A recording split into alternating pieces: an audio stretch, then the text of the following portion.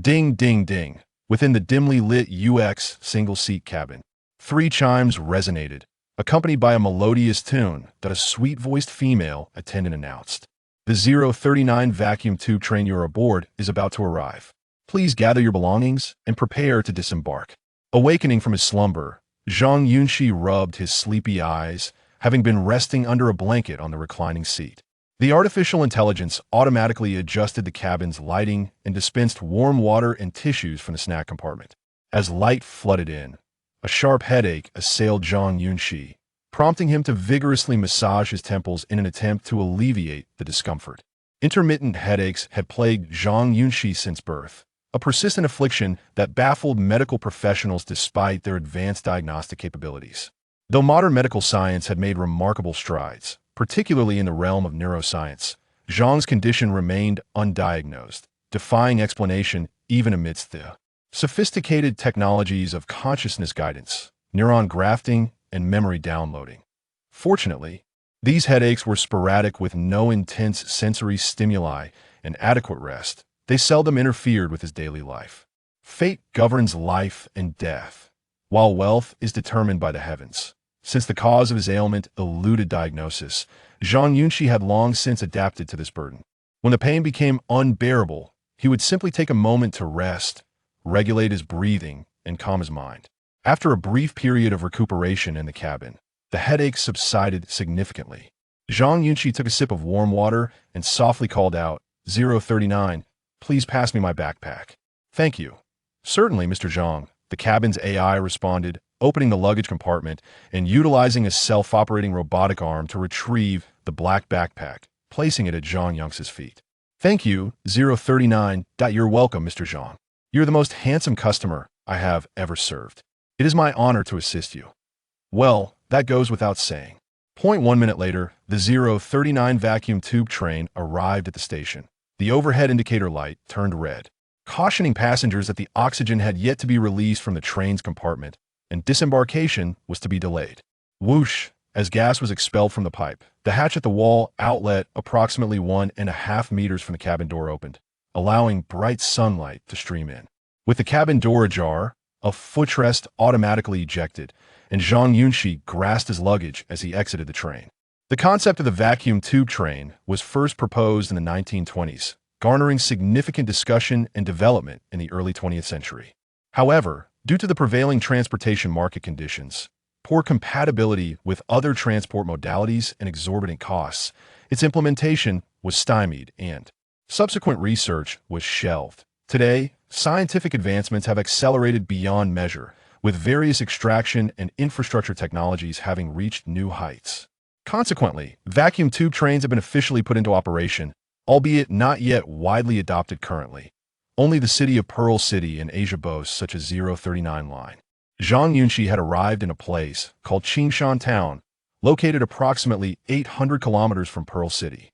His purpose for visiting was to complete his enrollment procedures at Qingshan Theological Academy. Before his passing, his father had repeatedly urged Zhang Yunxi to attend Qingshan Theological Academy, leading to heated arguments between them. Zhang could not fathom why. With his graduation grades from the prestigious Pearl University, where he would surely be cultivated as a top student, he would consider a school that seemed to be on par with a vocational institution. Even the name sounded dubious. Previously, Zhang Yunxi had researched Qingshan Theological Academy online.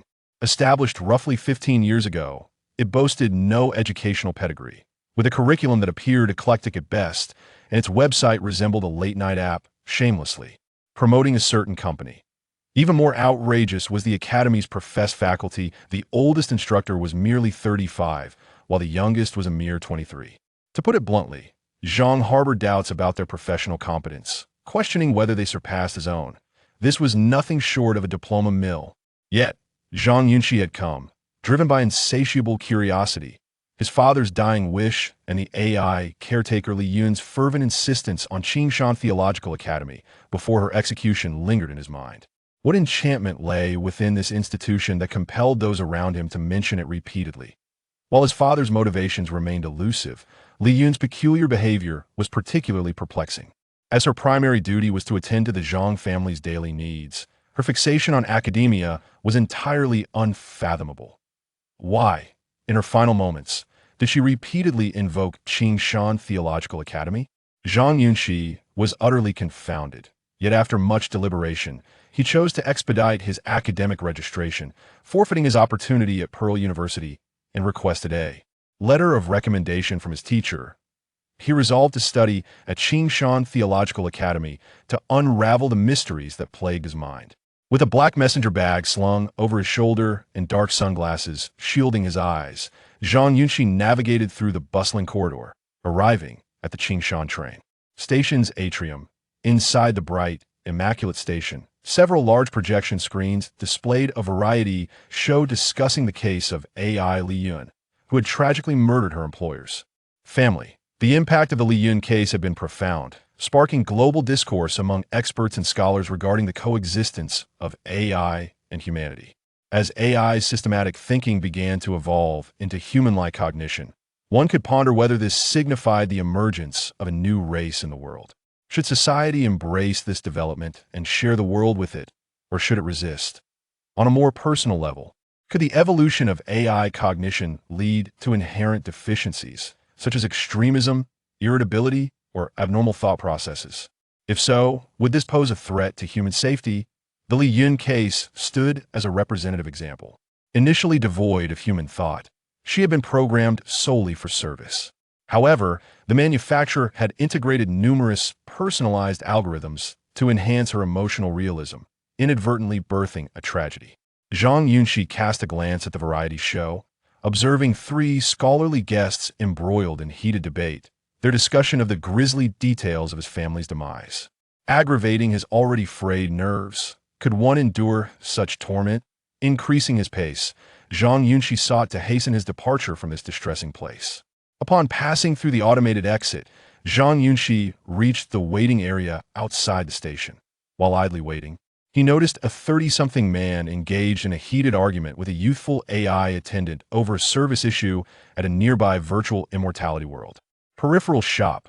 Since the re-emergence of the metaverse concept, humanity had labored for over a decade, culminating in Ling Jing Group's groundbreaking product, a globally interconnected virtual universe, aptly named Immortality World in Chinese.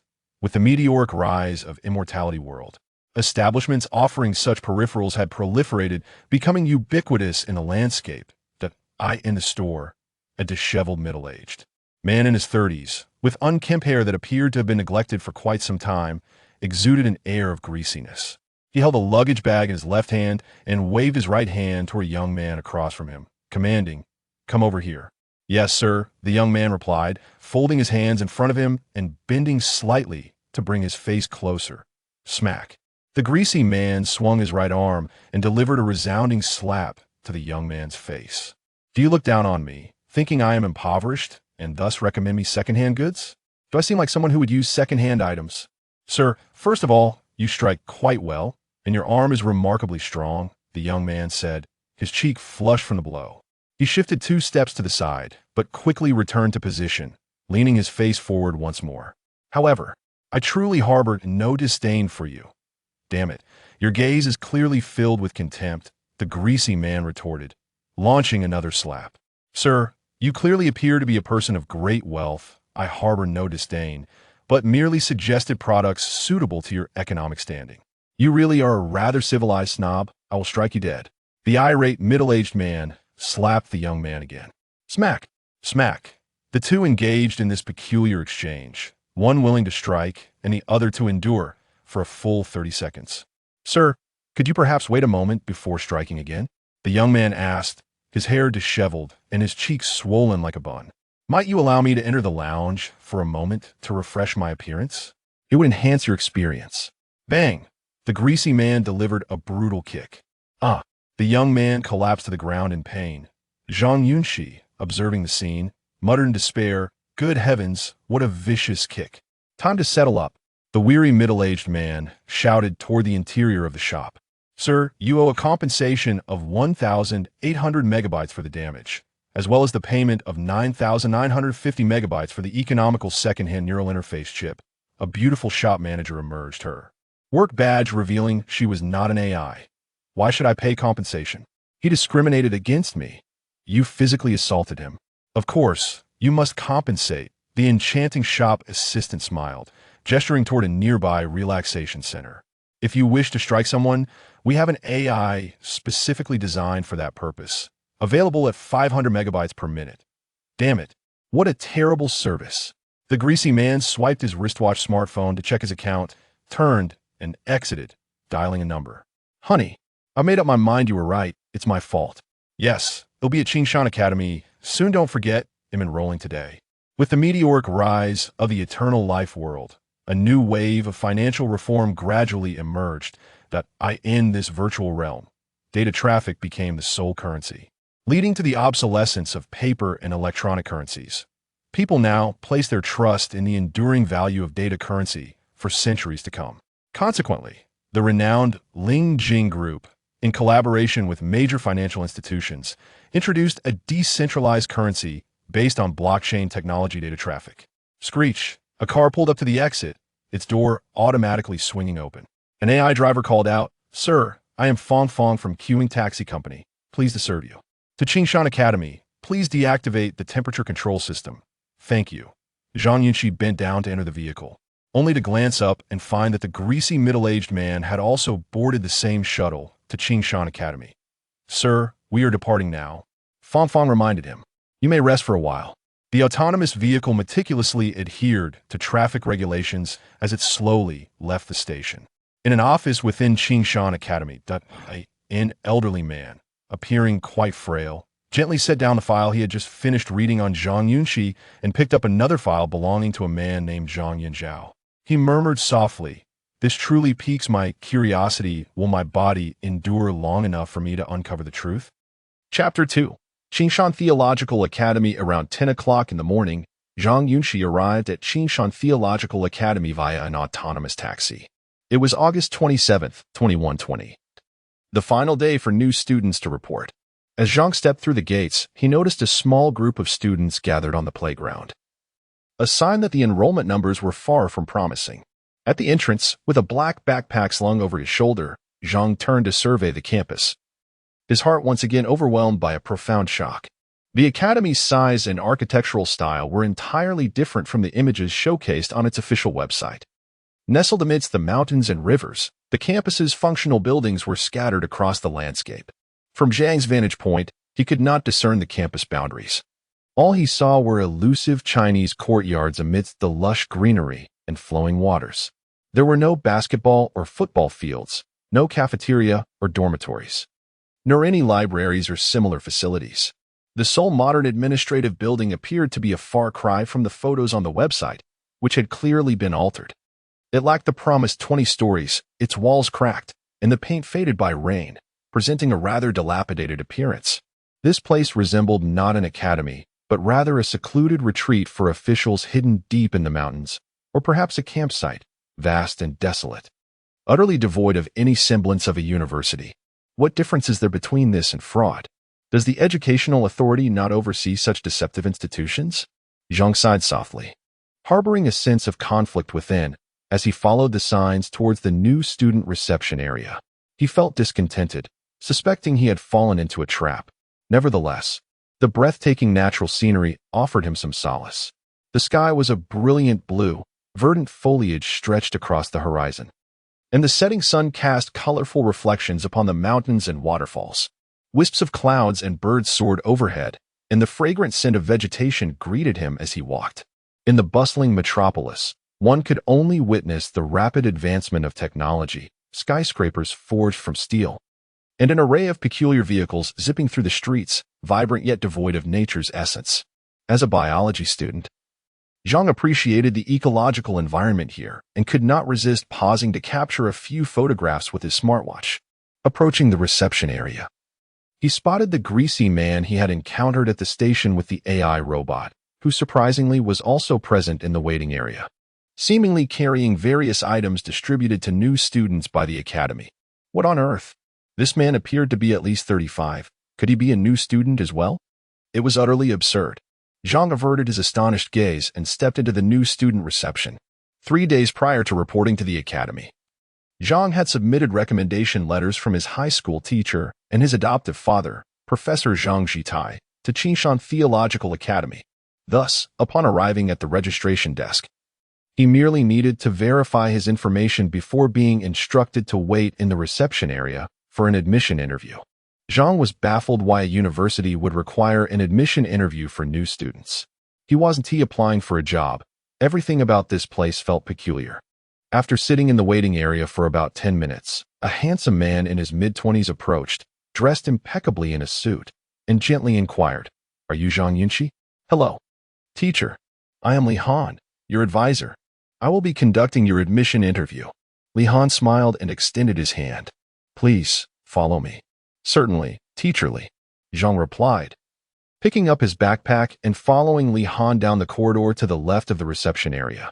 After walking approximately 50 meters, they reached the end of the corridor. Li Han glanced at the identification device beside a metallic door and blinked twice.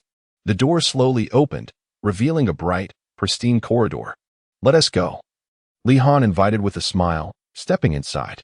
As Zhang followed him into the brightly lit hallway, his eyes widened in astonishment at the surroundings. This appeared to be the academy's administrative area, with transparent offices lining both sides, filled with numerous employees diligently at work. All the staff utilized holographic projection devices and numerous AI-assisted terminals, with data, templates, and information visibly flowing throughout the workspace. Zhang was taken aback, wondering how much such an office area must cost. Many governmental agencies lacked such sophisticated facilities. Suddenly, a series of heavy thuds echoed from his left. Turning his head, he saw a towering steel robot, built from composite metals and exuding a powerful presence, limping towards the exit. "Goodness!" Zhang quickly stepped aside. "Teacher Zhu Qizhen, please refrain from wandering about. Your leg needs to be rewelded. Shall I assist you?" A man in work attire shouted as he chased after the robot. With a loud crash, the robot, identified as Zhu Qizhen, struck the transparent wall with a fist, angrily exclaiming, "Damn. It must be that bunch from Team 2 who think they can't beat us in next week's basketball match. So they stole the large cover screw from my leg while I was recharging and sawed off my support framework. I swear I will confront them one day." Zhang stood nearby, utterly dumbfounded, his mind racing. A full titanium body, 34 R0111 sterno-piston neck, deep blue parallel 9-core power. What a monstrous creation. How much would it cost to produce such a machine? "You understand this?" Li Han asked, intrigued. "I have a passion for mechs and robotics," Zhang replied, gradually recovering from his shock as he gazed at the imposing Zhu Qizhen. "Someone just referred to him as a teacher." "Oh, he is one of your physical education instructors." Named Zhu Qizhen, Li Han explained with a smile. "Some brilliant individual programmed him with a love for history, and he calls himself the god of war." "Impressive," Zhang remarked in awe. "Hey, Skinny, are you a new student? You look like a twig," Zhu Qizhen teased, playfully tapping Zhang on the head with his heavy mechanical arm. "Teacher, you nailed it. I am indeed a twig, while you are not," Zhang retorted. "Sharp-tongued kid, just wait until I get my hands on you," Zhu Qizhen replied with a grin, limping away. Zhang turned to glance back at him, the shock within him lingering. The stark contrast between the internal workings and external appearance of this place was astonishing. From the information he had gathered earlier, Qingshan Theological Academy seemed like a third-rate institution, even bordering on fraudulent. Yet upon entering through that metallic door, he was enveloped in an atmosphere of advanced technology and professionalism, a stark contrast to the academy's fade. Due to family connections, Zhang had previously visited Mingzhou University, and it was no exaggeration to say that many of its administrative areas did not match the sophistication he witnessed here. He had never heard of instructors there possessing such vibrant personalities and emotional depth as robots. At most, they had AI-assisted teachers. Most importantly, the existence of teacher Zhu Qizhen was a rarity, with only a handful of major manufacturers capable of producing such a remarkable creation. Zhang Yunxi found it utterly baffling to encounter such a creature in this place.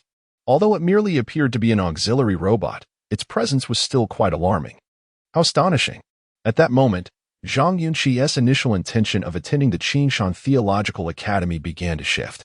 He realized that, aside from investigating the questions that plagued his mind, Long-term study here might not be a bad idea after all. A glimpse into a small workspace had already revealed the potential and educational depth of the Qingshan Theological Academy. Approximately 5 minutes later, Li Han escorted Zhang Yunxi into an office, which was not a transparent workspace, and offered a high degree of privacy. Coffee, beverages, or water? Would you like something to drink? Li Han inquired politely. No, thank you, Zhang Yunxi replied, shaking his head. All right, please take a seat, Li Han said as he leaned down to sit. Retrieving Zhang Yunxi's information from the AI intelligence database. So, you were interested in the biology department at Mingzhu University? Indeed, Zhang Yunxi nodded in affirmation. Li Han slowly nodded, intertwining his fingers, and asked with a gentle smile, Are you familiar with the Qingshan Theological Academy? To be honest, I have little knowledge. Especially since entering this workspace with you has left me even more perplexed, Zhang Yunxi admitted candidly. Okay. Li Han paused before asking, What about the eternal life world? Are you knowledgeable about it? Of course. Zhang Yunxi responded immediately. In today's society, who isn't familiar with the eternal life world?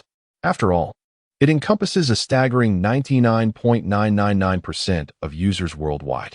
The eternal life world, developed and launched by the globally renowned Lingjing Group following the advent of the metaverse concept, is a virtual human community interconnected globally.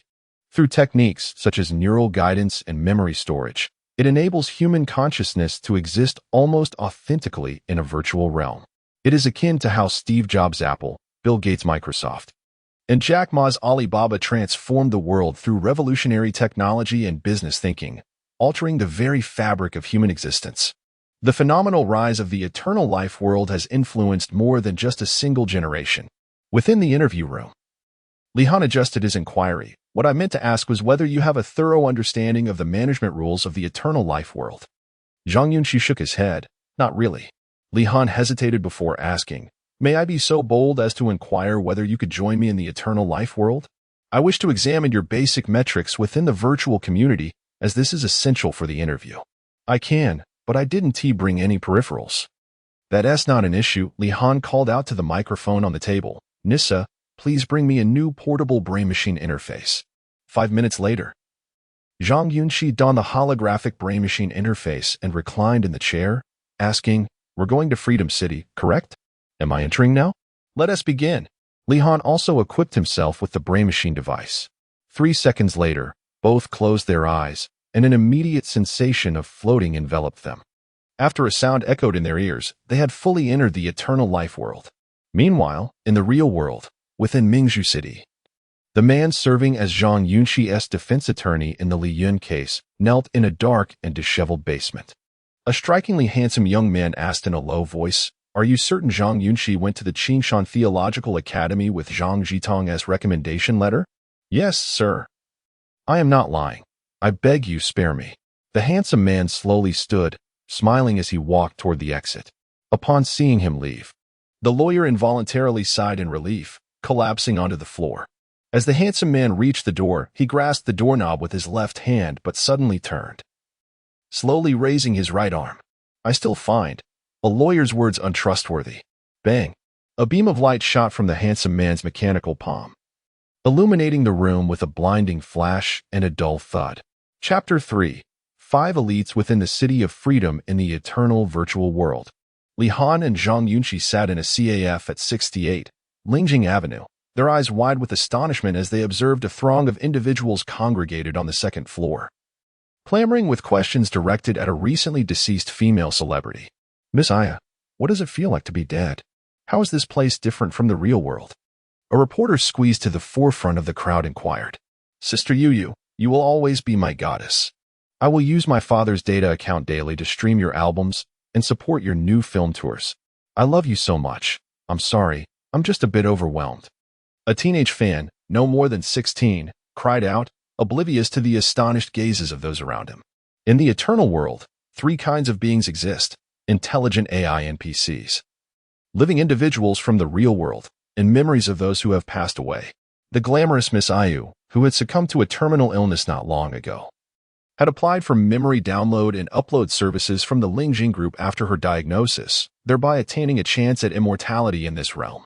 The eternal world employs a brain-computer interface technology that enables interaction between electrical currents, computers, and neurons.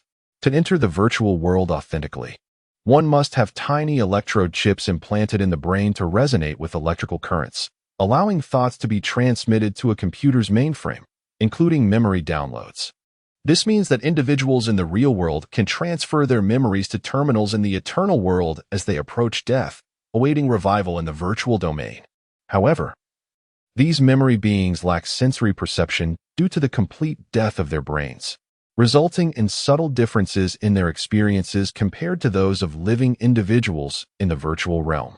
In fact, this concept and technology were proposed as early as 2016 when the world's richest man, Elon Musk, founded a company named Neuralink, which by around 2021 had presented relevant technical documentation to the U.S. Food and Drug Administration to expedite human trials. He indicated that this technology would enable many paralyzed individuals to control smartphones and other devices with their minds, promising further advancements to resolve numerous human dilemmas. In recent years, the Lingjing Group has refined this technology to its zenith, successfully implementing it within the eternal world and thereby transforming human lifestyles. Of course, this service of immortality comes at a steep price. One must possess sufficient data to pay community management fees, which can be stored by oneself before nearing death or by family members in the real world. However, if one fails to renew their subscription within a specific time frame, their consciousness will be suspended, and if data is not activated after a period, it will be permanently erased. The introduction of this service has sparked widespread discussion in human society. Some argue that humans should adhere to the laws of nature and accept death, while others contend that with their physical forms gone, merely existing as a string of data in the virtual realm is a waste of human resources. Why struggle against the essence of life? These opposing voices have engaged in ceaseless debate to this day. In the lobby on the first floor, Zhang Yunxi gazed at the celebrity Ayu and lamented, "My parents, being young and free from serious illness, were resistant to this technology. So they never stored any memories during their lifetimes. Alas, if they hadn't been so stubborn, perhaps I could still see them here. My condolences." Li Han replied softly, "Miss Ayu, could you spare me a glance? I've been waiting for you to enter the eternal world for a week. My heart is racing from all this coffee. Could you give me a loving look?" A man in his 30s shouted hoarsely. Zhang Yunxi rolled his eyes, pressed the private chat button on the table, instantly muffling the surrounding noise, ensuring their conversation remained private. "Shall we begin?" "Okay." Li Han nodded slowly and inquired, "Could you show me your comprehensive values and information in the eternal world? Is this relevant to my enrollment?" Zhang Yunxi asked, astonished and somewhat resistant. "I'm just here to study, not for a job interview. This value is crucial. It is one of the criteria for assessing your eligibility for admission." Li Han replied after a pause, "We can only proceed if you consent." Zhang Yunxi hesitated, reluctant to agree due to the personal privacy involved. However, driven by curiosity, he ultimately transmitted his information face-to-face. Li Han accessed Zhang Yunxi's personal data through a consciousness interface, his expression shifting to shock. "You work as a private health consultant in the eternal world?" "Indeed. The wealthy here are numerous, and earning is rather swift," Zhang Yunxi admitted, slightly embarrassed. "I noticed your work involves providing that kind of health consulting?" Li Han inquired, intrigued. Zhang Yunxi's face flushed, and after a moment of hesitation, he responded, "Yes. I study biology and have some insights into pharmaceuticals, so I have achieved minor success in this field. As you know, many affluent individuals in reality suffer from those issues. Thus they seek treatment here without feeling awkward." Cough, cough. Li Han cleared his throat, pausing momentarily before irrepressibly asking, "May I inquire if you are a virgin?" "Yes," Zhang Yunxi replied, scratching his head awkwardly. "And yet you teach others? Mr. Li, are you asking so thoroughly because you wish to seek treatment?" Zhang Yunxi countered playfully. I'm fine. No need for treatment. Just curious." Li Han continued to browse through the data. After a brief interval, he glanced sideways at Zhang Yunxi and asked, "By the way, do you have any video materials on this subject?" "Yes, but they're censored. Please send me a copy later." Li Han quickly replied before returning to Zhang Yunxi's information. Approximately 10 minutes later, Li Han regained his composure, stating, I finished reviewing. Aside from your outstanding academic performance in biology, you possess no other remarkable talents, correct? Yes, Zhang Yunxi nodded honestly. I shall formally introduce you to the Qingshan Academy. Li Han said with a serious expression. You should have realized that our internal environment is entirely different from what is publicly disclosed. In essence, we are a third-party talent institution primarily funded by the Lingjing Group, aiming to cultivate elite talents for the eternal world and the special judicial departments that will be established in the future. Zhang Yunxi appeared astonished. So that's how it is. Everything makes sense now. Indeed, as you comprehend, Qingshan Academy is not a conventional institution. Our admission process is meticulous, focusing not on your actual academic performance, but rather on your unique abilities and enhancing them to their fullest potential during your 4 years of study, Li Han elaborated. Thus, if you wish to enroll, you must sign a confidentiality agreement with us and, upon graduation, a mandatory labor contract. The specifics of your future work will also be assigned by the Academy. Isn't that akin to a servitude contract? To put it bluntly, many aspire to enter Qingshan Academy but struggle to find a pathway. The educational quality we offer here is remarkably advanced. Take, for instance, the field of genetic biology that you are studying. In other institutions, it would be quite challenging to engage in genuine clinical trials before the age of 35. Li Han furrowed his brow and remarked, "This is a paradise for elites." Zhang Yunxi, being a person of keen perception, did not succumb to Li Han's persuasion. Instead, he pondered for a moment and inquired, "May I ask what the general responsibilities will be in the future? Will it involve working as a clerk in the judicial department?" "Not entirely," Li Han replied.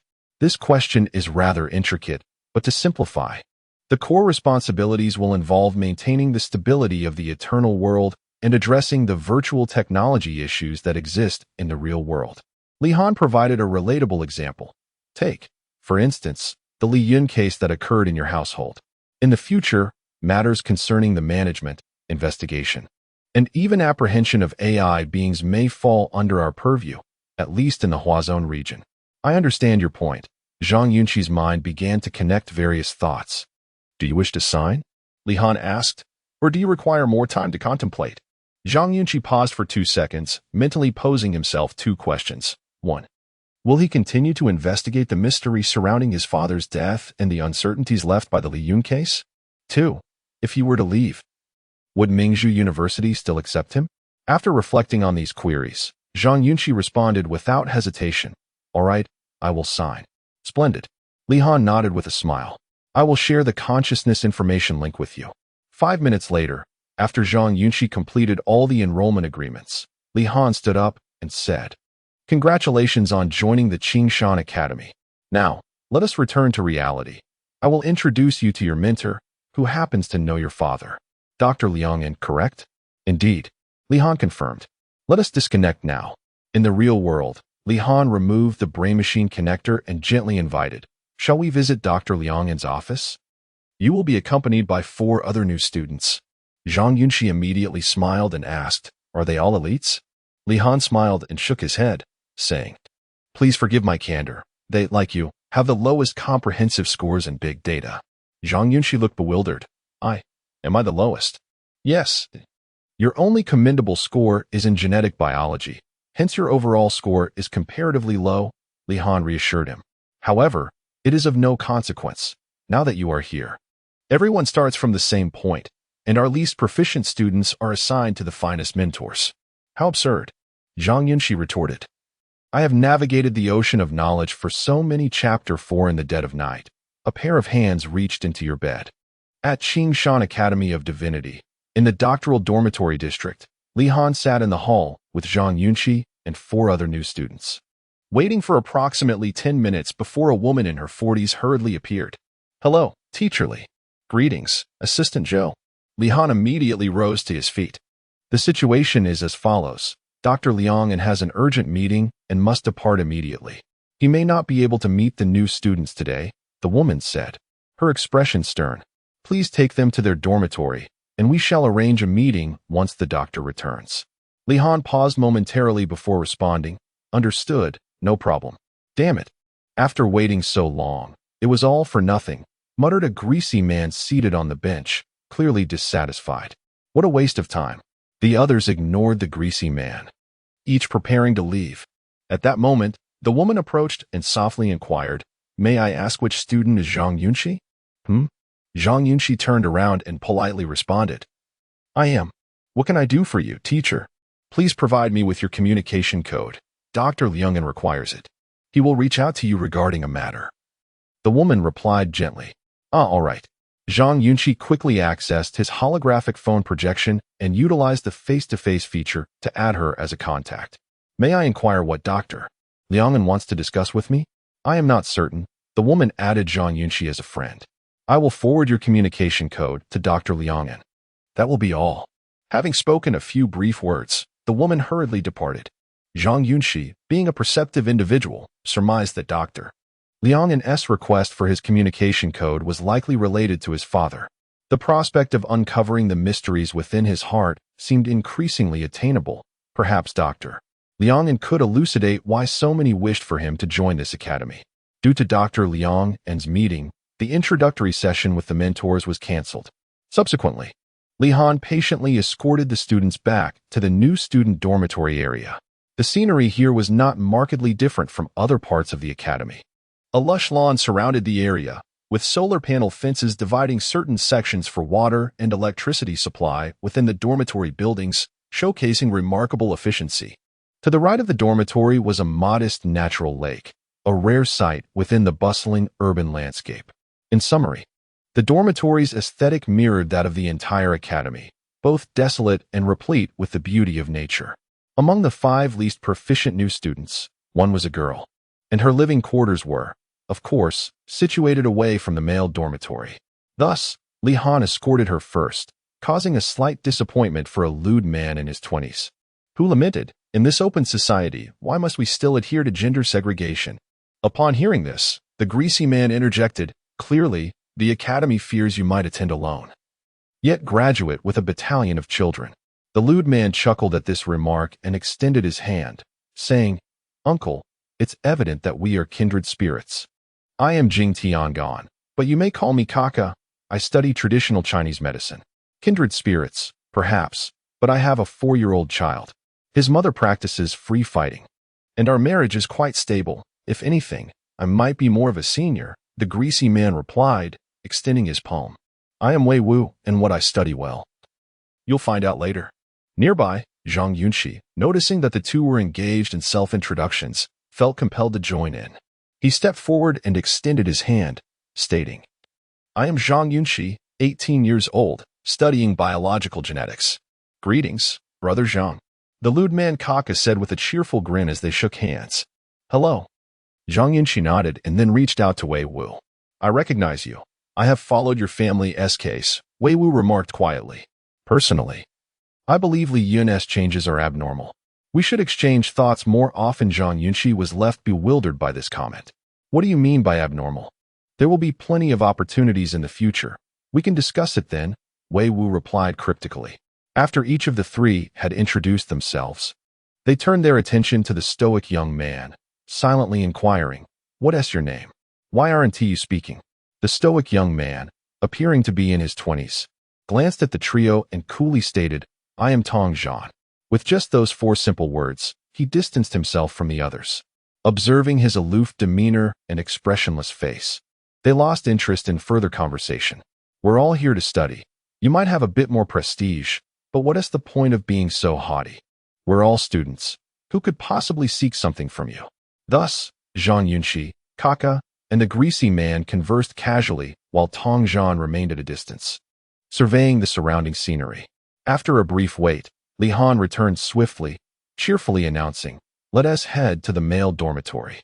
Half an hour later, Li Han had distributed the new student supplies provided by the academy and escorted the 4 to dormitory 107 before taking his leave.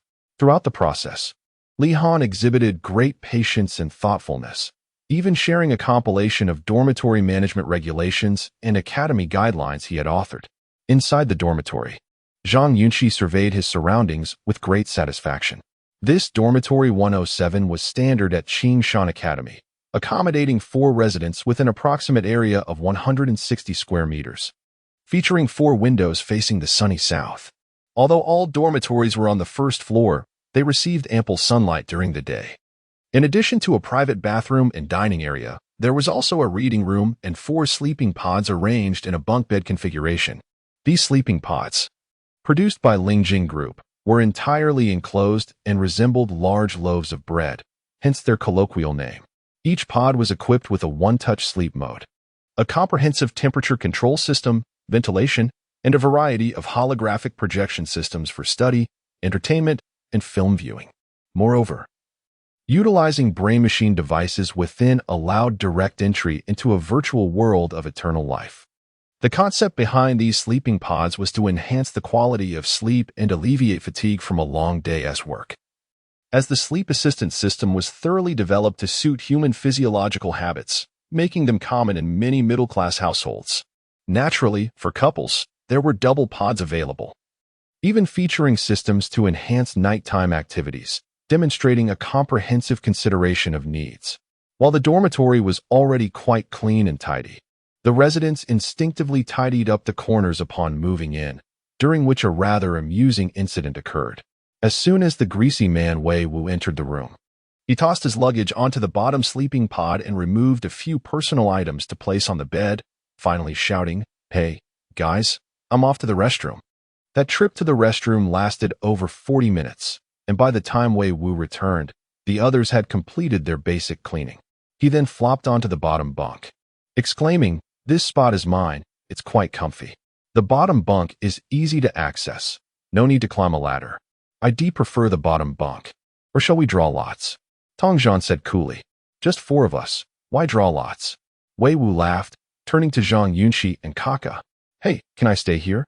Zhang Yunxi smiled. "I have no objections." "And you? Do you want the bottom?" Tong Zhan asked, frowning at Kaka. Kaka, possessing a cheerful disposition, seemed not to be one for contention, so he responded with a smile, "All right, I'll take the top." Upon hearing this, Wei Wu immediately remarked sarcastically, "I've already stated we're all in the same dormitory. Why bother with drawing lots?" Tong Zhan cast a glance at him without responding. Wei Wu patted his belly and proposed, "Let us go to the cafeteria for a meal. It's nearly 1 in the afternoon, and I am feeling rather hungry." "Sure," Kaka replied, placing his belongings on the upper bunk of bed 04, then turned to Tong Zhan and asked, "Care to join us?" "I want to go." "You can head off without me," Tong Zhan said as he slipped off his shoes and entered the sleep pod, promptly pressing the door close button. With a swift motion, the sleep pod sealed shut, and Tong Zhan activated privacy mode, rendering him invisible to those outside, who could only gaze at the flowing starry patterns on the wall panels. Damn, having to recharge in broad daylight, can the body endure this? Wei Wu mocked, rising to his feet. "Let us go." Though they had agreed to dine together. Upon arriving at the cafeteria and placing their orders, Wei Wu excused himself once more to the restroom just as it was time to settle the bill. Zhang Yunxi seethed with irritation. "This guy thinks we're fools. I suggest we wait for him to return before splitting the bill." "It's no big deal. I'll take care of it," Kaka said, preparing to swipe his card. "It's not about the money." "Oh, come on. He has children. And his wife practices mixed martial arts. They are in a tough spot, so why bother competing with him? Let us just consider him a charity case." Kaka retorted cynically, and then paid for all 3 meals, declaring it an act of charity. "All right, I will fetch some drinks and a few household items for you." Zhang Yunxi, who was not one to fuss over trivialities, agreed, though he was not overly familiar with them, likely due to his life experiences. Thus, the greasy Wei Wu enjoyed yet another free lunch.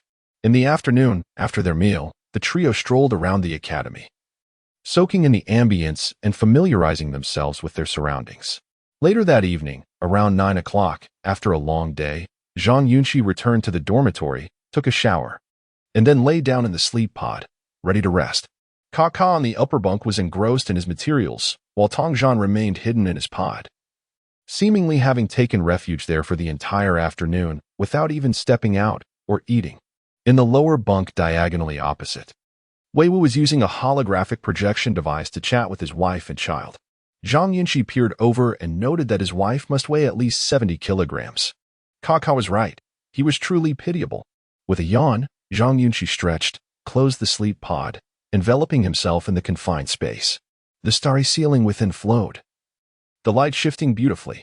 Zhang Yunxi accessed the control panel within the pod, instinctively attempting to disable the temperature control system due to his severe headaches and his background in biology, which made him unaccustomed to using humidifiers and air purifiers. However, after searching for a while, he discovered that there was no separate button to turn off the temperature control system to enjoy the one-button sleep feature. The temperature system had to be active. What a poorly designed system, Zhang Yunxi cursed, retrieving 2 rolls of tissue from his bag to block the airflow from the temperature control outlet. He then adjusted the sleep pod to the most suitable setting for himself, slowly drifting into slumber. Not long after, Zhang Yunxi fell into a deep sleep. At 12:30, a sudden hiss erupted from Zhang Yunxi's sleep pod as a burst of gas was released, dislodging the tissues that had been blocking the temperature outlet. An invisible gas filled the pod. Half an hour later, the door of room 107 swung open abruptly, and a figure clad entirely in black, wearing a mask, entered the room. He glanced around before making a circuit of the space. Thud, thud. The masked man, relaxed in demeanor, knocked on all 4 sleep pods, finding no response. He finally approached Zhang Yunxi's pod, deftly inputting the unlock code to open the door. Inside the pod, Zhang Yunxi breathed evenly, his complexion pale, lost in a deep and peaceful slumber. The masked man easily lifted his body with both hands and turned to leave. Moments later, the dormitory door closed behind him. The masked figure laid Zhang Yunxi on a surgical table, a smile creeping across the corners of his mouth hidden beneath the mask. Ah, Zhang, you may never unravel the mystery within your heart. In a dimly lit corridor, the masked man pushed a surgical trolley bearing the white-clothed form of Zhang Yunxi, his footsteps echoing softly as they slowly approached a room marked with an anatomy room sign. Chapter 5, Craniotomy. In the indoor basketball court of Qinshan Academy's dormitory zone 2, the resonant sound of a basketball striking the ground echoed through the expansive space. Physical education teacher Zhu Qizhen, after a swift dribble, leaped into the air, his mechanical body unfolding gracefully. With one hand cradling the ball, he executed a thunderous dunk upon the hoop. Following his impressive display, Zhu Qizhen landed softly, his weighty form producing no jarring noise upon impact. Within the academy, a palpable distance lingered between humans and mechanical AIs, particularly in the wake of the Li Yun incident, which had prompted some to advocate for the abolition of AI education. Furthermore, Zhu Qizhen's inherently fiery temperament often led to conflicts with his peers, resulting in a lack of camaraderie and few friends. After concluding his solitary training, Zhu Qizhen approached the rest area, retrieving a costly bottle of XT2 mechanical lubricant from a box. He sat on the ground, applying the oil to the freshly welded wound on his leg. Teacher Zhu, a youthful voice suddenly resonated within the vast gymnasium. Zhu Qizhen lifted his sizable head, his azure mechanical eyes scanning the entrance. Aren't you supposed to be asleep? At the doorway, a modestly dressed girl with a pale face ran joyfully towards him. Her name was Zhou Zhou, an 8-year-old granddaughter of Old Yang, the dormitory administrator. 5 years prior, her parents perished in a tragic accident while delivering construction materials to the academy, leaving her without guardianship. Old Yang had taken her in from Mingzhu City. Despite his advanced age of 65, which would typically disqualify him from employment. However, recognizing the hardships faced by the elderly and the child, the academy made an exception for him to remain in service. Each night before 1 o'clock, Old Yang would recharge the cleaning robots in the dormitory area, which meant Zhou Zhou typically waited for her grandfather to finish before they rested together. She beamed as she approached Zhu Qizhen, hands clasped behind her back, revealing a bright smile adorned with tiny white teeth. Teacher Zhu, are you playing basketball again? Why do you come looking for me every night like a little shadow? Zhu Qizhen retorted, his tone lacking warmth, reminiscent of someone grappling with their own gloom. Kiki, I have a gift for you. Zhou Zhou suddenly produced a doll from behind her, her wide eyes sparkling as she pressed a button. Zhu Qizhen, go for it. Zhu Qizhen, victory. The clean doll emitted a childish cheer, clearly pre-recorded by Zhou Zhou. Zhu Qizhen paused, bewildered. What kind of trick is this? Aren't you supposed to be supporting the basketball competition? I wanted to cheer for you. Zhou Zhou replied, her expression sheepish yet earnest. Zhu Qizhen grasped the doll with his large mechanical hand. This doll is as unattractive as you humans, but thank you nonetheless, little imp. Are you happy? Zhou sat awkwardly on the floor, her pale face reddening as she stifled a cough. Zhu Qizhen fiddled with the doll, his voice taking on a mechanical tone. Has your grandfather's medical loan been approved? Zhou's bright eyes dimmed at the question. No, Grandpa says banks never lend to the poor. Gently. Zhu Qizhen set the doll down beside him and resumed applying the lubricant to his leg wound. Do not despair, they would not lend to robots either. You are not a robot. You are Teacher Zhu. Zhou asserted earnestly. My energy is running low. I must rest. After 6 years of service, Zhu Qizhen had cultivated a habit of depleting the energy in his core each night before sleep to prolong its lifespan, demonstrating his instinct for self-preservation. Can you stay a while longer with me, Teacher Zhu? I have much to do, Zhu Qizhen replied bluntly. However, considering the gift you have given me, I shall indulge you for a moment. Okay, then I'll help you apply the lubricant. Miss Zhou, should I win the basketball competition as prize, I would be willing to lend you some funds for your poor little grandfather. Don't call me poor. Zhou protested, her hands clasped behind her back. Her demeanor both innocent and brimming with hope. But I still want to thank you. If I can get well, I can stay with Grandpa forever, and with you. Haha. The unlikely pair, one large and one small, lingered in the basketball court, exchanging innocent banter. In the underground dissection room, a haunting melody resonated through the air, played from the wristwatch of a cloaked figure, marking the passage of time. Upon the conclusion of the tune, the grim task would be complete. In the center of the room lay Zhang Yunxi, unconscious upon the operating table, a white sheet draped over her. The cloaked figure approached the table, deftly opening a concealed suitcase filled with an array of electronic devices. Memory-guiding apparatus, stimulating waves for brain activity, enhanced electrode resonance instruments, and storage units for brain-machine interfaces were all contained within. The figure first retrieved the assembled memory-guiding device, affixing its 4 capture pads to Zhang Yunxi's head. Connecting the wires to his wristwatch, he activated the device. A crackling sound erupted, and Zhang Yunxi's body twitched involuntarily. The figure paid no heed to her reaction. Knowing the gas released within the sleep chamber, the assailant, cloaked in darkness, acted with ruthless resolve. His blade cleaving a furrow of approximately half an adult finger's breadth into the skin of Zhang Yunxi's occiput. Crimson rivulets instantly cascaded onto the bed linens. The black-clad figure, employing the tip of his blade, probed at the exposed flesh, intent on locating the neural implant. Suddenly, the chronometer on his wrist emitted an urgent alert, silencing the morbid melody. Abruptly, Zhang Yunxi's left hand twitched erratically. The black-clad figure, preoccupied with the alarm, remained oblivious to this subtle response. Damn it, the assailant muttered, a furrow creasing his brow. Clutching the scalpel, he swiftly exited the chamber, casting a fleeting glance at the crimson blip on his chronometer before hastening towards the exterior of the dormitory. Traversing a pair of corridors, the assailant was poised to quit the subterranean level when the alarm abruptly ceased and the blip vanished from his chronometer. Damn curator, he spat, vexation lacing his tone. He pivoted and retraced his steps towards the dissection chamber. Upon re-entering, his gaze swept over the surgical table, only to find it devoid of Zhang Yunxi. Swish.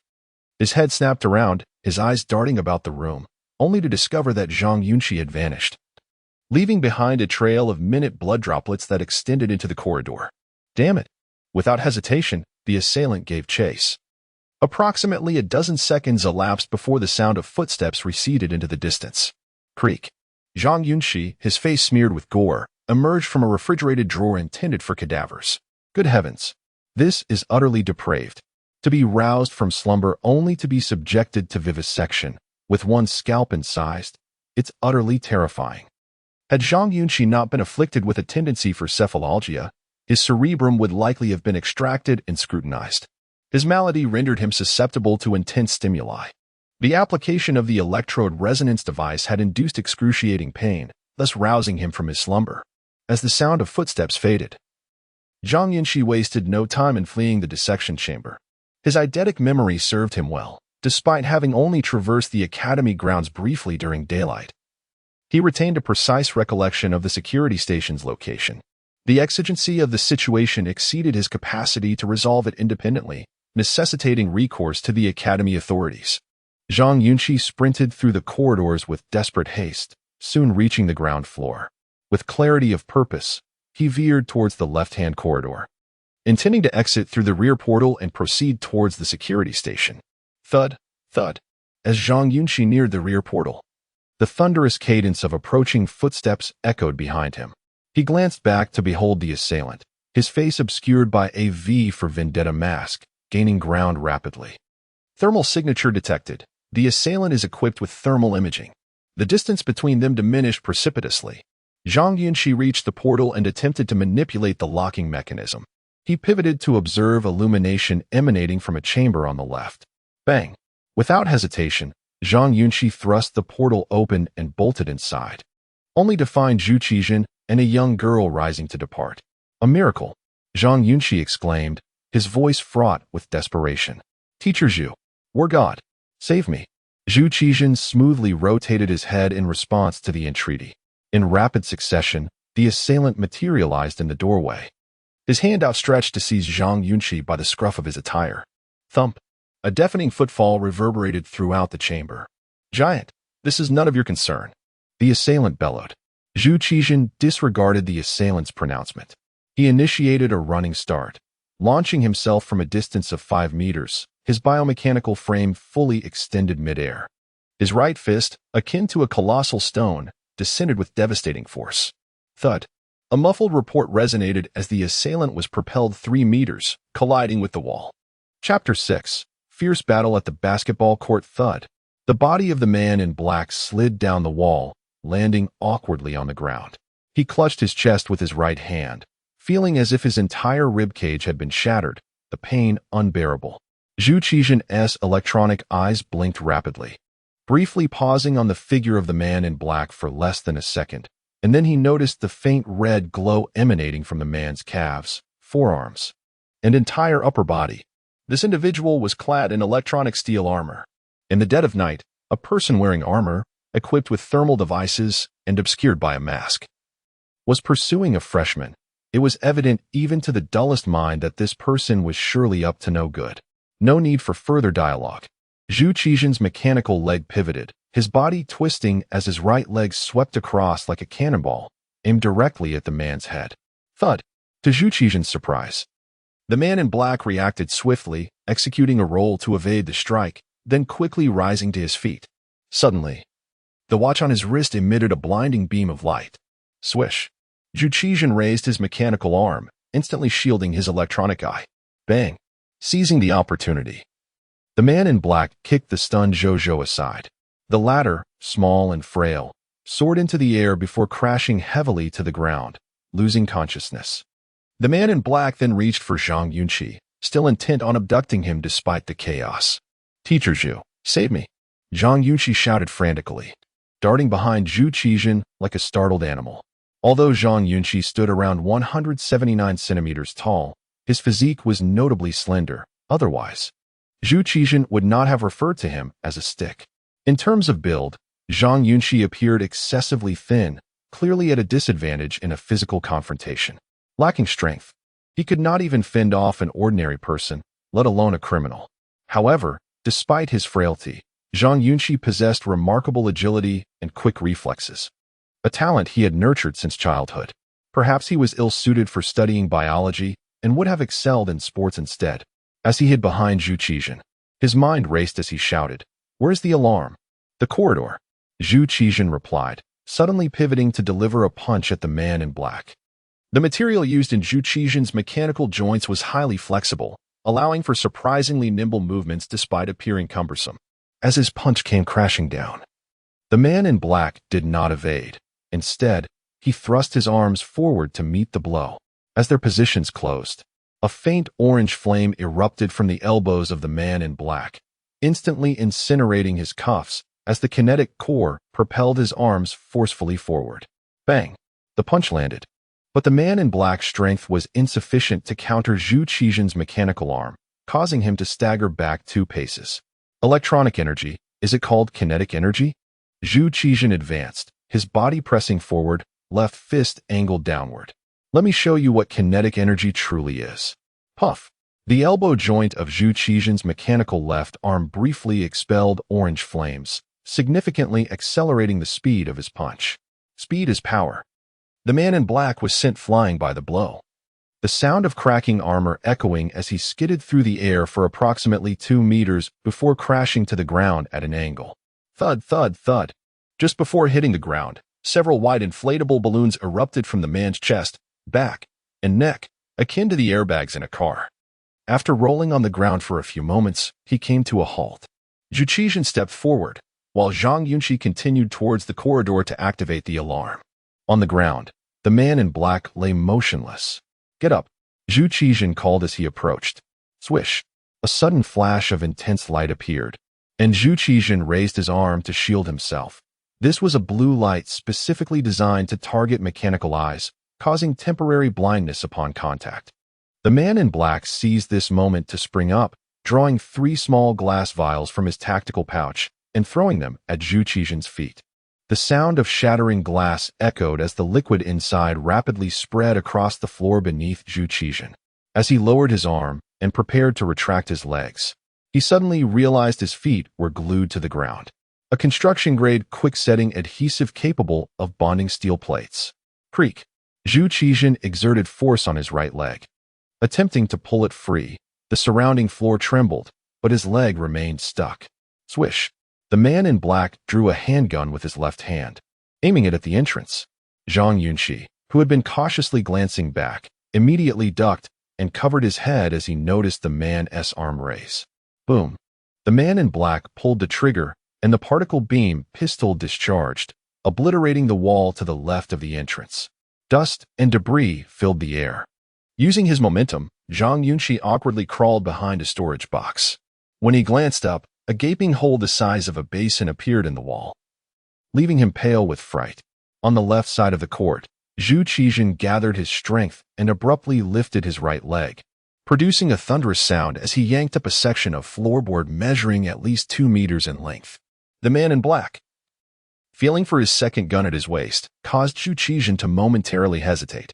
Reacting quickly, he reached for the nearby basketball hoop, but it was too late. With his left hand, the man in black aimed his gun at Zhu Qizhen's chest. Bang! Zzzzz. The explosive sound resonated throughout the basketball court as blue spiderweb-like electrical currents visibly dispersed.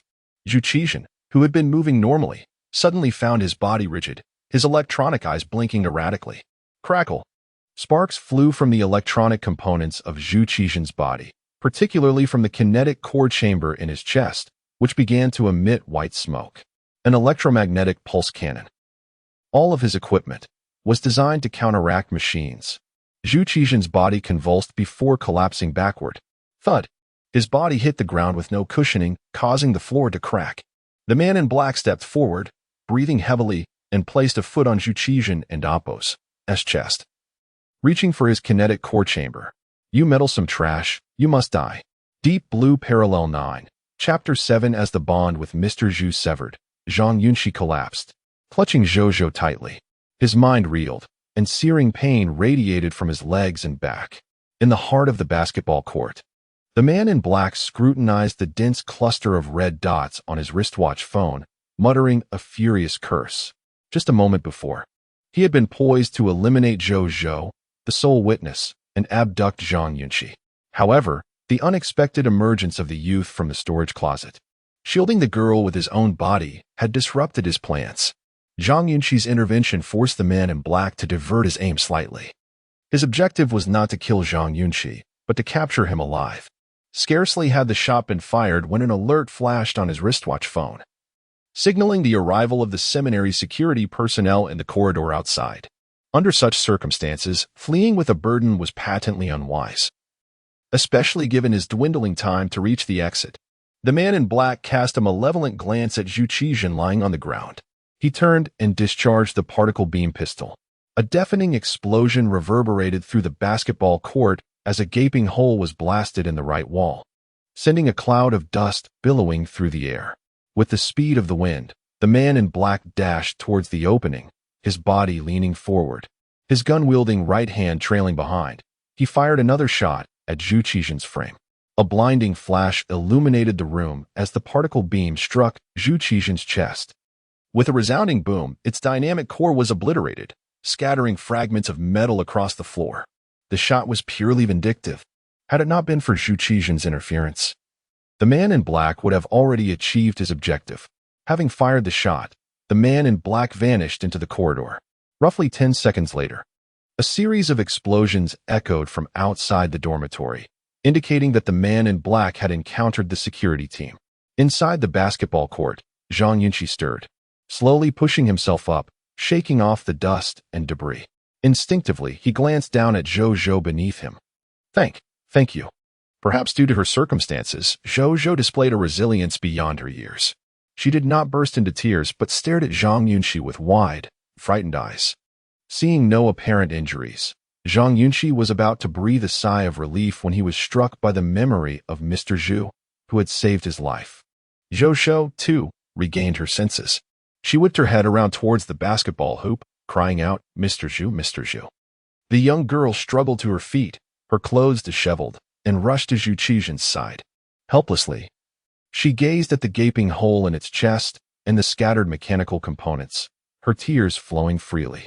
"Don't die, Mr. Zhu. I'll get someone to save you." A child's emotions are unfiltered, a pure expression of joy, anger, sorrow, and delight. Zhang Yunxi hurried to Zhu Qixin's side, his gaze fixed on the wound, and froze. Zhou might not have grasped the implications of a lost dynamic core, the complete destruction of the dynamic chamber. But Zhang Yunxi, now an adult, understood perfectly. It was akin to a human losing their heart, their very life force shattered. Security personnel had already entered, but Zhang Yunxi remained oblivious to their presence. He stared blankly at Zhu Qixin, a profound sense of guilt rising within him. He was haunted by the memory of Zhu Qixin's selfless act, shielding him without hesitation, delivering that decisive blow. Perhaps due to the Li Yun case, Zhang Yunxi's feelings toward AI and robots were somewhat different. He did not perceive them as mere cold machines, a string of programmed data. "Zhang Yunxi, are you all right? What happened here?" Voices echoed from all directions. Zhang Yunxi felt another wave of excruciating pain surge through his brain. His vision blurred, and he collapsed backward, unconscious. The following day, around 10 in the morning, a ray of sunlight streamed through the window, illuminating Zhang Yunxi's face. He slowly opened his eyes, stiffly turning his head to survey his surroundings. The first thing he saw was Kaka, sitting on a stool beside him. Where am I?" Zhang Yunxi croaked, his lips parched. "You're awake?" Kaka turned, his chubby face almost touching Zhang Yunxi's. "This is the Academy's medical ward." "Oh." Zhang Yunxi nodded weakly. "I've taken your pulse. From a traditional Chinese medicine perspective, your fainting spell was caused by liver qi stagnation and rising liver qi." Kaka was loquacious but professional. "It's nothing serious. Just rest up." "What are you talking about?" Zhang Yunxi asked, bewildered. "In simple terms, you fainted from excessive shock." Kaka adjusted his thick-rimmed glasses. "I can't believe what happened last night. The basketball hall looked like it had been through a war." Hearing this, Zhang Yunxi reacted immediately, asking, "Aren't the Academy leaders investigating this? What's Mr. Zhu's condition?" "Oh, I almost forgot." Kaka jumped up. "I need to inform the leaders." With that, Kaka dashed out of the room. Zhang Yunxi glanced around the room. The layout was simple. Beside the bed stood a large, multifunctional treatment machine used for automatically administering medication, monitoring vital signs in real time, and providing support for the patient's movements. Across from the foot of the bed was a holographic projection screen covering half the wall, displaying real-time health data for the patient's major internal organs, even showing a clear, dynamic image of the heart beating. Such equipment was common in large hospitals, but it was somewhat surprising to find such a comprehensive medical system even in the medical ward of the Qingshan Seminary. After resting in bed for about 15 minutes, Zhang Yunxi saw a group of 7 or 8 people enter the room, led by a man in his 40s, wearing a suit and exuding a powerful aura. "Hello, Zhang Yunxi. I'm Han Xiang, the vice president of the seminary." The middle-aged man approached the bed and asked with concern, "How are you feeling?" Zhang Yunxi looked at him. "I'm feeling much better. It's nothing. Every student admitted to the Academy is our most treasured asset. On behalf of the Academy, I sincerely apologize for what happened last night." Han Xiang said earnestly, We assure you that such an incident will not happen again. Understood. Zhang Yunxi replied before urgently asking, Vice President, what's Mr. Zhu's condition? His condition is being handled by the Academy's AI Management Department. I don't have any information at the moment. If you're feeling up to it, I'd like to ask you a few questions. Han Xiang sat down on a chair. It might be helpful in solving this case. All right, Vice President Han. Zhang Yunxi nodded slowly, still concerned about Zhu Qizhen. If it hadn't been for him last night, he would have been dead. I'd like to ask, have you had any enemies outside of school? Or did your parents offend anyone that might have caused this? In Han Xiang's mind, Zhang Yunxi was too young and had not achieved anything significant in his studies, so he was unlikely to have any enemies or conflicts of interest. The cause of this incident was likely related to Zhang Yunxi's deceased parents. Although Zhang Yunxi was young, he was thoughtful and perceptive. Having been adopted, he was particularly sensitive in his interactions with others, leading him to overthink things. Li Yun and his father had both urged him to come to Qingshan Seminary before their deaths, yet such a thing had happened less than a day after his arrival. It was all too shocking and bizarre. Evidently, the academy is not entirely secure, and the figure clad in black from the previous night clearly possessed extensive knowledge of the academy's security and even its daily operations. Would revealing the truth recklessly invite even greater peril? Zhang Yunxi found it impossible to place complete trust in this unfamiliar individual before him. The only person he felt he could rely on was the yet-to-be-met Dr. Liang'an. Before his father passed, he had penned a recommendation letter on Zhang Yunxi's behalf, addressed to Dr. Liang'an, which indicated that the latter was acquainted with his father and shared a certain camaraderie. Zhang Yunxi was certain that his adoptive father would not wish him harm, thus he silently resolved that until he laid eyes on Dr. Liang'an, he must not divulge the truth. During the ensuing conversation, Zhang Yunxi feigned ignorance, failing to disclose the reasons for his arrival at the academy. Nor did he mention Li Yun's final words. Instead, he merely recounted the general sequence of events and certain details concerning the actions of the figure in black the previous night. After understanding the situation, Han Xiang gently patted Zhang Yunxi's shoulder, stating, "Take good care of yourself. The academy will cover all expenses, and we will promptly liaise with the judicial authorities to collaboratively solve this case and provide you with clarity soon." "Very well," Zhang Yunxi replied. "Do you require any family members to visit you? We can notify them and reimburse travel expenses." The management policy of the seminary truly exemplified compassion and thoroughness. "I have no family left," Zhang Yunxi responded. At that moment, a man whispered something into Han Xiang's ear, causing a slight change in his expression before he turned to Zhang Yunxi and said, "I apologize. However, since you are here at the academy, every mentor and staff member is considered your family. Take good care of yourself." "Thank you, Director Han," Zhang Yunxi replied. Han Xiang then departed with the others. Once the ward fell silent, Kaka leaned in and whispered, "This is truly bizarre. We were also unconscious last night." "What?" Zhang Yunxi exclaimed, astonished. "We inhaled the sleep gas," Kaka explained. "Early this morning, we were summoned to give testimonies. I also saw other students from different dormitories being called in." Zhang Yunxi fell into deep thought. Who could be orchestrating this? Why go to such lengths? Kaka muttered. In the corridor, Han Xiang, with a grave expression, instructed, "Matters involving AI robotics are particularly sensitive. Moreover, since students are involved, your public relations department must ensure stringent information control." "Understood." The staff members responded in unison. An hour later, after consuming some rice porridge, Zhang Yunxi found it unbearable to remain idle in the ward. He wished to step out and check on Zhu Qizhen's recovery, for Zhu had sustained grave injuries while saving him. Moreover, Zhu's system must contain real-time footage that could potentially reveal overlooked details from the previous night. Kaka, displaying loyalty, felt that Zhang Yunxi had not fully recovered, and with the academy not yet officially opened, he had little to do. Thus he accompanied Zhang Yunxi downstairs.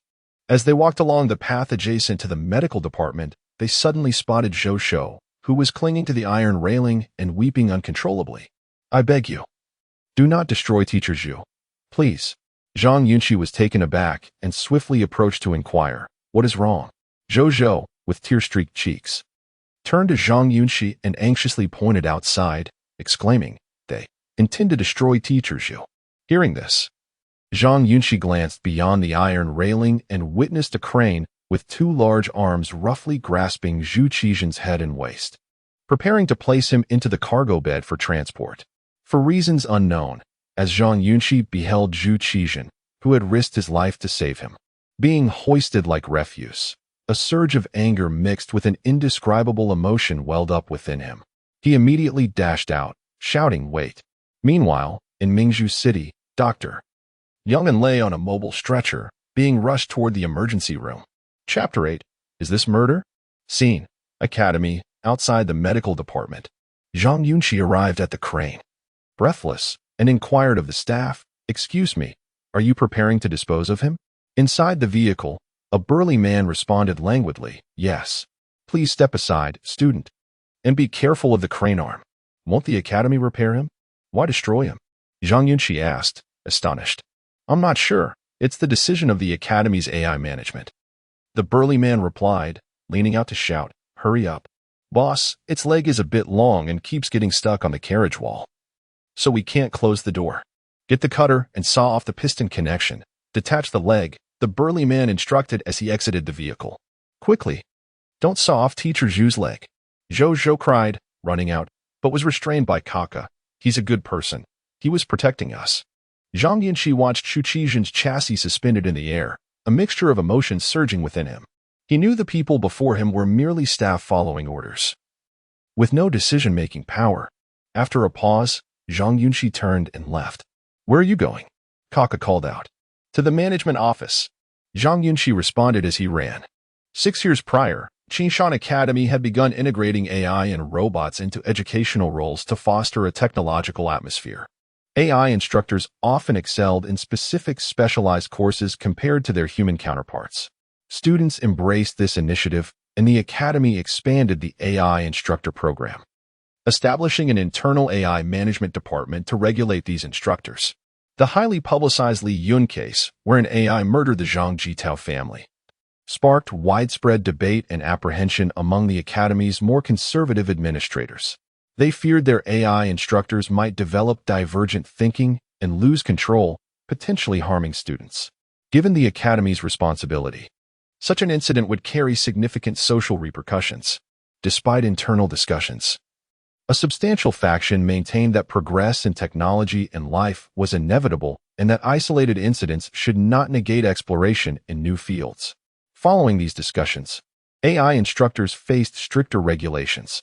Zhu Qijian's chassis and system had been stripped of potentially dangerous equipment and capabilities, with core energy output capped.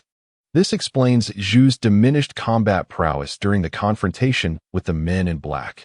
He had been significantly weakened, his role limited to that of a support AI instructor.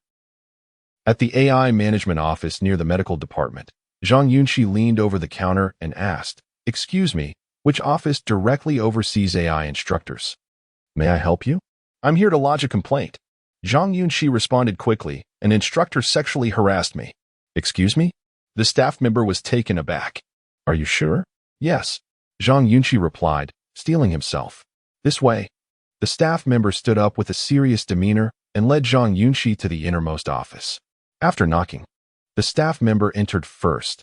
"Director Li, this is a new student who wishes to file a complaint against an AI teacher." Inside, a middle-aged man in a suit sat at his desk, setting down his teacup. "This student."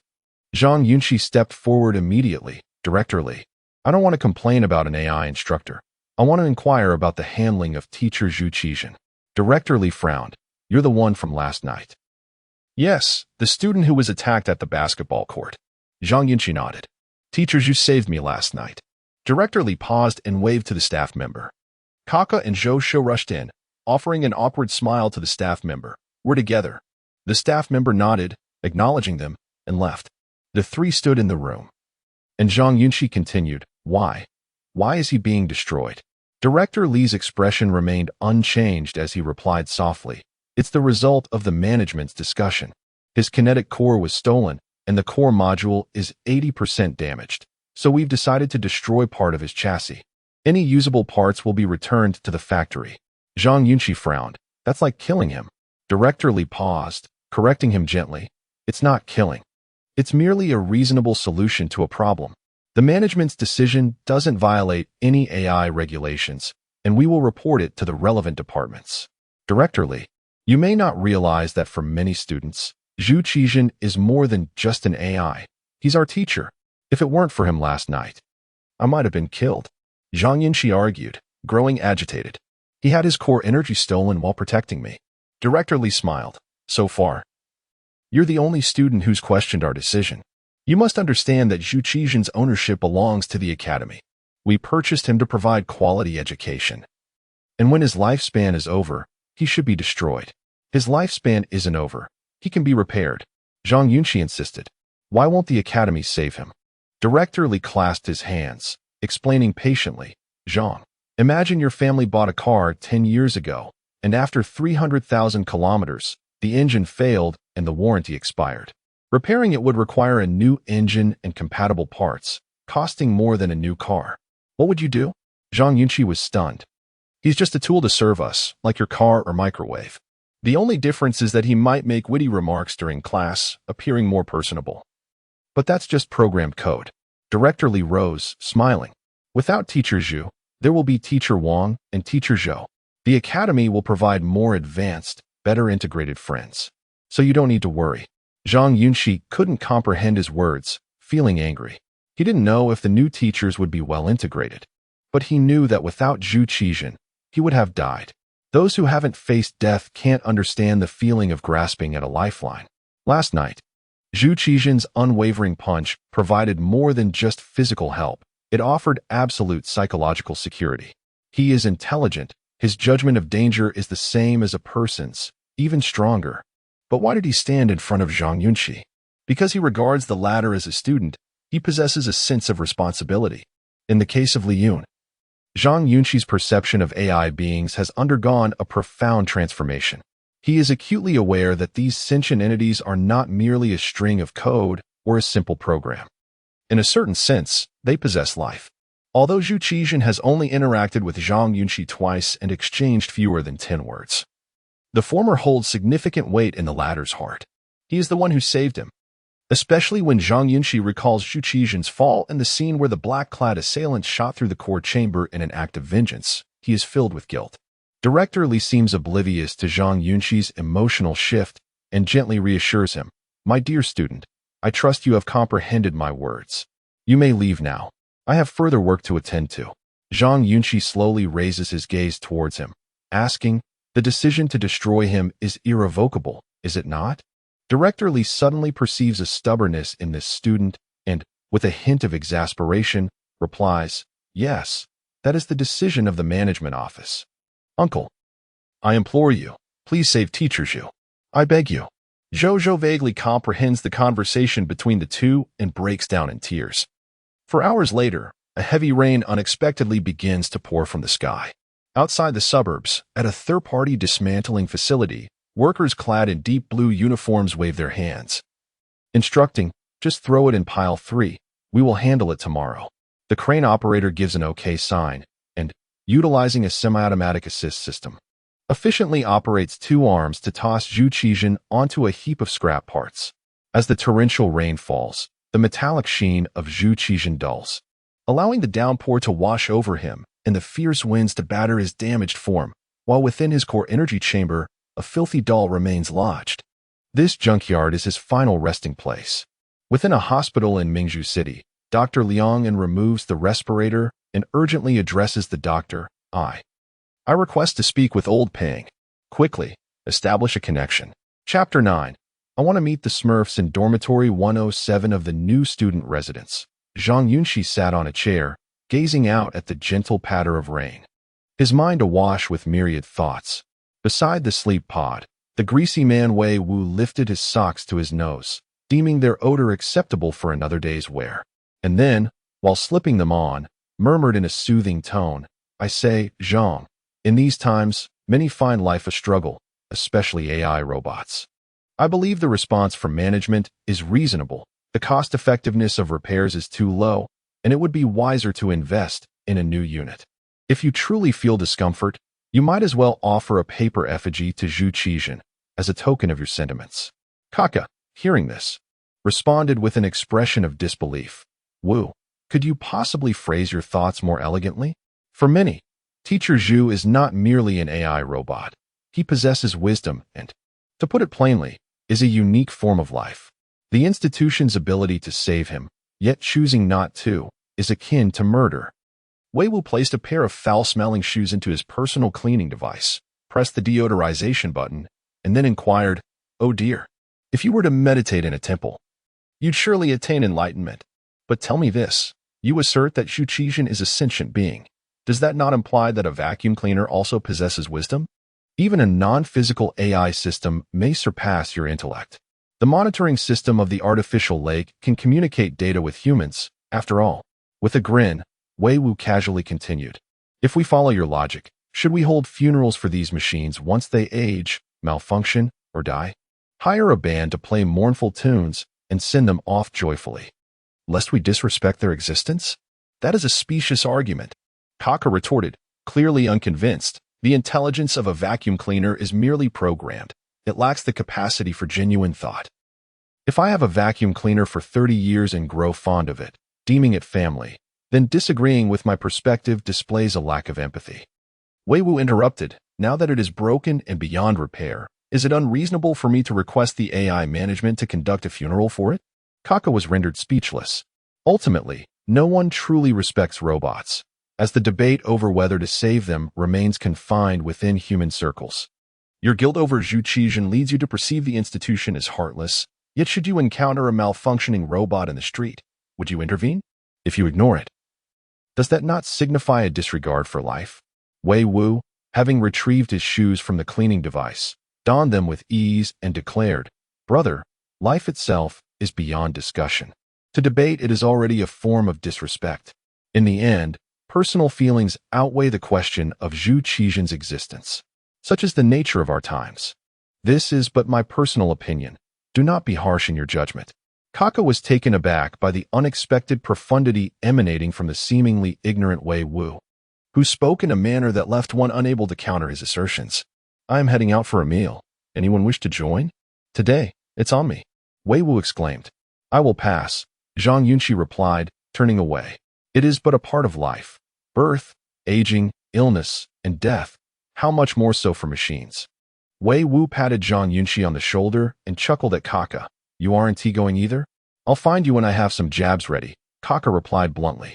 "Very well, then remain here and do nothing," Wei Wu said as he drifted away. On the chair, Zhang Yunxi turned to Kaka and said, "In truth, he is correct. My desire to save Teacher Zhu stems solely from personal sentiment, akin to the emotions of Zhu Zhu." Kaka, having followed the news about Zhang's family, could discern his inner turmoil. This matter was indeed complicated. "Yes, I understand," Zhang Yunxi nodded slowly, his voice barely above a whisper. "Actually, I have a sum of money my parents left me, their lifetime savings. You aren't considering using your own funds to save Teacher Zhu, are you?" Kaka asked, astonished. "Yes, I wish to purchase a kinetic core for him, to restore him," Zhang Yunxi revealed, having pondered this course of action while seated moments before. Now clearly resolute. Though Zhang Yunxi was adopted, he was the sole legal heir to his adoptive parents, Zhang Zhitong and his wife, who, being academics with respectable positions and incomes, had amassed considerable savings, approximately over 10 million. This money was initially intended for his education and future ventures. Yet an impulsive desire to invest it in reviving Teacher Zhu had taken hold. "Why would you do this? Are you out of your mind? He's merely an AI. A machine crafted from specialized metals. Why? Simply because Zhu Qixin once saved his life?" This was fundamentally a matter of perception and experience. The portrayal of AI in the Li Yun case had dramatically altered Zhang Yunxi's perspective.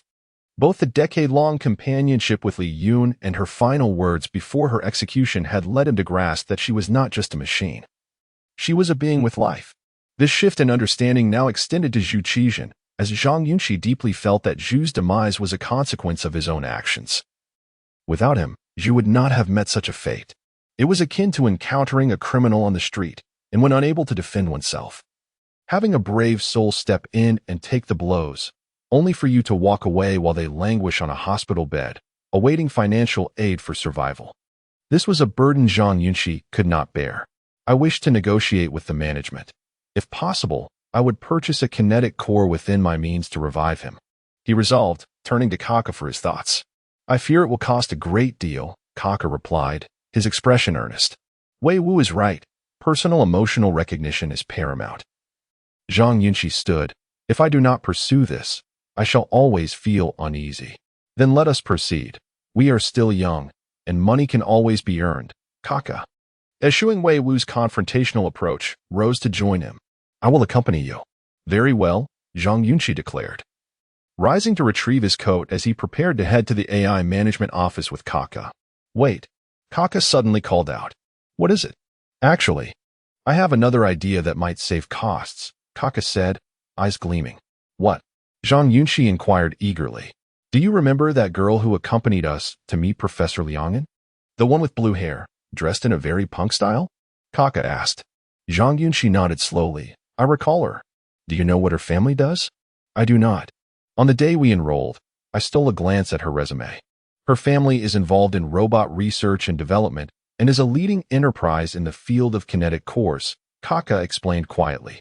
After reading her resume, I did a little more digging.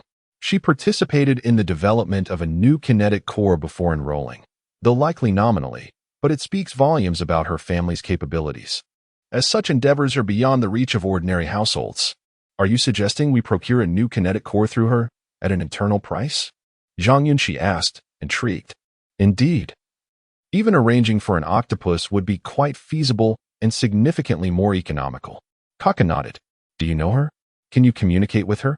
I am not acquainted with her, but I am familiar with someone she knows. Kaka flashed a toothy grin.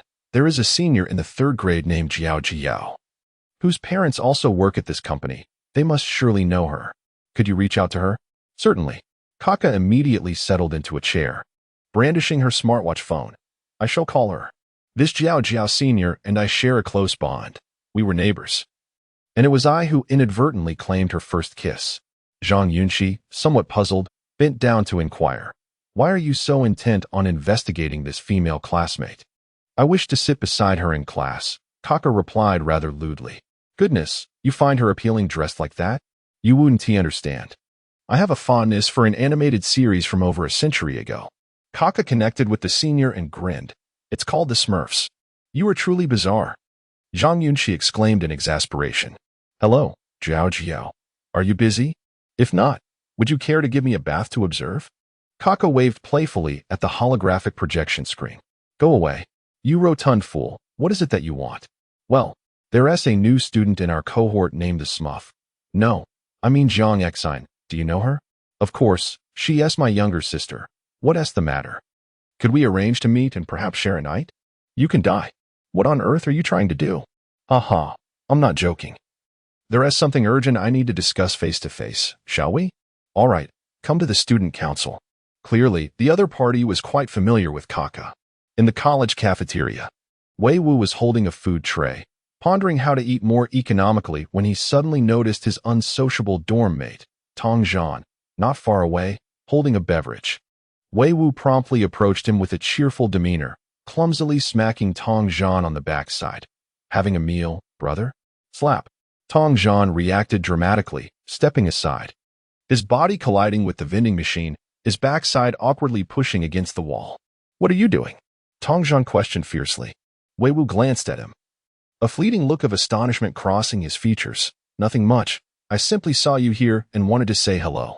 Chapter 10. It is time for a deception. Around 1 o'clock in the afternoon, Zhang Yunxi and Kaka arrived together at the CAF within the seminary's library. They chose a window seat, engaging in conversation while they awaited their companion. In preparation to meet Kaka's senior friend, Zhang Yunxi had deliberately changed into a fresh set of athletic attire and had tidied his hair, presenting himself in a more mature fashion. However, Zhang's recent fortunes had been rather dismal, facing familial troubles, encountering dangers at the academy, and now embroiled in a serious legal matter had imposed a heavy psychological burden on him, rendering his exterior noticeably haggard. Yet, in truth, aside from being somewhat slender, Zhang possessed an undeniable charm. His features were strikingly defined. His complexion, while not exceptionally fair, radiated a sun-kissed healthiness reminiscent of an enthusiastic young athlete fond of basketball. In terms of appearance, Zhang Yunxi was not the typical delicate youth. His style did not lean towards androgyny.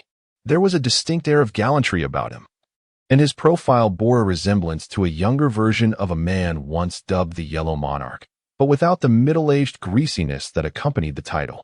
With his looks, it is reasonable to assert that if Zhang Yunxi were to participate in the currently popular reality show Eternal World, he might well secure a prominent position and enjoy a few years of fame, perhaps even achieving a distinguished moniker akin to Zhang Qian.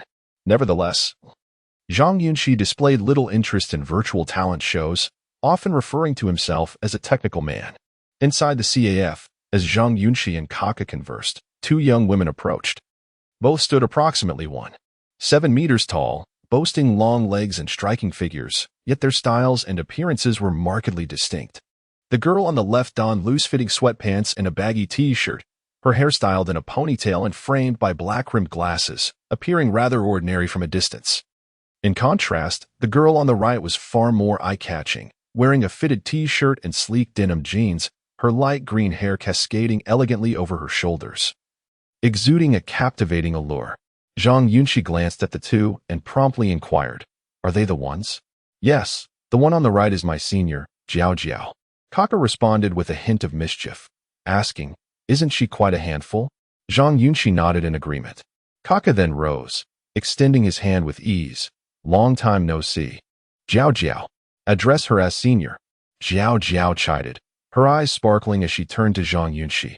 "Ah, this handsome guy must be your roommate, right?" "Indeed. Allow me to introduce Zhang Yunxi, a biology student," Kaka added with a grin. "He is my little brother." Zhang Yunxi immediately stood. "Hello, Senior Jiao Jiao. Kaka is my esteemed elder brother. Come on, we're in a prestigious academy. Can we not make our titles sound so informal?" Jiao Jiao teased as she settled into her seat, playfully addressing Zhang Yunxi. "Junior, you look quite handsome. Are you interested in joining our student council? I could pull some strings for you. You haven't even fully matured yet, and if you're bored, feel free to seek me out." Kaka interjected, glancing at the girl who had followed behind, and asked with a chuckle, "Is this young lady also part of the student council?" The girl adjusted her black-rimmed glasses and replied as she sat down, "No." "Haha." Jiao Jiao laughed, covering her mouth, and looked at Zhang Yunxi and Kaka with a peculiar expression. "Don't you recognize her?" Both turned to examine the girl in glasses again, shaking their heads in unison. "Wow, what kind of eyes do you have?" Jiao Jiao exclaimed. "She is the Zhang Xian you are supposed to meet."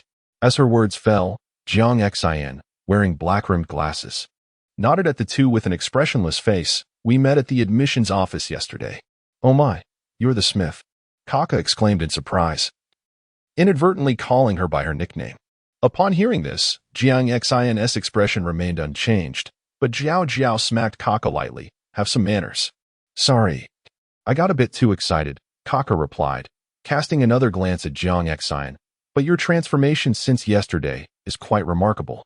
Sunlight streamed through the CAF windows after the rain, illuminating the faces of the two young women. While Jiao Jiao's allure was undeniable, it was Zhang Xian's serene demeanor and exquisite features that truly captivated Zhang Yunxi and Kaka. She appeared as though she had undergone a metamorphosis, shedding the punk attire from the previous day. Her oval face, fair skin, and high-nose bridge, coupled with her lively eyes, particularly accentuated by the strands of hair cascading naturally by her cheeks, imbued her with a youthful vibrancy often absent in contemporary young women. Elders often say that women come in many forms. Some are stunning at first glance, but reveal flaws upon closer inspection, while others appear unremarkable initially, yet become increasingly appealing the more one observes them. The epitome of beauty, however, is a harmonious blend of both qualities, and Zhang Xian undoubtedly belonged to the latter category. The reason for her peculiar attire yesterday, complete with glasses, remained a mystery.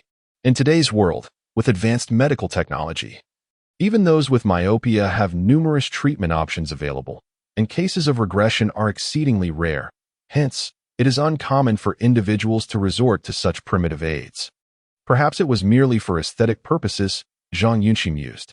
Seated beside Jiao Jiao, Zhang Xian directly inquired, "What brings you here to see me?"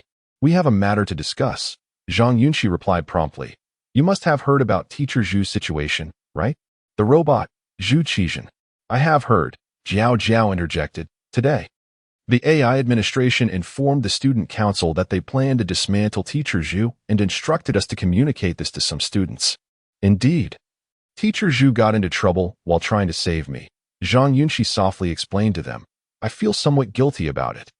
So I discussed with Kaka the possibility of finding alternative solutions to save him. How do you plan to save him? Jiao Jiao inquired, looking puzzled. The administration has already issued a resolution. We students have no power to alter that. We intend to fund his rescue ourselves, Zhang Yunxi stated after a brief pause. At this revelation, even Zhang Xian, who had maintained a stoic expression, appeared momentarily stunned. Self-funding his rescue. Is your family wealthy? Jiao Jiao asked curiously. My family isn't particularly affluent, Zhang Yunxi replied tactfully, but my parents left me some savings. Kaka mentioned that your parents' company is the one developing the energy core, which is why I wanted to inquire if it would be possible for us to purchase an energy core from you to save Teacher Zhu. Jiao Jiao remained silent, turning to look at Zhang Xian instead. Do you understand robotics? Zhang Xian asked, adjusting her glasses with delicate fingers. Zhang Yunxi shook his head. I have a keen interest, but I do not possess extensive knowledge. If I recall correctly, Zhu Qizhen's weight is approximately 15 tons, comprising over 20,000 electronic components and at least 15 high-energy consumption devices. Thus, the energy core suitable for him must be at least Deep Blue Parallel 8 or higher. A standard energy core simply cannot power him. Zhang Xian paused before continuing. Moreover, his energy compartment is nearly completely damaged. For every electronic component that is consumed, you will need to scavenge for replacements in the market. Given that it is a 6-year-old product, many components are already discontinued or have been updated. Do you have any idea how much this would cost? How much? Kaka asked. It could exceed 20 million, Zhang Xian replied, her expression rational and her tone indifferent. And this does not account for labor costs. Furthermore, how will you manage the repair equipment if you attempt this yourself? Upon hearing this, Zhang Yunxi immediately responded. As for the repair equipment, I could request to borrow some from the academy, but can't the price of the energy core be lowered? We would even consider second-hand or third-hand options. Are you suggesting not using the Deep Blue series, but opting for products from my family as company? Zhang Xian inquired. Indeed. We sought your assistance. How naive can you be? Zhang Xian adjusted her glasses and remarked, the technology of kinetic nuclei is fiercely competitive. It is implausible for us to incorporate our technology into Deep Blue's products, especially since the rights to Zhu Qizhen's work belong to the Academy, which involves commercial confidentiality. Oh, right. Kakak, upon hearing this, recalled that he and Zhang Yunxi had not considered this aspect previously. This is something I genuinely cannot facilitate, he admitted. Zhang Xian observed the two of them and directly inquired, is there anything else? If not, we shall take our leave. Immediately, Zhang Yunxi sprang to his feet and exclaimed, wait, Zhang, what if I were to acquire Professor Zhu Qizhen? I would even be willing to transfer ownership to your company. All you need to do is revive him. Would that be acceptable? Zhang Yunxi quickly articulated, essentially, we would purchase Professor Zhu Qizhen but would offer to conduct new product testing for you at no cost. Moreover, he was deprived of his core technology while protecting students, which presents a significant promotional angle beneficial to you. Kakak looked at Zhang Yunxi in astonishment. Goodness, are you attempting to defraud us? Zhang Xian blinked rapidly, hesitating to leave. He is immensely important to me. Perhaps you cannot fully comprehend. But had he not stood before me at that moment, I would have been obliterated by the particle beam. He is a valiant educator, a courageous AI warrior deserving of resurrection. Classmates, imagine if you faced a life-threatening situation and he intervened. How would you feel? Zhang Yunxi proclaimed, his eyes glistening with emotion. Kakak mused silently, recognizing the familiar tactics of storytelling employed in deception. Without delay, he turned to Jiao Jiao and implored, considering our years of heartfelt communication, please assist my younger brother. I have no desire to communicate with you. Jiao Jiao retorted, rolling her eyes. However, the promotional aspect is indeed relevant. Meanwhile, within the academy, the unkempt Wei Wu was en route to the dormitory, when he was abruptly intercepted by two members of the campus security. "What is the matter?" he inquired. "New student Wei Wu, Dr. Pang from the biology department wishes to speak with you." 10 minutes later, in the doctor's office, an elderly man addressed the holographic screen, conveying somber news. "Regrettably, we lost Dr. Liang an hour ago. He succumbed despite efforts to save him, having refused memory download before his passing."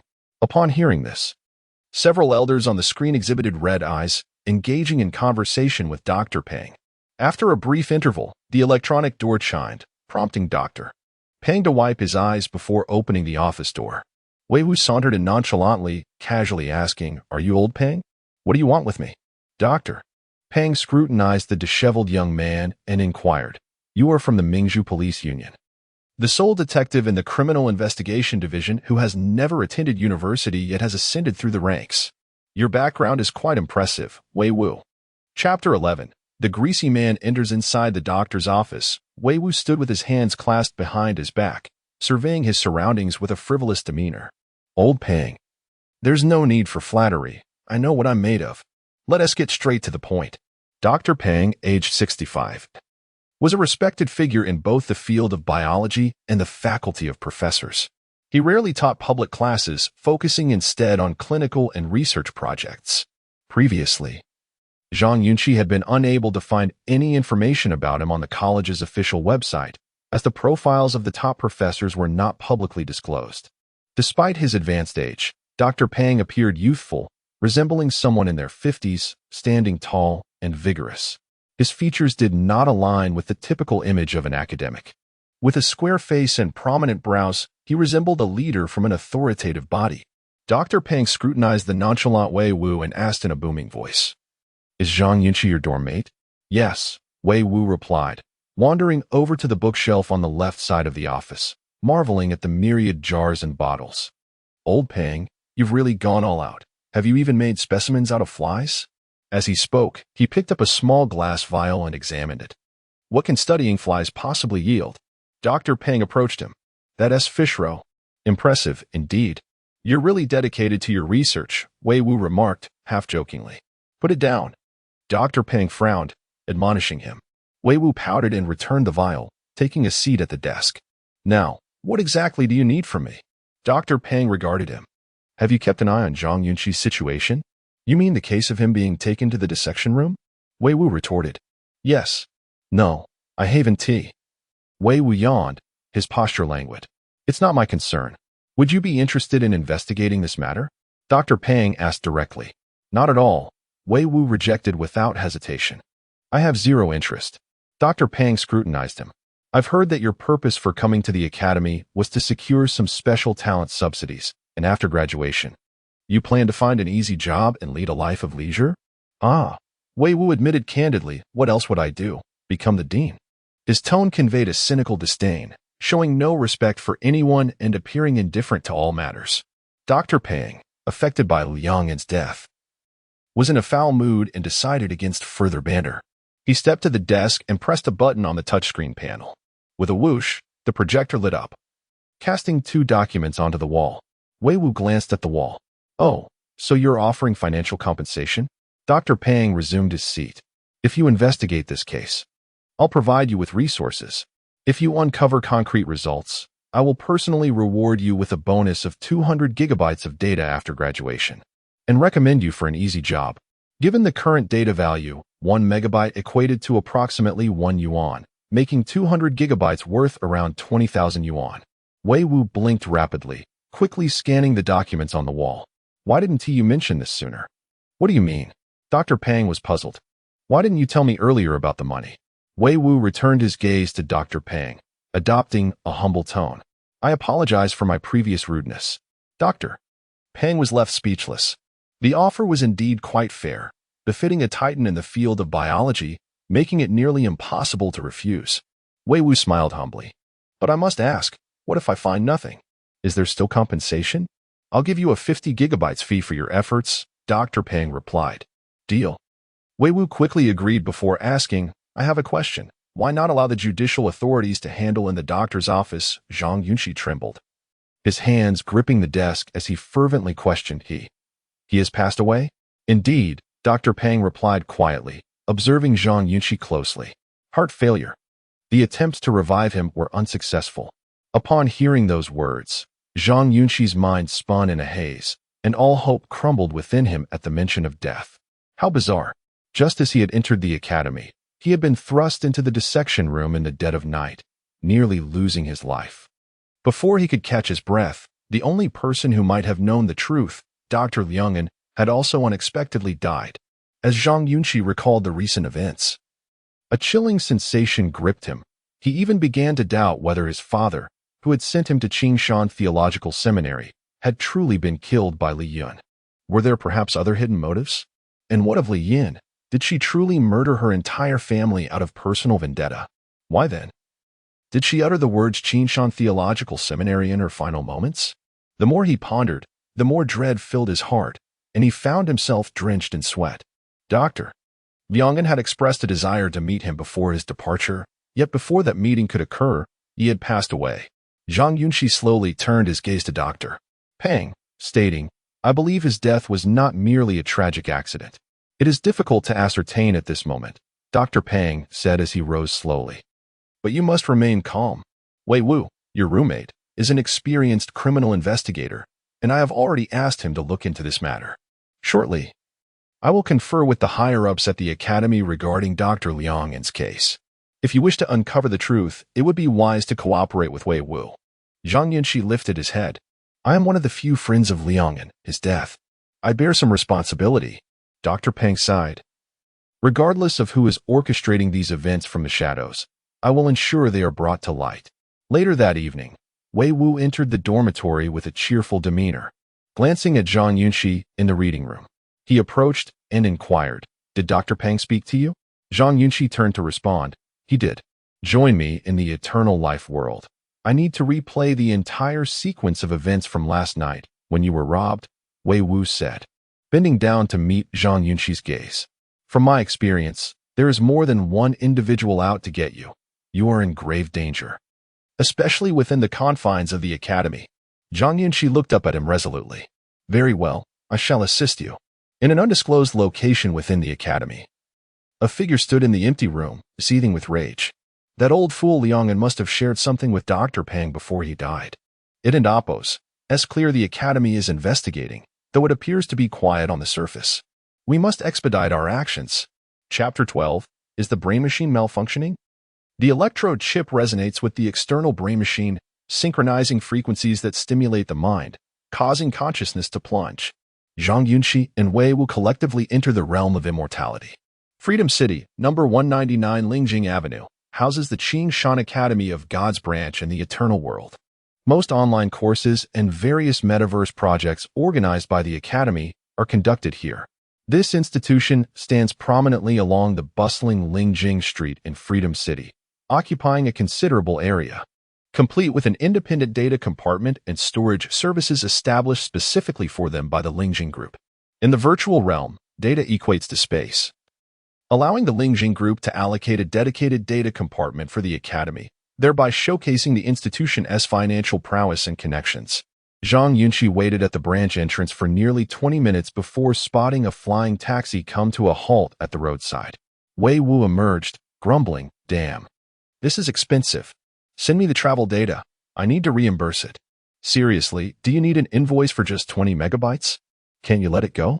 I still have to pay taxes to the Lingjing Group, retorted the driver, his expression laced with disbelief.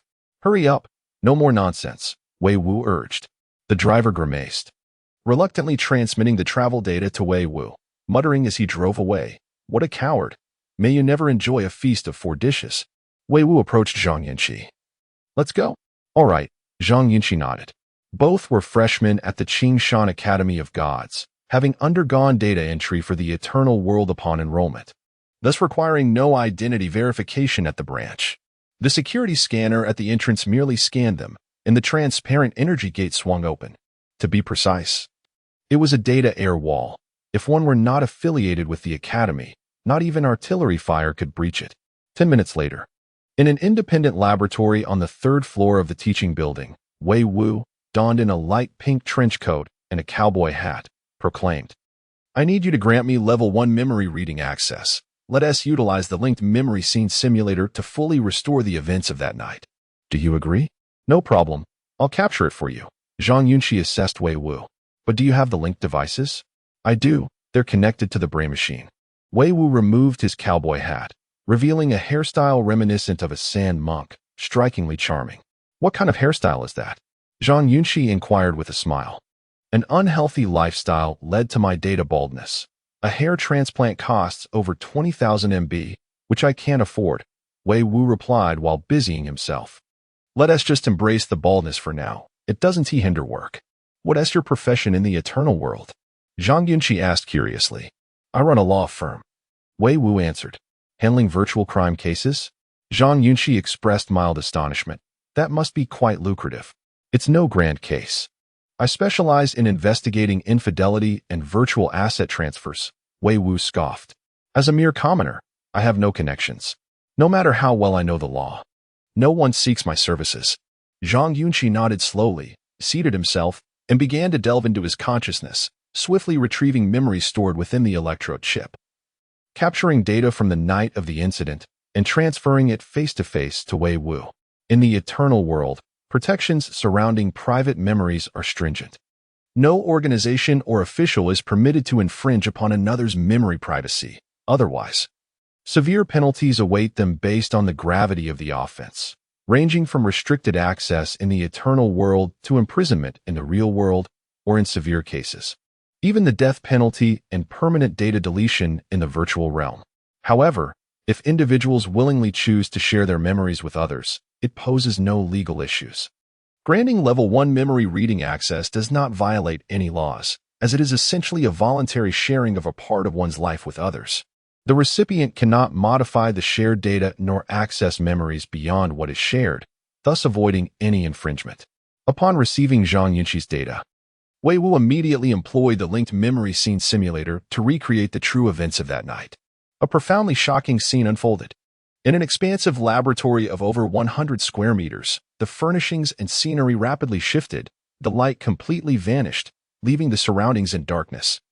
Zhang Yunxi and Wei Wu stood in the center of the empty room, acutely aware of the entire dark space swaying. Is this how you felt at the time? Wei Wu queried. Yes, I must have just awakened. He was touching my head, Zhang Yunxi replied. Approximately 3 seconds later, a series of electronic beeps echoed within the room, swiftly followed by hurried footsteps. After a brief silence, 2 beams of light pierced through the ceiling, gradually enlarging, revealing the overhead lights, ventilation ducts, and slightly yellowed ceiling boards to their view. Wei Wu frowned and observed. Did he leave? Yes, I woke up, Zhang Yunxi confirmed. As they conversed, the room's lighting was fully illuminated, exposing a row of familiar morgue drawers on the wall before them, cold and eerie in appearance. Soon after, the scene on Wei Wu's right side replicated a wall, morgue drawers, and ventilation ducts with startling realism.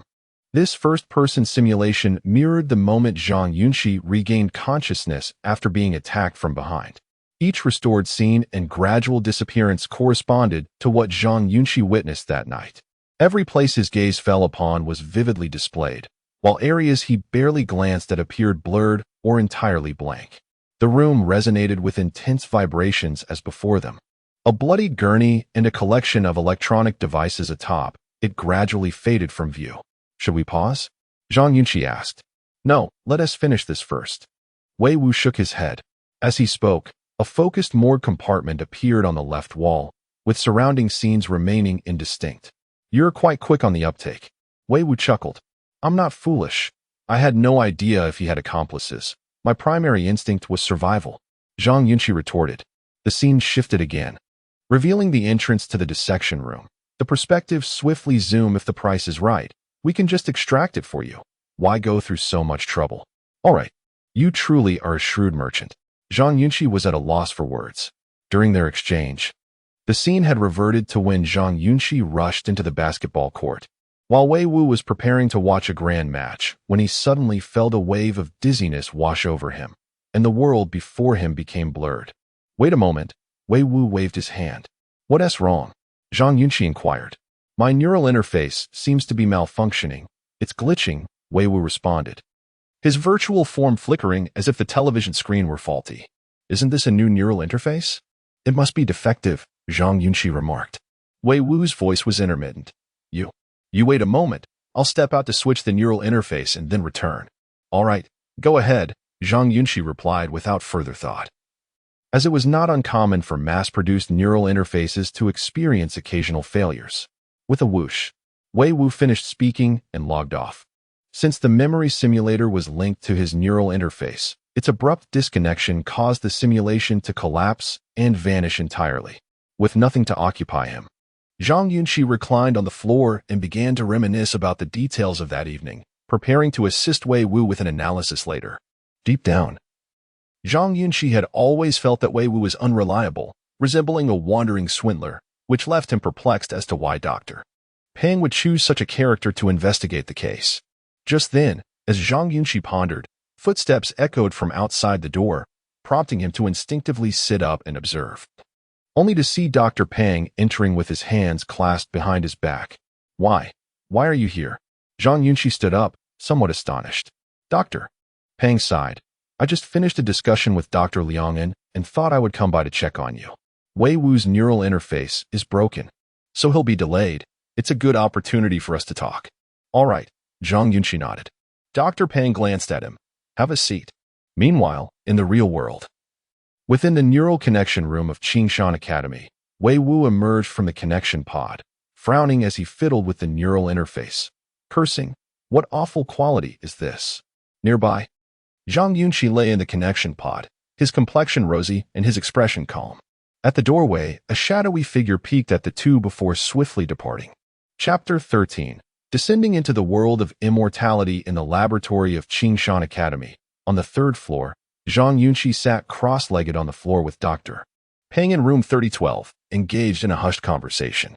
Let me share what I know, Dr. Peng began, his expression grave as he fixed his gaze upon Zhang Yunxi. Before old Liang passed away, I visited him in the hospital and had a private conversation. He mentioned that Zhang Jitao adopted you likely because your infant memories harbor a certain secret. A secret? Zhang Yunxi looked at him incredulously. How could I not know about this? My father never spoke of it. To be honest, I am also perplexed, Dr. Peng replied, shaking his head slowly. When I met old Liang, he was on the brink of death. He only conveyed this much to me.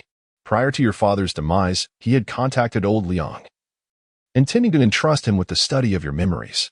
However, before you could enroll in school, Zhang Jitao was killed, and old Liang encountered his own misfortune. Zhang Yunxi furrowed his brow.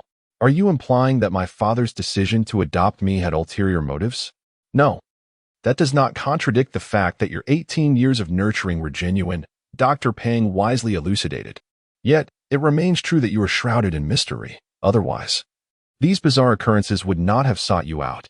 The two fell into silence for a brief moment, and Zhang Yunxi, lowering his head, inquired, Are you suggesting that the murder of my parents and sister, the behavioral changes of the AI caretaker Li Yun, Dr. Liang and's untimely death, and my midnight dissection, all relate to the secrets within my memories?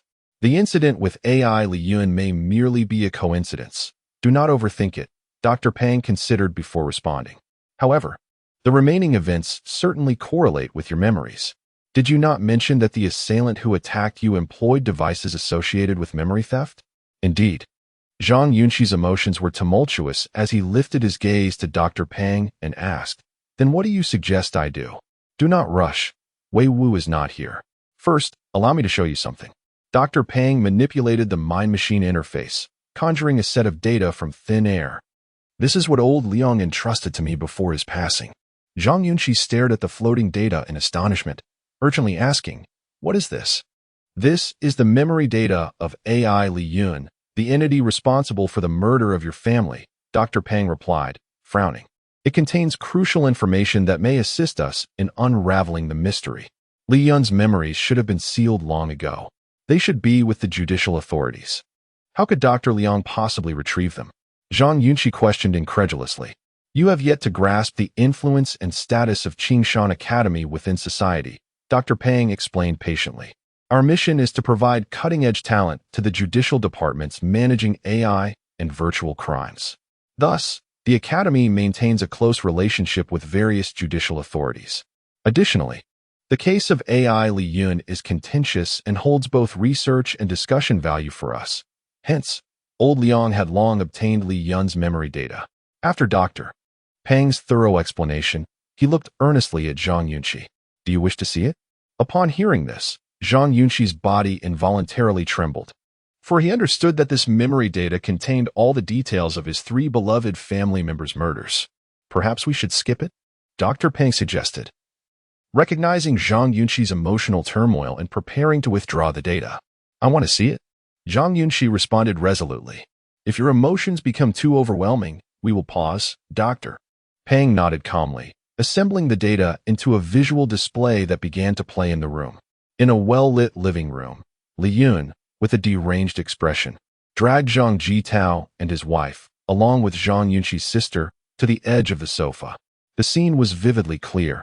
After positioning the three, she placed her hands on her hips, gazing at their faces before calmly walking to the kitchen to retrieve a knife and saw, returning leisurely to the living room.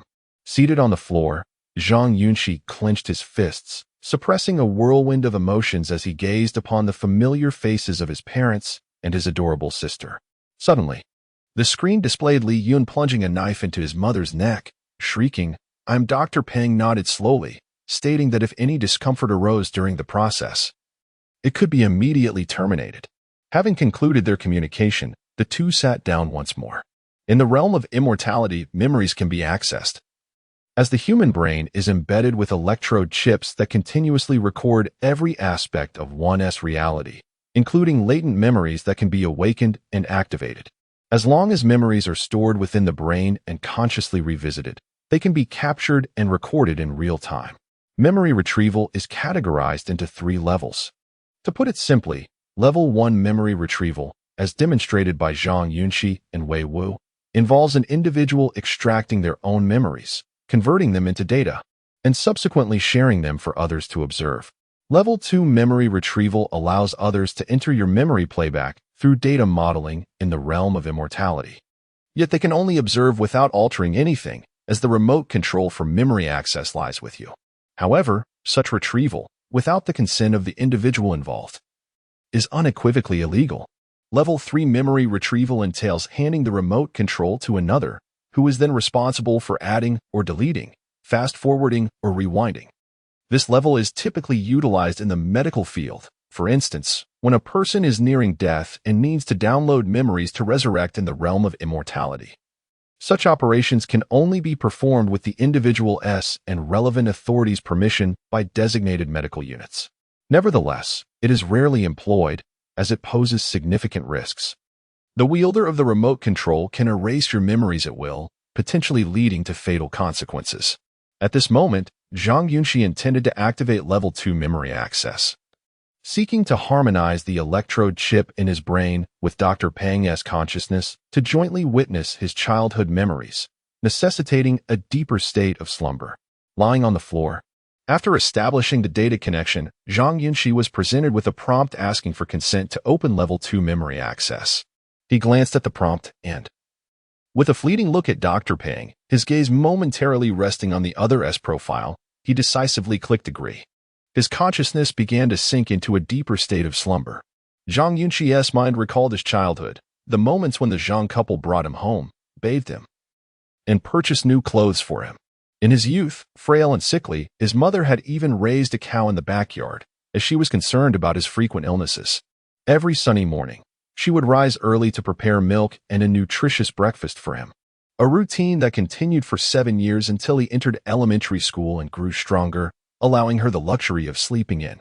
Within the memories, Zhang Yunxi recalled the first time his father taught him to ride a bicycle, the first toy he was gifted, the first trip they took together, and the first time his father defended him against bullying classmates. Countless firsts lingered in his mind, and he witnessed the gradual aging of his father, his back hunching and hair graying, in stark contrast to the horrific scene involving Li Yun just moments ago. This recollection felt overwhelmingly warm, causing Zhang Yunxi to wish to remain lost in it, sinking deeper into his memories, reluctant to awaken. In the real world, within the laboratory, urgent alarms blared, filling the air as Wei Wu stared in disbelief at Zhang Yunxi's connection pod and brain-machine interface. all illuminated with red lights. Footsteps echoed as several staff members rushed into the laboratory. What happened to him? A sharply dressed man inquired of Wei Wu. I'm not sure. The alarm just went off suddenly, Wei Wu replied, shaking his head. The staff approached Zhang Yunxi's connection pod. Glancing briefly before hastily pressing a few buttons on the manual wake-up switch, only to find Zhang Yunxi utterly unresponsive, his face betraying a serene smile, tears streaming down his cheeks. It's over.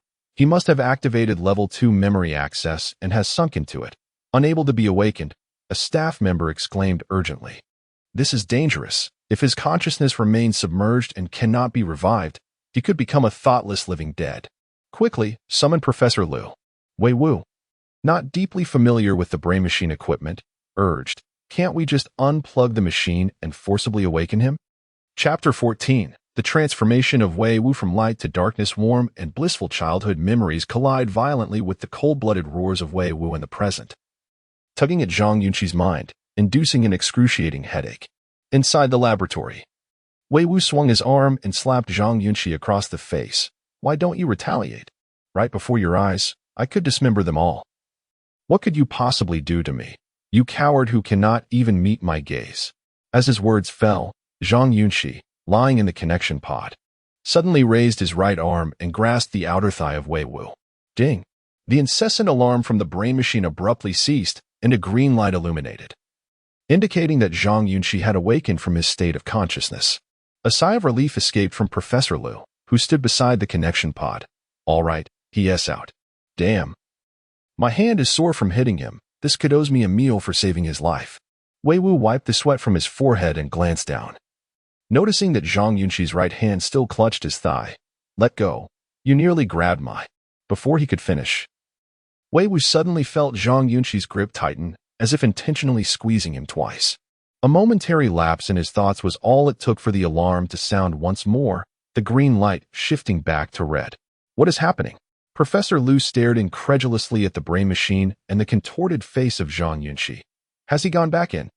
Indeed, he has submerged again, remarked a nervous laboratory staff member. Someone is definitely guiding him. His consciousness had just emerged before being drawn back. Experts in the field of neurology had previously conducted thorough clinical analyses on certain patients in a vegetative state. Through long-term data collection from brain activity images, heart rates, pulses, and eye blinks, they concluded that many of these patients could not awaken because they had descended into their own thoughts or memories, consciously avoiding reality, unwilling to return. Zhang Yunxi likely exemplified this condition. His consciousness had been pulled back into memories. For the institution, an accident befalling a newcomer utilizing their brain machine equipment, resulting in a vegetative state, would imply undeniable accountability. Moreover, Zhang Yunxi himself was a figure of considerable controversy. Once the news spreads, Qingshan Academy would be the first to face scrutiny, necessitating the disclosure of substantial information to the public, which would undoubtedly cast a long shadow over the institution. Academy mentors, professors, and staff were all acutely aware of their responsibilities, especially Professor Liu, who appeared particularly anxious, turning to shout, "Call in the expert team. Verify Zhang Yunxi's active data within the eternal life world. Bring my brain machine. I will enter as well." While the laboratory personnel busied themselves, Wei Wu suddenly distanced himself from the connection pod, retreating to a corner, his mind racing. Zhang Yunxi had just squeezed him twice. What did this signify? If he were an ordinary person, he might not have pondered deeply, but Wei Wu was no ordinary individual. He had ascended through the ranks based on sheer ability as a detective. If Zhang Yunxi's initial grip was merely an instinctual reaction born of emotional turmoil, what did the rhythmic squeezing imply? This indicated that Zhang Yunxi's consciousness had indeed emerged, having briefly disconnected from the brain machine. And he was undoubtedly aware that it was Wei Wu speaking outside, for the voice was easily recognizable. But why had he returned inside? This was perilous. Wei Wu's pupils dilated sharply as he recalled the black-clad assailant's nocturnal raid and the various memory extraction devices prepared for Zhang Yunxi. Snapping back to reality, Wei Wu rushed to the door, calling out to a staff member, "Hurry, you need to call." The staff member looked at Wei Wu, frowning in confusion. "What's wrong? Who should I call?" "Never mind." Wei Wu swallowed the words he had intended to say. The staff member ceased further conversation and hurried into the room to assist Professor Liu. Wei Wu stood at the door, turning his gaze back to the 20 or so individuals inside, his mind swirling with suspicion and caution. After a brief moment of contemplation, Wei Wu stepped outside, manipulating his wristwatch phone to dial a number. The first attempt resulted in the call being disconnected. He tried again, but there was no answer. Moments later, a simple message arrived. I am in a meeting. Within the eternal life world, Dr. Peng observed Zhang Yunxi's memories while softly inquiring, "Can you still hold on? We can take a break if needed." It is only upon growing up that we realize how much we owe our parents. Zhang Yunxi's voice resonated with sorrow and frustration, as he appeared entirely absorbed in memories of the past. Dr. Peng sighed. Memories are indeed enchanting. Calm your emotions and savor this moment. Zhang Yunxi offered no further reply, seemingly lost in his reverie. At the laboratory entrance, Wei Wu disabled the holographic projection of his phone. Leaning against the wall while using his mind to communicate, "Old Peng, do not attempt to bring Zhang Yunxi out just yet. I surmise that his recent brief awakening was a signal meant for me. His coming out and going back in is a strategy to buy time. Do you understand?" In the conference hall of the academy, Dr. Peng stood and announced, "Apologies, I need to use the restroom. Please continue with your discussions." The attendees nodded in acknowledgement as Dr. Peng exited the podium, hastily making his way to the lounge. "What do you need me to do?" "Have the security team come to the laboratory immediately, without drawing attention. Wait for my signal." Wei Wu promptly instructed, "Find experts in cybersecurity, provide them with equipment, and have them investigate the Academy's independent database within the eternal life world, searching for currently active anomalous accounts, and lock them down." "What do you mean?" "Don't overthink it. Someone is inside guiding Zhang Yunxi." Wei Wu paused and continued, "Either impersonating me or you, as no one else could gain Zhang Yunxi's trust." "Understood. I will arrange that. Remember, be sure to select reliable individuals." Wei Wu cautioned, "If you are uncertain about anyone's reliability, do not involve the Cybersecurity Center personnel. Time is of the essence, but we must not alarm them. Wait for my signal." With that, their communication concluded. Dr. Peng stood in the lounge, reflecting for a few seconds before dialing the phone of the Student Council's Vice President, Zhao Jiao. "Hello, teacher. Are there any new students in this cohort who have joined the Cybersecurity Club?" Dr. Peng inquired promptly. "Yes, there are about 7 or 8 who have signed up." "What is the matter, teacher? What are their skills like?" "They are undoubtedly top talents. Without standout qualities, our academy would not accept them. Reject anyone who is not a newcomer, anyone with questionable identities or unclear backgrounds. In short, find a few you trust and bring them directly to my laboratory. I have tasks for you." "Understood, teacher." 2 minutes later, while watching a documentary and snacking in their dormitory, Jiang Xin was pulled away by Jiao Jiao, accompanied by 2 tech-savvy male students. "What is going on?" Jiang Xin was being pulled along by Jiao Jiao, who was asking in a hurried tone. "My teacher has work for us. Hurry up," Jiao Jiao urged. At the entrance of the laboratory, Wei Wu stood with his arms crossed, his gaze sweeping over each individual in the room, meticulously observing their expressions. After approximately 5 minutes, Jiao Jiao and Jiang Xin arrived at Dr. Peng's laboratory. Upon entering, they noticed 3 or 4 of Dr. Peng's students setting up various electronic devices. "What is going on?" Jiao Jiao gasped. Dr.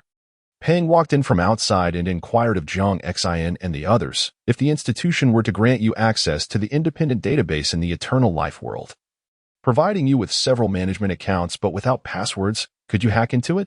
Would you be able to identify any anomalous accounts active within the database? Report, Doctor. "We cannot," Jiang Xin raised her hand, stating succinctly, "because that is illegal and would Chapter 15, lockdown at Qifeng Pavilion. Dr. Peng, utilizing his authority, granted Jiang Xin and her companions access to the Academy's independent database within the realm of immortality, providing them with 3 administrator accounts. For these adept students, well-versed in the field of cybersecurity, the remaining technical maneuvers posed little challenge, as it effectively allowed them direct entry into the system to explore the back-end data." Seated before the holographic projection screen, Jiang Xin pursed her lips, briefly contemplating before formulating 2 strategies to crack the administrator's password. I have 2 proposals. First, simulate the administrator's iris data to deceive the system into allowing access. Second, deploy a search engine to extract all numerical information associated with the administrator account, filtering it meticulously for a simulated login. Beside her, a tech enthusiast adjusted his glasses and remarked, "The variations in iris values are too intricate and prone to error. Let us go with the second option. I have the necessary software." "Is it reliable?" Zhang Yunxi inquired, a hint of skepticism in her voice. The tech enthusiast chuckled modestly. "To indulge in the vast audio-visual resources of the world's largest adult community, I meticulously developed this search engine to infiltrate their back-end and preview unedited content. It has performed exceptionally well across a platform with hundreds of millions of users, so this modest independent database should be no challenge at all." Zhang Yunxi was left speechless. Never underestimate a tech-savvy enthusiast with 3 decades of experience. "I will retrieve the data. You two can verify it." The tech enthusiast began to lead the operation. The trio promptly set to work. The tech enthusiast connected to the independent database system via Zhang Yunxi's data link, activating his search software to input the administrator's account and retrieve the relevant numerical information. Zhang Yunxi, stationed nearby, organized and deciphered the data linked to the administrator account, swiftly categorizing and eliminating irrelevant details such as login dates, report data, and various operational statistics within the immortality realm. Remarkably, within a mere 10 minutes, she successfully decrypted the first administrator account. The rapidity of their success was attributed to the Academy's use of an independent database. With a finite number of individuals associated with the Academy, the data generated was manageable. Thus, any search engine could yield results in an instant, provided the objective was clear.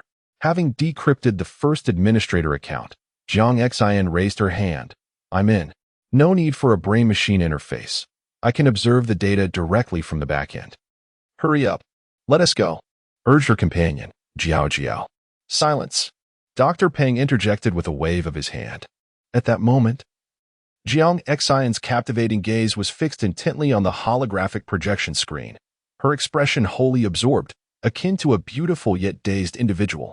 Her right hand deftly navigated the numerical values on the screen, promptly searching for data pertaining to the third-floor laboratory based on the information provided by Wei Wu.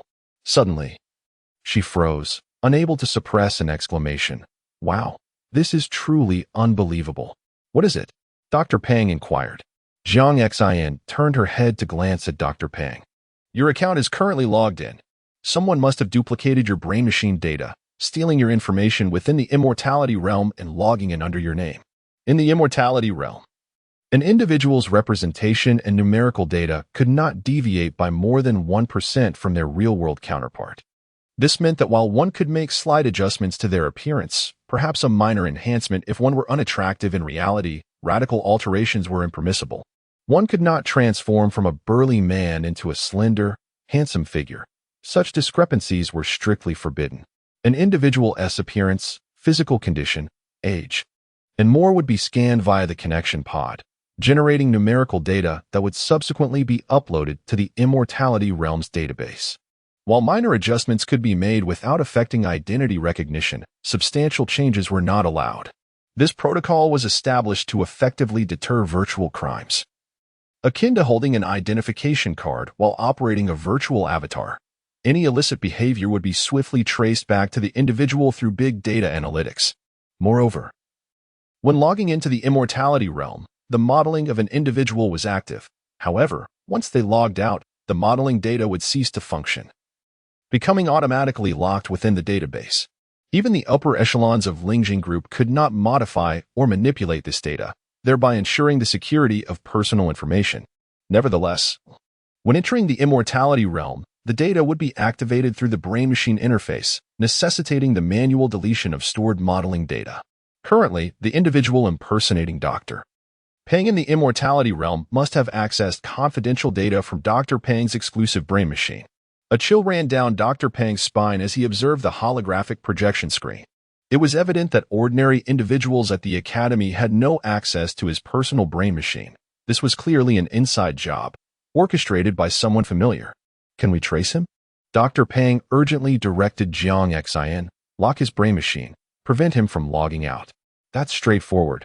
We can freeze his brain machine directly within the database, Zhang Yunxi affirmed. Quickly inputting the lock command with her administrator privileges, effectively sealing off the intruder's access. And the IP address? Dr. Pang pressed on. Zhang Yunxi promptly retrieved the data. Scanning through it before responding, it's in the Chief Phone Pavilion studio, specifically in Director Hall 1. Excellent. Dr. Pang nodded, stepping aside to contact Wei Wu. Director Hall 1 in the Chief Phone Pavilion. Take the security personnel there immediately. Hurry. Is his brain machine locked? Wei Wu inquired. Yes, he cannot log out, Dr. Pang replied. Good. Await my update. At the laboratory entrance, Wei Wu turned to signal down the corridor, where over 20 security personnel in deep blue uniforms hurriedly approached. Leading them was Guo Sun, the deputy head of the security department. What is the plan? Follow me. Wei Wu responded, striding to the laboratory entrance. He addressed those inside with an impassive expression. Leave 10 individuals here. They cannot depart until we have results. This.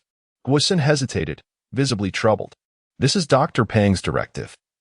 Wei Wu asserted. The rest of you follow me. Guo Sun paused momentarily before directing those remaining. You all stay vigilant. Understood. 10 security personnel promptly stationed themselves at the laboratory entrance. The leading youth announced, a critical incident has occurred at the academy. Please cooperate and refrain from leaving for the time being. An uproar erupted within the room as many mentors expressed their outrage, demanding, why can't we leave? What does this mean? Who do you think you are? The discontented clamor reverberated throughout the laboratory. Despite the pressure, the security personnel adhered to Wei Wu's orders, resolutely blocking the exit. Within the chaotic laboratory, a figure standing beside Professor Liu cast a dark glance at the security personnel by the door, beads of sweat forming on his forehead. In the corridor, Wei Wu, accompanied by the remaining individuals, sprinted towards the Chief Phone Pavilion studio. Within the Academy's third-floor laboratory in the realm of immortality, the individual impersonating Dr. Pang was forcibly extracted from Zhang Yunxi's memory playback. He stared in disbelief at the 18-year-old youth before him, exclaiming, You were acting all along, deceiving me? Indeed, Zhang Yunxi confirmed. The moment she locked the brain machine, the impersonator realized he could no longer log out. Essentially, the independent database had severed the connection signal to the brain machine, trapping his consciousness entirely within the realm of immortality. Upon the floor, Zhang Yunxi, who had been feigning agony, slowly rose, his pent-up emotions finally unleashed. You implanted a chip in my head, murdered Dr. Liang'an, manipulated my memories, brazenly rubbed salt in my wounds, and intended to turn me into a vegetable. Zhang Yunxi roared, clenching his fists. I'll be damned if I don't kill you. Why did you have to do this to me? Dr. Pang's surprised expression gave way to composure. After a pause, he responded, You're far more astute than I anticipated.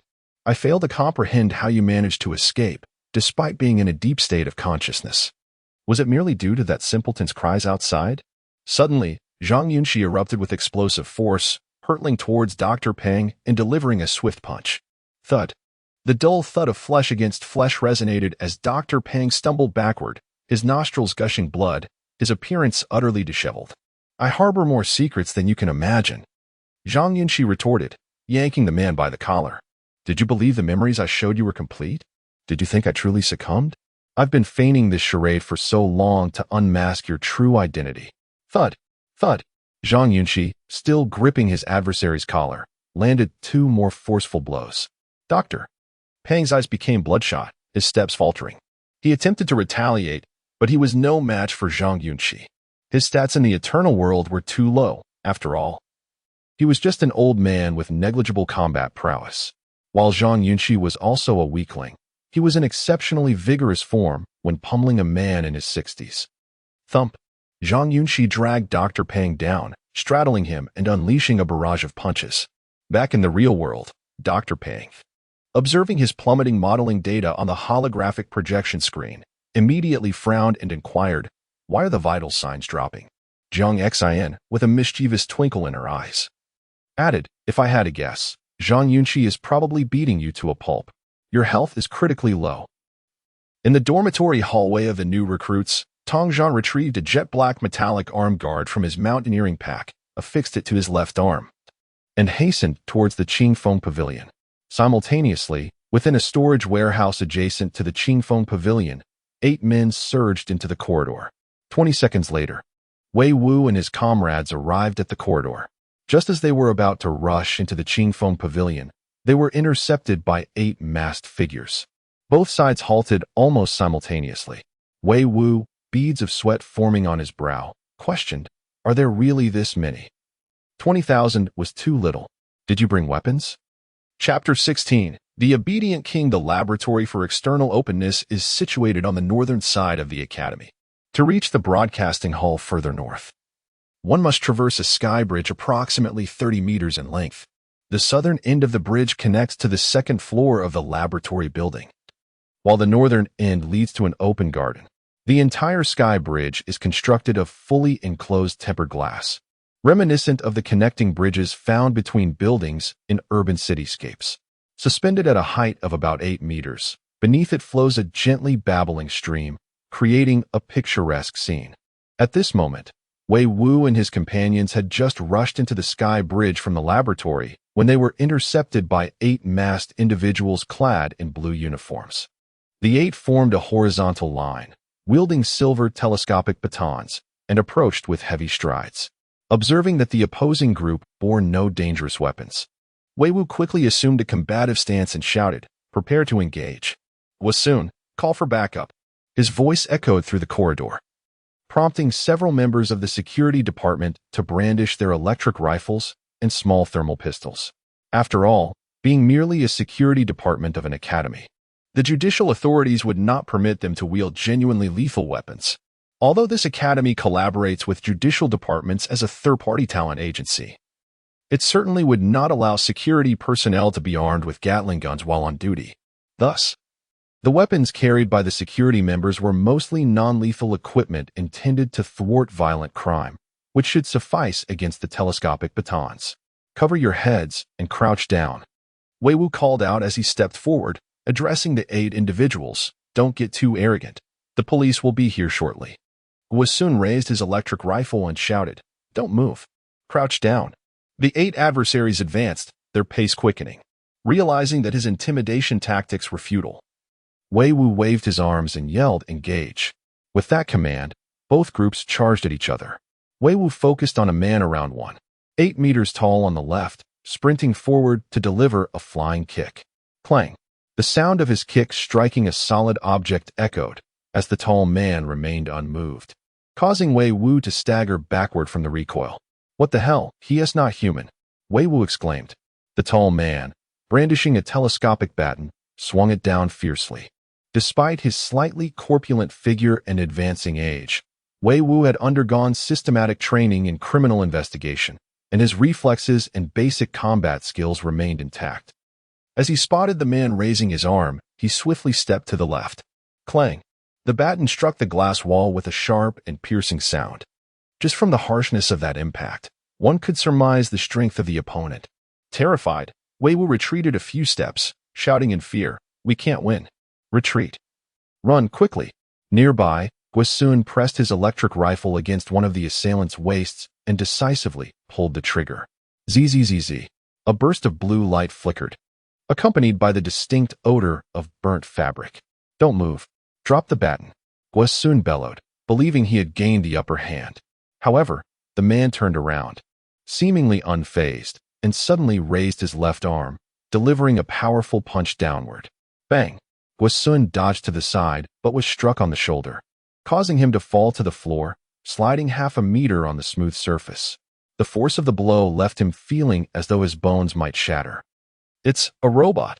At that moment, Wei Wu had abandoned his teammate, rushing to the corridor entrance of the laboratory, continuously shouting, "We need backup. There are robots rampaging out here." In the doctor's office, Dr. Peng watched the surveillance footage from the corridor and immediately shouted at Wei Wu, "Do not act recklessly. We can't have casualties. Find cover. Enough talk. Hurry." Wei Wu retorted, "They're just stalling for time. If we wait any longer, we won't be able to block the people in the director's hall." Dr. Peng turned to his assistant. "Have the security personnel from the laboratory arrived?" "They have. The assistant nodded. Dr. Pang gazed back at the video feed, inquiring, "Have we identified the model of these robots?" "They're from the Research Institute. This batch was meant to be delivered to the traffic department as AI street patrols. There are 30 units in total, scheduled for shipment next month. But someone must have altered their systems," replied the assistant. In the basement of the laboratory, within the robot maintenance room, a man pointed at a mechanic. "Activate the combat systems and install the combat gear. Hurry, it's the closest one." As the mechanic activated the maintenance system, 8 robotic arms extended from the metallic platform, expertly retrieving equipment from the toolboxes. Meanwhile, Zhang Yunxi continued to physically confront Dr. Pang in the virtual realm, feeling increasingly anxious. Just moments ago, Zhang Xin had sent him a message, informing him that they had traced the killer's IP address and were currently pursuing the suspect. Yet, he couldn't fathom why Wei Wu had not yet taken action. Is this the so-called expert in criminal investigation? How many innocent lives have been lost at the hands of such so-called specialists? Zhang Yunxi tightened his grip around Dr. Pang's neck, declaring, "You want to escape this time. Now, tell me, who are you really?" In the corridor, Wei Wu, Guo, and the other members of the security department had been thoroughly routed. The 8 robots, developed by the Academy for the Traffic Department, operated on a simple system with no independent thought. In essence, they executed whatever commands were programmed into them. Engaging in a physical confrontation with such lifeless entities was clearly a misguided endeavor. Fighting them could lead to death without purpose. At the corridor entrance, the safety-conscious Wei Wu took on the role of a commander, uncertain of his combat abilities but undeniably swift on his feet. "Guo, bring the electromagnetic cannon here. One shot should take them all down," Wei Wu shouted urgently from around the corner. "They're not powered by electric cores, but by the most basic thermal cores. The electromagnetic cannon won't affect them," Guo replied, sprinting to the other side. In such a large academy dedicated to nurturing talent for the judicial system, the security department seemed woefully inadequate. Is this all they can do? No emergency measures whatsoever. Wei Wu cursed incredulously. What kind of management is this? If I were in charge. Boom, boom, boom. As Wei Wu vented his frustrations about the academy, he suddenly heard heavy footsteps resonating from outside the corridor, reminiscent of a war drum being struck. What is that? Wei Wu lifted his head and peered through the glass window. He beheld a massive armored warrior emerging from the back door of the laboratory building. Standing approximately 2.6 meters tall, its body gleamed silver, constructed from titanium alloy, with a deep blue parallel 9 core. The back of its jetpack bore a prominent logo. On the left, Obedient King, and on the right, Choros. As this mechanical marvel dashed out of the back door, it swiftly propelled its legs, charging through the stream towards the sky bridge. "Scatter, scatter," Guo immediately warned upon seeing the robot. Wei Wu turned and fled. The robot sprinted about 30 meters before suddenly crouching. 2 small turbine pods on its legs erupted with a sharp blast of sound, while the jetpack on its back emitted a half-meter-long orange flame. Whoosh! The robot leaped into the air, soaring nearly 3 stories high, effortlessly surpassing the height of the sky bridge. It spread its limbs mid-air, fists clenched together, its jetpack glowing even more brilliantly. Inside the sky bridge, the 8 low-intelligence AI robots all turned their heads towards the ceiling, witnessing the robot descend like a projectile. Beep!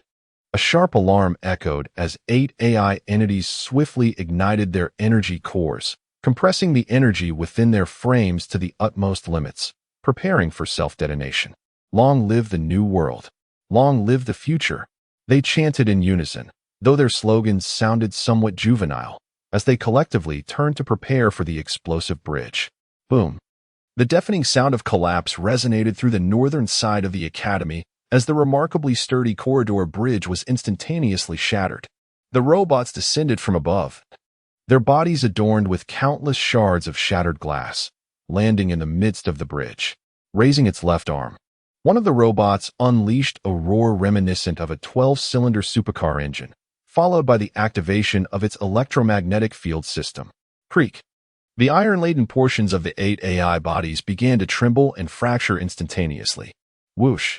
The 8 entities gathered, their iron components being drawn by a formidable electromagnetic pull.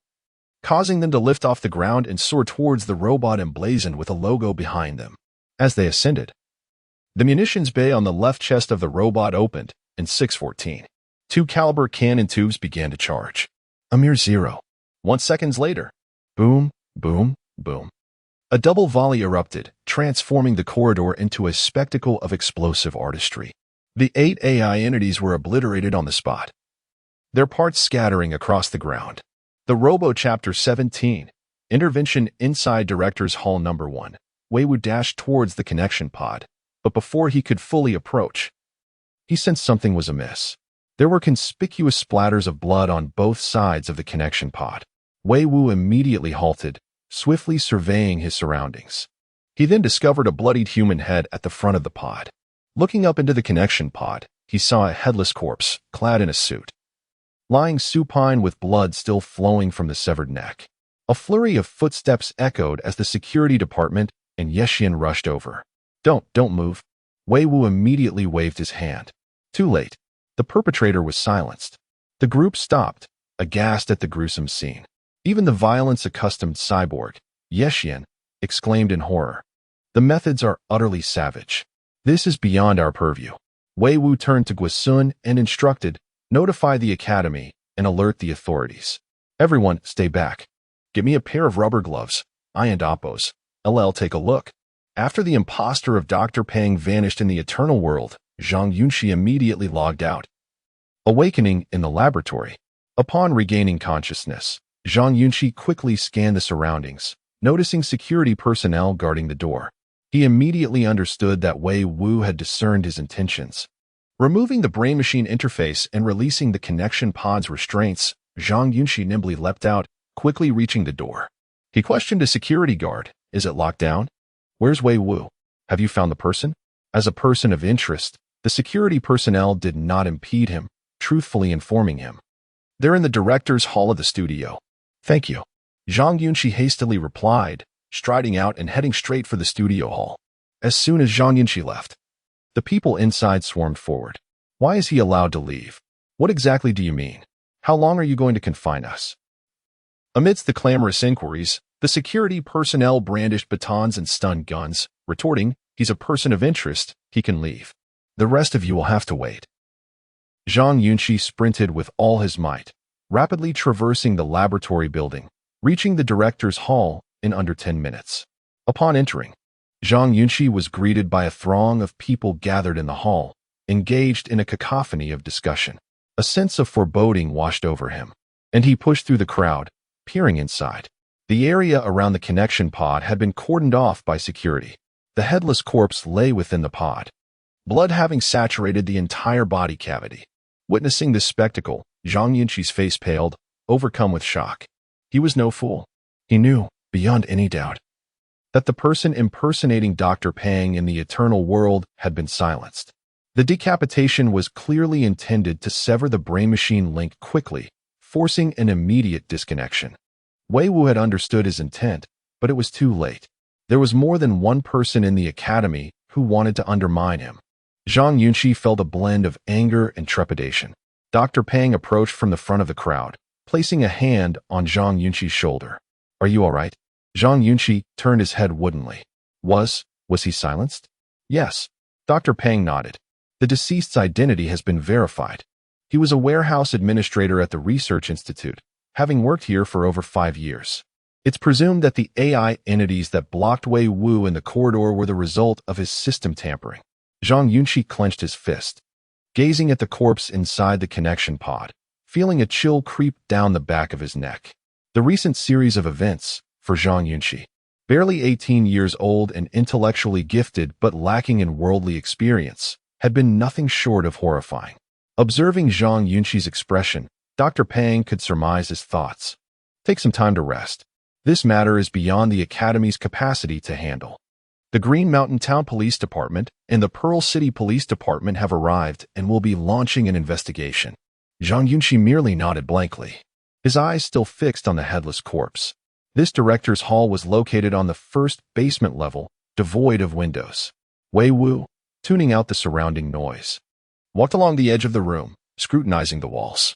On the right side of the room, near the media shelves, Wei Wu noticed an exhaust duct about half a meter above the floor. He crouched down, tugging at the iron bars with his gloved right hand, but found them to be welded shut. Wei Wu glanced back at the director's hall entrance, pondered for a moment, then activated the wrist-mounted watch's built-in light, shining it through the iron bars into the ventilation duct. Deeper within the duct, a slightly reflective strip of blue fabric was visible. Wei Wu was taken aback. He picked up a poker from a nearby iron rack and carefully hooked the blue fabric strip out. The day passed uneventfully. That evening, in room 107, Zhang Yunxi sat in the study room, watching the news on a microprojection computer. The homicide at the Divine Academy had already exploded on the Eternal World's official media platform, reaching the top of the trending topics. The incident had been triggered by a student who had uploaded footage of Yeshin's battle against 8 AI entities, as well as the headless corpse, to the online media platform. Coupled with the Eternal World official media's massive user base, it quickly climbed to the top of the trending list. Watching the comments on the platform, Zhang Yunxi felt an inexplicable sense of helplessness. Having lost his parents, Zhang Yunxi had no close relatives in this world. Faced with such an event, he had no one to confide in. In the bedroom, Wei Wu washed his feet, grinning at Kaka. "You're quite bold." "What do you mean?" Kaka blinked in response. "Are you daft?" Wei Wu retorted bluntly. "Zhang Yunxi is clearly a jinx. Do you feel safe living in the same room as him?" Kaka rolled his eyes and countered. "Then why are you, a cautious person, still living in this room?" "I'm different. I'm getting paid." Wei Wu grinned. "How about this? You give me some money, and I'll protect your safety as well." "I wouldn't give it to a dog." Kaka, having grown familiar with Wei Wu, spoke without restraint, then got up, poured a glass of water, and headed to the study room. Wei Wu washed his feet, turning his gaze to Tong Zhan, who was watching the news in a hibernation pod. "Why haven't you applied for a room change either?" Tong Zhan stared at the screen, replying indifferently, "Talking to me comes at a price." "Damn," Wei Wu grimaced, then suddenly lamented, "Sigh, this room is truly extraordinary. Everyone knows there's a powder keg in here, yet no one wants to leave. Interesting. Idiot," Tong Zhan muttered, closing the hibernation pod. Wei Wu glanced deeply at Tong Zhan's position, quickly dried his feet, put on his smelly shoes, and hurried away. In the study room, Kaka placed the water glass next to Zhang Yunxi, softly saying, "The police have officially intervened. I believe results will come soon. Don't put too much pressure on yourself." Zhang Yunxi turned his head. "Kaka, if you feel this room is unsafe, you can apply for a transfer. Don't feel awkward." "Heh," Kaka grinned. "The bridges have all been destroyed. Who knows where danger will strike? It's all right. If I can't handle it, I'll leave on my own." That night, Zhang Yunxi remained in the study room until dawn before returning to the hibernation pod to sleep. The Academy's security department also increased security around the room, stationing patrol cars throughout the campus. Early the next morning, Zhang Yunxi had just gotten up when Jiao Jiao, a senior from the student union, arrived. "Yunxi, do you have some time?" Ms. Jiao stood at the dormitory entrance and inquired, "The student union wishes to speak with you." "Very well. I shall head over after changing my attire," Zhang Yunxi responded with a nod. "All right. I shall await you outside," Ms. Jiao replied before departing. 5 minutes hence, as Zhang Yunxi, having changed his garments, was on the cusp of exiting the dormitory, Wei Wu seized his shoulder in an unrefined embrace. "Fear not, young brother. Have faith in your Wu brother's expertise." Zhang Yunxi turned his head towards him. "What do you mean?" "I have unearthed a clue," Wei Wu murmured, casting a furtive glance around before drawing Zhang Yunxi away from the dormitory. "Do you recall anyone who has donned a blue garment?" Zhang Yunxi paused, perplexed. I do not quite comprehend." "Nay, simply reminisce. Among those you have encountered within the academy, who has worn a blue article of clothing?" Wei Wu responded with a smile. Upon hearing this, Zhang Yunxi swiftly began to search his memory. "I understand. Not an outer garment, correct?" Wei Wu's oily countenance bore a lewd grin. "First, attend to the student union. We shall converse upon your return. What precisely have you discovered?" Zhang Yunxi's curiosity had been piqued. Within the academy's administration edifice, Li Dongming, the criminal investigation supervisor of Mingzhu City Police Department, along with his team, had officially taken residence at Qingshan Theological Seminary on the previous evening, poised to commence the investigation into the serial homicides triggered by Zhang Yunxi's memory impairment. At daybreak, The social media had congregated at the seminary, prepared to report on the incident, and Li Dongming was there to receive them. Within a small conference chamber, Li Dongming, addressing the score of media personnel, stated with refined demeanor, "I implore you, until the case is resolved, to refrain from excessive reporting on this matter. As the case involves students, AI individuals, and automatons, the subject matter is somewhat sensitive. Do you imply a reduction in reporting or a complete cessation?" Someone inquired. Li Dongming smiled. "I imply that you should depart for the time being. Inspector Li, the media possesses the liberty to pursue and report on any event I am unsure of." "Indeed," Li Dongming interjected with a smile. "However, liberty must invariably be exercised under supervision and guidance." The assemblage fell silent. "I must remind you that the case remains unresolved. Excessive reporting that incites widespread discussion, thereby impeding the investigation, will be met with consequences," Li Dongming declared as he rose. Meeting adjourned.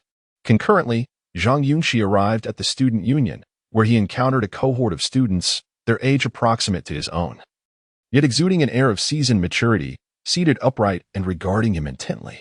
Chapter 18. A dual approach in a modest conference room of the student union.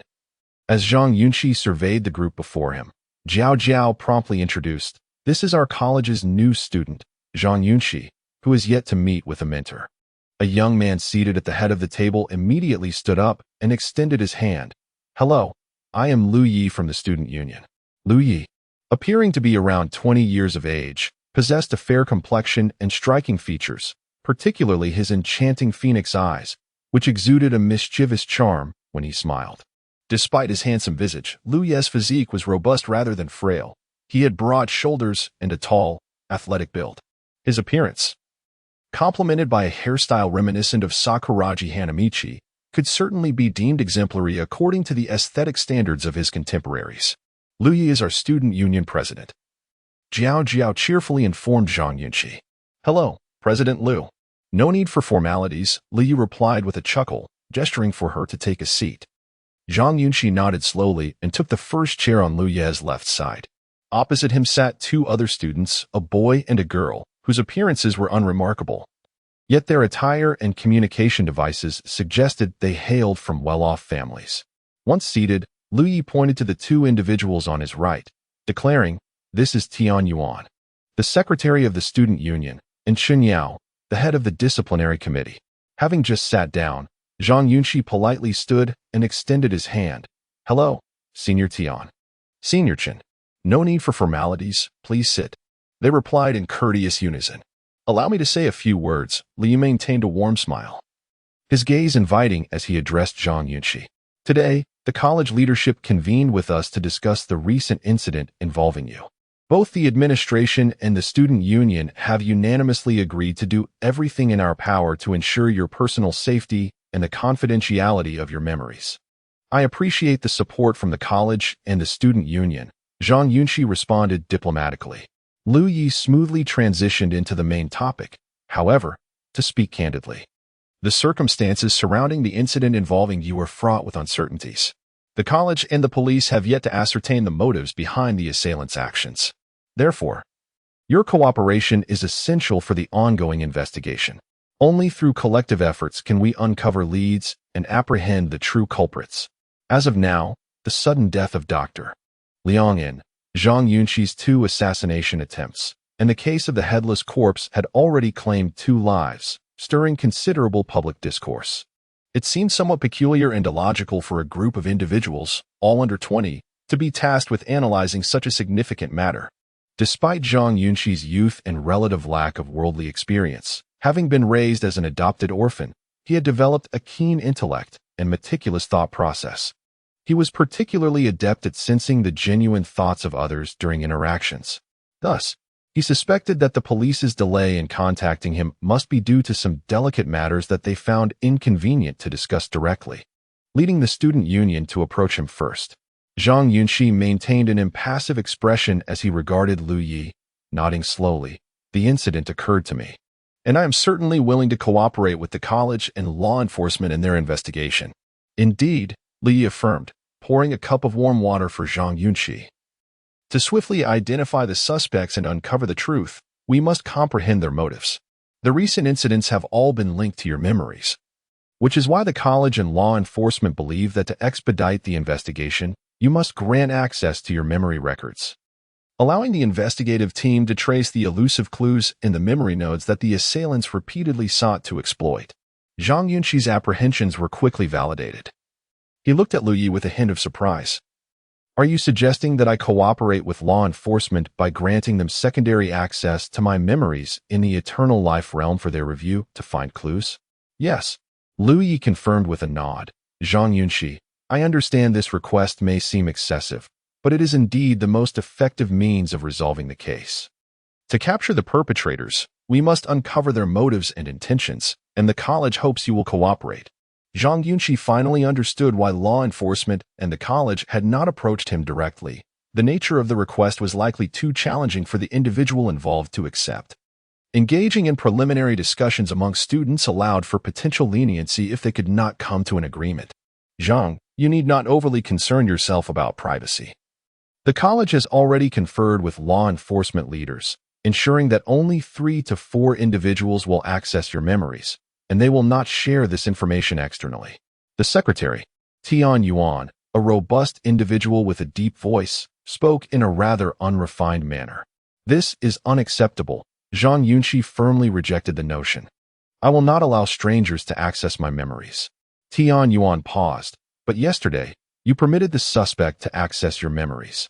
Yesterday's situation was different. I was led by the other party and became involuntarily submerged in my consciousness. It was passive, Zhang Yunxi replied gravely. Lu Yi fell silent. I am willing to cooperate, but I refuse to let anyone read my memories, not even the police, Zhang Yunxi reiterated resolutely. Lu Yi, with his hands clasped, patiently counseled, Zhang, if this case can be resolved promptly and the police apprehend the assailants, your safety, as well as that of your fellow students, will be assured, alleviating everyone's anxiety. This matter is not open for negotiation, Senior Lu. Zhang Yunxi reiterated his refusal. Why was Zhang Yunxi so resistant to allowing the judicial authorities access to his memories? It was not merely an issue of personal privacy. It also pertained to his family and friends. Within the stored memories in Zhang Yunxi's cerebral implant, every individual surrounding him had been documented. Thus, should his memories be accessed, he would be exposing the intimate details of their lives. There might be memories of bathing with classmates, watching explicit films, or even instances of classmates wandering about in their dorms without clothing. Were these experiences meant to be shared with outsiders? Furthermore, his childhood and the private lives of his deceased parents, including their daily routines and affectionate moments, were all captured within Zhang Yunxi's mind. How could he possibly allow others to see such personal matters? Moreover, with both his parents and sister having passed away, Zhang Yunxi could not, for the sake of solving a case, lay bare their lives to strangers. Most importantly, during his experience in the eternal life realm yesterday, Zhang Yunxi had acutely felt the vulnerability and horror of having his memories invaded. It left him with a profound sense of dread, as though he were a wild animal completely exposed to the gaze of strangers. This was an absolute violation of his personal boundaries, which he could not accept. Zhang Yunxi's repeated and unwavering refusals gradually eroded Lu Yi and the others' patience. Lu Yi, with his hands clasped, lost his smile. Zhang, if you are unwilling to open your memories, the investigation may progress slowly. During this time, you remain at risk of further threats to your life. Certainly, while the institution and law enforcement officials may provide you with protection, even the most experienced officers find it exceedingly difficult to deter a criminal intent on causing you harm. For the initiative does not lie within our grasp. Do you comprehend my sentiment? Lu Ye's words, devoid of any apparent flaw, indeed possess a certain rationale. However, to Zhang Yunxi, they inexplicably exuded an air of menace, coupled with an unsettling coldness. The impression Lu Yi and his associates imparted upon Zhang Yunxi was one of excessive maturity, far removed from the demeanor of a student, resembling instead seasoned business professionals entrenched in the social milieu for years. It is uncertain when the essence of student councils across various universities began to distort. The original tenets of unity, independence, and mutual assistance have gradually devolved into bureaucratic, utilitarian objectives, even entangled in power struggles. Students no longer embody the spirit of youth, nor do socialites retain their societal essence, leading some to assert that contemporary youth experience a truncated adolescence, embroiled in competition from the moment they emerge. I apologize, President Liu, but I cannot acquiesce to allowing others to access my memories. Zhang Yunxi remained resolute. I recognize the challenges faced by law enforcement and am aware of the intricacies of this case. Yet, as a law-abiding citizen, I maintain the right to believe that the police will not be incapacitated in their investigation merely due to my refusal to permit memory retrieval. Upon hearing this, Liu Yi smiled amiably and replied, I respect your decision. Very well, I shall take my leave. Zhang Yunxi prepared to depart. Meanwhile, Zhao Jiao, who had remained silent thus far, stood up and declared to Liu Yi, I shall accompany him. After their exit, Chen Yao from the disciplinary committee scoffed. This freshman is rather obstinate. Thoughtless. When someone aims to target him, he stubbornly refuses to cling to the support of the institution and law enforcement, insisting on some notion of privacy protection. Honestly, the perpetrator has yet to be apprehended, and does he not fear that he may be the next victim? Indeed, such individuals are merely bookworms, Tian Yuan concurred. Liu Yi pondered for a moment before rising and announcing, Let us conclude the meeting. I will report to the leadership. Approximately 20 minutes later, in a small conference room within the administrative building, Inspector Li Dongming softly inquired, He is unwilling, is he? Yes, unwilling, came the response. If we cannot ascertain his motives, it will prove quite troublesome. Li Dongming furrowed his brow. Leader, if he is unwilling, we have alternative methods, Li Yu tentatively suggested. What methods? Inquired the institutional leaders. The suspect has previously accessed his memories, indicating that the neural interface used has also recorded Zhang Yunxi's memories. Liu Yi replied with a smile. Since Zhang Yunxi himself disagrees, we may observe the suspect instead. This would cleverly circumvent issues of privacy. Upon hearing this, everyone turned their gaze towards Liu Yi. Our intentions are, after all, to safeguard more students from harm, Liu Yi stated with a smile. At the entrance of dormitory 107, Zhao Jiao regarded Zhang Yunxi and expressed, I support your decision. What defines us as human is our refusal to traverse the world in a state of undress. Thank you. Zhang Yunxi replied. The matter concerning teacher Zhu Qizhen is currently under discussion, and we anticipate a resolution by evening. I shall bring Jiang Xin along to speak with you then. Chapter 19. A lone and helpless wolf after bidding farewell to Zhao Jiao at the dormitory entrance. Zhang Yunxi returned to the reading room to await Wei Wu. The latter had claimed to have unearthed some clues that morning, but before he could elaborate, Zhang Yunxi had been summoned by the student union. Seated in the reading room, Zhang Yunxi poured himself some water and idly accessed the seminary's intranet, hoping to find an explanation from the faculty regarding the previous day's events. To his dismay, the platform was inundated with posts vehemently denouncing him. The academy is imbecilic. Why is the dangerous freshman Zhang Yunxi still allowed to remain on campus? Indeed, has our safety not been considered? Why hasn't the police taken him away for isolation and protection? Does Zhang Yunxi possess some influential backing? Zhang Yunxi, get out of the seminary. Those in agreement, reply with 1. Across the intranet's communication platform, 8 out of 10 posts were scathing condemnations of Zhang Yunxi. Due to the events that transpired in the laboratory the previous day, the academy was unable to maintain secrecy. With so many individuals present, internal information had been leaked, and many students were aware that the 2 heinous incidents were connected to a freshman named Zhang Yunxi. As Zhang Yunxi perused the content of various posts, he noticed that the president of the student union, Liu Yi, and the head of the discipline inspection department, Chen Yao, were also actively engaged on the platform. Liu Yi left comments on numerous posts, asserting that the academy and the police were discussing the Zhang Yunxi incident and that the academy would provide everyone with a satisfactory response regarding whether Zhang Yunxi would remain on campus. Chen Yao's comments, on the other hand, were less circumspect and official. She directly lashed out in 2 posts. We spoke with Zhang Yunxi, but he is selfish and unwilling to cooperate with the police investigation. Why? How's he not cooperating, senior? Someone inquired. It's not appropriate to discuss. But he is obstinate and uncommunicative, Chen Yao replied. adding an angry emoji. As expected of someone whose entire family perished, he is unlike anyone else. Do you think he is seeking revenge on society? Upon reading these comments, it was impossible for Zhang Yunxi not to be affected. Despite his maturity, he was, after all, just an 18-year-old freshman. It was one thing for the academy to criticize him, but to involve his deceased family was a severe blow to his psyche. The conduct of the student union cadres was particularly repulsive to him. They possessed administrator privileges on the intranet, yet neither Lu Yi nor Qin Yao had deleted any posts. Instead, they were fueling the flames. Evidently, Zhang Yunxi's refusal had displeased Lu Yi and the others. So the escalation of the invective was not solely due to the personal emotions of other students. The will of the few could never overcome the clamor of the masses.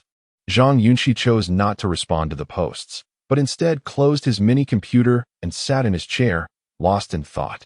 In fact, after rejecting the student union, a new idea had formed in his mind, but it was still incomplete and had not been communicated to Dr. Pang, who also sought to investigate the truth.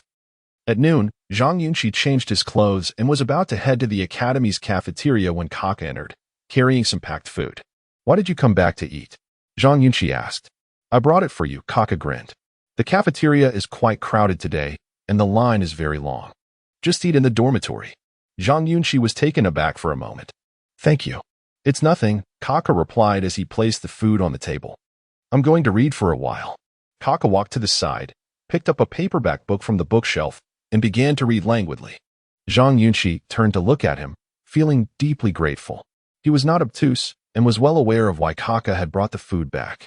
The situation was escalating, and there were bound to be rumors circulating about Zhang Yunxi, and it would not be surprising if he was even insulted to his face. That was why Kaka had brought the food back. He was too gentle. Kindness and optimism were ingrained in his very being. "I'll transfer the meal fee to you later," Zhang Yunxi said to Kaka with a forced smile. "Okay," Kaka readily replied. With those simple words, the two ceased their exchange. Kaka read his book, while Zhang Yunxi lowered his head and began to eat his lunch. Thump, thump. A series of uncouth footsteps echoed as Wei Wu, clad in a pink short-sleeved t-shirt, entered the room. Upon seeing Zhang Yunxi eating, he grabbed a chopstick without a word and picked up a piece of fish. "How did you know I hadn't eaten?" Kaka rolled his eyes. "You're the oldest in our dormitory. Can't you act like a big brother?" Wei Wu ignored him, bent down, sat next to Zhang Yunxi, picked up a meat bun, and said, "Did you finish talking with the student union?" I finished. They wanted to access my memories, but I didn't let them." Zhang Yunxi replied truthfully. Wei Wu chewed on the meat bun and offered a very subtle reminder. "If I were you, I wouldn't let them either." But from a criminal investigation perspective, grasping the motive is the most fundamental approach to solving a difficult case. Zhang Yunxi looked at him. "Are you saying I should cooperate with them? Without my memories, our police system can't solve the case, is that right?"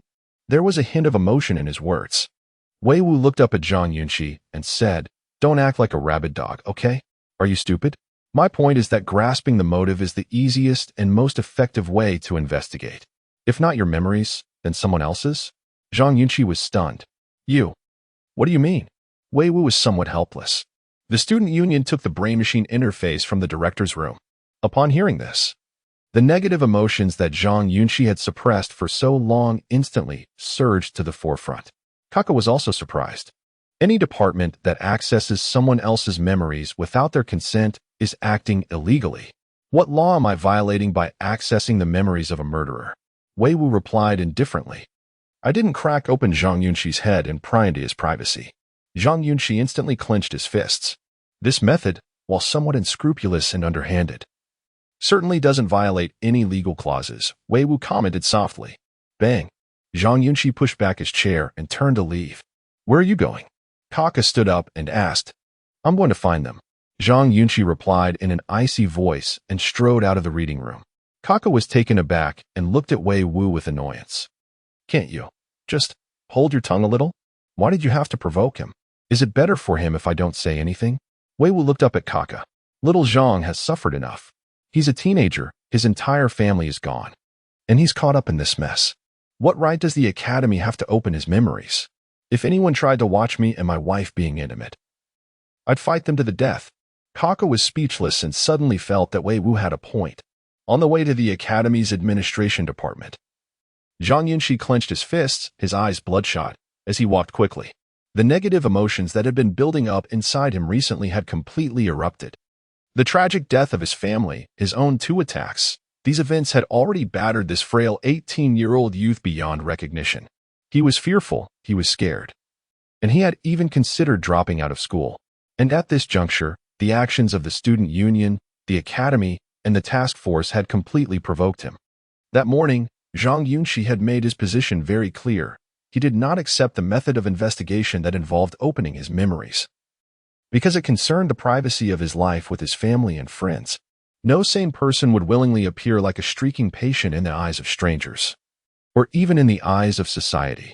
Is it equitable to infringe upon the rights of an individual through the will of the majority? Is exploiting legal loopholes to forcibly seek clues against someone's will a legitimate investigative approach? Utter nonsense. Enraged, Zhang Yunxi stormed towards the administrative building. He paused upon noticing several staff members moving goods into the warehouse. He immediately rushed over. Inside an office on the 2nd floor of the academy's administrative section, the technical investigators brought by Li Dongming, along with student union's technical experts, were scrutinizing the brain-computer interface that once belonged to the headless corpse. This device, having been connected to Zhang Yunxi's secondary memories, contained stored visual data. Nearby, Lu Yi was in conversation with 2 students' parents. The student union spoke with Zhang Yunxi today, hoping he would unlock his memories to assist the police investigation, but he declined. Lu Yi said, sounding helpless, "Currently, we lack a viable solution. I don't want to hear any of this." A woman in her 40s interrupted. "My son attends this academy, and he deserves a secure environment. I demand to see your superiors. Either Zhang Yunxi is expelled, or my child will withdraw from the academy. Yes. Summon the school authorities for discussion. These 2 attacks are not trivial matters. They concern the safety of our children," the middle-aged man added sternly. Inside the workspace, a student technician snacking watched the holographic projection on the screen with a smirk. "So, Zhang Yunxi was raised on milk. I was expecting to see scenes of breastfeeding, haha. You're being vulgar." Another student retorted, "Come on, without any titillating scenes. This is so dull. How long will this take?" Bang. Just as the group was engaged in private discussion, the door to the office was abruptly thrust open. The slender Zhang Yunxi, carrying a cylindrical bucket, barged into the room. Lu Yi, taken aback, stood up and asked, "Zhang, what are you?" Zhang Yunxi quickly surveyed the room and spotted 4 holographic screens displaying his memories, extracted from the brain-computer interface of the suspect. Zhang Yunxi advanced. "Hey, what do you think you're doing?" Lu Yi attempted to block him. "Screw you." Seething with rage, Zhang Yunxi kicked Lu Yi. "Get out of my way." Chapter 20. The Mad Dog. Despite Lu Ye's cunning and strategic mind, he remained merely a young man untouched by the complexities of society. His prolonged tenure as the president of the student council had accustomed him to the feeling of being the center of attention, with few daring to cross him within the academy. Moreover, how many who ascended to the role of student council president did so solely based on their character and academic prowess? Most hailed from privileged backgrounds. While it cannot be said that none succeeded through merit, they are indeed a rarity. In any gathering of people, the intricacies of human relationships are inevitable.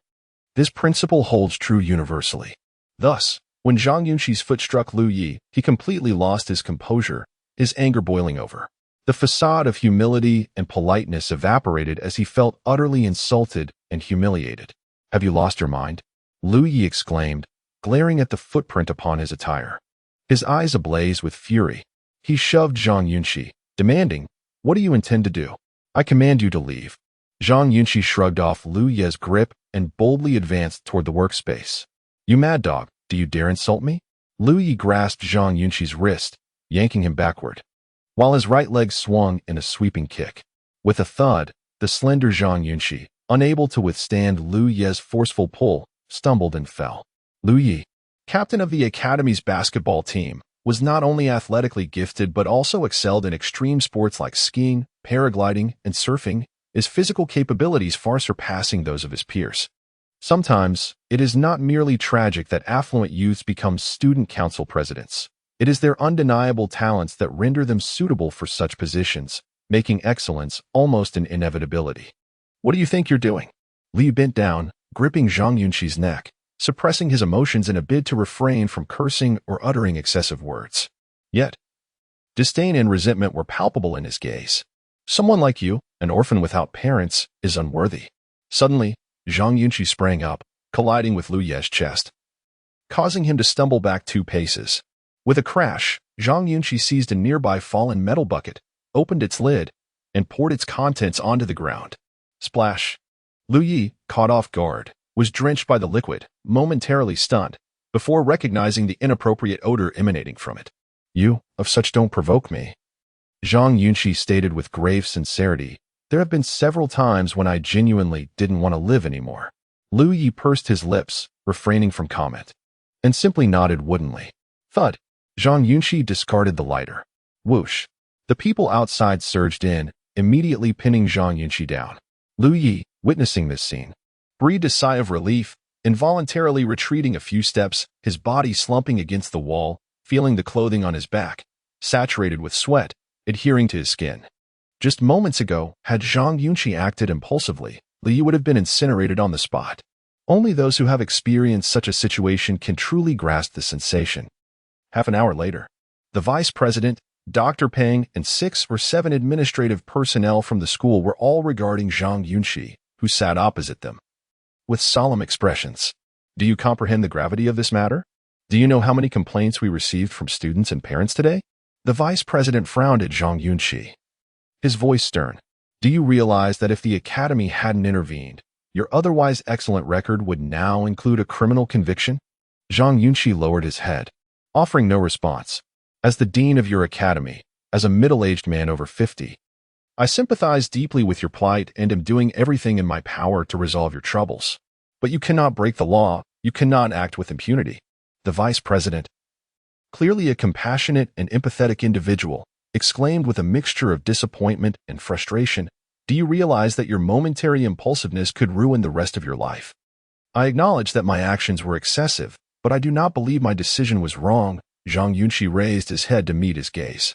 I believe everyone has the right to protect their privacy, even criminals. I apologize for the trouble I have caused the academy and my classmates. Dr. Peng, hearing these words, seemed to anticipate what was coming. I am applying for withdrawal from the academy, Zhang Yunxi stated, looking at everyone present. Only by leaving can I prevent further danger to my fellow students and further trouble for the academy. Zhang Yunxi, I urge you to reconsider. Dr. Peng attempted to interject. My mind is made up. I have only one small request. I hope to purchase the scrapped mech of teacher Zhu. He lost his kinetic core saving me. I feel responsible, Zhang Yunxi said with a smile. Moreover, if I can restore it, I will have some security after I leave the academy. Chapter 21. You have been caught. Expulsion. This was the decision Zhang Yunxi reached after careful consideration, or rather, he had been prepared to leave since the moment he picked up the oil barrel. After a 30-minute discussion with the higher-ups of the institute, Zhang Yunxi had a lengthy conversation with Dr. Peng, who attempted to dissuade him from leaving school but was ultimately persuaded by Zhang Yunxi instead.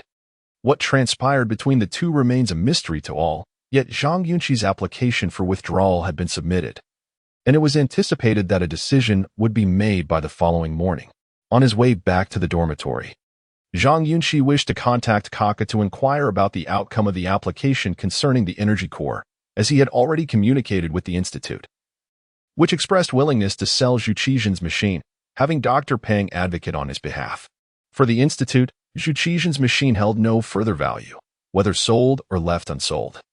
It would ultimately face disassembly, return to the factory, and be scrapped. Thus, since Dr. Peng had spoken, the handling team would likely have no objections. As Zhang Yunxi stood before the dormitory, preparing to contact Kaka, he suddenly felt a tap on his back. You startled me. He turned to see Wei Wu. His brow furrowed. How do you appear and disappear so mysteriously? Impressive, little brother. Wei Wu grinned mischievously, giving a thumbs up, taking the oil barrel to confront the management. You've truly set a precedent at the seminary. Zhang Yunxi shot him a disapproving look. Are you mocking me? Not at all. Wei Wu waved dismissively. Old Peng has filled me in on your situation, and I think it's commendable. Zhang Yunxi paused in surprise. He shared everything with you? Of course. He spent 200,000 on me. How could he let me sit idle? This is the nature of capitalists, Wei Wu replied with a smirk, then added. But let's set that aside for now. How about we share a little secret? What secret? Zhang Yunxi inquired. Wei Wu produced a piece of blue cloth from his pocket and whispered, this secret. Upon seeing the blue cloth, Zhang Yunxi felt a spark of curiosity. You mean this came from his clothing? Yes, he was at the scene, Wei Wu confirmed. To put it simply, from the moment I took over this matter, I suspected it was someone close by, at least someone you interact with daily. Zhang Yunxi frowned. That's absurd. You suspect him? He was in the dormitory the night I was pushed into the dissection room. You can be both clever and foolish, Wei Wu said, regarding Zhang Yunxi with a serious gaze.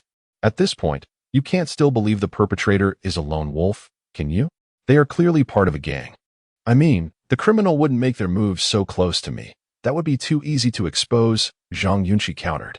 You have a point, Wei Wu conceded, his expression turning grave. However, he is indeed quite suspicious. Have you observed his sleeping habits? He places his outdoor shoes directly beneath his bed. And when he sleeps in the resting pod, he wears a t-shirt and shorts. His personal belongings are always hung on the shelf of the resting pod. And he never stores them in the locker. Do you know who has such habits? Who? Zhang Yunxi asked. For years ago, I apprehended a skilled worker on a construction site. He was the murderer in 6 homicides. Wei Wu replied quietly. In this day and age, with current technological advancements in criminal investigation, for someone to commit 6 murders in the city without being caught for a significant time is incredibly difficult. If I were to attempt it, I likely couldn't pull it off, yet that worker managed it, despite his low educational level. Zhang Yunxi fell into contemplation upon hearing this. The person we are discussing shares similar living habits with that worker, Wei Wu murmured. Only someone who is perpetually ready to flee would sleep in their clothes and keep their shoes and bag within arm's reach. Zhang Yunxi regarded Wei Wu.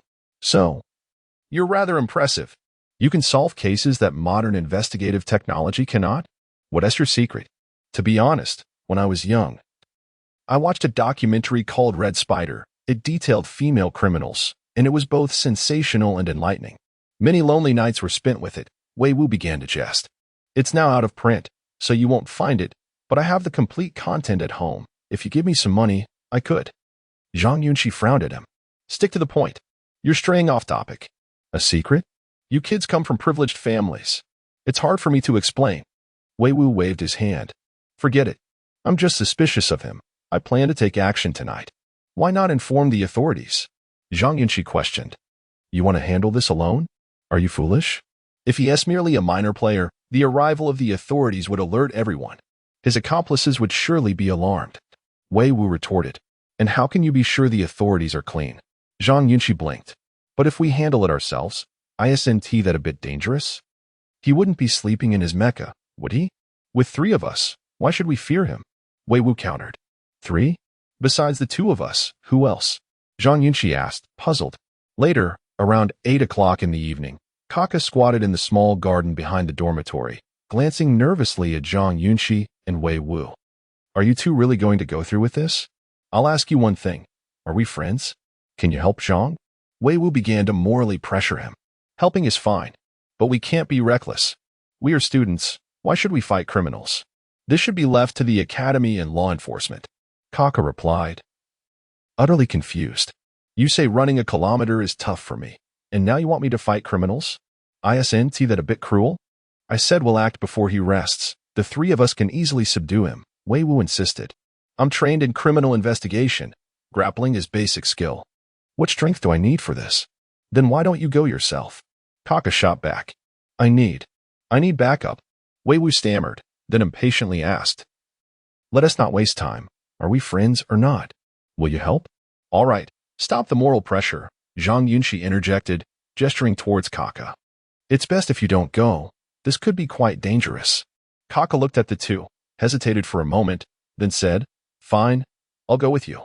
After all, I don't have many good years left. What did you say? Zhang Yunxi didn't catch the latter part of his sentence. Never mind. I'm going, Kaka replied, gritting his teeth. Wei Wu is right. When night falls, we'll act. 3 against 1, we'll surely manage. Deal. Let us do it. The 3 of them joined hands in the small garden, encouraging one another. Later, around 9:30 at night, in dormitory 107, Kaka sat in the reading room engrossed in a physical book, while Zhang Yunxi was nestled in his resting pod, using the full projection equipment to study biology materials.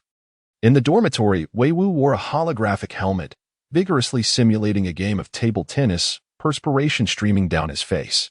Footsteps echoed as Tong Zhan returned from outside. His gaze fixed ahead as he made his way to his pod, set down his backpack, took a sip of water, and began removing his clothes in preparation for rest. In recent days, the interactions between Tong Zhan and the three individuals have amounted to no more than 20 brief exchanges. Moreover, he seldom lingers in the dormitory during the day, disappearing for the entire day without anyone knowing his whereabouts. Zhang Yunxi and the others have not spotted him within the courtyard. Upon returning at night, he appears freshly showered, promptly shedding his clothes to retire for the evening. While Tong Zhan was undressing, Zhang Yunxi caught a fleeting glimpse of him and noted that he was indeed not wearing that blue t-shirt. Indeed, the suspect discussed by Wei Wu and Zhang Yunxi earlier that evening is none other than Tong Zhan. And the blue fabric strip must be the remnant torn from his t-shirt. The target has returned. Wei Wu paused his exercise and called out toward the reading room, "Kaka, do we still have snacks?" "Yes," Kaka promptly replied. This was the prearranged signal among the three. Inside the upper sleep chamber, Zhang Yunxi deftly swiped the control panel, causing the dormitory door to close automatically. Dressed in athletic attire, Wei Wu slowly removed his helmet, taking a deep breath to steady his emotions.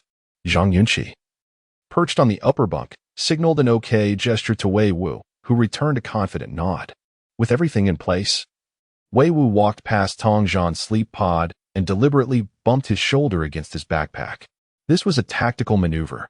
Thud! The backpack fell to the ground. And Tong Zhan, who was about to enter his sleep pod, glanced outside. His expression filled with annoyance as he shot a glare at Wei Wu before putting on his shoes. "Don't touch my things." Wei Wu, seizing the opportunity, stepped back and said, "My apologies." Tong Zhan ignored him, bending down to retrieve his backpack. The moment had arrived. Wei Wu advanced, seizing Tong Zhan's right arm with his left hand and lifting it upward while pressing down on his elbow with his right, his movements executed with precision and decisiveness. Bang! Zhang Yunxi leapt down from the upper sleep chamber, reaching out to grasp Tong Zhan's other arm. "Don't move, you're caught," Wei Wu shouted.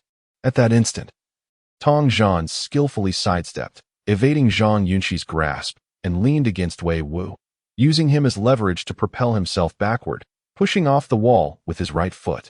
In a blink, he executed a flawless backflip right before Zhang Yunxi and Wei Wu's astonished eyes. In the brief moment of their astonishment, Tong Zhan had turned the tables, facing Wei Wu with his arm now captured. In disbelief, Wei Wu observed Tong Zhan's muscular physique and recalled his earlier agility, leaving him momentarily paralyzed. Bang! Tong Zhan delivered a swift kick, sending Wei Wu sprawling half a meter away. Without hesitation, he switched legs and landed a powerful kick to Wei Wu's temple. Thud! Wei Wu collapsed to the ground, rolling his eyes and foaming at the mouth. Zhang Yunxi hesitated for a moment before turning to flee. Bang! Tong Zhan retaliated with a whip-like kick, knocking Zhang Yunxi down, and then raised his leg to strike at his temple. In just a few breaths, both of them lay defeated on the floor. "You are caught." Just then, Kaka burst from the reading room, brandishing a wrench for repairing robots and bellowing, "Get him." Upon entering the dormitory, Kaka was taken aback to see Wei Wu convulsing on the ground and Zhang Yunxi rolling his eyes in distress. Tong Zhan suddenly turned to face the entrance. Clang! Kaka dropped the wrench, his face pale as he stepped inside, exclaiming, "What on earth are you doing? We're all in the same dormitory. Why are you fighting?" Chapter 22. Interrogation room. Kaka was aware that Zhang Yunxi was inept in combat. Yet he never anticipated that Wei Wu, who prided himself on his grappling and fighting skills, would prove equally incompetent. Just as the secret signal was exchanged and the mechanical parts were being readied, the two were swiftly subdued by Tong Zhan. Feeling deceived, Kaka positioned himself at the dormitory entrance, adopting a stance as if to mediate. "Stop fighting. Stop fighting. We are all roommates. Can't we discuss this amicably?" Tong Zhan regarded him with a blank expression and approached slowly. Kaka cast a sideways glance, unconsciously swallowing hard, and feigned composure as he urged, "Tong Zhan, We are all in this together. They and Oppos, VE already been punished. Let us show some mercy. However, if you insist on continuing, just disregard my words. Bang. Tong Zhan kicked out. Whoosh. Kaka sidestepped, his portly frame surprisingly agile as he evaded the blow. Tong Zhan's eyes widened in surprise. Oh, you can actually hold your own? Don't push your luck. What do the three of you intend? Tong Zhan lunged for the shoulder of the nearest adversary. Kaka stepped forward, pressing down on the hand resting on his shoulder with his left hand, pivoting on his right foot to execute a shoulder throw, aiming to hurl Tong Zhan forward. Bang! Tong Zhan raised his knee, striking Kaka in the waist, wrapping his right arm around Kaka's neck and asserting, "You're not getting away. Now tell me, what exactly do you three plan to do?" Zzz. Mid-sentence, a peculiar scent wafted through the room, reminiscent of charred pigskin. Tong Zhan felt a tingling sensation envelop him and slowly turned his head. There stood Wei Wu, pale-faced, froth lingering at the corners of his mouth, gripping a stun gun tightly against his own waist. A jolt of electricity coursed through him, leaving a red mark on his back and momentarily robbing his lower body of sensation. What are you trying to pull? Some sort of martial artist? Wei Wu gritted his teeth and struck Tong Zhan with a slap. Tong Zhan staggered back, his body contorting, a flush creeping onto his face as he glared at Wei Wu. "You're such a scoundrel." Bang! Wei Wu pulled the trigger of the stun gun, launching a visible orb of electricity that struck Tong Zhan squarely in the chest. Zzz. A blue light flickered at Tong Zhan's chest before vanishing, causing him to convulse and collapse to the floor. This stun gun employed a cluster. Wei Wu's eyes gleamed with newfound interest. "You truly possess the potential to excel in criminal endeavors." Kaka swiftly added, "Indeed. You assaulted the three of us, prompting Lao Wei's act of self-defense. Enough chatter, let's subdue him." Zhang Yunxi promptly restrained Tong Zhan's arm. Ziz. Wei Wu raised his firearm, poised to discharge it. "Don't shoot." Tong Zhan, clutching his groin, exclaimed, "All right, I'll confess. I had been observing the decapitated warehouse manager for some time. Prior to his demise, he frequented the director's suite, establishing connections to the neural interface and brain-computer equipment. Furthermore, he independently requisitioned those AI street enforcers who attacked Wei Wu. However, I was previously unaware of his intentions, which is why I remained silent." "How did you come to suspect the warehouse manager?" Wei Wu inquired. "Because I was also investigating this matter and had identified potential suspects. The warehouse manager had been in contact with him, thus earning a place on the watch list." Tong Zhan replied, swallowing hard. "As for why I was investigating this matter, I cannot disclose that at this juncture." The three exchanged astonished glances, almost in unison asking, "Who is this person you suspect?" "You all know him," Tong Zhan responded. The following morning, Zhang Yunxi, clad in a short-sleeved t-shirt and jeans, her hair cascading down her back, stood before the entrance of the men's dormitory, awaiting. After a brief interlude, Zhang Yunxi emerged, politely addressing her. "Thank you for your assistance." "It's no trouble at all," Zhang Yunxi replied, observing him. "First, you must finalize the purchase agreement with the Academy to acquire ownership of Professor Zhu Qizhen's body.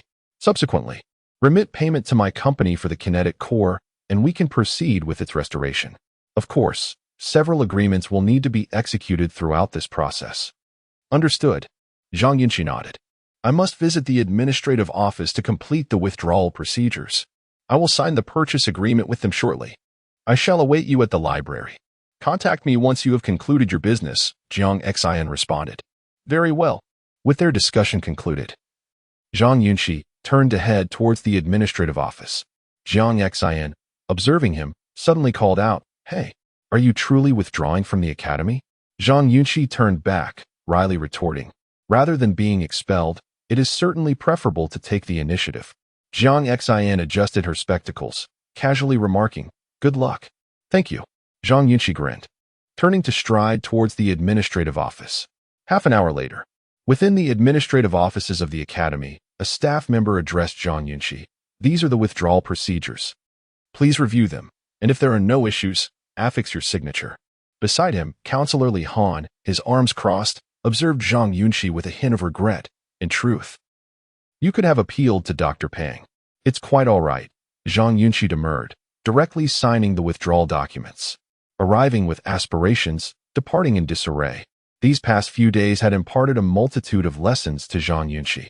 In this world, beyond the unconditional care and protection of one's parents, all other relationships prove exceedingly fragile in times of crisis. As Zhang Yunxi himself had stated, even if he did not apply for withdrawal, the academy would undoubtedly have taken the initiative to suspend him.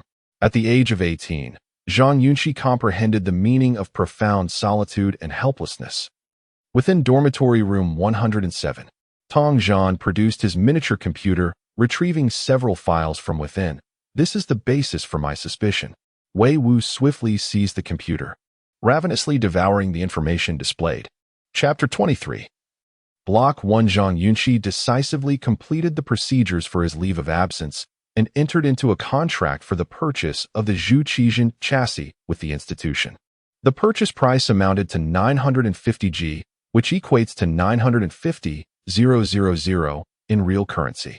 To be frank, this price offered by the institution is exceedingly low, approximately 30% less than the factory buyback price. The chassis of Zhu Qijin is crafted entirely from titanium alloy, and the cost of a brand new 34R0111 sterno piston neck alone exceeds 800,000, not including the intricate electronic components housed within the chassis. If the chassis were intact, it would fetch around 800,000 to 900,000, but even in its damaged state, it could still command a price close to 1.2 million through factory buyback.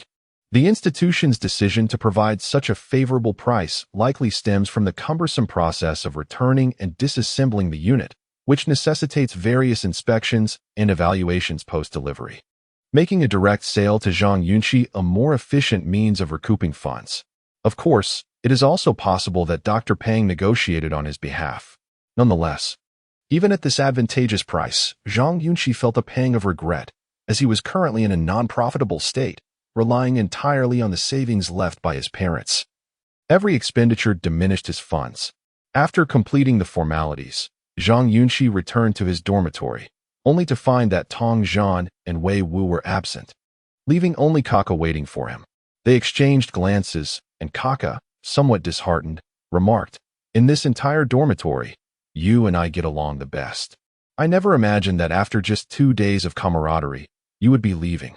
Zhang Yunxi smiled and replied, "No matter where we are, it won't hinder our friendship. Let us keep in touch." Kaka nodded earnestly. "All right, brother, I'll start packing." Zhang Yunxi paused momentarily, then climbed into the sleep pod to gather his belongings. After a few minutes, he emerged with his possessions in tow, cheerfully announcing to Kaka, "I'm off. Let me see you off. I have nothing else to do." Kaka replied, clearly an emotional person, following Zhang Yunxi as they exited the dormitory together. The two traversed the campus and arrived at the main entrance of the academy. Kaka glanced around and scoffed, "Old Wei is such a heartless bastard. You've treated him to several meals, yet he didn't even come to see you off." "It's fine. When I have time, I'll interact more with my sister-in-law in the everlasting world and let her treat me," Zhang Yunxi quipped mischievously. They shared a smile just as Jiang Xian approached briskly from the side, waving and calling out, "Zhang Yunxi." "Hello." Zhang Yunxi responded, waving back. Jiang Xian came to stand before him, shielding her eyes from the sunlight with her delicate hand, and succinctly inquired, "Are you returning to Mingzhu?" "Yes." "The payment for the kinetic core is not a small sum," she continued, pausing briefly. "I'll take a bus back to the city this weekend to discuss it in person. Once you confirm everything is in order, we can sign the contract.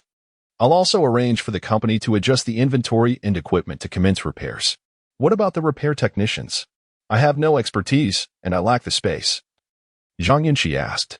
"You should find a property with a warehouse that can accommodate the repair equipment.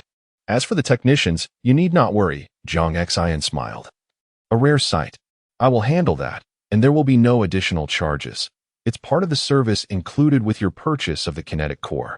"That's wonderful. Thank you." Zhang Yunxi extended his hand. Jiang Xian hesitated for a moment before offering her delicate hand in return. Zhang standing on the street, gazing up at the sky, all that met the eye were the shadows of towering buildings, their structures seemingly askew.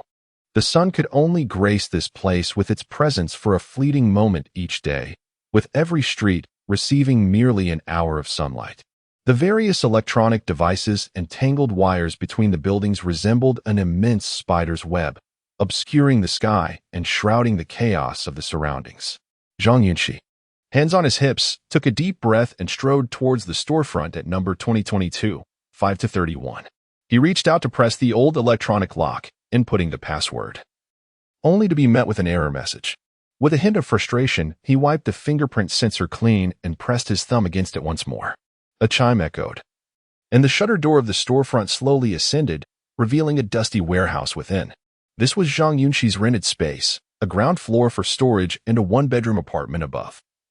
Convenient for his work on Zhuqian, all rental procedures had been completed online, allowing tenants and landlords to avoid face-to-face interactions. With entry facilitated through passwords and digital fingerprint registration, dust whirled around him as he entered. It was evident that the warehouse had been long abandoned. Zhang Yunxi pinched his nose and called out to the truck driver, "Sir, could you help me lift the machinery inside?" The driver leaned out, expectorating before responding, "I can only lift it to the entrance. The mechanical arm is too short to reach inside." Zhang Yunxi blinked, stepping forward. "I specifically ordered a door-to-door delivery. If you don't get it inside, how am I supposed to manage?" "It's door-to-door. Isn't this the doorstep?" The driver replied with a nonchalant gaze. "What I mean is, you must lift it inside. Otherwise, I cannot move it myself," Zhang Yunxi insisted. "I've told you, the mechanical arm cannot reach." "And you only paid for door-to-door delivery," the driver retorted. "You didn't pay for moving it from the entrance to the warehouse. Do you understand what door-to-door delivery means?" Zhang Yunxi exclaimed, exasperated. "It means to bring the goods right to the doorstep, and I have delivered it." "Damn it. Why are you swearing?" the driver replied, slightly offended. "I earn my keep from door-to-door deliveries. If you want to curse, it'll cost you an extra 5 megabytes. All right. You've won. How much extra to get it into the warehouse? That requires physical effort, 500 megabytes. Get in your vehicle and leave." Zhang Yunxi waved him off. 2 minutes later, Zhuqian's remains were hoisted in front of the warehouse. Zhang Yunxi stared at the bulky figure and, after a moment's contemplation, hurried to the adjacent health supplement store to borrow a cart equipped with a mechanical lifting arm. A woman in her 50s impatiently charged him 50 megabytes before lending him the cart. Just as he finished borrowing it, a sudden thunderstorm erupted, drenching the city in relentless rain. Beneath the overcast sky, in this metropolis of steel, Zhang Yunxi, frail and soaked, struggled with the erratic cart as he trudged up the gentle slope towards the warehouse. After half an hour of effort, he finally maneuvered the heavy load inside. A wave of solitude washed over him, mingled with a tinge of sorrow and exhaustion. Observing the torrential rain cascading down the street, he stepped outside to purchase a can of beer from a vending machine, returning to the warehouse to sit atop Zhuqian's remains as he drank. "Damn it, it seems you're the only one left to keep me company," he quipped, gazing at the rainwater flowing like beads in front of the entrance. Suddenly, a peculiar sound of footsteps echoed, and an elderly man with white hair entered the warehouse. Clad in a punk-style leather jacket, he bore a limp in his right leg, his sleek black mechanical prosthetic gleaming, with his hands clasped behind his back. The old man surveyed the warehouse before turning to Zhang Yunxi and inquiring, "Are you selling this hefty fellow?" Chapter 24, The Godfather in the Warehouse. Upon noticing the old man entering, Zhang Yunxi stood and inquired, "What did you say?" As he responded, he scrutinized the old man once more. The man appeared to be in his early 50s, his hair a mix of gray and white, closely cropped. He wore sunglasses, a fitted leather motorcycle jacket, and on his lower half, he sported a single-leg leather pant. The reason for the singular pant leg was that his right leg had been replaced from the thigh down with a complete black metallic prosthetic limb, also known as an artificial limb. This prosthetic was significantly advanced compared to the plastic versions of decades past. It was connected to the human nervous system and could be controlled by the brain. While it did not function with the same ease as a natural limb, it still achieved a compatibility of over 70%. Otherwise, hospitals would not permit the operation due to rejection risks. In contemporary society, individuals with disabilities who are financially capable often opt for prosthetic implants, a testament to the advancements of medical science. Zhang Yunxi had encountered many people with prosthetics, but they usually concealed them, not wishing to attract attention. Thus, it was rather uncommon for someone like the old man to openly display his mechanical leg while donning a single pant leg, especially in the rain while wearing sunglasses, which imparted an odd impression. The old man, with hands clasped behind his back, ambled over to Zhu Qizhen, casting a cursory glance at the machinery before asking again. "Is it for sale?" "Oh, this is not for sale," Zhang Yunxi replied, regaining his focus.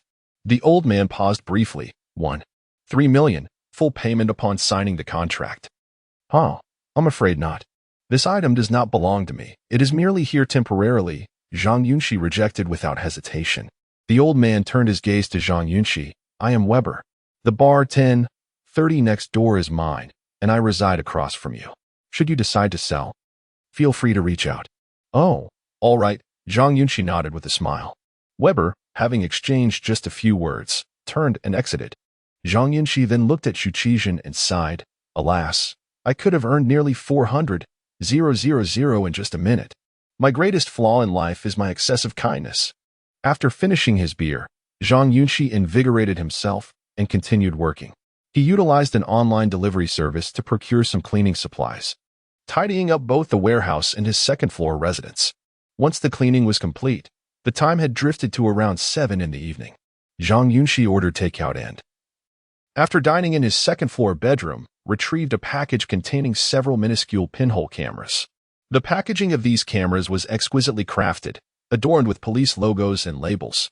He connected the camera's transmission signals to his miniature computer and subsequently descended the stairs. Holding an umbrella, Zhang Yunxi strolled along the nearby streets, discreetly placing the cameras in various concealed corners. Once everything was set, he returned to his residence, activated the holographic projection device, and adjusted the surveillance footage clarity. Finally exhaling in relief. In the sparse room, there were hardly any personal belongings belonging to Zhang Yunxi. He had not yet acquired a sleep pod or a connection chamber for the eternal life world. After a brief respite, he took a shower. By around 9 in the evening, Zhang Yunxi toweled off his damp hair, lay on his bed, and connected to the eternal life world with his brain-machine interface. In the eternal life world, within the City of Freedom, Zhang Yunxi found himself at a park on Spirit Realm Avenue, swinging on a swing set and waiting for approximately 10 minutes. Suddenly, an airborne taxi approached, and Wei Wu exited, waving at Zhang Yunxi. "Hello. Long time no see." "Indeed. It's been just over 10 hours. I've missed you dearly," Zhang Yunxi replied with feigned enthusiasm. Wei Wu bent down to sit on the swing beside Zhang Yunxi and softly inquired, "Have you finished the installation? You need to send me the connection signal." A cool breeze swept through the park, the willow branches swaying freely, and the bright full moon illuminated the night sky as the two schemed on the swings. Approximately half an hour later, Zhang Yunxi disconnected, lying on his bed as he began to drift into slumber. Yet, whether due to the overwhelming experiences of recent times or the solitude of living away from the academy's bustle, he found himself restless, unable to sleep. Sitting up slowly, clad in pajamas, Zhang Yunxi glanced out the window in boredom. In the dazzling city, some individuals were hurrying home from work, while others were joyfully indulging in street food, seemingly intent on drinking the night away. As he sat on his bed observing the vibrant city life, a sense of yearning washed over him, and he noticed a modest bar named 1030 adjacent to a snack stall. "Isn't that the place owned by Weber?" Zhang Yunxi hesitated momentarily, then tossed aside his blanket, dressed, locked the door, and departed. Unable to sleep, he thought to enjoy a drink and soak in the ambience of District 1. After a short while, Zhang Yunxi arrived on the street, casually purchasing a serving of cheese shrimp balls, munching as he approached the entrance of the 1030 bar. "Hello, what are the entrance fees here?" Zhang Yunxi, unfamiliar with nightclubs, was unaware of the entry process. "For 100 megabytes for the cover charge. Drinks are extra," a young man in a suit replied with a frown. "You've never been here before?" "No, I just moved in." "Is it really that expensive?" Zhang Yunxi asked, feeling a pinch in his wallet. "Do you know what kind of place this is?" the young man queried. "Of course, I know," Zhang Yunxi stammered. "Tonight is a singles event. The entrance fee is 400. The young man stated expressionlessly. Zhang Yunxi was puzzled by the terminology, but desired a vibrant venue for a drink, so after a moment's consideration, he swiped his card and purchased a ticket. 2 minutes later, the staff ushered Zhang Yunxi into the bar's main hall. He turned to survey his surroundings, his initial impression being one of disappointment. The bar spanned approximately 400 square meters with 2 levels. While the space was not particularly small, it was quite crowded with around 100 patrons, predominantly men, and a scant number of women. The clientele varied greatly in age, from women in their 40s to young maidens in their 20s. Although the crowd promised a lively atmosphere, the bar's decor was rather mundane. It featured a wooden bar counter, small round tables, seats covered in black leather, rudimentary sound systems, and bartenders with unappealing appearances. This resembled a bar from 4 or 5 decades ago, devoid of any technological flair, and there were no AI servers in sight. Zhang Yunxi had hoped to enjoy a drink and perhaps meet some youthful, spirited women, yet he was disappointed by the scant number of women and the subpar environment. Not to mention the apparent absence of a resident singer. "Order your drinks here." A staff member gestured towards a small bar nearby. Zhang Yunxi approached, glancing at the drink menu, and was taken aback. "Are all the prices this steep?" The bartender replied coolly. "No one is forcing you to order a drink that costs 10,000. Just choose something that suits you. But the cheapest is 166. Zhang Yunxi retorted, examining the menu. The bartender remained silent. After a moment of stalemate, Zhang Yunxi turned to the staff member. "Can I get a refund on the entrance fee?" "I'm sorry, but the entrance fee is non-refundable." The staff member shook his head. "Damn." Zhang Yunxi sighed. "I'll have a drink for 166 then." 5 minutes later, Zhang Yunxi selected a corner seat, staring at the pink pre-mixed drink before him, cursing the unscrupulous business practices in his mind. Given his intelligence, it is apparent that the ingredients in this drink do not exceed 20 yuan. "Since I am here, I shall partake." Zhang Yunxi, savoring the concoction, glanced around and noticed Weber, whom he had encountered at the warehouse earlier, seated behind the grandest bar, engaged in conversation with a man in his 40s. Outside the bar, the gentleman, perched on a high stool, spoke in a hushed tone. 2 more tubes of Tiger Whip injections, with a higher concentration. Weber remained silent, reaching into a drawer on the left side of the bar, retrieving a small ornate box and placing it on the table. "Produced by Asan, the latest model. How effective is it?" the man inquired as he accepted the box. Weber pondered momentarily. "It acts swiftly, lasts long, and delivers precise results. Those who have used it speak highly of it. If you exert yourself, perhaps your wife may conceive next month." The man nodded in satisfaction. "Thank you, Weber." "My dear Mitter." 12,000, Weber replied with a smile. The man revealed his smartwatch, scanning the payment device on the table. "All set. Wishing you success in your endeavors." Weber raised his glass in a gesture of camaraderie, sipping lightly. The man departed gracefully while Weber waved to the side. A middle-aged man in his 30s approached. Taking a seat on a high stool, "Weber, there is a batch stuck in the wilderness zone." Before he could finish, the man who had just purchased the injections returned, gesturing apologetically to the middle-aged man, and pulled Weber aside. "Minter, I have a rather extreme question." "Go ahead." Weber replied. "Apart from Tiger, do you have Donkey? I wish to push my limits." The man shyly inquired, lowering his gaze. In a corner of the bar, Zhang Yunxi had consumed half of his faux drink and felt his mind becoming increasingly foggy. At that moment, a strikingly dressed woman in her 30s approached, gracefully seating herself across from Zhang Yunxi. Their eyes met, and he offered an awkward smile. "Do you need something? Are you looking to disperse a client?" The woman asked softly. "Where to?" Zhang Yunxi strained his neck, confusion etched on his face. "Client information. Mrs. Li from Jianbei District, 54, widowed. We've agreed upon terms for a long-term arrangement, and I will cover travel expenses. Are you interested?" she queried. "What do you mean? Housekeeping?" Zhang Yunxi waved his hand dismissively. "I am a student." The woman glanced at the drink in Zhang Yunxi's hand. "The price is quite reasonable." Within the academy, Wei Wu had also set up his holographic projection equipment in the reading room.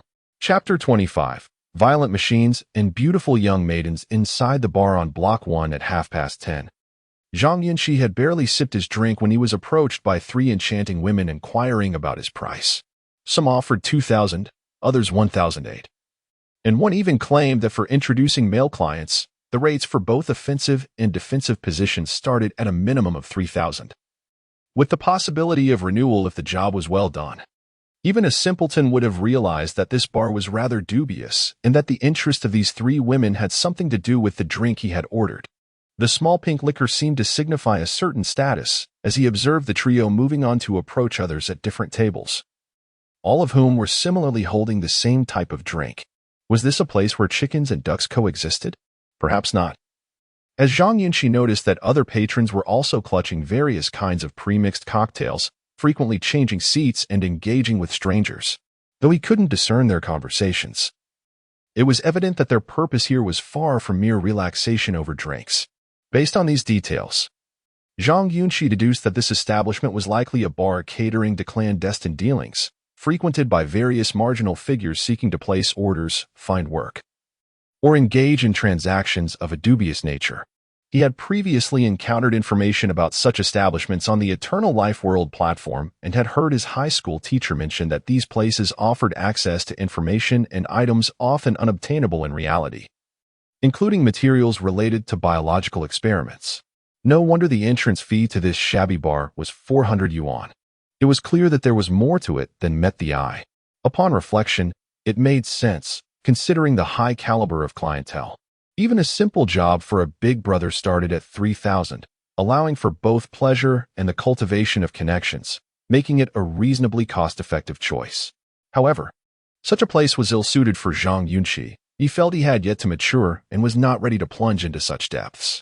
Thus, after finishing his drink, he promptly departed, fearing that he might succumb to the allure of money if he lingered. Having consumed alcohol, Zhang Yunxi returned home and soon fell asleep. Over the next 3 days, he managed to visit his family to finalize the property inheritance procedures and also submitted several resumes to a well-known biological research institute in Mingzhu City. Early Saturday morning, as Zhang Yunxi was just rising, he received a call from Zhang Xin, who informed him that she would arrive at the warehouse in half an hour. After hanging up, he quickly washed up and had a light breakfast. Around 9:30, 3 7-meter-long trucks pulled up outside the warehouse. Zhang Xin, dressed in athletic gear and sporting a ponytail, stepped out with 6 technicians. Observing the scene, Zhang Yunxi rushed over like a concerned elder, inquiring warmly, "So early? Haven't you had breakfast? Would you like me to order some for you?" Zhang Xin waved her hand lightly. "Thank you, but we've eaten on the truck." "Oh, understood. Uncle Wang, please help move the repair equipment into the warehouse, and let us keep a record of the quantities." Zhang Xin called out to a man in his 40s. "Sure. You go ahead. We'll set up the equipment now," he replied with a smile. "Shall we discuss it inside?" Zhang Xin was decisively efficient, displaying none of the typical hesitance of a girl. "All right, let's go," Zhang Yunxi responded, guiding her to the second floor. In the small lounge, after pouring Zhang Xin a glass of water, he quietly asked, "The workers don't require separate payment, do they? Wasn't it agreed upon?" "The technicians' repairs and equipment are free of charge." Zhang Xin looked at Zhang Yunxi and asked, "You've reviewed the online contract I sent you, right?" "Yes, I have. If there are no issues, we can sign the contract and make the payment now. An initial 4 million, and a final payment of 2 million upon completion of repairs," Zhang Xin stated matter-of-factly. "The termination clause applies only if Shuqizhen cannot be fully restored. In that case, we will refund you in full. Otherwise, you cannot unilaterally terminate the contract, so you need to consider carefully whether you wish to proceed." Zhang Yunxi furrowed his brow in silence. "As your briefly acquainted classmate, I would advise you," Zhang Xin said, blinking her large eyes as she lifted her cup. "I understand your special feelings towards teachers Shuqizhen and admire your intentions. But spending so much on repairs will undoubtedly impose significant financial pressure on you. It is different from a person once detached from institutional management. He generates no income, and the available jobs are quite limited, likely yielding no economic value in the short term. Moreover, you will have to bear the costs of his maintenance, which is also a considerable expenditure." "I understand," Zhang Yunxi nodded. "Of course, you could also choose to sell him in the future, transferring him to law enforcement at his restored value or selling him to some organization in the wilderness zone. You wouldn't lose much money. But that might contradict your initial intentions," Zhang Xin remarked sensibly. "Oh, and the only assistance I can provide is that after the repairs are completed, for any promotional activities he participates in, we will pay you an appearance fee, but you will need to cooperate with the publicity. After a brief moment of contemplation, Zhang Yunxi nodded. I've made up my mind. We can sign the contract. However, I have one question. Go ahead. How do I control Zhu Qizhen? Zhang Yunxi inquired cautiously. You know he is a highly intelligent machine, with divergent thinking. If he loses control, for instance, if he commits a crime and disregards my commands, wouldn't that lead to disaster? That's quite simple. Once we install the new energy core, we will implant the locking code directly into your communication device. If he exhibits any errant behavior, you can lock him down, and if necessary, you can even modify his intelligence core, essentially his brain, Zhang Xin explained softly. This code is generated by you, and only you can control him. If you were an unscrupulous landlord, you could even have him undertake dangerous tasks in the wilderness zone. In that case, you would recoup your investment within a year or two. Good idea. Zhang Yunxi's eyes brightened as he nodded eagerly. I saved him. Isn't it fair to exploit him for 5 years? Zhang Xin chuckled, pointing at the content on the holographic projection screen. If everything is satisfactory, let us confirm the contract with an iris lock. Without a second thought, Zhang Yunxi scanned his iris and recorded his fingerprint, signing the contract for the energy core purchase. Once everything was settled, the tall Zhang Xin stood up, glancing around. May I borrow your restroom to change into a different outfit? Why? Is there another service? Zhang Yunxi asked excitedly. Zhang Xin rolled her eyes. With this price, do you expect me to don black stockings and do the splits for you? What are you thinking? Classmate? Higi, I thought you lacked a sense of humor. Boring. I need to change into work clothes for the repairs, Zhang Xin retorted. You're participating in the repairs? Zhang Yunxi was somewhat astonished. Can you handle that? The more ignorant a person is, the harder it is to accept concepts that exceed their understanding. Zhang Xin grabbed her backpack. Please head downstairs. Thank you. All right. Zhang Yunxi turned and left. 10 minutes later, Zhang Xin descended in a gray jumpsuit, wearing a cute baseball cap and a mask over her face, briskly making her way down. The equipment inside the warehouse was nearly fully set up, with Zhu Qizhen's body secured on a platform about 3 meters high, suspended in a semi-airborne state. Although Zhang Yunxi was intrigued by mechs, he was not a specialist in the field and couldn't comprehend most of the equipment in the room. Standing idly by like a mere lackey. Mr. Wang, where shall we begin? Zhang Xin inquired, addressing the man. The repair of the kinetic chamber was exceedingly intricate, a task not to be completed within a day or two. Thus, it was prudent to first attend to the simpler tasks. The middle-aged man crouched beside Zhu Qizhen's right leg, deploying the circuit inspection device and opening the scanning panel. Beep. A series of alarms echoed, and the three-dimensional image of Zhu Qizhen's right leg magnified on the holographic projection screen, revealing detailed assembly diagrams of various sections. Rising, the middle-aged man remarked, "It has been disassembled previously, and the right leg has sustained injuries. Moreover, it has been exposed to water during its period of inactivity. We shall first address the mechanical leg, dismantling it entirely for reassembly. All right, let us commence." Zhang Xin retrieved her mini-computer, placing it at the center of the workshop, activating the recorder as she softly declared Chapter 26, a visitor in the dimly lit wine cellar of the 1030 bar. Weber sat languidly on a leather sofa, his striking silver hair accentuating his composed demeanor. He leisurely crossed his legs, holding a cigar delicately between his thumb and forefinger, exuding an air of sophistication. After a brief moment, a towering figure, over 6 feet tall, entered, clad in an olive-green tank top and wide work trousers, cradling a hefty brown pit bull weighing nearly 60 kilograms. The robust man gently placed the pit bull on the ground, where it sniffed the floor before slowly making its way to Weber's feet, obediently lying down. I survived in the wasteland with only this companion. We have both aged. Weber murmured softly, setting aside his cigar to stroke the dog's head. The Lingjing Group has developed memory download technology, allowing individuals to virtually resurrect in an eternal world. Yet they refuse to extend this consideration to other beings, even for a price. The middle-aged man, devoid of empathy for animals, merely chuckled without engaging further. It has been my family, but alas, its time is fleeting, Weber sighed, raising his gaze towards the middle-aged man. Perhaps your potion could save it, correct? Father. This is a diluted trial serum. Its success rate is quite low, but you will see the effects, the middle-aged man replied, rising to retrieve a light blue vial from the table. He donned disposable gloves from his case and, with a refined synthetic metal syringe, extracted the liquid from the vial. Shall I proceed?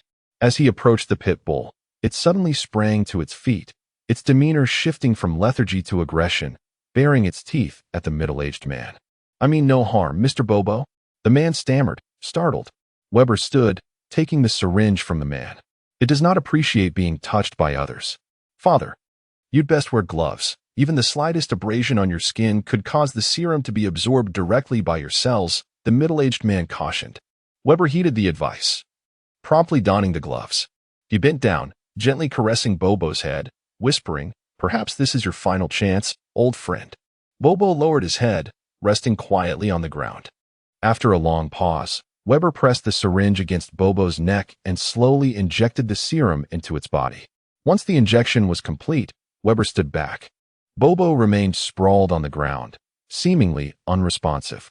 Be patient, father, the serum requires time. The middle-aged man began, sensing Weber's puzzled expression. Just then, a howl erupted from Bobo, who leaped up with alarming vigor, its body visibly expanding, its eyes glimmering with a faint blue hue. The middle-aged man stepped back, exhilarated. Look! Its fur is becoming denser and shinier. The wrinkles on its face are diminishing. Its cells are revitalizing. Beside them, the towering man exclaimed incredulously, Brother, surely you jest. Bobo's face has always been wrinkled since birth. Bobo's limbs grew noticeably robust, its once dull gaze now fierce and lively, its physique transforming to that of a vigorous adult. It lives, Weber gasped in astonishment. An hour later, in the bar's main hall at 10:30, 8 burly men in suits and sunglasses stood in a line. The towering man, his voice tinged with tremor and sorrow, spoke, Let us bid our friend a heavy-hearted farewell. Bobo was a loyal dog, a companion for many years, akin to family. Behind him, a bar counter displayed a striking black and white photo of Bobo in its youth, clutching raw meat, with a pixelated image of a younger Weber, as it was deemed inauspicious for a posthumous photo. After a brief farewell ceremony, Bobo was placed into an expensive rosewood casket by the towering man, and the group departed the bar, heading towards Bobo's eternal resting place. At the bar, Weber addressed the middle-aged man, I will take the entire shipment. Sir, that will require substantial funds. You must understand, in District 1, I am the king of cash. Weber replied tersely, sipping his wine. If you lack untraceable currency, I demand the goods.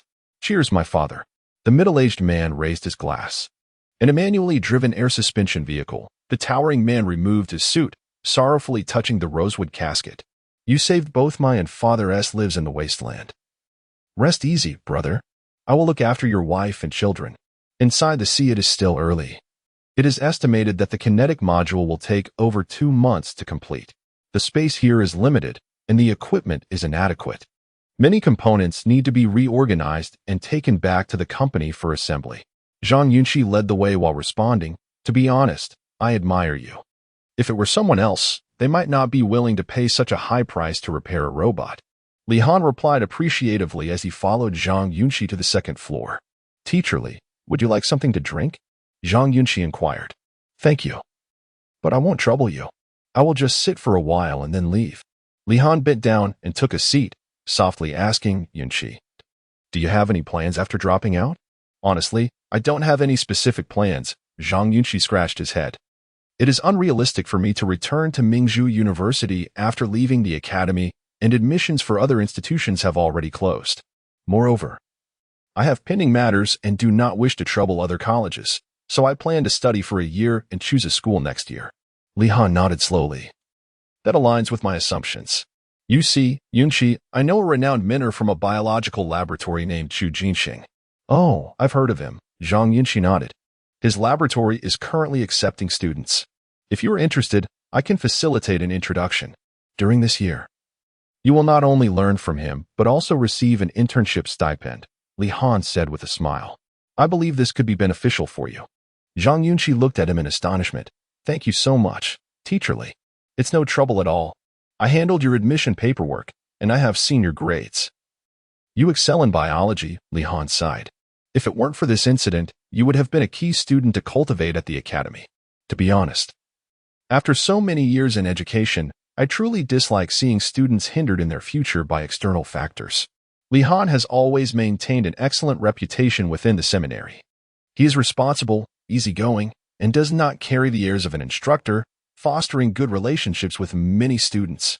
Naturally, this has allowed him to build a strong network, as many graduates have kept in close contact with him after entering the workforce. If you wish, I can introduce you next time I visit, he offered. An internship opportunity is certainly something I would eagerly seek. Zhang Yunxi replied respectfully, "Thank you so much, Teacher Li." "You're welcome. Please check on Mr. Chu Jinxing's laboratory and send me your resume. I will help you communicate," Li Han instructed. "Certainly." Thus, the two engaged in conversation for over half an hour until Wang Gong and the others were about to finish work. Zhang Yunxi finally stood up and said, "Teacher Li, let us grab a meal together after I see off those technical experts." "No need. I must hurry back to the academy. Let us leave it at that for today and keep in touch. I feel quite embarrassed. You traveled such a distance, and I haven't fulfilled my hostess duty. Perhaps there will be another opportunity." Li Han gently patted Zhang Yunxi's shoulder and replied, "Let us go." "All right." As they spoke, the two made their way downstairs. Li Han casually glanced back at the room and noticed several signal connectors on Zhang Yunxi's desk, although they were somewhat concealed and blocked by a microcomputer. He still took note of them. Once downstairs, Zhang Yunxi accompanied Li Han to the door. "Let us keep in touch, Teacher Li." "Of course," Li Han replied, looking at Zhang Yunxi with a smile. "By the way, have the authorities provided any updates regarding your case? Have they approached you?" The two exchanged glances, and Zhang Yunxi scratched his head. "They've contacted me twice, asking me to upload some materials online. They advised me to stay safe and reach out immediately if anything comes up." "Indeed, do take care." Li Han expressed his concern. "Yes, I understand. Goodbye for now." "Goodbye, Teacher Li." The two parted ways at the entrance, and Li Han took an AI taxi away. Once seated in the back, the smile faded from his face, replaced by a serious and cautious demeanor. Chapter 27. A business deal with the Godfather. After more than 2 weeks, Zhu Qizhen's machine had nearly been restored. The damaged torso, incinerated electrical components, and the chassis had all returned to normal, leaving only the core energy chamber incomplete. Previously, Zhang Yunxi had mentioned to Li Han that the repair work would take at least 2 months, but that was a fabrication, having endured so much. He was wise enough to remain vigilant. On that Saturday morning, the technical team was absent, with only Zhang Yunxi present. As the repairs to the core energy chamber had encountered some complications, necessitating the acquisition of strictly regulated materials and parts. In the warehouse, Zhang Yunxi, clad in work pants, gazed at the refurbished Zhu teacher, feeling quite frustrated. "Can't the Red Dragon Group procure some supplies from abroad?" "It can be done, but it will take a considerable amount of time," Zhang Yunxi replied, crossing her arms. "Many of the missing materials require stringent customs inspections. Take the anti-jamming magnetic rings. For instance, ordinary ones are ineffective, and even police-grade ones fall short. Only military-grade will suffice. But acquiring these involves a plethora of procedures and could take half a year." Zhu Qizhen had been felled in the basketball court by a single shot because he had not been equipped with combat components, compounded by the assailants wielding weapons specifically designed to counter him, namely a restricted electromagnetic cannon. While this device posed minimal threat to humans, it wreaked havoc on electronic components. Thus, during the restoration process, Zhang Yunxi proposed a complete overhaul of Zhu Qizhen's defense system to avert a recurrence of such a tragedy. Military-grade anti-jamming magnetic rings were an excellent choice, prompting Zhang Yunxi to instruct the technical team to leave 4 grooves next to the core energy chamber for embedding the rings, which would effectively mitigate electromagnetic interference and minimize its vulnerabilities. However, despite lacking lethality, the procurement of these rings was fraught with complications.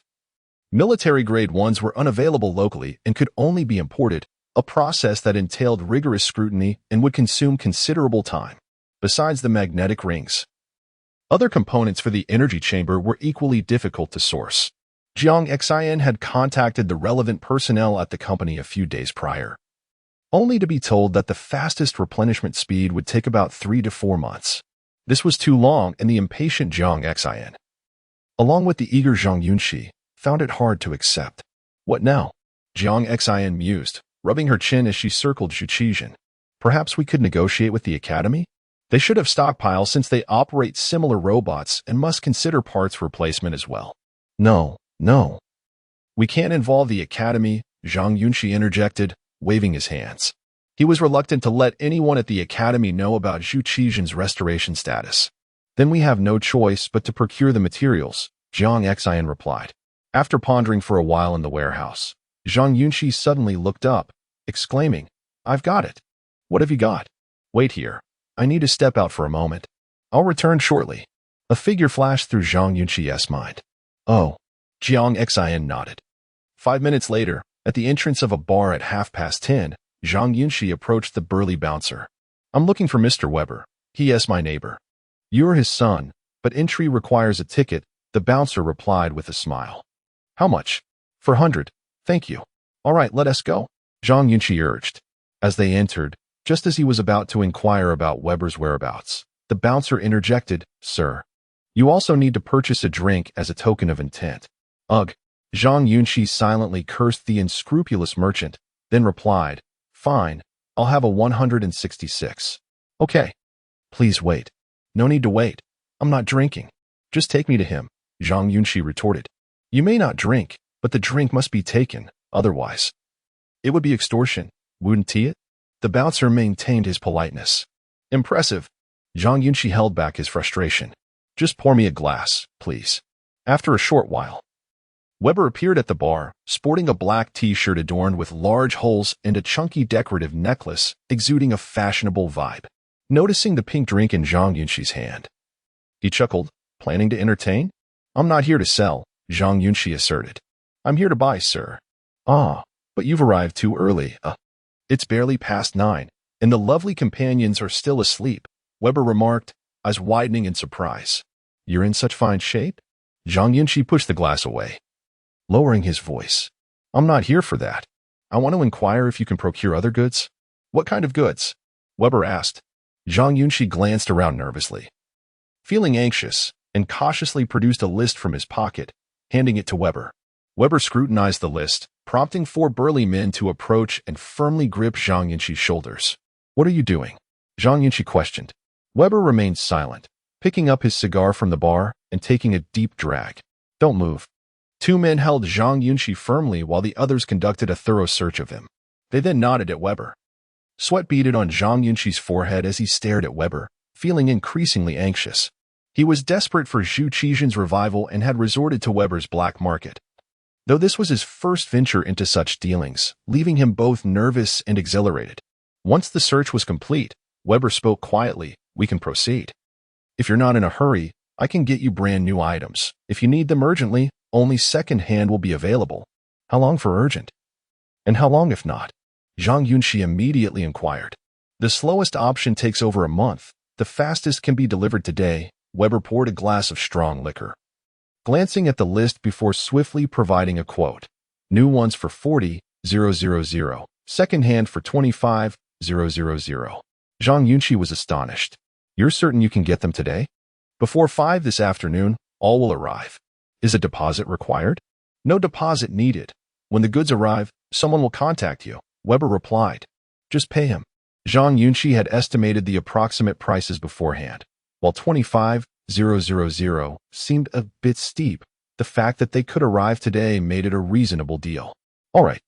It's a deal, he exclaimed, rising with excitement. Thank you, Mr. Weber. I appreciate your assistance in this matter. Weber courteously raised his glass. Zhang Yunxi took a sip of the faux liquor and turned to leave the bar. Godfather, has he done business with us before? Is he reliable? A burly man over 6 feet tall asked. Weber calmly set down his glass. He lives next door, quite respectable. Just arrange for the delivery from the periphery. Understood. We'll close for the night and prepare for a big transaction, Weber commanded before departing. Upon returning to the warehouse, Zhang Yunxi informed Zhang Xin about the goods arriving that day, which left her equally astonished. You know someone in the black market? I didn't see that coming.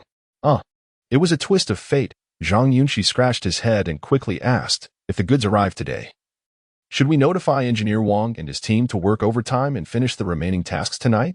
No need to inform Engineer Wang. I can handle it myself. The remaining work poses no technical challenges. It's merely assembly. Zhang Xin glanced at her watch. Since I don't have class tomorrow, I'll put in extra hours today. Thank you immensely. Hee, why don't you treat me to a meal? Zhang Xin learned that she could complete the repair work today, and her demeanor noticeably brightened. This marked her first full participation in the restoration of such a substantial mechanical entity, enriching her experience significantly. Let us test the kinetic core shortly. Although the kinetic chamber is not yet fully repaired, assessing the compatibility should pose no problem. No, let us refrain from installing the kinetic core for now, Zhang Yunxi interjected. Waving her hand, the kinetic core had been procured 10 days prior, yet Zhang Yunxi had not attempted to utilize it.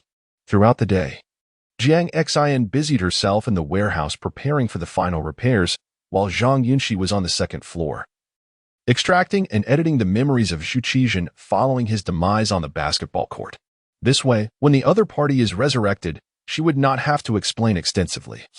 She could simply transmit the visuals directly to him. Around 3:40 p.m., a man who had never appeared in the first district arrived at the warehouse entrance. Upon communicating with him, Zhang Yunxi learned he was a delivery person. After personally verifying the goods with Zhang Xin and confirming everything was in order, she proceeded to pay in full. Once everything was settled, the two lowered the warehouse roller door and dedicated themselves wholeheartedly to the final stages of the repair work.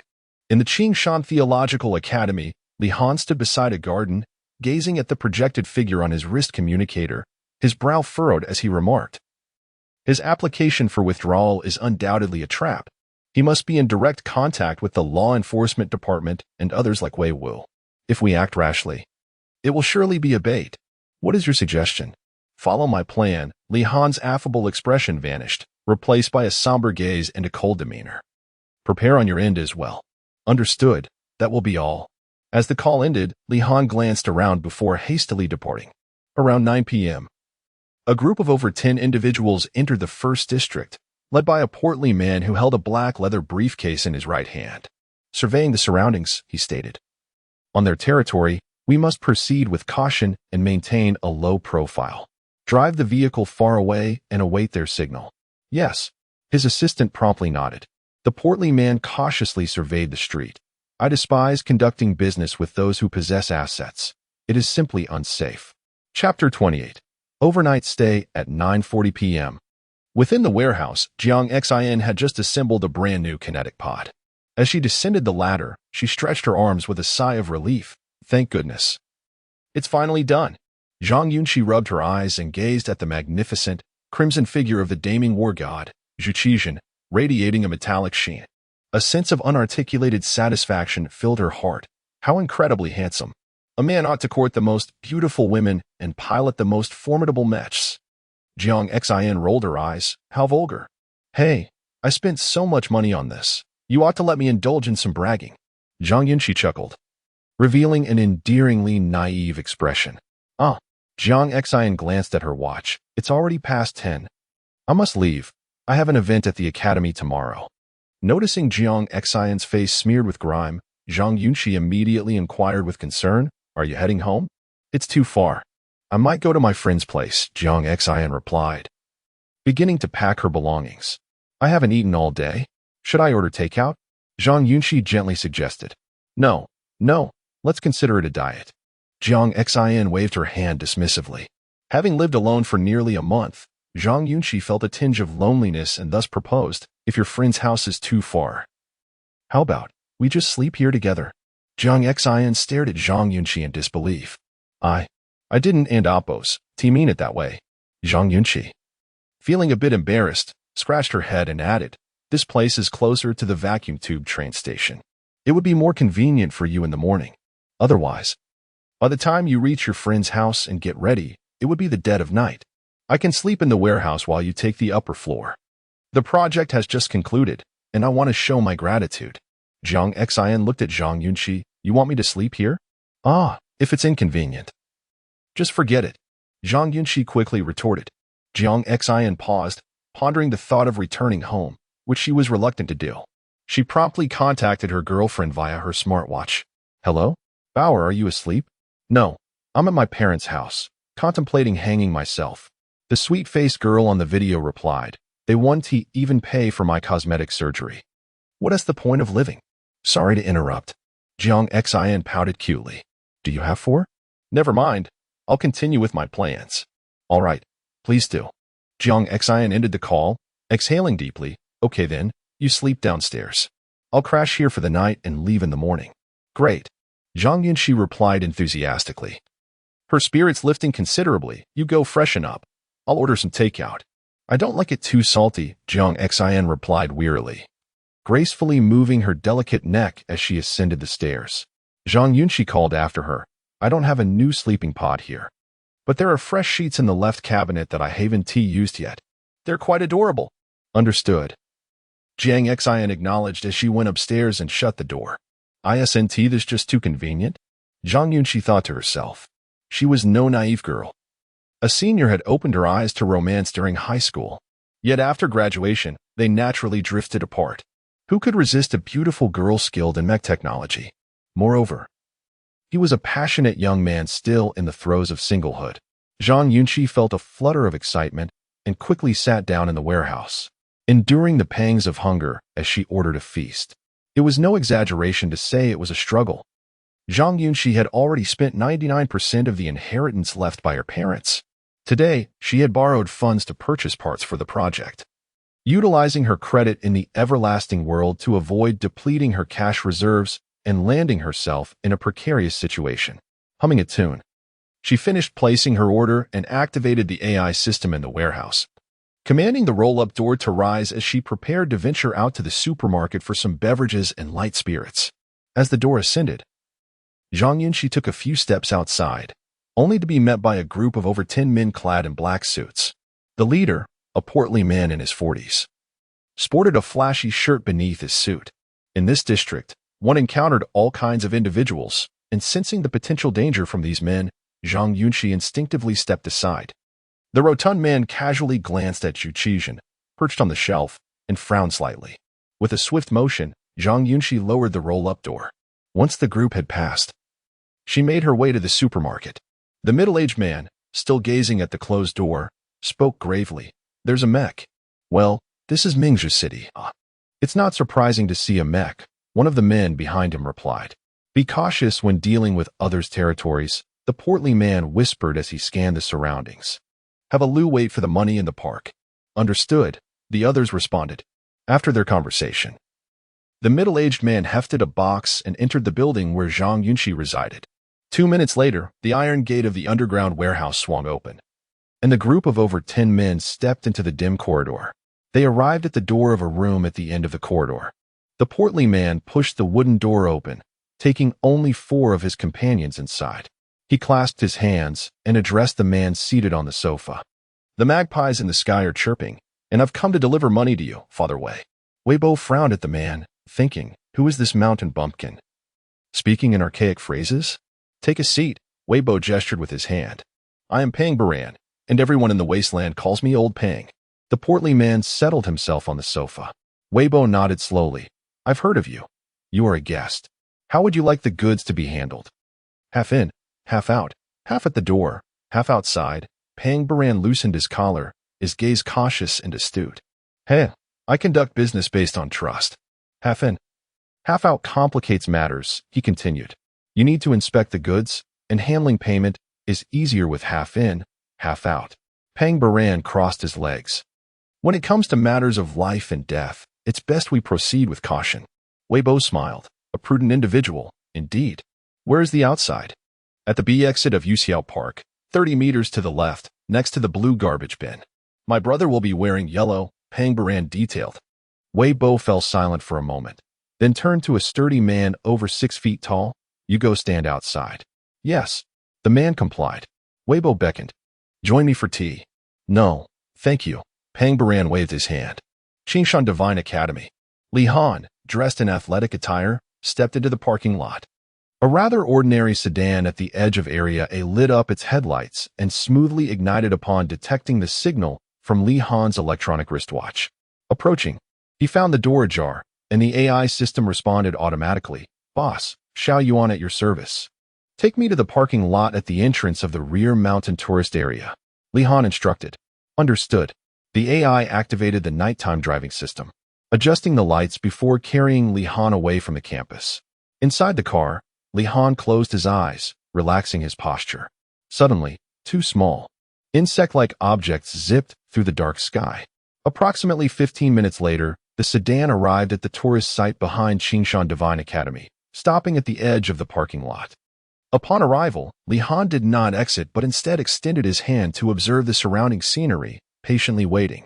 This was the tourist area of Qingshan town, bustling with visitors during the day who flocked to the nearby waterfall and artificial lake. However, by nightfall, it transformed into a desolate expanse, devoid of human presence. After a brief wait, two off-road vehicles with dark-tinted windows approached, halting behind the sedan. Li Han remained motionless, softly addressing his wristwatch phone. There's something above my head. Suddenly, a fully electric off-road vehicle swung open its door, and a man clad in a black combat uniform, adorned with a steel helmet, drew an electric explosive gun from his waist. He swiftly scanned the sky with his head, then raised his arm and pulled the trigger. Bang! Bang! Two faint thuds echoed as two luminous insects plummeted from the sky. The man stepped forward, crushing the insects beneath his feet, and murmured in response.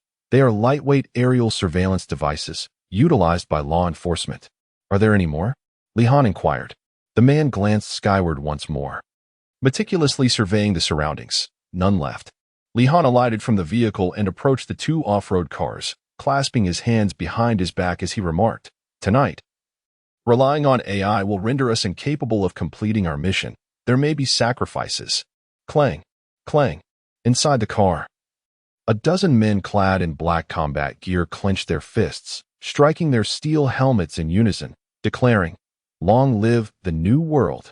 In Sector 1, on the second floor, Zhang Yunxi emerged from the bathroom in her athletic attire, her hair damp, observing a lavish spread of takeout. She expressed her astonishment. Isn't this a bit extravagant? We can't possibly finish all this. It's a token of gratitude. Zhang Yunxi arranged the chopsticks, chuckling softly. To be honest, I've been feeling rather low lately, but after repairing Teacher Zhu today, I feel as if a weight has been lifted from my heart. My mood is quite clear. No need for thanks, Zhang Yunxi replied as she pulled out a chair and sat down. You paid for it too, so thank you for the treat, classmate Zhang. Zhang Yunxi raised a glass with her right hand. Shall we have a drink? That works for me. Zhang Yunxi accepted without hesitation. Zhang Yunxi beamed with satisfaction. All right. Let us drink up and then head to bed. Chapter 29. A night of excitement around 11:10 p.m. Wei Wu was awakened by a communication call from Dr. Peng. Groggily, he opened his eyes, raised his hand to activate the lights of the stasis pod, and accepted the call. What is going on? Wei Wu inquired. You need to come out immediately. He has leaked, Dr. Peng replied urgently. We are about to take action. Huh. Wei Wu was slightly bewildered. Was it a forced leak or a voluntary one? It should be voluntary. Hurry to the main entrance of the academy. We are preparing to head to the scene. Quickly, Dr. Peng urged. All right, wait for me. Wei Wu promptly ended the communication, exited the stasis pod, and hastily donned his clothes. With a swoosh, the door of the adjacent stasis pod opened, revealing Tong Zhan, who, clad in a t-shirt and devoid of sleepiness, inquired, What is the matter? He leaked. Old Peng called me over, Wei Wu replied. Let me know if you hear anything. Tong Zhan insisted. He longed to join but was neither a member of the Academy's security department nor law enforcement, thus lacking the qualifications to participate in the investigation. I'll definitely inform you of any updates, especially since I provided the lead, he emphasized. All right. Within a minute, Wei Wu was dressed and hurriedly departed the dormitory. Tong Zhan sat in the stasis pod, pondering, unable to suppress his curiosity and impulse. He reached for his clothes and the mechanical arm concealed beneath the pod, beginning to prepare himself. Li Han. Ever since the incident in the director's hall concluded, he had entered the sights of Wei Wu, Zhang Yunxi, the academy, and the police department, being designated a key suspect. The lead came from Tong Zhan, who, while not disclosing his true motives for investigating, provided questionable information about Li Han, including his clandestine contact with the headless suspect from the director's hall, multiple unauthorized entries into the Academy's AI robotic storage, and online purchases of medication for treating bone injuries. Upon taking over the investigation from Dr. Peng, Wei Wu's primary suspicion fell on the internal personnel of the Academy. Analyzing various case details, he deduced that the individual orchestrating the disturbances must have had regular contact with Zhang Yunxi and an understanding of his circumstances. Otherwise, how could one explain the suspect's ability to release sleeping gas through the stasis pod? Ordinary staff would be incapable. Wei Wu pondered carefully. The Academy is not just haunted by Li Han alone. Their power far exceeds our expectations. Quickly, turn around and head to the first block. If we delay, Zhang Yunxi will certainly be lost. Having said that, Wei Wu immediately activated his communicator. Meanwhile, on the second floor of the warehouse, Zhang Yunxi gazed dreamily at the rosy-cheeked Zhang Yunxi and softly inquired, "Will you be cold tonight? I could bring you an extra blanket, or I could sleep on the floor. An additional breath brings extra warmth." Zhang Yunxi rolled her eyes and replied, "Oh, I never realized you were such a sappy person. Please stop. I don't want to regurgitate my dinner on your face." "Haha, I merely wish to tease you." Zhang Yunxi chuckled, but before she could finish her thought, the communicator lit up with a call request. "Wait a moment." Zhang Yunxi glanced at the avatar on the projection screen and entered the bathroom. "Hello, old Wei." "Hello? Hurry and run. Don't stay in the warehouse. Head to our police investigation point, quickly," Wei Wu shouted urgently. "Someone will be looking for you imminently." "What?" Zhang Yunxi was bewildered. "Run now?" Wei Wu insisted. "No time for chit-chat." "Oh, and if Shu Qijun is repaired, quickly install its energy core." Zhang Yunxi trusted Wei Wu, after all. He was the only one who had formed a tacit understanding with her during the memory guidance. She promptly replied, "All right, I'm heading out." With that, Zhang Yunxi flung open the bathroom door and dashed to the dining table, seizing Jiang Xian's wrist. "We have to escape." "What?" Jiang Xian was perplexed. Zhang Yunxi reached under the table to grab the energy core. "Let us go downstairs." In the basement beneath Zhang Yunxi's home, a young man nudged Weber's shoulder and whispered, "The goods outside have been checked. Everything is fine." Weber rubbed his eyes to alleviate his drowsiness and looked up at Pang Baran. "You are being overly cautious.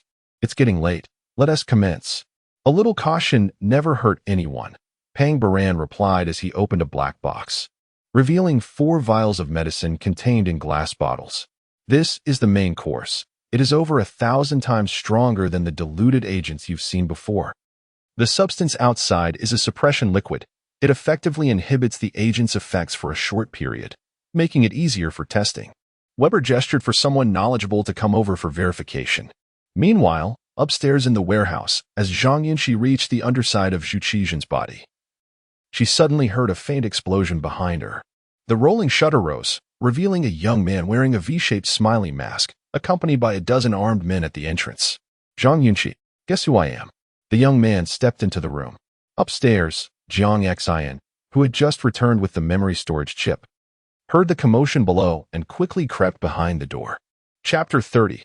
Return in the basement. A grand scene of biopharmaceutical transactions unfolded. An elderly man with graying hair styled like a monk emerged from an inner room, dressed in a white lab coat. He carried a silver case in his left hand and a cage containing 4 laboratory mice in his right. Approaching Weber, he inquired, "Shall we begin? This is quite troublesome." Weber nodded in response. The elderly man opened the silver case on the table, retrieving a drug extractor and connecting it to a data observation terminal. He affixed tiny electrode patches to the shaved areas of the 4 mice. Once everything was prepared, he addressed Pang Baran, saying, "The drug." This time, Pang Baran offered no resistance and pushed the drug box forward. The old man inserted the drug extractor, equipped with 4 nebulization tubes, into the drug bottle, commencing the extraction of a minuscule amount of liquid. "Are we injecting directly?" Weber, who had been drowsy, was now thoroughly invigorated and stood up to inquire. "Direct injections would overwhelm the mice. We require nebulized milligram-level agents to facilitate absorption through infection for precise data," the old man instructed while he worked. "Silence, please. Data observation necessitates tranquility." "Professional," Pang Baran remarked with admiration. Upon hearing this, everyone present promptly turned off their communication devices and activated the noise cancellation system within the room. Bending slightly, the elderly man attached a minuscule and uniquely shaped oxygen mask to the drug extractor. He then secured it over the head of one of the white mice, ensuring a tight seal. "It's beginning," he declared excitedly, placing the cage into a sealed glass enclosure and pressing the activation button. In the warehouse, the frail Zhang Yunxi gazed in horror at the group of intruders before him, instinctively retreating. These individuals, clad in unmarked heavy combat gear and wielding various firearms, wore black holographic helmets that obscured their features. Their heavy footsteps resonated as they formed a line at the center of the warehouse. With a clatter, two men near the entrance pulled down the rolling door. Zhang Yunxi continued to back away, suddenly realizing his back pressed against the wall. He had nowhere to hide. The room was brightly lit, and the leader of the group stepped forward to Zhang Yunxi. "Can you guess who I am?" Zhang Yunxi looked at him, terror in his eyes. But on the second floor, Zhang Yunxi struggled, her delicate face as pale as death as she cried out, "Teacher Zhu, save us." Just as her voice fell, a brilliant light erupted from the aging warehouse, accompanied by a sound reminiscent of an aircraft engine revving. At the chest of the mech, a red glow pulsated vibrantly. It was the ignition light of the Qilong Shandong XL energy core. Whoosh! A dozen pressure vents on the mech exhaled white gas simultaneously, creating a fierce blast that sent objects scattering throughout the room. The cabinets toppled, the workbench was overturned, and the steel framework bent from the force.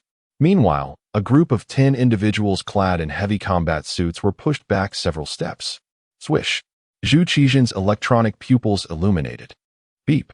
The energy core had fully rebooted, and the energy chamber was functioning normally. The cooling system engaged, and the electronic components of the mech operated flawlessly. Beep beep! The rocket thrusters on the back reignited, and the kinetic propellers in the mechanical joints completed their preheating. Zhu Qizhen slowly raised his head, the blue neural core on his forehead radiating a blinding light. The humming V19 neural control system re-established its connection, welcoming him back. "Teacher Zhu Qizhen." As the electronic prompt from the auxiliary AI system concluded, Zhu Qizhen's gaze wandered vacantly around the room. Upstairs, Zhang Yunxi's wrist communicator finished sending a signal, and the screen dimmed. Li Han's information was incorrect. "This mech has been fully repaired," shouted a stranger holding Zhang Yunxi down. "So, it was repaired so quickly?" Liu stared in disbelief at Zhu Qizhen on the steel frame, stepping back 2 paces. "I distinctly checked the distribution information of her energy core. It didn't indicate it had been delivered." Bang, creak. Zhu Qizhen moved, his steel hands crushing the framework that bound him. Turning to glance at Zhang Yunxi. "I never imagined that someone who lost all their loved ones to a robot would be willing to spend their entire savings to save another mech." Before Zhu Qizhen was fully repaired, Zhang Yunxi had captured and stored all the memories from the basketball court battle, ensuring that when Zhu Qizhen awakened, she would merely need to transfer the memory images, allowing him to comprehend what had transpired during his slumber. In less than a second, Zhu Qizhen's Hongming neural core processed the modest amount of stored memories. He stepped forward, fixing his gaze on Liu Yi, and said, "You are the accomplice of that murderer from the basketball court, aren't you? After the last ambush, I felt quite disgruntled. Go." The man protecting Liu Yi shoved him aside and bent down to grab Zhang Yunxi. "The teacher will protect you." Zhu Qizhen stepped forward, the kinetic thruster in his mechanical elbow igniting, and he struck the wall with a powerful fist. Bang! Boom! A substantial hole was blasted into the load-bearing wall, and the bandit, utterly unprepared for Zhu Qizhen's speed, was sent crashing into the adjacent corridor, buried under bricks and debris. "Run!" Zhu Qizhen shouted to Zhang Yunxi, lifting the iron framework and swinging it toward the crowd across from him. Downstairs, a highly cautious transaction reached its critical moment. Chapter 31. The AI Assault Team Upon Awakening. Zhu Qizhen found himself in a chaotic scene. Liu Yi and a dozen others hastily exited the warehouse and stepped into the bustling street outside. The energy core of the mechanical adversary pulsated with increased intensity. "You retreat first, we will handle it. We must capture Zhang Yunxi," shouted a man clad in heavy combat armor as he sprinted away. "Damn it." Liu Yi swallowed hard, responding swiftly. "This is the city center. We can't afford to waste too much time on this machine." It's foolish to risk lives against a mech. Call the AI team to eliminate it. And we'll focus on our mission. Understood. The man replied, immediately using his helmet's wireless communication to summon the AI team. Buzzing filled the air as two trucks sped towards the parking lot. The sound of collapsing walls echoed through the warehouse as three armed warriors, who had accompanied Lu Yi, were hurled into the air. The group recoiled in horror at the sight of the left wall completely fallen, with lights and electronic devices plummeting from above. Thud, thud. The heavy footsteps resonated through the warehouse as Zhu Qixin's towering figure emerged from the rubble at the entrance. He held a heavily armored thug before him with his left hand, while his right fist repeatedly struck the thug's head. Lu Yi and his companions turned pale and retreated. Zhu Qixin threw the thug into the air, and as he began to descend, he delivered a powerful kick that sent the thug flying several meters away. The thug bounced on the ground like a ball before rolling to Lu Yi's feet, utterly incapacitated. With a slight showmanship, Zhu Qixin flexed his neck and called out to Lu Yi, "Run." Inside, while Lu Yi and the others were fleeing, Zhu Qixin had swiftly dealt with the four thugs who had kidnapped Zhang Yunxi on the second floor. Once freed, Zhang Yunxi rushed downstairs to reunite with Zhang Yunxi. "Run! Hurry!" Upon hearing Zhu Qixin's shout, Zhang Yunxi grasped Zhang Yunxi's wrist and dashed toward the inner exit of the warehouse. This door led to the corridor on the first floor of the building, but it had been sealed by a previous tenant and was long unused. Bam! Zhang Yunxi slammed into the door, discovering it was firmly secured. "Move aside." Zhang Yunxi pushed Zhang Yunxi aside and, seizing the pneumatic gun meant for repairing Zhu Qixin, aimed at the electronic lock and pulled the trigger. Bang! Crash! The shot shattered the door panel. Zhang Yunxi stepped back and kicked at the edge of the door 3 times, finally forcing it open. "Let us go." The two rushed into the corridor, with Zhang Yunxi urging Zhang Yunxi, "I know the layout here. We can escape from the back." "Do you know they're coming?" Zhang Yunxi inquired. "It's complicated to explain in a few words. We need to run first," Zhang Yunxi replied, sprinting. "If we escape, we can signal Teacher Zhu to withdraw as well." As they conversed, they reached the corner of the corridor. Outside, 2 trucks loaded with sealed crates arrived at the warehouse entrance. The doors swung open, and over 20 mechanical warriors, clad in blue and white with combat systems, emerged, along with a black AI commander equipped with energy particle beam weaponry. The AI warriors advanced, encircling the imposing figure of Zhu Qixin. "Get lost, trash, or I'll tear you apart," the black commander declared as its rocket thrusters ignited, lifting it a meter off the ground and locking its mechanical absorbed. The AI robot commanded monotonously, "The information is incorrect. It has installed an anti-jamming magnetic ring and thermal weapon. Damn it, this is suffocating me." Zhu Qixin felt that his energy chamber was on the verge of exploding due to excessive energy overflow. He did not want to perish again. And while accessing Zhang Yunxi's memories, he learned that his new employer was financially destitute and could not afford to repair him. With a forceful motion, Zhu Qixin grasped the robot's right arm and yanked it off. Hiss. The burning oil within the AI's mechanical body sprayed forth. Zhu Qixin, wielding the severed arm, crudely twisted off the beam cannon converter and deftly attached it to the thermal weapon slot on his left shoulder. Since being purchased from the academy, Zhang Yunxi had no authority to equip him with a combat system or to procure weaponry for his mechanical form. That would be unlawful. However, Zhu Qixin inherently possessed a weapon loading system, and at that moment, he felt his energy chamber was about to burst, prompting him to urgently plug the converter into himself. Just as he was preparing to unleash his wrath, a sudden influx of information reached his neural core. It was a message from Zhang Yunxi. "Teacher Zhu, save us." Following the coordinates in the message, Zhu Qixin abruptly turned his head towards the building. In the corridor behind the structure, Zhang Yunxi was pulling Zhang Yunxi's hand, retreating hastily. In the darkness, Lu, accompanied by 4 others, approached, while 2 more flanked them from behind. "Capture him," Lu shouted. On the street, Zhu Qixin's electronic eyes locked onto the coordinates of the distress signal, his entire form radiating a brilliant red light as he gritted his teeth and yelled, "Run up to the 3rd floor. The lower levels are about to explode." Beep, beep, beep. A sharp alarm rang incessantly from Zhu Qixin's chest. In the underground warehouse, Pang Baran cautiously lifted his gaze to the ceiling. "Don't you feel the vibrations in the stairs?" Beside the round table, A knowledgeable individual was testing the data of a reagent, while Weber stared intently at the four white mice and urged, "Quiet, quiet."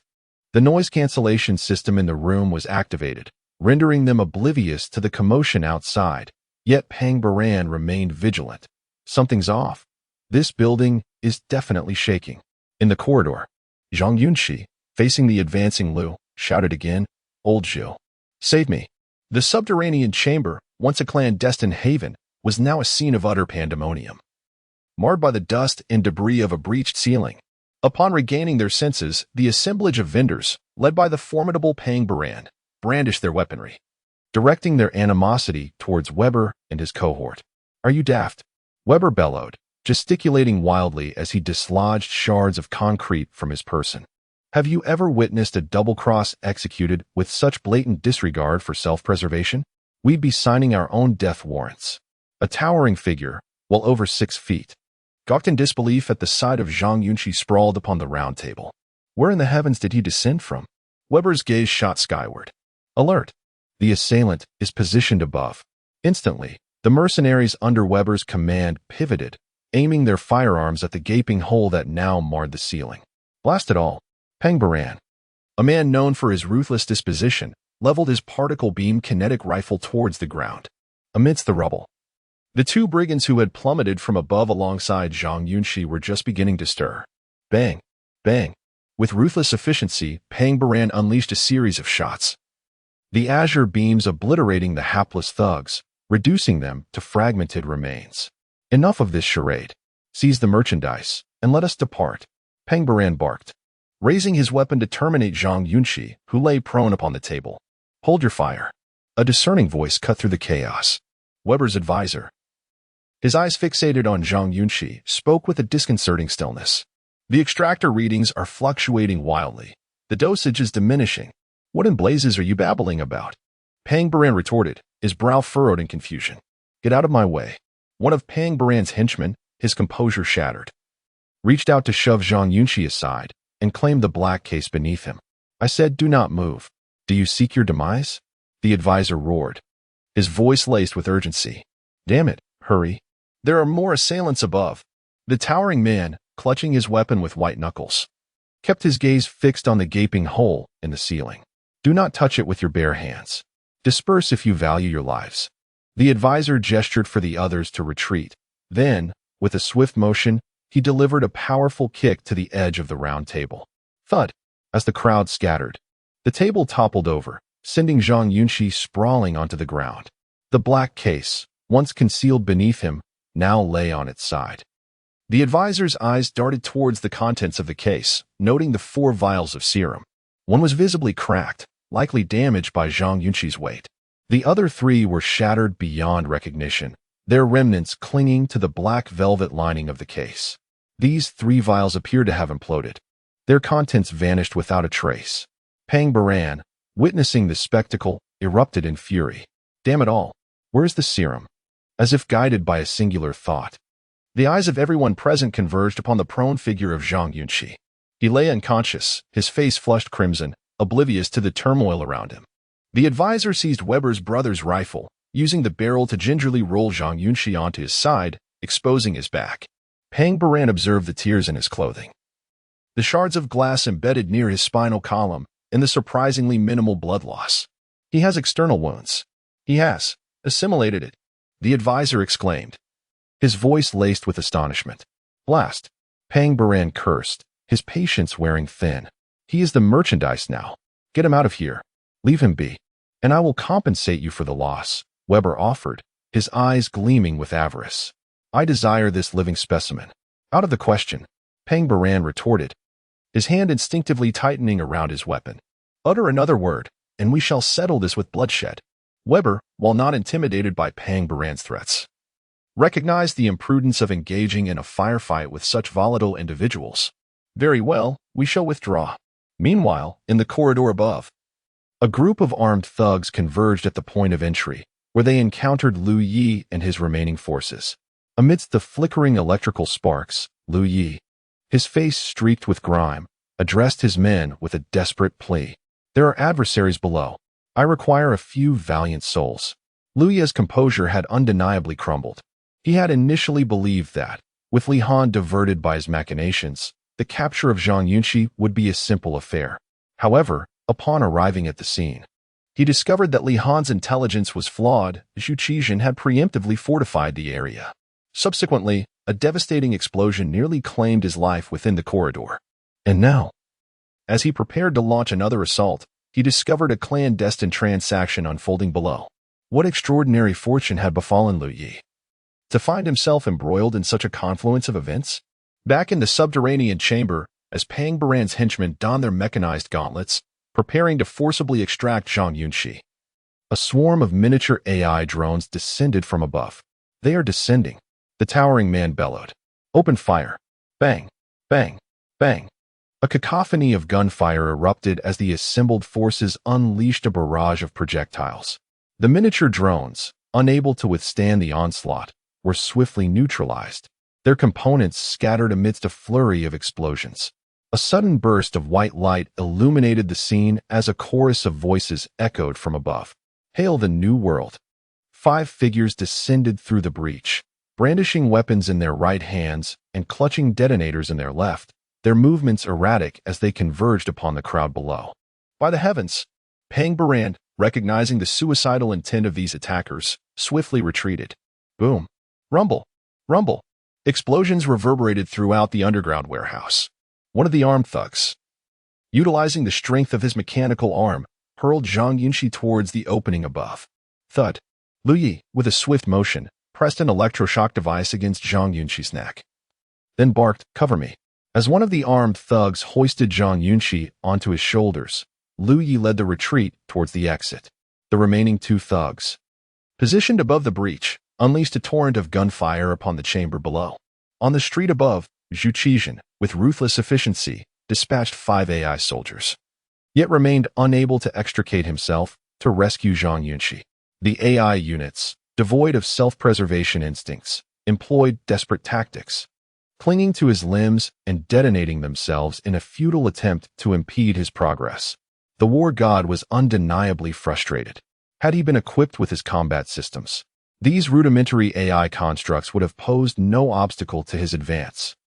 Lu Yi, running with unrestrained urgency, screamed into his communicator. "I am at the rear of the main building. A transport now?" Their eyes darted towards the inky expanse above. Whoosh, whoosh. With a thunderous roar, a quadrotor combustion kinetic transport, capable of carrying 4 passengers, descended from the northern sky and touched down on the roadside. Thud!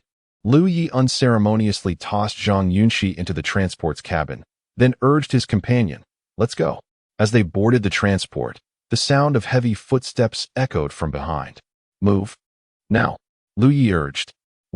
A jet of orange flames scorched the ground, filling the air with the acrid scent of burning asphalt as the transport rapidly ascended. Bang! Bang!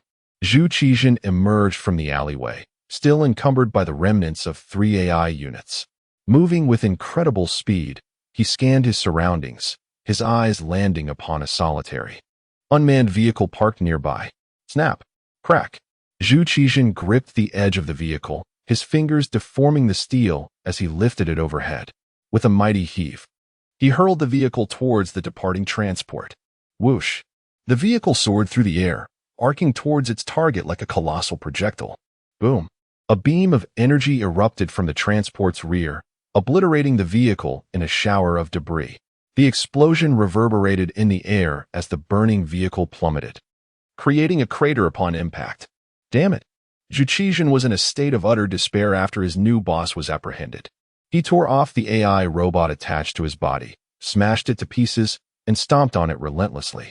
A mechanical head was severed and rolled down the slope, its electronic eyes flashing intermittently, emitting fragmented sounds. New world. Bang! Zhu Qizhen crushed it with his foot, directly connecting to the police's emergency line through the auxiliary system. "I am a robot, and I want to report a case. My boss has been kidnapped."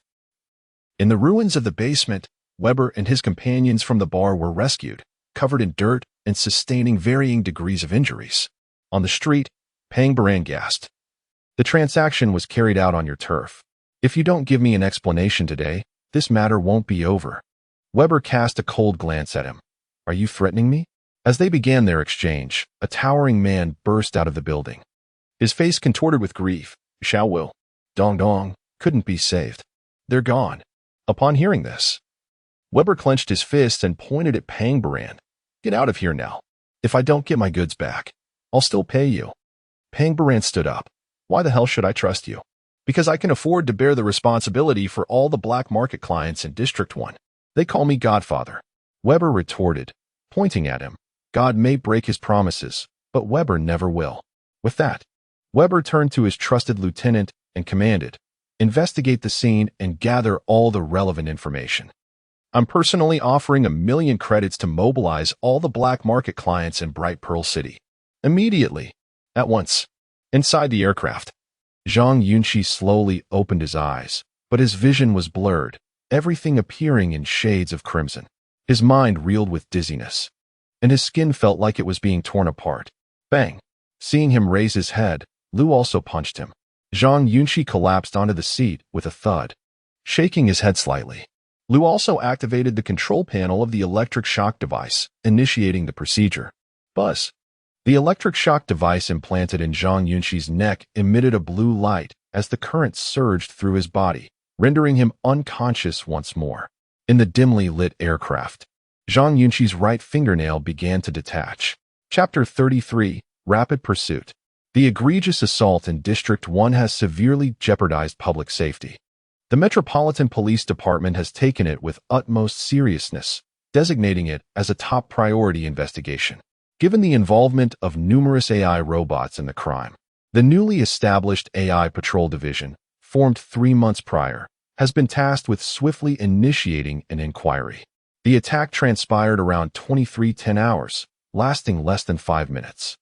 Upon arriving at the scene, AI Patrol officers discovered a multitude of AI robot fragments and promptly obtained surveillance footage capturing the perpetrator's escape. In this era of advanced technology, attempting to commit a crime in the main city without leaving behind video evidence is akin to chasing a pipe dream. Beyond traditional surveillance cameras, a constellation of high-tech assets, including commercial and scientific satellites orbiting the Earth, comprehensively monitors the planet. Humanity exists as microorganisms under a magnifying glass, rendering absolute privacy a rather elusive notion. Upon acquiring the video footage, the AI Patrol Division promptly contacted the Low-Altitude Air Traffic Control Department.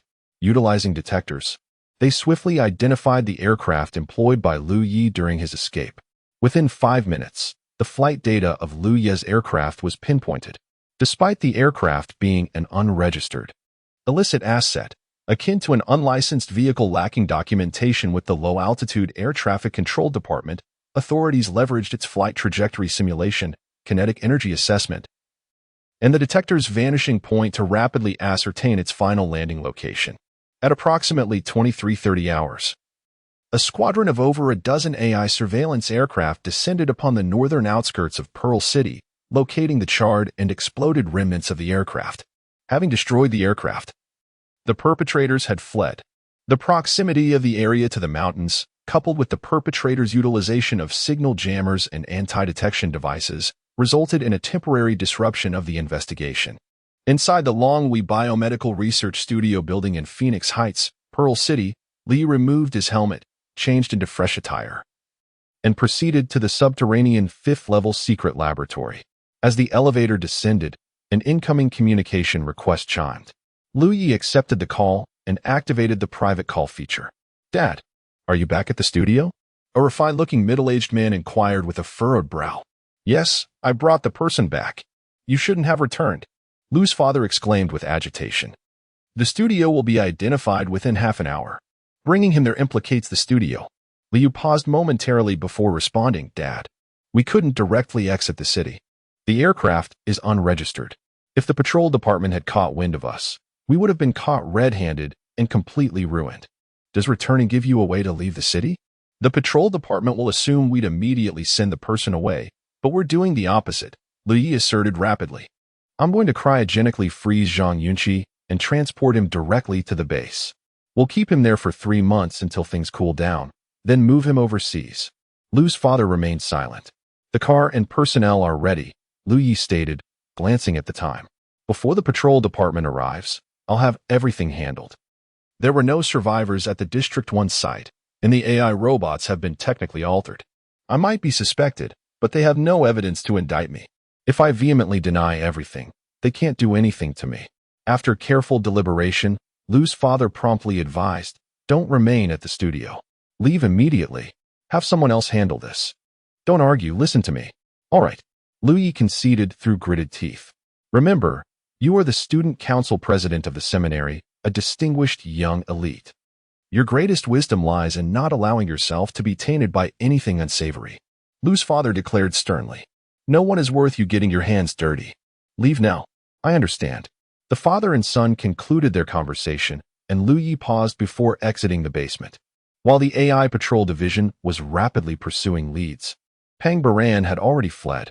He ultimately chose to trust the godfather of District 1, respecting the reputation the latter had cultivated over the years.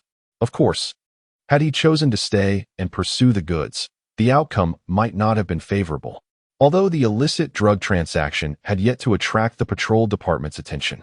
Its discovery was inevitable. Therefore, every minute spent in the city increased his risk of being summoned or arrested. With Pang Baran gone, Weber naturally felt a sense of relief. The absence of the other party in the transaction alleviated the pressure he would face later. When the AI Patrol Division arrived at the scene, Weber had also fled. Not to the bar, but to the residence of a female acquaintance. At approximately 23:45 hours, Weber received a summons from the Metropolitan Police Department. Hello? Is this Mr. Weber? We are the Criminal Investigation Department of the Pearl City Metropolitan Police Department. Cut to the chase. What do you want? Weber demanded. An attack occurred in District 1, and our investigation indicates that you were present. We are formally summoning you to report to the Metropolitan Police Department immediately to assist with our investigation, as per relevant regulations. All right, I'll be there later. I said immediately. Mr. Weber, I lost my prosthetic limb. I'll go when I find it. Weber retorted coldly before terminating the call. After a moment of silence, a knock echoed at the door. Enter, Weber called out. A towering figure, well over 6 feet tall, with bandages wrapped around his arm, strode quickly into the living room. The message has been sent, and there's feedback. Speak, Weber commanded, rising to his feet. Among the photos of the deceased perpetrators at the scene, 2 are from Phoenix Heights. One of our partners had contact with them. The towering man replied clearly. The leg components and chest plate imprints of the AI robots that exploded at the scene were also recognized by a friend in Phoenix Heights who sells smuggled parts. Summarize the information's direction. Weber responded, clasping his hands behind his back. The 2 perpetrators were employed by a security company called Xinlai. The smuggled AI robot components were ultimately purchased by this company over a period of 6 months. The AI robots were likely assembled gradually, not mass-produced all at once. The towering man stated with a slight frown. This company has a close partnership with a company called Longwei Biomedical Studio. The 2 perpetrators and the ultimate destination of the AI robots all point to this location. They conduct business at Longwei Biomedical under the guise of hired security personnel. Weber gazed at him and inquired, was Longwei investigated? The owner is Dong Longwei, 45 years old. He previously operated a law firm while engaging in illicit drug activities on the side. He founded Longwei Biomedical Studio 3 years ago. The source of funding and human resources is unknown, the towering man replied. Bao Bao, I'm entrusting Dong Longwei to you. I'm going to Longwei Biomedical Studio. Weber instructed the towering man. Take a 2-pronged approach. Before the patrol department uncovers this, we'll finish the job. The towering man, addressed as Bao Bao, responded with concern, This could attract attention. If the patrol department investigates Dong Longwei, abandon it. If they haven't, act quickly. Weber retorted immediately. 4 vials of the drug cost me half a lifetime's savings. I certainly won't accept losing them. And more importantly, regardless of who is behind this. They injured my brothers who have followed me for years. I must have an explanation. Weber's voice rose with intensity. Any slower, and the goods will be gone. And then everything will be in vain. Do you understand? Understood. I'm going to Dong Longhui's location. Weber didn't waste any more words. Despite his injuries, he left the apartment building with 6 men. In a matter of 30 seconds, over a dozen electric hovercrafts descended upon the apartment complex. Weber, gesticulating towards the occupants within, exclaimed, "Let's move out." Subterranean Level 5, Longwy Biotechnology Studio. Zhang Yunxi lay restrained upon an iron cot, his complexion flushed crimson, eyes bulging. Blood trickling from his nostrils and mouth, and the nails of all 10 fingers entirely detached. Lu Yi strode into the room, gazing upon Zhang Yunxi with incredulity. He turned towards the technical personnel of the biolab, inquiring, What has happened to him? We're uncertain. One of the technicians replied, equally perplexed. We initially intended to administer a sedative, but it proved entirely ineffective. Zhang Yunxi, prostrate on the bed, emitted a harrowing shriek, his limbs thrashing violently. Thud.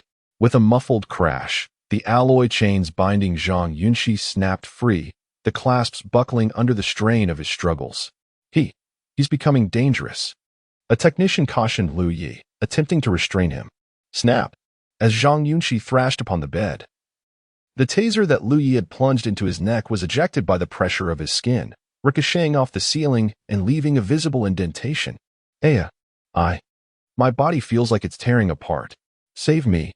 Zhang Yunxi wailed in anguish. Scarcely had the words left his lips when the skin on Zhang Yunxi's arms and legs began to crack, though no blood flowed. The outermost layer of his skin, devoid of nucleated cells, stirred to life. A thick stratum corneum, visible to the naked eye, began to envelop his entire body, thickening to the width of an adult finger. His entire physique expanded in circumference. Lu Yi, dumbfounded, immediately spun around, bellowing, "Connect the cryogenic gun. Freeze him. Quickly." In that moment, Lu Yi, witnessing Zhang Yunxi's precarious state, momentarily forgot his father's instructions, his only concern being whether this valuable asset would soon detonate. It's excruciating. Zhang Yunxi abruptly rose, snapping the alloy restraints with a resounding crack. His gaze, bloodshot and intense, swept across the room. His once fair skin was now covered in a layer of blackish-gray keratin, rendering his appearance utterly terrifying.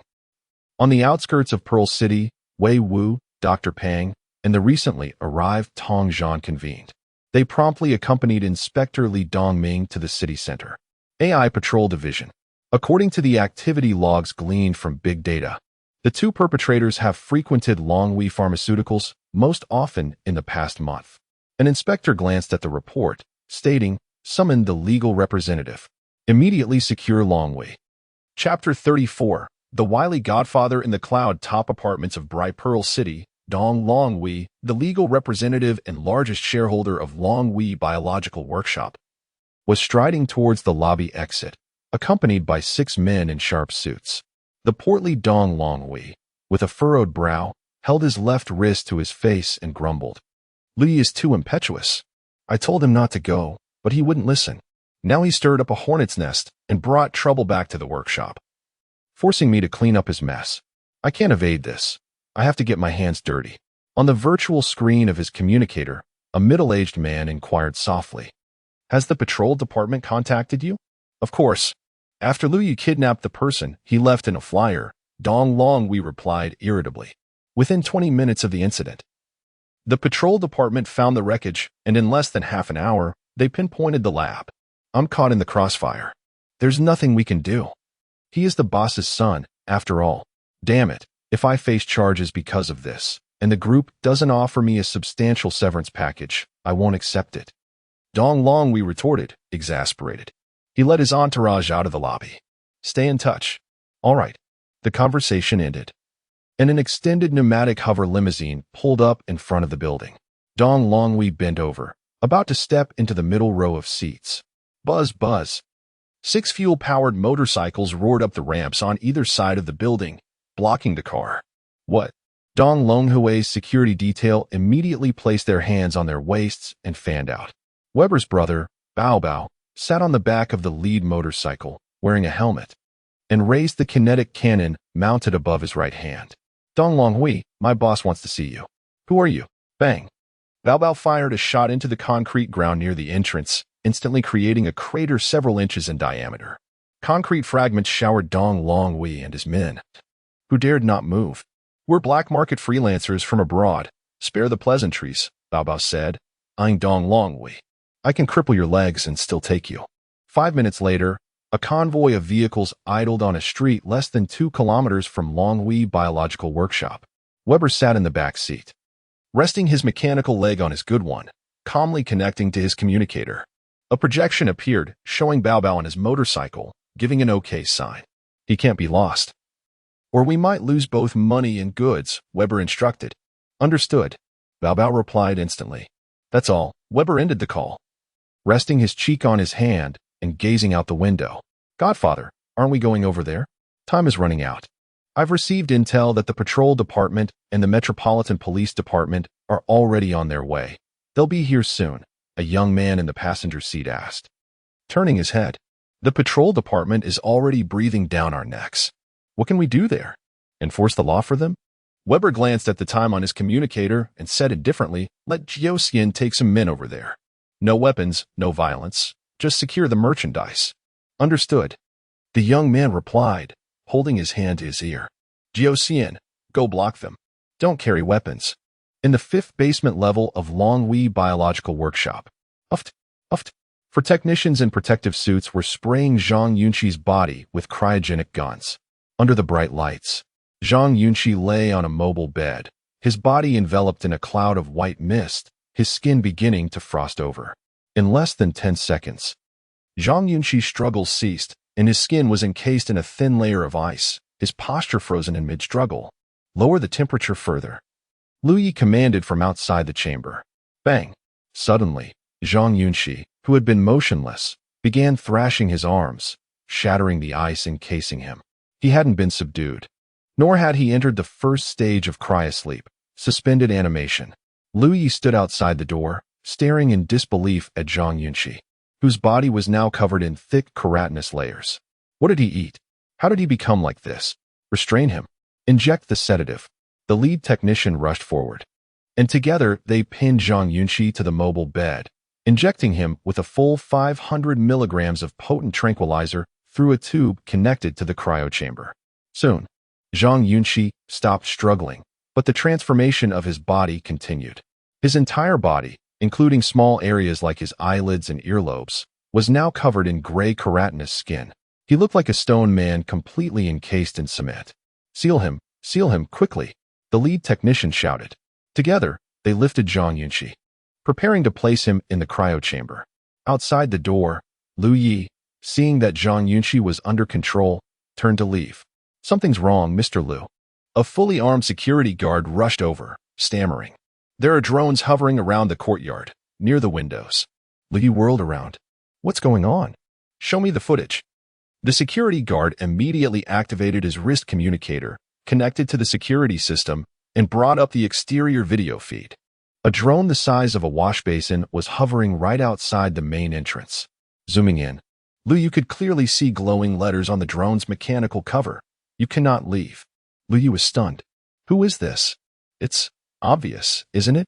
Not the patrol department, the security guard replied drily. Sweat beaded on Lu Yi's forehead, and a sense of dread washed over him.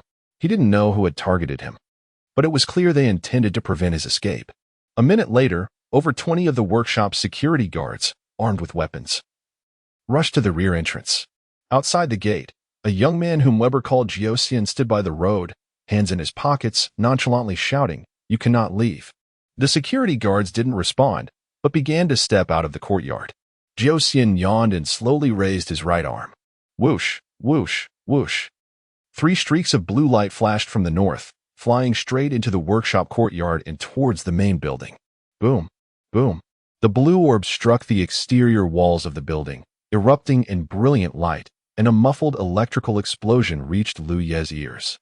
Jiuxian smoothed his disheveled hair and shouted again, "I've been drinking bootleg liquor.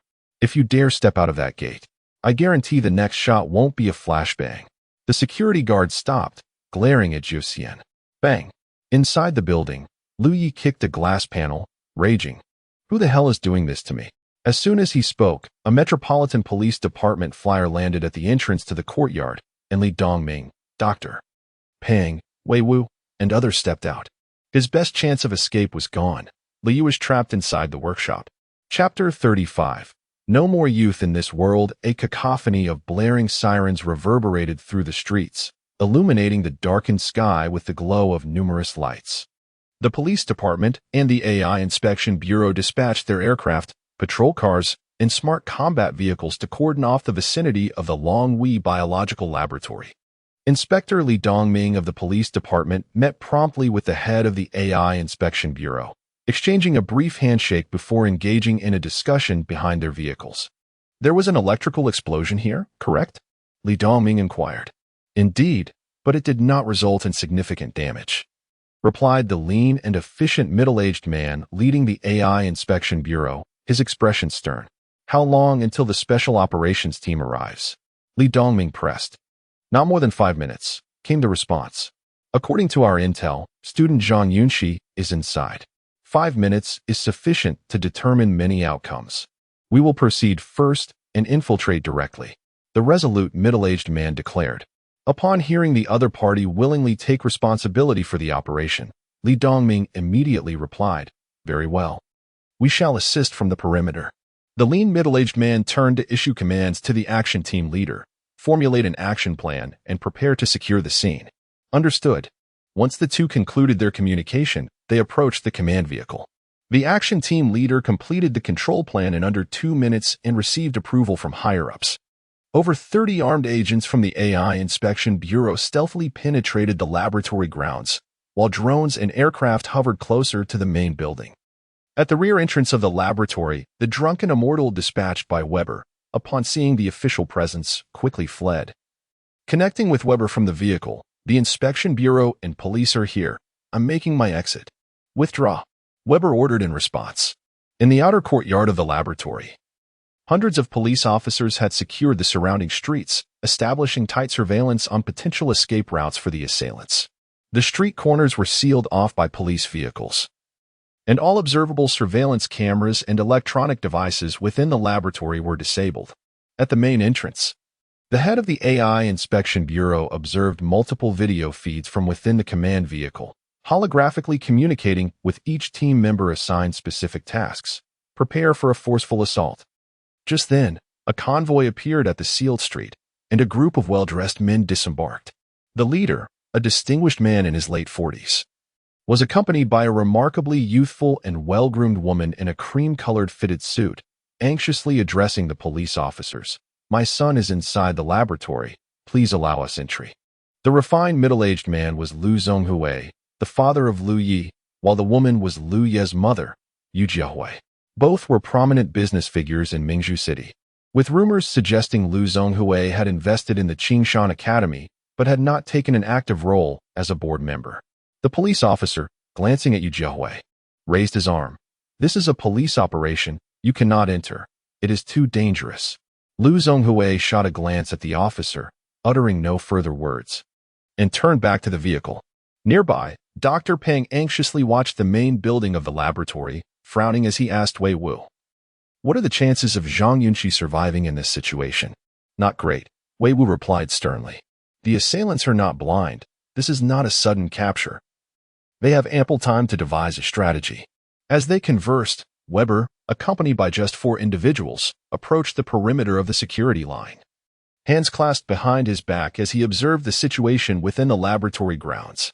Inside the underground laboratory on the 5th floor, Lu Yi, pale and panicked, connected his communicator. Urgently speaking to his father, "The Inspection Bureau is preparing to attack. Did I not instruct you to leave first?" Lu Zhonghui retorted through clenched teeth. "Why did you not listen to me? There was an incident. Zhang Yunxi seems to have ingested something, and he appears to be infected with some virus that is altering his condition. We just finished dealing with it. And someone in the back courtyard is deliberately obstructing our escape," Lu Yi replied, frustrated. "It's not that I didn't want to leave. It's that I couldn't." With his son cornered, Lu Zhonghui's anxiousness was palpable, yet being a seasoned businessman, he managed to compose himself and strategize effectively. "Listen to me. Calm down," Lu Zhonghui commanded, his gaze fierce. "Zhang Yunxi cannot survive. Do you understand? You have already been in contact with him. If he is taken by the police, his memories will be extracted, and at that point, the evidence will be irrefutable, and you will be finished." "Yes, yes," Lu Yu nodded vigorously. Do not place him in the freezing chamber. Have the technicians extract the electrode chip from his brain and download the memories, Lu Zhonghui instructed, his brow furrowed. Once completed, eliminate him and ensure the body is thoroughly incinerated. No witnesses. Without Zhang Yunxi's conscious command, we cannot access the electrode chip. Without his memories. All previous FO, he had just been administered a potent sedative by the technicians, followed by a freezing spray. He had been subjected to immense torment. Yet it was precisely this intervention by Lu Yi that temporarily preserved his life. The sedative slowed down Zhang Yunxi's biological gene fission, while the freezing spray eradicated numerous mutated cells, sparing him from a fate akin to that of Weber's beloved dog, Bobo, who had perished in an explosion of flesh. In the chaotic recesses of his mind, memories flickered like a slideshow, the tragic demise of his entire family, the betrayal of AI caregiver Li Yun, and the uproar of public opinion that subjected the gruesome details of his family's murder to the scrutiny of millions, even billions. At a mere 18 years of age, he found himself isolated and helpless, enduring public bullying within the academy. These memories weighed upon Zhang Yunxi like an insurmountable mountain. He felt lost and powerless, burdened by a multitude of grievances, yet no one was willing to lend an ear, nor was there anyone to support him. Today, however, Zhang Yunxi learned of an infuriating truth. All of this was connected to Lu Ye's family, to Li Han, and to that organization that chanted, "Long live the New World." Why could they be so ruthless? Why target him so mercilessly? A profound rage surged within him, causing the pain from his lacerated flesh to momentarily subside. Beside the moving iron bed, a technician wielded a scalpel, attempting to cut into Chapter 36, preliminary gene fission. The windows of the Long Wei Biological Workshop's ground floor lobby were sealed with sunshades. Over a dozen signal jammers were activated, preventing the External Patrols Task Force from observing the interior or detecting its activity. Inside, Lu Yi, dressed in plain clothes, crouched beside 8 hostages and 7 or 8 armed captors. "What's the plan, boss?" one of the captors asked, crouching beside him. "Once they've dealt with Zhang Yunxi inside, you'll take me out as a hostage and pretend to negotiate with the patrol and the Metropolitan Police Department," Lu Yi instructed rapidly. "Stall for a while, then surrender. I'll be rescued." Simple as that. Understood. Erase all memory data in the electrode chip and shut down the AI group's memory system. Lu Yi reiterated. "Leave no trace." "Yes, it's done. Here, shoot me in the leg." Lu Yi gritted his teeth, exposing his thigh. "Make it convincing." "Boss, are you sure?" The captor appeared bewildered. "It needs to look authentic," Lu Yi said, his face contorted. "I can't afford any slip-ups." The captor hesitated, then drew his kinetic weapon. "Here I go." "Do it. Make it count." Lu Yi turned his head away. The captor aimed at Lu Ye's lower leg, ready to fire. Downstairs, "Zhang Yunxi is out," came a shout over the captor's comms channel. Lu Yi looked up sharply toward the elevators. Thump, thump. Heavy footsteps echoed in the room as Zhang Yunxi, his skin ashen and stone-like, emerged from the stairwell. The captors turned toward the stairwell, their expressions stunned. Zhang Yunxi scanned the room, his gaze locking onto Lu Yi, who was crouching in the crowd. Their eyes met, a mutual abyss of animosity. Swoosh. Zhang Yunxi moved. His legs, seemingly clumsy and heavy, propelled him forward with astonishing speed, leaving shallow craters in the floor. "Stop him," Lu Yi stammered, scrambling to his feet and fleeing. The captors, regaining their composure, opened fire on Zhang Yunxi. Electric blasts, ballistic rounds, and particle beams converged on Zhang Yunxi's body. Bang, bang. Muffled explosions reverberated. Zhang Yunxi's chest and head absorbed the brunt of the assault, the thick keratinous growths on his skin shattering like a crumbling statue. Yet, remarkably, Zhang Yunxi's momentum remained unbroken. The keratinous layer acted as a resilient armor, deflecting the majority of the firepower. The most concentrated strikes to his head merely produced a viscous, gray fluid of unknown origin. Bang! Like an ape, Zhang Yunxi reached the 2 captors on his left, kicking one with enough force to send him flying several meters into a concrete wall, incapacitated. The other, aghast, stumbled backward, forgetting to pull the trigger. Zhang Yunxi punched him in the abdomen, doubling him over. Bang, crack. Zhang Yunxi's knee slammed into the side of his head, sending him sprawling. The sound of cracking bone echoed as he spat blood, staining the glass visor of his helmet crimson. Protect me," Liu cried, fleeing toward the side door. The remaining captors, though terrified, stood their ground, blocking the doorway. New world.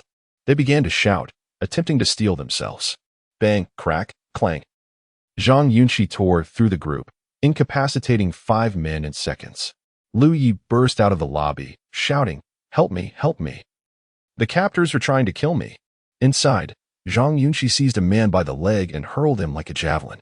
"Ah!" The captor screamed as he sailed through the air, colliding with Liu Yi. The combined weight of an adult male and the force of the throw created an impact of considerable force. Crack! The captor landed on Liu Yi's back, producing the sound of fracturing bones. "Ah!" Liu Yi clutched his left ribs, writhing on the ground in agony. Outside the compound, the AI Patrol and Metropolitan Police Department personnel monitoring the situation noticed the commotion. "He's out. Someone's escaping." Dr. Peng, Tong Zhan, and Wei Wu gasped in unison. On the ground, Li used his electrode chip to contact his father. Father, kill him. We can't control him. Initiate Plan B." Liu Yi pleaded. At the side entrance, Zhang Yunxi emerged, his gray eyes devoid of emotion. Who is that?" Dr. Peng asked, failing to recognize him. "Stop. You Gray, the one in the gray combat suit. I, representing the Pearl City Metropolitan Police Department, order you to cease your violence." The patrol officer in the aerial police aircraft hesitated, unsure how to address Zhang Yunxi. Buzzing. A dozen police drones converged, aiming energy weapons at Zhang Yunxi. Simultaneously, 30 AI patrol task force members rushed from the main building, weapons trained on Zhang Yunxi. "It's Zhang Yunxi. He illegally used prohibited viral agents. He's mutated, aggressive, and has murdered numerous innocent staff members." Liu Yi shouted urgently. "Open fire. Kill him. Save me." Bang. A Metropolitan Police Department AI patrol officer, stationed on a nearby rooftop, fired a sniper cannon, shattering the ground in front of Zhang Yunxi. Chapter 37. A fist to shatter the darkness before Zhang Yunxi lay a deep pit, approximately 1 meter in depth and 1.5 meters in diameter. Outside the courtyard, at the edge of the security line, Lu Zhonghui forcefully pushed aside the blocking police officer and rushed madly towards the entrance with his wife. "Get out of my way. He wants to kill my son." In that moment, the Lu couple was in a state of utter disregard, witnessing their son being mercilessly battered within the courtyard, completely losing their rationality. The police officers could not discern the identities of the Lu couple, and seeing their desperate concern for their child, they refrained from pursuing them further, as there were security personnel stationed at the main entrance. The couple reached the entrance, shouting at Li Dongming and the others, "Save my son. What are you doing? Save him." Inside the courtyard, Zhang Yunxi had come to a halt. After the drugs began to take effect, in the initial stages, he was devoid of personal awareness, consumed only by pain and fury.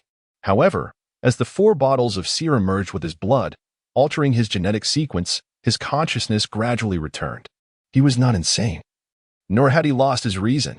At this moment, standing alone amidst a multitude of weapons aimed at him, he felt a twinge of hesitation. This hesitation did not stem from fear, but rather from the fundamental moral compass he had cultivated over 18 years of education. He did not wish to harm the innocent police officers, nor did he desire to oppose the judicial system. This hesitation was rooted in the goodness of a social citizen and a profound respect for the law.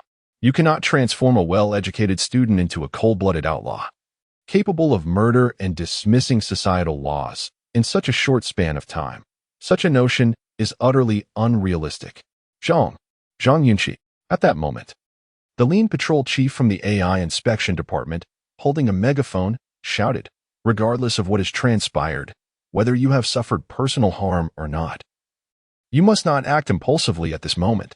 The police are here, and the leadership has arrived. You must control your emotions. Think of what your deceased parents sacrificed to nurture you. Do not squander your future for those unworthy of it. Trust in the judicial system. Please remain where you are. We will handle the rest." The patrol chief, having thoroughly reviewed Zhang Yunxi's personal dossier prior to arrival and having learned the circumstances from Li Dongming, did not believe Zhang Yunxi had suddenly erupted in violence within the studio building, nor did he consider him a criminal. Listening to the chief's exhortation, Zhang Yunxi slowly raised his hands, At this moment, he was rational and filled with respect for the societal environment. The 4 members of the action team, standing to the side, lowered their weapons and stepped towards Lu Yu. Zhang Yunxi fixed his gaze on Lu Yi, bending his legs in preparation to crouch. The remaining officers gradually approached. Outside, Lu Zhonghui clenched his fists and exchanged a glance with his wife. Inside the courtyard, Lu Yi was assisted to his feet by 4 team members, staggering towards the entrance. "Kill him. You must kill him." Lu Yi's mind echoed this mantra. For during the violent encounter, he had come face to face with both Jiang Xin and Zhang Yunxi, and the electrode chip in Zhang Yunxi's brain had not been removed. This meant that if Chapter 38, carnage on the streets, a harrowing shriek echoed outside the gate as Lu Yi's mother, utterly distraught, lunged to breach the courtyard. "Halt. Danger. Withdraw." AI patrol officers guarding the entrance restrained Lu Yi's parents, pulling them back. Within, the patrol officers who had encircled Zhang Yunxi had dispersed, weapons raised, firing upon him. Yet, their handheld energy weapons and conventional firearms proved futile in curbing his rampage. Thump, thump, thump, with one hand pinning Lu Yu to the ground. Zhang Yunxi unleashed a relentless barrage of blows, venting the pent-up frustration, rage, and helplessness that had been consuming him. Lu Yi's skull shattered, his upper body rendered unrecognizable. Rising to his feet, Zhang Yunxi kicked the mangled remains aside and stood tall. "Shoot him. Kill him. Open fire." Li Dongming and the arriving police superiors retreated, issuing orders in a frenzy. Regardless of Zhang Yunxi's status as a victim, his current display of extreme danger and aggression demanded immediate action. The police force could not stand idly by while he continued to inflict harm. As the order to fire echoed, drones and aircraft converged from the sky, descending to unleash a torrent of firepower. "Kill him! Kill him! Avenge my son!" Lu Yi's mother shrieked, pointing at Zhang Yunxi with unbridled fury. Lu Zhonghui, his gaze venomous, berated the patrol officers with a trembling voice. "What are you good for? You useless lot. Taxpayers' money wasted. Are you just going to stand there and watch him die at the hands of this criminal?" Zhang Yunxi, having regained his composure, charged toward the main gate. His speed rivaled that of an ordinary automobile, his momentum far exceeding human limitations. "Your son is precious, but other people's children are expendable, is that it?" Zhang Yunxi roared, his voice laced with contempt, as he barreled toward the iron gate like a raging bull. "You beasts dare speak of retribution?" At this moment, Zhang Yunxi's mind was devoid of all rational thought. As a student of biology, he was acutely aware of the changes occurring within his body. Never before had he encountered anything like this rapid genetic mutation, physical expansion, and cellular activity pushed beyond the limits of human endurance. These factors signaled a grim truth. His body was on the verge of collapse. It was akin to a tire being relentlessly inflated, destined to surpass its breaking point and explode. Zhang Yunxi knew his end was near, with no hope of salvation. Perhaps future scientific advancements might offer a solution, but he would not live to see that day. Death? He could accept death, but not in vain. Zhang Yunxi understood, even instinctively, that Lu Yi, a mere student in his early 20s, could not be the mastermind behind this scheme. The interaction between Lu and his father suggested a complicit relationship. Yet, Lu's father had not directly participated in the crime, nor had he committed murder. As things stood, he might evade prosecution. Why? Why should he orchestrate such chaos and escape unscathed? Since his own demise was imminent, Zhang Yunxi resolved to deliver a measure of justice. Bang! Crash! The thick iron gate crumbled before Zhang Yunxi like mere cotton candy. Maintaining his high-speed momentum, he shattered the gate with the force of his impact. Zhang Yunxi burst through, his sights set on Lu Zhonghui. "Stop him!" Li Dongming exclaimed, his composure shattered. He foresaw the imminent demise of his career as chief inspector. 6 or 7 police officers stood their ground, firing upon Zhang Yunxi. The barrage of bullets and energy beams inflicted some damage, but failed to halt his advance. Bang! Clang! Snap! Crack! Zhang Yunxi swiftly neutralized 4 patrol officers, either incapacitating or disarming them, but refraining from lethal force. "Join your son in hell," Zhang Yunxi roared, propelling himself forward and delivering a devastating blow to Lu Zhonghui. At that moment, Lu Zhonghui's face registered utter bewilderment. The fury, resentment, and grief over his son's death vanished, replaced by sheer terror. Drip, drip, drip. As Zhang Yunxi hurtled through the air, Lu Zhonghui's trousers became soaked with urine, which trickled down his legs. Suddenly, a blue beam of light pierced the sky, blinding Zhang Yunxi midair. Bang! A high-powered energy sniper rifle, aided by electronic targeting, struck Zhang Yunxi squarely. The gray keratin armor was breached, and Zhang Yunxi's shoulder erupted in blood as he crashed to the ground. Thus far, only the high-powered energy sniper rifle had proven effective in harming Zhang Yunxi. Weapons with lesser kinetic energy were rendered useless. Thud. Zhang Yunxi landed on his back, defeated. Secure him! Secure him! Li Dongming commanded. A dozen aircraft rapidly descended, their operators targeting Zhang Yunxi before unleashing a barrage of projectiles. Bang! Bang! Bang! The weapon pods of the aircraft released over 20 alloy chains, each tipped with a sharp metal barb, aimed at Zhang Yunxi. These tethers were originally designed to subdue rogue AI, as their mechanical nature rendered them impervious to pain. Moreover, even with extensive damage, their onboard weaponry might remain functional until their power and control systems were completely destroyed. Thus, the use of alloy chains to restrain their movements was deemed an effective strategy. Thwack! Thwack! The chain struck their mark, 6 barbs piercing Zhang Yunxi's body, anchoring him by his limbs and spine. It's over. Wei Wu, observing from a safe distance, felt a pang of sorrow. He can't survive this. Arg! Zhang Yunxi cried out in agony, struggling to rise. The 6 chains pulled him taut, forming a grotesque tableau. Wrap him up. Control him. The patrol leader ordered. I never wanted this. Zhang Yunxi roared, but I'm taking him with me. Summoning his remaining strength, he lunged forward. Whir! The 6 aircraft were yanked off course, spiraling wildly. Thump! Thump! Zhang Yunxi, dragging the aircraft, took several steps forward, gathering momentum before breaking into a run. The aircraft skidded along the ground, their alarm systems blaring as their operators lost all sense of control. You will die, Zhang Yunxi bellowed, sprinting for a dozen meters before unleashing a powerful kick at a police aircraft parked nearby. Whoosh! The motorcycle-sized aircraft soared through the air like a missile. After traveling over 10 meters, it struck Lu Zhonghui squarely. The aircraft's weight, combined with its momentum, was akin to a fully loaded truck colliding with a pedestrian at full speed. Bang! Shatter! With a sickening thud, Lu Zhonghui was launched into the air, his body tumbling several meters before slamming against a nearby wall.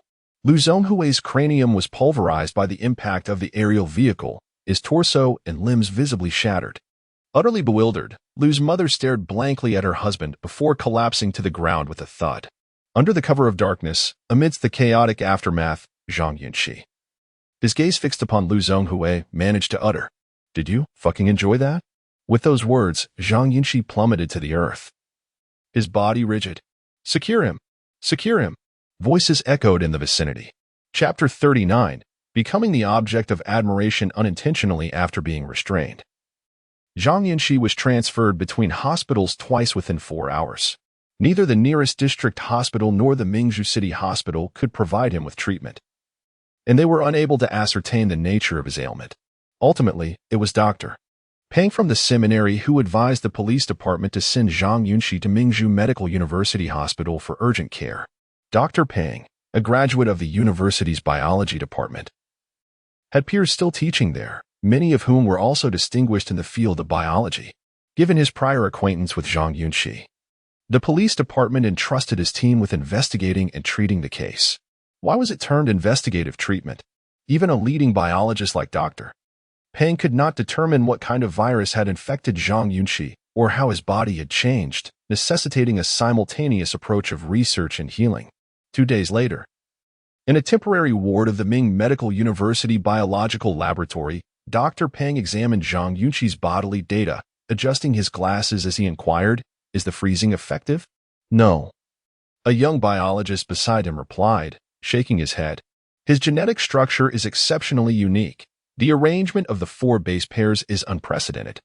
The activity level of his cells is alarmingly high. From yesterday until now, the healing of his external wounds has reached 70%, and by this evening, he may be fully recovered." Dr. Peng fell silent. However, the rapid cellular expansion will soon jeopardize his life. Currently, we lack a method to suppress the ongoing genetic mutations. The changes in his base pair arrangement are random and continue to evolve. The young man continued. We have observed the changes in his cells and extracted his blood. But there is an even stranger phenomenon. What change? Dr. Peng turned around. The cells causing the changes in his body, or perhaps a certain virus, withers and dies within 3 seconds of leaving the host, regardless of whether transferred to another organism. This incapacitates our ability to observe and analyze. The young biologist spread his hands. Clearly, we cannot discern what is occurring within his body. Dr. Peng furrowed his brow, filled with both fascination and urgency regarding Zhang Yunxi's condition, yet feeling powerless. After the genetic mutation Zhang Yunxi underwent, all his accumulated knowledge seemed futile. Dr. Peng pondered deeply. Given his esteemed position and expertise in biology, why could he not comprehend the changes in Zhang Yunxi's body? Was the virus an ancient strain existing on Earth, or was it artificially engineered? No, it must be an ancient virus yet to be understood by the biological community. For if it were man-made, even if temporarily inscrutable, he would certainly be able to grasp some aspects of it. Dr. Peng held steadfastly to this belief. Yet unbeknownst to him, the substance Zhang Yunxi absorbed was neither an ancient virus nor artificially created, but a product of sheer happenstance. Why? Because the 4 vials of serum traded by Dr. Peng with Weber were not intended for simultaneous use, but through a twist of fate, Zhang Yunxi ingested them all at once. This kind of mutation was not a simple arithmetic sum of 11114, but rather something infinite and entirely unknown. From the moment Zhang Yunxi began receiving treatment from Dr. Peng and his team, all medications and medical equipment proved ineffective on him. Even being expelled from his body through urine and feces, completely unabsorbed. The only effective substance was a potent sedative, which could induce a sluggish state in Zhang Yunxi's brain, thereby reducing cellular activity and temporarily slowing the genetic mutation process. However, this was merely a superficial remedy. As his body evolved, the new cells adapted to the sedative and developed antibodies, rendering it useless. Dr. Peng, standing in the ward, observed the comatose Zhang Yunxi in the nutrient chamber with a grave expression, murmuring, "We must prepare for both eventualities." "Yes, go on," he urged. "First, continue to study and observe the changes in Zhang Yunxi's body, exerting every effort to decipher his mutation code." Dr. Peng paused for emphasis. "Simultaneously, we must request the police department to prepare for a memory download and expedite the development of a storage chamber that can preserve the activity of the new cells. Should Zhang Yunxi ultimately prove irretrievable, his body and memories must be preserved. His genetic mutation may unlock a new frontier in human biology." The individuals present understood implicitly that Dr. Peng had lost hope for Zhang Yunxi's recovery. The knowledge they possessed was insufficient to unravel the secrets of his bodily transformation in the short term. Thus, it seemed inevitable that Zhang Yunxi would succumb to the overwhelming changes within him, ultimately facing death. That evening, in a standard ward at Ming Medical University, Zhang Xin lay in her hospital bed, having just completed her statement, as the officers from the police department politely took their leave, advising her to rest well. In truth, after Zhu Qizhen's explosive incident that damaged the building, Zhang Xin and Zhang Yunxi had been forcibly separated. She had fallen into the basement, sustaining a minor head injury during the impact, and upon regaining consciousness, had found herself on the ground, removed by the police. For the past 2 days, Zhang Xin had been recuperating and providing her testimony, even voluntarily sharing her memories of the event. However, aside from a patrol officer from the police department, only her mother had come to visit her. No other family members had made an appearance, and the academy had only made a few phone calls to inquire about her condition. Lying in bed, Zhang Xin felt drowsy and intended to rest for a while. Suddenly, the ward door was flung open with a loud bang, and 2 young people entered, 1 male and 1 female. Zhang Xin frowned upon seeing them. "Really? You spend your days doing nothing but causing trouble, don't you?" The young woman, stylishly dressed and clutching a designer handbag, launched into a personal attack. "I warned you before not to mess with that ridiculous robot. And now look what has happened. You're injured, and our family's business is caught up in this mess. Do you have any idea how significant this case is? The police have already come to question Dad today. Are you really as stupid as a pig? Can't you just focus on your studies at the academy instead of meddling in societal affairs? Do you even have the brains for that? Exactly. You knew that robot was smashed by criminals, yet you still insisted on repairing it? Did you not consider the potential for retaliation? The male chimed in, frowning in disapproval. You seem to have undergone a genetic mutation yourself. Have your brains migrated to your backside? Zhang Yunxi's face remained expressionless as she lowered her head. Her voice hoarse as she replied, Are you finished? Can you leave now? I need to rest. Leave? I was perfectly fine on a business trip. And now I have to deal with your mess. The young man retorted angrily. That robot unleashed particle beams in the street, smashing cars and blowing up buildings. Now we have to endure an investigation, do you understand? Zhang Yunxi slowly lifted her head, a fleeting glimmer of disdain and hatred crossing her gaze. At around 9 o'clock that night, in the temporary ward of the biological laboratory, Dr. Pang, it's bad. Zhang Yunxi's vital signs have become unstable. His body is undergoing changes again. A young man rushed into the laboratory, exclaiming, Let us go take a look. Dr. Pang immediately rose and followed the young man outside. Has the dosage of the sedative been increased as planned? Yes, but the readings show that the sedative has lost its efficacy, dropping below 10%. This is significantly lower than this afternoon. His bodily changes are occurring too rapidly. The young man responded softly as they walked. Expeditiously, everyone congregated in the ward, witnessing firsthand the resurgence of the ashen keratinous layer on Zhang Yunxi's body. He had also awakened, emitting agonizing cries from within the nutrient tank. How much time remains? Doctor Pang urgently inquired of his team. At most, 1 hour. The tranquilizers have lost their efficacy, a middle-aged colleague responded. We cannot save him. Doctor Pang clenched his fist and immediately commanded, download his memories, prepare to cryogenically freeze his body. Dr. Pang, we have not yet received authorization from the Metropolitan Police Department to download his memories. I have stated that his body is the key to unlocking a new frontier. There is no time for such concerns. Prepare to download. Dr. Pang, a dedicated eccentric, was unwilling to simply watch Zhang Yunxi perish. He desired to preserve the young man's body for future research and to download his memories, allowing him to survive in the eternal world, thereby justifying his actions. This is of paramount importance. Quickly commence. Dr. Pang roared.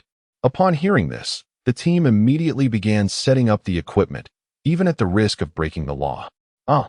Save me. Zhang Yunxi pleaded desperately, pounding on the nutrient tank with both hands. Dr. Pang. Just then, a young man in a white coat rushed in, beads of sweat covering his face. The security department downstairs received an anonymous package. Its contents are of vital importance. What is it? Dr. Pang turned around. The young man handed Dr. Pang a small box. The card is inside.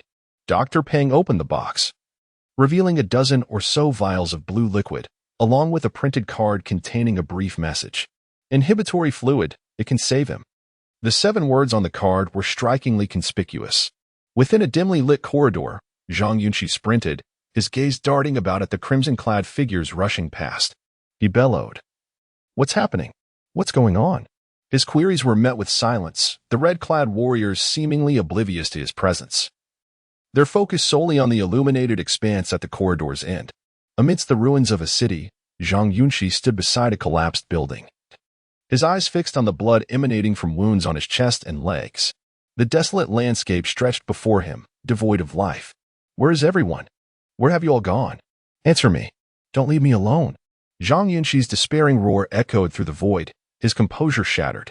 In a sprawling encampment engulfed in flames, red-clad warriors scattered amidst explosions. Zhang Yunxi, clad in combat attire, frantically searched through the chaos, crying out, Where are you? Don't wander off. I'm coming to save you.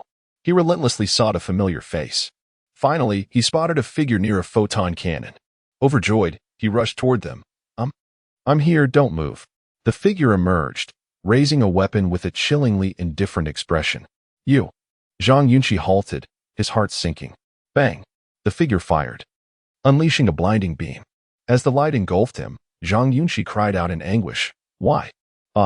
Within a 3-meter-long, 1.5-meter-wide nutrient tank, Zhang Yunxi, stark naked, erupted in a frenzied scream. Thump! A young man, jolted awake from his slumber at a nearby desk, stared at the nutrient tank. Bang! Zhang Yunxi abruptly sat up, his forehead colliding with the reinforced glass, causing him to slump back down. Zhang Yunxi is having another episode, headbutting the nutrient tank. It looks pretty brutal, requesting backup. The young man exclaimed into his communicator. Within moments, 6 AI patrol officers, accompanied by 4 mechs, stormed into the room, weapons raised. Dr. Pang and his team followed, the doctor waving his hands. Hold your fire, check his vitals. There's no reasoning with him. An AI patrol officer retorted, prepare to subdue him. As the commotion unfolded, Zhang Yunxi slowly sat up, glancing first at his groin, then at his naked body. What's going on? Hold still, Dr. Pang urged, rushing to the tank and peering through the glass. Zhang Yunxi, do you recognize me? I'm your mentor, Dr. Pang. Zhang Yunxi's head turned stiffly, his gaze fixed on Dr. Pang. I'm not dead. What did you say? Dr. Pang, noting Zhang Yunxi's vacant expression, held up 2 fingers. How many is this? Huh? How many is this? 2. Zhang Yunxi instinctively replied. Phew. Dr. Pang sighed in relief. Turning to the AI patrol officers. He knows it's 2. Communication is possible. He's lucid. Check the vitals. Dr. Pang's team member instructed an assistant. Zhang Yunxi, inside the tank, watched as he was examined by the group, including several middle-aged female technicians, causing him to exclaim, stop staring, it's embarrassing. Can I at least get some underwear, ladies? Ignoring him, the assistant announced a minute later, vitals stable. Open it, Dr. Pang instructed. The assistant pressed the release, and the glass cover retracted. Hands up, stand up. The AI patrol officers commanded. Zhang Yunxi protested. I can't stand. My upbringing forbids such indecent exposure. An hour and a half later, under the watchful eyes of the AI patrol officers, Zhang Yunxi concluded his discussion with Dr. Pang. He learned that he had been temporarily saved by an unknown benefactor who had provided an inhibitor, suppressing the aberrant genes and nascent cells within him. However, this reprieve was temporary, as the inhibitor supply was limited and its efficacy would wane. Once Zhang Yunxi's body developed resistance, the inhibitor would cease to function. According to the data, the inhibitor would only be effective for 6 months. If Dr. Pang's team failed to find a way to suppress Zhang Yunxi's mutated genes or enhance the inhibitor, his fate was sealed. A terminal illness, essentially. Upon hearing this, Zhang Yunxi felt a wave of panic and despair. Confined to his isolation room, he sank into a deep depression. He was only 18, with dreams and aspirations, and now his life was being cut short. Furthermore, he was plagued by unanswered questions. He had dreamed of experiences he had never lived, dreams that evoked profound emotions. He wondered if these dreams held significance, if his memories were compromised. These mysteries fueled his curiosity and apprehension. He yearned to investigate, but his time was limited. What to do?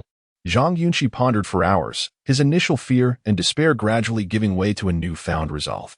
He had endured much in his short life, forging an inner strength. He refused to succumb to death or a simulated existence in a digital afterlife. He needed to find a way out. The inhibitor was a lifeline, and someone had secretly provided it, indicating that someone wanted him to live. Perhaps the situation wasn't hopeless. If the drug could be created, a solution could be found. But first, Zhang Yunxi needed to escape. He was under the joint surveillance of the Metropolitan Police Department and the AI Patrol Department for retaliating against Lu Yi and others, and for killing Lu Zhonghui despite warnings. The authorities deemed his actions premeditated murder, punishable by law, as they believed his mutation had not impaired his judgment.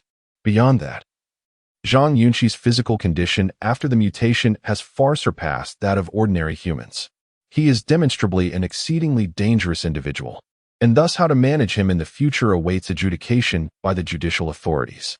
The courtroom is an unavoidable hurdle, but how can he possibly secure an acquittal?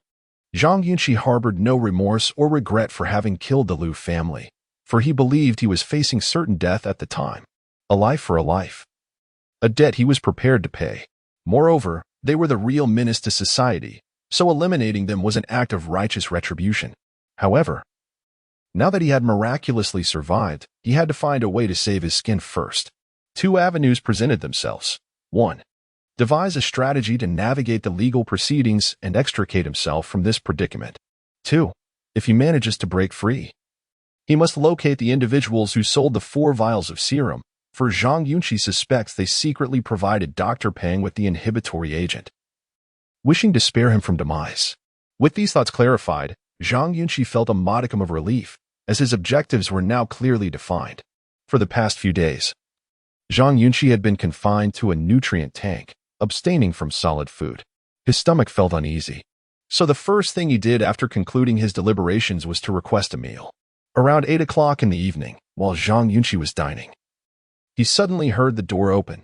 He looked up to see Wei Wu entering. "Damn, you really are fortunate. You managed to survive even this," Wei Wu remarked, seemingly disappointed. Zhang Yunxi rolled his eyes. "We're old classmates. Are you cursing me to die?" Wei Wu strode over and sat down on a chair. Your body." "Hold on. Let me speak first." Zhang Yunxi immediately waved his hand. Was Li Han apprehended? Yes, he was. Wei Wu nodded. "I'm under supervision." "How are you able to visit me?" Zhang Yunxi asked curiously after nodding. "I've worked in the Metropolitan Police Department for so many years. Don't you think I have some connections? Besides, old Peng is in charge of your treatment, so it wasn't hard to see you after I talked to him," Wei Wu said, crossing his legs. "But your situation is indeed quite difficult. Brother, let's dispense with the pleasantries. I have just one question." Zhang Yunxi frowned as he looked at him. "You're a professional, so from your perspective, how can I win this criminal case? Aren't you trying to induce me to subvert the law?" Wei Wu immediately retorted, "I can't do that. If successful, I'll transfer 20,000 yuan to you." Zhang Yunxi disabled the automatic memory function of the electrode chip. Upon hearing this, Wei Wu immediately lowered his voice and said, "The crux of the matter lies in whether it was self-defense. After the genetic mutation, did you lose your subjective cognitive abilities?" Zhang Yunxi blinked. "Speak plainly." "Damn. You don't even understand that. You mutated, went mad, knew nothing, and your body, out of vigilance for danger, killed the criminals. Who can convict you then?" Wei Wu replied. Tapping the table, lunatics, the mentally impaired, and other special populations are not subject to legal provisions. Zhang Yunxi asked in a low voice, "Big brother, what should I do?" "You have to figure out the specifics yourself," Wei Wu replied softly. "But according to various anecdotes, the ultimate secret of a madman is none other than eating feces. That's all I have to say, consider it." "I feel like you're messing with me," Zhang Yunxi replied. 2 hours later, Zhang Yunxi was squatting in the toilet of the detention room, staring intently at the squatting pan, his forehead beaded with sweat. To die or to live? Is it intermittent subjective cognitive impairment or perpetual madness? This was a question worthy of profound contemplation. After pondering for a long time, Zhang Yunxi grabbed a tissue and cursed fiercely. "Damn Wei Wu, ultimate secret my ass. Forget it. I'll accept the judgment, but I'm definitely not eating this shit."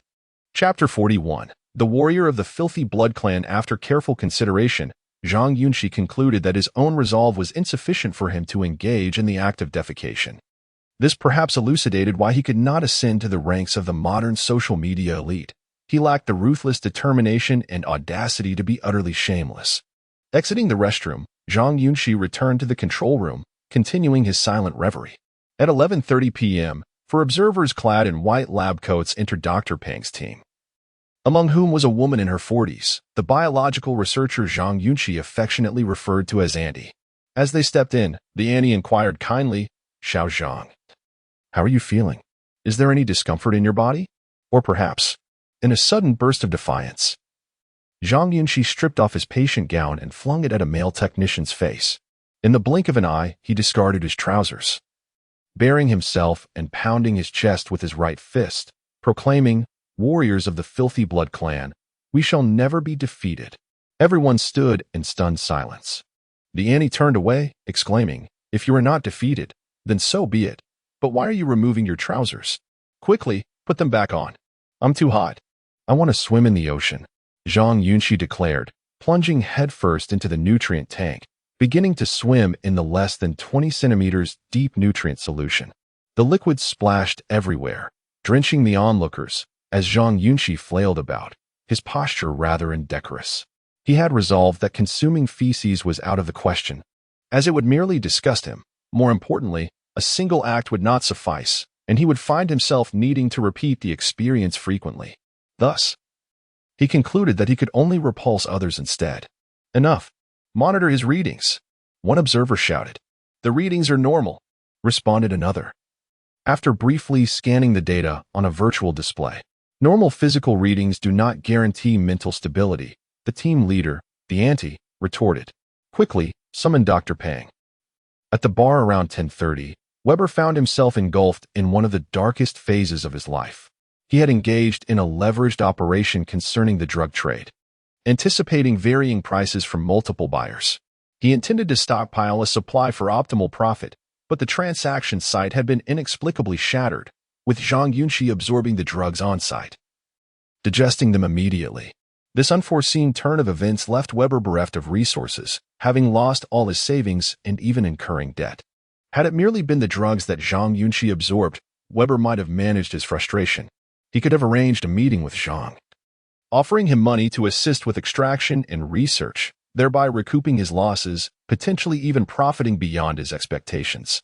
However, the current predicament was that Zhang Yunxi, in an act of self-defense, had landed himself in legal trouble, making it difficult for him to escape confinement in the short term.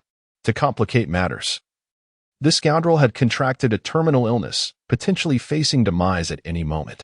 To retain his assets, Weber needed to ensure Zhang's survival. Otherwise, he would face a total loss of both man and money, consequently in a state of utter helplessness. Weber discreetly arranged for the suppression solution brought by Pang Baran to be delivered free of charge to Dr. Pang's team, temporarily safeguarding Zhang Yunxi's life. Pang Baran could undoubtedly procure the synthesis formula for a singular drug, which meant that Weber possessed significantly more information than Dr. Pang. Thus, if Zhang Yunxi could regain his freedom, Weber could negotiate with him. And a living Zhang Yunxi who had absorbed 4 vials of the drug would undoubtedly hold greater research value than the 4 untouched vials. The bosses in the upper echelons were influential figures, and in their eyes, a living Zhang Yunxi was worth far more than 4 vials of medication. However, for Weber at present, these considerations were mere fantasies. He had run out of suppression solution, and to preserve Zhang Yunxi's life, he needed to continue financing purchases from Pang Baran. Moreover, he remained uncertain whether Zhang Yunxi would successfully win his self-defense case. If he lost and received a life sentence, Weber would find himself utterly ruined. Most critically, Weber was also entangled in legal troubles of his own. During the incident at the transaction site, they had employed prohibited weapons. Although not particularly severe, the matter would still prove troublesome, as this case was linked to Zhang Yunxi's situation, and the higher-ups were closely monitoring developments. He could not expedite the process, no matter how much he wished to. At the bar counter, the Godfather appeared dejected, puffing on a cigar and sipping strong whiskey, embodying a sense of being trapped in a failing stock market, with his family torn apart. Boss, a young man, over 6 feet tall and referred to as Baby, approached and said, "There's a call from Mr. Su. He wants to meet with you to discuss the goods." Weber pondered for a moment before responding. "Do you think it's appropriate for me to meet him now?" Baby hesitated, then replied, "Given our current situation, do you think it's wise to continue pretending? What happens if you refuse to meet? We could end up with nothing." Weber shot him a cold glance. "From now on, you are not to speak the truth, understood?" "All right," Baby nodded, extending his hand. "Please, lead the way." Resigned, Weber stood up to follow. Since Zhang Yunxi's audacious display in the control room, the Annie had removed herself from the observation post and joined the data analysis team. It was simply too much to bear, far too embarrassing. 2 days passed, and Zhang Yunxi's mental state remained erratic. Dr. Pang conducted a comprehensive examination of his brain, but still could not diagnose the underlying cause of his affliction. This was mainly due to the fact that Dr. Pang's team was unable to decipher the genetic mutation code, thus hindering their ability to provide a definitive diagnosis for Zhang Yunxi. A mutation had occurred, resulting in abnormal behavior. One could argue that he was not insane. Yet no evidence supported this claim. Genetic mutation was fundamental, and under such conditions, anything could transpire. Zhang Yunxi's case might very well be one where physical readings appeared normal. Yet his mental state was anything but a scenario with a high probability of existence. What could the medical team do? Absolutely nothing. One afternoon, after Zhang Yunxi completed his statement with the police department, Dr. Pang, noticing his temporary stability, promptly instructed his students to escort him to the inpatient building for further examination, as it housed more advanced equipment. Accompanied by 8 AI patrol officers, Zhang Yunxi, shackled in handcuffs and leg irons, arrived at the General Inpatient Department. A series of complicated examinations aside, as Zhang Yunxi and Dr. Pang's students traversed several examination rooms and prepared to descend the stairs, they unexpectedly encountered Zhang Xin and others, who were in the process of being discharged. Having not seen Zhang Xin for several days, Zhang Yunxi felt a pang of guilt upon spotting her. It was because of him that she had suffered an unfortunate fate, not only being hospitalized but potentially facing legal repercussions. Seeing as Zhu Qizhen had acted in a dangerous manner while rescuing him, standing at the corridor's entrance, Zhang Yunxi looked at Zhang Xin and politely addressed the AI patrol officers. "Brothers, may I have a few words with my classmate? She helped me before." "Not allowed. You cannot interact with outsiders." The team leader of the AI patrol officers promptly denied him. Zhang Yunxi gazed at him imploringly. "Uncle, I don't know when my case will conclude. I might never see her again. Please, just let me speak with her for a moment. Just 2 sentences." The AI patrol leader, observing the young Zhang Yunxi, felt a surge of sympathy and asked, "Can you guarantee that you won't remove your trousers?" I feel perfectly fine now. Just 2 minutes." The leader relented. "Thank you." Zhang Yunxi expressed gratefully. "No need to thank me. If you can refrain from causing trouble, that would be the greatest assistance to us," the leader replied softly. Once they finished speaking, Zhang Yunxi smiled and began to approach Zhang Xin, only to overhear her engaged in a heated argument with 2 young men. "I won't sign." "Why should I sign? It's a collective action. Why should I bear the responsibility alone?" Zhang Xin exclaimed, clenching her fists in anger. "Collective action? You speak so lightly of it. But isn't this trouble of your own making?" A stunning young woman exclaimed with a fierce countenance. "If you hadn't insisted on repairing that robot, would the corporation be facing a lawsuit? Now, numerous residents of the First District are preparing to sue us, claiming we have illegally modified the robot, posing a threat to society. Once this matter reaches the courtroom, whether we win or lose, it will inevitably inflict immeasurable negative repercussions on the corporation. Therefore, the consequences of your actions must be borne by you alone. Zhang Yao, do not mistake me for a fool." Zhang Xin's face turned pale with rage, her delicate frame trembling, yet her eyes remained defiant as she shouted, "Aren't you merely trying to leverage this situation against me? It's evident you wish to undermine me, to force me to drop out and leave this place. I assure you, your schemes will not succeed. The more you press, the more determined I am to remain at Mingzhu. I will not sign. The corporation possesses an authorization letter regarding Zhu Qizhen, and a contract has been signed. You may do as you please, but I refuse to be manipulated by you." Slap. The beautiful young woman, incensed by Zhang Xin's words, raised her hand and struck her. "Am I giving you face? Do you think the corporation will acknowledge your authorization letter? That is a forgery you concocted." Zhang Xin staggered back from the blow, her entire being vibrating with anger. "You still fail to comprehend me. Your insults only serve to fortify my resolve. I will not cower or retreat. You strike me, and I shall strike back." With that, Zhang Xin disregarded the onlookers in the hall and lunged at the young woman with wild abandon. Slap. The young man beside Zhang Yao roughly shoved Zhang Xin aside. "Have you had enough of this commotion? Sign the document." Zhang Xin looked at the 2 of them with indignation, her voice filled with fury. "I despise you both. I will fight you." At that moment, Zhang Yunxi, standing at the corridor's entrance, suddenly gasped audibly and collapsed onto the floor, thrashing her legs. "What is wrong? What is happening?" The personnel from the AI inspection department approached briskly. "My chest hurts. It hurts too much."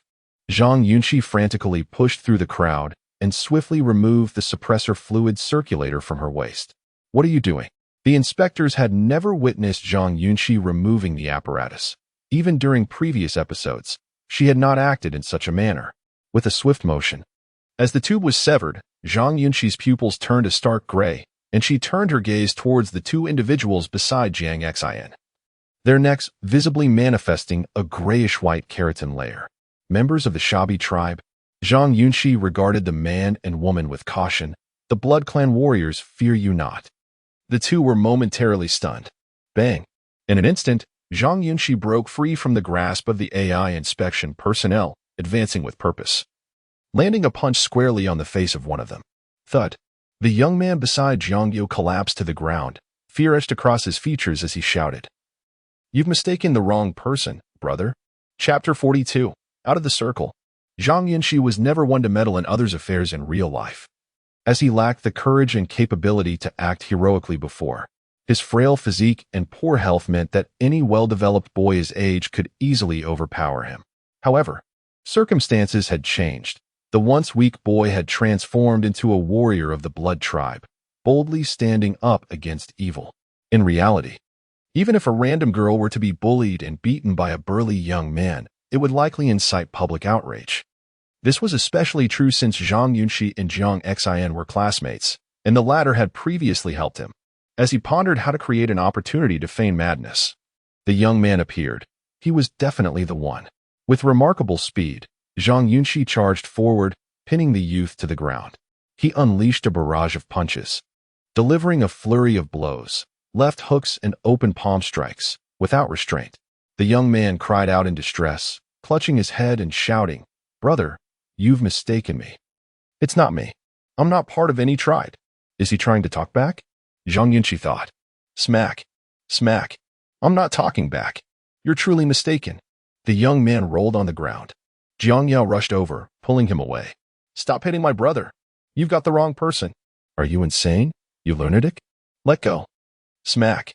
Jiang Xion's expression turned cold as she approached and slapped Jiang Yao on the head. That's for you. Jiang Yao stared in shock at Jiang Xion, promptly discarding her expensive handbag. You little wretch, I'll fight you. Bang. Zhang Yunxi stood up and shoved Jiang Yao aside. Members of the AI inspection department rushed in, separating the two girls. Furious, Jiang Yao threw off her high heels and hurled them at Jiang Xion. You dare hit me, you little wretch. Jiang Xion was no ordinary girl. When she got angry, she expressed herself through action rather than words. Smack. Smack.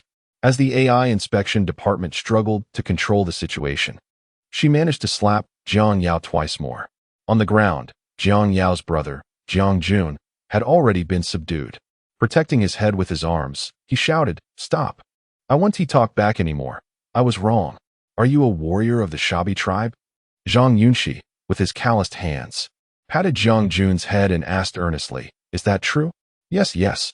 I didn't expect you to recognize me. I surrender. Jiang Jun realized that Zhang Yunxi's dim as the inspectors departed. Zhang Yunxi promptly approached, holding the alloy shackles, and inquired with keen interest, What are you working on? Dr. Peng? On the workbench, over 20 holographic projections floated freely in space, their data intricate and obscure, even beyond the comprehension of Zhang Yunxi, who specialized in biology. Dr. Peng stepped beside the central holographic projection, raising his arm to magnify a hand-drawn triangular model within the display. Observing the model, Zhang Yunxi noted its unremarkable exterior. Yet the internal structure and detailed manufacturing information were remarkably complex. Dr. Peng pointed to the triangular model, speaking softly. Upon reflection, it is evident that within 6 months, we will not uncover the code to decipher your mutated genes. We require additional time. However, the supply of the suppressive serum is limited, and we must utilize it judiciously. What is your proposal? Zhang Yunxi inquired. Dr. Peng gestured towards Zhang Yunxi's heart, stating, You will need to undergo surgery to establish a circulatory blood transfusion bridge at the heart, linking to the gene suppressor I intend to develop. Through the 10,000 miniature vibrators within the suppressor, we can enhance the speed and efficiency of the serum's flow in and out of your body. We have discovered that injecting the serum directly into your body does not immediately engage the new cells. Much of its energy and efficacy is squandered on the journey to the battlefield. For instance, your blood contains a multitude of conventional cells that resist the serum.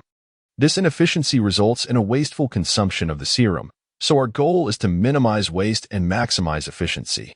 Consequently, the serum could be utilized for an additional 8 months, aiding us in unraveling the secrets within you. Zhang Yunxi was elated upon hearing this, exclaiming, Thank you, Dr. Peng. I also appreciate you. It has been a long time since I felt such excitement, Dr. Peng remarked, his gaze fixed on Zhang Yunxi with an almost fervent expression. Zhang Yunxi swallowed hard and added, There is someone who wishes to meet you. He claims he can assist with your legal matters, but at a certain cost. Dr. Peng asked, Are you willing? Who is it? Zhang Yunxi inquired with curiosity.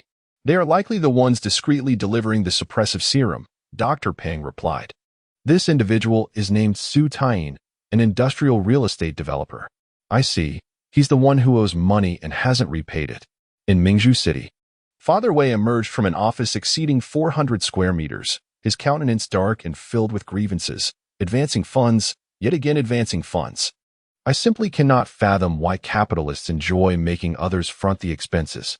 Chapter 43. The contract of sale. Zhang Yunxi had initially been reluctant to meet with the enigmatic Su Taiyin. After enduring numerous trials, trust in strangers had become a rare commodity for him. However, Dr. Peng informed him that the individual in question might possess the coveted suppression liquid. With such a prospect at stake, Zhang found himself devoid of justifiable reasons for refusal. After all, his survival hinged on this very substance. The following morning, shortly after 8, a striking young woman, approximately 22 or 23 years of age, clad in a tailored white suit, entered Mingyi University accompanied by a lawyer. Dr.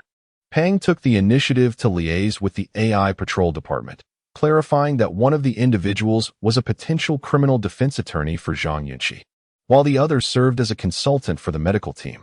Consequently, the AI Patrol Department found themselves without grounds to deny the meeting, thus arranging for Zhang to meet with the pair while reiterating the importance of maintaining decorum, particularly in light of the previous incident in the hall that had resulted in disciplinary action against 4 patrol members, including a team leader. At approximately 9:20, Zhang Yunxi, adorned with 2 sets of metallic chains, hands and feet bound, a pump for the suppression liquid strapped to his waist, and an electroshock device around his neck, entered a modest meeting room within the research building of Mingyi University. Upon entering, the beautiful young woman extended her hand, smiling as she greeted him. Hello, Mr. Zhang. I am Su Duo, Mr. Su Taiyin's administrative assistant. Hello, Zhang replied, nodding. I will forego the handshake. Su Duo glanced at Zhang, who was encumbered by chains, and offered an awkward smile. I understand. Greetings, Mr. Zhang. I am Luo Xiaoxiang, the head of the Tianping law firm, the amiable lawyer added, also nodding in acknowledgement. Hello, Zhang responded. Please take a seat. Su Duo gestured invitingly. Zhang lowered himself into a chair on the right side of the conference table, striving to maintain a friendly demeanor, aiming to dispel any lingering associations with the viral images that had gone viral online. Once seated, Su Duo crossed her legs, delicately smoothing her hair with her fair hands, and softly addressed Zhang. Mr. Su has expressed profound sympathy for your situation. He has been closely monitoring your case and regards you as an exceptionally talented student. If only. I apologize for interrupting, Zhang interjected, eager to expedite the conversation due to his impending bone marrow examination. I have treatment soon. Could we keep this brief? I would like to inquire if you have any means to acquire the suppression liquid I require. Su Duo hesitated for a moment. We cannot procure it, but we will do our utmost to assist you in finding the suppression liquid you need. You are familiar with Mr. Weber, correct? Indeed, Zhang replied with a smile, silently cursing the connection he shared with that elderly figure, which had led to his current predicament. He has stated he will endeavor to help you obtain the suppression liquid, Su Duo conveyed, her tone carefully measured, conveying essential information without making any promises. For vials of genetic agents were undoubtedly illegal, thus the related suppression liquid would also be deemed illicit. Su Taiyin, a prominent entrepreneur, would never admit to possessing such items. Zhang contemplated her words. Understood. Su Duo maintained her smile.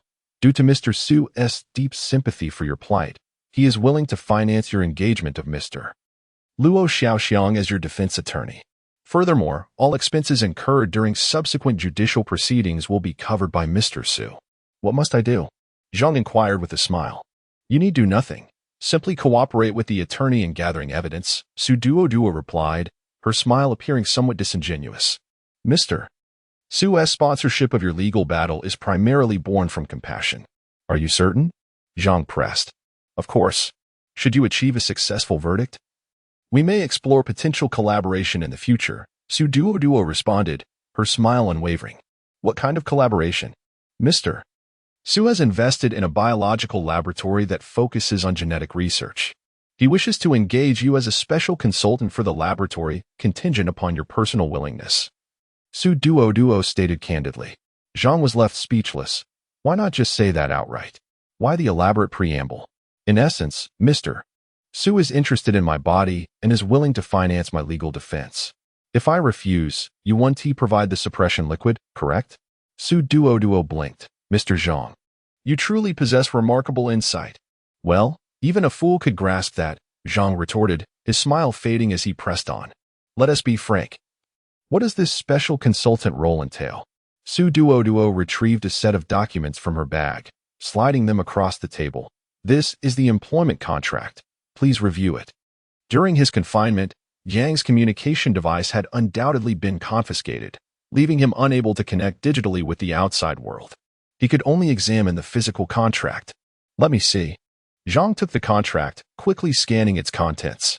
To his astonishment, the employment contract for the biological laboratory resembled a veritable indenture.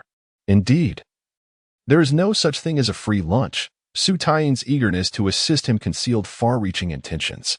In Mingzhu City, within an upscale restaurant, Lu Zhonghui's wife, Yu Jiahui, the mother of Lu Yi, was engaged in conversation with a lawyer and a representative from the Judicial Appraisal Department. My demands are straightforward. I want him sentenced to death. Oh, no, I seek a life sentence. I wish to see him tormented for eternity. Yu Jiahui's countenance was cold, her eyes ablaze with hatred as she addressed the two men. Regardless of the means, I require the most severe punishment. Money is not an issue, nor are societal connections. I only seek the harshest judgment.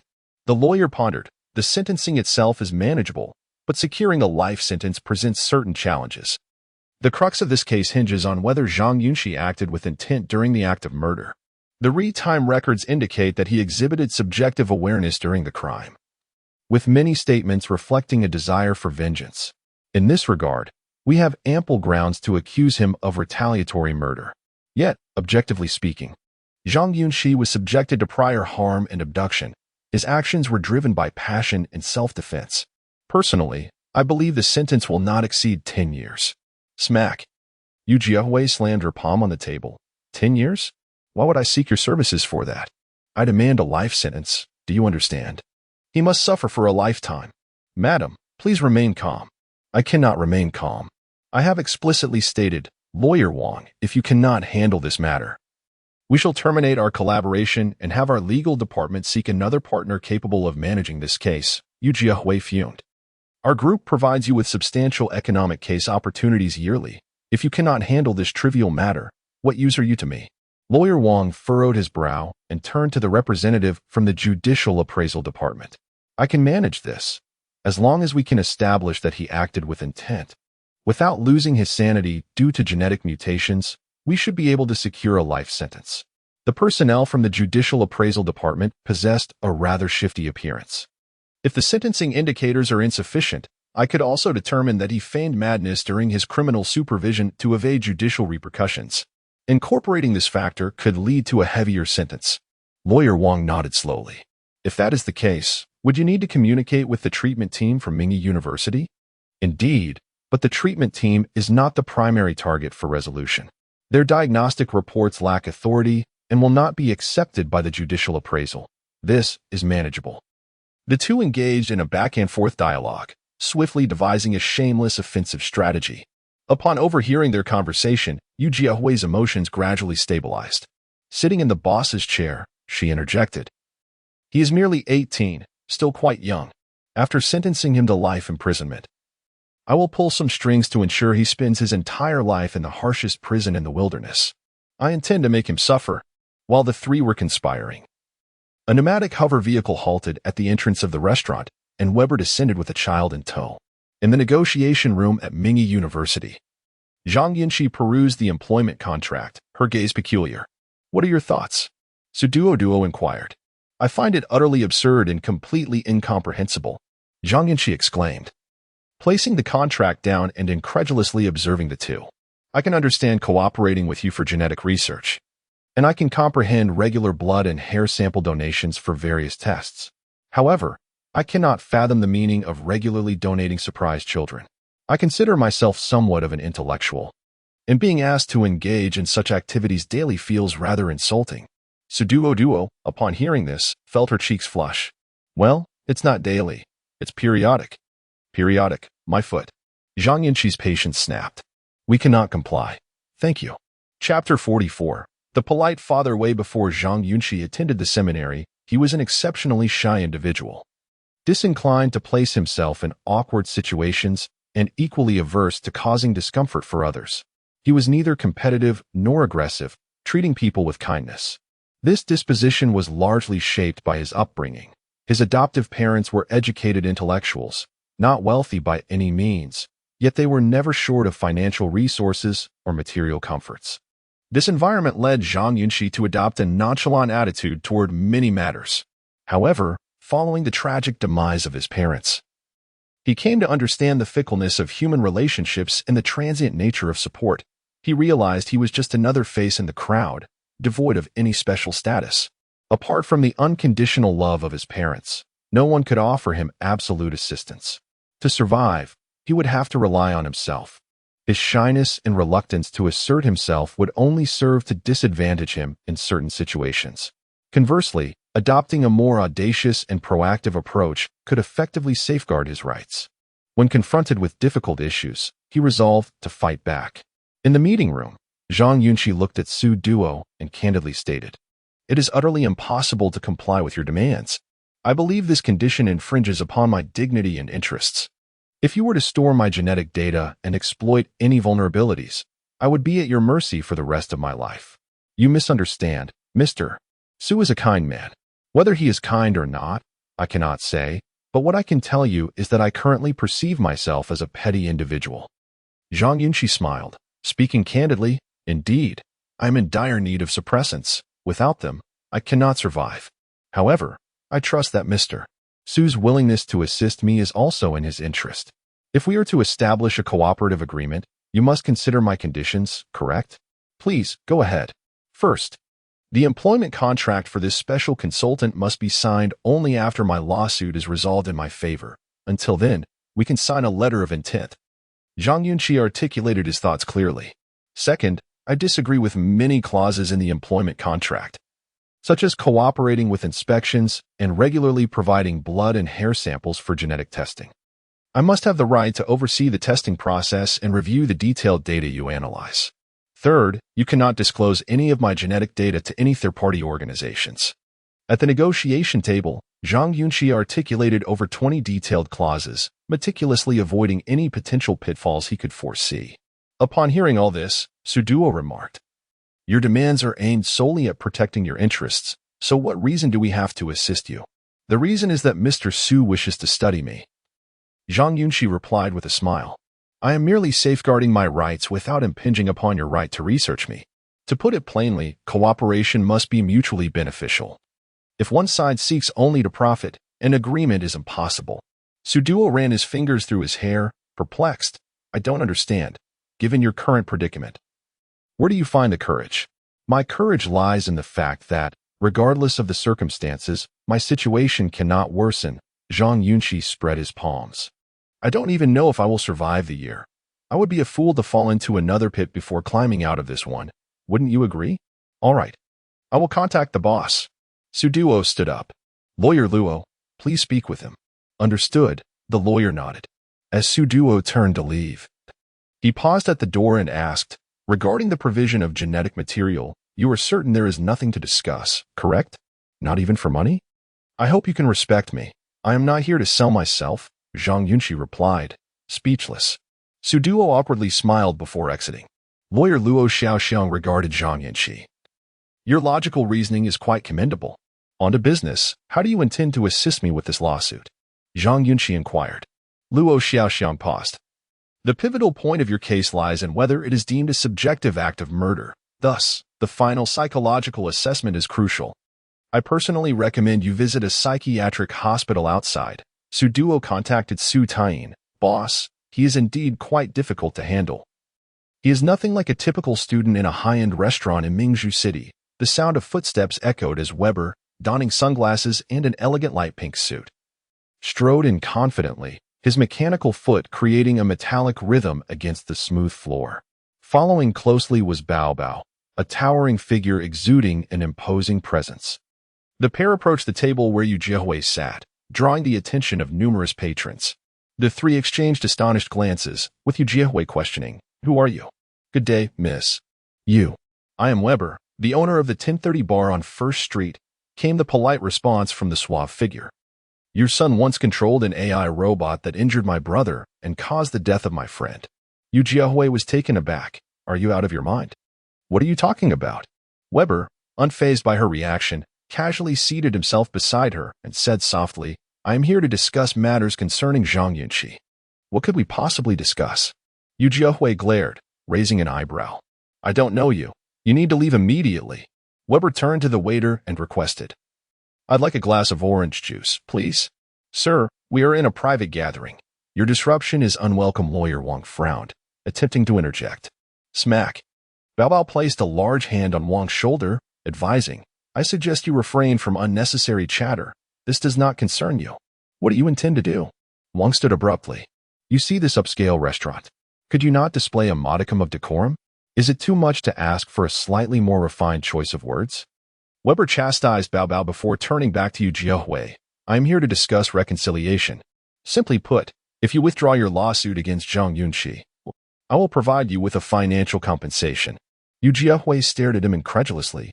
"Are you insane? Do you think you're wealthy? Or do you believe I am in need of money? You are truly deluded. Get out of here." Weber rested his chin on his hand, lazily observing Yu Jiehui. "You know Dong Longhui, right? The legal representative of Longhui Biological Studio." Yu Jiehui froze. "He is merely a puppet you and Lu Zhonghui have placed in front," Weber continued, taking the orange juice from the AI robot and sipping it as he spoke softly. "I have a good relationship with him. He has shared much about your dealings." Were you threatening me? I thought you were a polite person. Could you allow me to finish speaking?" Weber inquired, looking at her. Yu Jiehui's face drained of color, her eyes filled with unease. "Dong Longhui has informed me of some very discreet matters, including your plans to kidnap Zhang Yunxi, illegally modify the control systems of the murderer Li Yun, and utilize Longhui Biological Studio to conduct illicit research while secretly establishing laboratories in the wilderness," Weber said softly as he set down the orange juice. "Some of the evidence concerning these matters has been handed to me by Dong Longhui, implicating not only Lu Zhonghui and Lu Yi, but also you.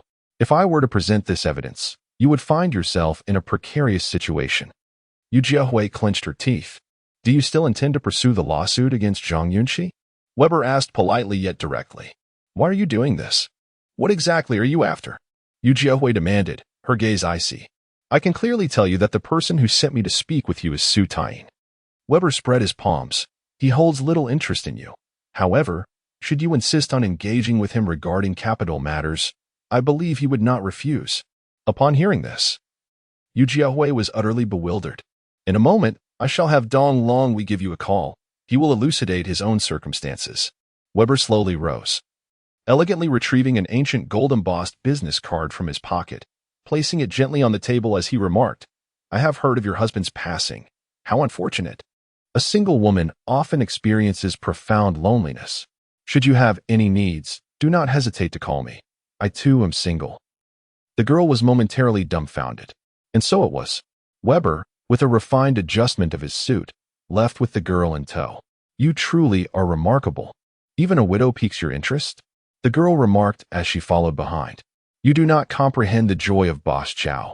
Weber replied, "Even a wash can be beneficial." In the conference room, Su Duo returned, smiling broadly at Zhang Yunxi, saying, "We have concluded our discussions. Your billions of descendants are secured. The employment terms you propose do not pose significant issues and can be negotiated." Chapter 45. A cup 3 months later. At the Matsumura Mental Health Treatment Center. "Xiao Zhang, go out and keep an eye on my wife. She must be cheating on me. That wretched woman is disloyal." An elderly man in his 60s shouted excitedly within the confines of the controlled ward. "Yunxi, listen to me. The wilderness area we are isolated in is not about resource control. There are numerous locations where artificially created viruses have emerged, infecting many organisms." A middle-aged man roared with grave seriousness. "You are a genetically modified warrior. You must take on the heavy responsibility of saving our homeland. Do you believe in light? You are the light, Yunxi. I won't take the medication. I am not ill. You all want to harm me. Old and I. If you insert my catheter into your mouth again, I will fight back. At around 8 in the morning, the Matsumura Mental Health Hospital was as bustling as a marketplace. Patients finished their breakfast and underwent examinations, all idly passing the time. Those with more severe conditions were confined to their rooms, watching Zhang Yunxi depart, while those with milder symptoms greeted him amiably in the corridors. Xiao Zhang had resided in the mental hospital for 2.5 months and had made several friends due to his sociable nature. Luo Xiaoxiang, an exceptionally competent lawyer, crafted a meticulous defense plan for Zhang Yunxi. First, he filed a judicial declaration for the suppression liquid Zhang Yunxi was currently using. After prolonged observation by the police forensic department, it was confirmed that this suppression liquid effectively managed Zhang Yunxi's condition.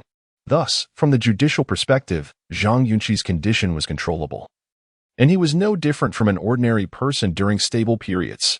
Consequently, the police department had no authority to restrict his personal freedom or impose any form of control, as there were currently no regulations governing genetically modified individuals in the judicial statutes.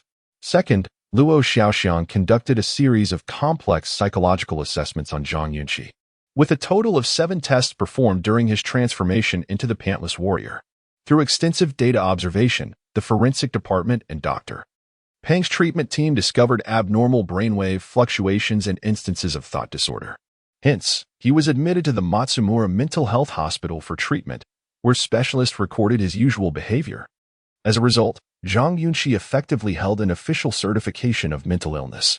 Following 2.5 months of treatment, Zhang Yunxi did not exhibit any symptoms nor had any episodes of disrobing, behaving entirely normally.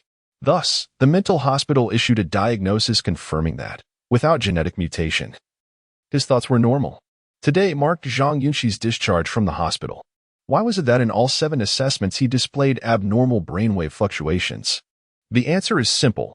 His genes were already different from ordinary individuals, indicating that not only his physiological indices were dissimilar, but his entire body had undergone changes.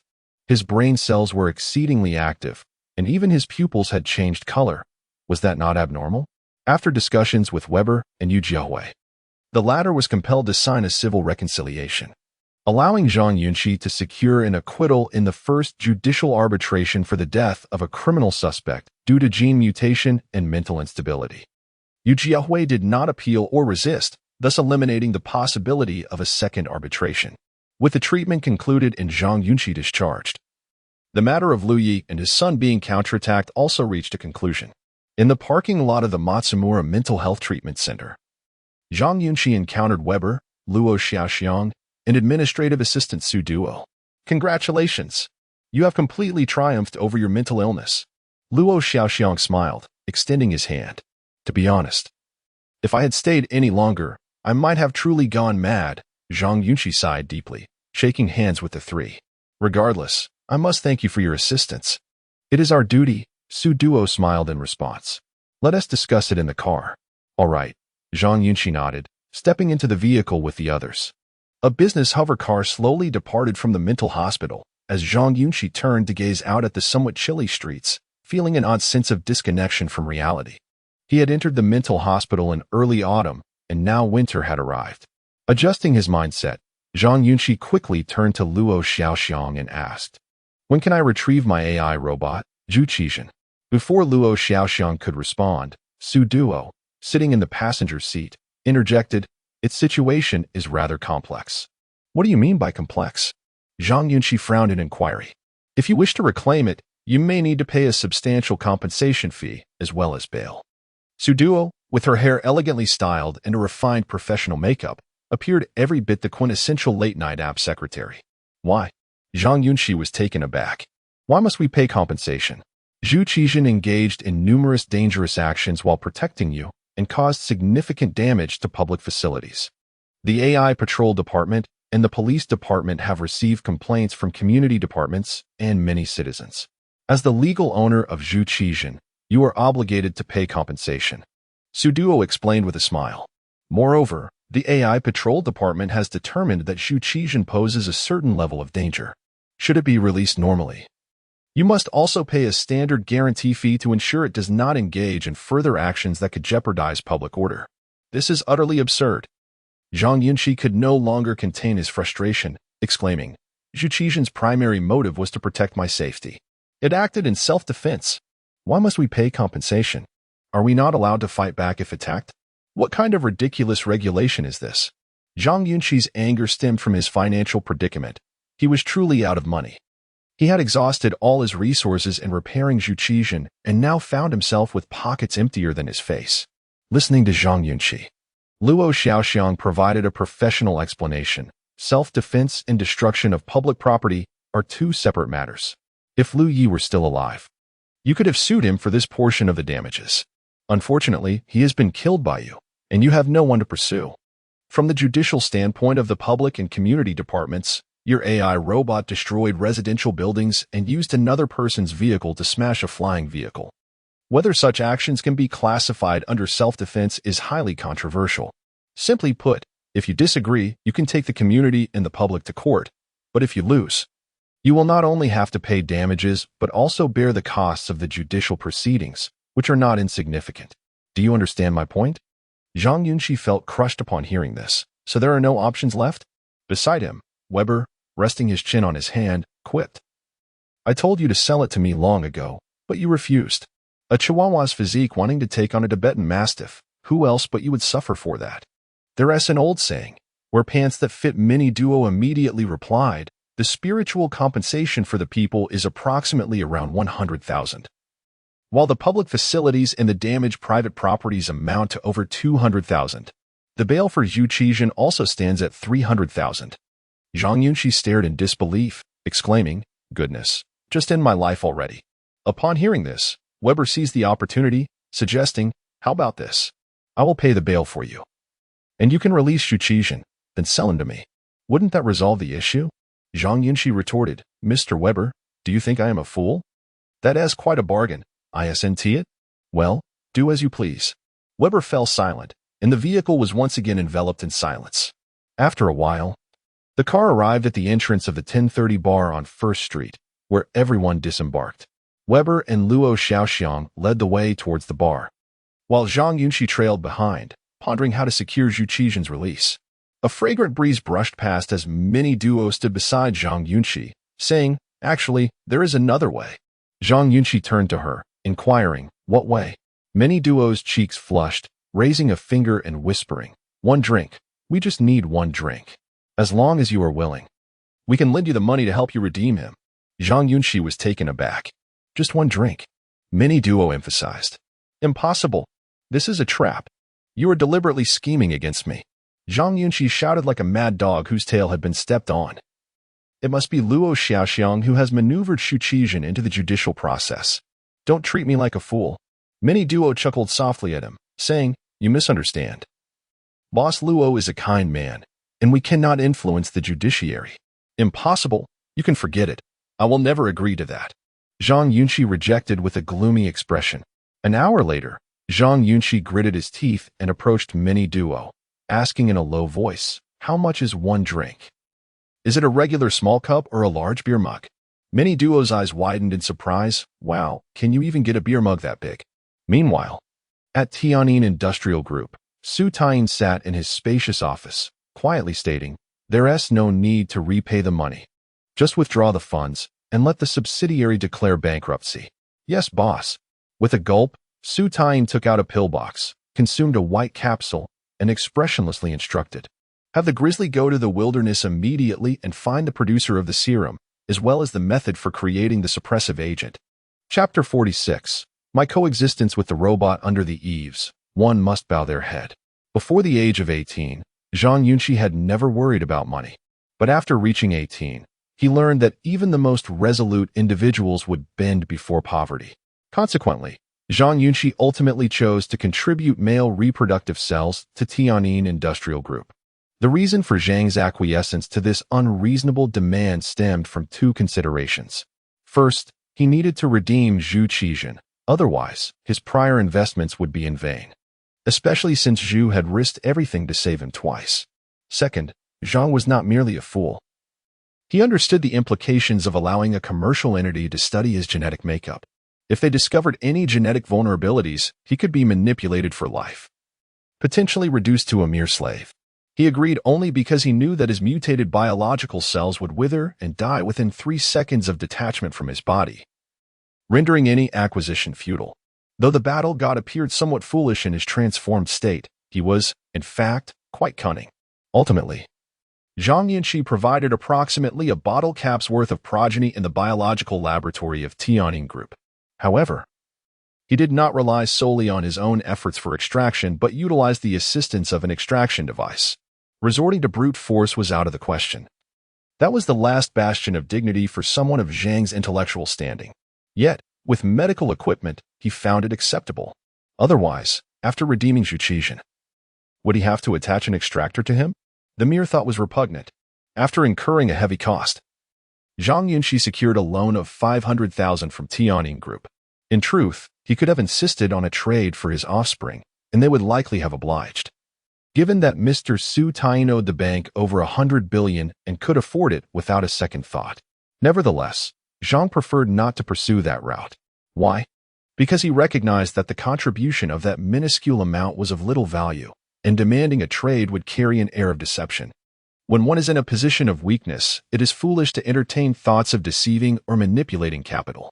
That afternoon, Zhang Yunxi arrived at the AI inspection department. After paying a hefty compensation and bail, he finally awaited Zhu Qixin at the entrance. Upon their meeting, Zhang expected a warm embrace from his teacher, but was instead met with a barrage of complaints.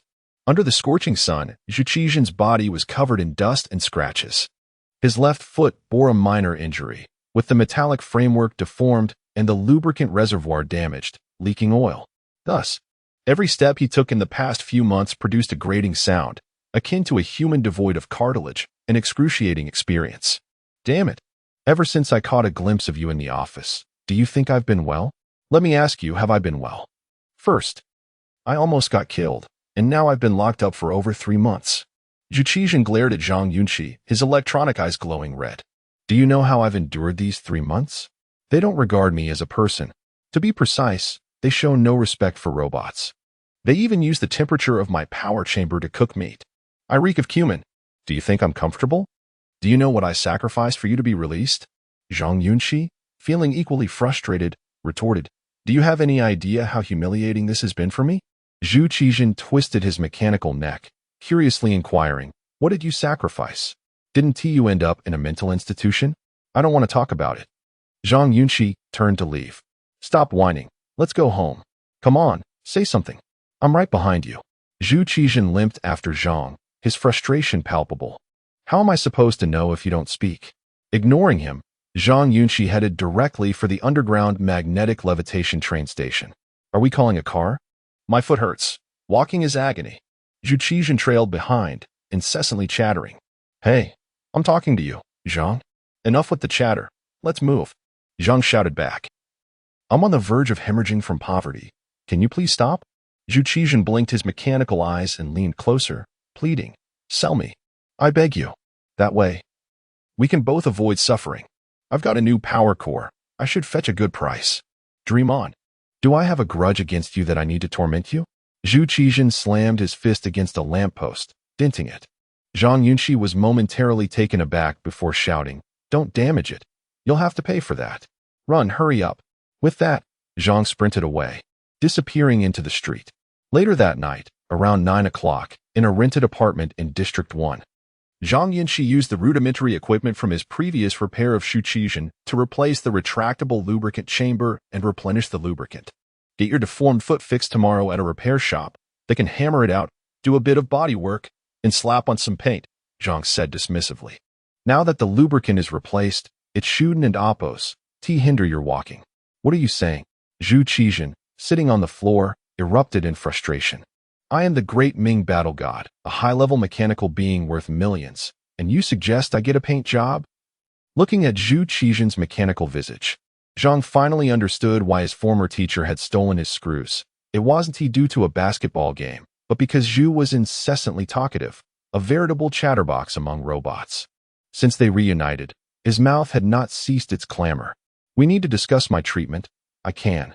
Suddenly, a flicker of red light illuminated the room. And Zhu, mid-rant, began to convulse, collapsing to the ground in a fit. Zhang revealed the energy lock code on his communicator and whispered, I'm giving you 2 commands. First, you are to remain silent. I have a headache, and your chatter consumes lubricant, which I cannot afford right now. Second, go to the bar at 10:30 and borrow 2 iron plates to patch up the hole in the garage wall. You. Silence. Otherwise, I'll lock your energy cord 200 times in a second, and you'll be in serious trouble. Zhang tossed this ultimatum over his shoulder and ascended the stairs. I'm off to eat. After Zhang Yunxi disappeared upstairs, Zhu Qijian's emotional state unraveled completely. He slammed his massive mechanical palm against his head, lamenting, Zhang Yunxi, the man devoid of great virtue. Why did you buy me? Wouldn't it be better if I just perished?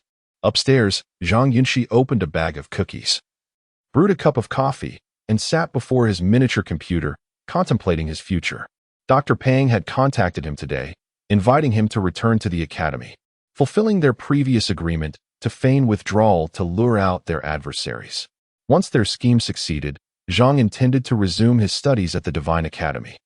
Zhang was resolute about not changing his mind on this matter, as his physical condition necessitated the support of a substantial research institution to decode his mutated genes, and Dr. Pang was evidently among the more trustworthy individuals. Furthermore, Zhang needed to address his precarious financial situation, for Zhu Qijian was a veritable money pit, and the cost of sustaining him would only escalate in the future. Moreover, Zhang Yunxi was reluctant to become too closely associated with a commercial entity like the Tianyin Group. However, due to the legal matters at hand, he owed them a substantial amount of money. When he initially signed the employment contract, Zhang Yunxi had deliberately included a clause stipulating that if he could repay all previous expenditures in full, along with a certain interest, the contract would automatically terminate. Thus, in this regard, Zhang Yunxi found himself in dire need of funds. Young Zhang possessed a meticulous mindset, with sound logic, clearly unraveling each matter at hand. Yet the question of generating income loomed large. Despite his remarkable talents in the field of biology, he was merely a high school graduate. He could secure an internship at a biological laboratory, which would provide him with a modest economic stipend. However, that amount would undoubtedly fall short of covering his expenses. The pace at which money could be earned was excruciatingly slow. What to do? As Zhang Yunxi munched on biscuits and sipped coffee, he found himself lost in contemplation. Just then, the sounds of wall demolition from downstairs interrupted his thoughts. What the hell? Zhang Yunxi exclaimed, leaping to his feet and rushing down the stairs to shout. What is going on? Are you tearing down the house? Zhu Qijian, burdened with 2 iron plates, blinked at Zhang Yunxi like a mistreated child laborer. Speak up. Why are you just blinking at me? Zhang Yunxi inquired. Weren't you the one who told me not to speak? Zhu Qijian placed the iron plates on the ground, placing his hands on his hips and stated, 2 iron plates for 600 yuan. That foolish bird named Baobao told you to bring the money tomorrow. Or else he'll unscrew my bolts. Let me tell you, had it not been for the consideration of your compensation issue, just based on the way he spoke to me moments ago, I could have. All right, save your breath. Zhang Yunxi waved his hand dismissively. Zhu Qijian immediately fell silent, wary of further provoking him. As Zhang Yunxi glanced at the iron plates and recalled Baobao's mention, a spark of inspiration ignited in his mind. Goodness, what exactly is the bar at 10:30 known for? It's a venue that accommodates illicit transactions. It's a lucrative industry. How had he not thought of this earlier? If he wanted to make money, he could operate as an underground client. With his current physical prowess and the incessant chatter of Zhu at his side, it would be nearly impossible for them not to profit. Furthermore, there was no need to toil away in Weber's establishment, as the platform of the eternal life world was replete with numerous bounty tasks. Chapter 47. Becoming a shadow contractor? In the garage, Zhang Yunxi felt a surge of excitement at the thought of becoming a shadow contractor and shouted to Zhu Qijian. Old Zhu, you keep patching up the holes. I'll head upstairs to gather some information. Oh, Zhu Qijian replied.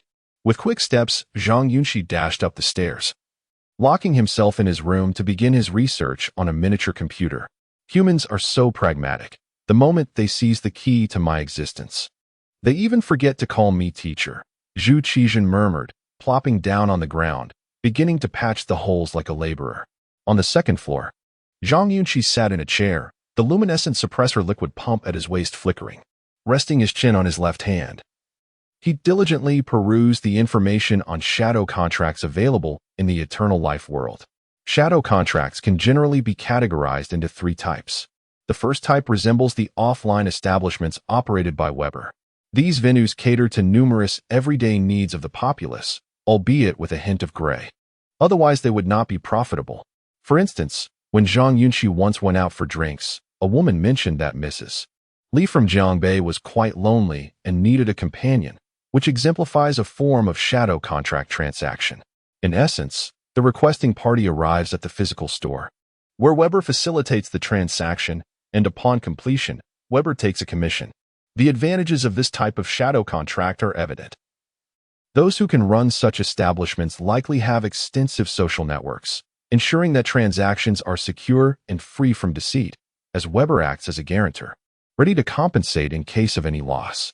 Furthermore, transactions are swift. If one has a clear objective, such as seeking a restricted mechanical part, it can be procured and delivered the same day while safeguarding client information. However, such transactions tend to be expensive due to the high operational costs associated with physical establishments, requiring personnel and resources. The second type exists within the virtual realm of eternal life, featuring a bounty system for shadow contracts, more accurately termed quick contracts. The Lingjing Group promotes this feature in the eternal life world with an optimistic slogan, claiming it aims to eliminate difficulties in commerce and grant the new generation of youth greater freedom in their work. Nonetheless, in practice, it serves as a means for the Lingjing Group to exploit its vast user base for commercial monopolization. Once the quick contracts emerged, many dispatch platforms fell into decline. Within the quick contract system, users can issue personal, team, or commercial tasks based on their credit rating, explicitly stating the rewards. For instance, a real estate company launching a new development might post a bounty for 300 actors to enhance the ambience, setting a monetary reward for all to claim.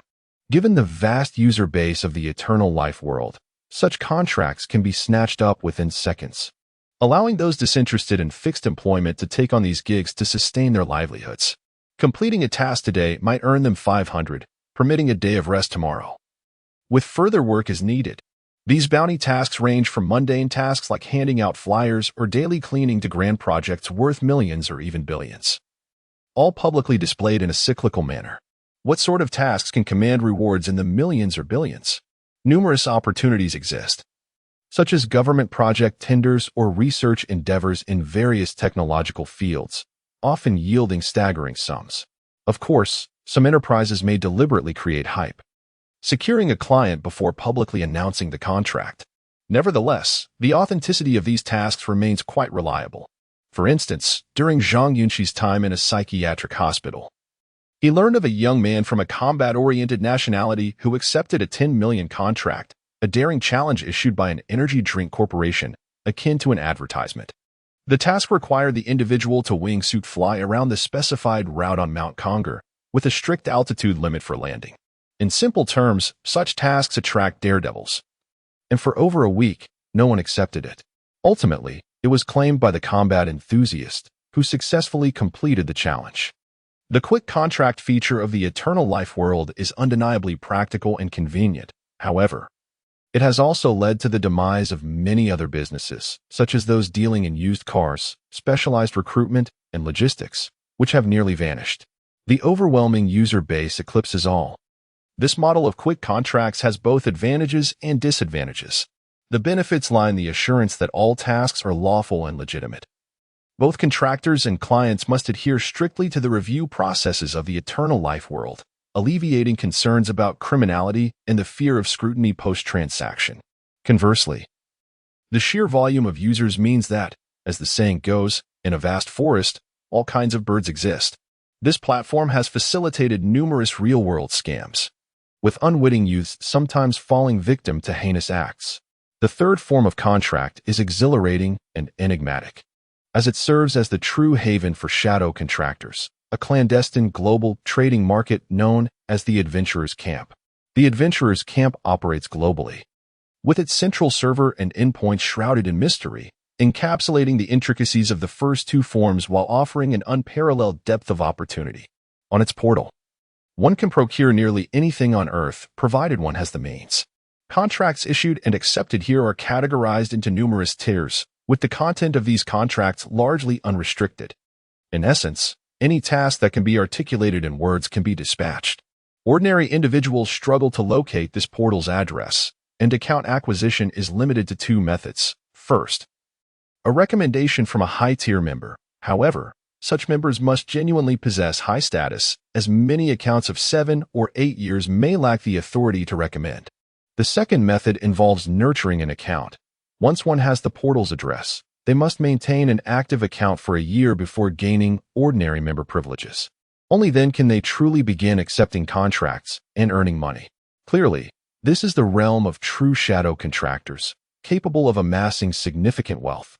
Zhang Yunxi once speculated that Weber was undoubtedly a member of the adventurers' camp, and likely of considerable rank, as evidenced by his vast resources and connections. Before the miniature computer, Zhang Yunxi munched on cookies, meticulously observing information about the adventurers' camp on a forum previously targeted by authorities. To be frank, he had previously held little interest in such matters, perceiving them as distant and perhaps something he would never encounter until death. Yet now, he was profoundly intrigued by the adventurers' camp. Given his current physical condition, combined with Zhu's capabilities, he felt discontented with undertaking ordinary quick contracts or working for Weber, as it seemed a waste of his potential, earning slowly and inefficiently. However, Zhang Yunxi was certainly not a person of dark inclinations. He could not accept engaging in illegal or unethical activities for monetary gain, as his character and upbringing instilled a firm moral foundation that he would not compromise. However, Zhang Yunxi was quite willing to accept some perilous tasks, as long as they did not transgress ethical boundaries and offered substantial financial rewards. It appeared that such opportunities were predominantly available at the adventurers' camp. With this thought in mind, Zhang Yunxi resolutely decided to partner with Zhu Qizhen to embark on a venture, aiming to secure work within the adventurers' camp. His ambition was to expand and thrive, ultimately achieving a level of success that mirrored his financial standing prior to his acquaintance with Zhu Qizhen. Nonetheless, amidst these aspirations, he pondered the predicament of acquiring a membership account for the adventurers' camp. Lacking connections with elite members, he had no means of obtaining a recommendation. Consulting Weber about his future decisions was out of the question, and the prospect of waiting a year to cultivate his account seemed excessively protracted. The situation was dire. If he were to wait an entire year, he might very well find himself serving Mrs. Li of Jiangbei. What to do? As Zhang Yunxi contemplated his dilemma, a figure suddenly flickered in his mind: Zhang Xin. Indeed, during the last repair of Zhu Qizhen, Zhang Yunxi had procured parts from Weber, and in his subsequent conversation with Zhang Xin, she had exhibited considerable knowledge about the black market. This young woman had a penchant for peculiar contrivances, a fervent passion for machinery and electronics, and was often seen toting a miniature computer. It was quite possible she possessed an account for the adventurers' camp. Given the stringent regulations governing electronic and mechanical products, which were scarcely available in the ordinary market, perhaps he should give her a call? After a moment of hesitation, Zhang Yunxi decided to reach out to Zhang Xin via his communicator. In Mingzhu City, within a luxurious residential building on Huangpu Street, Zhang Xin, with her luggage in tow, coldly asserted, "I will not admit my fault to her. It's merely money. I will compensate the company for its losses. Now, I must go to school." A voice called out from within the house, inquiring about her destination. "Don't hold her back. Let her leave." A man's voice echoed. Zhang Xin stepped out of her home, tears streaming down her face. Buzz. At that moment, the communicator illuminated with a vibrant glow, accompanied by an electronic notification. The personal assistant, Xiao Jia, announced, "Genius girl, the enthusiastic half-blood warrior requests to speak with you." "I won't answer," Zhang Xin replied, her mood decidedly unenthusiastic. Half a minute later, as she stepped into the transparent elevator, the AI assistant called out once more, "Genius girl. The enthusiastic half-blood warrior says, I've just been discharged from the mental hospital. Would you like to join me for a meal, miss?" Chapter 48. This is the negotiation style of capital. With a deep breath, Jiang Xin arrived at the ground floor of her apartment building via the elevator. She paused for a moment before calling out, "Xiaojia, please help me return the call from the Blood Clan warrior." "Certainly." AI Xiaojia responded promptly, and shortly thereafter, the call with Zhang Yunxi was connected. "Hello, Jiang classmate." Zhang Yunxi's voice dripped with flattery. Jiang Xin turned off the video projection feature and gently wiped the corner of her eye with her fair hand. "Is there something you need? What's the matter? You don't seem to be in a good mood," Zhang Yunxi noted, sensing Jiang Xin's low spirits. With a long sigh at the entrance of her apartment, Jiang Xin replied, "Nothing. Do you have something to discuss? Would you be able to step out for a bit? I'd like to treat you to a meal. Let us skip the pleasantries. I'm busy right now. Just get to the point," Jiang Xin replied coolly. Zhang Yunxi, standing in the bedroom on the second floor, scratched his head awkwardly and said, "I have a rather personal question to ask you. Do you have an account for the adventurers camp? The kind that can accept tasks?" Jiang Xin paused for a moment. "I do. The thing is, I've been a bit short on funds lately and would like to take on some tasks to improve my financial situation. However, I noticed that the account issuance rules in this community are quite strict, requiring a year to cultivate the account," Zhang Yunxi explained, pausing briefly. "So, I was wondering if I could borrow your account for a while. Don't worry, I won't misuse it or take on any illegal tasks. If I earn something, I can share a portion of the rental fee with you." Jiang Xin listened quietly. Her first instinct was to refuse. Yet, considering that Zhang Yunxi had stood up for her before, and her own financial state was not great either, she pondered for a moment and said, "I have something to take care of tonight. Let us discuss it after I'm done." All right. Zhang Yunxi beamed. "I'll treat you when you're free." Before he could finish his sentence, Jiang Xin, feeling dejected, ended the call. She glanced at her wrist communicator, a sense of inexplicable disappointment washing over her. What is going on? Just say I have something to do tonight, and the call ends? It would have been better if he had just told me to go take a shower. Damn, I haven't even started, and I'm already second choice? With a loud crash, Zhang Yunxi, who was grumbling to himself, hurried downstairs and found Zhu Qizhen sprawled out on the ground, exhausted from his work. "I'm almost 7 years old this year, and I've never felt this aggrieved." Zhu Qizhen grumbled, "I, a high-level AI mechanical being, have to work as a mason." Zhang Yunxi chuckled at the sight of Zhu Qizhen lying on the ground, realizing that he had indeed been a bit inconsiderate, not only exploiting Zhu's labor, but also failing to provide him with a proper place to stay. Considering their future collaboration, Zhang Yunxi went upstairs to fetch some bedding, then returned to the garage hall and kicked Zhu Qizhen playfully. "Never mind, I won't stay upstairs anymore. I'll keep you company down here. Move over. Let us delineate our sleeping area."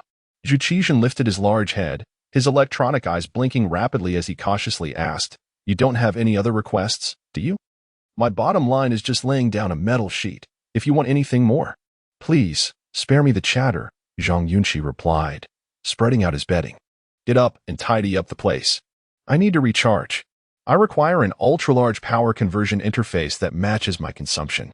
It's as essential as you needing to eat and relieve yourself." All right, I get it. Enough already," Zhang Yunxi interjected, acknowledging Zhu's demands. One was quiet, the other chatty.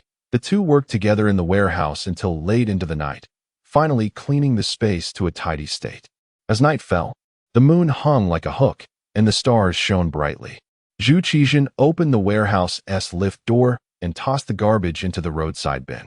Zhang Yunxi sat on the makeshift bed, gazing at the starry sky, casually picking up a can of beer and sipping it quietly. The garage seemed to fall silent in an instant, and Zhu Qizhen, too, ceased speaking, his emotions evidently shifting. Sigh. "I thought I'd be able to stay at Qing Shan Academy until retirement." Zhang Yunxi, sipping his beer, chuckled and asked, "Isn't it nice to be with me?" "No," Zhu Qizhen replied decisively. Zhang Yunxi fell silent, feeling somewhat disheartened. Under the moonlight, Zhu Qizhen slowly turned around and stepped closer, his silhouette elongated on the street outside. In an unusually serious tone, he said, "Well, being with you isn't so bad. At least you treat me with respect. Cheers." "I can't drink alcohol. It's trash that will rust my mouth," Zhu Qizhen remarked, as he tore off the cap of the beer can with his hand and downed it in one go. Damn, it really is trash. It has no flavor. I'd rather drink crude oil. Inside, the two sat on the ground, accompanied by each other, suddenly feeling less lonely. Amidst the dazzling neon streets, Zhang Yunxi, carrying a shoulder bag, walked alone near Huangpu Bridge, gazing at the rushing river before her. Appearing remarkably tranquil. As a child born out of wedlock, she had no right to choose her origins, yet she possessed the autonomy to determine how to live her life. Suddenly, her wrist communicator lit up unexpectedly, and AI Xiao Jia inquired, "Genius girl, are you feeling down?" Zhang Yunxi was taken aback, facing the chilly breeze and running her fingers through her hair. "Yes, don't overthink it. As they often say, tomorrow will always be better than today. I will always be here for you." "Thank you, Xiao Jia," Zhang Yunxi murmured softly, gazing at the water's surface. The following morning broke bright and sunny. Zhang Yunxi took the underground maglev train to the Tianyin Group's biological laboratory. This was a routine he had arranged with Su Duo, visiting the lab every 5 days for various checkups, monitoring, and research. Upon entering the lab's hall, Su Duo personally came out to greet him. "Zhang, have you resolved your personal matters?" "I have," Zhang Yunxi nodded slowly. "Then let us proceed." "The research team has been waiting for some time," Su Duo said, leading everyone upstairs.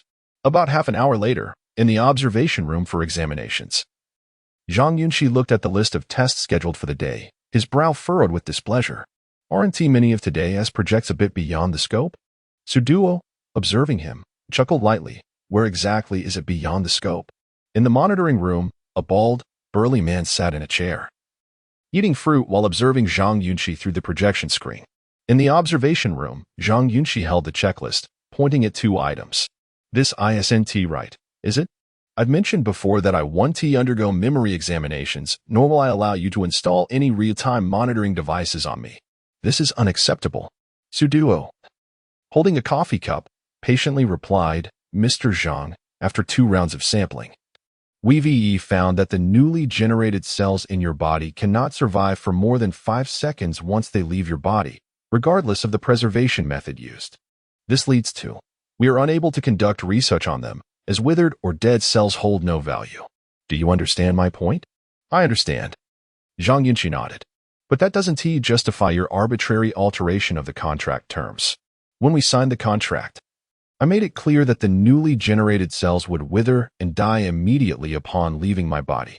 You need to find a way to preserve them, not resort to other tactics with me. Mr. Zhang, should our research achieve a significant breakthrough, it would indeed be advantageous for you as well. There is no need for you to be so resistant." Mini Duo smiled and stated, "We are a highly professional organization. I harbor no trust for commercial entities." Zhang Yunxi felt a profound dissatisfaction, as the other party had clearly gone back on their word and failed to adhere to the contractual obligations. Mini Duo blinked and continued to smile, saying, "You must understand that we have invested considerable resources in you. If we cannot reap corresponding returns, it would contradict the principles of a commercial group. Do you not agree?" Zhang Yunxi suppressed his discontent and thoughtfully replied, "Very well. Concerning the memory issue, I certainly cannot acquiesce. As for the installation of your equipment on me, that too is out of the question. I cannot accept being monitored around the clock. However, considering that you have indeed assisted me, I am willing to cooperate. Therefore, I will allocate 1 day each Saturday for you to install the equipment and monitor me for 12 hours.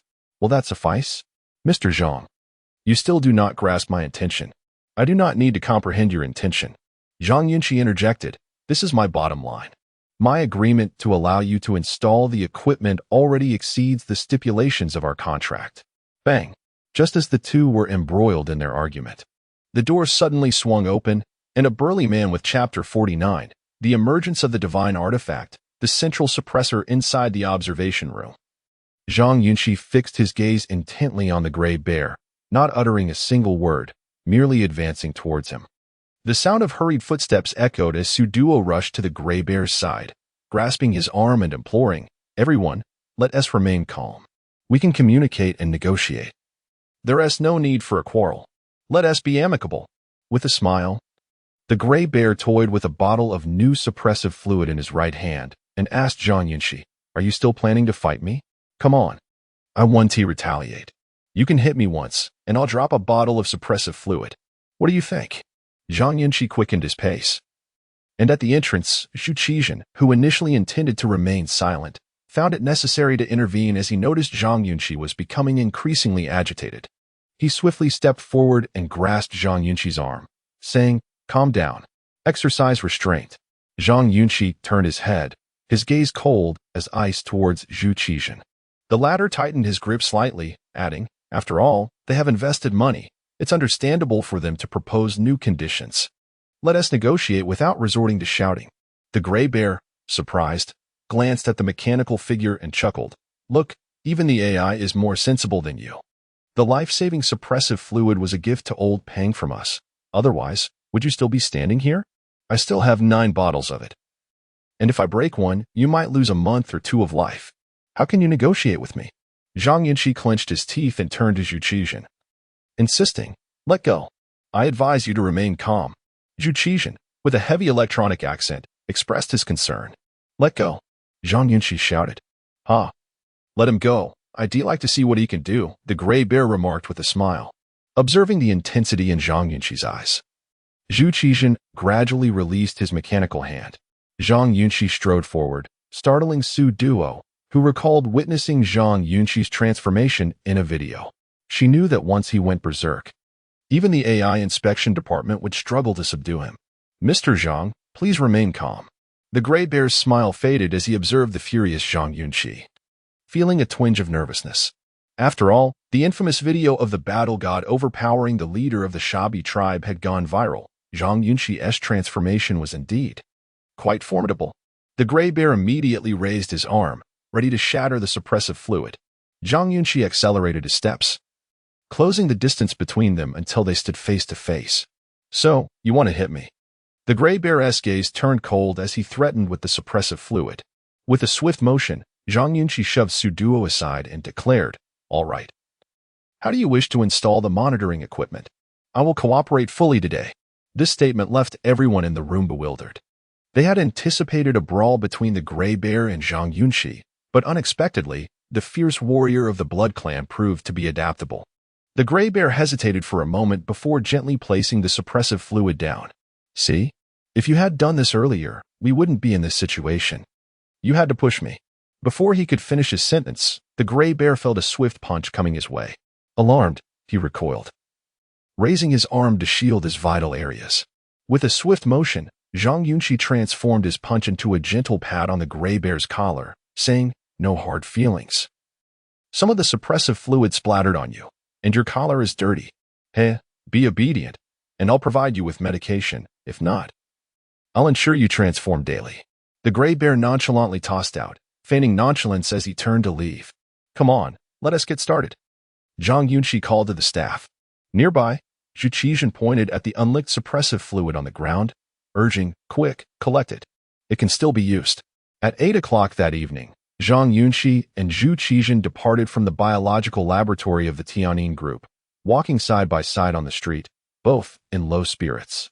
"I am quite satisfied with your actions today," Zhu Qizhen began. "You even exhibited more rationality than I, an AI. Honestly, when I saw his smug face, I wanted to twist his head off." "Thank you," Zhang Yunxi sighed in response.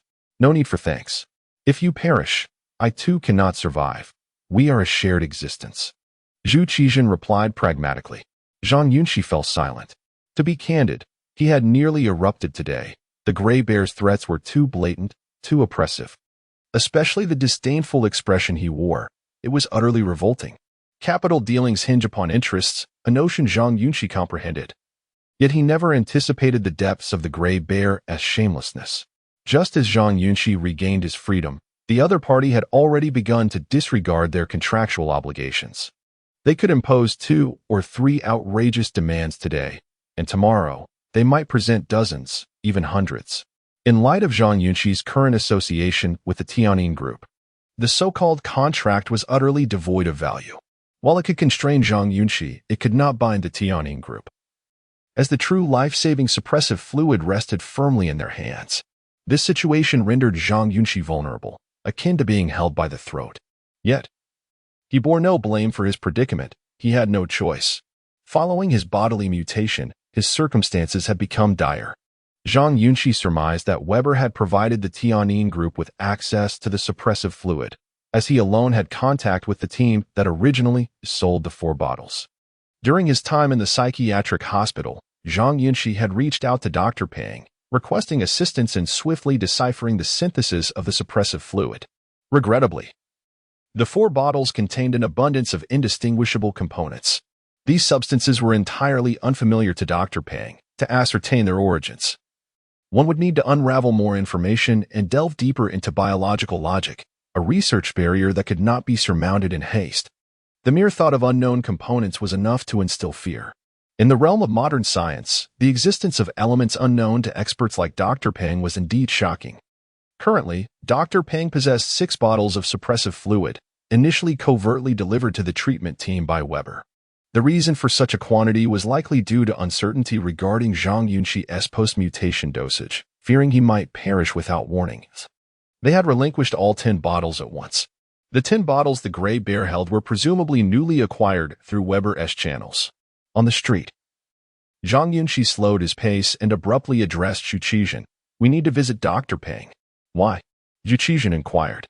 "It is unacceptable for my lifeline to remain in someone else's grasp." Zhang Yunxi frowned. "I must find a way to resolve this issue once and for all. That's the right mindset. At worst, you can transform, and I'll fire the cannon. Together, we'll take down the Tianyin group." Zhu Qizhen exclaimed. Filled with an inexplicable fervor, Zhang Yunxi realized that until he uncovered the genetic mutations key, he would rely on the suppressive fluid to sustain his life. Thus, having it in the possession of others was perilously dangerous. A fundamental resolution was imperative. Acting recklessly like a hot-headed youth, confronting them without a second thought, would be sheer folly, an act devoid of reason. 2 hours later, within the biological laboratory of Mingyi University, Zhang Yunxi met with Dr. Peng. "Have a glass of water, doctor," Peng said, removing his data glasses and leaning forward to sit before Zhang Yunxi. "So, you've been discharged. What are your plans?" Currently, the relationship between Zhang Yunxi and Dr. Peng was relatively close. Though Dr. Peng was eccentric in his professional domain, he maintained a firm ethical boundary in his work, never exceeding limits. Moreover, given the prior collaboration between both parties regarding Li Han's matters, a foundation of trust has already been established. Therefore, Zhang Yunxi holds a considerable respect for him.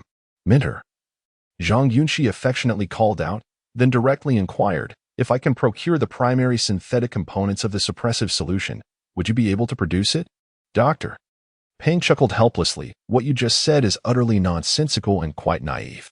Even if you were to locate the main synthetic components, if you could provide me with just a smidgen of critical synthesis data, I would undoubtedly be able to decipher it. Currently, your situation resembles a large iron lump placed before me. I am fully aware that it is a lock, yet I cannot find a keyhole, nor any seams. No locksmith, no matter how skilled, could devise a solution without a clear direction for research." "I understand," Zhang Yunxi nodded. "Do you have any means to acquire the synthetic components?" "Doctor," Peng asked. Allow me to see what I can do," Zhang Yunxi replied, evading a precise answer and instead shifting the topic. "Doctor, how much longer until the central suppressor you are constructing for me is completed?" "Haha," Dr. Peng responded with a smile, stepping towards the workbench and pressing a button at the corner of the table. With a whoosh, the ground parted, revealing a lift that slowly elevated a triangular object glowing with white light before their eyes. The triangular object appeared rather unremarkable at first glance, simply shimmering. But upon closer inspection, one could discern the intricately complex mechanical structure within its transparent glass surface. It was roughly the size of a bowl, looking exceptionally sleek and beautiful. "I completed it 3 days ago. Had you not come to find me today, I would have sought you out," Dr. Peng remarked, hands clasped behind his back as he regarded Zhang Yunxi. "This central suppressor will not only enhance the efficiency of the suppressive solution, but will also provide a secondary boost to your mutated form. It functions like an engine, enabling you to unleash a greater surge of energy at critical moments." Zhang Yunxi's eyes sparkled with curiosity. "How does it achieve that?" "Doctor," Peng pondered briefly before responding in layman's terms, "Your body resembles a flexible empty bottle, while the mutated cells act like an inflation device constantly generating gas within the bottle. The suppressive solution serves to seal the inflation device as tightly as possible. Now, consider this. When the lid is removed and the inflation device reaches its maximum power, what changes might occur within your body? New cells become highly active within a short period, increasing the strength of the mutation. Zhang Yunxi, being a talent in biology, immediately replied but then questioned. But the issue is, the power of the inflation device remains constant. The development of new cells follows its own. How can you increase its power? Dr. Peng smiled mysteriously. Stimulus. What kind of stimulus? Zhang Yunxi inquired, puzzled. Dr. Peng pointed to the left half of the central suppressor. If the blood of the new cells circulates and remains active here, when I withdraw the suppressive solution from your body and swiftly inject this blood back into you, what effect do you think that will produce? Zhang Yunxi suddenly understood. Stimulus. Yes, it's stimulus. But the new cells will leave my body. Incorrect. They merely circulate within the suppressor, achieving a balance with the suppressive solution, yet they never truly leave. Dr. Peng corrected him. Mentor, you are truly a genius. Zhang Yunxi exclaimed excitedly. I admire you immensely. Who are you talking to? Dr. Peng chided. My apologies, my apologies. Zhang Yunxi quickly admitted defeat. All right. Now remove the suppressive solution from your waist, and let us equip you with something more advanced. Dr. Peng gazed at Zhang Yunxi with eager anticipation. Transform. Well, the issue is, do you have new undergarments? I am currently rather large. Zhang Yunxi shyly inquired. I will have someone bring you new ones. Let us begin, Dr. Peng urged. Then I shall proceed.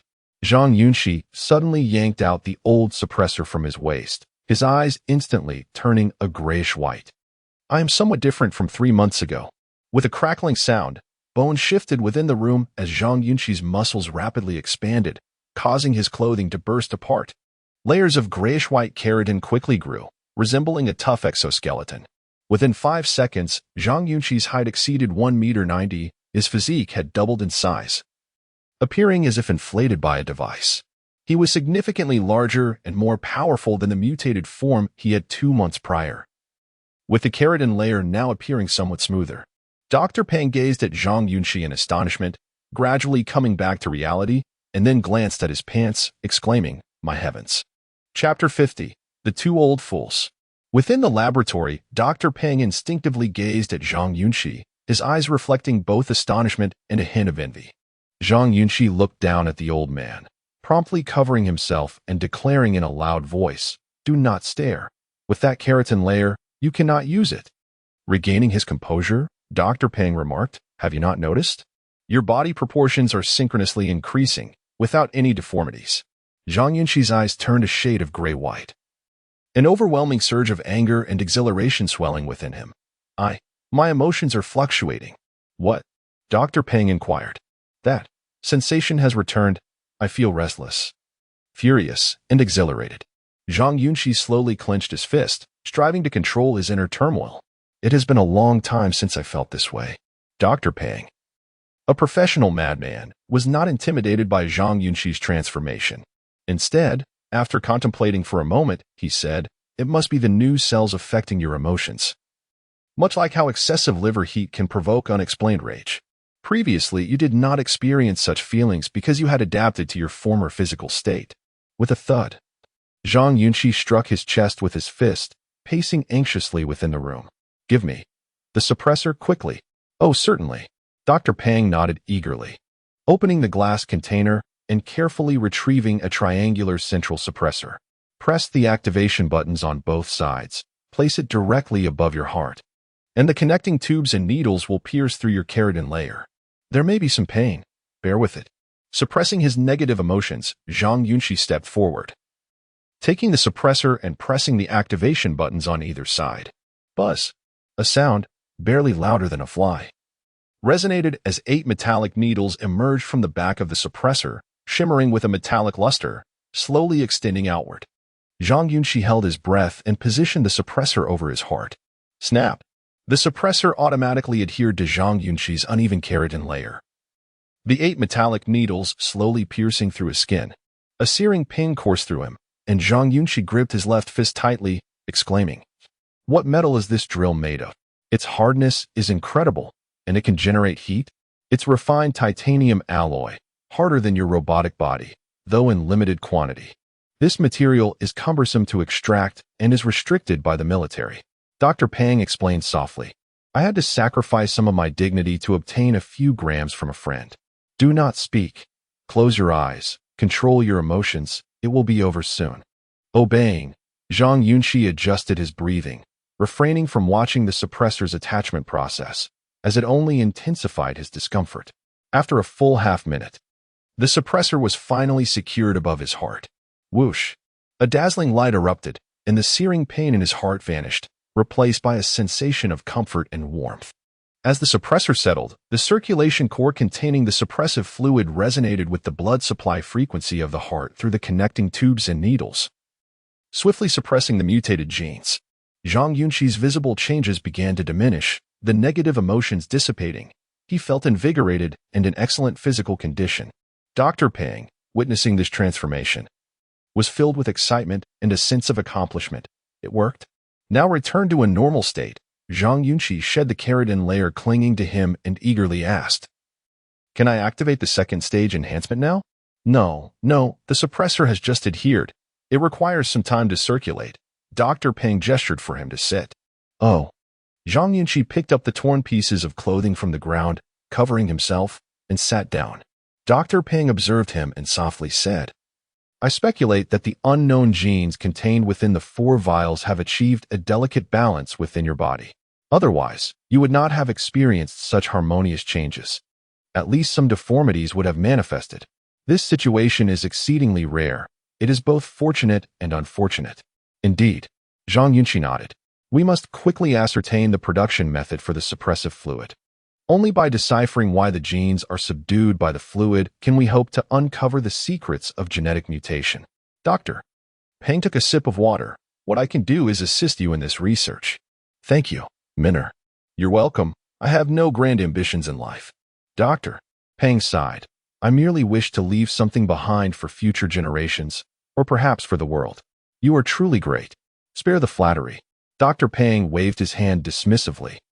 I must remind you that while the suppressive fluid is controlling your genes, it maintains a certain balance with your body. However, should you actively disrupt this balance, such as frequently turning off the suppressor or regularly employing the second stage stimulation, it will gradually become unstable. In other words, the effectiveness of the suppressive fluid could be compromised by the genes, leading to a loss of resistance. At that point, not even divine intervention could save you. Therefore, be cautious with your body, at least until we find the decoding key. Understood. Zhang Yunxi nodded. Dr. Pang looked at him, his face lighting up with excitement. All right.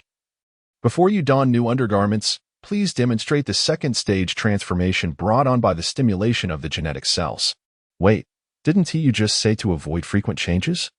Zhang Yunxi asked, bewildered. I'm simply too curious to resist.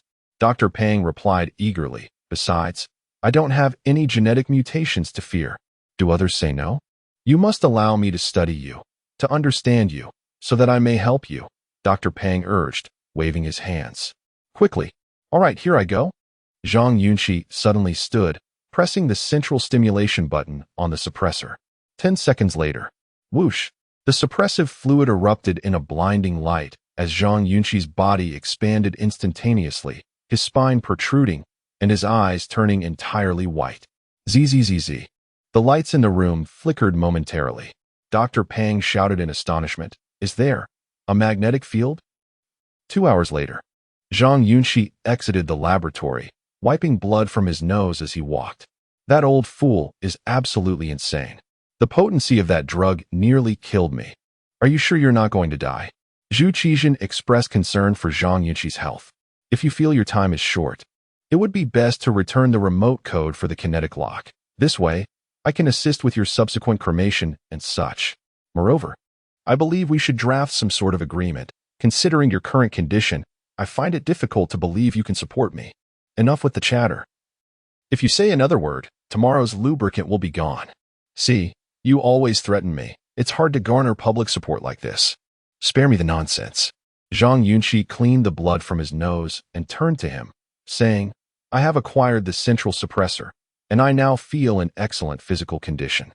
We must address the fundamental issue. How do we resolve it? Weber must be aware of the production channels for the suppressive fluid, Zhang Yunxi remarked. We need to execute a significant operation. How do we do that? Zhu Qizhen blinked his mechanical eye, inquiring. That baby is a close associate of Weber. Capturing him will surely reveal the source of the suppressive fluid, Zhang Yunxi whispered. We can disguise ourselves as individuals from Lu Zhonghui's faction for revenge. This way, it will be undetectable. Moreover, the logic is sound, and Weber won't suspect a thing. All right, I'll provide cover. What I mean is, you will be the main force. Zhang Yunxi replied cunningly. My AI IQ test result reached an impressive 145. Do you think I am a fool? Zhu Qizhen inquired. If you don't go, I shall restrict your mobility, deny you fuel, and withhold your charging. Damn it, Zhang Yunxi. Don't presume that I am intimidated by you. Zhu Qizhen exclaimed, growing increasingly agitated. If you continue like this, I could report you for coercing and inciting AI to commit illegal acts. If you report me, I will sell my thigh and even part with my electromagnetic ring. If you resort to selling, then I shall comply with your orders. Zhu Qizhen embraced Zhang Yunxi's neck with his mechanical arm, suggesting, let us remain amicable and avoid quarrels, shall we? If you speak kindly to the teacher, surely they will not intervene. Get lost, you sly one. In the dimness of night, the two hastily proceeded. At around 1 a.m, outside a bar on First Street, Zhu Qizhen concealed himself in an alley, utilizing the built-in communication device of his control system to engage in real-time dialogue with Zhang Yunxi. I find this plan quite foolish. There are numerous surveillance cameras in the vicinity, and my appearance is rather distinctive. I could easily be recognized. Zhang Yunxi, perched at her window on the second floor of her home, replied, they finish work at 2:30. I have observed that every night, baby walks home alone. If you strike him from behind, who could possibly react in time? What if my punch ends up killing him? Zhu Qizhen expressed his unease. If you kill him, you can simply confess. Humph. Even if I confess, I would implicate you. The two cunning individuals deliberated over their scheme while keeping a watchful eye on the bar's exterior. Approximately 10 minutes later, a man exited the bar. And under the glow of the streetlight, Zhang Yunxi recognized him as Baby. He appeared to be communicating with someone via a device, standing right at the alley's entrance. Prepare to act, Zhang Yunxi promptly urged. Once you finish, head straight to the dumpster behind. There are no surveillance cameras there. Understood, Zhu Qizhen replied. As they communicated, several hovering vehicles approached, and one of the men inside was a familiar acquaintance of Zhang Yunxi. Chapter 51, A One-Time Buyout? In the dimly lit alley, Zhu Qizhen blinked his mechanical eye and stealthily glanced at Baby, who was engrossed in a conversation on his communicator. He is so close to me now. I must act. Baby, raising his left wrist and turning his cheek toward the holographic projection, was animatedly discussing something, while his right hand clumsily fumbled with his belt, preparing to relieve himself. This was an unparalleled opportunity for a sneak attack. After exchanging a brief greeting with Zhang Yunxi, Zhu Qizhen promptly activated the high-power wave attack system of his mechanical hand and darted out from the shadows, rapidly advancing toward Baby. Thud. The sound of footsteps echoed through the alley. Baby, hearing the noise, instinctively turned around. Zhu Qizhen's hands glowed with blue light as he prepared to strike Baby's back, intending to stun him. Just at that critical moment, a voice suddenly called out from Zhu Qizhen's communication system. Old Zhu, hold on. Don't act. Damn. Zhu Qizhen's AI consciousness cursed in frustration as he was now within a meter of Baby. In a moment of desperation, he immediately shut down the wave attack system, swiftly pivoted, and directed his body toward the alley's exit. Whoosh. Baby turned his head and was startled to see the tall figure of Zhu Qizhen. Whoa, you scared me. Zhu Qizhen feigned surprise, stepping aside. Oh, I didn't realize there was someone else here. Baby, with his pants halfway down and left hand raised, looked pale as he stared at Zhu Qizhen. Where did you come from? Zhu Qizhen's mechanical eye glowed red as he calmly replied, I was just out buying an orange for Zhang Yunxi. What are you doing here? Baby, looking suspiciously at Zhu Qizhen, stammered. I was urinating. Oh, then you carry on. I'll check on the big pair later, Zhu Qizhen replied nonchalantly, striding forward. In the alley, a cool breeze wafted by as Baby, holding the communicator in one hand and his pants in the other, muttered in a daze, Why is a robot buying oranges? How bizarre. Ahead, Zhu Qizhen swiftly vanished from the alley's entrance, unleashing a torrent of curses. I suspect you're trying to trick me. I was about to act, and then you call it off. Why didn't you say something earlier? Why? He hasn't noticed me, has he? I've played it off well. He didn't see through anything. All right, hurry home, Zhang Yunxi urged. 10 minutes later, Zhu Qizhen returned home, standing by the garage window, peering toward the bar at 10:30. Why did you suddenly call me back?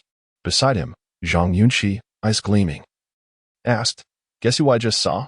Come on, I'm not a fortune teller. What do you want me to guess? Zhu Qizhen pressed impatiently. Spit it out. What's going on? I saw a gray bear. He brought a dozen people to the bar. Zhang Yunxi licked his lips. What do you think he wants at the bar? Connect the dots with our earlier conflict today. Zhu Qizhen, who had always boasted an AI IQ of 145, replied astutely. To drink? If that's your level of reasoning, I might consider having you dismantled. Zhang Yunxi exclaimed in exasperation. What kind of logic is that? I was just joking. Zhu Qizhen mischievously replied. So you mean he might be here to discuss the suppressor serum? Absolutely. Zhang Yunxi nodded emphatically. He clashed with me earlier today, and now he's at the bar. It's very likely he's here to talk about the suppressor serum with Weber. Think about it. They need this to control me. And I discussed with Dr. Peng today about unlocking the genetic mutation code in me, which requires deciphering the composition and production method of the suppressor serum. They've gone to such lengths to help me with my lawsuit and threaten me. They must be aiming for results, don't you think? Zhu Qizhen nodded thoughtfully. That makes sense. So what do you want to do? Whenever Zhang Yunxi encountered a tricky problem, he habitually rubbed his palms together, pacing the room as he spoke softly. Let us avoid confronting baby for now. If we startle the snake, we can't actually kill anyone. That would be quite awkward. Present a plan. I think it's more reliable to keep a close watch on Gray Bear, Zhang Yunxi replied with bright eyes. How do we monitor him? Zhu Qizhen inquired. Teacher, I need to borrow the locator on you for a moment. Are you crazy? You want to take apart my components? Zhu Qizhen protested vehemently. I just need to use it briefly. Zhang Yunxi stepped toward Zhu Qizhen. Buying one now would be too late, and even if I could, it wouldn't be as precise as yours. Zhu Qizhen clenched his fists, furious. Don't even think about it. I want to part with my organs for you. It's a matter of dignity. You must understand, after being with you, what I lack the most is dignity. 15 minutes later, Zhang Yunxi, holding a wrench, wiped the sweat from his brow and looked at Zhu Qizhen, who lay on the ground. Be good, be good. Once I have money, I'll get you a new one, a military-grade GPS. Zhang Yunxi, you lack great virtue. Zhu Qizhen, locked in place, cursed from the ground. When you have kids, they'll definitely grow two little devils. You are too wicked. You're not human. Zhang Yunxi ignored him, reaching to fiddle with one of the precise locators on Zhu Qizhen, whispering, This thing can directly communicate with your system, right? Of course, otherwise, why would it be called a locator? Zhu Qizhen grumbled but complied. With my energy lock and data link code, your communicator can also track my real-time location. Phew. Zhang Yunxi sighed in relief, reaching out to touch Zhu Qizhen and Appo's cheek. I swear, once I have money, I'll definitely get you the most beautiful AI companion to serve you until the end. Zhu Qizhen scoffed. Damn. How indecent. I want a hyper-realistic silicone AI with a pleasant voice. A little while later, wearing a cap, Zhang Yunxi left the house, hands stuffed in his pockets, quickly crossing the street toward the bar. In the warehouse, Zhu Qizhen peered through the ventilation window with his mechanical eye, scanning the surroundings. No one. Hurry up. Don't rush. Don't rush. Zhang Yunxi glanced around, crouching beside Gray Bear's car as if tying his shoelaces, discreetly affixing the locator under the rear of the vehicle. With everything in place, Zhang Yunxi circled around and returned home through the back door. Wait, Zhu Qizhen asked. Yes. Wait.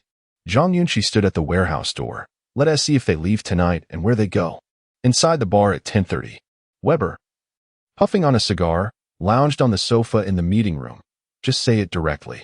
Gray Bear, appearing relaxed and yawning, replied. The formula for the suppressor serum is crucial. Boss Su thinks it's too troublesome to buy small amounts each time, and it hampers the research team's progress. You should discuss it with Peng Boran. We want to buy it all at once. Weber paused, his expression unreadable. That is difficult. If the drug is lost, it cannot be recreated, which would be a significant loss for Pang Boran. He can only rely on the sales of the suppressor serum to break even. If you want to buy it all at once, the price won't be cheap.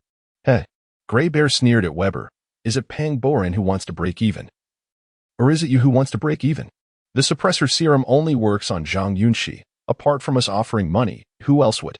You don't think you can rely on Su Boss's interest in Zhang Yunxi to strike it rich, do you? Weber slowly lowered his cigar, interlocking his hands and leaning forward. Gray Bear tilted his head, watching him, as sparks flew between the two. You must understand one thing.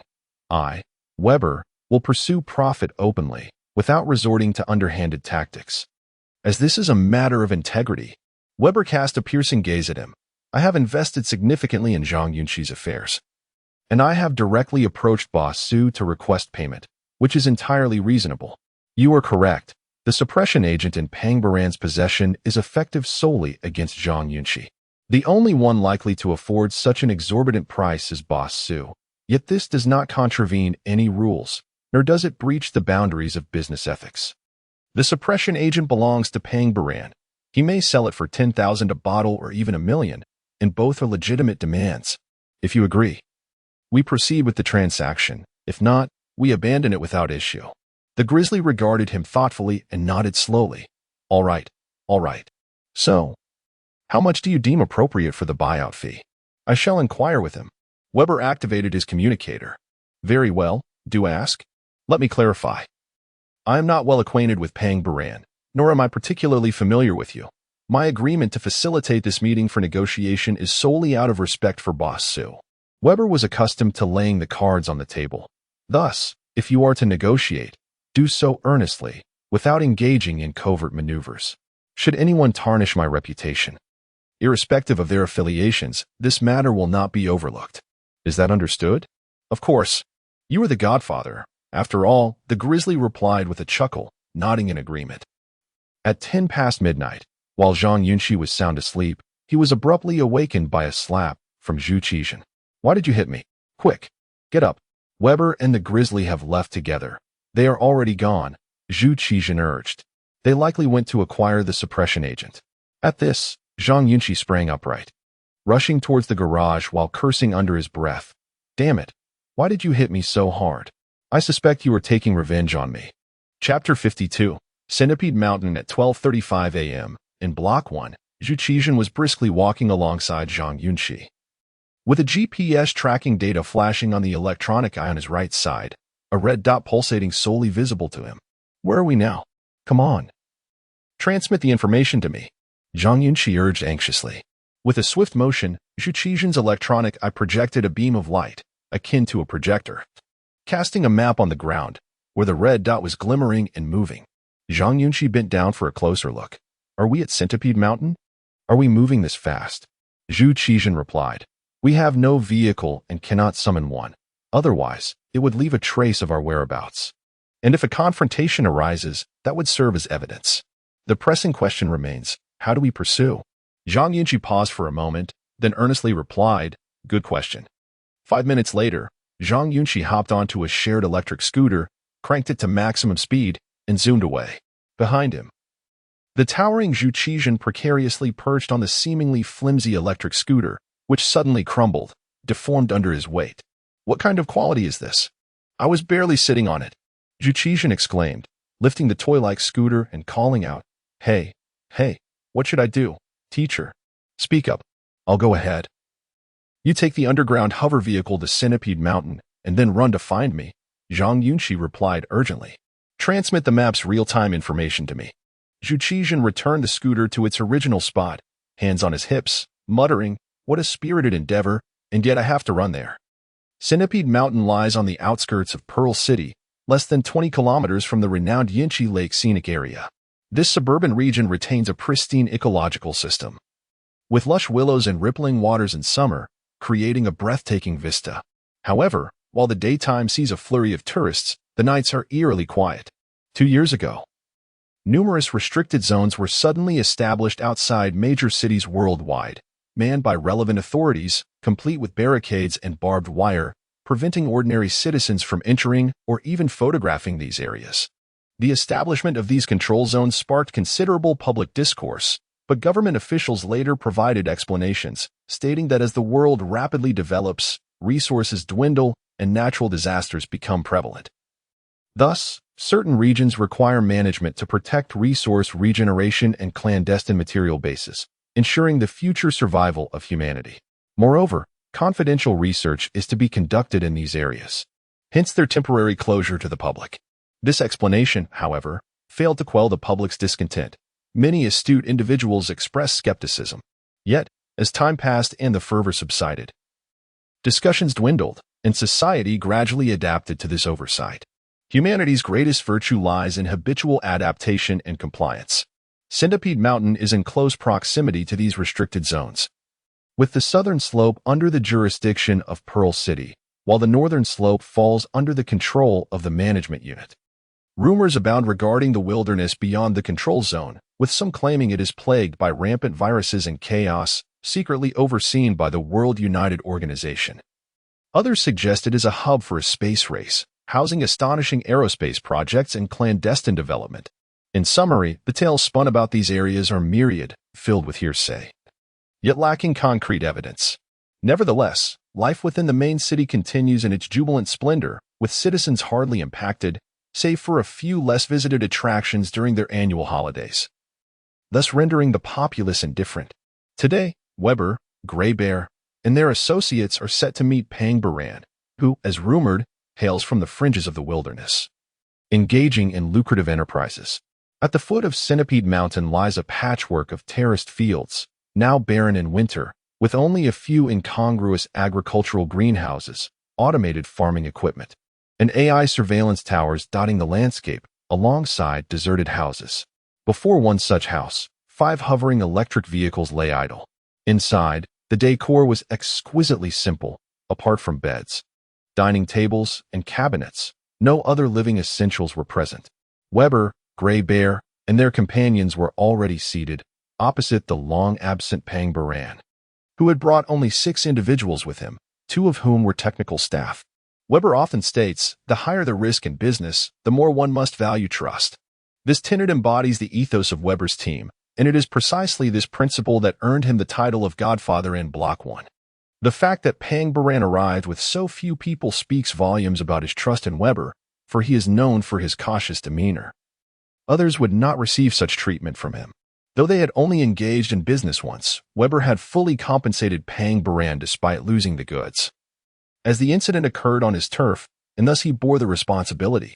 In the realm of clandestine transactions, unspoken rules dictate that whoever conducts business on their own territory must assume the risks involved, as the home advantage is significant.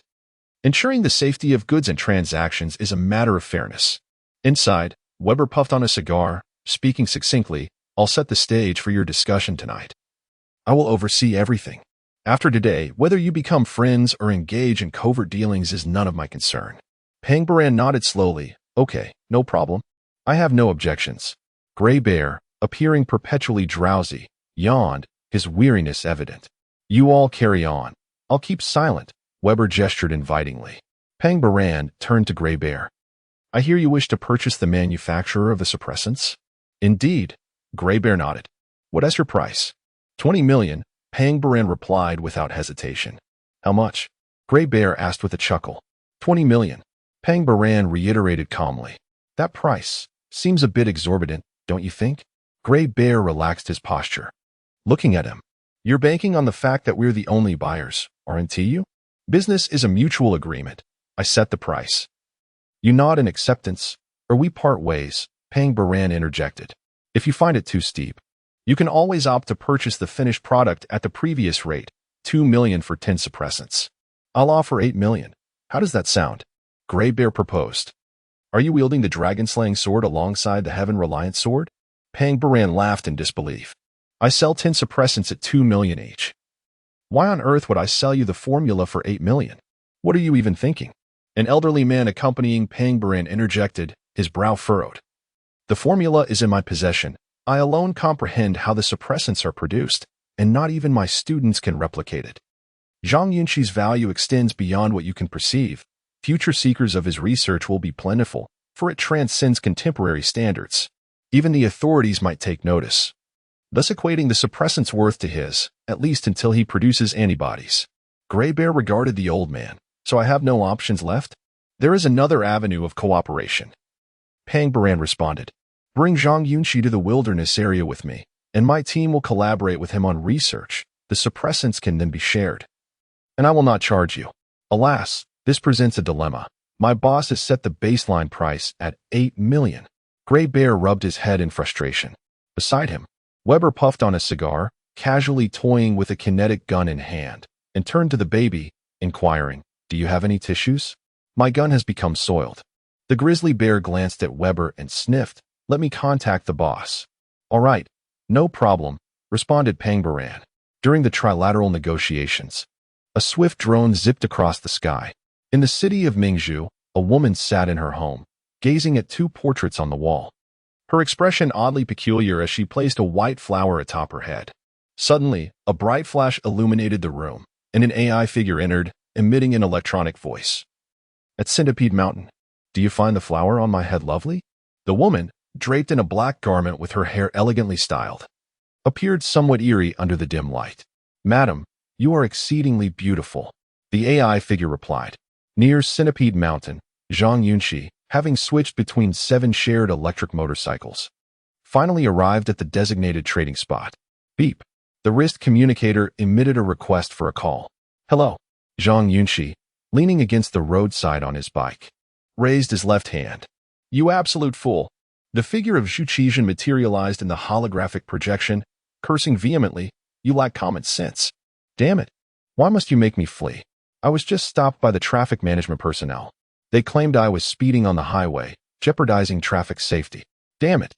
I almost ended up back inside. Do you understand? Chapter 53. Utterly ruthless means near Centipede Mountain. Zhang Yunxi was on the verge of tears due to Zhu Qizhen's foolishness. Dear brother, why are you speeding down a closed road? Can't you just make a turn? Take a detour through the suburbs. That vast wilderness is a quagmire. I can barely keep up. Don't you understand that the faster you go, the greater the resistance? Zhu Qizhen offered a rather reasonable response. Besides, I'm not wearing shoes. Zhang Yunxi was at a loss for words. Stop right there. What is your situation now? I paid the fine. They assessed my mental data and deemed me normal before letting me go, Zhu Qizhen replied. I'm almost there. Once you arrive, no more chit-chat. Wait for my signal, and then we part ways, Zhang Yunxi cautioned. You provide support. Don't show yourself unless absolutely necessary. Understood. After their conversation, Zhang Yunxi deliberately distanced himself from the motorcycle, proceeding on foot to the trading location. Is this it? This intellect of 145? Damn, false advertising is lethal. Inside the modest dwelling at Centipede Mountain, after consulting with his boss, Gray Bear sat back at the negotiation table. So what is the verdict? Pang Baran inquired, his face devoid of expression.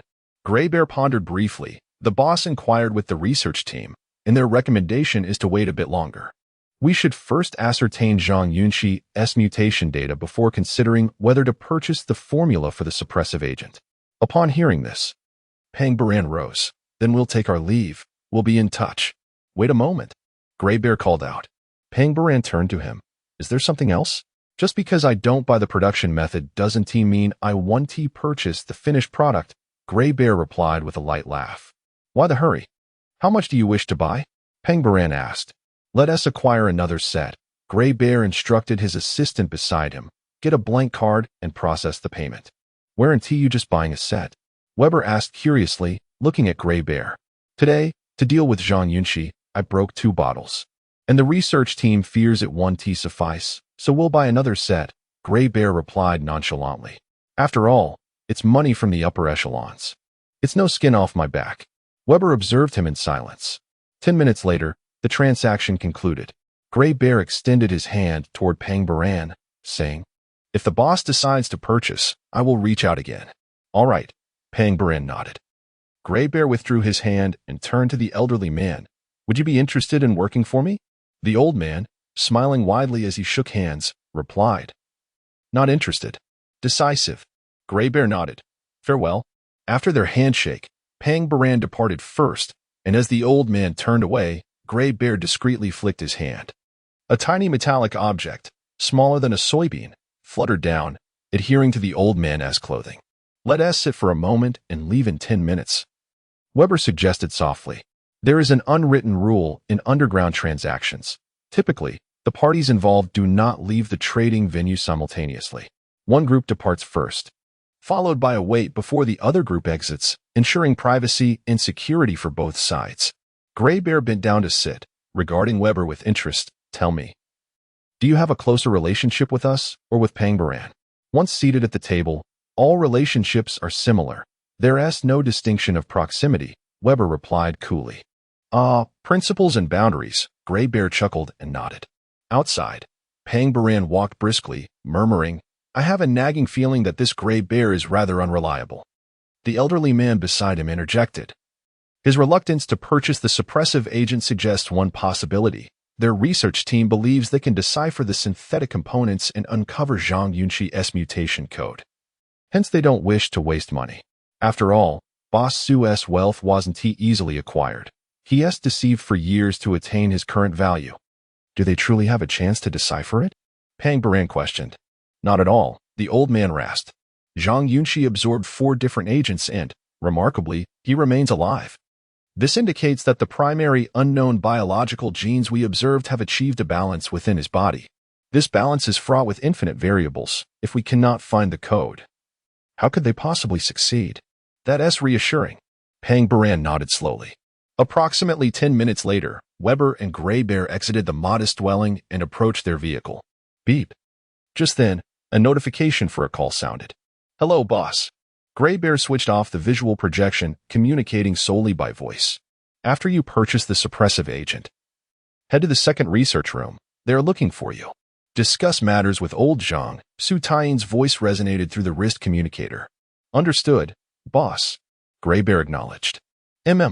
Su Taiyin offered a brief command before terminating the call. Gray Bear turned to Weber and said, "You can go ahead. The boss has tasks for me."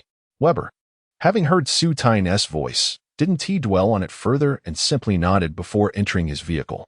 The two parted ways halfway up the hill. And as Gray Bear sat in his car, a sly smile crept across his face. He activated the communicator, revealing a red dot on the projected map.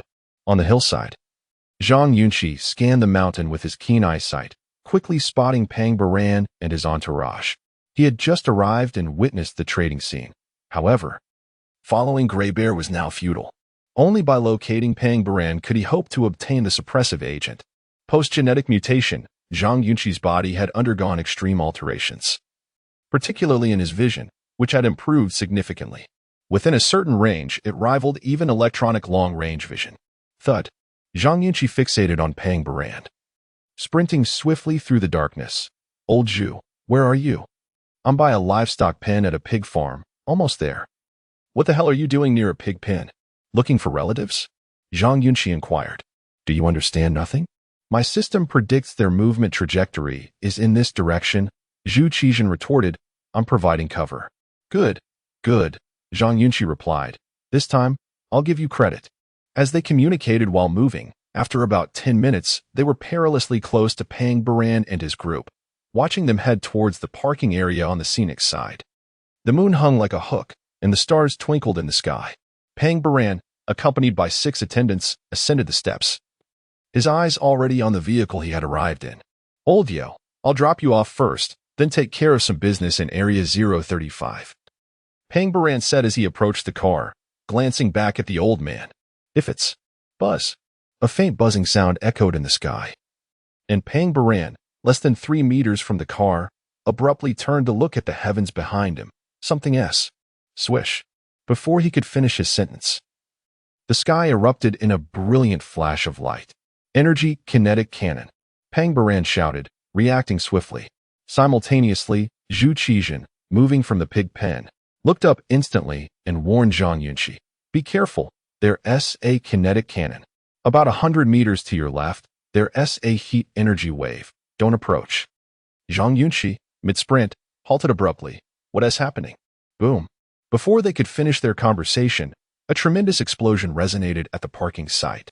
A colossal blue energy sphere struck, instantly incapacitating Pang Baran and his 6 companions, leaving them convulsing in the aftermath of the electric blast, momentarily devoid of resistance. 2 air-launched incendiary devices descended from the drone in the sky in an instant. Boom! The air-cushioned vehicle was instantly blown apart, with a fireball erupting more than 3 meters high and the vehicle body shattering on the spot. Pang Baran, who was closest to the vehicle, was engulfed in flames, with fire blazing on his back. Motherfucker!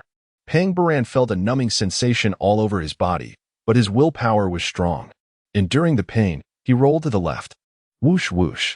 At that moment, the grizzly bear swiftly charged up the hillside, heading straight for the fallen crowd. Bang! With 1 foot. One of Pang Baran's men was kicked with such force that his sternum caved in, and he immediately vomited blood, clearly beyond saving. Whoosh! Bang! A beam of light shot out from the grizzly bear's right mechanical arm sleeve, piercing through the chest of one of Pang Baran's assistants, resulting in instant death. In less than a second, the grizzly bear killed 2 and injured 1 in a single pass, arriving before the old man. What do you want? The old man had not yet recovered from the electric shock. He looked at the grizzly bear in horror, stuttering as he asked, "To kill you." The grizzly bear lowered himself on 1 knee, pressing against the old man's chest, and with his hands wearing the mechanical arm sleeves, he directly grabbed the old man's head. You doing this, Weber? He's nothing." The grizzly bear looked at the old man with fervent eyes. "I want your head." Bang! Splatter! The grizzly bear directly used the mechanical arm sleeves to twist the old man's neck, and with his right hand holding his head, he stood up covered in blood, looking at Pang Baran with a sinister gaze, saying, "Look, I twisted his head off, so the 2 million is off the hook." Pang Baran lay on the ground twitching, gritting his teeth, staring intently at the grizzly bear. In the dark night, the grizzly bear, covered in blood, walked forward while throwing the old man's head into the distance. "Dig out his electrode chip and take it back for memory decryption. You're ruthless." Pang Baran gasped. "Okay, let's talk again, shall we?" Talk? The grizzly bear turned his head to look at Pang Baran. "I can not only find out how the inhibitor is made by cracking his electrode chip, but I can also find out how the 4 agents are synthesized. With all the cards in my hand, what is there to talk about?" Not far away, Zhang Yunxi lay prone in the mountain hollow, reaching out to touch the mid-mounted inhibitor. "Old Zhu, it's time to make a move. This bastard is too ruthless." Zhu Qizhan had just witnessed the grizzly bear's cruel methods. "Are you sure we can beat him? I don't have a combat system. And the mechanical arm sleeves and mechanical legs he is equipped with have very strong energy fluctuations. Are you blind? With this bastard's level of ruthlessness, if I keep my lifeblood in his hands, my head might be next." Zhang Yunxi was nervous, but still gritted his teeth and said, "It's death either way. Let's do it. Come on, fire up your little motor." Zhu Qizhan immediately responded. Zhang Yunxi slowly got up, reaching out to touch the mid-mounted inhibitor on his chest. Whoosh! Whoosh! Just as Zhang Yunxi was about to press the second stage activation button, a group of dazzling beams suddenly appeared in the sky. 8 AI humans, with flames erupting from their feet and chests, dove straight down from the sky. Hail New World! Bang! Boom! Accompanied by the slogan. An explosion once again echoed through the parking area. Zhang Yunxi paused slightly. "Damn, that slogan sounds familiar." Chapter 54, The Leaking King. In the valley, Zhang Yunxi heard someone shouting "Long live the New World," and saw a multitude of AI beings appearing in the sky. Instantly, he understood. Old foes had arrived. "Old Zhu, stop." Zhang Yunxi reacted swiftly, calling out to Zhu Qizhan, "Someone has intercepted us before we could act. Let us observe and watch them tear each other apart." "Cunning," Zhu Qizhan replied. "We'll wait to pick up the pieces." Having concluded their communication, the 2 entered a stealth mode, lying low at their observation points, patiently watching the side of the gray bear. At the parking location, the gray bear had just dodged 2 beams from a cannon when he noticed 8 AI beings dispersing, floating about 10 meters high, with an orange glow emanating from their chests. "Switch to the rotary cannon. Intercept." The gray bear roared, his legs swiftly propelling him toward the side of the parking area with the aid of his mechanical legs. The 8 AI robots, suspended in midair, synchronized their movements to unveil their chest-mounted rocket pods, a 3x3 array of rocket barrels aimed at the ground. With a whoosh, dozens of projectiles, roughly the length of an adult's finger, erupted from the chests of the AI beings, careening chaotically towards the gray bear. The gray bear darted into the woods, utilizing the sturdy trunks, rocks, and mountain walls for cover, successfully deflecting some of the incoming projectiles. However, these modern munitions possessed tracking capabilities, and several projectiles continued to zoom in at high speed. With a thud, the gray bear rolled behind a massive rock, twisting his body backward to raise his mechanical arms. Boom, boom, boom. An earth-shattering explosion resounded as the gray bear unleashed his beam energy cannon to indiscriminately intercept the projectiles. The shockwave and heat from the detonations sent dust swirling into the air, snapping several trees on either side of him and shattering a large boulder into pieces. The scene was utterly devastating. Panting, after finishing off the projectiles, the gray bear immediately glanced towards the spot where Pang Baran had been, only to find it desolate. In the forest, Pang Baran, along with his remaining two companions, was sprinting desperately despite their injuries. The situation was hopeless. They could not defeat the adversaries nor reclaim the old man's head. They had to flee. Survival was their only option. As he ran, Pang Baran swore on his ancestors' graves that if heaven allowed him to survive this ordeal, neither the gray bear nor Boss Sue would come out unscathed. Near the pneumatic hover vehicle below the parking area, one of the gray bear's subordinates yanked a long rotary machine gun from the trunk. This weapon was an exceptionally formidable tool rarely seen in the main city. Even Weber would hesitate to wield it in urban areas, for it was a military-grade weapon that could lead to life imprisonment if caught. How the Gray Bear's men acquired such weaponry was a mystery. Perhaps a testament to the power of capital. Damn it, dare to touch Boss Sue's people. One of the Gray Bear's desperate subordinates secured the rotary cannon onto the pneumatic hover vehicle, shouting frantically, "I'll make you pay," with a rapid fire. The rotary cannon emitted blue flames as it unleashed a barrage into the sky. The 8 AI robots initially attempted to dodge, yet 3 were ensnared by the dense hail of projectiles, instantly dismembered, and the sound of approaching footsteps grew increasingly pronounced, heavy as if an elephant were charging. Upon hearing this commotion, the grizzly bear felt a sudden chill run through its heart. Even before the figure arrived, an overwhelming sense of pressure bore down upon the bear. In the dim light filtered through the trees, the moonlight obscured by the branches, the grizzly was gazing into the thicket when, unexpectedly, a shadow materialized before it. Standing nearly 2 meters tall, the figure was entirely coated in a viscous black substance, appearing exceedingly bizarre. The murky light of the forest made it difficult for the bear to discern the stranger's features, and even if it could, recognizing Zhang Yunxi would be improbable. For the transformation he had undergone over the past 3 months was profound, compounded by the layers of sludge enveloping him. Zhang Yunxi had grown at least 10 centimeters taller, his physique more imposing, and even his spine began to protrude. This transformation was unfamiliar to the grizzly bear, as the last image of Zhang Yunxi it had seen was 3 months prior, during the brutal confrontation between the blooded warriors and the Shabi clan. The bear regarded the figure with caution, beads of sweat forming on its brow. Zhang Yunxi advanced, seething with hatred. An entire vial of suppressants had been so easily discarded by the grizzly. In this moment, devoid of any commercial strategy or collaborative principles, Zhang Yunxi perceived the bear and its master, the elusive Mr. Su, as mere threats to his existence. In this interaction, morality held no sway. Only positions mattered.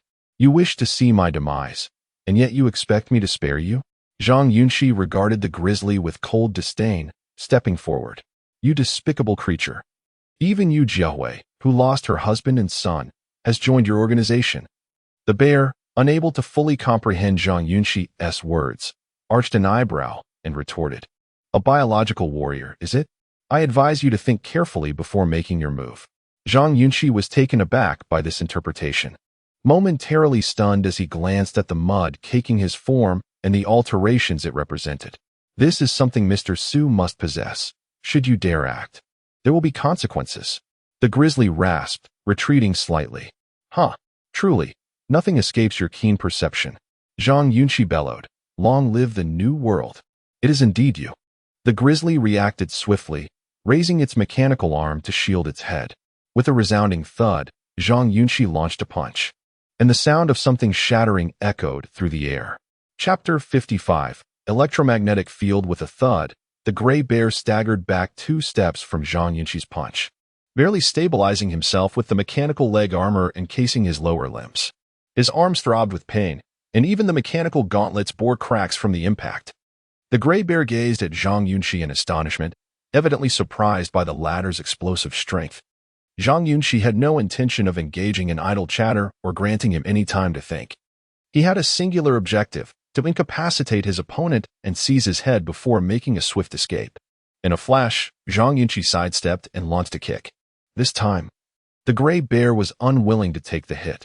He sidestepped to the left while delivering an upward punch aimed directly at Zhang Yunxi's side. As he swung, a burst of orange light erupted from the elbow armor, the kinetic chamber propelling his arm with a force and speed that transformed the dynamics of the moment. The impact resounded like a muffled clap, and Zhang Yunxi felt as though he had been struck by a brick against his ribs. The pain was sharp but bearable.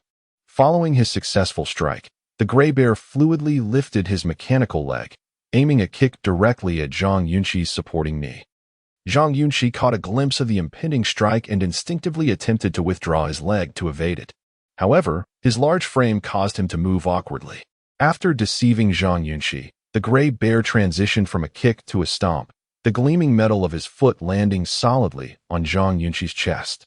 The power of his legs undoubtedly surpassed that of his arms, augmented by the mechanical leg armor, allowing him to enhance his strength and speed through the kinetic chamber. As a result, the blow sent Zhang Yunxi stumbling backward, losing his balance. With your level, you dare to step into the ring? It seems the Liu family has truly perished. The gray bear's eyes blazed with fury, seizing the opportunity as Zhang Yunxi wavered. He lunged forward and delivered a right hook. This punch is for your head. Raise your arm to defend. Seeing the punch coming, Zhang Yunxi instinctively raised his arm to shield his head. Just then, the gray bear retracted his right fist and, using the severed head he held, slammed it against Zhang Yunxi's eye. Zhang Yunxi was momentarily blinded, his vision obscured. Now for your left ribs. The gray bear, still holding the head, was remarkably agile and seamless as the sound of dislocated bones echoed as Zhang Yunxi's physique grew more imposing, surpassing 2 meters in height. His epidermis underwent an intense transformation, proliferating into a pure, unblemished gray hue, appearing remarkably smoother to the naked eye. The gray bear, instinctively glancing back while in flight, momentarily froze upon witnessing Zhang Yunxi's transformation. Concurrently, 6 mechanical drones descended from the sky, swooping down towards Zhang Yunxi and the bear in a scattered formation. Drop down. Zhang Yunxi bellowed hoarsely, fists clenched. At that moment, a subtle humming resonated within a 30-meter radius around him. A visible gray ripple, akin to a shockwave, rapidly expanded outward. Suddenly, the 6 AI drones, previously airborne, plummeted to the ground without warning. Inside a villa in Mingzhu City, Yu Jiahui, observing the real-time surveillance footage, stood up abruptly. "Why is there no image?" she exclaimed. On the projection screen, the drone's perspectives had vanished, replaced by static snowflakes. How could there be no footage at all? A middle-aged man also rose. "Inquire with the technical team controlling the drones. What is happening?" In the forest, the running gray bear suddenly felt a profound buzzing in its brain, where electrodes were implanted, followed by an intense pain. In an instant, the bear lost consciousness, akin to a drunken stupor. Whoosh! Zhang Yunxi swiftly approached the bear, his fury boiling over. "You bastard! You hit me in the groin and gouged my eyes, did you? Bam! You dare throw my suppressor and insult me as worthless? You filthy creature! Are you that audacious? Bam!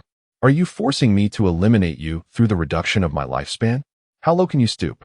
I'll end you."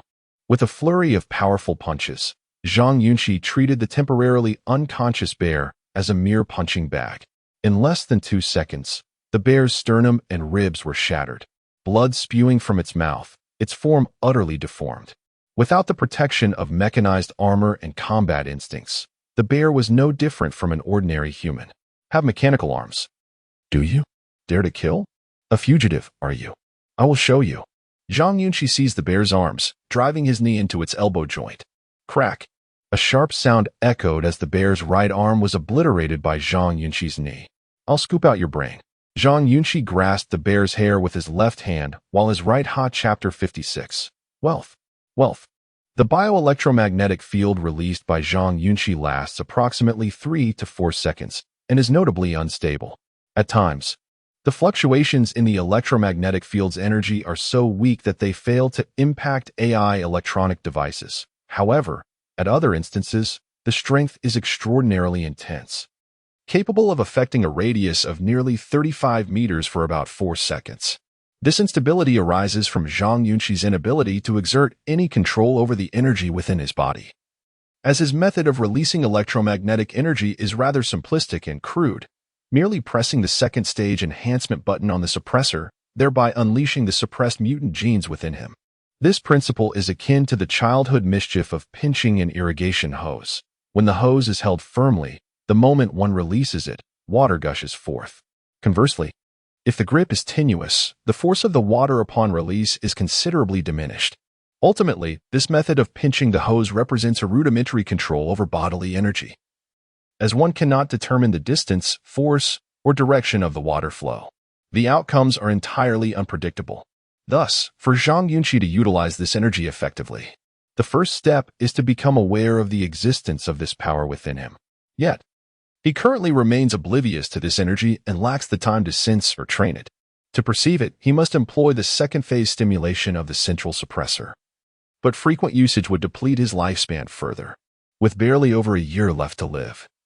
Continually stimulating himself would be akin to searching for excrement with a lantern in a toilet. The fundamental solution lies in acquiring the formula for the suppressive liquid and deciphering the code of his bodily mutation. In just over 3 seconds, Zhang Yunxi can accomplish numerous feats, as the explosive power and speed unleashed during his mutation far exceed human limits. In the forest, Zhang Yunxi dashed to the side of an AI individual, seizing the thigh of his opponent and lifting him as one would a meteor hammer, wildly smashing him against several other AI beings. Bang! Boom! Damn! Shouting long live the new world. Are you daft? Bang! You ambushed me. You stole my memories. When I return, I'll download all your operating systems filled with adult content. Bang! Rumble! Zhang Yunxi unleashed his fury, wielding the AI's most durable limbs to strike down upon the heads of other AI beings. These expensive and loyal AI warriors, before their systems could comprehend what was transpiring, were reduced to mere fragments. Curse you all! Zhang Yunxi spat through gritted teeth. Just as Zhang Yunxi reveled in his destructive spree, a pair of large feet unexpectedly kicked him from behind. Bang!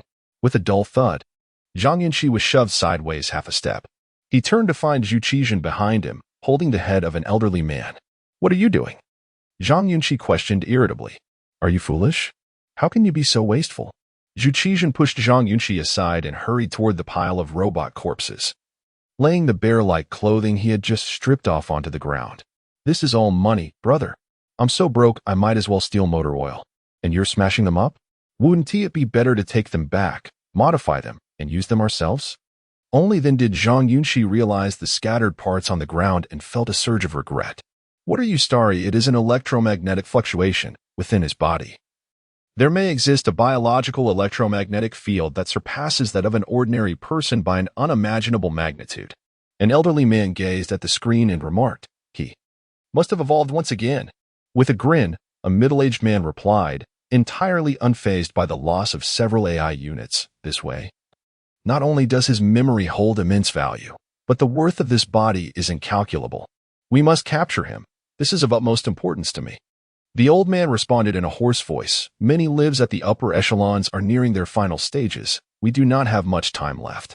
In the outskirts of Pearl City, beside a large pit, Zhang Yunxi and Zhu Qizhen stared in awe at the scattered components on the ground, their hearts racing with excitement. We've struck gold.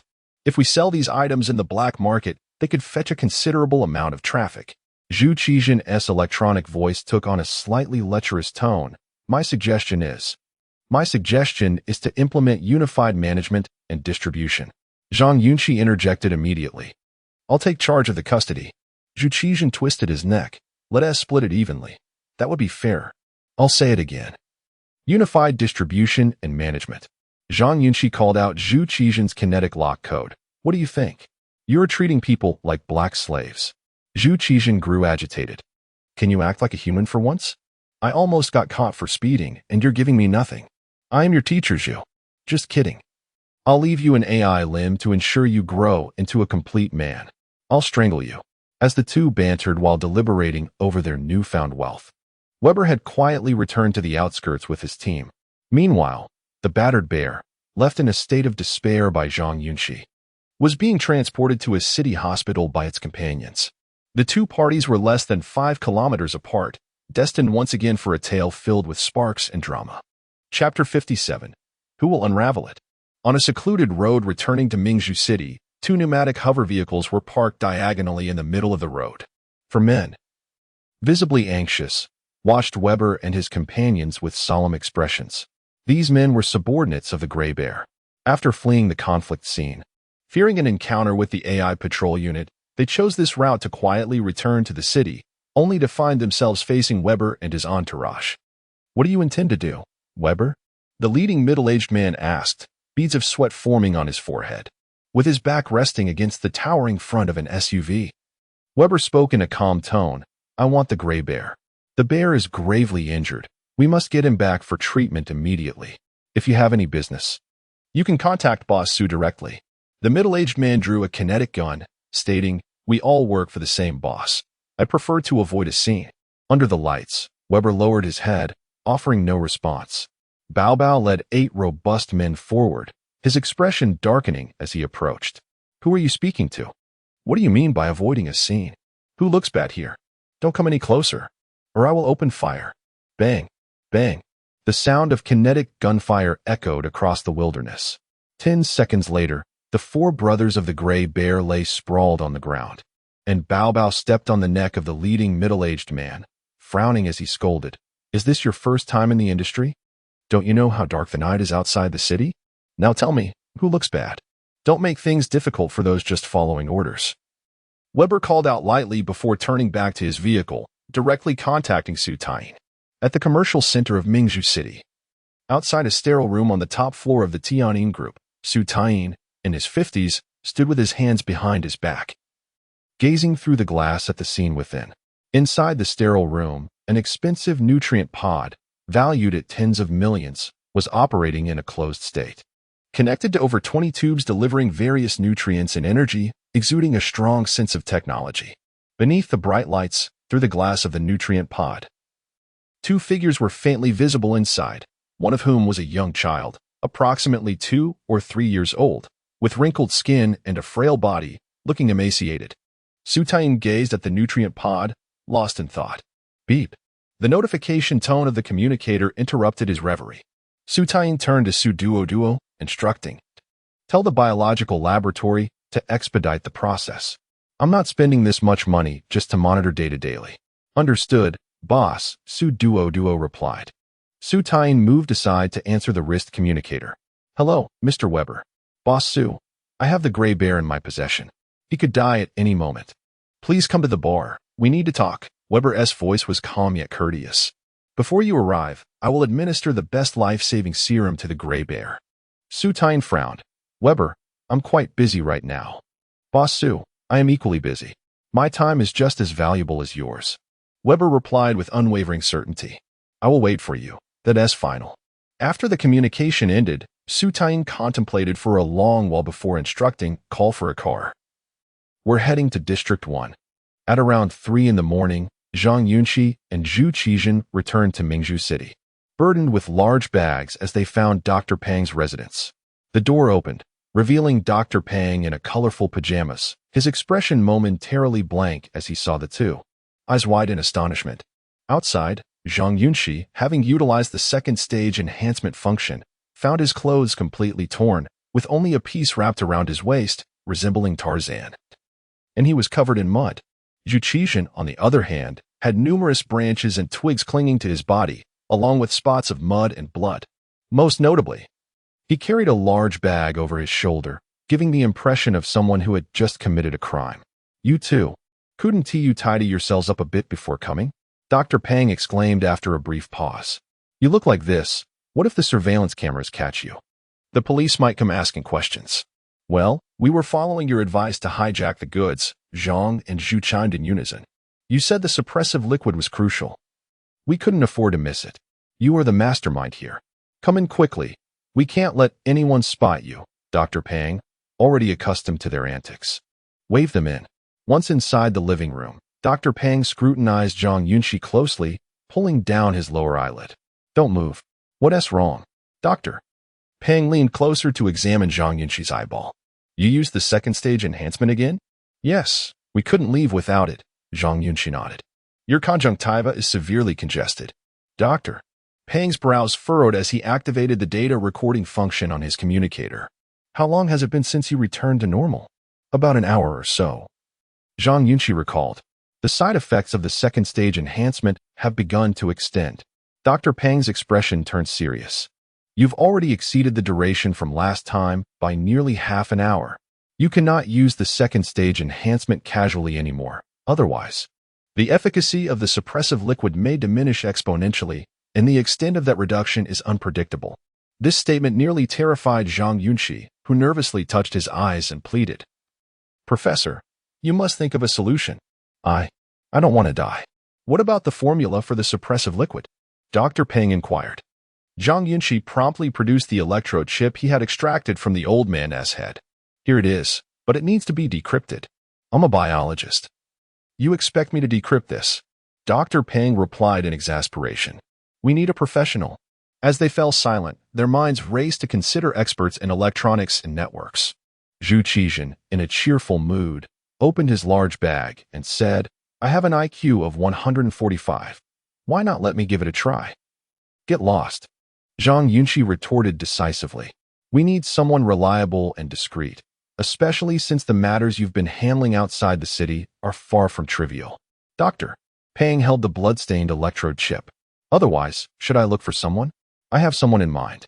Zhang Yunxi suddenly exclaimed, shamelessly suggesting, we can ask my future wife. Who? Zhang Xin.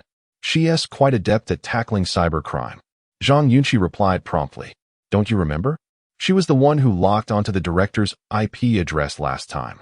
Right, we can contact that young lady, Dr. Pang nodded. Then you should reach out to her, considering you are the main perpetrator, Zhu Qizhen cleverly suggested to Dr. Pang. Zhang Yunxi glanced at Zhu Qizhen, nodding appreciatively. Yes, Dr. Pang has more authority. It would be better if you make the call. These two rascals combined had developed a plethora of cunning strategies. Dr. Pang, intrigued by Zhang Yunxi's condition, was eager to unravel the mystery of this genetic mutation. So he disregarded the antics of the two and headed straight for the second floor. I will contact her. District 1. At the back door of the 1030 bar, two seemingly ordinary electric cars came to a slow stop. The doors swung open, and four sharply dressed men stepped out, unfurling exclusive umbrellas to shield themselves from the omnipresent surveillance cameras. Boss, please. One of the men gestured toward the interior of the car. Su Taiyin, expressionless, exited the vehicle, quickly making his way into the 1030 bar, flanked by the umbrellas and his four companions. In the corridor, the baby approached Su Taiyin alone and extended a hand, saying, This way, please, Boss Su. The group hurried along and soon arrived at the reception room on the first floor. Upon entering, Su Taiyin spotted Weber sitting alone on the sofa, sipping tea. The godfather, Boss Su, has arrived, the baby reminded him. Weber rose, the mechanical limb of his right leg creaking as it touched the floor, and extended his palm from a distance, saying, Hello, Boss Su. With a chuckle, Boss Su grasped his hand and remarked, This gray bear is becoming increasingly unreliable. Even a minor issue requires you to step in and clean up. I believe it's time for him to retire. Weber chose not to engage with this leading remark and habitually raised his arm towards the main seat, saying, Boss Su. Please take your seat. Su Taiyin nodded slightly and bent down to occupy the prominent position. In terms of appearance, Su Taiyin undoubtedly resembled a distinguished middle-aged gentleman. His features were well-defined, his skin well-maintained, with hardly any visible wrinkles, and his originally graying hair had been meticulously styled and dyed. Thus, when he settled into his seat, he exuded an aura of authority.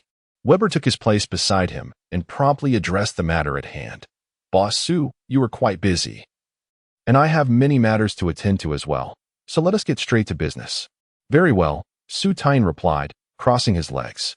The transaction involving Pang Baran was orchestrated by me, and should any issues arise, I must bear the responsibility. Weber poured tea for Su Tain and continued. A life has been lost. There must be an explanation. We cannot disregard the deceased professor's life simply because he was in a remote area. Wouldn't you agree?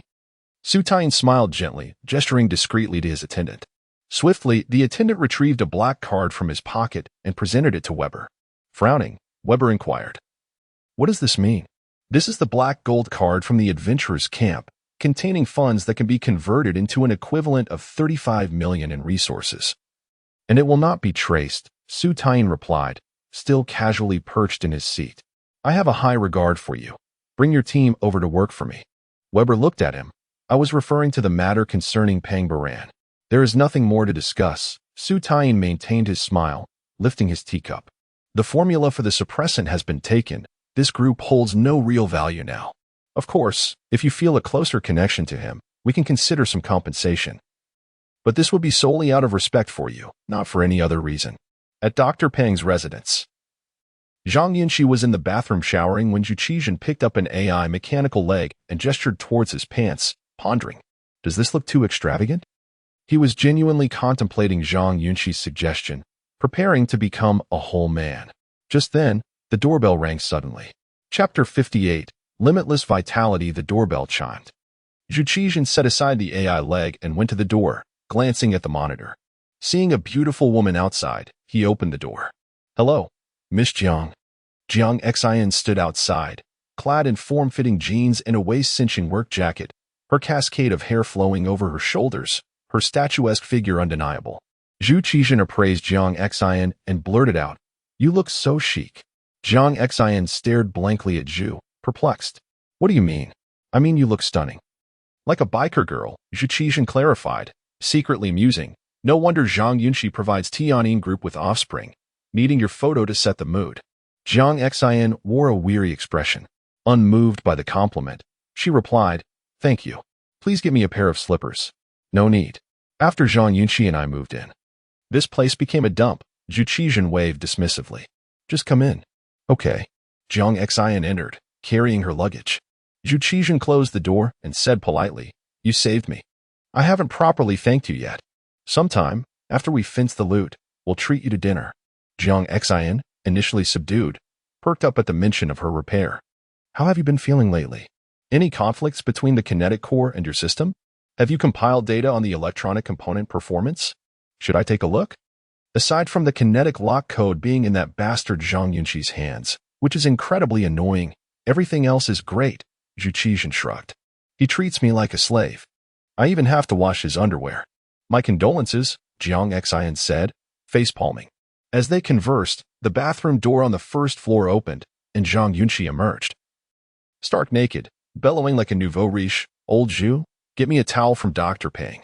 Both Zhu Qizhen and Jiang Xin turned to see Zhang Yunxi standing dripping at the bathroom door, completely exposed. Zhang Yunxi stammered, "You came so fast?" Driven by innate curiosity, Jiang Xion's gaze was inevitably drawn to Zhang Yunxi's nether regions, akin to how one's attention is invariably captured by public nudity, regardless of gender. Her cheeks flushed crimson, and she snapped her head away. "Hey, put some clothes on." Zhang Yunxi immediately recoiled. "Sorry, I didn't know you were here." Jiang Xian remained silent, her heart pounding, thinking, he's changed so much. Both genders harbor similar psychological reactions to the opposite sex's behavior, much like late-night conversations among girlfriends.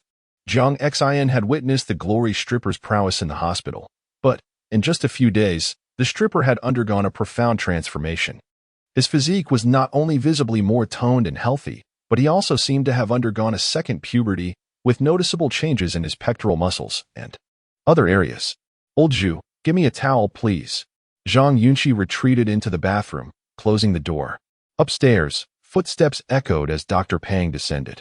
"Miss Jiang, thank you for coming so late. I appreciate it."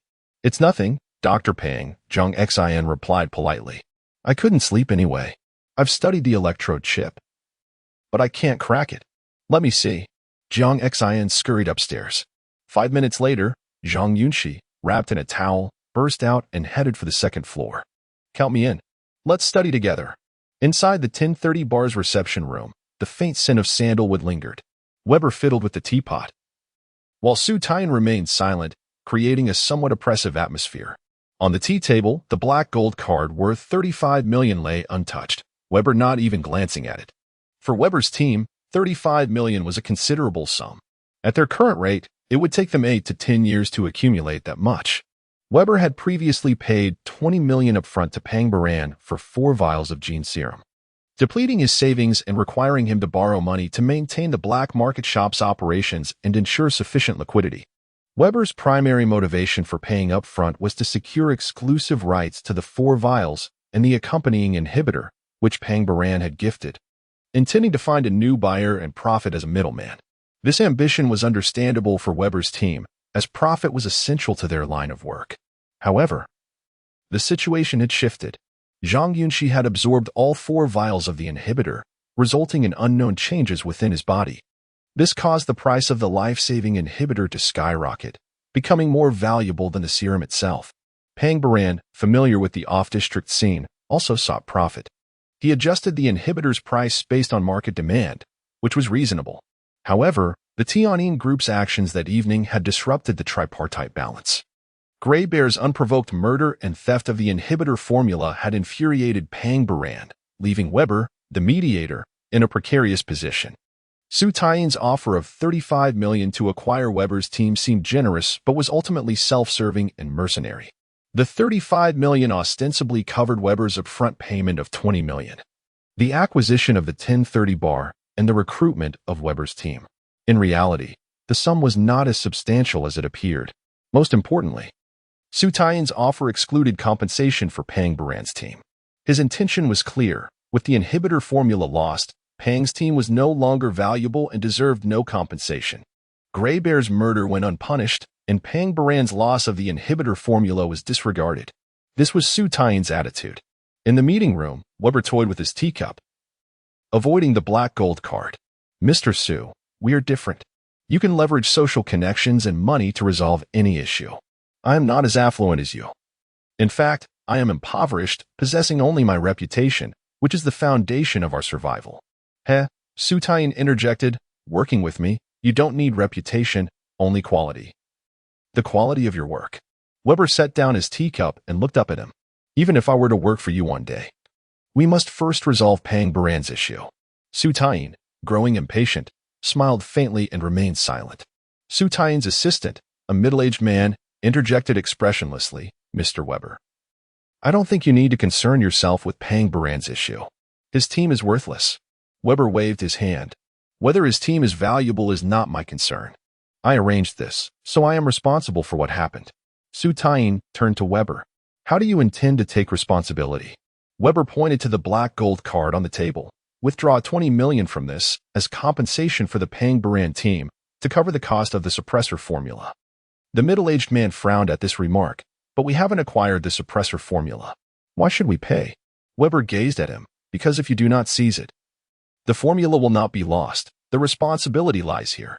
Weber's suggestion to spend 20 million to acquire the appreciation and recognition of an organization in the wilderness seemed utterly irrational to the middle-aged man, who exclaimed incredulously, They are not worth 20 million, not even 200,000.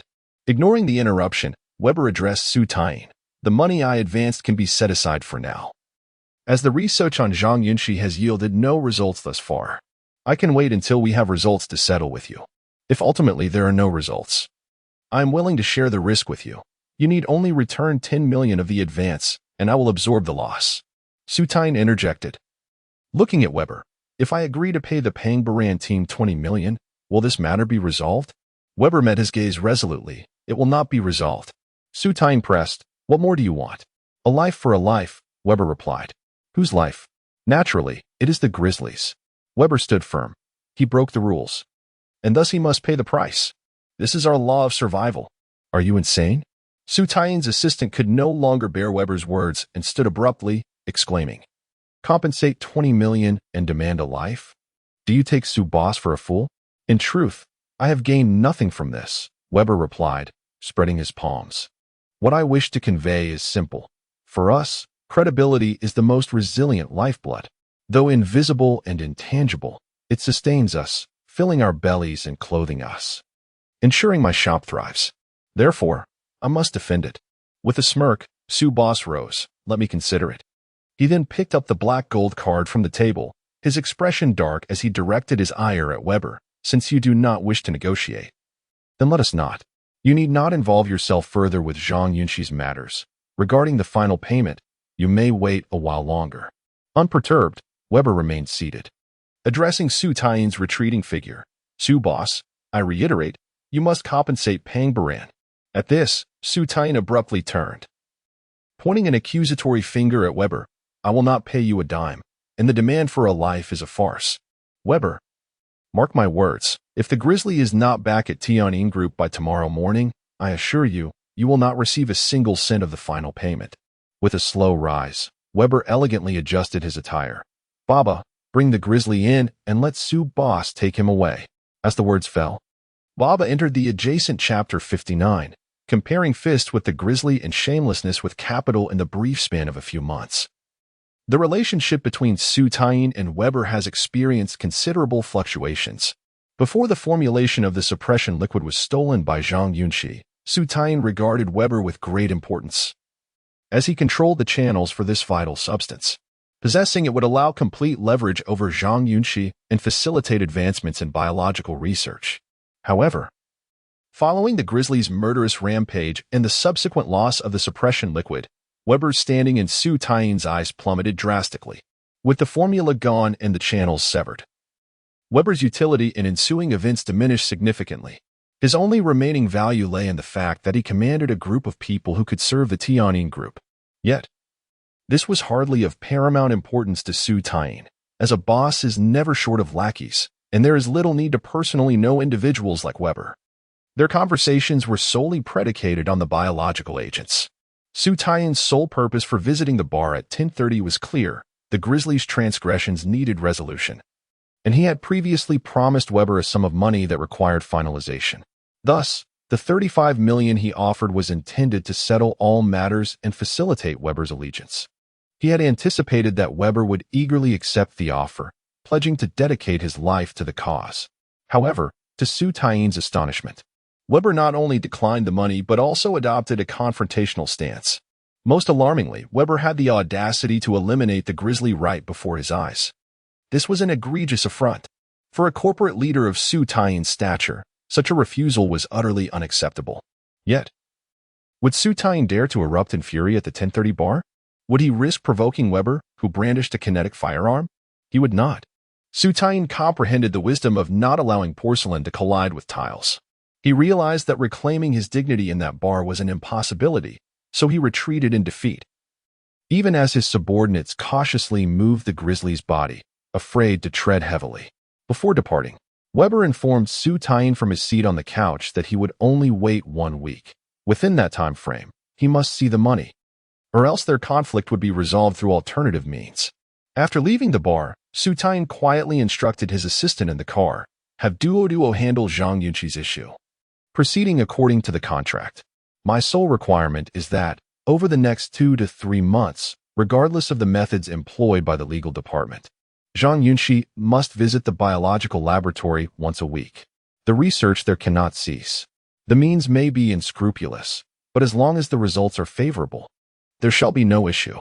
Understood, boss. His assistant nodded in response. Also, please contact those reputable individuals at the adventurers' camp for some significant undertakings. The ultimate resolution of Zhang Yunxi's predicament cannot occur in Mingzhu City. Su Taiyin slowly closed his eyes. Let's find a place devoid of legal constraints for this resolution. Is that truly necessary? We could easily handle this with manpower. Are you foolish? Su Taiyin reclined in the car, responding coolly. Zhang Yunxi's physical condition has likely already drawn the attention of the relevant authorities. Do you think the upper echelons are merely inept? We are well aware of his value. Surely they are too. I am a philanthropic entrepreneur. I must stand in the sunlight under the spotlight. Understood, boss, his assistant replied. The following day, shortly after 11 o'clock in the morning, in Dr. Pang's private studio, Zhang Yunxi was enjoying lunch while Zhu Qizhen browsed various second-hand AI trading forums nearby, seeking a legitimate outlet for illicit goods to exchange for more ill-gotten gains. Upstairs, Dr. Peng and his team were monitoring the latest data on Zhang Yunxi's bodily functions, while Jiang Xin secluded herself in a room, working on the old man's electrode chip. The previous night, everyone had hurried to this studio, as Jiang Xin required various bioelectronic devices and advanced brain-machine equipment to decipher the old man's electrode chip, which Dr. Peng's residence lacked. In the first-floor hall, Zhang Yunxi sat in a chair and called out to Zhu Qizhen, "Piggy teacher, could you pour me a glass of water? Get lost. I'd rather pour you a glass of hemlock." Zhu Qizhen replied, particularly irritated by the various nicknames Zhang Yunxi assigned him. "Look at you." Zhang Yunxi was about to retort when the doorbell rang. At the studio entrance, a middle-aged woman in a white lab coat casually opened the door. Zhang Yunxi turned a glance and was taken aback to see Su Duo accompanied by two men at the threshold. The presence of Su Taiyin's associates at this location could only signal trouble. Upon seeing Su Duo, Zhang Yunxi's previous elation from successfully acquiring goods evaporated instantly. "Mr. Zhang." Su Duo waved at Zhang Yunxi. Zhang Yunxi, devoid of curiosity, replied from his seat, "You all truly are remarkable. I didn't expect to be found here. Your social connections are not that complex." Su Duo smiled politely. "Finding you is quite easy." Zhang Yunxi sipped his water, choosing not to engage further. Su Duo, unfazed by Zhang Yunxi's indifference, stepped closer and asked softly, "Would you prefer to discuss this here, or should we find a quieter place?" Zhang Yunxi set down his glass. "Whatever it is, we can discuss it here." "Very well."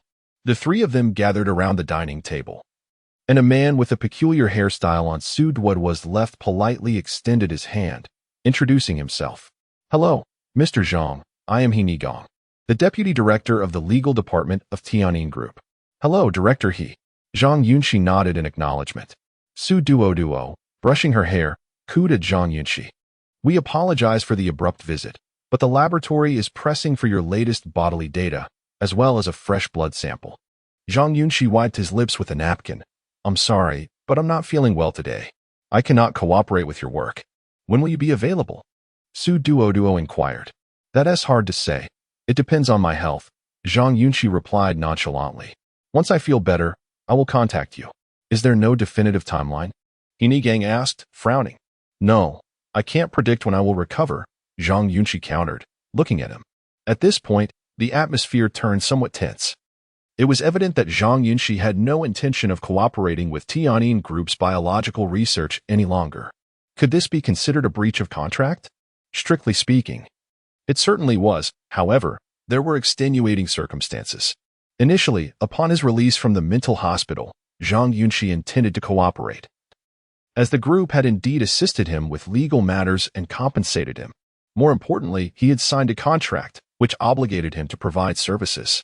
Yet, as their interactions continued, he discovered that Tianyin Group was utterly unreliable, failing to adhere to the contract and allowing the Grizzly to appear, thereby threatening him. Most importantly, the Grizzly's behavior on Centipede Mountain was that of a reckless outlaw. The employer of such a person could not be a reputable individual. If Zhang Yunxi were to submit his biological data, bodily metrics, and blood samples punctually, the consequences could be dire. The breach of contract was not instigated by Zhang Yunxi alone. Since the other party had deviated from the agreed terms, Zhang Yunxi saw no reason to maintain his decorum. What harm is there in being a bit of a rogue? After experiencing a significant upheaval in life, Zhang Yunxi came to fully understand a crucial truth. In critical moments, one must shed all sense of shame and fight for one's own rights. Otherwise, when one reaches a precarious juncture, no one will be able to assist. Observing Zhang Yunxi's demeanor, many chose to remain silent. He Nigong, initially hesitant, interjected while scrutinizing Zhang Yunxi, bluntly asking, "Can your words be interpreted as a refusal to cooperate? Implying you will not provide any services to the group, correct?" "That is about right," Zhang Yunxi acknowledged with a nod. He. "So you feel emboldened now that you possess the suppressive agent, do you?" He Nigong's tone shifted as he addressed Zhang Yunxi differently. Zhang Yunxi merely yawned in response. "Well, since we are on this topic, let us discuss the judicial process," He Nigong continued, glancing at his watch. In 3 hours, we shall submit documentation of your breach of contract to the relevant judicial authorities. Within 2 days, the court will summon you for a civil hearing. Should you fail to compensate our group according to the terms of the contract, you will face compulsory enforcement penalties. This includes the freezing of all your personal accounts, potential detention, and being placed on the dishonesty list, which will adversely affect everything, including your eternal world account. Even your descendants may encounter educational challenges. Zhang Yunxi regarded him coolly, replying, "Whether I live to see the next spring festival is uncertain." He, "Do you really think your threats have any effect on me? But what if you survive?" Hinigan chuckled. After a moment of contemplation, Zhang Yunxi furrowed his brow and queried, "What is the amount of my compensation?" 3 times the original sum, approximately 3 million, Hinigan smirked with derision. "Given your current financial situation, I would wager that even 3,000 would be a challenge for you. One must admit, your insight is quite sharp." Zhang Yunxi scratched his head and turned to Manyu, stating, "I do not intend to default on my debts. You have assisted me, and I should repay you. I am willing to bear the triple compensation, but let us end our cooperation. We are not of the same ilk, so there is no need to work together. How about this? I will write you an IOU. Within a year, I will repay the principal minus the tripled compensation, along with the highest bank interest. Let us part amicably?" Hee, Manyu responded with a smile, failing to provide a direct answer. "That is impossible. What we seek is your data, your genes, not your money." Hinigan slowly tilted his head, stating, "Do you believe that Boss Su is in need of such funds?" Zhang Yunxi spread his palms, "So, there is nothing to discuss? Since you are unwilling, feel free to sue." Hinigan tilted his head at him. "You do not think that the power of capital is limited to contracts, do you?" "What do you mean by that?" Zhang Yunxi inquired. With a sinister grin, Hinigan opened his mini-computer, projecting a set of data and information. Zhang Yunxi's gaze fell upon the names of his parents. "Your parents received considerable funding from various commercial groups during their lifetimes." Hinigan's fingers rapped lightly on the table. "In scientific research, seeking investment is not unusual, but it can be perceived in various ways. If certain media were to suggest that your parents were tools of capital, claiming that the products of their research had side effects causing harm to many, do you think there would be some bewildered onlookers digging up your family's ancestral graves?" "Oh, I distinctly recall that the Zhang family's ancestral grave should be located in the Green Mountain Cemetery, not far from the city center. It takes merely 5 minutes via the vacuum tube train." Upon hearing this, Zhang Yunxi's expression turned cold. "The tombstone at your ancestral grave could be vandalized with colorful graffiti, and even your recently deceased sister might become the subject of memes." Hinigan continued, "All due to your contractual disputes. Your relatives will find no peace even in death. Is this not a rather regrettable situation?" "Oh, you have no idea. We would incur no costs to carry out such actions. A call from a public relations department head is all it takes." Manyu lowered his head. His expression tinged with guilt, yet remained silent. "This is the power of capital. Once a person is deceased, anything can be said. If you cooperate, who knows? Your father might still be hailed as a miraculous healer of terminal illnesses. Perhaps you could even receive a government grant." Bang! Zhang Yunxi abruptly stood, slamming his hands on the table, his gaze icy. "Is this your game? You do not intend to strike me, do you?" Hinigan extended his left cheek, softly saying, "Let me set a price. 3,000 for the left side, 5,000 for the right. As I recently had dental work done, the right side is more expensive." Above, Dr. Peng heard the commotion and rushed down with a group of people. "What are you doing? Who permitted you to enter? Get out!" Dr. Peng shouted. 3,000, is it? Allow me." Zhu Qizhen stood up. "You cannot escape this." Hinigan pointed at Zhang Yunxi, saying, "Either you comply and return with me for an examination, or I have 1,000 ways to ensure your social death. Is that an intention to see me perish? Are you trying to drive me to my end?" Zhang Yunxi suddenly snapped, grabbing Hinigan by the collar. "If you wish for my demise, then I shall oblige. Let us all perish together." "Zhang Yunxi, what are you doing?" Dr. Peng shouted as he rushed down. "You cannot strike him. Doing so would be a trap. I refuse to live. If I must die, then so be it." Zhang Yunxi yanked Hinigan towards the window. At this moment, Hinigan felt a twinge of panic, pushing against Zhang Yunxi's wrist. "What are you doing? I assure you, with my status, if you so much as touch me, I could sue you for selling your skin. Zhang Yunxi disregarded his words, fixated on the window, shouting, I cannot live. I refuse to live. With that, he flung open the ninth-floor window, turning to Hinigan, his eyes wild as he declared, Let us die together. It is better to have companionship in death. The cold wind rushed in, ruffling Hinigan's hair as he stared at Zhang Yunxi in sheer horror. You are insane. What do you intend to do? Together in death. Zhang Yunxi pulled HAPI call failed with status code 429. Error. Code. 429. Message. Resource has been exhausted, e.g. check quota. Status. Resource exhausted at chapter 60. One last big score? In the fleeting moment when Zhang Yunxi embraced Hinigang and leaped from the building, he finally comprehended the despair of bankrupt entrepreneurs, the gamblers burdened by insurmountable debts, and the bereaved souls who, when cornered, chose to end their lives by jumping. It was the most expedient and least costly method of escape. Of course, such an act is not to be endorsed. It embodies a certain cowardice, offering immediate relief to the individual while inflicting endless anguish upon their loved ones. Zhang Yunxi certainly had contemplated genuine suicide. Yet he had undoubtedly succumbed to a reckless mindset. With Tianjin Group's relentless pressure, he found himself devoid of alternatives. If negotiation failed, he would embrace the role of a rogue. As for being placed on a blacklist and facing enforced actions, those considerations had long since departed from his thoughts. He held firmly to one principle. If the other party allowed him to breathe, he would certainly repay his debts in due course. However, if they forced him into a dead end, then they would all face the consequences. To hell with it. Let it be whatever it may. Upon their descent, Hinigang was so frightened that he soiled his pants, while the stunning Manuo was so startled that she had to rush to the restroom twice within 3 minutes. They dared not threaten Zhang Yunxi any further and scurried away in disgrace. On the way back, Hinigang connected with the head of the legal department at Tianjin Group via communicator, weeping as he implored, Don't let the boss scold me. And please don't mention any deductions from my bonus.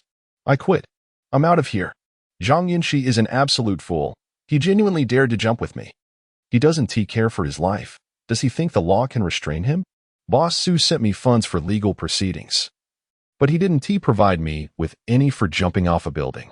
In Dr. Peng's laboratory, Zhang Yunxi donned a pristine white lab coat as he entered the small conference room on the second floor. Zhang Xian gazed at him with wide eyes, exclaiming, How bold of you! If you had such ability, why not jump from the summit of the Himalayas? You could earn a substantial commission. Zhang Yunxi, enveloped in his lab coat, bent down to sit beside Zhang Xian and softly replied, If you wish to see, just say the word, and I would leap from the moon to the earth without a parachute. Cut it out. Zhang Xian retorted disdainfully. Wait, you're not naked under there. Are you? Indeed, my clothes are in tatters, quite literally. I borrowed this lab coat from Professor Liu. Zhang Yunxi nodded in response. Dear, would you care to witness my inner beauty? He made a motion as if to open his coat. Get away from me. Zhang Xian shivered, retreating with her coffee to a further spot. As they conversed, Dr. Peng entered and succinctly inquired, Xiao Zhang, do you need a lawyer for your case against Tianjin Group? I can recommend some people. No need, Zhang Yunxi replied earnestly. The contract is in black and white. It's unwinnable. I can handle it myself. Thank you, mentor. Doctor. Peng merely nodded and said nothing further, taking a seat beside Zhu Qijin and prompting, Xiao Jiang, please discuss the status of the electrode chip. Upon mentioning this, Zhang Xian became animated, her fair hands cradling her coffee cup as she earnestly stated, I have good news and bad news. Let us hear the good news first, Doctor. Peng replied, the electrode chip has been cracked and the memory retrieval function is operational, Zhang Xian announced, her bright eyes sparkling. The bad news is that within this elder's memory storage, there is no information regarding the synthesis of the suppressing liquid. What? Zhang Yunxi exclaimed in astonishment. That can't be. The grizzly bear was ready to kill for this. How could there be nothing? Zhang Xian opened her mini-computer and projected a series of images onto the wall, explaining softly, Look here, these are the selected suspicious visuals. This elder logs into the eternal life world every few days, utilizing a data vault in his virtual property to store some data periodically. I suspect he has concealed his memories or vital research data here, while the memories on the electrode chip have been actively deleted. Everyone turned to the projection wall. Indeed, witnessing the elder frequently logging into the eternal life world, with most visuals depicting him opening and closing the data vault. I don't understand why he would frequently delete his memories and convert them into data for storage in the eternal life world, Zhang Yunxi mused, tilting her head with a thoughtful expression. What could his motive possibly be? I know, Zhang Yunxi interjected, his face darkening. Why? Dr. Peng inquired. It's quite simple. Zhu Qizhen interjected timely to clarify Zhang Yunxi's thoughts. That elder is a person operating on the fringes of legality, likely engaged in numerous illicit activities. He could find himself in trouble at any moment, so securing his data in the eternal life world ensures its safety. Given the significance of the drug and suppressing liquid synthesis process, it's only natural he would keep a backup. Exactly, Zhang Yunxi concurred. He was merely safeguarding his secrets. So, you're telling me that after all the effort on Wugong Mountain, you ended up with nothing? Dr. Peng expressed disappointment. So we went through all that for nothing? Not entirely wasted. Zhang Yunxi quickly countered. We can access the elder's property in the eternal life world and crack his data vault's password. Dr. Peng, astonished, asked, Can you truly accomplish that? Yes, but I need a bit of time to prepare, Zhang Yunxi replied playfully, sticking out her tongue. This action would violate the regulations governing the virtual world. If we get caught, it would be disastrous. Zhang Yunxi immediately rose. Can you really crack it? Don't boast, girl. Zhang Yunxi regarded him coolly. I can't speak for other matters, but in electronic mechanics and virtual networks, my skills are unparalleled. If you can truly crack it, what is wrong with calling you grandmother? Zhang Yunxi exclaimed, brimming with excitement. This data vault undoubtedly contains more than just the synthesis process of the suppressing liquid. It may even include the extraction methods for its raw materials. This is crucial as the Minter previously analyzed the suppressing liquid and found it comprised many unknown synthetic components.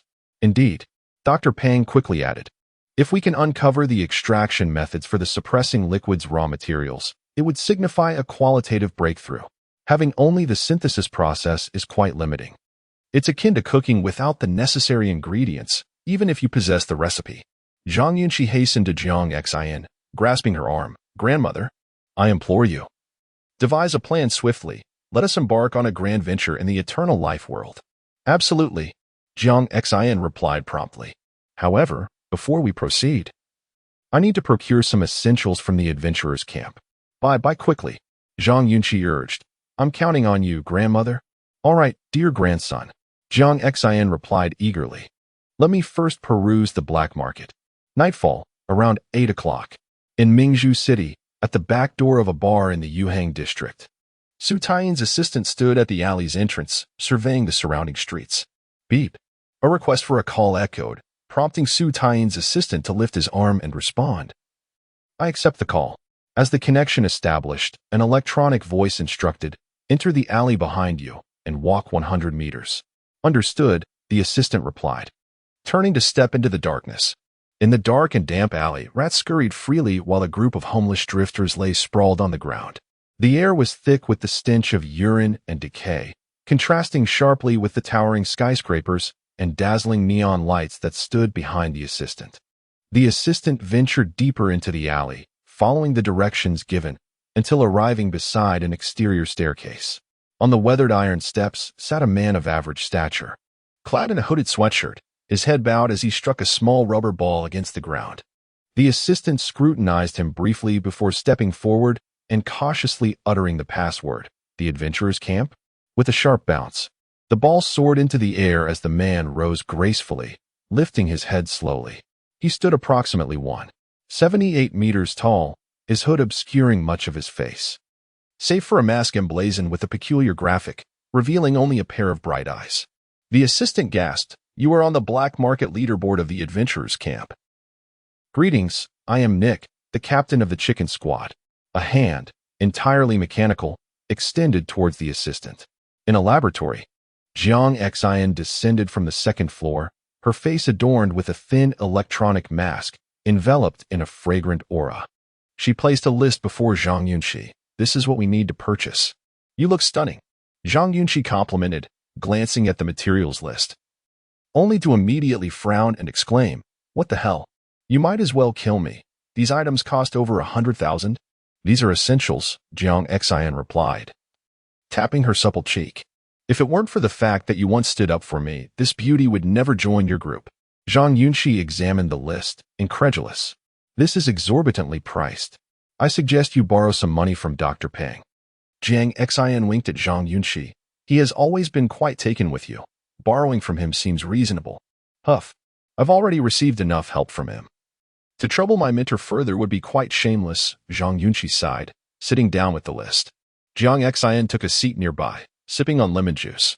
Across the conference table, Zhu Qizhen fiddled with AI components and looked up at Zhang Yunxi, asking, is it possible to create two proportional models of?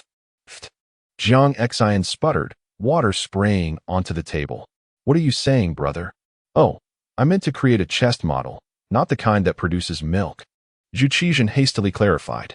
Listening to their exchange, Zhang Yunxi glanced at the mechanical parts on the floor, a spark of inspiration igniting in her mind. Eureka! She exclaimed, slapping her thigh and immediately activating her communicator to search for a friend. 2 minutes later, Zhang Yunxi finally located a familiar avatar and excitedly remarked, thank goodness I was tipsy that day and didn't delete her. What's with you? Are you out of your mind? Zhang Yunxi replied. Zhang Yunxi promptly requested a call to the avatar. After a moment, the connection was established and a woman's voice chimed in. Is this Bosqua? Tonight's the sweep. Right? At midnight. I'll send someone after 12, okay? I'm not Bosqua. I'm Xiao Zhang from the 1030 bar. Which Xiao Zhang? The other party sounded perplexed. Zhang Yunxi sprang up, responding with enthusiasm, Sister Hong, we met at the 1030 bar. I mentioned I was a student and bought a drink, and you insisted I was fit for the trade. Oh, I remember a bit. What is up? Xiao Zhang? I need your urgent help to contact Mrs. Li from Jiaobei. I'm in dire need of money, Zhang Yunxi said, moving towards the window. Zhang Yunxi blinked her large eyes, gazing at Zhang Yunxi in astonishment. Wow, is your side job that thrilling? Chapter 61. Affection from Hongjia around 10 p.m. Zhang Yunxi hurriedly arrived at Huajin Road in District 1, standing quietly at the entrance of a CAF named Shangping. He awaited the arrival of Hongjia, a woman known for her connections. In the shadows, Zhu Qizhen was tasked with ensuring the safety of the young Zhang, their communication entirely through mental connection. After approximately 10 minutes of waiting at the CAF, a red hover car approached and parked by the roadside. Beep. The horn sounded, and Zhang Yunxi turned to see Hongjia waving at him, beckoning him over. This was Zhang Yunxi's first experience in such a situation, and naturally, he felt a twinge of nervousness. Sweating profusely, he glanced around furtively before entering the vehicle. Hello, Hongjia, he greeted. Inside the car, a delicate fragrance wafted through the air. Hongjia was dressed in a fitted dress, her hair elegantly styled, and her makeup was striking, especially her bold red lips, which were undeniably alluring, easily mistaken for those of a more risque figure. Hongjia scrutinized Zhang Yunxi and exclaimed with surprise, goodness, why do you look like this for your first outing? My dear, you're dressed like an elderly gentleman from the park. Let me tell you, Zhang, our clients are quite upscale. They value quality, and appearance is essential. Zhang Yunxi, having exhausted 2 sets of clothing since yesterday, had nothing else to wear. With no time to shop, he had settled on Dr. Peng's casual attire, a white shirt, baggy trousers, and a pair of rather casual flip-flops. Hongjia. Zhang Yunxi attempted to steer the conversation towards business. Oh, forget it. You're new to this, and I understand you might be financially constrained. Hongjia interjected. Since you found me, I'll lend you a helping hand. Let us go. I'll take you home to change. Hongjia, please listen to me. By the way, let me see what skills you possess. You must have some talents, right? Singing, playing an instrument, surely you can do at least one? Hongjia asked as she started the car. Hearing this, Zhang Yunxi felt a wave of dread wash over him at the thought of having to showcase his abilities for free. Hongjia, wait. He grasped her arm. I need to talk. Oh dear, what is it now? She inquired. Zhang Yunxi reached into his pocket to retrieve a silver cylindrical object. Gesturing with it in the air, Hongjia, take a look at this. With a screech, Hongjia slammed on the brakes. Wow, this is impressive. You actually know how to handle equipment? What model is this? I've never seen one like it before. This isn't just any equipment. This is the kinetic energy pod pillar for AI beings, used for storing kinetic oil, Zhang Yunxi explained. Hongjia paused slightly. What do you need this for? Actually, Zhang Yunxi scratched his head. I'm not here to dive into this business. I want to sell you some cutting-edge electronic products. They're all crucial components for AI bodies, and they're all in excellent condition. As a dedicated professional, Hongjia worked more than 10 hours a day, connecting with various clients from all walks of life, so she was unfazed by Zhang Yunxi's proposition. Instead, she replied casually, "Little brother, I sell men, not machines." I think you've got the wrong buyer. Zhang Yunxi had a clean social circle. Aside from Weibo and Hongjia, he didn't know anyone involved in dubious dealings. Why not approach Weibo? Because Zhang Yunxi was aware of the latter's close ties with the influential Su, and the items he possessed were not exactly above board. Hence, he thought of Hongjia. Though not her primary business, Hongjia was well acquainted with all sorts of individuals due to her profession, prompting Zhang Yunxi to reach out. Desperate for cash, he needed to sell part of his goods to alleviate his financial strain. Inside the car, gazing at Hongjia, he sweetly remarked, "Sister, the moment I saw you, I felt you were a reliable person. I don't know why, but I trust you implicitly. Honestly, I do know others in this line of work. But I didn't want to let them profit for nothing. I thought of you first. Flattery will get you everywhere," Hongjia replied, somewhat hesitantly. "However, this batch of goods is practically brand new. Whoever buys it can simply reassemble it and use it. If you're willing to take it, you can set the price. I just want to break even," Zhang Yunxi urged, beads of sweat forming on his forehead. "There's a substantial quantity. It's sufficient for you to make a significant profit." Hongjia blinked. "To be honest, I'm known for my reputation in Mingzhu City. They call me Sister Tsiwa for a reason." "Of course. You exude integrity," Zhang Yunxi affirmed. "How many of these do you have?" "There are 6 kinetic pod pillars, several armors for the arms and legs, and various electronic components for the control system." Zhang Yunxi leaned closer to Hongjia and whispered, "The armors and leg armors come equipped with offensive systems that can fire projectiles. Do you understand?"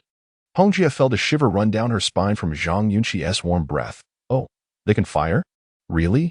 "Indeed. Do you have samples?" she asked. "Not with me. Just the kinetic pod pillars. I'm worried about getting caught during inspections. However, I have dynamic videos you can review, which include models and detailed descriptions. Stay put here. Give me 40 minutes. I'll consult with some friends, all right?" Hongjia replied. "Sure, no problem," Zhang Yunxi nodded. "Send me the videos. I'll have someone take a look." "Forget sending. I brought a storage card, so you can view it yourself." Zhang Yunxi pulled out a storage card the size of a fingernail and placed it gently on the dashboard. Hongjia picked it up and noticed it still had a protective film against fingerprints, exclaiming, "Wow, you're quite meticulous. It's beneficial for both of us." Zhang Yunxi winked at her. About an hour later, Hongjia returned to the CAF, but this time she didn't T-drive. She called an AI taxi instead. At the CAF entrance, she quietly informed Zhang Yunxi, "For the goods in your photo, I can offer you 160,000. Zhang Yunxi felt a twinge of dissatisfaction. "Isn't that a bit low? The kinetic pod pillar alone is worth." "Little brother, I'm not a professional in this field. I have to find second-hand dealers too," Hongjia replied softly. "At most, I can go up to 180,000. Don't press me on this, all right?" Zhang Yunxi knew he was being shortchanged, but with an urgent need for money and time running out, he didn't bother to haggle. "Fine, 180,000 it is. I'll accompany you. You'll have someone deliver the goods, correct?" Hongjia asked. "That works." Thus, Zhang Yunxi accompanied Hongjia as they strolled along Huazhen Street, indulging in some snacks. Meanwhile, Zhu Qizhen stayed hidden, discreetly stashing the goods at a way station and informing Zhang Yunxi of the location. Zhang Yunxi relayed the information to Hongjia, and her people would subsequently retrieve the items.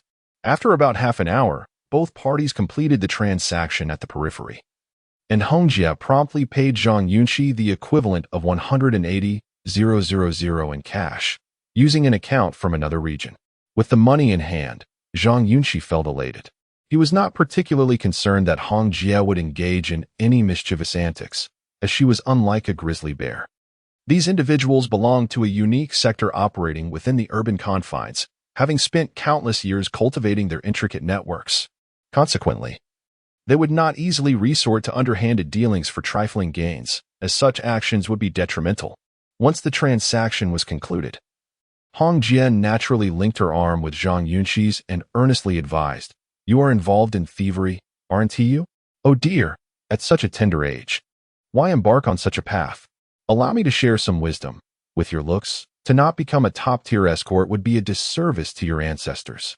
Spend a couple of years, find a wealthy grandmother, throw yourself into her embrace, and before you know it, you could inherit her fortune before reaching 30. If all else fails, you could always stick with me. You know, I sense you possess potential. To give it some thought." 5 minutes later, Zhang Yunxi bolted from the scene, realizing that if he lingered any longer, he would undoubtedly become a victim of exploitation. The way Hong Jie looked at him had shifted dramatically. In the early hours of the morning, Zhang Yunxi returned to the biological laboratory, promptly handing over the money to the elderly matriarch, Jiang Xin. Sitting before her miniature computer, Jiang Xin raised her thumb and remarked, "Ah, it's the young lads who are adept at making money swiftly. Do not tease me. I've just finished catering to the old lady and my mood is rather foul," Zhang Yunxi replied, lightly flicking Jiang Xin's forehead with his finger. "How dare you strike me?" Jiang Xin exclaimed in a fit of rage. "Do you dare I report you? Spend away. I'm off to take a shower," Zhang Yunxi said, swiftly making his exit. Jiang Xin remained in the studio, using a virtual network card to access the Adventurer S-Camp website. She began rummaging through the listings of the black market, purchasing a plethora of virtual goods, including a black vest from the realm of immortality, data vests, dynamic codes resistant to surveillance, and second-hand black brain machines, among others. After over an hour of shopping, Jiang Xin stretched and was about to shut down the computer when she suddenly noticed a newly listed item, polyurethane nanomaterial, renowned for its exceptional elasticity. Jiang Xin lifted her teacup, adjusted her black-framed glasses, and began to scrutinize the detailed description of this material. The following day at noon, in the bar at 10:30, Weber picked up a silver cylindrical rod from the table and softly inquired, "Who was the seller?" "Su Ming from the Electronic Components City." "What he sold him was from Hong Jie," replied Baby. "Should I call Hong Jie over?" Baby asked. Weber waved his hand dismissively. "No need. Let us first observe what this little rascal is so eager to sell for cash." "What about Su Tain?" Baby inquired. "We'll keep a close watch on his laboratory. If he doesn't settle with me within a week, we shall declare war," Weber proclaimed with an air of formidable authority. In Dr. Pang's laboratory, while Zhang Yunxi was playfully teasing Jiang Xin, he was suddenly interrupted by the sound of the doorbell. He rushed to open the door, only to find several familiar faces awaiting him. "Hello there, pants-off god of war." The individuals outside greeted him with cheerful laughter. Chapter 62. The unexpected arrival of the older team members as Zhang Yunxi gazed at Wei Wu, Kaka, and Tongzhan outside the experimental door. A smile instantly graced his face. "Ah, everyone is here. I heard you've undergone a transformation, so we all came to see you," Wei Wu said, stepping into the room and feigning familiarity as he called out, "Old Pang, is there any food? I haven't eaten yet." This fellow never fails to think of taking advantage of every situation. Kaka and Tongzhan entered, carrying a plethora of health supplements available on the market, gene-suppressing medications, and some snacks, along with expensive fruits. "You're too kind. Just coming over is enough, and you brought so much." "Thank you," Zhang Yunxi remarked as he closed the door. "No need to thank me. I'm broke. Why doesn't he spend money on others? All of this is bought by Kaka." Tongzhan replied, still wearing a disinterested expression as he surveyed the surroundings. Zhang Yunxi chuckled and patted the chubby Kaka on the back. "Thanks, brother. Next time you come, just bring 2 boxes of money. I'm rather impoverished at the moment." "All right," Kaka nodded with a smile, opening his bag to say, "You know my family is a lineage of traditional Chinese medicine.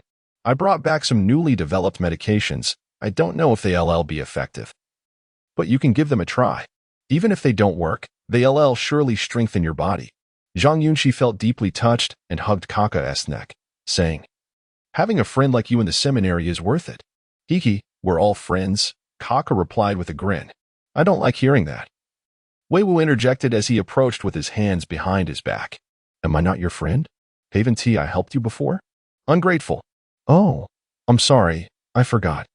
You indeed helped me with that 200,000 prize, Zhang Yunxi said as he walked over. Brother Wu, I bow to you. Forget it. Just make me some chicken soup and dumplings. I really haven't eaten, Wei Wu responded nonchalantly. The four brothers from dormitory 107 had just gathered when Dr. Peng and Jiang Xin from upstairs made their way down. They were all old acquaintances, so they entered the small meeting room to chat, and at Wei Wu's insistence, Zhang Yunxi indeed helped him order takeout. This amount of money is still within your means, Xiao Zhang, Wei Wu remarked, eyeing the four newly assembled connection chambers. Curiously, he asked, what are you doing with these? In truth, the connection chambers were tools for their upcoming ventures in the eternal life world. So Zhang Yunxi quickly laughed and said, these are new equipment that just arrived at the Mentor's lab. Does this equipment need to be in the conference room? Wei Wu said suspiciously, circling around the connection chambers but ultimately dismissing it. Tong Wei Wu pointed at the cardboard box by the door. Noting that the ceiling marks and labels bore a striking resemblance to those used in adventurers' camps. What exactly are you planning? Are you making money or not? Zhang Yunxi glanced at the box next to him, thinking to himself that this old rogue was indeed insatiably perceptive, catching even the minutest details. Making money? If so, count me in. After all, I am an expert. Wei Wu exclaimed excitedly as he stepped forward. I'm not expensive. I can do it for 30 or 20,000. Delivering quality work at a low cost. Zhang Yunxi gritted his teeth and looked at him. All right, I'll include you. We can make a fortune together. Let us go inside and discuss. Wei Wu beamed as he rushed in. In truth, Zhang Yunxi was reluctant to divulge his situation to the three brothers from the dormitory. Firstly, his relationship with Tong Zhan wasn't particularly strong. Secondly, venturing into the eternal life world to retrieve items indeed posed certain dangers, and he preferred to keep it under wraps. However, fate had it that Wei Wu stumbled upon the situation, so he had no choice but to involve him. Given that Zhang Yunxi still held a fair amount of trust in him, the two entered a small conference room, and Zhang Yunxi turned to Zhu Qizhen, saying, You're free now. You don't need to go in. What is going on? Jiang Xin asked, looking bewildered. He thinks we can make a fortune and insists on joining us, Zhang Yunxi explained softly. There is no stopping him. Wei Wu grinned at the crowd. What are you all doing? Dr. Pang had a peculiar expression. After 5 minutes of explanations regarding the circumstances, Wei Wu immediately stood up and declared, I take my leave. Zhu Qizhen swiftly blocked the door, clutching a pair of mechanical arms. Once you buy a ticket, there is no getting off. What is wrong with you all? Black markets outside are ruthless, with 2 casualties already, and now you want to enter the eternal life world to commit crimes, led by a doctor? Absurd. Wei Wu waved his hands in rejection. I am a law-abiding citizen, a former police officer well-versed in criminal law. I will not accompany you into that place. Doctor. Peng turned to Zhang Yunxi. Do you still have any money? A bit, Zhang Yunxi replied. How about giving him 10,000? It seems a bit pitiful. Considering he is over 30, Dr. Peng suggested. Zhang Yunxi sighed. Fine, I'll give you 10,000 to keep watch. Wei Wu hesitated. Could you add a little more? Bang. Zhu Qizhen shoved Wei Wu aside, silencing him out of the question. Shortly after, Wei Wu, by a twist of fate, replaced Zhu Qizhen and sat beside Zhang Yunxi, listening to Jiang Xin's lecture. Thankfully, this old schemer's sudden involvement altered many subsequent events. In the conference hall, Jiang Xin spoke with bright eyes. Most people believe that when our consciousness descends into the eternal life world, we will merely interact with various data modules.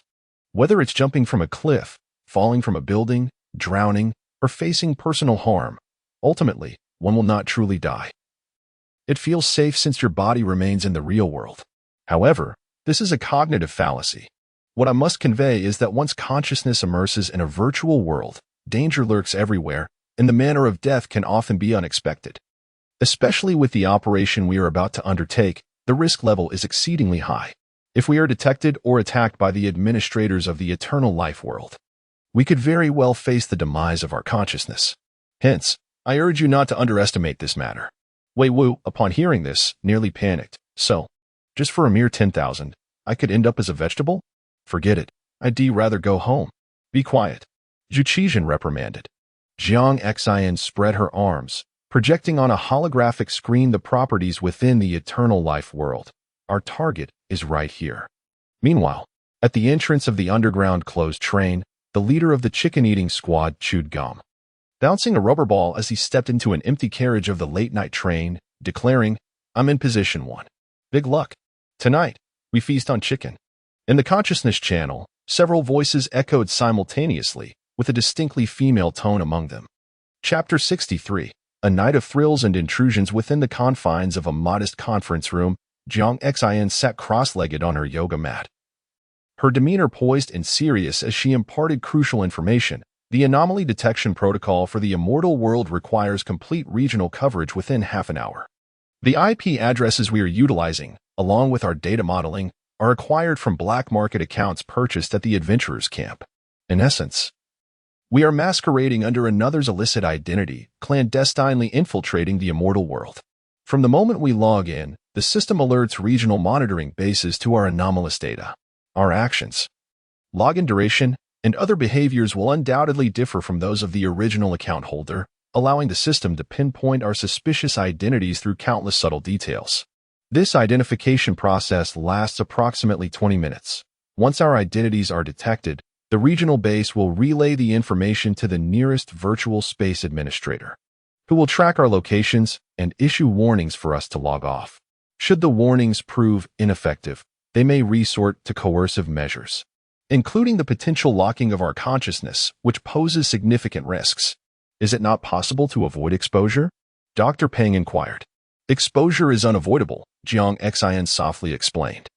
The system compares even our habitual blinking and walking patterns with those of the original account holder, assessing countless microscopic details to determine if we exhibit characteristics of stowaways.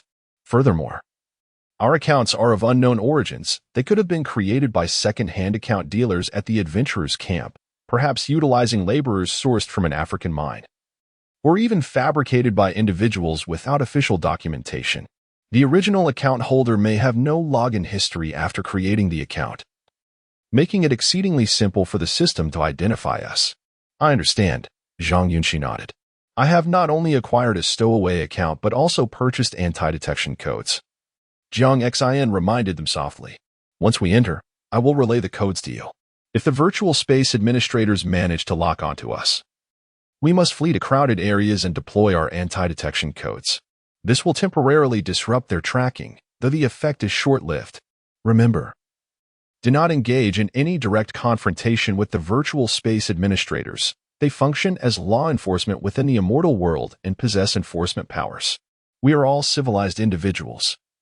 We certainly won't resort to violent defiance, Wei Wu replied with a smile. All right, let us prepare to enter, Zhang Yunxi said, rising slowly. I will take charge of the old man's property data and the decryption of the data vault. Zhang Yunxi and Dr. Peng, both of you are biology students. Once the vault is opened, promptly identify the useful information and record the important details. Wei Wu, you will act as lookout, monitoring the surroundings for any modifications to the property data. If you notice any changes, inform me immediately. Understood, the group nodded collectively, standing up. Remember, we have only half an hour, regardless of whether we succeed or not. We cannot exceed this time limit. Do you comprehend? Yes, Zhang Yunxi replied, her heart racing with excitement. Let us proceed. Zhang Yunxi led the way towards the connection pod. Moments later, each donned their neural interfaces and reclined within the pod. Are we entering now? Zhang Yunxi asked Zhang Yunxi. Indeed, Zhang Yunxi confirmed, habitually removing the decorative necklace from her neck and hanging it on the pod's left panel. With playful hands clasped together, she murmured, Ba, may everything go smoothly for us. With a swift motion, the pod's glass panel sealed shut, and Zhang Yunxi closed her eyes, her consciousness plunging into the immortal world.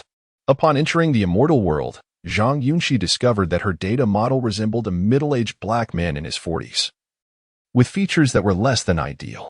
She checked the login history for this account, noting that the last access had been over a year ago, with a total of only 5 logins. Could it be that Zhang Yunxi was correct, and this account was indeed procured from a second-hand dealer at the adventurers' camp in an African mining region? Who could say for certain? Zhang Yunxi immersed her consciousness in controlling the data model, swiftly exiting a bar and hailing a hovering taxi, racing towards Asher Mountain in Freedom City. where the old man's residence was situated. When Zhang Yunxi purchased these illicit accounts, she specifically required them to have recent login locations. Given the vastness of the immortal world, encompassing even simulated outer space, if the last login location were too distant, the lifelike simulation of living conditions would mean that a taxi ride could take 5 or 6 days to reach the destination. How could they accomplish their task under such circumstances? In less than 3 minutes, the hovering taxi delivered Zhang Yunxi to the villa area of Asher Mountain, the site of the old man's property. In the immortal world, every character and every visible blade of grass or tree was composed of data modules and subject to system oversight.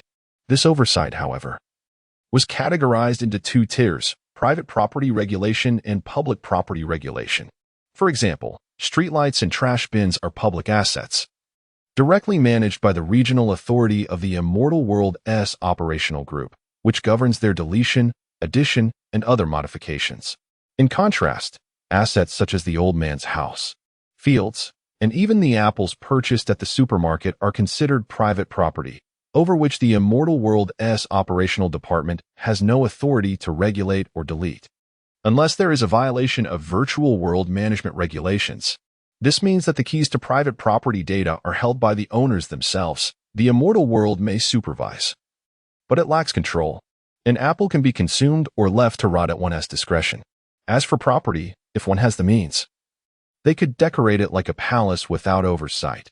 Conversely, if one wished to demolish it, as long as it does not affect others, that too would be permissible. Today, Zhang Yunxi and her team aim to intrude upon the old man's private asset, his house, at the entrance of Villa number 06 on Asher Mountain. Zhang Yunxi disembarked from the hovering taxi and spotted Zhang Yunxi, Dr. Peng, and Wei Wu already waiting at the door, evidently having arrived before her. Dr. Peng's character model appeared as a burly young man in his 20s, dressed rather shabbily, while Wei Wu manifested as a stout woman. Only Zhang Yunxi appeared relatively normal, resembling a 17 or 18-year-old Caucasian girl, though similarly underdressed and somewhat malnourished.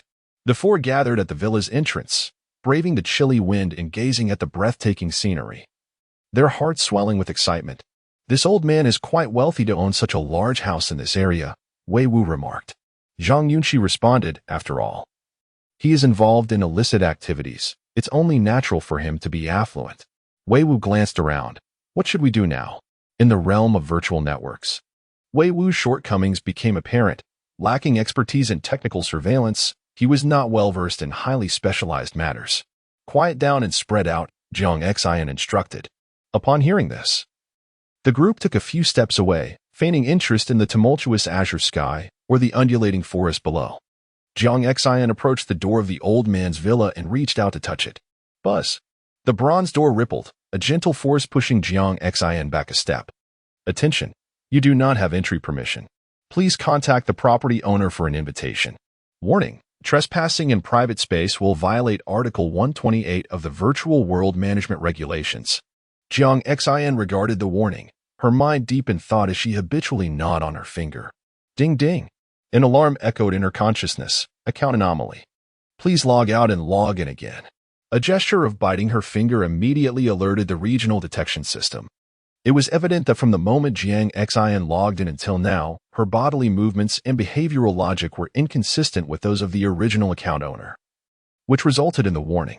Zhang Yunxi disregarded the alert, closed her eyes, and accessed the data stored in the electrode chip within her mind, including the modeling of the other party and the data passwords governing private property management. A surge of blue light enveloped Zhang Yunxi's body as she strode forward, attaching the data passwords in coded form to her hand as she approached the grand entrance. With a swish, the bronze door slowly swung open, and the system's prompt echoed, "Welcome home, Master." Success. Zhang Yunxi beamed. The electrode chip truly excels, serving as the most authoritative personal identifier. I have successfully impersonated the old man and deceived the system. Come quickly. The 3 individuals nearby rushed over, astonished by the villa's interior landscape and the several large wolves roaming the courtyard. Wow, this guy has turned his home into a grand estate. Wei Wu was the first to dash inside. Do you think I could make some money by selling this data dog? Enough chatter. You go keep watch, Doctor. Peng strode purposefully toward the villa's main entrance. All right, Wei Wu responded, turning to head outside, while Zhang Yunxi and Jiang Xian had already stepped into the courtyard. Opening the door means we no longer need to deceive, right? Zhang Yunxi asked Jiang Xian. No need. The code in the electrode chip is the ultimate key to this villa, Jiang Xian explained softly as she walked. I can see the villa's backend data now. I could even trigger a self-destruction if I wished. So, you essentially stole the key to their home? Oh, you grasped that quickly. You're quite clever. Don't mock me. Or I might reconsider marrying you. Get lost. The two exchanged banter as they sprinted toward the main entrance. Suddenly, the four in the courtyard felt a distinct tremor, akin to an earthquake. What is happening? Jiang Xian paused, looking up at the sky. Could this villa have a secondary security system? Before she could finish her thought, darkness enveloped them. The entire space vanished, rendering them unable to see their hands before their faces. What is going on? Zhang Yunxi's voice echoed. In less than 2 seconds, light returned. Zhang Yunxi instinctively opened her eyes, only to find herself lying in the connection pod of the conference hall. What the heck? We disconnected. We're back. Wei Wu shouted, lifting the glass panel of his pod and surveying his surroundings, realizing he was now in Dr. Pang's laboratory. What is happening? We're all back? Jiang Xian and Dr. Pang also emerged from their pods, returning to reality. Was it a disconnection? Zhang Yunxi inquired of Jiang Xian. Perhaps. I have never encountered such a situation. Jiang Xian stepped out of the pod and immediately said, We need to check the brain-machine interface to see if any issues have arisen. Hurry, time is of the essence. Understood. The group rose and promptly retrieved the brain-machine interfaces from their pods for routine operational checks. Jiang Xian took a sip from a cup on the table. And just as she bent down to inspect her brain machine, she noticed a detail. The necklace that had once hung in the pod was now missing. It had vanished. Chapter 64. The Genius Girl Takes on 5 in the Laboratory. Jiang Xian stared blankly at the necklace that had vanished into the connecting chamber, an unusual sensation swelling within her. Suddenly, she sprang to her feet and turned to survey her surroundings. Spotting a glass of water on the conference table, water she had consumed before entering the realm of eternal life. With a sharp motion, Jiang Xian seized the glass and shook it violently, causing the liquid to splash over the rim and scatter in all directions. At that moment, she noticed that some droplets had transformed into green, grass-like entities, enveloped in a faint silvery glow. Upon witnessing this, Jiang Xian's mind raced as she spun around, shouting, Do not use the brain machine's detection password. Don't do it. We have been deceived. Beside the 3 connecting chambers, Zhang Yunxi, Dr. Pang, and Wei Wu turned in unison, each holding their brain machines, having already input the detection password, and now gazing at Jiang Xian with puzzled expressions. It's done. Jiang Xian's heart sank as she clenched her fists and shouted, Do not use your consciousness to perceive the changes around you. No matter what happens, remain still. What is happening? Zhang Yunxi questioned, rising from her seat. In an instant, Jiang Xian's body froze, her pupils vacant, standing like a statue next to her connecting chamber. What is going on? Zhang Yunxi stepped forward. Do not move. Wei Wu, trusting Jiang Xian, grasped Zhang Yunxi's arm. She said not to move. A second later, Jiang Xian's eyes erupted with a brilliant blue light as she spread her arms wide, her hair disheveled as she cried out. You think you can deceive me with mere data modeling? Explode. A humming sound resonated through the room as Jiang Xian's slender arms extended, her gaze radiant. And her appearance began to revert to that of the young Caucasian girl she had embodied in the realm of eternal life, no more than 17 or 18 years old. In a flurry, all the furnishings within the room began to levitate, swirling violently around Jiang Xian's form, resembling a tempest that spiraled upward with remarkable speed. Chairs, tables, boxes at the entrance, and even the connecting chambers beside Zhang Yunxi and the others were rapidly engulfed by the storm. The chaotic whirlwind lasted less than a second, distorting the laboratory's walls and the very room itself, which began to shrink and spiral into the vortex. Zhang Yunxi and Dr. Pang stood agape, overwhelmed by the spectacle unfolding before them. What is happening? Fear gripped them, and they instinctively wished to retreat, but Wei Wu's formidable composure shone through as he shouted, Do not be swayed. Listen to her. Stay still. Blast through this pile of garbage data. Zhang Yunxi bellowed, thrusting her arms forward. With a whoosh, countless distorted and suspended furnishings shot into the heavens. At that moment, Zhang Yunxi observed that aside from Zhang Yunxi and the floating objects, everything else was engulfed in darkness. The walls that had been drawn away revealed neither cityscapes nor starlit skies. Most crucially, the tempests surrounding Zhang Yunxi exhibited tremendous rotational force. Yet none of them felt even the faintest breeze. Thud, thud. A sensation of collision swept through the space, vibrating as debris at the storm's core ascended like a spike, piercing through some unseen barrier, vanishing into the void. As the debris soared, Zhang Yunxi and her companions suddenly perceived brightness before them. The sun, the estate's scenery, verdant grass. And the entrance to the old man's villa materialized vividly in their sights. Gulp. Dr. Peng unconsciously swallowed, realization dawning upon him. Our consciousness has been deceived. We never truly left the realm of eternal life. As he spoke, the flying debris transformed into an assortment of flowers, doghouses, outdoor fitness equipment, and parasols, all chaotically descending into the courtyard of the old man's estate. Inside this villa, 5 stowaways remained. Zhang Yunxi, having observed the operational back end of the villa, swiftly remarked, "They are formidable." Within the communication channel of the chicken dinner squad, Captain Sean's voice broke the silence. They have another expert. Indeed, it is that girl. She must be a top student from the Qingshan Academy, came the reply. A genius girl indeed. Our virtual data modeling has been shattered by her. The possibility of continued deception is nullified. A knowledgeable woman's voice resonated within the channel. At the moment when Zhang Yunxi accessed the old man's villa via the electrode chip, the chicken dinner squad's technical infiltration had already commenced. They lacked the old man's electrode chip, the villa's data password, and the means to manipulate the system's backend. Thus, they could only wait for Zhang Yunxi to complete her decryption. When Zhang Yunxi opened the villa, it signified that the villa's data was now accessible. The data modelers of the chicken dinner squad immediately replicated the laboratory's real-time scenario in a 1:1 scale, using the spatial tremors created by their data assault to fabricate an illusion of disconnection from the brain machines, making it appear as though they had returned to reality. What was their objective? They sought to extract the detection passwords from the brain machines of the group. However, Sean had not anticipated that Zhang Yunxi would react so swiftly, discerning their deception merely from the detail of a necklace. It was akin to standing in a torrent of water for a fleeting moment. One might believe oneself to be floating forward rather than the water flowing. Such deceptive consciousness does not endure, for the illusion is swiftly corrected by one's instinctual thought processes. Yet, their data modelers were remarkably skilled, rendering the laboratory indistinguishable from reality and precisely calibrating the spatial tremors to create a convincing sense of disconnection. Had Zhang Yunxi not been present, it was likely that Zhang Yunxi and the others would have been deceived for several minutes, aiding their adversaries in accomplishing their aims. Fortunately, the genius girl Zhang Yunxi reacted promptly, commandeering the villa's system backend to conjure a data tempest, instantly dismantling their virtual modeling. Within the communication channel, Captain Sean's urgent voice rang out.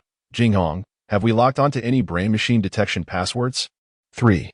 Only that girl has not undergone detection or input any passwords.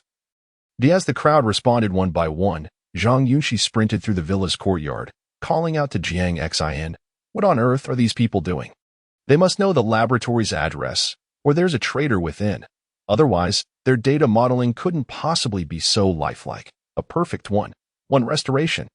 It may not necessarily be an insider," Wei Wu interjected promptly. "The delivery person this afternoon seemed suspicious. A spatial detector could simulate the interior conditions within hours." "Silence!" Zhang Yunxi shouted urgently. "Listen to me. They have already deceived you into revealing your neural passwords, meaning your defenses are compromised. They have the right to attack you at any moment, which is extremely perilous. I have just secured the data flow within this villa. They cannot launch a remote assault, but they can engage in close combat. So you must avoid them at all costs, understand?" "Understood," Zhang Yunxi replied. "I can't decipher the safe's code while simultaneously defending against their intrusion." Zhang Yunxi spoke rapidly. "Zhang Yunxi, I will send you the decryption code. You need to handle it." "Got it." Zhang Yunxi responded immediately. "Wait, Zhang Yunxi's words were cut short as she sensed a surge of anomalous data emerging from the villa's control backend.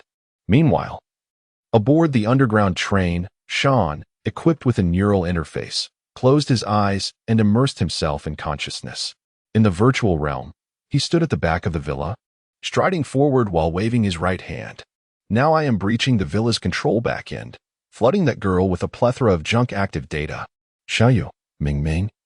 Swiftly take down those 3 amateurs, Sean instructed at a rapid pace. Received. Release. Sean shouted. In an instant, the floating data, resembling a dragon, coalesced into tangible forms. A multitude of cats, dogs, and poultry. Chapter 65. Distorted Space. Battle of Consciousness. This woman is truly troublesome. Within the consciousness communication channel of the Chicken Dinner Squad, a youth nicknamed Wandering Chicken cursed vehemently. We must eliminate her administrator status, or else we will be unable to proceed. She keeps deleting us, and we will all be kicked out. Adjusting his strategy, Wandering Chicken took over the position of Little Right, preparing to intercept the 3 inexperienced players. Sean's voice resonated within the consciousness. Jinghong, do not seek the data vault just yet. Instead, let us jointly assault the villa's back-end system and deploy the Ebola Trojan virus to revoke her permissions.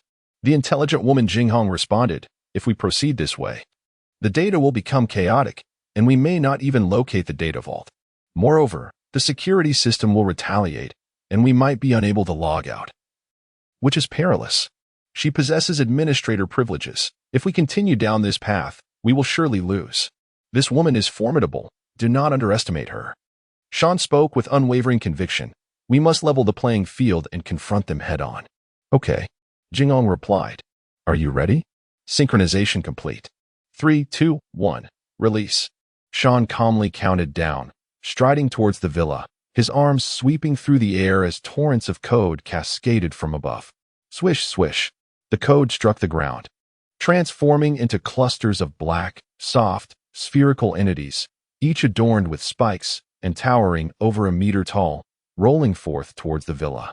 These were a swarm of invasive code viruses, materializing within the realm of immortality. The viruses began to replicate, 1 becoming 2, 2 becoming 4. In an instant, they surged into the thousands, akin to a tidal wave crashing towards the villa. Thud, thud. A mass of viruses collided with the villa's walls, constructed from data modules, causing the structure to warp and tilt instantaneously. Sections of the walls and space became suspended, disordered and chaotic, devoid of any semblance of order. The viral code disrupted the back-end system, leading to the collapse of a substantial portion of space on the left side. In the villa's corridor, Zhang Yunxi was sprinting when the ground before him suddenly cracked, and a plethora of data-formed flooring began to float erratically. Bang, bang. A fragment of shattered flooring struck Zhang Yunxi, and his consciousness was immediately alerted by the system's notification. Data chaos detected. Your area is under viral attack. You have sustained injuries. Please log out immediately to avoid danger and await system repairs. What on earth is happening? Zhang Yunxi was momentarily stunned, only to see the walls on either side closing in on him. Buzz, buzz. A series of alert tones echoed in Zhang Yunxi's consciousness. Dear Master, your villa is under attack by a Trojan virus. The security system has been activated. Please log out immediately to revert to a previous state and avoid danger. Please log out immediately to revert to a previous state and avoid danger. Manual clearance. Manual clearance. Zhang Yunxi incessantly called out to the AI system. The security system has been activated. You are temporarily unable to perform any operations. Please log out immediately to revert. Damn it. Zhang Yunxi was on the brink of despair. The villa's back-end system was under viral assault, akin to a computer being remotely controlled by a virus. Engaged in warfare with the system's built-in security software, ultimately leading to a blue screen of death, necessitating a restart or reformatting of the C drive. The rules of the immortality world were meticulously structured. Though they lacked authority over private assets, they would nonetheless protect personal property. Should irreparable data chaos occur, the system could automatically revert to a previous state, with rollback times ranging from a minimum of 5 minutes to a maximum of 24 hours. However, during the rollback or reboot phase, The administrator would inevitably be unable to control the system, much like when a computer experiences a virus-induced blue screen, leaving one only with the option to click the format button or sip coffee while waiting for the system to restart. Zhang Yunxi pondered for a moment before calling out to Zhang Yunxi. They have unleashed a virus. The system needs to reboot. I must log out and then log back in immediately. Zhang Yunxi, bewildered, asked, what do we do? Will we be kicked out as well? Not for the moment. As the virus still lingers, and you are individual data entities, not governed by the villa's backend system.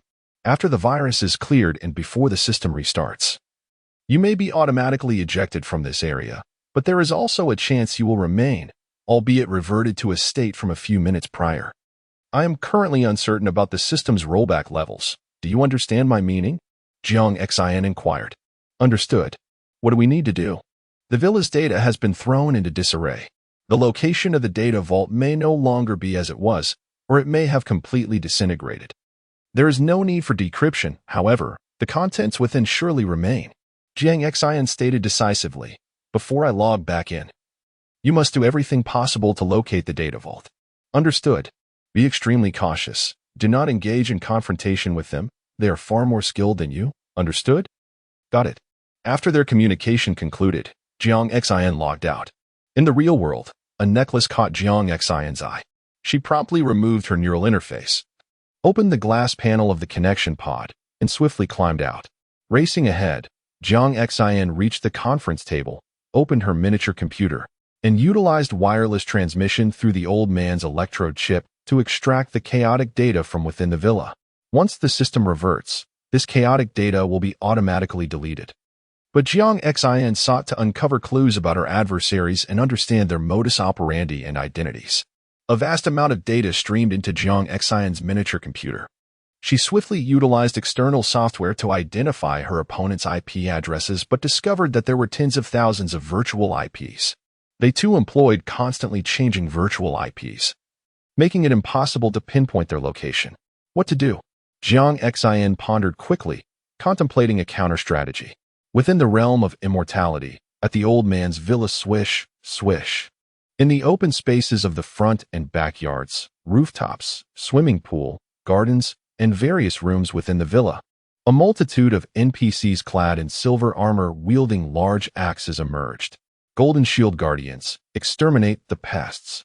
The NPCs roared as they charged towards the dense clusters of soft, spherical viruses, wielding their weapons to cleave through the viruses with ruthless efficiency. The battle between the system and the viruses had materialized within the immortality world, becoming visible to the naked eye. The Golden Shield Guardians, a product of the Lingjing Group, were mandatory for anyone possessing personal assets and an independent database within this realm. There was no option to decline their use.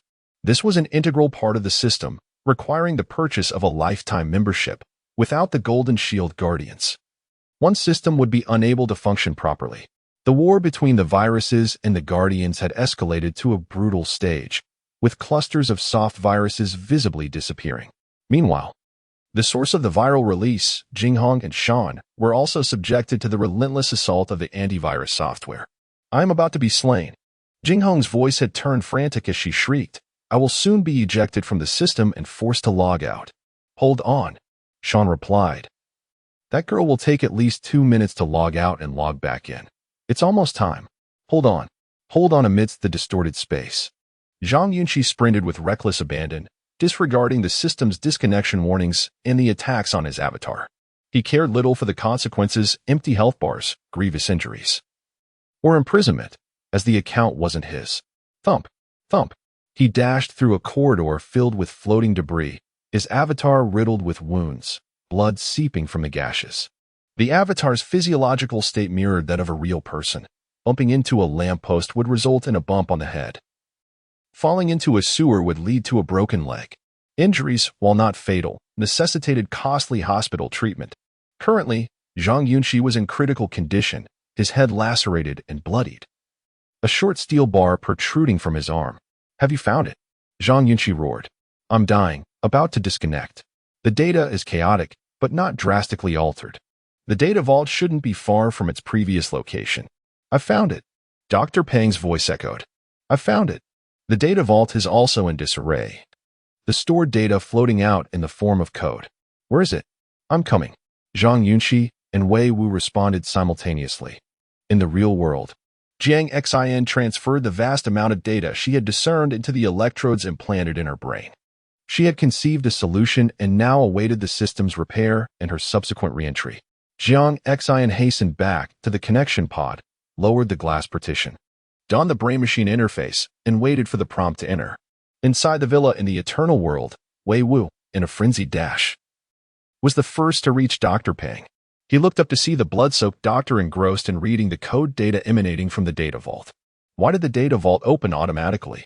The principle was simple. The villa's entire back-end data was in chaos. In terms of authority, the back-end system undoubtedly superseded the data vault's password. It was akin to a game server infected with a virus, vulnerable to hacker attacks. One might suddenly find that using private items no longer required a secondary password, or that no secondary password worked. With the system in disarray, the data vault was naturally susceptible. Of course, this was a highly probable coincidence, as not all data was chaotic. For instance, the floating floorboards hadn't completely disintegrated. Some were affected, while others remained intact. However, this meant that Dr. Peng and the others wouldn't need to decrypt the code. They could directly read the data from the vault, regardless of its accuracy, and sort and rearrange it later.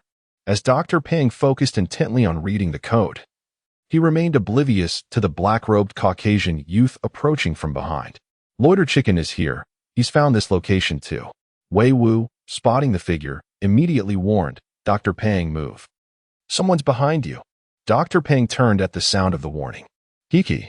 Loiter Chicken lunged at Dr. Peng, wrapping his arms around him. Let's have a brainstorming session, darling. Whoosh.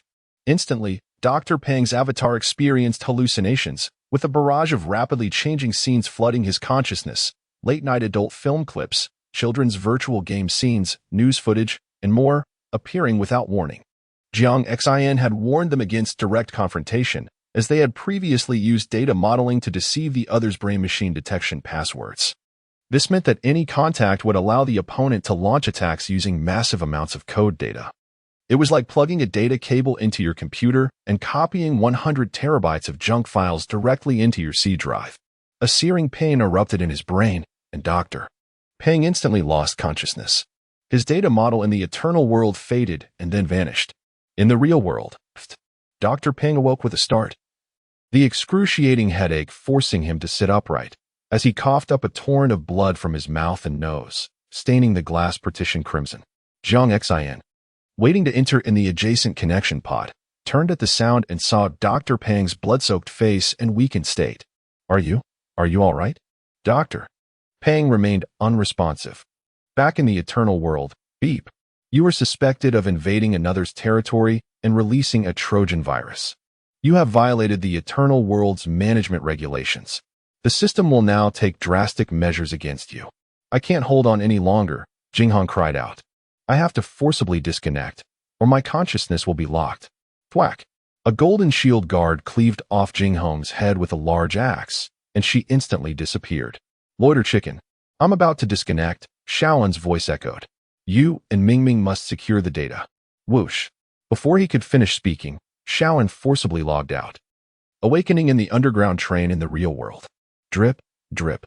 His consciousness attacked, his brain affected, Shaoan's nostrils trickled with blood. He wiped it away with his arm, immediately got up, grabbed his backpack, and headed toward the exit. Chapter 66, each one achieves their goals in the realm of eternal life, upon witnessing Dr. Peng being forcefully disconnected. Wei Wu's eyes turned crimson with fury. I shall fight you all. Though he uttered such fierce words, he nonetheless dashed toward the side of the data code with unwavering determination. Indeed, a desperate struggle was trivial compared to the urgency of obtaining the formula for the suppression liquid. Within the distorted space, after the demise of Dr. Peng, Liu Daji immediately obstructed the corridor, hands swirling with visible streams of code data. Mingming, I shall impede him. You retrieve the information. Suddenly, a figure sprinted in from the side, eyes blinking rapidly as it endeavored to absorb the floating code data with all possible effort. Simultaneously, Zhang Yunxi emerged from the opposite side, equally close to the floating code data, voraciously extracting vital information. These floating code data represented the esteemed personal archives stored within the data vault, containing not only the formula for the suppression liquid but also the old man's observations from the wilderness, along with methods to acquire unknown ingredients. Originally, this data was documented on paper and stored in files within the vault, but chaos in the system's back-end had led to a disarray of its external manifestation. It was akin to a game malfunction where character skins and map textures vanished, laying bare a multitude of raw code. Initially, Wei Wu intended to seize the code, but upon noticing that Liu Daji stood in his path, he realized he was but a weakling in the realm of eternal life, incapable of engaging in combat. Thus, he resolved to divert the opponent's attention, granting Zhang Yunxi precious time. In the distorted space, the individual named Mingming refrained from attacking Zhang Yunxi. Sensing that the system's restoration was imminent, the diversion of her focus meant she would lose access to a portion of the data. As the two sides vied for the diminishing code data, Wei Wu urged, "Hurry up," as he sprinted, attempting to shake off the pursuing Liu Daji. Just as the last of the floating code vanished, Mingming prepared to strike Zhang Yunxi when the entire space erupted with a powerful tremor, followed by a blinding white light bursting forth from the heavens. Zhang Yunxi was instantly blinded, feeling his body propelled away, soaring into the distance. 2 seconds later, he landed heavily on the ground, a sensation akin within Dr. Pang's biolaboratory. Zhang Yunxi waited with bated breath until Jiang Xian's connection pod illuminated, signaling her return. "Are you all right?" Zhang Yunxi inquired with concern, rushing to open the glass panel. "I'm fine," Jiang Xian replied, disembarking from the pod. However, as I was cracking the data vault, the administrators of the Eternal Life Project arrived. I only had time to retrieve the most crucial information, the formula for the suppression fluid, and some of the old man's research data from the wilderness. "That's sufficient. Thank you." Zhang Yunxi expressed his gratitude with an embrace. Pushing Zhang Yunxi away, Jiang Xian immediately asked, "How is Dr. Pang?" "He's upstairs undergoing examination," Zhang Yunxi responded. "I'll compile the data with Wei Ge shortly, and then—" "It's not over yet." Jiang Xian's brow furrowed, her fair face displaying a hint of anger. "I won't let them get away with this." "What do you mean?" Zhang Yunxi inquired, puzzled. "A woman's vengeance is beyond your comprehension," Jiang Xian retorted cryptically. Turning to her microcomputer, "Go upstairs and check on Dr. Pang. Also, consolidate the data with Wei Wu. I'll rearrange it later." "What are you planning?" Zhang Yunxi pressed. Leaning in, "I'm going to retaliate," Jiang Xian declared, her beautiful eyes fixated on the microcomputer screen. "They wanted to kill me in the wilderness, did they? We'll see about that." After a moment of contemplation, Jiang Xian began typing rapidly on the keyboard. Zhang Yunxi, standing beside her, asked, "They probably obtained more data than we did since one of them arrived earlier." "I know. Be quiet," Jiang Xian replied, pausing occasionally to ponder. Upstairs, Wei Wu assisted Dr. Pang, who was examining himself, while uploading the extracted data into the computer. The computer deciphered the code, revealing a string of Chinese characters. Secondary inspection. 300 meters deep, biological imprint near the underground river. "What does that even mean?" Wei Wu exclaimed. "It's incomprehensible." In Pearl City, at the Tianyin Group, Su Tain chuckled. "You can't beat the professionals. They've already acquired a portion of the data." Chapter 67. Remote sniping in the early hours of the morning, around 3 o'clock. A pneumatic hovercraft came to a halt at the entrance of a dilapidated warehouse near the Clearwater River on the outskirts of Mingzhu City. Shan, accompanied by Mingming and Xiaoyu, disembarked, standing still with heavy backpacks in hand. Buzz, a motorcycle approached from a distance, and Jingong dismounted from the rear seat after removing her helmet. "Bao Bao, your legs have grown longer," Xiaoyu teased with a smile. "Bored," Jingong replied nonchalantly. "Don't tease my wife." Lu Deji, having removed his helmet, stepped down clad in motorcycle gear and tactical gloves, greeting everyone with a fist bump. "This deal hasn't gone as well as expected. We still don't have the information," Xiaoyu remarked with a pout. "I suspect the financier will drive a hard bargain. They won't give it away for free, especially with the villa management rights involved." "We've already made decent progress," Lu Deji, with his dyed blonde hair and youthful appearance, added. "Indeed, let's proceed inside." Sean called out to the others. This abandoned warehouse served as the gathering place for the chicken dinner squad, where they convened for discussions before and after missions. Over 30 years ago, the Clearwater River was a picturesque tourist destination, with local farmers thriving by capitalizing on the natural resources. They established numerous summer resorts and farmhouse retreats, leading to a vibrant way of life. However, with the implementation of urbanization policies, many rural residents relocated to cities, and this once beautiful scenic area transformed into an industrial zone filled with factories. The influx of industrial waste polluted the river, shrouding the sky in smog, diminishing wildlife, and depleting forests. Gradually, this area became desolate, leaving behind only barren land and rows of chimneys emitting black smoke. This warehouse had been deserted for over a decade, its vast interior space untouched. As the chicken dinner squad of 5 entered the warehouse, they traversed a long corridor, arriving at a room equipped with a generator. The walls were adorned with large-scale graffiti depicting gruesome images, demons holding severed heads, blood-soaked creatures, and monstrous beings. The decor exuded a punk vibe, with furniture made entirely of various metals. Sean set down his backpack and took a seat at the head of the table. "Let us consolidate," Sean shouted. "Is the brain machine still there?" "Yes, yes." Jingong immediately opened her backpack and retrieved a portable brain machine. She had procured this device, purchasing 10 of them in one go at the adventurers' camp. Sean took the brain machine and quickly pulled out a data cable from his waist pouch, connecting it to his mini-computer. Crackle! His fingers danced across the miniature keyboard as he conducted a simple search on the brain machine, primarily for command codes. 3 seconds later, a series of search results appeared, and Sean squinted, swiftly scanning the holographic projection screen until he spotted an external input command at the bottom. It was quite simple, just 2 strings of code. Sweat beaded on Sean's forehead as he rapidly used translation software to decode the information. The first string was a virus designed to remotely control electrode chips, essentially a program that could influence brain thoughts through the electrode chip, disrupting the resonance frequency between the chip and the brain. This method was exceedingly ruthless. Once the electrode chip was compromised, the code would not even need to contend with the built-in security system. It merely had to alter the resonance frequency between the human brain and the chip to affect thought processes, potentially causing irreversible damage to the brain. The second string of code translated to a question in Chinese: choose madness or choose a vegetative state. Bam! Upon reading the subtitles, Sean was so enraged that he smashed the satellite computer, shouting furiously, "Extract the electrode chip from his head and get him to the hospital." "What does that mean?" Xiaoyu asked incredulously. "Are you saying his electrode chip has been implanted with external code? That is impossible. Our IP is virtual with countless variations. How could they possibly lock onto us? Is this even a question worth pondering?" Mingming interjected. "Use the Villa's system backend as a signal transmitter, indiscriminately send out 100,000 codes, and it'll cover everything.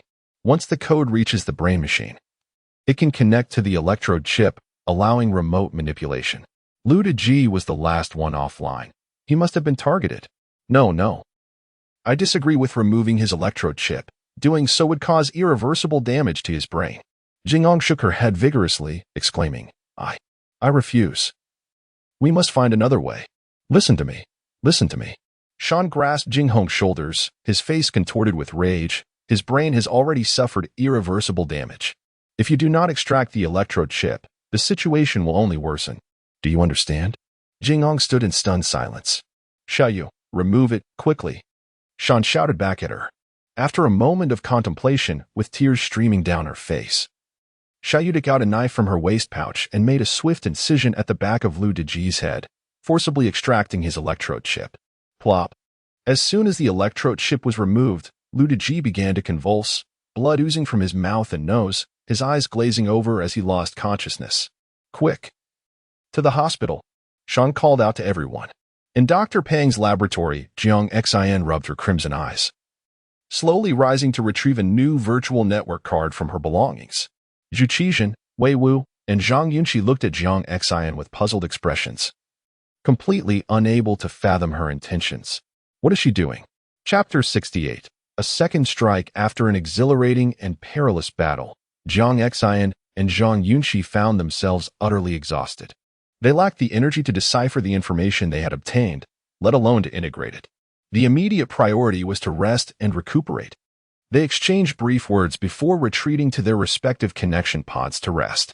Since this was their workspace and there was only one lounge, everyone tacitly decided to let Zhang Yunxi use it, as she was undoubtedly the most significant contributor that night and, being a woman, had certain privileges. The night passed without incident.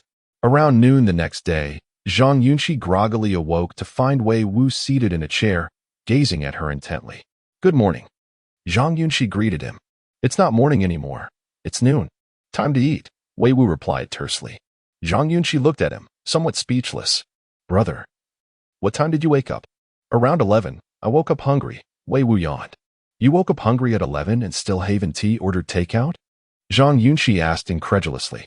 "You've been sitting here for over an hour, just waiting for me to place an order?" "Precisely," Wei Wu admitted candidly. "You're truly something else," Zhang Yunxi exclaimed, exasperated. She had encountered frugality before, but never to this extent. "Fine, I'll order." As she left the connection pod, she walked towards the bathroom while calling out to Zhu Qizhen, "Teacher, please order a breakfast for 4. There aren't 4 of us. Dr. Peng is out." Zhu Qizhen pointed to his head. "He is not feeling well and went to the hospital for an examination." "Oh."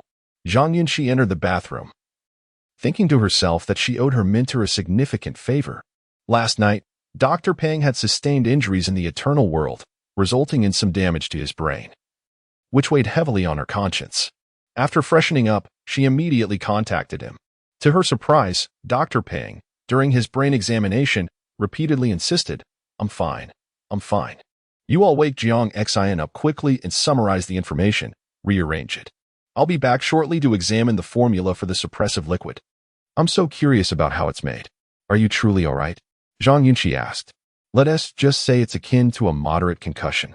There is minor damage to the central nervous system. It requires some recuperation, but it's nothing serious," Dr. Peng explained. "You all eat and then get to work. Try to translate the method for producing the suppressive liquid before I return." "All right, I understand." Zhang Yunxi marveled at her mentor's obsession with his profession, akin to those who insist on playing mahjong while hooked up to 4 drips, each a king in their respective domains. After their conversation concluded, Zhang Yunxi dashed upstairs, quietly pushed open the lounge door, and playfully called out, "Great-grandmother, are you awake?" Inside the bathroom, Zhang Yunxi, freshly washed with 2 pink hair clips adorning her damp hair, shouted, "Who let you in?" Zhang Yunxi's eyes darted to the transparent glass, catching a glimpse of Zhang Yunxi's graceful figure moving about, stirring a flutter in her heart. "I'm not in. I'm at the door. Come down for lunch." "Okay, coming right away," Zhang Yunxi replied. "Hey, are you showering? Do you need help?" Thud. A towel struck the transparent glass. "Get lost." "All right." Zhang Yunxi scampered away. An hour later, after lunch, the group began compiling and translating the data, with Zhang Yunxi taking a central role. The code had been disordered by the system and required meticulous rearrangement. At the bar, around 10:30, Weber sat in the warehouse, polishing his mechanical prosthetic with a greased deer hide. His severed right leg rested on a small stool, the cut clean but marred by years of being encased in a prosthetic, with 2 nerve lines connected at the bottom, a sight both eerie and poignant. In that moment, Weber was not a godfather but rather a middle-aged disabled man, unwilling to let others witness the vulnerability of maintaining his prosthetic. Thus he always undertook this task alone. A knock sounded at the door, and Weber quietly responded, "Speak." "Pang Baran has investigated. The old man's villa in the eternal world was invaded by 2 groups, and the data has been lost," a voice reported. Less than 3 hours after the intrusion, AI Management Bureau agents captured a suspect at a hospital by the Clearwater River. After all, is not a violation. Su Taiyin winked playfully at his companion, saying, "I'll have the tea merchant send you some. Just be sure there are no hidden agendas in the tea." "Haha, of course." Suddenly, as the two conversed, the lights on the top floor of Tianyin Group flickered twice before plunging the entire level into darkness. "What is happening?" Su Taiyin exclaimed in frustration. "Can you really have a power outage?" The middle-aged man in a white shirt asked incredulously. "We do have backup generators. It should be up shortly," Su Taiyin replied. After approximately 3 minutes of waiting with no sign of restoration, a flustered individual named Su Duo rushed in, exclaiming, "Boss, the laboratory is also powerless. All backup generators on this level have been compromised." "What?" Su Taiyin sprang to his feet and shouted, "Quick, take me to the laboratory." The top floor of Tianyin Group housed a top-secret laboratory containing a large nutrient chamber, within which lay two individuals of great importance to Su Taiyin. He was well aware that the chamber was equipped with a battery storage system, thus should remain unaffected. However, anxiety gripped him as he followed Su Duo out without a second thought. The middle-aged man in the white shirt, unwilling to remain behind, hastily followed suit. They hurried down the stairs and soon arrived at a concealed passage leading to the laboratory corridor. "Is the nutrient chamber in trouble?" Su Taiyin called out in alarm. A group of security personnel and laboratory staff approached, assuring him, "The nutrient chamber is fine. We have restored power to the main room using the battery storage. All data is currently normal." As the crowd reassured Su Taiyin, he gradually exhaled a breath of relief. Just then, a light flickered in the opposite corridor as three figures approached. "Who is using the lighting equipment?" "Shut it off," barked the head of security. The sound of footsteps echoed in the somewhat empty corridor as the three men passed by the door of the chamber and came before Su Taiyin and his group. Upon closer inspection, Su Taiyin recognized the newcomers. It was Weber, accompanied by two others, a baby and a middle-aged man in his 50s. How did you get here?" Su Duo asked, disbelief etched across his face. "Every creature has its own way of surviving, regardless of how lowly it may be," Weber replied, calmly surveying the group, his gaze briefly lingering on the middle-aged man in the white shirt. "What do you intend to do?" Su Taiyin questioned, his voice trembling slightly. Weber slowly produced a cigar box from his pocket and remarked, "It seems there are still police officers present. This complicates matters." Although the middle-aged man had initially refrained from interjecting, he felt compelled to speak up upon hearing Weber mention him. "Weber, did you cause the power outage? Are you aware that tampering with—" "Boss Su, allow me to introduce you to this gentleman on my left. Just returned from the wilderness. As you know, the conditions there are quite harsh, and one must sometimes engage in morally ambiguous actions to survive. He carries the weight of 9 lives on his shoulders." Weber, slicing open the cigar, raised his gaze to Su Taiyin. "Do you believe what I am saying?" Su Taiyin clenched his fists, his body shaking. "Do you believe him, officer?" Weber turned to the middle-aged man in the white shirt, smiling as he posed the question. The man frowned at Weber, opting for silence, unwilling to stick his neck out. Weber lit his cigar, inhaled deeply, and then exhaled a cloud of smoke towards Su Taiyin's face. "Repay me." Su Taiyin glared at him, his teeth grinding audibly. Weber bent down slowly and, in front of everyone, slapped Su Taiyin across the face with a resounding smack. "Repay me. Do you understand?" Upon returning to the laboratory, Dr. Pang immediately inquired, "Has the formula for the suppressive agent been deciphered?" "It has been deciphered." Chapter 69. The formation of the team. Weber ventured to the Tianyin Group accompanied by merely 2 individuals, ultimately securing an impressive sum exceeding 30 million. He was acutely aware that this action would irrevocably antagonize Su Taiyin, potentially inviting future retribution. However, in this line of work, one cannot afford to be paralyzed by fear.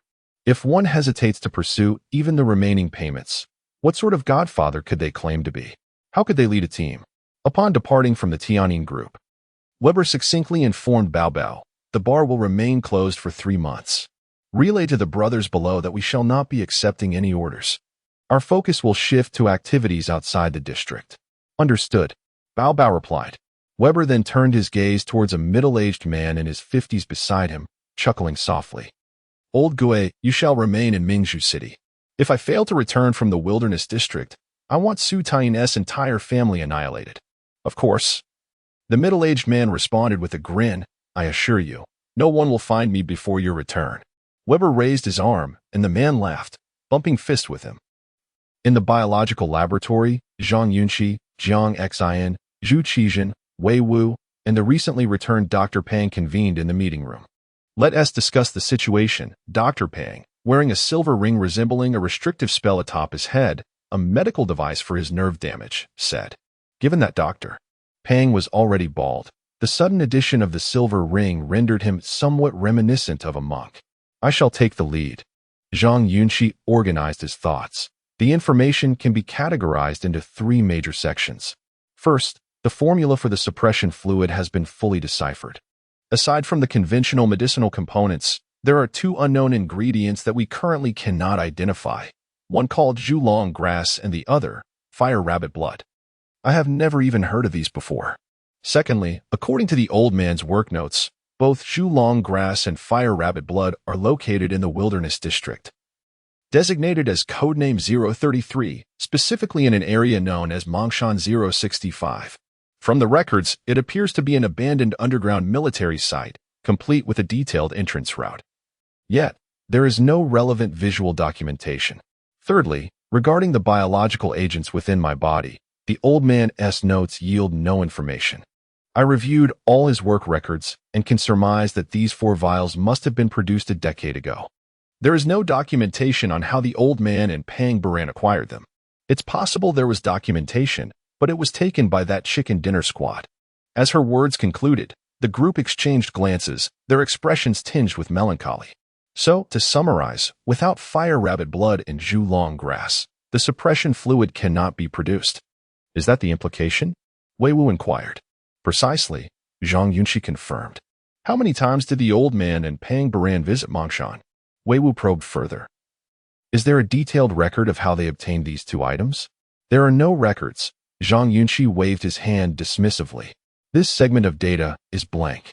Either the old man failed to document it, or it was taken by the chicken dinner squad. However, I can assure you they only went to Mongshan once. And there were fatalities. Then, to procure a new suppression fluid, the only viable option is for us to explore the Wilderness District collectively, searching Mongshan for the raw materials. Wei Wu deduced. Indeed, Zhang Yunxi responded promptly. We have deliberated and are preparing to appoint you as the captain for this Wilderness District mission. Clap, clap, clap. Zhu Qizhen immediately applauded. Welcome, Captain Wei, to the stage. Wei Wu scrutinized the 2 schemers with a sidelong glance and quickly waved his hand. Cut the theatrics. I will not accompany you to the Wilderness District. The chicken dinner squad has already obtained the information. They will undoubtedly head to that location as well. And the news cannot be kept under wraps. Who knows how many adversaries may wish to eliminate you or turn you into a specimen. You can offer me 10,000, but I will not serve as your captain. I have a wife and children. I cherish my family. Thank you. You're backing out? Dr. Pang queried. Yes, I refuse to participate, Wei Wu reiterated with a wave of his hand. Zhang Yunxi disregarded him, turning instead to Dr. Pang. Clearly, from the documentation, Zhulong grass and fire rabbit blood appear to be a new species of plant or organism. While we remain ignorant of their origins, acquiring them would undoubtedly be invaluable. Dr. Pang rested his chin on his hand, setting aside the question of producing the suppression fluid. The discovery of new life or flora on this planet would undoubtedly reverberate across numerous industries. Calling it invaluable is an understatement. Wei Wu's eyes widened at this remark. Blinking rapidly. Clap. Zhu Qizhen patted Wei Wu on the shoulder. Didn't you say you were backing out? Please refrain from eavesdropping on our conversation and leave. Wei Wu retorted, Come on, I was once an accomplice. What's wrong with listening? Without further ado, Zhu Qizhen grasped Wei Wu by the collar, lifting him effortlessly. What are you doing? Let us speak civilly without resorting to violence. You can't hear the rest, Zhu Qizhen insisted. Dragging Wei Wu to the laboratory door and pushing him out. Don't come back. Hey, I haven't been paid my 10,000 yet. You're not planning to continue working, so why should we pay you? Just let me finish my meal first. What time is it even? Bang. Zhu Qizhen slammed the door shut. In the small conference room, Jiang Xin glanced at Zhang Yunxi and whispered, To be realistic, if we truly venture to the Wilderness District, we will need Wei Wu's assistance. I know him well. It's like how a rustic man understands a stepdaughter. I can readily discern his pricing, demands, and whether he prefers swift or leisurely arrangements with just a glance. Zhang Yunxi chuckled. Let us not concern ourselves with him. The allure of unknown flora or fauna is immense. Even a small sample could lead to wealth beyond imagination. He is in dire need of money, so he will surely be tempted. His earlier bravado was merely a ploy to coax the instructor into granting him an additional 200,000. Ugh, what a distasteful analogy. Jiang Xin rolled her eyes. Bauer, will you join us? Zhang Yunxi inquired with a smile. I find myself increasingly reliant on you. Your presence offers a sense of security. Get lost. You're being cheesy. Jiang Xian retorted, contemplating. I have no objections. I can go. But what about the academy? I will manage that. I'll tell them you're assisting me here. As for any missed coursework, I'll arrange for someone to help you catch up, Dr. Pang smiled. However, even with Wei Wu, we still lack sufficient personnel. Indeed, Jiang Xian agreed. I have reviewed numerous materials regarding the wilderness district at the adventurers' camp. Some claim that viruses run rampant there, while others assert that it is inhabited solely by rogues, devoid of any law. In short, it is perilous. None of us possess experience in that region, and should any issues arise, we would be at a loss for how to respond. Thus, it is imperative to recruit professionals for the team. As her words lingered, the group fell into contemplation, each pondering how to assemble their team. And what about equipment? Zhu Qizhen interjected. If we are to proceed, we must procure a significant amount of weaponry for self-defense. Based on your descriptions, that chicken dinner squad is already aware of our potential expedition to the wilderness district. Conflict is inevitable, and we can no longer afford to remain passive. Weaponry is easily resolved. As long as we have funds, we can purchase them at the adventurers' camp, Jiang Xian replied. Let us focus on personnel first. Zhang Yunxi murmured, resting his chin on his hand. Who shall we recruit? Downstairs in the office building, Wei Wu clutched a phone, passionately proclaiming, Yes, yes. It's a fantastic project. Plenty of Navi investors with deep pockets. Will you join us? Yes, Dr. Pang is leading the team. Hurry, come find me, and we can discuss it face to face. That night, Su Tien stood before the office's floor-to-ceiling window, gazing down at a family portrait, his expression somewhat dazed. Boss, Su Duo entered and announced, the intelligence retrieved by the chicken squad has been decrypted, and the tech team will send it to you shortly. Good. Su Tien gently wiped a photograph and placed it prominently on the bookshelf. Oh, and Lu Jiahui has arrived. What does she want? Su Tien inquired with a frown. I'm not sure. I told her you were in a meeting, so I arranged for her to wait in the conference room. Su Duo replied with a smile. After contemplating for a moment, Su Tien adjusted his attire and said, Let us go see. 5 minutes later, in the reception room, Su Tien leaned down onto the sofa, his gaze indifferent as he addressed Yu Jiahui. What brings you here? Collaboration, Yu Jiahui stated, clad in a black women's suit with a white flower pinned to her chest, exuding an air of gloom. Since the death of her husband and son, her demeanor had become somewhat unhinged. What could we possibly collaborate on? Su Tien asked. What do you possess? You wish to comprehend the intricacies of biological agents yet fear becoming tainted by the process. Thus, we can collaborate, Yu Jiahui replied darkly. I seek vengeance. And I desire Zhang Yunxi's intellect. Our aspirations align. Su Tien paused for a moment. Have your superior come to discuss this with me. Your standing is insufficient. As his words fell, a man seated beside Yu Jiahui removed his gold-rimmed glasses and smiled. I am indeed her superior. And you are? Haha, in the wild zone. Your connections may not wield significant influence. The middle-aged man slowly extended his palm. I am Bai Jinxing, and I can assist you. Share the information you acquire within the realm of eternal life, and together we shall achieve our goals. In the laboratory, Zhang Yunxi was pondering whom to collaborate with when the doorbell rang unexpectedly. Who is it? Zhang Yunxi called over his shoulder. Open the door, came Wei Wu's voice. Haha, this old rascal. Zhang Yunxi approached the door, yanked it open, and was taken aback to find Tong Zhan and Kaka had come as well. What brings you here? Allow me to introduce you. This is our true captain. Wei Wu pointed at Tong Zhan. He has previously bested the three of us in the dormitory. Faced off against Li Han and his crew, possesses extraordinary combat prowess, and has extensive experience in the wild zone. With him leading, our Dirty Blood Clan squad will be impeccable. Kaka medic, Jiang Xian, mechanic and virtual network expert, Tongzhan, team leader, Lao Peng, professional consultant, Zhu Qizhen, and you, forceful support. And I need not say more. A perfect brain of the level. Zhang Yunxi stared in disbelief at Tongzhan and Kaka. You two were persuaded by him? I still have no idea what you all intend to do, Kaka said, equally perplexed. He called me, saying you were experiencing a duodenal hemorrhage and the situation was dire. So I came. He mentioned a project, but I am still in the dark. Tongzhan blinked, but as long as there's money to be made, I'm open to anything. Seriously? You brought them over without even explaining what we're doing. Zhang Yunxi turned to Wei Wu. How could you be so reckless? Wei Wu pulled Zhang Yunxi closer and whispered, these two don't seem particularly bright. A little persuasion and they follow along. Tongzhan is certainly a capable individual, and Kaka possesses strong professional skills. Why not take advantage of such knowledge? What do you think? Chapter 70. Preparation and Departure. Determining whether Wei Wu possesses a genius-level intellect akin to that of a crouching dragon is a challenge for Zhang Yunxi. Yet one thing is certain.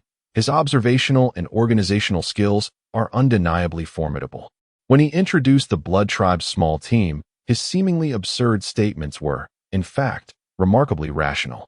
Zhang Yunxi had not even realized that the teammates he desperately sought were right beside him.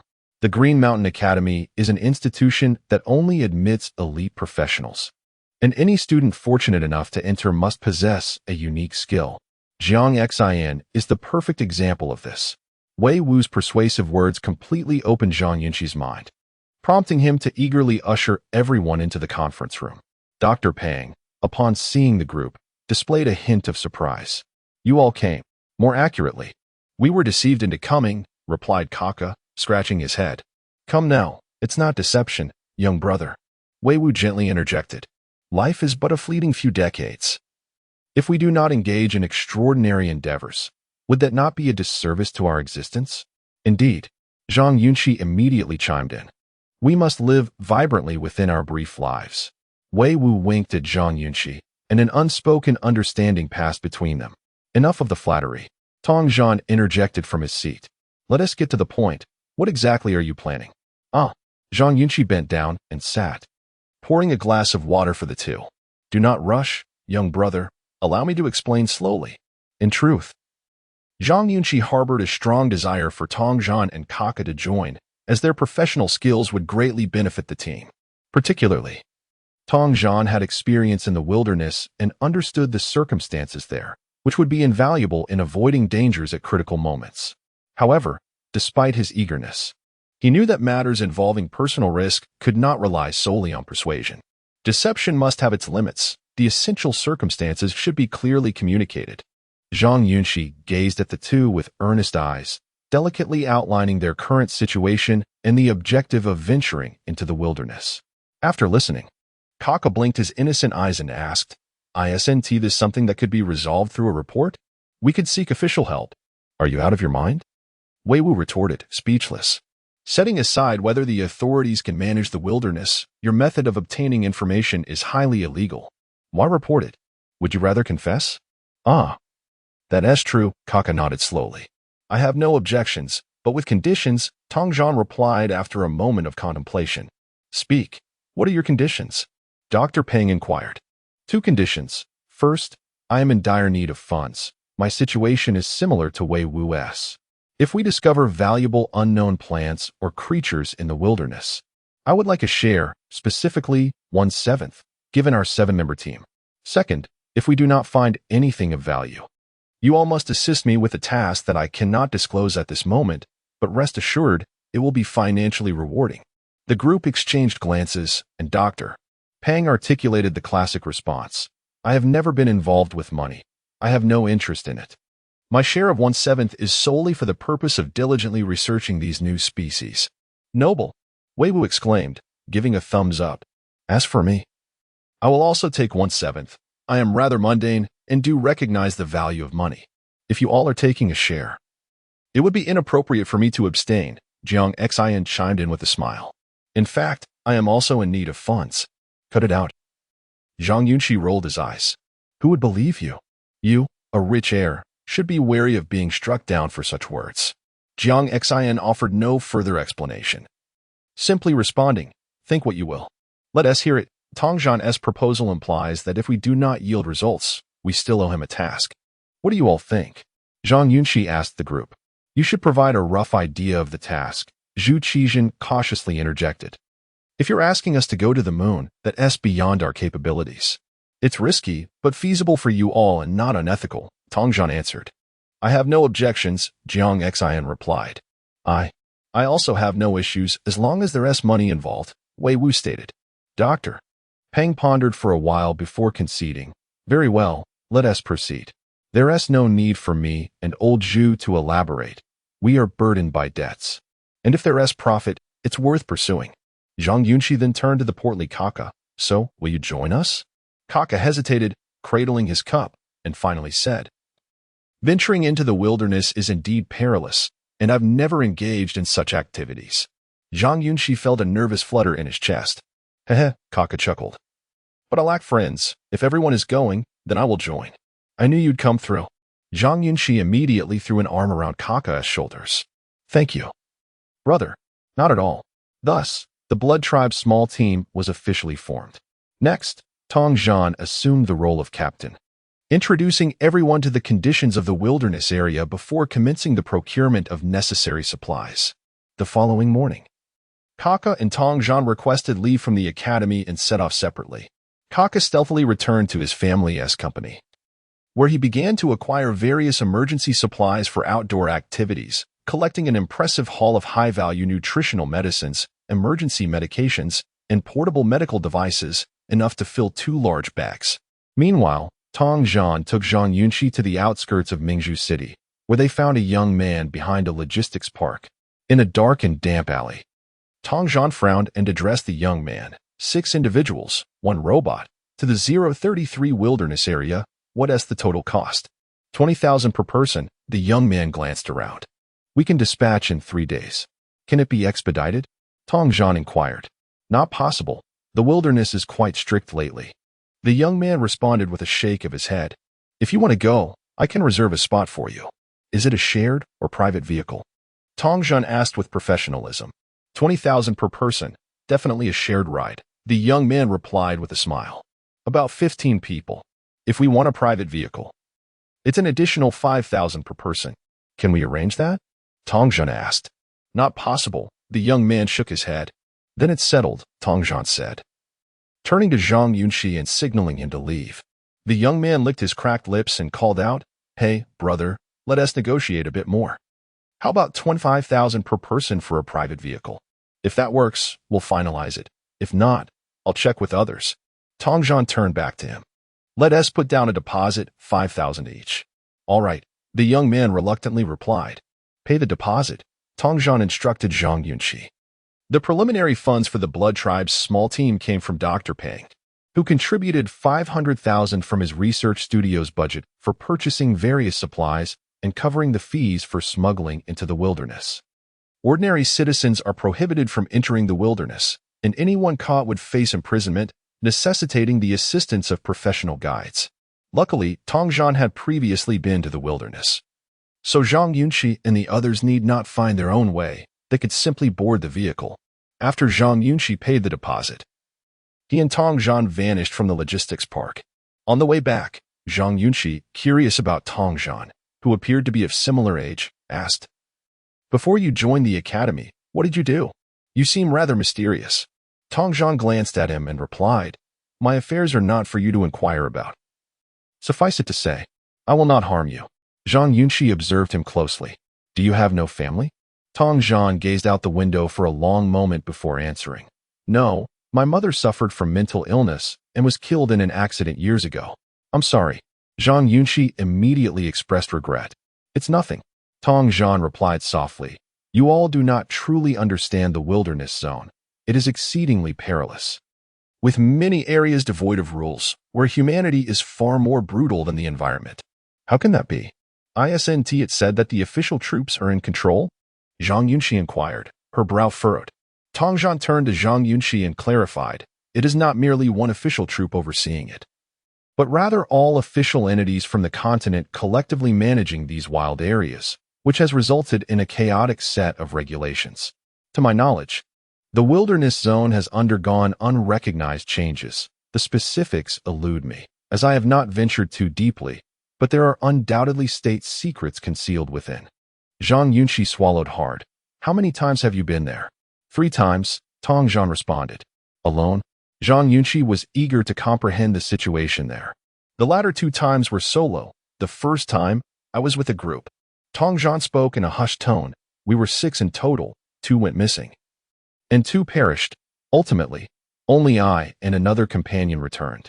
Zhang Yunxi felt a chill run down her spine upon hearing this. The one who returned has lost his sanity and is no longer stable mentally. Tong Zhan paused briefly. Initially, I visited him, but later he vanished from the psychiatric hospital. I know not where he has gone. Zhang Yunxi fell silent. In truth, we should not have brought Dr. Pang, despite his profound expertise.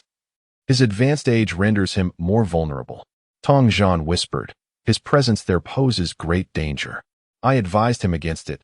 Zhang Yunxi replied, visibly troubled. But his curiosity about the candle dragon grass and the fire rabbit blood was insatiable. We could not deter him. Then there is no alternative.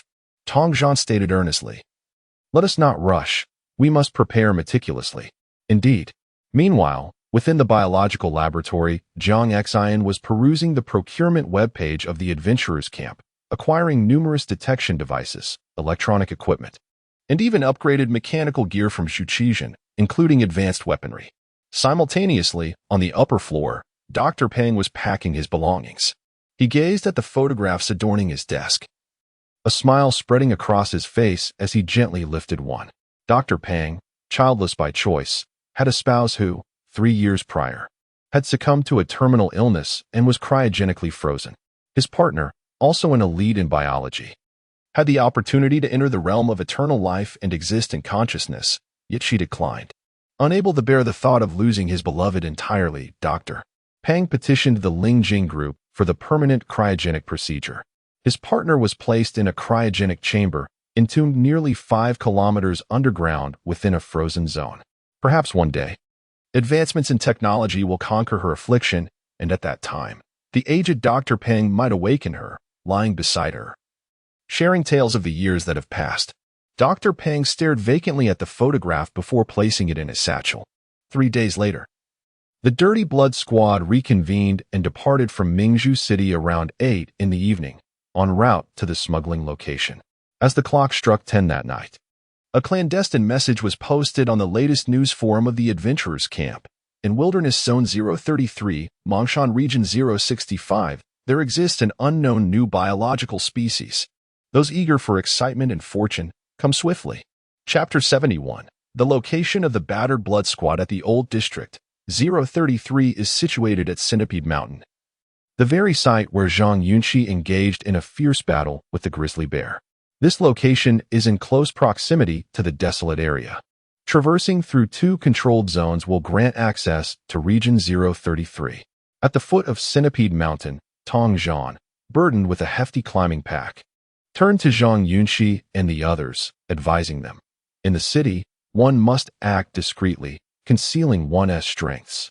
However, in the wasteland, it is better to display your abilities openly. If you appear more formidable than others, they will regard you with caution. Speak little. Refrain from interjecting if you do not understand, and observe more. The group, taken aback by his earnest tone, nodded in agreement, except for the innocent Kaka, who retorted. But in films, aren't all the experts and outlaws just pretending to be weak to catch their opponents off guard? You do realize that those are merely cinematic tropes. My friend, Wei Wu replied, exasperated. In reality, if you encounter a robber, do you think he will take 5 minutes to analyze whether you are a master or a fugitive? He will see you as easy prey and attack immediately. If you dare to resist, it's 2 stabs and you're finished. What is that about catching them off guard? You might as well head straight to the ICU. That makes sense, Kaka conceded. With a swift motion, Wei Wu secured his kinetic gun at his waist and added, exhibiting strength appropriately does not mean flaunting your underwear on your face. It simply means ensuring that those with ulterior motives do not underestimate you. Indeed, heed their words, Dr. Pang chimed in. Observing that everyone had equipped their weapons, Zhuqian, feeling somewhat perplexed, inquired, what about someone like me? How should I present myself as strong? Zhang Yunxi immediately responded, just position your AI prosthetic prominently between your legs. I assure you, no one will dare approach you. I can't do that. It needs to be welded in place. Come on. Zhang Yunxi was rendered speechless by his consideration. You don't need to. Just standing there will command respect. Tong Zhan interjected. As the group awaited by the wasteland, an old truck approached. Tong Zhan glanced at the few bright lights atop the vehicle and called out. It's here. Standing beside them, Zhang Yunxi's cheeks flushed as she remained silent. Zhang Yunxi approached her, softly asking, Are you feeling nervous? Afraid the chicken squad will retaliate against you? Not really, but I am quite anxious. I've never snuck out this far, and I even deceived my mother. Claiming that our mentor had taken us on a field trip, Zhang Yunxi replied, lowering her gaze. Zhang Yunxi immediately linked arms with her, reassuringly saying, Don't worry. There is nothing to fear. I can transform, and I have a second stage enhancement. In critical moments, I can unleash a powerful move. What kind of move? A magnetic field, which I've named the Gray Domain. Sounds nice, doesn't it? Zhang Yunxi asked. Forget the Gray Domain. I would call it the 3-second real man. Zhu Qizhen interjected, Just 3 seconds. Really? What is that? Zhang Yunxi asked, intrigued. Just then, the truck came to a halt beside them, and a man clad in thick mountaineering gear, with a black fleece hood and oversized goggles, jumped down. Night shift, right? He inquired. Tong Zhan stepped forward, affirming, Yes. The night shift special. Password. The man, whose face was obscured by the goggles, was hard to read. 6 people, 1 machine. Deposit 35,000. Balance 140,000. Tong Zhan replied fluently. Hello, I'm your driver. Just call me Brother Ben. The man extended his hand. Hello, Brother Ben. They shook hands, and he scanned the group. Is everyone here? Let us discuss a few things in the cabin. All right, Tong Zhan called to the others. Let us go. With that, they trudged through the muddy terrain, circling around to the back of the truck, where they climbed a ladder into the enclosed cargo compartment. Dr. Pang, being the first to enter, was immediately struck by a pungent metallic scent. He glanced around the dimly lit compartment, noticing several small freezers and bloodstains on the floor. Frowning, he chose not to comment and made his way to the rear. What is that smell? Wei Wu followed behind, asking. This truck is licensed. It's specifically for transporting supplies to the wasteland.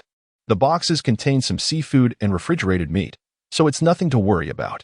There are folding chairs on the left wall. Feel free to take one and sit down, Brother Ben explained, stepping in after them and shutting the door. The group stood in the center of the compartment, surveying their surroundings, and Brother Ben cheerfully beckoned, You can look around later, for now. Let us crouch down while I say a few words. Okay. The group complied, slowly lowering themselves. I'll share a few details. Recently, the wild area has been under strict surveillance, but since we are driving at night, it means we have established connections with the authorities. So there is no need to be anxious.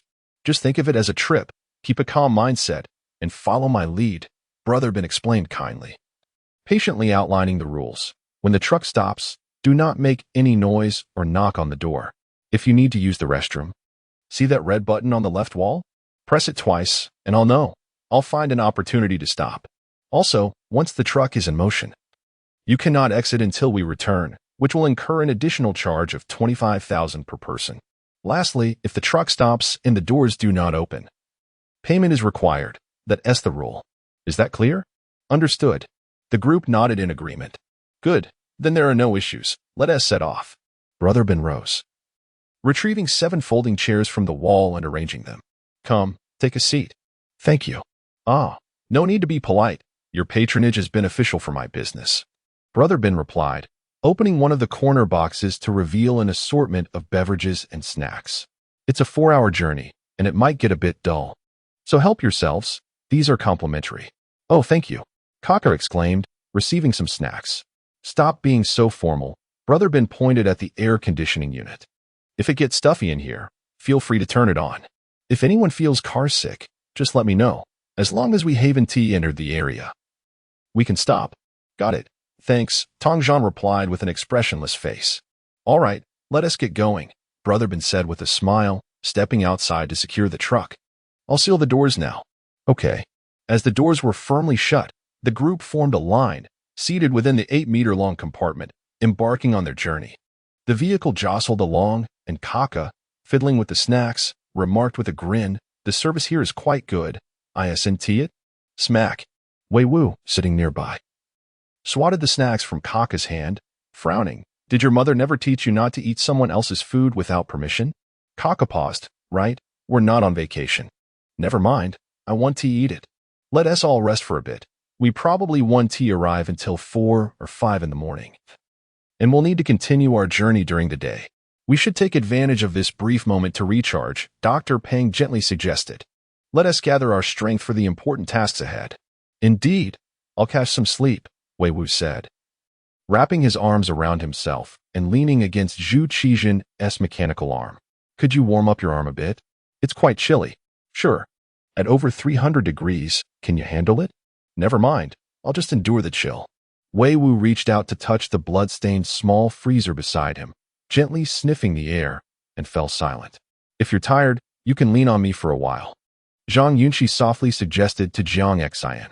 No, I have my sleep mask on, Zhang Yunxi replied, putting on her headphones and adjusting the neck pillow, leaning against the wall. Then let me lean on you for a bit. Zhang Yunxi shamelessly leaned onto Zhang Yunxi's shoulder. Kaka glanced around and tentatively asked Tongzhan, how about? We hug for a while too? Tongzhan shot him a cold glance. Forget it, forget it. Kaka turned to rest on his large bag, beginning to drift into slumber. 4 hours later, as everyone rested in a daze, the vehicle came to a halt, and footsteps echoed outside. With a swish, Tongzhan and Wei Wu opened their eyes almost simultaneously. We've arrived, they exclaimed in unison. Wake up, wake up. Wei Wu nudged the others. Just then, the carriage door swung open, and the bright morning sunlight poured in, filling the space with a refreshing scent of greenery. Zhang Yunxi opened her eyes and turned to gaze outside, where a breathtaking dawn awaited her, accompanied by an endless expanse of forest. Wow, it's so beautiful. Outside the carriage, 4 burly middle-aged men came into view. Wei Wu frowned upon seeing them, as he had specifically checked the driver's cabin before boarding, noting that there were no others except for the driver waiting to greet them. Clearly, these 4 had just arrived. The driver led the men into the carriage, first closing the door behind them before presenting an adventure camp's card, saying, "Come on, let's settle the payment." All right. Zhang Yunxi stood up, preparing to make the payment. 18,000 will suffice, the driver murmured. Huh. Zhang Yunxi was taken aback. Wasn't it 14,000? There's a rule here. We celebrate upon arrival. Wishing for a safe journey, and there's a 4,000 entrance fee, the driver sniffed.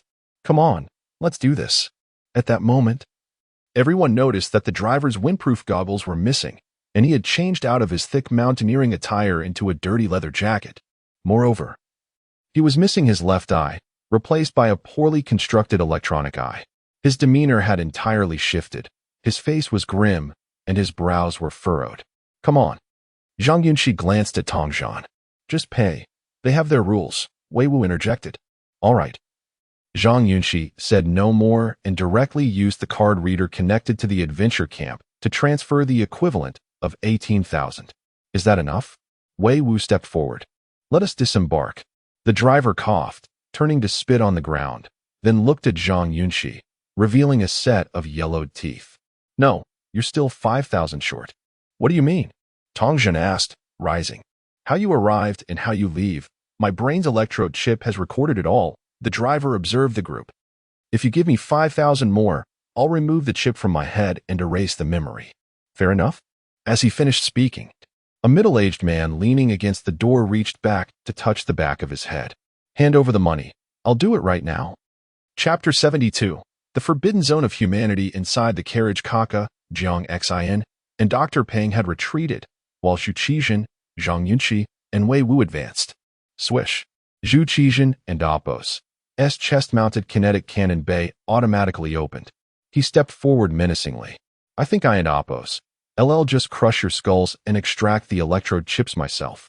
At the carriage door, a burly man retrieved a compressed grenade from his waist, retorting in a placid tone. Come on, let's see whose head gets pulverized first. Zhu Qixin scanned the energy compression grenade with his electronic eyes. The system's risk assessment was immediate. CL-20 high explosive compressed grenade, detonation core unknown, kinetic energy configuration unknown. Hazard level, elevated. Penetration force against titanium alloy body, 40. Zhu Qixin was taken aback.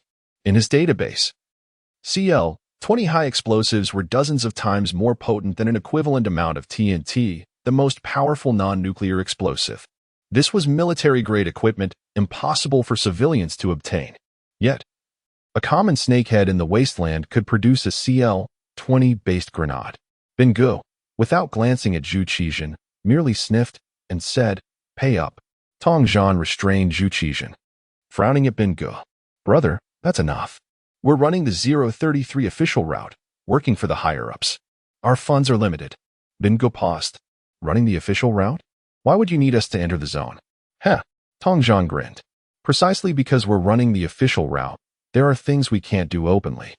"Which line are you with?" Binggu inquired. "The 69th Inspection Department," Tong Zhan replied. "We're here to gather field samples for the Inspection Department's biological survey team. Look at our setup, an old man, a young girl.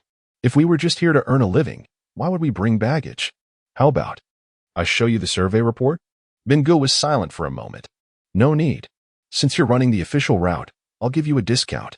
Just give me another 80,000. Heh, it was 50,000 just now. Why the extra 30,000 now that we've revealed our affiliation?" Tong Zhan asked, feigning helplessness. Binggu scrutinized him, his eyes sharp. "Because if you hadn't said what you do, I was planning to bleed you dry, understand?" The two men locked eyes. Tong Zhan turned to Zhang Yunxi. "All right, give Binggu another 80,000. Everyone's struggling." Zhang Yunxi looked at Tong Zhan, who winked at him. "Okay, let's do it. Swipe the card." Zhang Yunxi stepped forward. Binggu cast a cold glance at the group and handed over the adventurer's camp traffic card. Swish. In that instant, Zhu Qizhen moved. He suddenly opened his arms, lunged forward, and embraced the man holding the CL-20 grenade. The man's reaction was swift. From appearances, Zhu Qizhen posed the greatest threat among Zhang Yunxi's group. As soon as he moved, another man at the door raised a kinetic hand cannon and pulled the trigger. Zhu Qizhen, clutching the man with the CL-20, slammed into the carriage door. Swoosh. Boom. The kinetic hand cannon struck Zhu Qizhen's head, cracking his helmet and causing sparks to erupt from the electronic components within his brain. Thump. Shatter.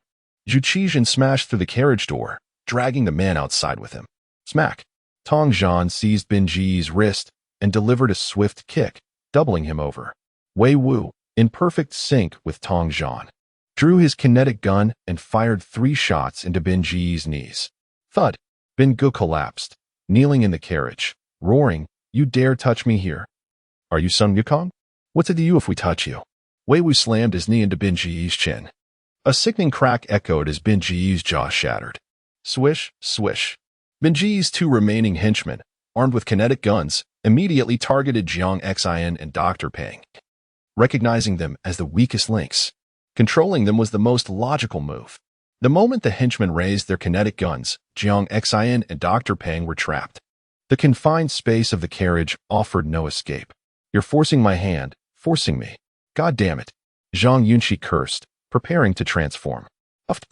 At that moment, Kaka, who had appeared timid and pale, produced a canister of spray from his bag and unleashed a torrent toward the doorway. A white, damp mist filled the carriage entrance. The 2 men who had intended to shoot Jiang Xin and Dr. Peng were instantly overwhelmed by dizziness. Their vision blurred, filled with afterimages. "What the hell is this?" Zhang Yunxi inhaled some of the mist and felt his own head spinning. Thump. Tong Zhan moved with lightning speed, kicking the kinetic gun from the left-hand man's grasp and felling the right-hand man with a single punch. Crack. Wei Wu executed a swift takedown, pinning Binggu to the ground, straddling his back, and securing his arms. Thump. Zhang Yunxi grabbed the last man, hauling him toward the carriage exit. "Don't breathe." Kaka's voice rang out. Zhang Yunxi held his breath. Kaka rushed forward, shoving the spray nozzle into the man's nostrils and unleashing a continuous stream. Thud. The 3 men stumbled forward, collapsing outside the carriage. A few meters away, Zhu Qizhen straddled the burly man, roaring, "Pull the pin. You'll die, but I might not. I can still repair myself. Don't move. I'll pull it. I swear I'll pull it. Pull it, my ass." Zhu Qizhen pressed down on the man's chest with his left hand, raised his right mechanical arm, clenched his titanium alloy fist, and began pummeling the man's head. "You're a gangster, huh? A desperado, huh? Got a grenade, huh? I'll kill you. Stop hitting me. I really will pull it." The burly man wailed. "You'll pull it in your pants." Thump. Zhu Qizhen landed a punch on the man's nose, instantly knocking him unconscious. Clearly, Zhu Qizhen had restrained his strength. With his explosive power and titanium alloy arm, a full-force punch would have turned the man's head into pulverized ramen noodles. Old Zhu. Come here. Get him, get him. Zhang Yunxi shouted, pinning the other man. Zhu Qizhen turned to assist, but noticed that Kaka had sprayed the man into a frothing mess. He's poisoned, Zhu Qizhen announced. Zhang Yunxi slowly rose, glancing at the thug. He could still feel the lingering effects of the spray. What is this stuff? Concentrated gaseous anesthetic. I stole it from home, Kaka said, panting. He was visibly terrified. His actions had been purely instinctive, driven by self-preservation. This stuff is good. I'll buy some later, Zhang Yunxi said, examining the spray. It's over 60,000 for one bottle, Kaka replied, wiping sweat from his brow. Damn, that's expensive. You should just keep stealing it from home. Zhang Yunxi returned the spray. The battle inside the carriage was over. Wei Wu, Tongzhan, and the slightly bolder Jiang Xian had dragged the remaining 3 men outside. Bin Gu lay sprawled on the ground, his hands bound by self-tightening electronic restraints, his legs bleeding profusely. Wei Wu's 3 shots had left his knees a mangled mess of flesh and shattered bone. Having weathered countless battles, Binge, a seasoned veteran of the desolate frontier, never imagined he would be outmaneuvered by a motley crew of the infirm and inexperienced after years of dominating the borderlands. Judging by their actions, they were clearly greenhorns on their inaugural foray into the wastelands, and their ensemble was woefully inadequate.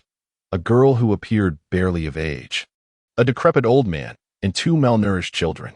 To pass up such a group would be an affront to fate itself. Yet, Binge was taken aback by their unexpected resilience, particularly the swift and decisive actions of their youthful leader.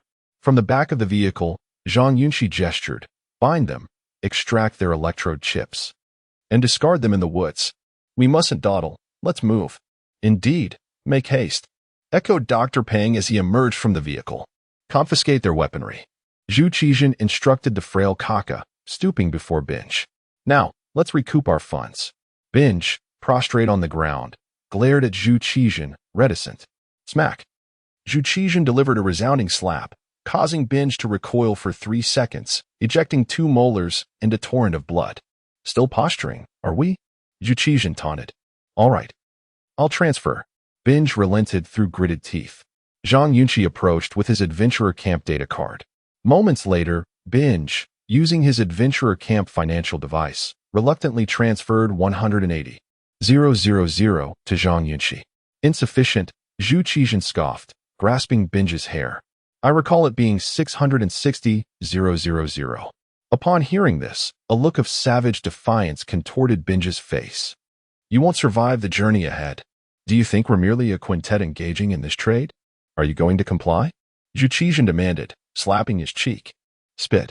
Binge retorted with a mouthful of bloody spittle, a faint smile playing on his lips. Very well, take it. Though I lack 660,000 on my card. There are still over 400,000. Help yourself. Had you divulged this earlier, you could have spared yourself the beating, Zhu Qizhen remarked dryly. Continue transferring, Zhang Yunxi interjected. Squatting nearby, another brief interval elapsed, and Binge transferred the remaining funds from his account, turning to Tongzhan beside him. Satisfied, young man? Affirmative, Tongzhan assented. Zhang Yunxi rose. Quickly, everyone lend a hand to dispose of them in the woods. Binge closed his eyes, visibly seething. Bang. Suddenly, without warning, Tongzhan brandished a kinetic weapon, standing a mere 3 meters away, and fired a shot into Binge's head. Silence descended, absolute and profound. All present stared in disbelief at Tongzhan, while Zhu Qizhen's mechanical visage remained splattered with the remnants of Binge's shattered skull. Beneath the scorching sun, Binge's mangled corpse lay sprawled upon the desolate terrain, the stench of his blood permeating the air. For Kaka, Dr. Peng, and Jiang Xian, who hailed from civilized society, the scene was utterly shocking and brutal. What have you done? Kaka exclaimed in bewilderment. Tongzhan remained impassive, striding toward the remaining 4 and executing 2 more with swift shots. While Zhang Yunxi and Wei Wu remained stationary, Dr. Peng and Kaka reacted, rushing toward Tongzhan and shoving him aside.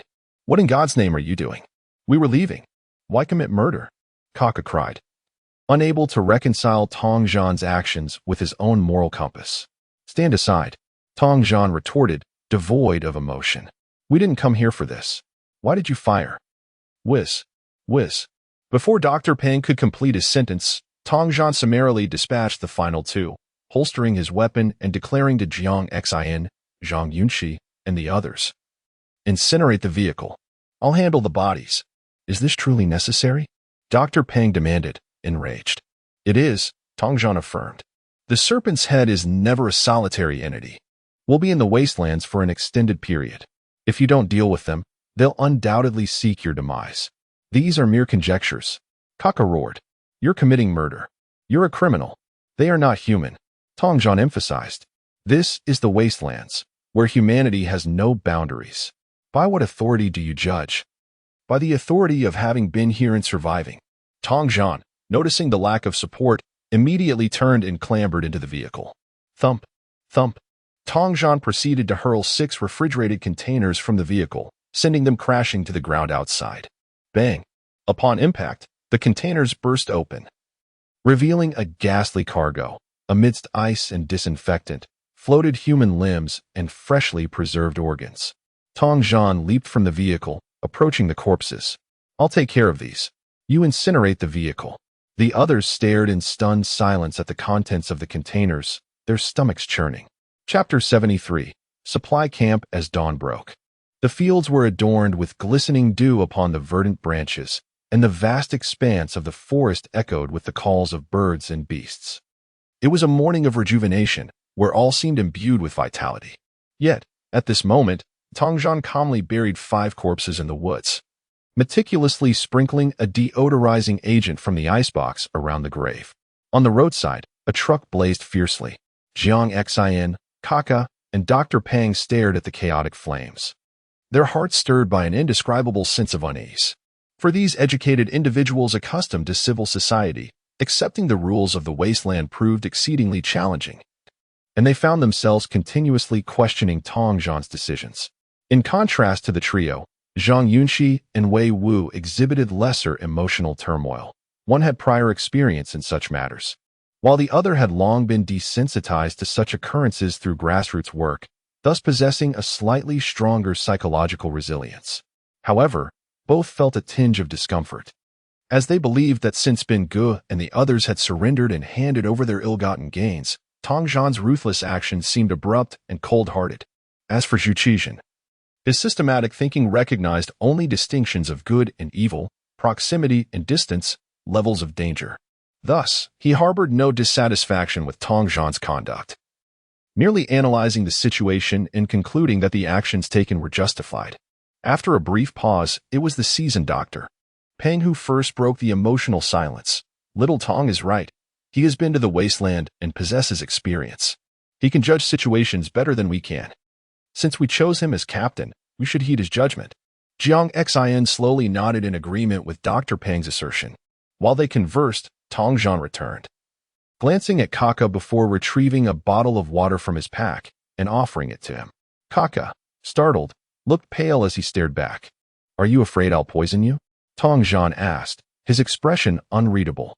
Kaka accepted the water, unscrewing the cap and replying, "Thank you. I can manage on my own." This single remark conveyed Kaka's state of mind.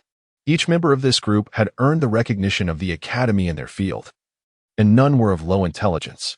Although Kaka found it difficult to accept Tong Zhan's transformation at that moment, he understood that his actions were indeed correct. One must undergo a process of acceptance and adaptation. Tong Zhan patted Kaka on the shoulder and turned to the others, saying, "Let us move." "On foot?" Wei Wu inquired. "Yes, with the snakeheads gone, news will spread quickly," Tong Zhan confirmed. "Near the entrance of the wasteland, we will encounter their peers. We must avoid contact with them as much as possible. We'll walk first, retrieve the gear Zhang Xin bought, and then seek a supply camp to rest." "All right, we'll follow your lead," Zhu Qixin nodded. "Let us go," Tong Zhan called to the group. Thus, the long journey officially commenced. Tong Zhan led the group through the concealed woods, navigating southwest with the aid of his paper map. Along the way, Zhang Yunxi, perhaps influenced by Ben Ji's incident, walked at the forefront in silence, appearing overly quiet. Observing him for a moment, Tong Zhan approached and asked, "Still thinking about the snakeheads?" Zhang Yunxi turned. Forcing a smile, a little, clad in a sun-protective cloak, Tong Zhan used a stick to probe the path as he softly spoke. "Zhang Yunxi, do you comprehend your predicament?" Zhang Yunxi paused. "What do you mean?" "The changes in your body present a dilemma for you, but for others, it may represent a lucrative opportunity," Tong Zhan replied calmly. "The matters concerning the Liu family and Su Taiyin will inevitably recur. If your attitude is merely to take one day at a time, you may find it impossible to escape the wasteland." Upon hearing this, Zhang Yunxi felt a jolt in his heart. For those like us, without a home, in times of crisis, we can only rely on ourselves. Tong Zhan stated succinctly, "You possess only one life. Will you gamble it on the nature of criminals?" In simple terms, neither of us has the privilege of indecision. For instance, if Kaka and Jiang Xian are captured by the snakeheads, their wealthy families could negotiate a ransom. Dr. Peng has his own resources, Wei Wu has a wife, and even Zhu Qizhen has value as a component for trade. But what do you and I possess? Nothing. If you perish, you will be buried here, and everything amounts to zero. Zhang Yunxi nodded involuntarily upon hearing this. "I'm not suggesting you exploit the changes in your body for malevolent purposes," Tong Zhan said softly. "I merely wish to convey that no one can assist individuals like us. It is better to grasp the initiative in our own hands." "Thank you," Zhang Yunxi replied. No fool, understanding Tong Zhan's intent and recognizing his concern for him. After traversing the preceding woods, the network and communication signals faded. Tong Zhan frowned, stating, "Our team's communication will rely solely on the local network set up by Jiang Xian. We must proceed with caution." "Understood." Zhang Yunxi felt a sense of release as Tong Zhan's words resonated within him. "How long until we reach Mongshan?" "Under normal circumstances, we could arrive in 2 days," Tong Zhan responded. "However, given the current situation, we will need to walk for about 2 days to reach the supply camp near Mongshan 065 area, rest there, and then enter the mountains, totaling around 5 days. "Okay." After their discussion, Tong Zhan continued leading the way. En route to the supply camp, the group traveled by day and set up tents to rest in the woods by night. Initially, the atmosphere was heavy due to Bin Ji's incident. But as they ventured deeper, they gradually acclimatized to the environment. What is a wasteland? It is truly a desolate place, surrounded by dense forests, meadows, and dilapidated, cracked roads, with nary a sign of human activity in sight. On the eve of their arrival at the supply camp, Zhang Yunxi and Tong Zhan ventured out to collect a shipment, supplies purchased by Jiang Xian from the adventurer camp. The cargo included 6 sets of lightweight human defense armor, a small quantity of CL-20 explosives, 3 sets of armed guards, and an array of photon cannon energy packs and improved barrels. Such restricted weapons are challenging to procure in the area, yet available at the adventurer camp, albeit with the condition of delivery within the wasteland. To avoid drawing attention, Zhang Yunxi and Tong Zhan took a long detour, walking for 3 hours to reach the pickup point. Only after securing the goods did they allow Jiang Xian to settle the remaining payment in an area with communication signals. The adventurer camp operates with a credibility rating, making such platform transactions generally safe from outright theft. Since equivalent currency is held in escrow, robbing someone yields little reward. At most a minor profit from a kidney or 2. Nevertheless, both Zhang Yunxi and Tong Zhan were adept at evading capture, making it exceptionally difficult for anyone to keep pace with them. The following morning, the two returned to the campsite with their gear, distributing the new equipment to the group before heading to the first supply camp. This camp, privately owned yet licensed by the Joint Regulatory Authority, bore an amusing name, Tongfuan Supply Camp. By 9 o'clock that morning, the group arrived outside the Tongfuan Supply Camp. Before their arrival, Jiang Xian and Zhang Yunxi had expected a place resembling a commercial hotel or at the very least a lodge-level establishment, given that it bore an operating license from the regulatory unit. However, upon arrival, they found the exterior resembled that of a refugee camp. At the terminus of a cracked highway, there lay an enclosure surrounded by iron railings, within which stood 2 uneven rows of single-story houses and a 3-story building. The courtyard housed a rather rudimentary automobile fueling station, a mechanical repair bay, and shabby guest quarters. The restroom was outdoors, and the stench could be detected from 10 meters away from the entrance. A sign at the gate, crafted from a steel plate and haphazardly inscribed with the words Tongfu in supply camp, hung askew. Is this a state-run enterprise? Wei Wu exclaimed in disbelief. This is far too primitive. Nonsense about state-run enterprises. They can run such places if they have connections, Tong Zhan replied nonchalantly. Let us make do and procure some supplies. If it gets crowded inside, we'll leave. If it's sparse, we can rest a while. Dr. Pang, adorned with a straw hat, quietly inquired. Do we risk being checked here without proper identification? If they check, everyone inside has issues. Tong Zhan smiled in response. Then it's settled. Let us proceed. Tong Zhan led the group into the dilapidated courtyard. At the entrance, a low-grade AI robot, its paint washed away by rain, politely announced, Welcome, esteemed guests, to Tongfuin. Well, that's rather courteous, Wei Wu chuckled softly. As the seven entered the three-story building, they were greeted by two individuals clad in soiled blue work uniforms rushing forward, cheerfully calling out, welcome, welcome. How many of you are there? Will you be staying or dining? 7 of us. No vehicle, right? Come in, please. A middle-aged man, limping and covered in grease, beckoned them in. The group stepped into the small building, where they immediately noticed 4 tables occupied by patrons. Tong Zhan instinctively frowned and quietly asked the middle-aged man, Is there space on the second floor? No, it's under renovation. Would you like to sit by the window here? The man inquired with a smile. That's fine, Tong Zhan nodded. As they settled near the right side window, Wei Wu wiped the sweat from his brow and inquired, What can one do here? There's a menu on the wall. Feel free to peruse it. The middle-aged man gestured. Xiaohong, come here and serve some iced tea to our guests. After taking a seat, Tong Zhan looked towards the left front, where 8 individuals sat, comprising both men and women. At the forefront was a dwarf, less than 5 feet tall, sporting stylish dreadlocks. Wei Wu glanced at the group and remarked in a hushed tone, There are quite a few people here. The dwarf turned and smiled at Zhang Yunxi, displaying a lack of decorum as he splashed tea from his cup onto the floor. The water splashed onto Zhang Yunxi's right leg, prompting her to frown at the person behind her, although she remained silent. Little miss, what brings you here? Earning quick money? The dwarf leered. Have you eaten dung? Such a foul mouth. Zhang Yunxi retorted sharply. Hiki. The dwarf chuckled and turned away, ceasing further conversation. At that moment, a greasy, burly man seated by the window on the left shouted, Xiao Dilong, she is ignoring you. Well, she is not paying attention to you either. The dwarf shot back. Haha. It's all the same. The greasy man stood up, hands behind his back, calling out, Shall we step outside to chat? What is there to discuss?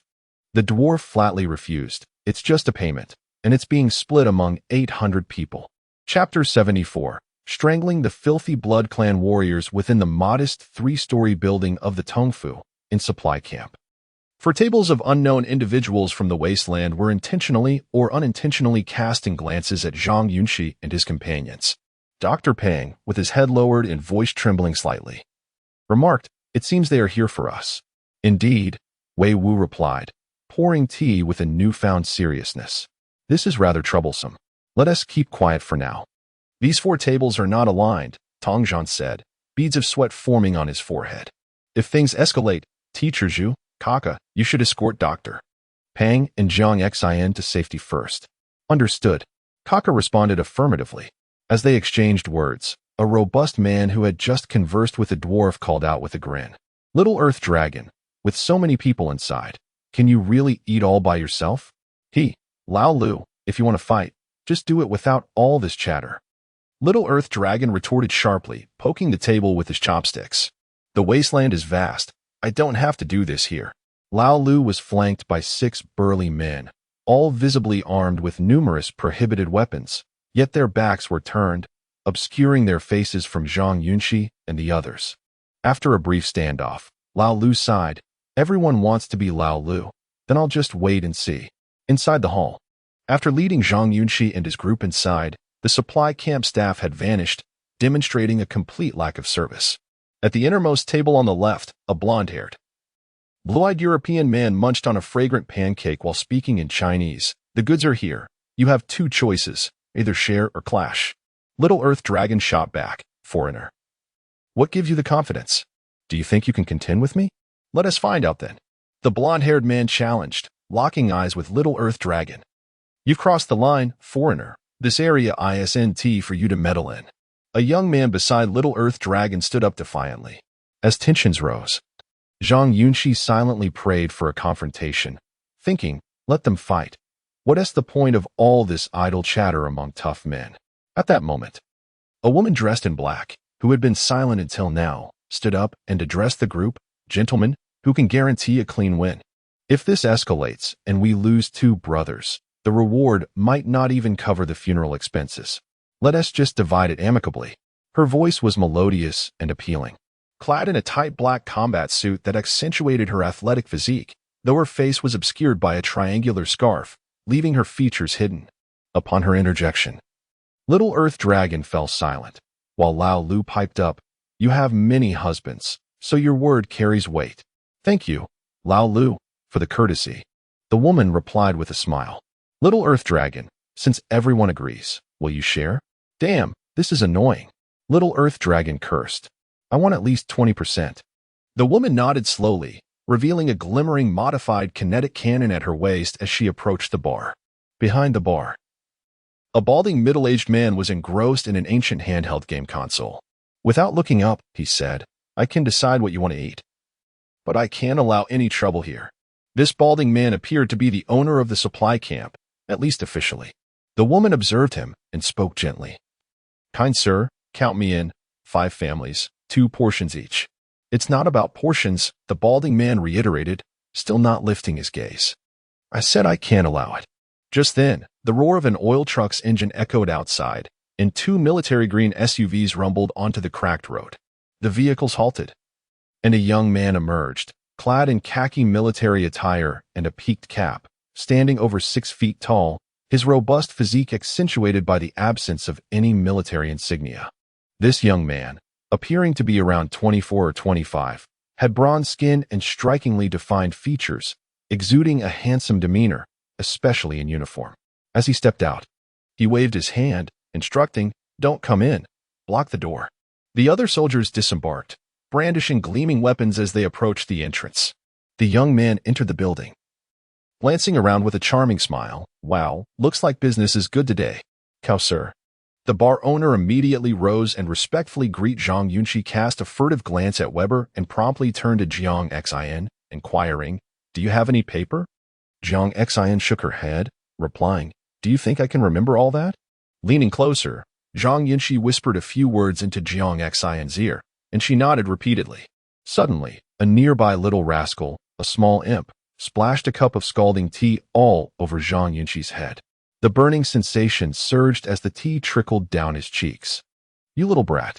The imp turned his head, his gaze darkening, and declared, I have a bundle of binding ropes. You can tie yourself up, and I won't make things difficult for your friends. A woman standing by the bar stepped forward, saying, Little brother, if you accompany me for a couple of days, I'll take your bodily data. I assure you, no harm will come to you. A blonde, blue-eyed foreigner shot a glance at a man seated nearby, prompting a towering figure, approximately 2 meters tall, to rise and draw a knife from his waist. Chatty Easterners. The imposing man strode menacingly towards Zhang Yunxi. Unfazed, Zhang Yunxi continued to whisper in Zhang Xin's ear, neglecting to wipe the tea from his face. Zhu Qizhen, Wei Wu, and Tong Zhan stood up. Did you understand? Zhang Yunxi asked Zhang Xin. I got it, she affirmed with a nod. Zhang Yunxi seized Dr. Pang's wrist, demanding, Hand me the portable data detector. Dr. Pang hesitated for a moment before quickly reaching into his backpack. At that instant, 2 individuals rose from beside the imp, 2 more from He Lao Lu's side, and 1 followed the woman as she approached Zhang Yunxi. Meanwhile, from the side of the blonde foreigner, only 1 figure advanced, yet the overwhelming presence was palpable. In the hall, 4 factions had already drawn their knives. Above, Weber remained oblivious to the turmoil below, engaged in light-hearted conversation with Baby, while Master Ko cast a fleeting glance at Zhang Yunxi. With a swift motion, the imp hurled a metal teapot at Zhang Yunxi. Scalding tea splattered in the air, enveloping Zhang Yunxi's upper body in steam, reddening his skin. Zhu Qizhen leaped, knocking the teapot away, and stepped forward. Zhang Yunxi took the portable data detector from Dr. Peng, gradually rising to his feet, and wiped the damp tea from his face with his left hand, stating, "There's no need for your assistance. You all stay put." Zhu Qizhen was the first to turn his gaze towards him. "I said there's no need for your assistance," Zhang Yunxi reiterated, his expression impassive as he turned to face the imp, directly inserting the data detector into his chest. With a sharp puncture, a trickle of blood flowed down his muscular torso, soaking his clothing.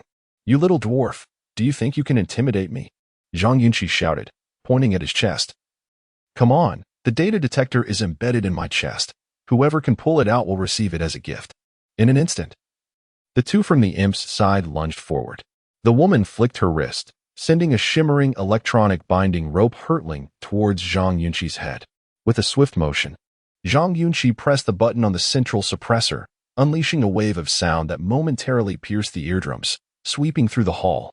Chapter 75. When no one else can be relied upon, rely on yourself. In the main hall of the supply camp, an imperceptible wave of energy swept through the surroundings, stirring up clouds of dust on the ground. Zhang Yunxi spread his arms wide, clenched his fists, and let out a low roar. A thick, horn-like carapace erupted forth, instantly tearing apart Zhang Yunxi's clothing. His entire being turned a pale gray, his body expanding rapidly, his proportions becoming increasingly perfect. In less than 3 seconds, Zhang Yunxi's physique had swelled significantly, standing at an approximate height of 2 meters and 10 centimeters, his form exceptionally robust, with his spine visibly protruding, reaching about 5 centimeters in height. This physique surpassed even that of professional basketball players, and his features and stature bore no resemblance to a human, resembling instead a white-haired gorilla. The visible transformation left all the outlaws mingling in the wilderness region within the hall in a state of shock, their expressions bewildered. Even Lord Ko upstairs furrowed his brow as he observed Zhang Yunxi, astonished.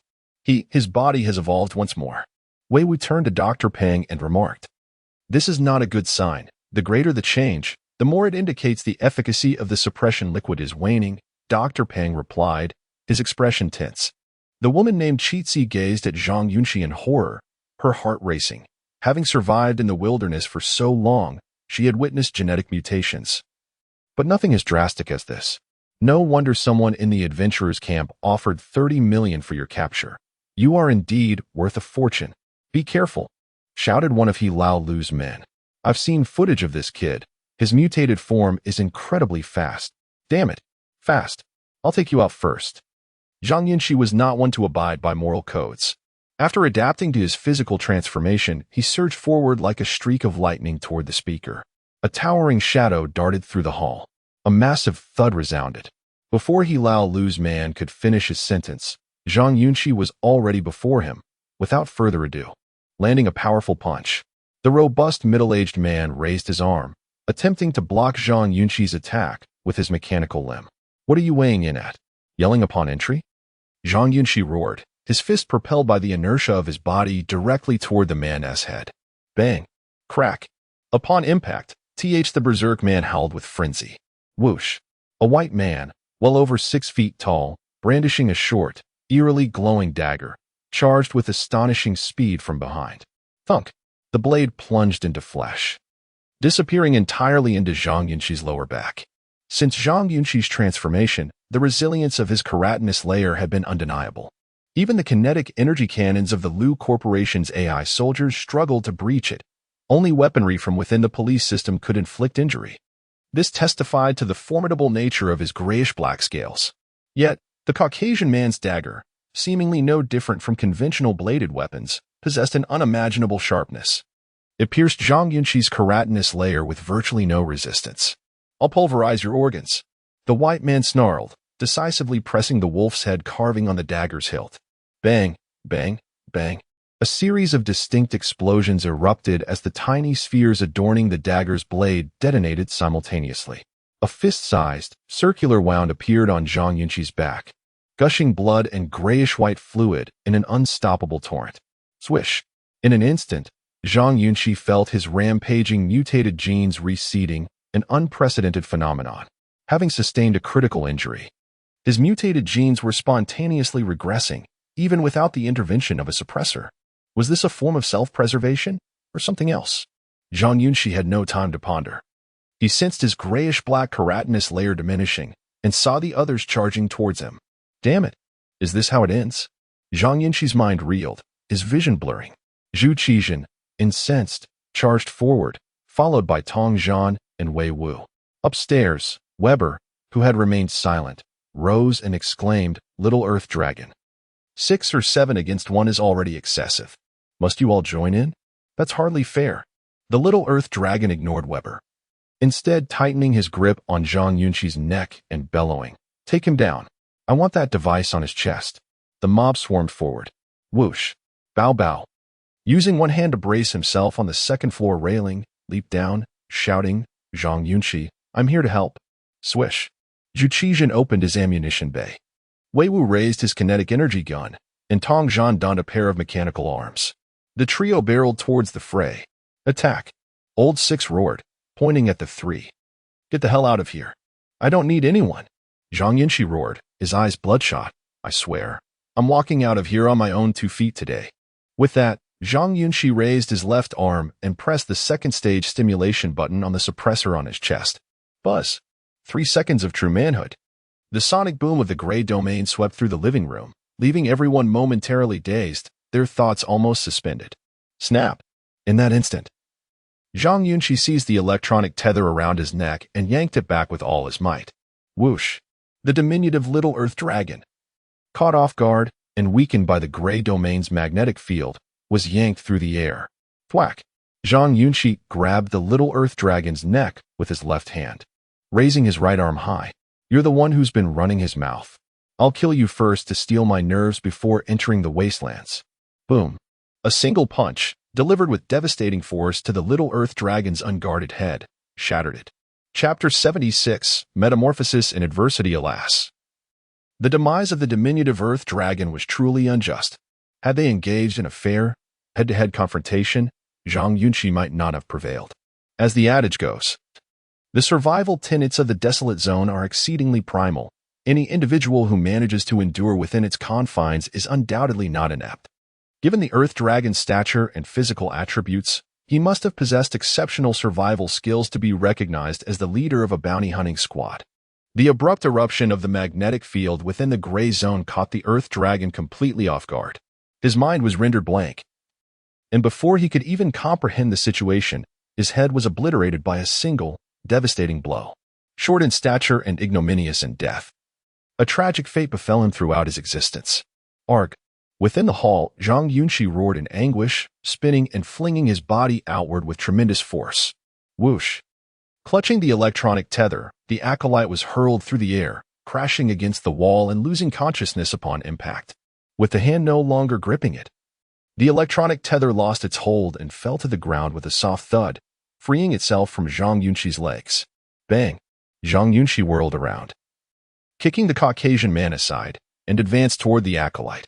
At that moment, Zhang Yunxi could distinctly sense the accelerated regression of the mutated genes within his body. Weakness. An unprecedented sense of frailty and agony washed over him. As he moved forward, his body gradually shrunk, reverting to its normal state. The thick, grayish-white scales slowly receded, exposing his bare skin. On his back, a gaping wound the size of a bowl oozed blood, revealing glimpses of bone fragments and internal organs. The dizziness induced by his weakened state caused Zhang Yunxi's vision to blur, his steps faltering. As he surveyed his surroundings, his eyes perceived a mosaic-like afterimage. In those fleeting seconds, the individuals inside the room regained their senses. They stared at Zhang Yunxi in astonishment, witnessing his return to his normal physique, covered in blood, and staggering toward the acolyte. "He's gravely wounded. Attack him together." "Captain." A young man, gazing upon the Earth Dragon's lifeless form, gritted his teeth and bellowed, "I'll chop you into pieces." The others snapped out of their stupor and were about to swarm him. Bang! Bao Bao, wielding his mechanical arm, unleashed a blast that created a massive crater in the ground. "Enough, already. This is none of your concern. Get lost." Hilalu roared, his eyes bloodshot. In truth, he was secretly elated, for with the Earth Dragon gone and the acolyte clearly severely injured, the leaders of both squads were incapacitated. This presented the perfect opportunity to seize everything for himself. Upstairs, Weber leaned over, peering down into the hall. Who are you telling to get lost? Hilalu raised his head, cursing. Do you think this is Mingzhu City? Who recognizes you as some damn godfather? You want to get involved? Come down here and try. Weber narrowed his eyes, scrutinizing him. If that's how you want it, things become much simpler. With that, Weber tapped his wristwatch communicator and grinned at Hilalu. Bang, bang, bang. Almost simultaneously, the sound of light cannons bombarding the sky echoed from outside.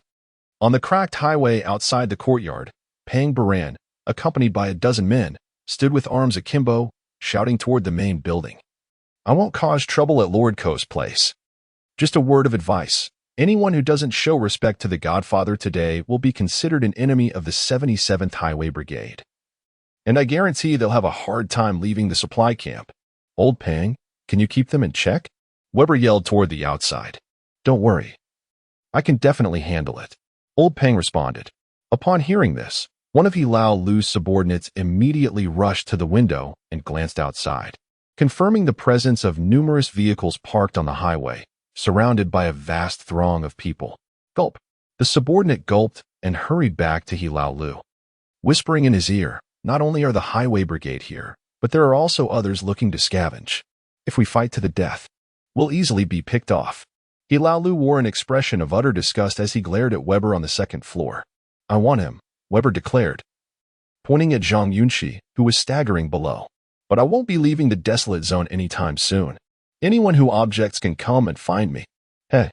The youthful Lord Ko chuckled upon hearing this, remaining silent. Hilalu and his men, unwilling to be taken advantage of, could only cast resentful glances at Zhang Yunxi before slowly retreating. Although the Earth Dragon's subordinates were somewhat disgruntled, they certainly didn't want to risk their lives. They glared coldly at Weber, carried their captain's corpse, and turned to leave. The room fell silent.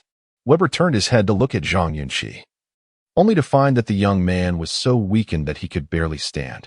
Yet he was still using the table for support as he made his way toward the acolyte. In the hall, Zhang Yunxi had returned to his normal physique. His legs trembled, his body was covered in blood, and his pale cheeks were beaded with sweat, each drop the size of a soybean. He was clearly at his limit, relying on the table to maintain his balance and continue moving. Weber frowned slightly at the sight. Zhang Yunxi, Jiang Xian cried out anxiously, rushing toward him. Wei Wu and Tong Zhan also sprinted forward. Zhang Yunxi completely ignored their calls, his eyes fixed on the acolyte, his breath coming in ragged gasps as he left a trail of bloody footprints with each step. At that moment, Zhang Yunxi harbored no other thoughts. His gaze was solely focused on the acolyte, his body sustained by sheer willpower as he reached her. Thud. Zhang Yunxi collapsed to the ground, his legs stained crimson with blood. His vision blurred, obscuring the acolyte's features, yet he swayed his upper body and placed his hands around her neck, exerting all his remaining strength. Upstairs, Lord Ko was visibly shocked by the scene, slowly rising and surveying Zhang Yunxi. Is this also someone who came from civilized society? Weber's expression was complex, and he remained silent. Zhang Yunxi shook his head, fighting to stay conscious. He poured all his remaining strength into his hands, squeezing the acolyte's neck with unrelenting force. The unconscious acolyte's face gradually turned crimson, the veins on her forehead and neck bulging. Snap! The acolyte's fingers twitched. She was jolted awake, regaining consciousness. As she looked up, she met Zhang Yunxi's ferocious gaze. The acolyte attempted to raise her arm in defense, but agonizing pain coursed through her right arm, as if it were fractured, rendering it useless. Bang! The acolyte mustered her strength and headbutt Zhang Yunxi. Thud! Zhang Yunxi collapsed to the side, utterly devoid of strength, unable even to keep his eyes open. Damn it! The acolyte's subordinates, their eyes bloodshot, were about to intervene. Bang!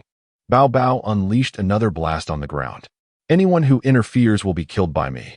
Beside the wall, the acolyte was also in a state of semi-consciousness, her body riddled with fractures, rendering her immobile. However, her primal instinct for survival compelled her to crawl sideways like a spineless creature. Zhang Yunxi lay on the ground, unable to open his eyes, but his right hand continued to grope across the concrete floor, eventually seizing a broken chair leg. Thwack! Zhang Yunxi turned over, clutching the sharp, splintered piece of wood in his right hand, and plunged it directly into the acolyte's back. Arg! A blood-curdling scream echoed through the room as the acolyte collapsed onto the ground, her body convulsing. Having delivered the blow, Zhang Yunxi was completely spent, his arm resting limply on the acolyte's back. In a feeble voice, he uttered, Mess with me, and I'll kill you." Beside him, the acolyte lay motionless on the ground, silent. "That kid's ruthless," Lord Ko remarked. Weber glanced at him. "He's one of mine." "Heh," Lord Ko chuckled, remaining silent. Weber descended the stairs, addressing Dr. Pang and the others. "Lift him up. I will lead you out." To be candid, Zhu Qizhen and Wei Wu harbored their reservations regarding the priest, given his prior collaboration with Su Taiyin, leaving everyone uncertain of his true allegiance. However, at this moment, they had no alternative. Apart from the formidable individuals within, outside loomed a throng of unscrupulous prospectors. Abandoning Weber's protection would likely result in a brutal beating. It was preferable to have a single group act rather than many, thus Tong Zhan remained silent, striding forward to assist in carrying Zhang Yunxi. "Let us settle the bill and make our exit," Weber declared, pushing open the door and stepping outside. As the battle concluded, the group, bearing Zhang Yunxi, followed Weber to the entrance of the supply camp. Jiang Xin surveyed the scene and noticed at least 40 to 50 peculiar-looking individuals standing on the dilapidated road, none of whom appeared benevolent. Weber disregarded the crowd, merely exchanging a glance with Pang Baran. Among the throng, someone shouted, "Weber, as a denizen of the mixed district, what right do you have to intrude upon the wasteland for sustenance?" Another voice chimed in, "Indeed. Who do you think you are? With so many present, do you think you can simply leave?" The crowd contemplated pooling their resources. 30 million shared amongst us isn't too shabby. Weber abruptly turned, pointing at the initial instigator. "You started this. You can rally them to confront me, but I will focus solely on you, directing all firepower to reduce you to ashes." The bald middle-aged man furrowed his brow, falling silent. With a swift motion, a kinetic cannon, measuring several inches in diameter, on Pang Baran's vehicle, was aimed directly at the crowd. "Should I fire?" Pang Baran inquired, scrutinizing the assembly. After weighing the cost-benefit ratio, the crowd remained mute. "Get him in the vehicle," Weber commanded, gesturing towards Zhang Yunxi. Dr. Pang and the others hoisted Zhang Yunxi into the central vehicle, and they swiftly departed the supply camp. At the main entrance, Master Ko, hands clasped behind his back, addressed the shopkeeper. "No need for haste. From today onward, 033 shall become quite lively." Inside the vehicle, Weber reclined with his legs crossed, remarking to Tong Zhan and the others, "The adventurers' camp has placed a 30 million bounty on Zhang Yunxi, and information regarding Mongshan 065 has been disclosed. The road ahead will be fraught with difficulty for you all." The group was taken aback. Weber patted Zhang Yunxi's back, turning to Dr. Pang to inquire, "He won't perish, will he? After all, the wealth that flows within him is my own lifeblood." In the 033 wasteland, a luxurious electric off-road vehicle sped along, with a young man in the passenger seat grinning, this time in the wasteland. "We not only need to deal with that kid, but also with others. Do you understand what I mean?" Chapter 77. The Master of Deception. In a state of severe injury and unconsciousness, Zhang Yunxi found himself immersed in a lengthy and chaotic dream. In this dream, he transformed into a formidable technological warrior clad in gleaming silver heavy armor, battling alongside a group of indistinct comrades amidst the ruins, facing an adversary comprised of those absurd individuals chanting for the New World. The scene shifted, and Zhang Yunxi found himself in a futuristic camp, where he encountered a graceful young lady seated in her room, clad in alluring silk. With her long legs, fair skin, and flowing hair, she was undeniably captivating. Zhang Yunxi longed to discern her features and approach her to offer assistance, yet for reasons unknown, his legs felt as if they were encased in lead, rendering him immobile. "Let me help you," Zhang Yunxi shouted in desperation, and in an instant, he clearly saw the young lady's face. It was Xiao Xinxin. In the real world, within a camping tent near the wilderness of Mongshan, Zhang Yunxi stirred awake, his left cheek throbbing with pain. Slowly, he opened his eyes and turned to survey his surroundings, only to find Jiang Xin beside him, her pretty face flushed as she gazed at him. "What's wrong?" Zhang Yunxi asked hoarsely, assessing the environment. "Where are we?" "Pervert," Jiang Xin retorted before turning away. Confused, Zhang Yunxi glanced around and spotted Shu Qizhen sitting on the ground nearby. Where am I? We're camping with Master Wei. Zhu Qizhen replied, casting Zhang Yunxi a peculiar look. Oh, we come out. Zhang Yunxi rubbed his aching head. What is wrong with Jiang Xin? Zhu Qizhen smirked and pointed at Zhang Yunxi's third leg. Zhang Yunxi froze, looking down in disbelief. This is utterly indecent. That is not the point. You just smacked Jiang Xin. Zhu Qizhen accurately recounted. She was changing your bandages, and you hit her. That is a criminal offense, my friend. Zhang Yunxi was at a loss for words. I made a fool of myself. What kind of dream was that? So intense. I've never experienced anything like it. Zhu Qizhen, somewhat envious, remarked, I wish I could dream too. Why don't you tweak my system? Get lost. Zhang Yunxi snapped, reaching to touch the wound on his lower back. How do we end up here? The situation was dire. Master Wei helped us. Zhu Qizhen began recounting the events. As they conversed, Dr. Peng and Wei Wu, along with Tong Zhan and Kaka, entered the tent. How do you feel? Kaka inquired. Are you all right? The others gathered around. Zhang Yunxi attempted to rise, but a sharp pain shot through his back, contorting his expression as sweat beaded on his forehead. Enough noise. Dr. Peng called out. Bending down beside Zhang Yunxi sped to remove the real-time data monitor from his chest. How is my body? Zhang Yunxi asked urgently. Doctor. Peng frowned slightly and replied softly. Turn over. Let me see your wound. Zhang Yunxi complied, turning his back to the doctor. Doctor. Peng carefully unwrapped the disposable bandage around Zhang Yunxi's waist and observed the wound closely, astonished to find that the bleeding had ceased and new tissue had begun to form. It's important to note that Zhang Yunxi's back injury would have been fatal to an ordinary person. It wasn't merely a stab wound. The knife had caused a devastating explosion within his body. Typically, the surrounding tissue would be shattered, and internal organs could also sustain damage. Yet, in continuing onwards, the situation was exceedingly perilous. However, retreating now would not ensure an easy escape. Setting aside the group of bounty hunters who were already tracking them, even the notorious Wei would likely not grant them safe passage easily, especially considering the substantial loss he had incurred with Zhang Yunxi. With this thought, Zhang Yunxi, lying on the bed, suddenly had an epiphany. Indeed, to evade danger, the most prudent course of action was to ally with a powerful figure. Resolutely, Zhang Yunxi regained his composure and exclaimed to Dr. Peng, Mentor, hand me the data device. Additionally, please send me the research materials you compiled regarding my body. Half an hour later, Zhang Yunxi, pallid and feeble, found himself seated within Wei's tent. What do you wish to discuss? Wei inquired, interjecting. A transaction that could potentially alter the very fabric of the world. Zhang Yunxi replied earnestly. Hearing this, Baby could not restrain himself from exclaiming, Stop boasting, will you? I implore you. Without our assistance, you would already be reduced to a specimen.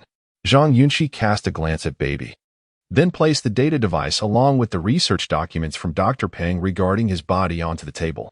He then activated the projection device, displaying his earlier conversation with Dr. Peng on the wall. In the footage, Dr. Peng excitedly stated, if your genes can be extracted, this self-healing ability, this reparative capacity, if applied to modern medicine, it could very well overcome terminal illnesses. Wei observed the footage patiently, his brow slightly furrowed. Zhang Yunxi pressed pause. You will ensure our safety in the wilderness. As for me, you may do as you wish. Wei was taken aback. Do as I wish. Yes, whether you desire to study me, acquire the raw materials for the Mongshan 065 suppressor, or obtain my genetic data, I am amenable to it all. As long as my personal safety remains uncompromised, I shall cooperate. Zhang Yunxi spoke softly. I only provided Su Taiyan with a single cup, but for you, I can supply indefinitely. Baby scoffed at this. Don't delude yourself. Once that stuff is expelled, it results in automatic death. It's utterly useless. Incorrect. Zhang Yunxi corrected him. Expelling it directly does indeed lead to automatic death within seconds. However, Dr. Peng has hypothesized that if it were to be injected directly into the body of a new host, there exists a possibility of survival. Upon hearing this, Wei paused momentarily and turned to Baby. What are you looking at me for? Do you think I would let him inject me? Baby's face flushed crimson as he retorted, Don't even think about it. I've seen him transform at the supply camp. It's enormous. Chapter 78. The gift. Zhang Yunxi gazed at the muscular baby with a hint of disdain in her voice. Good brother, we are both children of the rivers and lakes. You wouldn't happen to have feelings for me, would you? Good heavens, I merely suggested a casual interaction, and you've already conjured images of us having children together. Isn't that a tad hasty? You, with your silver tongue, if I hadn't intervened at the supply camp, you would have been beaten into a propeller shape. The baby, possessing a remarkable character, immediately retorted. Hey, what are you two doing? A debate competition? Father Wei, observing the two, frowned and said, Let us get back to business. The baby shot Zhang Yunxi a glare before turning to sit on a nearby chair, indulging in some fruit. Father, we could actually clarify many matters and dispel misunderstandings, Zhang Yunxi suggested. Like what? He inquired. For instance, I did obtain the formula for the suppressive liquid. I initially targeted the baby, then followed you to Centipede Mountain, where I witnessed the gray bear ambushing your friend, Zhang Yunxi confessed candidly. Unable to contain himself, the baby asked, Was it that mechanical being who had its sights on me first? Yes, Zhang Yunxi nodded. Damn, I knew it. He definitely was there to buy oranges, the baby scoffed. You two are quite the schemers. Weber, intrigued, examined Zhang Yunxi. What else? Additionally, upon entering the eternal life world, we acquired the information regarding the deceased old man. This includes the method for creating the suppressive liquid and details about the raw materials. Zhang Yunxi disclosed without reservation. Weber nodded slowly and asked, I have a cooperative relationship with Su Taiying. If you reveal the truth, are you not concerned I might inform him? The conflict between Weber and Su Taiying occurred privately, with few outsiders aware of the details, hence his inquiry. Zhang Yunxi smirked. If you were still collaborating with Su Taiying, you wouldn't be here with old Pang in the wasteland, nor would you have stealthily followed us into the desolate area. I speculate that when I sought Red Sister to sell AI parts, you had your eye on me, or perhaps Red Sister outright sold me out. Weber interjected, observing him. You may be young, but your thoughts are quite intricate. Alas, too many wish to harm me. If I don't remain vigilant, I might not even know how I perished, Zhang Yunxi replied lightly. Weber fell into silence for a moment, his expression suddenly turning serious. Why do you believe I would collaborate with you? The cost of protecting you is exorbitant, facing those demons in the wasteland while potentially contending with capital interests. Why not simply eliminate you and return to study you thoroughly? Kidnapping me wouldn't resolve the core issue. Zhang Yunxi opened his palms. Those demons wishing to harm me won't abandon their hefty bounty just because I'm no longer in the wasteland. As for the capitals seeking to study me, they won't relinquish this project merely because you are Weber. The inherent risks will always exist unless you choose not to get involved. Weber fell into contemplation. If I cooperate fully with you, it would indeed be more convenient, Zhang Yunxi gently suggested. Moreover, if you wish to continue this endeavor, we must locate fire rabbit blood and candle dragon grass. Otherwise, should I perish, everything will be for naught. What say you? He must swiftly procure the raw materials to address subsequent production issues. His health has been restored. Weber has led the baby to find Zhang Yunxi. As they are set to conduct the initial reconnaissance of the Mongshan 065 area to observe the situation there. Naturally, Zhang Yunxi is quite enthusiastic about this endeavor. He has summoned the agile Tong Zhan and the experienced Wei Wu to accompany the baby on their expedition to the Mongshan 065 region for a preliminary survey. Meanwhile, the formidable Zhu Qixin has taken on the role of protector for the elderly and infirm, remaining behind to safeguard Jiang Xin, Kaka, and Dr. Pang. As night fell, around 7 o'clock, within the confines of the camping tent, Zhang Yunxi secured the electronic binding rope previously used by the child around his waist. This device possesses remarkable power and formidable practical capabilities, having been discovered by Zhu Qixin at the supply camp. Initially intended for his own use, Zhu's plans were thwarted when Zhang appropriated it for himself. Inside the tent, while Tong Zhan and Wei Wu were changing clothes, they suddenly heard Jiang Xin calling from outside. Zhang Yunxi, come here for a moment. Coming. Zhang Yunxi replied, stepping out of the tent to find Jiang Xin with her hair styled elegantly, clad in a windbreaker, and carrying a bag. What is this? Zhang Yunxi inquired. A piece of clothing. I'm giving it to you. Jiang Xin casually handed him the bag. Curiously, Zhang Yunxi reached inside to retrieve a jumpsuit. Wow, this color is quite gaudy. Your taste is rather tacky. The jumpsuit resembled a superhero's costume but was entirely pink, fitting Zhang Yunxi perfectly. The fabric was thin and cool to the touch, adorned with embroidery on the back that read, "I'm not gay, I just love clumsily." "What is this?" Zhang Yunxi exclaimed. "If the baby sees this, he is bound to make a scene." Zhang Xin laughed heartily. "Muscle-bound pink. This is the height of fashion? Isn't it? Why are you giving this to me? I saw someone selling polyurethane nanomaterials at the adventurers' camp as we were preparing to leave." Zhang Xin replied nonchalantly. "You're an adult. You can't just run amok across the map when your body has a problem. So, I bought some materials and made you this undergarment. Hee. My craftsmanship is quite good, right? Do you have a particular affinity for form-fitting clothes?" Zhang Yunxi asked in bewilderment. "You could just tell me. No need for hints. Fine. It's yours now, goodbye." Zhang Xin turned to leave.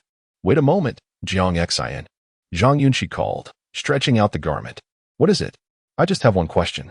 This jumpsuit, it has no openings whatsoever.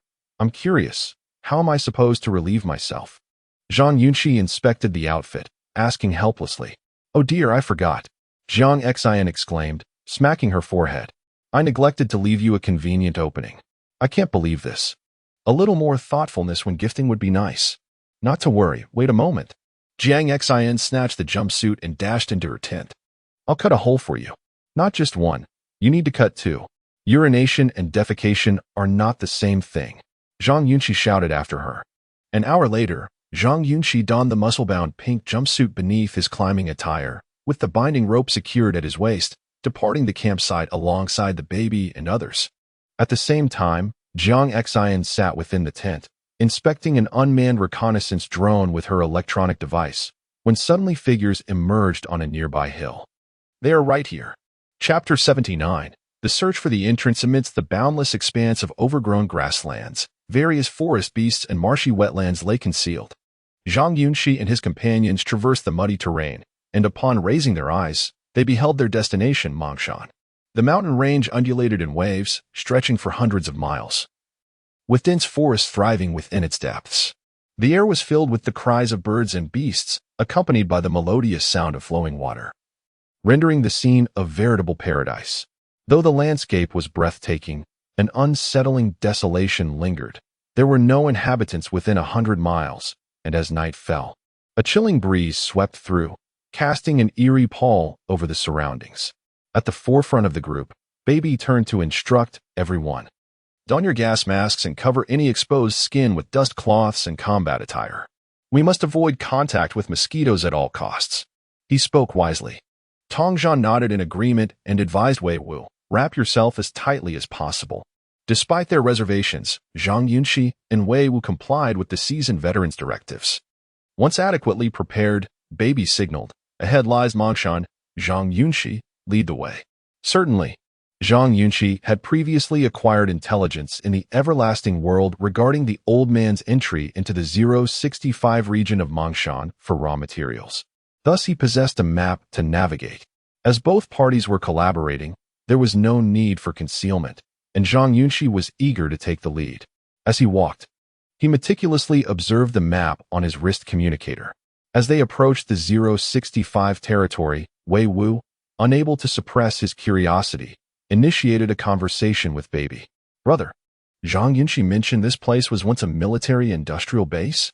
Baby glanced back, more or less. "However, I have heard that it was not primarily for military research." "What do you mean?" Baby turned to survey their surroundings. "The Mongshan area is one of the origins of the viral outbreak. It is said that the military unit you mentioned was engaged in other types of research." "What kind of research?" Zhang Yunxi inquired, intrigued. "Various kinds, it seems." Baby lowered his voice. "Some claim it was biological research, while others suggest it involved extraterrestrial civilizations. There are even rumors that they were experimenting with new space exploration devices or spacecraft. It's all rather absurd." Wei Wu humbly asked. "There are many rumors circulating in the outside world, with many claiming that there are unknown viruses and even new mutated species here. How much truth is there to that?" "Indeed," Baby replied emphatically. Ping Baran is involved in that line of business. The mutated genes within Zhang Yunxi originate from the wasteland. As for the virus, it has long since spiraled out of control. This is a well-known secret among insiders. What virus? Wei Wu pressed on. Many, Baby whispered. It is said that the source has yet to be identified. There exists an invisible wall separating the city from the wasteland. The information you have is false, portraying a picture of peace and positivity. Zhang Yunxi's curiosity ignited, and he inched closer to Baby, asking, so the official narrative is also a lie? There are no strategic reserves here, nor any resource management? No. Baby shook his head. Initially, that was indeed the case. The gradual depletion of Earth's resources is evident to all. Many essentials for our survival are non-renewable. Consider oil. How many years does it take for Mother Earth to produce a single barrel? Coal, forestry, natural gas. All have been overexploited. Without resource management and strategic reserves, not only will future generations suffer, but our own generation may regress to primitive living. We understand, Wei Wu nodded. I recall that around 10 years ago, various regions had already expanded their strategic reserves. That was over 100 years ago. Exactly, Baby agreed. The initial establishment of control zones may have been for resource management and covert research. However, the nature of the situation has since changed. The regulatory measures have grown increasingly stringent, largely due to the viruses and mutated species. Elaborate on that, Tong Zhan chimed in. Baby surveyed the group and lowered his voice. It is rumored that the viruses and mutated species first spread from the beautiful nation. There are several theories circulating outside. Some say a laboratory explosion caused the research materials to leak. Others suggest that laboratory personnel were bribed, leading to internal conflict and ultimately the spread of the virus. There are even claims that a group of affluent individuals seeking immortality conducted genetic experiments in the control zone, resulting in uncontrollable new species and the subsequent viral outbreak. In short, there are myriad theories, and we cannot ascertain the truth. However, I have heard from the Godfather that our control zone may have been poisoned. How sinister! Zhang Yunxi exclaimed in astonishment. I refuse to believe that such conspiracy theories could remain unspoken within the district. How could they not? Baby replied, exasperated. You may not have been to the wasteland, but you have surely heard tales of this place. What is information control? It silences you, limits discussion, but allows speculation in your mind. Do you understand? Zhang Yunxi nodded in agreement. You entered through smuggling, so you should be able to perceive the intensity of control along the border, Baby whispered. Currently, the viruses carried by new species have relatively low infectivity, and those that needed to be eliminated have been dealt with, allowing the upper echelons to maintain control. However, if one day it truly spirals out of control and the information becomes public, we cannot fathom the consequences. Wei Wu remained silent for a long moment before asking, what about the original inhabitants? Where did they go? How was the virus contained? Baby paused, who knows? Perhaps they all went to the everlasting world to seek immortality. The notion of seeking immortality in the everlasting world felt chilling, even somewhat dark. The group internally resisted this idea and chose not to pursue the conversation further. The information I have is merely hearsay. The specifics are beyond our reach. Baby shifted the topic. Let us focus on the task at hand and not dwell on other matters. Everyone nodded, and although they refrained from further conversation, they were acutely aware of their mortality and took the time to double-check their attire, ensuring no skin was left exposed. As they continued their trek, the group soon arrived at the 065 mountain range. Navigating through the dense forest, they climbed to a vantage point. From their elevated position, they observed numerous illuminated camps at the base of the mountain, with people setting up tents and preparing to stay overnight. Zhang Yunxi, possessing keen eyesight, could discern activity a couple of kilometers away. He noticed that each campsite was populated with vehicles and individuals, all conspicuously armed. To his astonishment, there were over 20 such camps in the vicinity. Goodness, why are there so many people here? Zhang Yunxi muttered incredulously. There's no need to speculate. These individuals share the same objective as us, Baby replied promptly. Stay alert. The Baby promptly instructed. Once you find it, remain silent and assemble here in 10 minutes. Understood. Let's go. I will accompany you, replied Tong Zhan, following Wei Wu.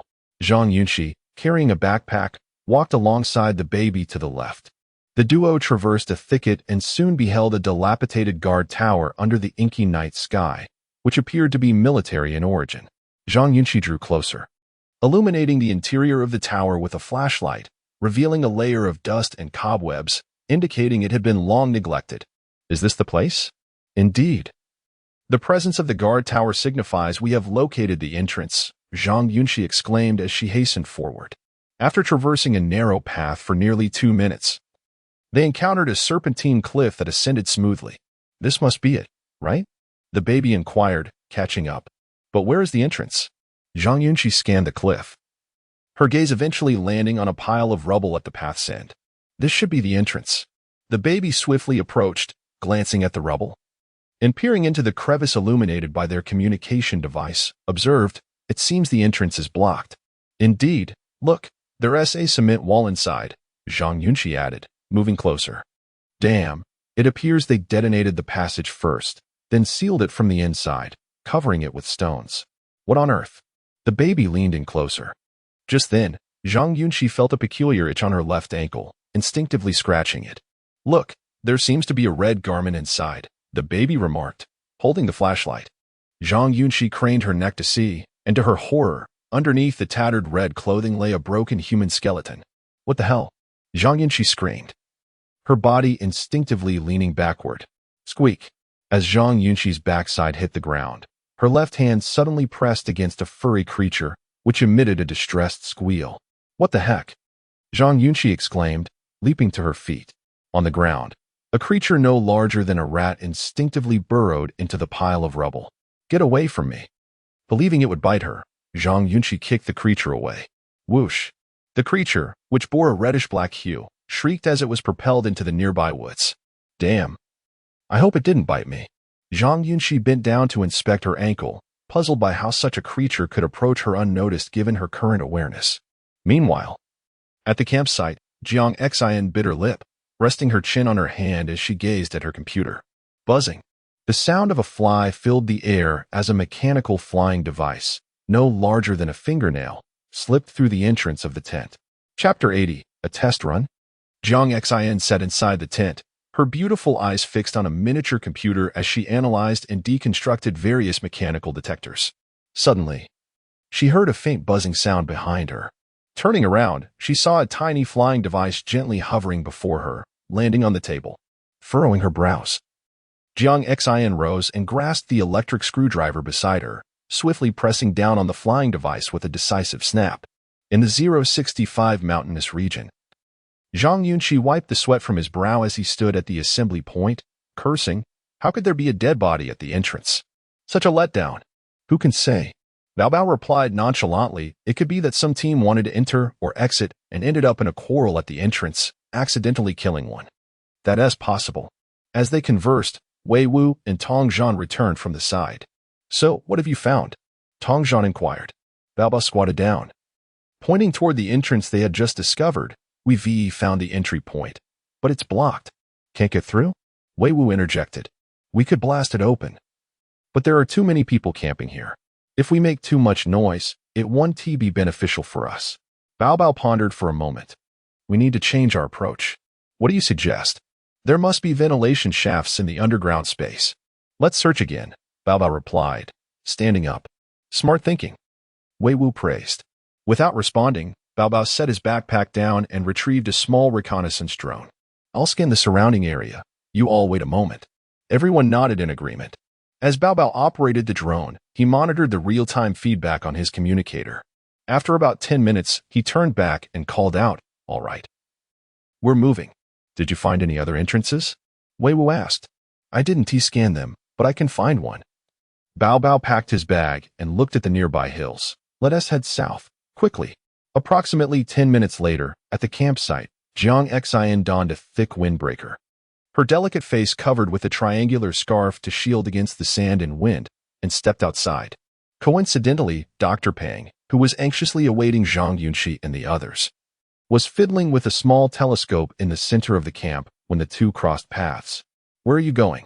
Dr. Pang casually asked. I'm just stepping out to test the underground detector, Zhang Xin replied with a clear voice. Why not test it here in the camp? The space here is insufficient. I need to fly it farther to observe the actual detection data. Zhang Xin waved her hand. You should rest early. All right, but don't stray too far. Don't worry, I'll stay close. After their exchange, Zhang Xin walked towards the outer edge of the camp, in the 065 region. Bao Bao led the group for less than 20 minutes before stopping on a hill overgrown with weeds. He scanned the surroundings carefully, and a smile finally broke across his face. Right there. Let us go. Seriously? You can find it so easily? Wei Wu murmured, following Bao Bao. The group walked less than 50 steps on the hill before discovering a 1-meter square depression. Bao Bao crouched down and brushed aside the weeds. Zhang Yunxi craned his neck forward and quickly spotted a ventilation shaft exuding a cold draft. Wow, amazing, brother. Tongzhan exclaimed. How did you find this? Bao Bao, feigning nonchalance, replied. To be honest, my father is the notorious tomb raider of the Southwest, Li Tianba. Wait. Isn't the tomb raider who got caught in the Southwest named Li Heba? Wei Wu questioned, slightly skeptical. Why are you cursing? Bao Bao replied, somewhat displeased. If you don't speak plainly, then I'll follow your lead, Wei Wu said, squatting down. Zhang Yunxi, burdened with a large backpack, poked Bao Bao. Dear, how did you really find this? You're not a tomb raider, are you? Of course not. If I had that skill. I'd call the king of hell my godfather, Bao Bao chuckled. I used to work on underground projects, digging tunnels, and connecting underground pipelines.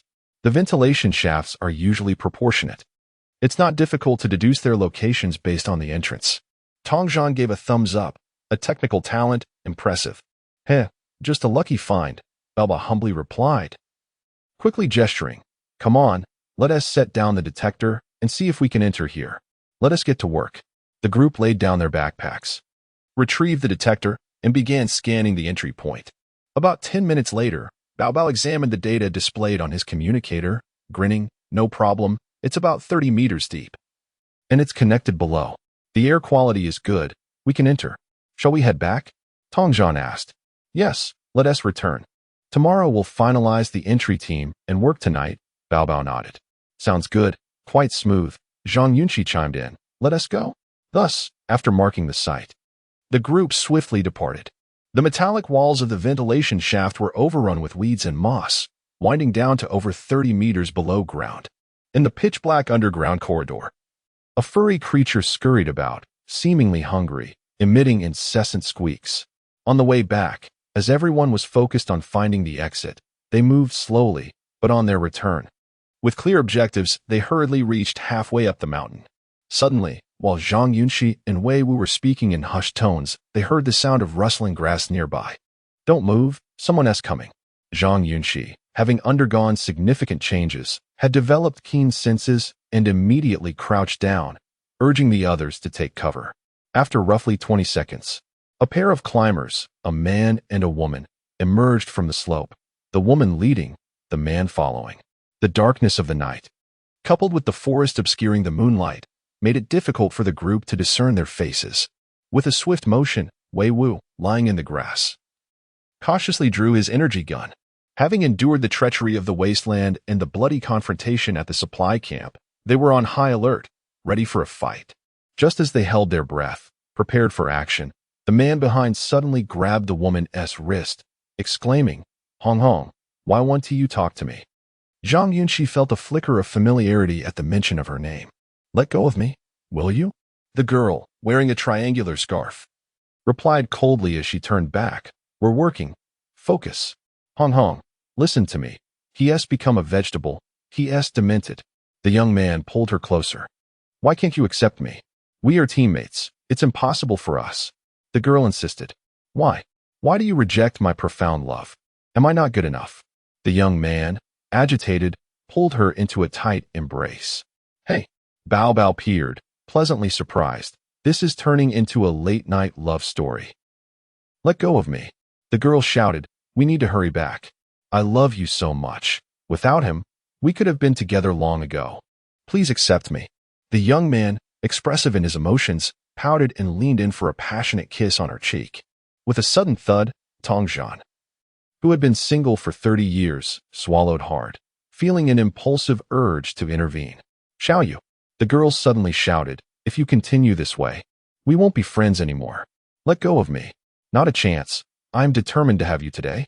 The young man, confident in his physical strength, abruptly tackled the girl, and they both fell into a thicket barely half a meter away from Wei Wu, who was hiding nearby. Zhang Yunxi's heart raced with alarm as he swiftly drew an electronic restraining rope from his waist. Wei Wu was sweating profusely, internally screaming, "What are you doing here? Go away and stop making a scene. Let go of me." She protested. "I want tea. I must have you today. Are you out of your mind?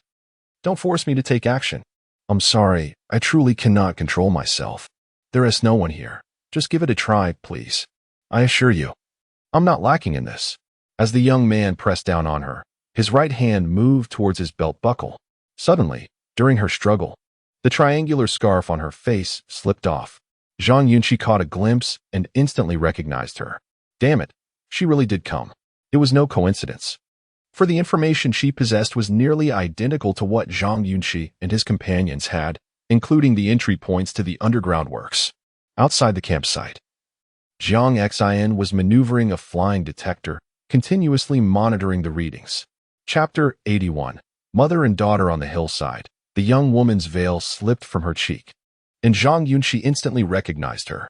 She was none other than Jing Hong, a member of the squad that had thwarted Zhang Yunxi's team in the Eternal Life world.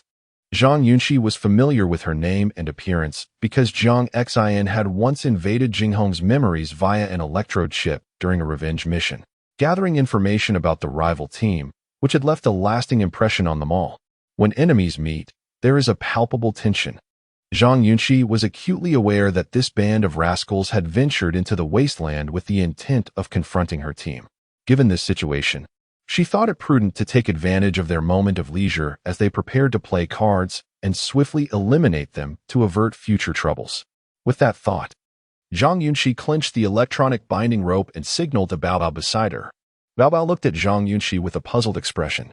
Zhang Yunxi mimed a throat-cutting gesture, then tapped Tong Zhan, who immediately understood her intent.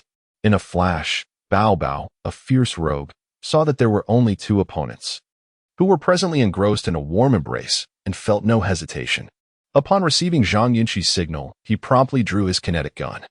Several of the older members exchanged glances and prepared to strike. Beside the grass, Jing Hong, in a fit of rage, bit down on Xiaoyu's shoulder.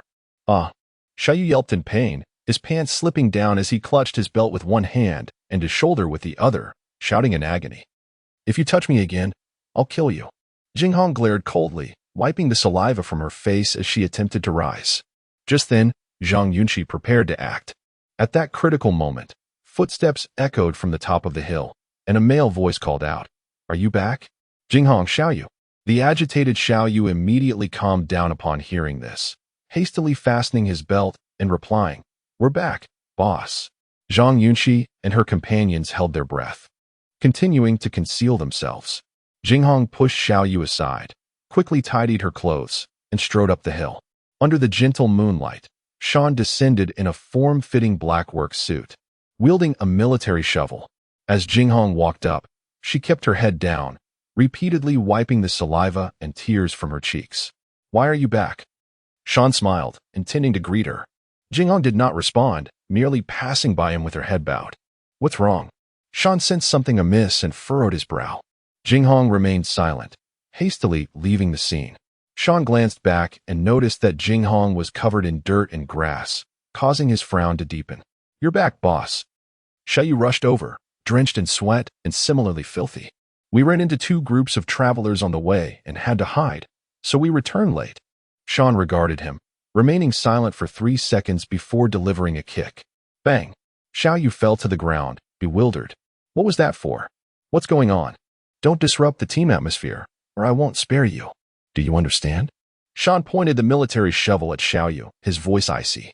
Xiaoyu gulped, momentarily refraining from retorting. "This is your last warning," Shan declared, turning to leave.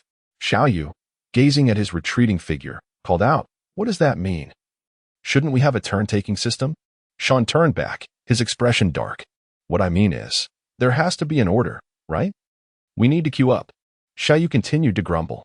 Suddenly, a military shovel flew toward him, its sharp edge embedding itself in the ground mere inches from his groin. "I'm not joking with you." Sean stated before walking away. In the grass, Bao Bao, having witnessed the unfolding drama, was invigorated. Is their team always this thrilling? Do they still need more people? 5 minutes later, the surroundings fell silent as Zhang Yunxi and her companions slowly emerged from the grass. Gathering in a huddle. What do you think? Should we go take a look? Wei Wu suggested. They must be here looking for a hideout. Let us go and see. Zhang Yunxi beckoned the group. They stealthily advanced about 200 meters up the hill, where they spotted Sean and his team, who were using excavation equipment to dig underground. A smile crept onto Zhang Yunxi's lips. Remember this location. Before we go down tomorrow, we shall present them with a grand gift. Hee, I'm in. I relish this kind of sneaky business, Wei Wu replied slyly. Having noted Sean's location, the group quickly retreated. Near the campsite, Zhang Yunxi had been testing the drone for nearly half an hour before continuing her brisk journey northward. During her trial flights, Zhang Yunxi had confirmed multiple times that Weber's men were not monitoring her movements. After walking north for less than 10 minutes, Zhang Yunxi came across a parked car in a wooded area. She glanced around before striding over. With a click, the car door swung open, and a woman inside called softly, "Get in, Xian." Zhang Yunxi bent down to enter the vehicle, closing the door behind her. She stared in shock at the woman before her, her voice trembling as she asked, "Mom, how did you get here?" In the back seat was Tang Li, Zhang Yunxi's mother. Dressed in outdoor sportswear with her hair tied up, possessing an exceptionally beautiful visage. At this moment, she gazed at Zhang Yunxi. At 39 years old, Tang Li was the vice president of her husband's company's project department, overseeing new product development, an exemplary technical executive. Zhang Yunxi's talent in mechanics and electronics likely stemmed from her mother's genes. The sudden appearance of her mother in the wasteland left Zhang Yunxi feeling both astonished and bewildered. With wide eyes, she questioned, "How did you come here? How did you know I was here?" Tang Li looked at her daughter, a hint of guilt flickering across her well-maintained features. She reached out to stroke Zhang Yunxi's hair, her voice hoarse as she asked, "You come all the way here without telling me?" I. Zhang Yunxi found herself at a loss for words, lowering her gaze in silence. "It was your brother and sister who told me you were here," Tang Li sighed softly. "By the time I learned of this, you had already crossed the border with the traffickers. I was very anxious, so I came too. Mom, I'm sorry. I should have informed you," Zhang Yunxi replied, running her fingers through her hair. "Why did you come here?" I want to help a friend and earn a bit of money," Zhang Yunxi quickly responded. "Don't worry, the team is led by a PhD from the Divine Academy, along with retired criminal officers. I won't be in any danger." Tang Li looked at her daughter with a loving gaze. After a long silence, she sighed, You are just too willful, lacking social experience, making it easy for you to trust others." Zhang Yunxi pursed her lips, choosing not to respond. At this point, mother and daughter fell silent, with Tang Li gazing out the window, her eyes blinking rapidly, hands clasped tightly, appearing nervous and hesitant from an outsider's perspective. Zhang Yunxi, a girl who appeared cold on the outside, yet possessed delicate emotions within, noticed her mother's unusual demeanor. Concerned, she inquired, "Mom, what's wrong? Is something the matter?" Tang Li released her hands, which had been somewhat aimless, glancing at her daughter with a flicker of avoidance in her eyes. What is it?" Zhang Yunxi pressed, unable to contain her curiosity. "Did he hit you again? Or is that woman causing you trouble again?" Tang Li watched her daughter swallow nervously, and after a brief hesitation, suddenly grasped Zhang Yunxi's wrist and said, Yunxi, could you assist me with a favor?" "Wow, what?" Zhang Yunxi responded with surprise, leaning back slightly, as if to retreat. "The people you are associating with are not of good character. I have investigated their backgrounds," Tang Li whispered. "Wei Wu was dismissed due to embezzlement, and Tong Zhan has ventured into the wilderness multiple times. He may even have committed murder. Then there's Dr. Pang, whose wife was cryogenically frozen due to a terminal illness, leading him to develop illegal drugs and conduct unethical experiments. And Zhang Yunxi, he has also taken lives in Mingzhu City." "What are you trying to say?" Zhang Yunxi inquired. "What I mean is, you cannot place your complete trust in them." Tang Li tightened her grip on her daughter's hand. "The upper echelons in the organization have already taken notice of them. and they have found me. Xin, I need you to retrieve something from them, and then I will take you away. Zhang Xin looked at her mother in disbelief. You came all this way just to ask me to steal something? Tang Li, at a loss for words, gazed at her daughter. No, Xin, I am truly concerned for your safety, which is why I came here, but the board of the organization has indeed summoned me. Impossible. Why would I steal something for those scoundrels? What do they want from me? Zhang Xin retorted, filled with resistance. I will not do it. Tang Li clutched her daughter's wrist tightly. Xin, listen to me. This matter is of great importance to the organization. Did you not receive a document from the Eternal Life world? You should be aware of how to obtain the raw materials for the suppressive agent. You know about this? Zhang Xin exclaimed in astonishment. It was your brother and sister who informed me. They are not my brother and sister. Zhang Xin emphasized, her eyes wide with intensity. I have no connection to them. At that moment, the tension between mother and daughter was palpable. After a prolonged silence, Tang Li, her voice hoarse, said, Daughter, if you do not assist me with this matter, I may not survive. I will be captured and imprisoned. Zhang Xin froze in shock. Chapter 82. Fully armed and prepared to enter the vehicle. Tang Li reached out to turn off the communicator and the driving recording system, her hand trembling slightly as she grasped Zhang Xin's wrist. With a quivering voice, she said, Xin, I truly have no choice. The next personnel adjustment in the corporation will surely see me eliminated. Your father is keen on nurturing Jiang Jun and Jiang Yao, which will undoubtedly secure their grip on power within the group. He will not allow me to continue overseeing such an important unit as the project department. Do you understand? Zhang Xin remained silent, staring blankly at the car window, unsure of what to say. If I can land safely, I would accept it. But you know, they despise us, wishing for our demise. Tang Li's tears flowed as she continued. I had a confrontation with Jiang Jun. He had the legal department secretly gather a lot of incriminating evidence against me. If I refuse to comply, once this confidential information reaches the relevant authorities, I will certainly be sued by the corporation, and my later years will be spent in prison. Xin, I truly have no other option, or I would not make such an unreasonable request of you. Zhang Xin offered no response, seemingly oblivious to her mother's words. This matter was the key to my successful landing. With it in hand, we would have room to maneuver. Tang Li stroked her daughter's hair, her tone pleading. It has not been easy for us to get this far. Mother is willing to give up everything for you. Let us not compete anymore. If we can exit safely, we will leave Mingzhu and live far away. All right, Xin. Zhang Xin turned to her mother. Are you truly willing to give it all up? Of course, I will not let you suffer any longer. Tang Li wept. That woman, with her 2 children, is forcing you. Does he not care? Zhang Xin asked coldly. Tang Li fell silent, unable to respond. Zhang Xin gazed out the window and suddenly asked, her voice trembling. Mom, when Zhang Yunxi and the others just entered the wasteland, you knew, and you followed us. Did you see what we encountered at the supply camp? Tang Li's expression stiffened at this remark. There, I was splashed in the face with hot water. There, I witnessed someone committing murder. The danger and corpses were less than 10 meters from me. Zhang Xin slowly turned her head, softly asking, Did you know all this? Did you see it? Xin, I truly did not know what transpired at the supply camp by the time I arrived here. You had already. Tang Li explained, her voice agitated. Forget it. No more talk, Mom. Zhang Xin waved her hand dismissively. I am leaving. Tang Li grasped her wrist once more and added, We do not harm others, nor do we commit evil. Xin, if Zhang Yunxi and the others can procure the raw materials, you only need to discreetly take a portion, all right? Zhang Xin looked at the pitiful woman before her, her heart in turmoil. Strangely, she felt no sorrow or empathy for her mother's tears, only an unbearable sense of oppression. Zhang Xin turned away and gently opened the car door, asking, Mom, when do you think children can truly repay their parents' nurturing?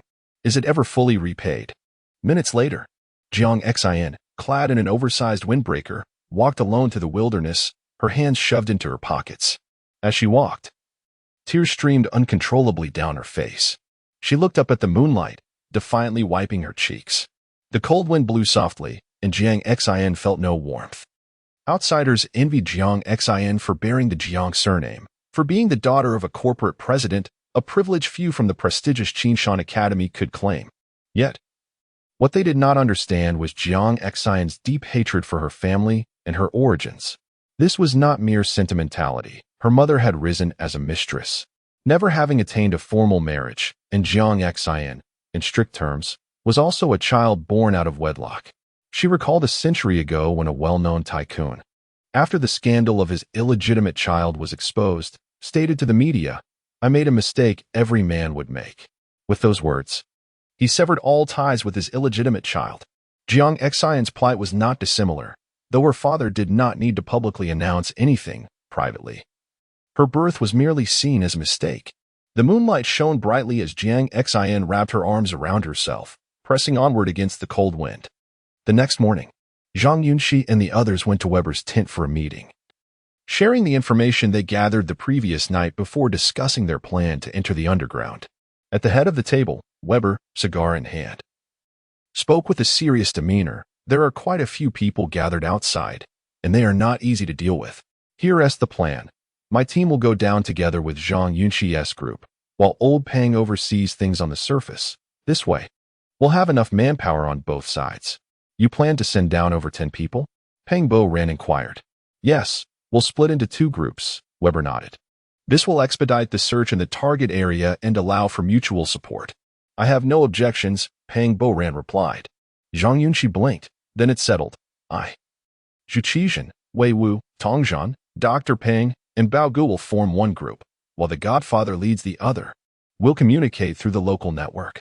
Upon hearing this, Zhang Yunxi furrowed her brows and asked, "Don't I go down with you?" "Wait a moment, I'll talk to you later," Zhang Yunxi replied with a smile, turning back to Weber to continue. "If we can locate the raw materials within a night, that would be ideal. However, if we cannot, we'll need to consider the rotation issue. What do you think?" Pang Bo-ran instantly understood Zhang Yunxi's implication. "All right, if we can't find anything, you all come up in the morning, and my team will go down." "That is fine," Zhang Yunxi agreed. "Good, then it's settled. Everyone prepare and get your gear ready." Weber glanced at his watch. "Once everything is in order, those preparing to enter the underground should rest and replenish their strength and food. We won't surface until the operation is complete, using a night as our standard." "Understood. Got it. All right." Meeting adjourned. Weber stood and waved. A few minutes later, a group returned to their respective tents. Zhang Yunxi followed behind Zhang Yunxi and asked, "Don't I go down? Are you out of your mind?" Zhang Yunxi turned back, speaking gently. "It's so dangerous down there. Why would you tag along?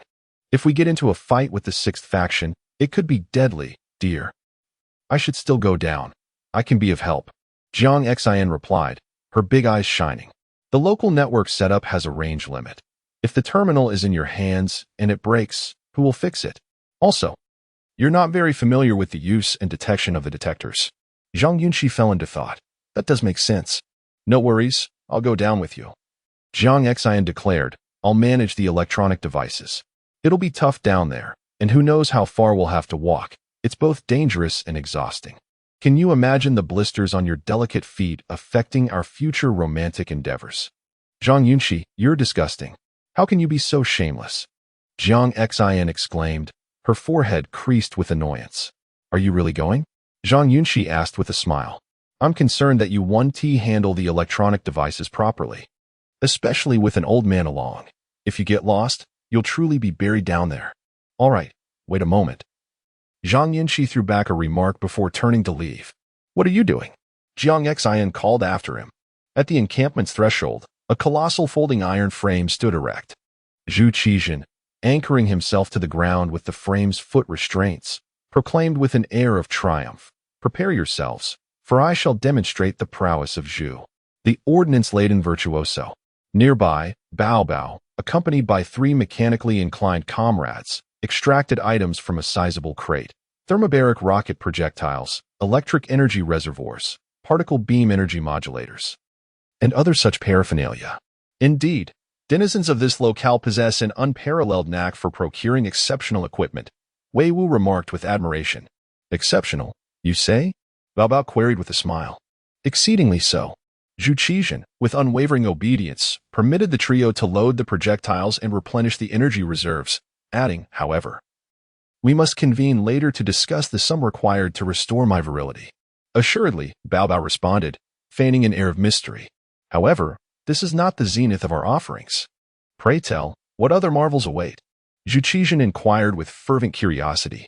Bao Bao beckoned, "Bring forth our most formidable armament, that our most valiant warrior may wield it." "What manner of device is this? And what is its worth?" Zhu Qizhen pressed, his excitement mounting.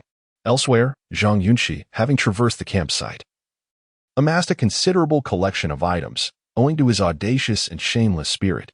"I have returned," Zhang Yunxi announced as he entered Jiang Xian's tent.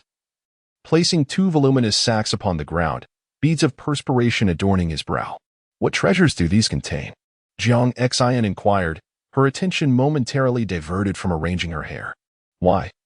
Only the means to safeguard your precious life," Zhang Yunxi replied with a grin, proceeding to extract the items from the sacks one by one. "Here we have a TXL-003 mechanical breastplate, capable of withstanding kinetic energy projectiles, offering unparalleled protection. And this is a wyvern mechanical greave, a relic of bygone eras. Lacking offensive capabilities, yet better than not. Its thrusters shall alleviate the burden of your electronic equipment, easing your journey. Furthermore, I present these adhesive warmers.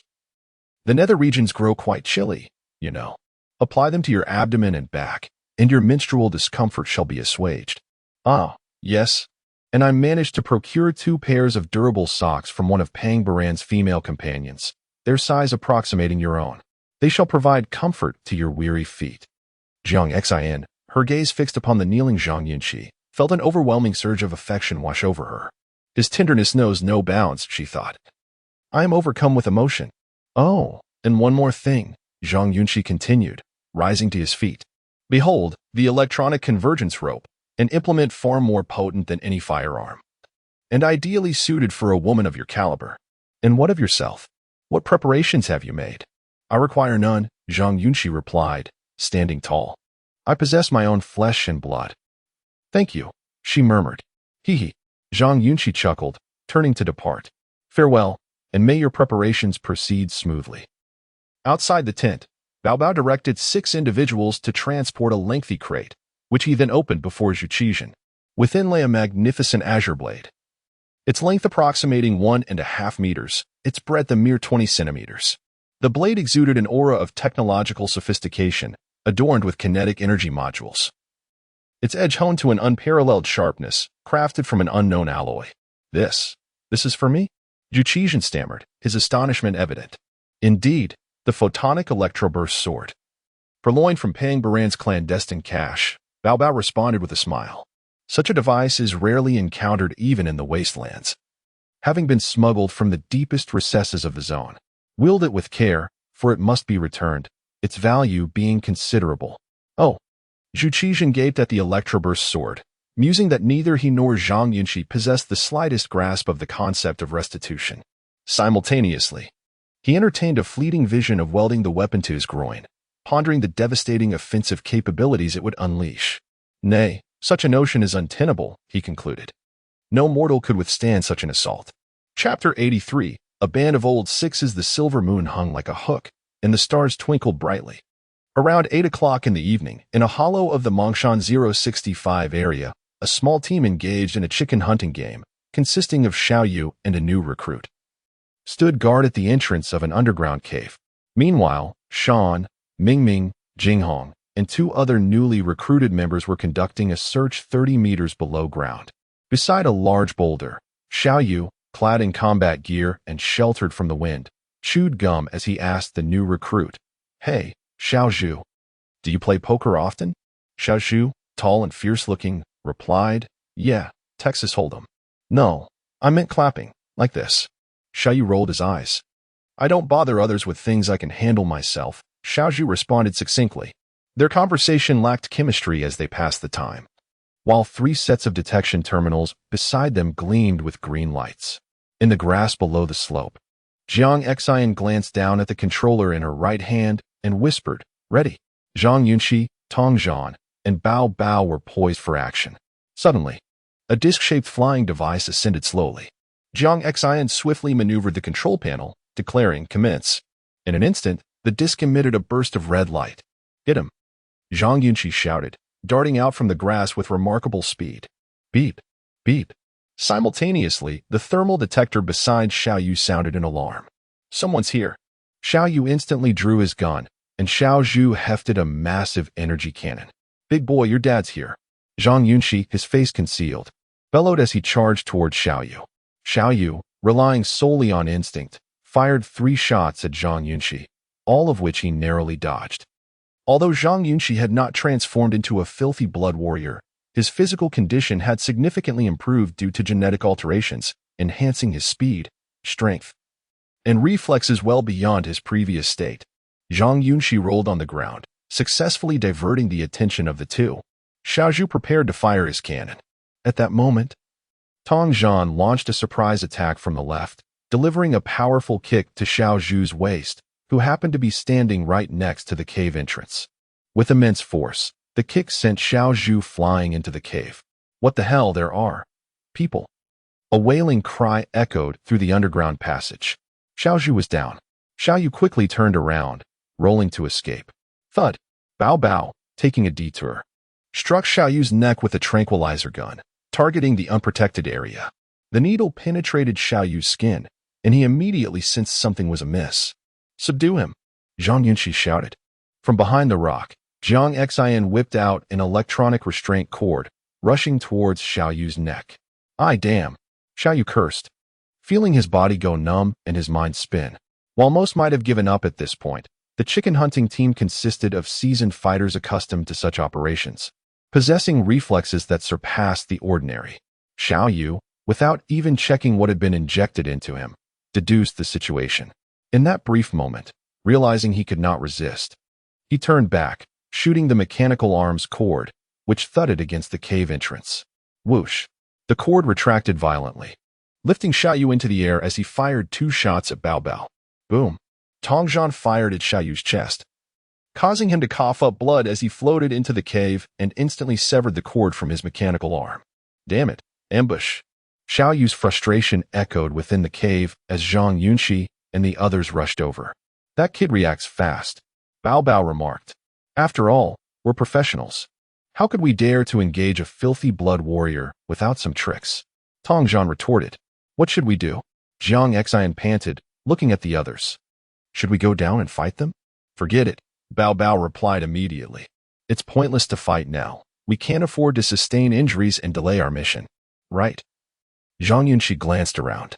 Take everything we can carry, destroy what we can't, burn the supplies, and force them to leave.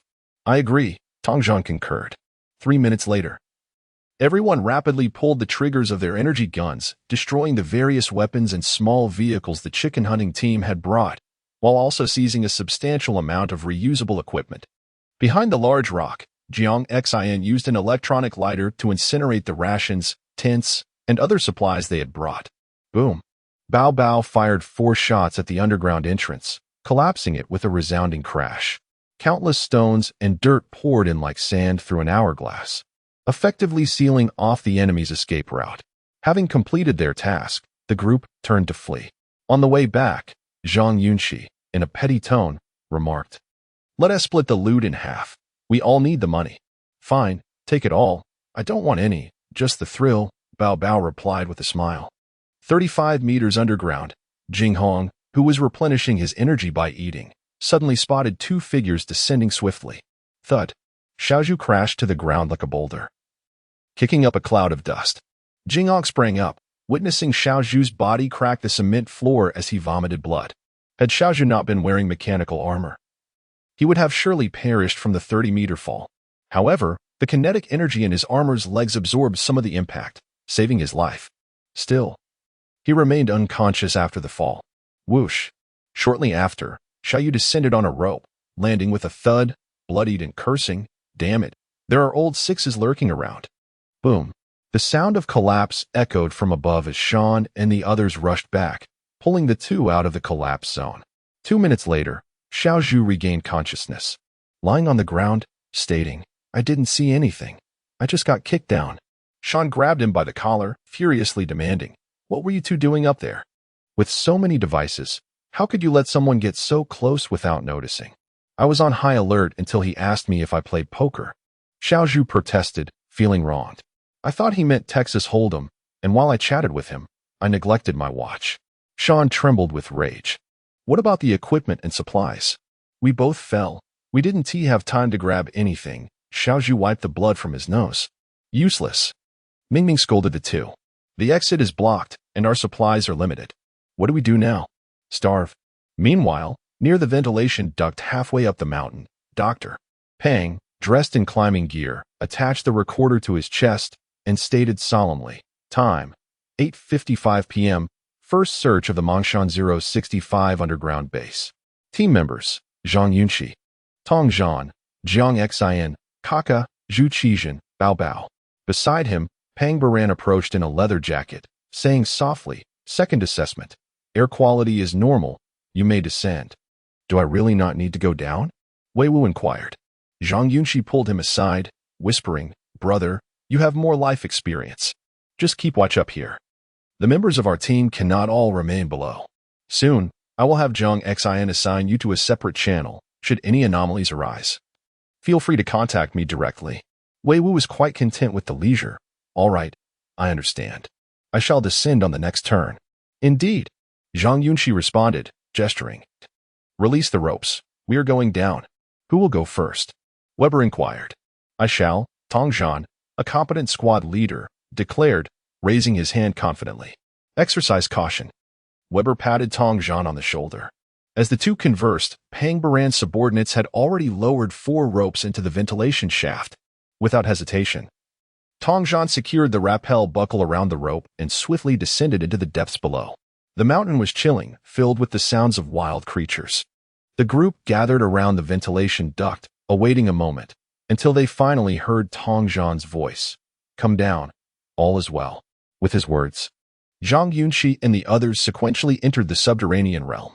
Inside the dark, damp ventilation shaft, Zhang Yunxi, possessing keen sensory perception, felt an overwhelming discomfort.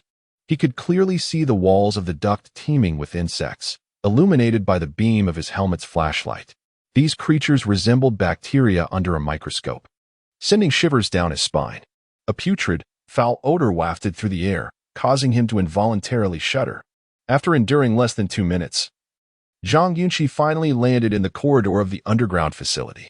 As soon as his feet touched the ground, a cool breeze greeted him. An intense sense of dread surged within him, quickening his heartbeat. He had experienced this sensation before. During his initial days at the seminary, when Li Han had clandestinely transported him in the dead of night, preparing for a cranial procedure. The moment Zhang Yunxi awoke, he had felt that same chilling awareness of impending danger. Yet, in this pitch-black corridor, devoid of even a ghostly silhouette, why did he feel this way? Puzzled, he turned to Dr. Peng and remarked, I feel unwell. There's a chilling draft at my neck. Dr. Peng hesitated momentarily. This indicates we have chosen an exceptionally fortunate entry point. What do you mean? Zhang Yunxi pressed for clarification. Dr. Peng remained silent, promptly activating the electronic biological monitor. Sweeping it along the corridor, perhaps the secrets of your body can be unveiled here. Atop Mongshan Mountain, at an altitude exceeding 4,000 meters, a massive shadow traversed the snowy terrain at a leisurely pace. The mountain howled, scattering the thin layer of snow on the ground, as the shadow moved slowly towards the denser woods below. Chapter 84. An encounter with the cloud-entering dragon in the 65th section of Mongshan, 38 meters underground. Chaotic beams of electric light swept across the surroundings as Zhang Yunxi and his companions curiously observed their environment. Kaka stepped beside the wall, illuminating the overhead electrical conduits, and remarked softly, Old Zhang, I estimate that this construction was completed no more than 30 years ago. I'm only 18. Why call me Old Zhang? Is that reasonable? Zhang Yunxi responded, slightly disgruntled. Such familiarity. How did you deduce that? Zhang Yunxi inquired as he approached. Kaka pointed to the conduit. It's marked with the production date. 2091. Please, pay attention to detail. Speaking of details, you excel in that regard, Zhang Yunxi retorted, glancing at the conduit. There's no production unit listed. Otherwise, we might deduce which department was responsible for the construction. While they were conversing, Dr. Peng, who had been moving ahead, suddenly called out, there's a reaction. The group quickly gathered around him. "What did you see?" asked Father Wei immediately. "Don't move. Don't come closer," Dr. Peng warned, frowning and gesturing for silence. "We must not disturb the evidence." The others halted, standing near the entrance. Dr. Peng bent down, adjusted the detector on his helmet, and proceeded forward. In the cold underground corridor, a slight breeze blew, and a trickle of water, seeping from an unknown source, rushed noisily toward the lower ground. Dr. Peng leaned against the left wall and slowly crouched down, retrieving a device from his bag and activating it. With a swift motion, the front of the square device emitted a broad beam of blue light, illuminating nearly the entire corridor 6 meters ahead. The soft blue glow flickered, revealing several faint red lines in the water flowing beneath the left wall. This device, known as the Visual Biological Trace Targeting Apparatus, could detect biological activity through a range of indicators including scent, heat signature, droppings, footprints, and shed hair. This technology had existed for over a century, evolving significantly with advancements in scientific research. The scent detector, for instance, was over 3 times more sensitive than a canine's sense of smell, capable of detecting the scent of organisms that had passed through days earlier. This advancement had rendered police dogs obsolete, significantly increasing the use of electronic detection devices. Dr. Peng crouched beside the water, meticulously testing samples with various test tubes before turning back to the group. "We need to separate our paths." "What do you mean?" Weber asked. "There are indeed traces of an unknown organism, but they are mixed with those of common creatures," Dr. Peng explained. "We need to distinguish them to accurately identify our target." Weber nodded. "I understand. There are currently 3 traces of unknown organisms. I will electronically mark them," Dr. Peng stated, handing a biological testing tube to Weber. "Input this data into your detection devices to differentiate the common biological traces. We will split into 3 groups and each pursue a distinct trace. Is that acceptable?" Weber promptly agreed. "Come on, input the data quickly and let's separate," Zhang Yunxi called out. Everyone recorded the values from the testing reagents into their devices and then dispersed. One group continued down the corridor in the desolate corridor. The sound of heavy footsteps echoed ominously as a tall man emerged at the fork in the path, flanked by 2 companions. Draped in a black coat, with long hair cascading down, he conspicuously wore no holographic helmet, opting instead for an exquisite gas mask that covered only his mouth and nose. This man, known as Dragon Brother, stood approximately 6 feet tall, with a robust physique and piercing eyes, adorned with a red rose tattoo on his neck, which starkly contrasted with his imposing demeanor and unconventional attire. Tong Zhan pulled back Dr. Peng, while Zhang Yunxi positioned herself before Jiang Xin. "Ah, it truly is you." Dragon Brother stepped forward, his black coat billowing, and inquired, "Do you recognize me?" Upon hearing his words, Zhang Yunxi discerned his nefarious intentions. Engaging in a civil discussion was futile. She retorted, "Are you money? Why would I need to know you?" "Surely you recognize Little Earth Dragon," murmured the man beside Dragon Brother. "He is the sworn brother of Little Earth Dragon, the dragon of the cloud from the 033 wasteland." Dragon Brother regarded Zhang Yunxi with disdain. "You little brat, come over here on your own, and I won't trouble your friends." Jiang Xin, standing behind Zhang Yunxi, had already notified Weber through the local network. Suddenly, Dragon Brother's words prompted a group of 15 to 16 individuals to advance menacingly. Meanwhile, at the foot of the 065 mountain range, in a concealed observation room nestled within a rocky cave, a young man clad in wasteland management military attire rested his feet on a makeshift table, his gaze fixed on the electronic screen displaying detection data. As he began to doze off, an electronic alarm blared abruptly, jolting him awake as he stared at the screen, his eyes widening in shock. "Inform Master Ko, quickly. There's a response." 10 seconds later, Master Ko rushed in from outside. Urgency etched across his face. "What's the situation?" "Target activity detected at the 079 entrance of the underground facility," the young man replied, standing beside the detector. It appeared suddenly, likely descending from the mountaintop. Master Ko's eyes sparkled with excitement. "Where's the bait? What is its location?" "The live bait is unclear. The underground space is too vast, and there are interference signals preventing us from detecting it.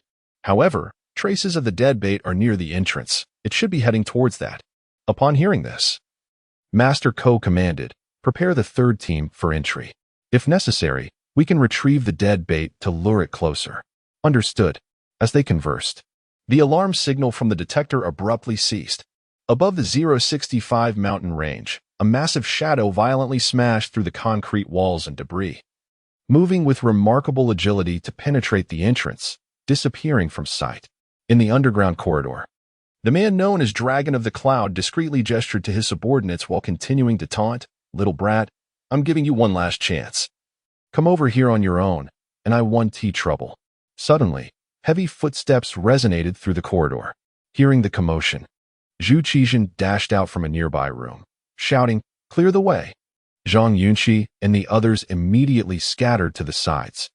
Zhu Qizhen drew the photon explosive sword from its sheath and, gripping it with both hands, propelled himself into the air using his foot thrusters. Sweeping down with his sword, "What's your deal, Dragon of the Cloud? I'm no pushover. Defend," someone from the opposing side shouted, as four men in mechanical armor raised their arms to block the strike. Simultaneously, those beside Dragon of the Cloud dispersed, brandishing kinetic guns and cannons, preparing to unleash a concentrated volley at Zhu Qizhen. With a swift strike, Zhu Qizhen's sword cleaved through the armor of two adversaries, sending them flying 3 meters away, colliding heavily with 4 or 5 of their comrades, who crashed down onto the ground. "Enough," Zhu Qizhen declared, standing defiantly before them, sword in hand, cursing. "I wield the photon explosive sword, made for cutting down the arrogant. Charge!" Tong Zhan bellowed. With remarkable quickness, Jiang Xin lashed out, targeting the rose tattoo on Dragon Brother's neck with her whip. Chapter 85, Nano blades. The electronic restraint cord sliced through the air, swiftly targeting Long Gu amidst the crowd. Crack! The sound of electric discharge echoed as the cord struck Long Ji's raised mechanical arm, sending sparks flying. His reflexes were quick. Long Ji's silvery mechanical hand coiled tightly around the restraint cord and yanked it back forcefully, exclaiming, "Little lady, you're quite the thrill-seeker. Enjoying the whip, are we?" With a swift motion, he pulled the cord forward, sending Jiang Xin hurtling through the air.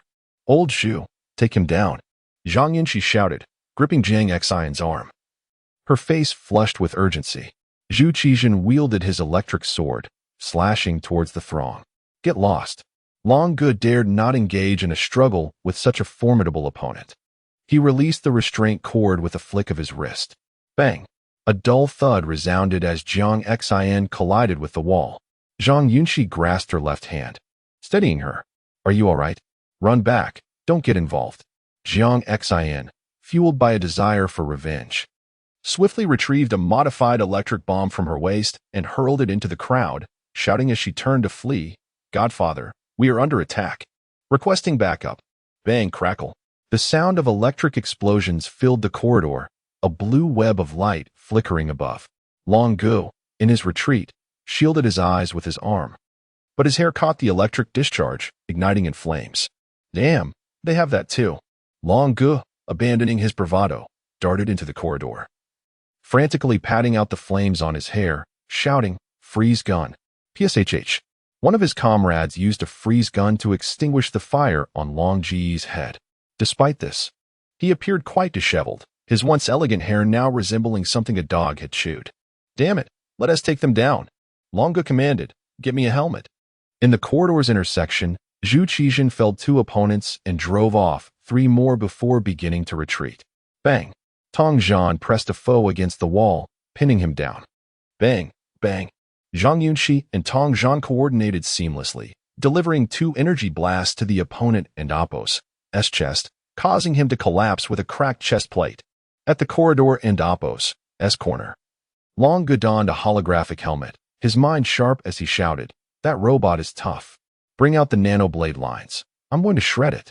5 seconds later, 4 of Long Ji's subordinates emerged, each wielding a uniquely designed pistol, unleashing a flurry of fire upon the formidable Zhu Qizhen. The faint sound of gunfire echoed, yet the peculiar pistols seemed to discharge nothing, as if they were firing into thin air. Zhu Qizhen turned, seeing the 4 aiming their weapons, and instinctively slashed down with his sword. In that moment, a bizarre scene unfolded. Crack! As Zhu Qizhen turned, a segment of the alloy plating on his shoulder was sliced through, flying off cleanly. Simultaneously, he felt a strong pulling sensation in both arms and his right leg. With a flick of his electronic eye, he activated the scanning feature, revealing four exceedingly thin red lines before him. They were finer than a strand of hair, invisible to the naked eye unless scanned. These threads connected to the four unusual guns, now ensnaring Zhu Qijian's limbs. Meanwhile, several youths hid around the corner, pulling the lines back forcefully. Creak. As they tugged on the threads, a grating metallic sound emanated from Zhu Qijian's. In truth, the distance between the two parties should not have been so vast, as Zhu Qijian was fleeing almost face-to-face with his adversaries. If Long Gu and his companions were not complete fools, they would undoubtedly have pursued him immediately. However, the cunning Zhu resorted to a clever ruse, scattering four nanofine blades chaotically along the corridor as he fled.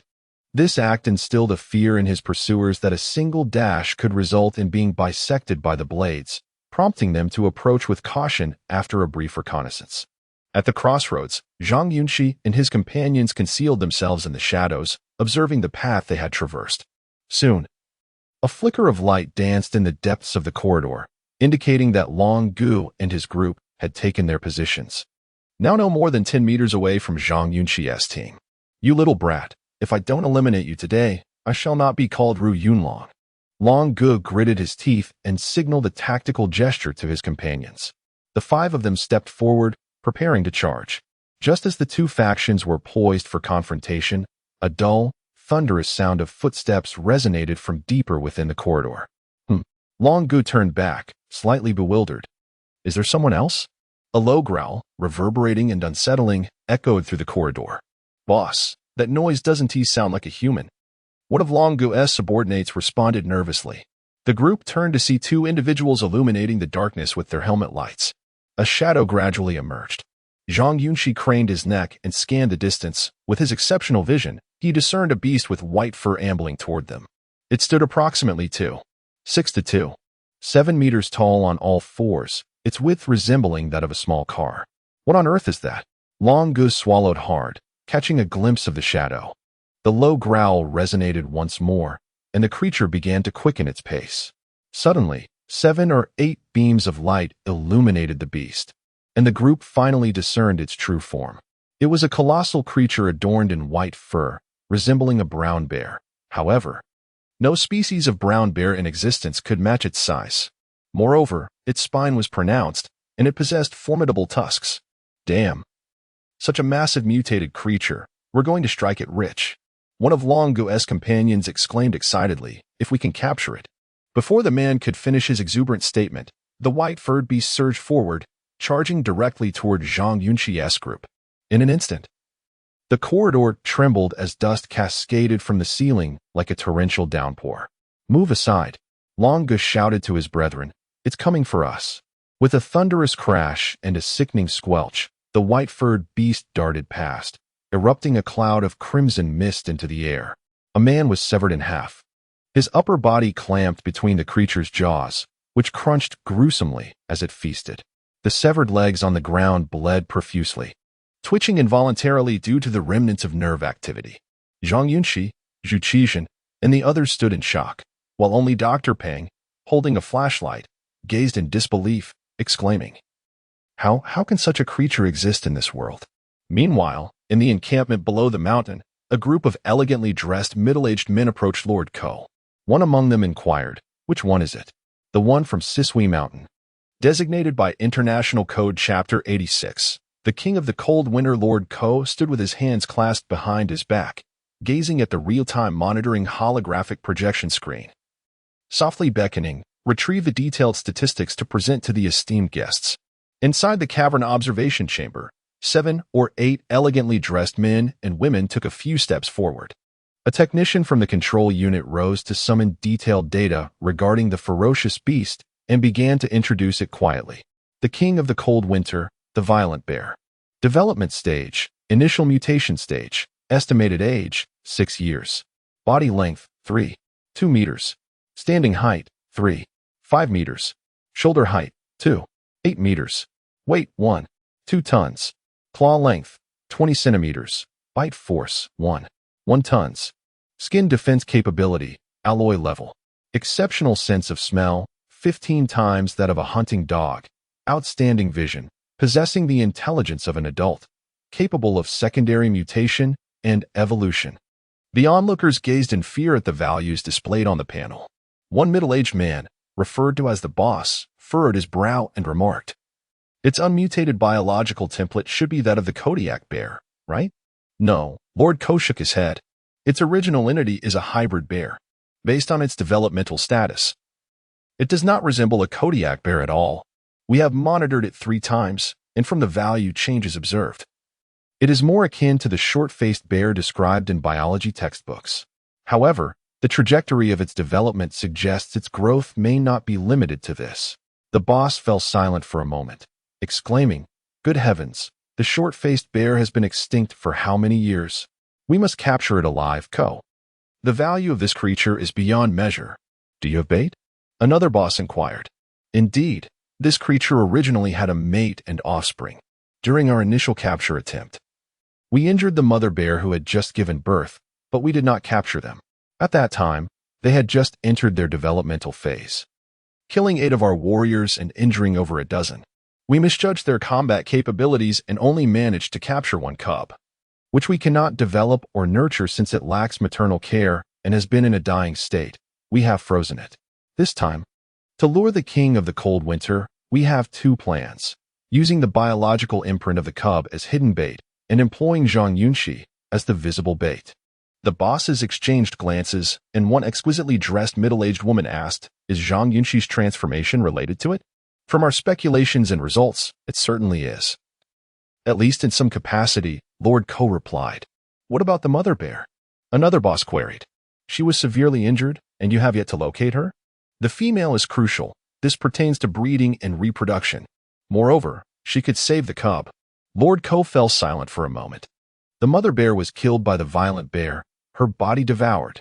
We found some remains at Green Mountain, but due to the time elapsed since her death, we were unable to extract any genetic material."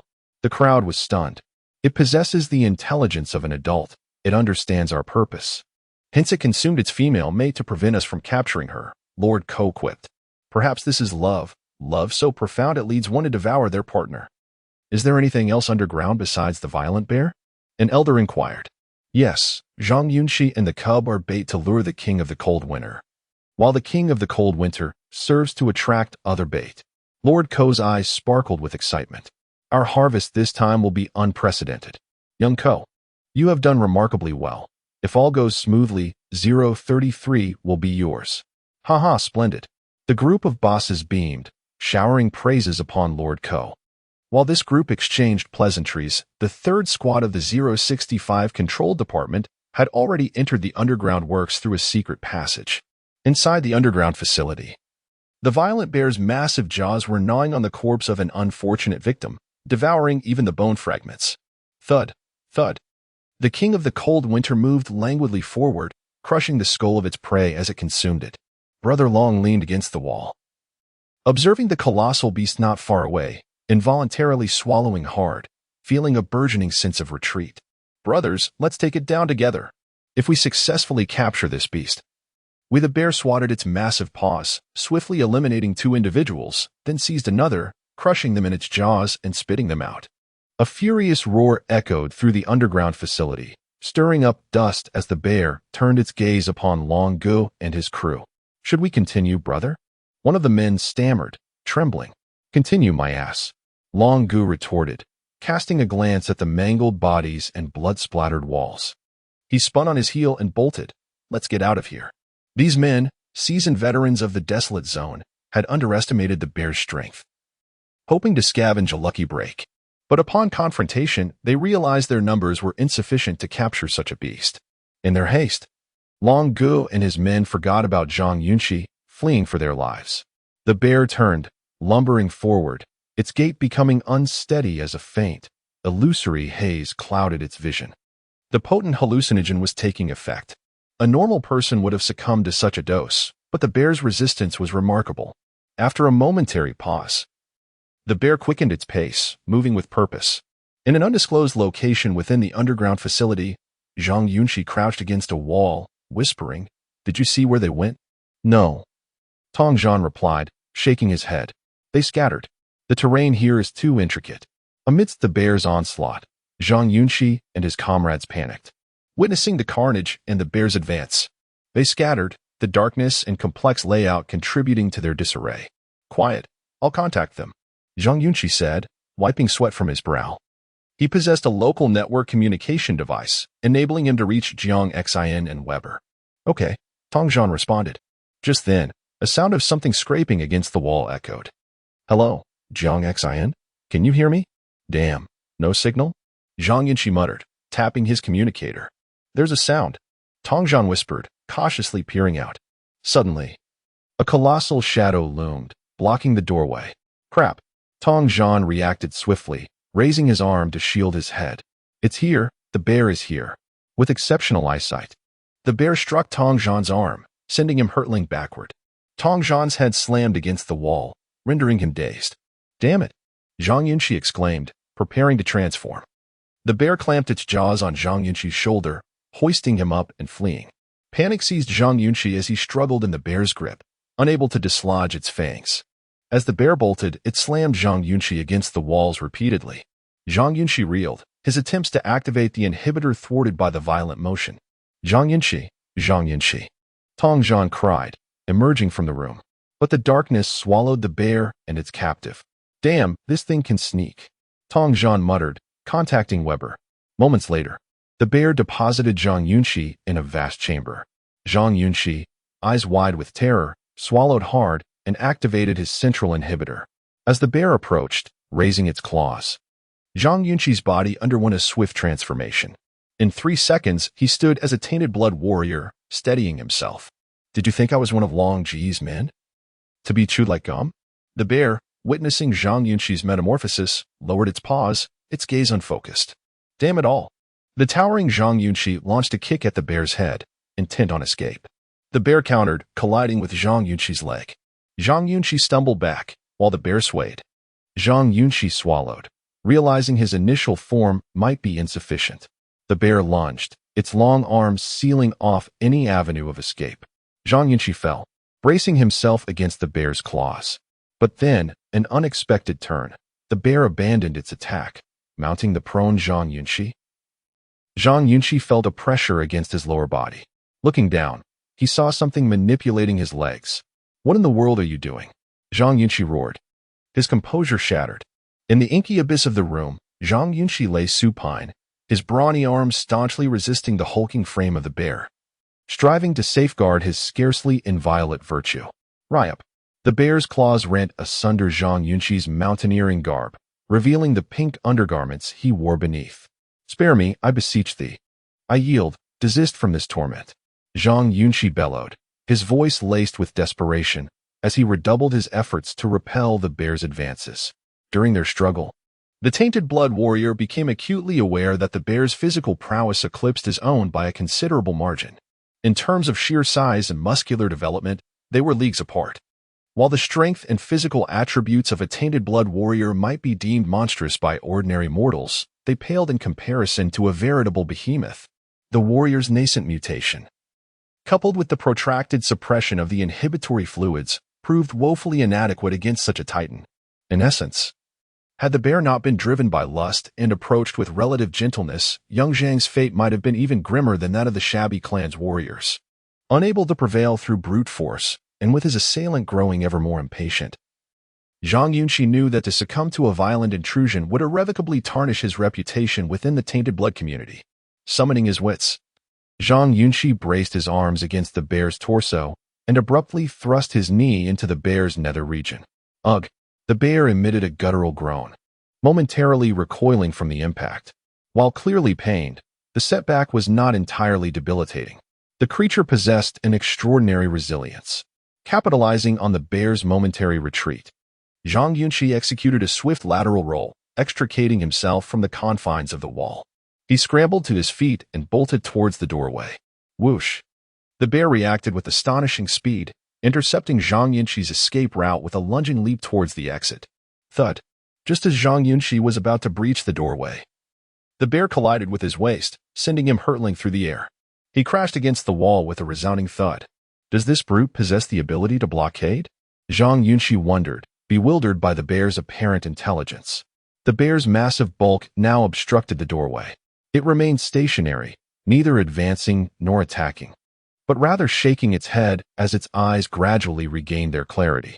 The potent effects of the hallucinogen were waning as the bear's antibodies adapted to the substance. From the moment of inhalation to the onset of effects, the assault, and the subsequent decline, the hallucinogen's influence lasted less than 3 minutes. This underscored the formidable nature of the bear's immune system. The bear ceased its aggression, instead blocking the iron door and gazing at Zhang Yunxi with gentle eyes. Gulp.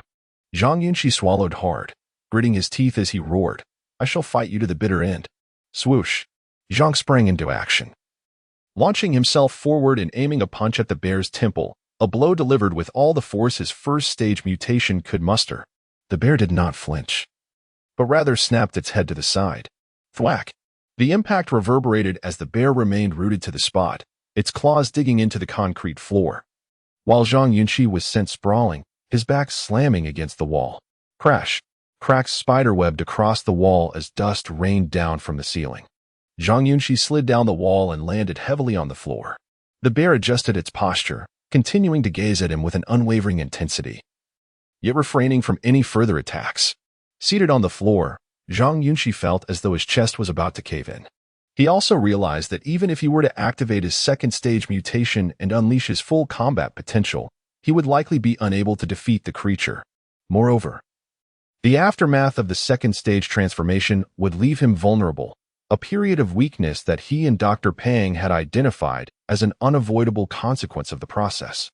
In other words, his current predicament was such that he could neither prevail in combat nor escape the possibility of violation. Zhang Yunxi was at his wit's end. Utterly bewildered by the bear's intentions, it was evident that the bear was a mutated being that had fully assimilated its new genetic makeup. It had successfully navigated the adaptation phase and entered a state of coexistence, or perhaps even a more advanced stage.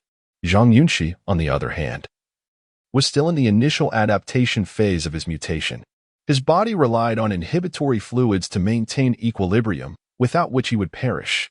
Unable to effectively harness his mutated genes, how could he possibly hope to overcome a bear that had already reached a state of coexistence? Although Zhang Yunxi harbored 4 different mutated genes within his body, he was essentially in a state of arrested development until he achieved complete coexistence. Akin to being afflicted by an illness. What was he to do? Zhang Yunxi's mind raced. At the doorway, the bear watched him, slowly lowering itself to the ground, licking its paws with an air of simple-mindedness. What did this signify? Was it attempting to initiate some form of courtship? Zhang Yunxi gulped, suddenly sensing that the bear harbored no murderous intent towards him. As the standoff persisted, and Zhang Yunxi was surreptitiously preparing to transmit his location to Jiang Xin via the local network communicator, the bear slowly rose to its feet, its gaze now cautious. Zhang Yunxi scrutinized the creature, convinced that it possessed no understanding of modern technology, let alone human language. Hello? Zhang Yunxi maintained his forward-facing posture, his right hand fumbling along the wall to activate the communicator's connection switch. "Can you hear me?" he whispered. Resorting to such rudimentary communication was unavoidable, as the desolate region lacked any public communication networks. More sophisticated devices were rendered useless, leaving only local network connections as a viable option, albeit with limited range. "Hello? Can you hear me?" Zhang Yunxi brazenly chose to operate the device in the bear's presence. The bear approached, raising its paw. Zhang Yunxi stared at it in bewilderment. I was merely coughing." Thwack! A paw crashed down, sending Zhang Yunxi sprawling onto the ground, his head striking the concrete floor with a dull thud. "Stop. I won't shout anymore, I promise." The bear ignored his pleas, raising its paw to crush the communicator in Zhang Yunxi's hand. Just then, a contingent of heavily armed mercenaries and AI combat robots appeared in a dimly lit corridor, their search pattern converging on the area occupied by the bear and Zhang Yunxi. Whoosh! The bear whirled around with astonishing agility, casting a furtive glance down the silent corridor. Without hesitation, it seized Zhang Yunxi in its jaws and bolted. With his upper body lodged between the bear's fangs, Zhang Yunxi was assailed by a pungent, acrid stench. Thud, thud, thud. the bear, displaying the cunning of a seasoned criminal, careened through the corridors, slamming Zhang Yunxi against the walls with relentless force. The repeated impacts left Zhang Yunxi disoriented and his legs throbbing with pain, rendering him incapable of contemplating escape. The bear's frantic flight led it through a labyrinth of dark corridors, its erratic turns and the constant battering leaving Zhang Yunxi utterly lost. However, Zhang Yunxi could vaguely discern that the bear was consistently descending. After an indeterminate period, Zhang Yunxi's first-stage mutation subsided, a result of his deliberate deactivation of the inhibitor. He had reached the conclusion that continuing in this manner would deplete his supply of inhibitory fluid too rapidly, leaving him vulnerable. As the grizzly bear sprinted, Zhang Yunxi twice succumbed to nausea, his vomit erupting into the bear's maw, a rather unpleasant experience. Thump. At last, the bear ceased its frantic dash, depositing Zhang Yunxi unceremoniously onto the ground. Ugh! Zhang Yunxi, reeling, sat up, turning his head to violently retch. Howl. Nearby, the bear, equally disgusted, paced in circles, expelling two copious streams of its own. Zhang Yunxi, believing himself devoid of further stomach contents, was proven wrong when he glimpsed a shoe-clad foot among the bear's regurgitations, prompting him to eject the very essence of his digestive system. After a shared half-minute of vomiting, the bear cast a glance at Zhang Yunxi before lumbering towards a dark, gaping aperture. Meanwhile, Zhang Yunxi surveyed his surroundings, discerning a dimly lit chamber, likely a former training facility, judging by the overhead cables and antiquated furnishings. A furtive glance at his communicator revealed a depth of 45 meters, confirming the bear's downward trajectory. The chamber was noticeably colder, with a palpable draft. Zhang Yunxi, aided by his keen eyesight, observed the bear directing low growls into the inky blackness of the hole. Howl. The guttural sound reverberated within the passage, producing rhythmic echoes. Zhang Yunxi watched in bewilderment, utterly perplexed by the creature's actions. After a moment's pause, he steadied himself on his hands and focused on the chamber entrance. Escape is possible. Zhang Yunxi swallowed hard, edging sideways. Whoosh!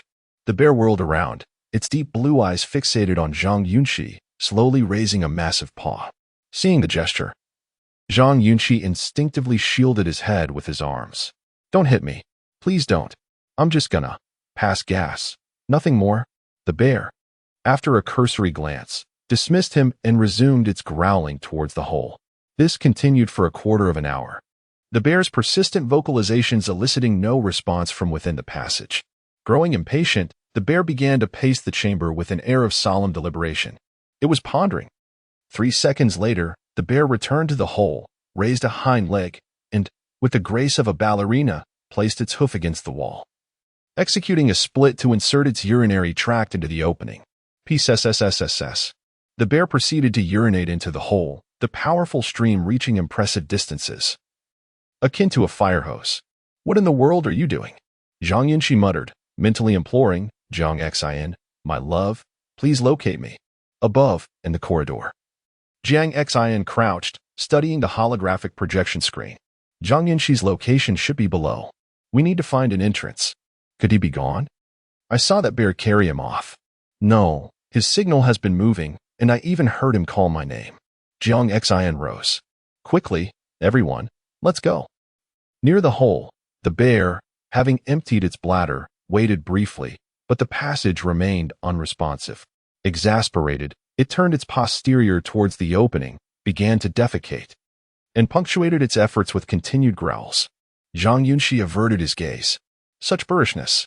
Less than 800 meters from Zhang Yunxi's location, in an excavated tunnel, Sean, wielding a military-grade shovel, reassured the group.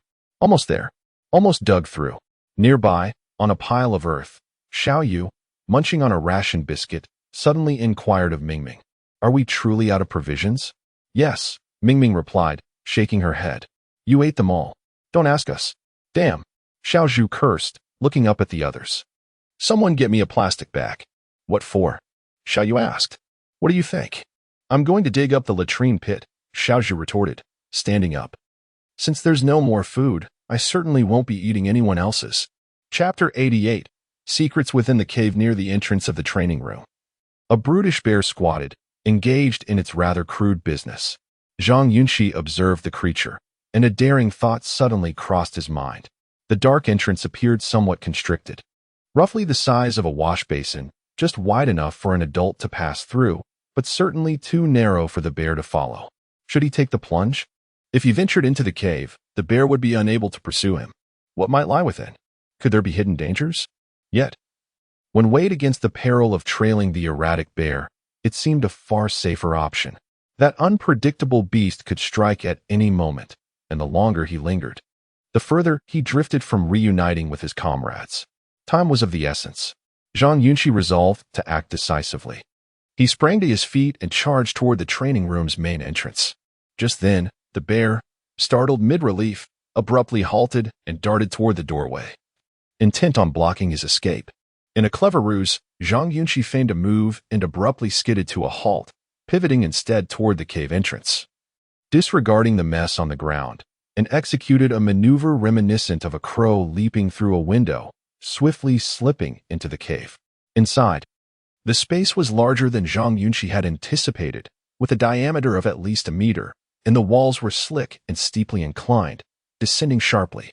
As he entered feet first, he found himself sliding uncontrollably. A pungent, decayed odor assaulted his senses, overwhelming him with a sense of dread and discomfort. He instinctively felt his body tense, every hair on his skin standing on end. Grappling the walls for support, he felt a substantial protrusion with his left hand. Seizing it firmly, a cascade of pebbles clattered down, echoing within the cave. Zhang Yunxi halted his descent, swallowing hard as he peered downward into the inky darkness. Nothing was visible, and the sound of the rolling stones echoed on, revealing the cave's considerable depth. Perhaps he had acted a bit too impulsively. Sweat beaded on his forehead as he cautiously probed with his foot for a foothold, stabilizing himself before preparing to contact Jiang Xin. Just then, a gust of air surged upward, causing an itch on his left cheek. Turning, he was astonished to discover two resilient weeds thriving in the crevices of the rock. In such a depthened environment, what kind of plant could possibly survive? Curiosity piqued, he gently brushed the weeds with his right hand, gripping their stems. Suddenly, a noise erupted from the depths of the cave, as if something living was surging upward at great speed. Alarmed, Zhang Yunxi peered down. At the cave's entrance, the bear lay motionless, licking its paws, seemingly unfazed by Zhang Yunxi's escape, exuding an air of calm. A breeze billowed from the entrance, and the bear sniffed the air before cautiously rising, eyeing the cave entrance with heightened vigilance. Ah! A shriek pierced the air. Zhang Yunxi's voice echoed through the cavern. The bear recoiled, retreating a few steps, its gaze now more cautious. What in the world was this place? Zhang Yunxi's cries grew closer to the entrance. With a resounding crash, his body burst forth from the cave, clutching two unfamiliar green plants, curled into a ball as he was flung outward. The bear's eyes fixed on the entrance, its body suddenly erect before crashing down heavily. The concrete floor shattered beneath its weight as it let out a thunderous roar. A whoa. Meanwhile, Zhang Yunxi tumbled to the ground, his lips turning purple, trembling uncontrollably. Suddenly, a massive python shot out from the cave, its emerald eyes glistening, mouth agape, flicking its forked tongue menacingly. Though the training room lacked illumination, Zhang Yunxi's eyes, altered by his mutation, granted him limited night vision. The python's length stretched nearly 8 meters. Its body nearly a meter wide, an imposing sight. Most chilling was the grotesque, mushroom-like growth on its head, adding to its terrifying visage. The python's body was adorned with thick, green scales, and between some of the scale gaps, the very weeds Zhang Yunxi had grasped were tangled. In the training room, a bear, a man, and a python locked eyes, each moment heavy with tension. Unbeknownst to them, an electronic eye subtly swayed above in the air duct on the left wall of the room. In that instant, Zhang Yunxi comprehended the bear's intent. It had been luring the python all along. Meanwhile, approximately 800 meters away in the excavation tunnel, the team leader, Sean, paused, bewildered, and turned to his comrades, inquiring, "Did anyone hear that sound?" "Yes, it sounded like a wolf howl." "Close enough." The group responded in unison. Sean swallowed hard, gesturing, "There's life nearby. We must be nearing a vast underground space. Everyone, let's continue digging the wall." Little Zhu, lacking in intellect, hung a sealed bag from his waist and sighed, muttering, "With such professional gear and personnel, how did we end up here, mining for gold?" "Quit the chatter. And help out, Mingming shouted. In the command center of the cavern, a youth dressed in management attire excitedly called out, "Boss, the bait has worked. The big catch is coming." Hearing this, Boss Ko rushed over with a group of executives. The vast holographic screen displayed a live feed of the training room situation. One executive, eyes gleaming with excitement, remarked, "Is that the creature from 60 meters underground?" "Indeed," Boss Ko replied, nodding enthusiastically. "That is the wilderness python, an early mutated beast from the coexistence period. Until now, we had never truly detected it. We only found some biological traces. We've been tracking it for over a year, but it prefers to dwell below 50 meters. Without the bear's intrusion, it wouldn't have emerged." "Is it defending its territory?" another executive inquired. "Precisely. It has a strong territorial instinct," Boss Ko responded, then bent down to the communication device, commanding, "Everyone, proceed to the wilderness python's territory. We must not let it escape, or we may never find it again." Team 1, acknowledged. Team 2, entering now. Team 3, nearing the target area. Came the swift replies from all units. Boss Ko turned to the executives and declared, "Everyone, stay here. I will personally oversee the operation. Both the bear and the wilderness python are highly intelligent. If they escape, it will be challenging to lure them out again. Little Ko, if you can secure a live specimen, we will immediately arrange a donation of 100 million. It's a promise," the leading executive assured. Returning to the scene, Master Ko chuckled in response before turning and exiting the cave to issue commands. Calling out loudly, "Except for those at Camp 1, all personnel assemble. We are descending." Inside the training room, a hissing sound echoed. The prairie serpent flicked its forked tongue, its body grinding against the ground as it began to advance slowly. A low growl emanated from the formidable bear. Zhang Yunxi lay nearby, observing the two beasts locked in a standoff. He had no time to marvel at the latter half of the serpent's body emerging over the bear's excrement, instead pushing himself up with his elbows and gradually moving toward the exit. With a sudden rush, after a few tense seconds, the prairie serpent struck first. It lunged forward, its entire form now free from the cave, measuring an astonishing 12 meters in length, its tail resembling a long whip as it swept toward the bear. With a fierce roar, the bear stood erect, swiping a paw at the serpent's tail. The moment had arrived. Zhang Yunxi sprang to his feet, without a second thought, clenching a handful of grass and dashing toward the training room's exit. The bear paid him no heed, engaging in a fierce melee with the serpent. In the corridor outside the training room, as Zhang Yunxi sprinted, he shouted into the local network communicator, "I've made it out. Can you hear me?" Zhang Xian promptly replied, "Where are you?" "We are approaching you." "I'm at the perimeter of a training room." Zhang Yunxi glanced at his wrist communicator. "I see your location. We'll meet soon. What is the situation on your end?" "Holy crap, you might not believe this. The bear first tried to overpower me, and I naturally resisted with all my might. Then it dragged me to a cave entrance where it relieved itself. I had no idea what it was up to, so I ventured inside, only to be confronted by a massive python, thrashing wildly at the entrance." Zhang Yunxi spoke rapidly. "Now the bear and the python are engaged in battle, and I've already fled. What are you saying?" Zhang Xian exclaimed. "That's not important right now." Zhang Yunxi glanced at the grass in his left hand, "But it seems I've found the candle dragon grass." "What?" Dr. Pang's voice crackled with surprise. "You found the grass?" "Yes, it's a plant species I've never encountered before, and it thrives at such a great depth underground it surely isn't ordinary grass." Zhang Yunxi replied, "Let us discuss this when we regroup." Just as he finished speaking, a thunderous crash erupted from the training room behind him. The bear had swatted the prairie serpent on the head and turned to flee. Simultaneously, as Zhang Yunxi continued his frantic run, he suddenly noticed a flicker of light in the corridor to his left. A group of individuals clad in black combat uniforms, accompanied by AI soldiers, charged toward him. Chapter 89. Driven to madness within the pitch-black underground facility, Zhang Yunxi swiveled his head, observing numerous armed personnel congregated at the exits along the corridor. This group was easily identifiable, their combat uniforms adorned with the clear insignia of the 033 Wasteland Management Department.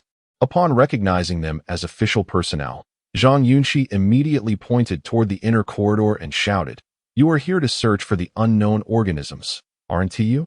Inside, a bear and a gigantic python are engaged in battle, and I was coerced into coming here. He raised his hands, positioning his body towards the corridor ahead. I am unarmed. I will advance, and you may proceed past me.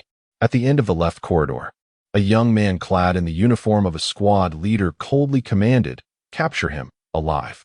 His combat abilities are formidable. We have observed his performance at the supply camp, and he can easily overpower initial mutation warriors. Clomp, clomp. As the squad leader issued his command, a dozen soldiers from both sides raised their energy shields, advancing cautiously with small, deliberate steps. Simultaneously, footsteps echoed from the front of the corridor, and Zhang Yunxi looked up to see another group of soldiers cautiously closing in on him, with a bear and a python behind him. The 3 escape routes ahead were also sealed off. What choice did he have?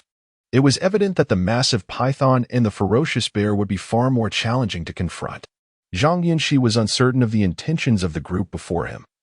But one thing was clear: they intended to harm him. Damn it.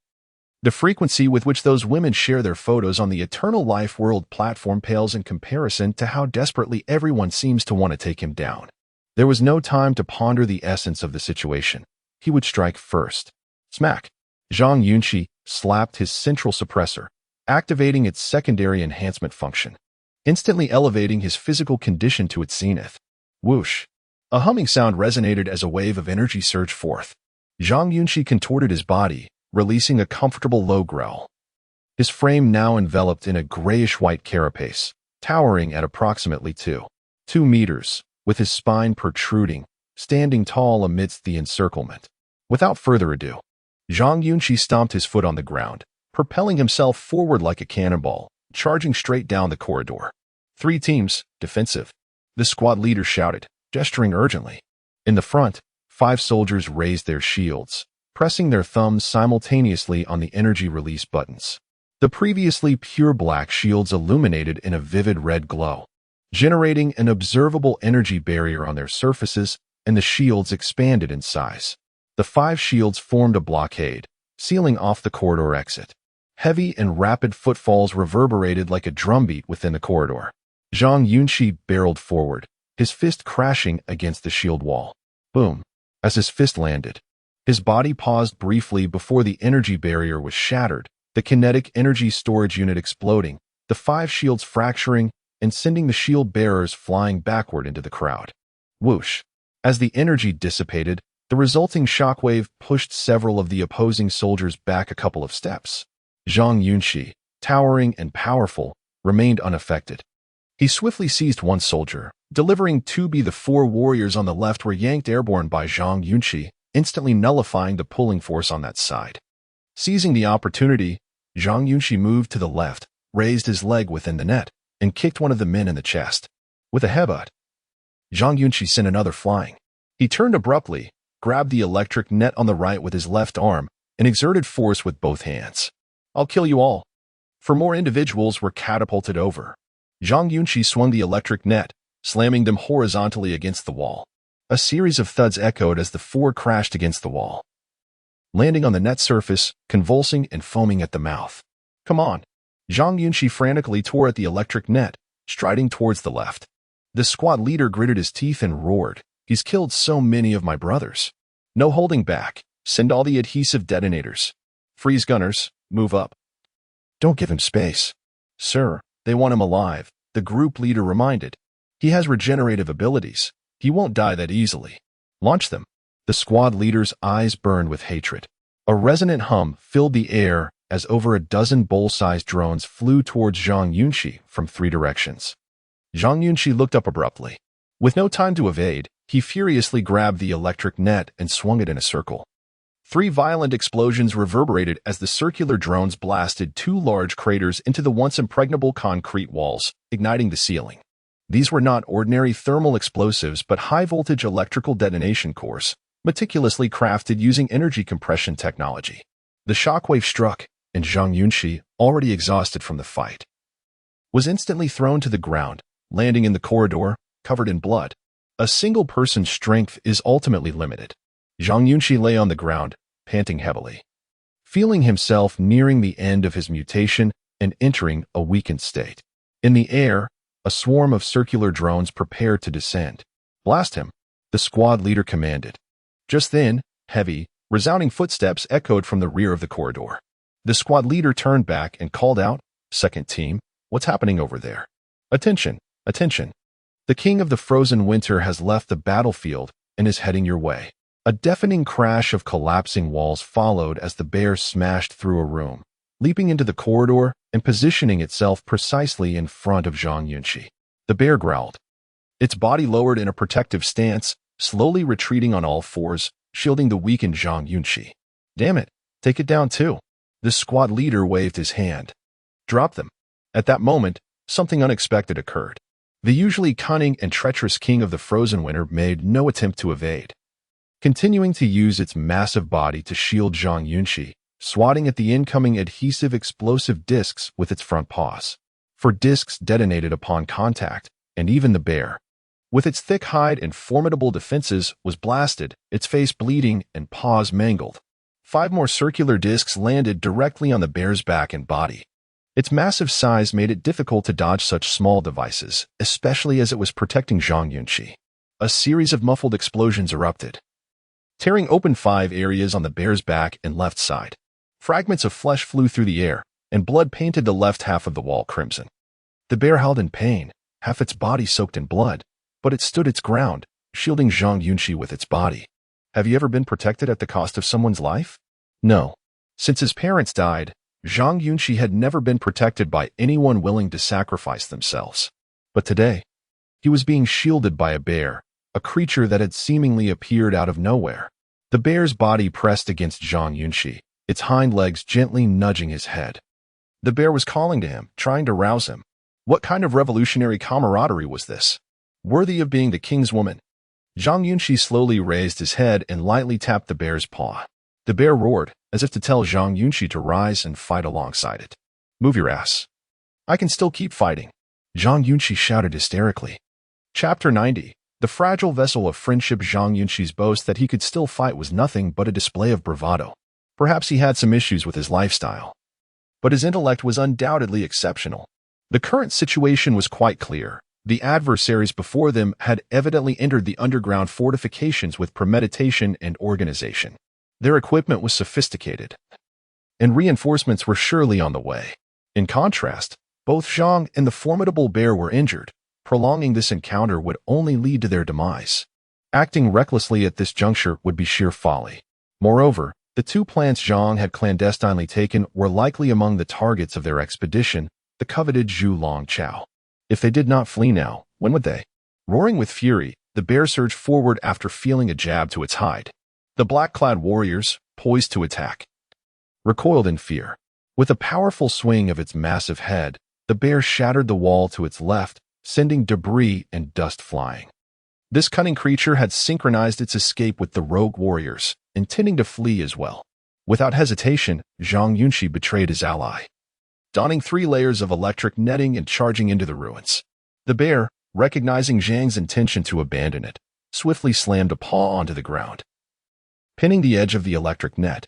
With a thud, Zhang Yunxi, who had just entered the debris, found himself sprawled on the ground, cursing, "Damn it, cover me. Don't step on me."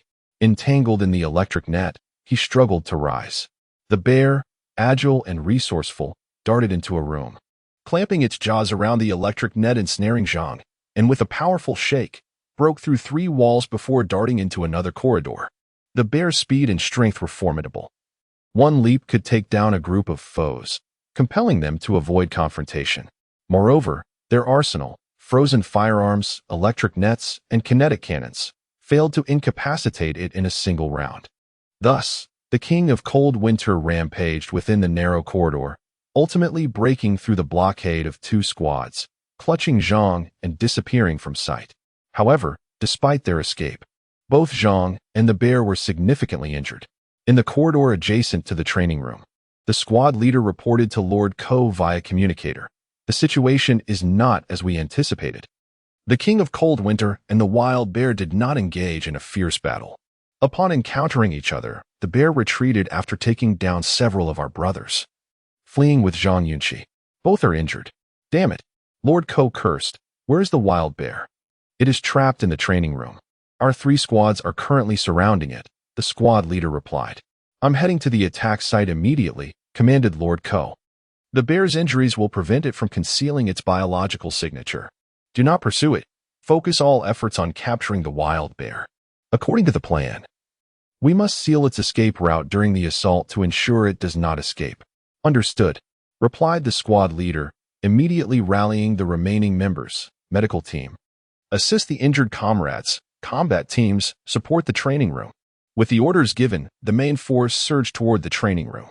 In the bloody corridor, a member of the medical team gazed at the mangled bodies strewn about, muttering in local dialect. What the hell? They've been smashed to smithereens. Am I supposed to scoop them up with a spoon? At the entrance of the training room, the massive wild bear was indeed in dire straits. Having been severely compromised by the other bear, it had once enjoyed the spacious underground quarters, basking in the natural breeze and washing in the subterranean river, living in blissful solitude. Even if the management used bombers to raise the entire 065 area and deployed thousands of excavators to dig 100 meters deep, they would not have found a trace of the wild bear, as the underground rock formations were too vast and the rivers too numerous. It would slip away at the slightest disturbance. However, the bear and the wild bear were sworn enemies due to their mutated genes. The former, defecating and urinating at the entrance of the latter's lair, and even tossing down an obnoxious human, forced the wild bear to retaliate. Yet it was caught off guard, surrounded by armed personnel as soon as it emerged, while the bear, familiar with the terrain, made a swift escape. In the corridor, the wild bear coiled along the walls, its massive serpentine head swaying and flicking its tongue. The squad leader swallowed hard, immediately signaling for an assault. Advance, seal its retreat. With a whoosh, the soldiers from 3 directions raised their weapons. Simultaneously, a dozen microdrones zipped by, arcing into the training room and flying into the wild bear's den. The wild bear let out a howl, seemingly aware of the impending threat, and its tail lashed violently against the ground, attempting to retreat to the training room. Boom! A series of explosions erupted at the entrance, thick clouds of dust billowing forth as the walls visibly crumbled, accompanied by the sound of rocks tumbling into the den. It was over. Not only had it been lured, but it could not return. Desperate, the wild bear opened its gaping maw and lunged into the throng of soldiers. The brutal and bloody hunt had officially commenced. ZZZZT. The electric net, though now uncontrollable, continued to operate, leaving Zhang Yunxi dazed and tingling all over. With a crash, a wall was broken through, and a rush of cold air swept over him. Shaking his head to clear his mind, he realized he and the bear had resurfaced, leaving the underground fortifications behind. The mountainous scenery swirled before Zhang Yunxi's eyes as he attempted to steady himself. Soon recognizing that they were not at the mid-slope of the 065 region, but rather at a lower elevation, where he could even see a small river winding away. What are you doing? Where are you taking me? Zhang Yunxi shouted in alarm. The bear ignored him, continuing its frenzied dash, blood streaming from its body. Zhang Yunxi swallowed hard, glancing at the local network communicator on his wrist, noting the poor signal. With no alternative, he realized that the localized network terminal had a limited range, and the bear had evidently sprinted far away. Hey, Zhang Xin, listened to after leaving the underground construction site. The king of cold winter, with Zhang Yunxi in its maw, sprinted for several more minutes before halting majestically atop a small hill. The icy wind swept across the landscape, and the mighty bear stood atop the summit, surveying its surroundings like a sovereign of this territory. Within the now-defunct electric fence, Zhang Yunxi unleashed a torrent of curses. Look at the cowardice you've caused. Stop posing and put me down. I'll give you an injection if you raise your backside. With a thud, the bear released its powerful jaws and, appearing somewhat lethargic, lay down on the hillock, frequently turning to lick its wounds. Zhang Yunxi freed himself from the electric net and promptly unfastened a built-in belt from his waist, bending to retrieve several vials of medicine. His condition was far from optimal. Having entered a state of weakness following his transformation and compounded by injuries sustained in prior battles, he felt sharp pains radiating from his ribs and arms. As Zhang Yunxi manipulated the vials, blood trickled from his nose.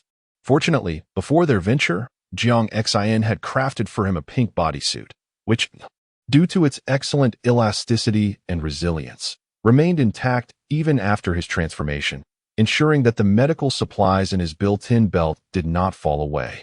Though other equipment had been lost, he extracted a vial and swiftly adjusted its contents. Then, bending at the waist, he approached the bear. "Come, let me give you an injection." The bear abruptly turned its head, eyeing him warily.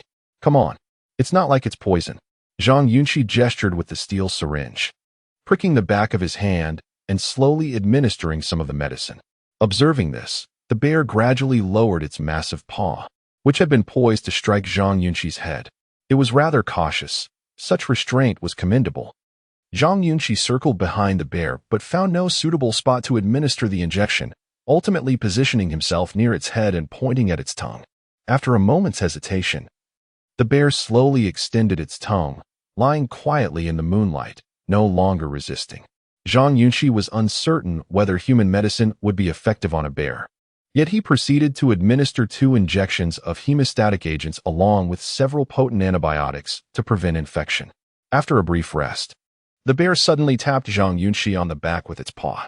"What is it?" Zhang Yunxi was in the midst of giving himself an injection. With a more forceful pat, the bear pressed down on Zhang Yunxi's shoulder. "What do you want?" Turning to see the bear prostrate on the hill. Gazing southwest, he wondered about its intentions. Narrowing his eyes, Zhang Yunxi looked in that direction and was astonished to spot a well-concealed camp. In the center, a multitude of armed vehicles and combat equipment were stationed, identifiable by their markings as belonging to the Administrative Department and Oppo's operational zone. "What the hell?" Zhang Yunxi exclaimed, staring incredulously at the bear. The bear, with a subtle gesture, licked Zhang Yunxi and craned its neck toward the camp. "I get it now. I finally understand." Zhang Yunxi gazed at the bear in disbelief. "You're truly cunning."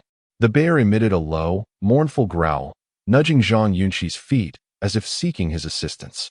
Chapter 91. The princess. A chill wind swept through the mountains, causing the wild grasses to sway.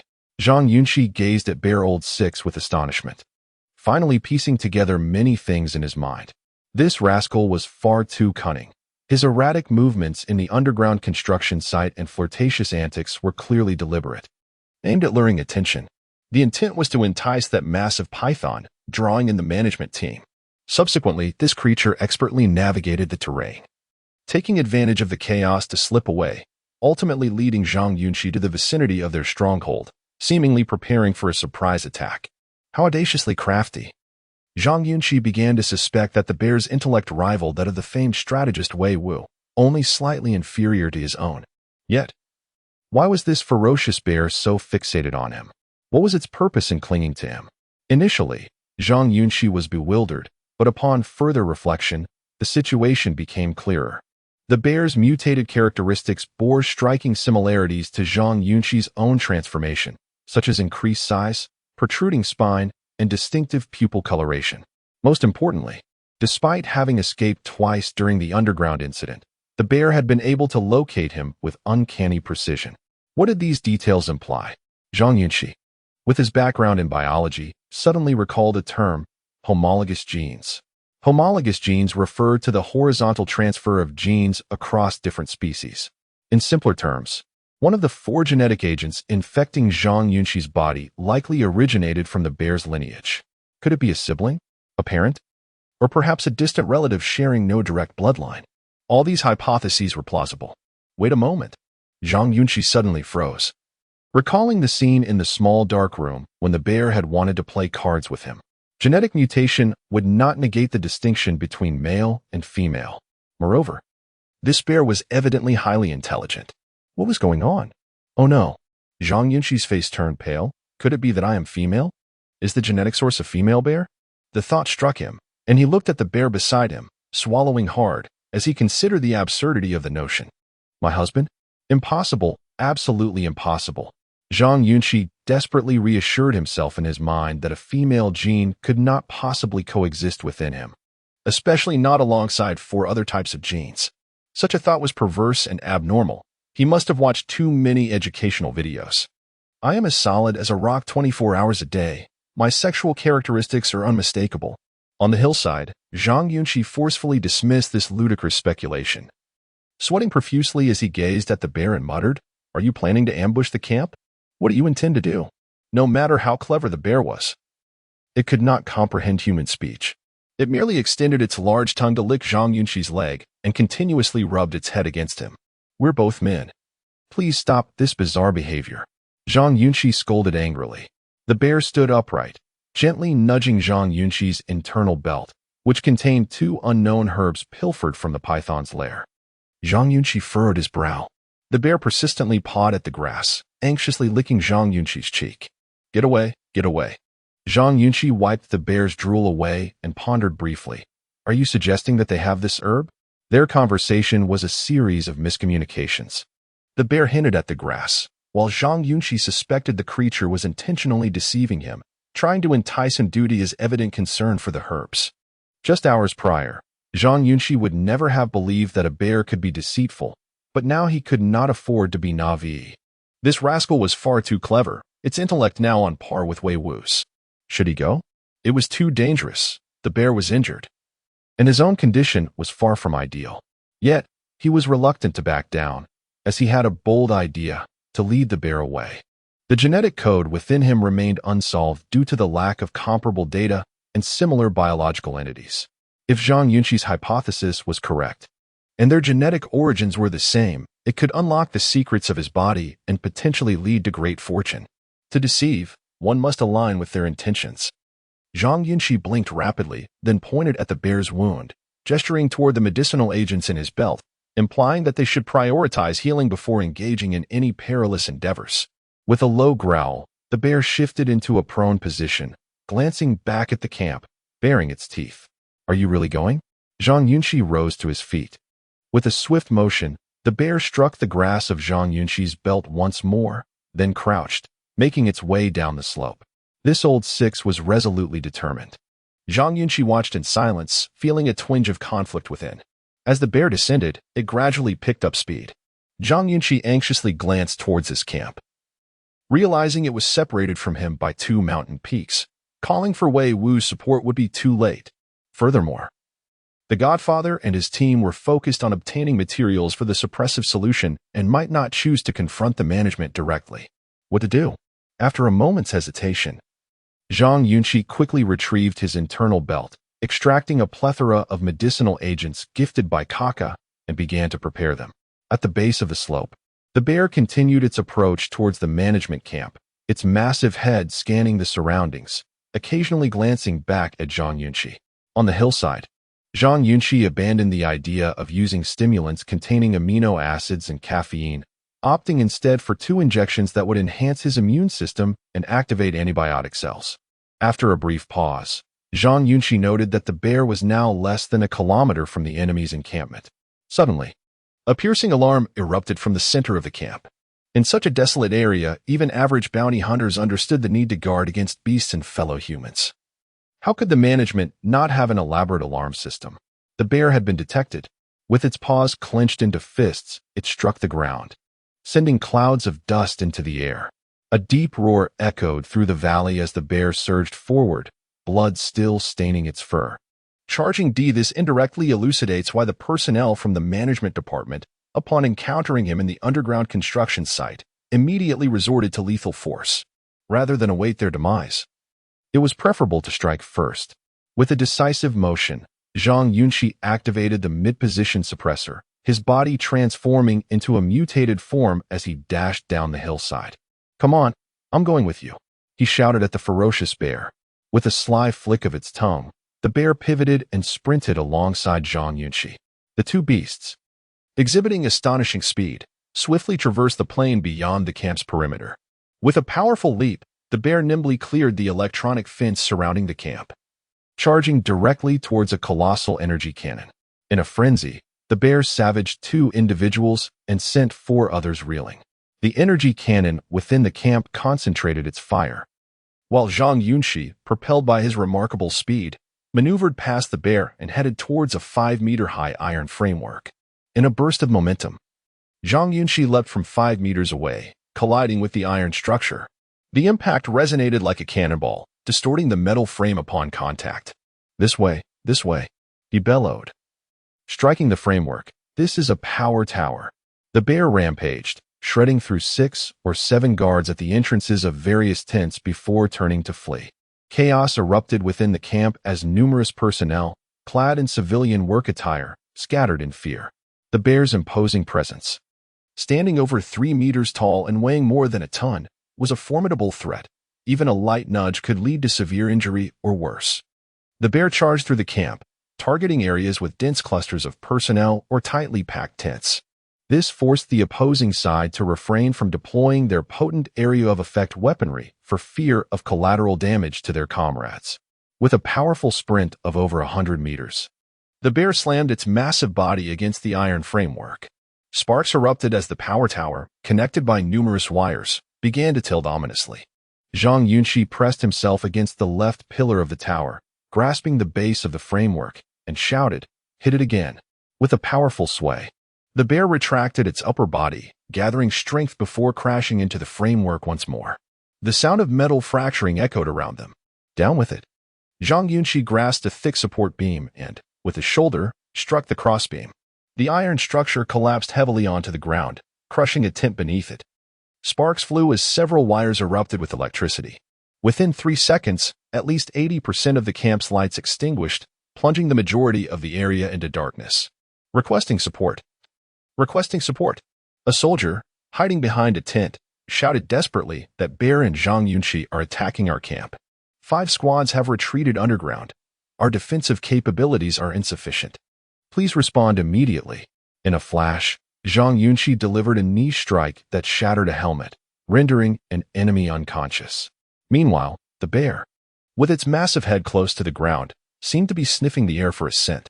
Within the underground construction site, a white mist began to swirl. Zhang Yunxi, donning a helmet, crouched and inquired, "Why is there gas?" In the dark corridor, a faint, rodent-like squeaking echoed ominously. "Next week, we shall intensify our efforts, striving for double updates daily."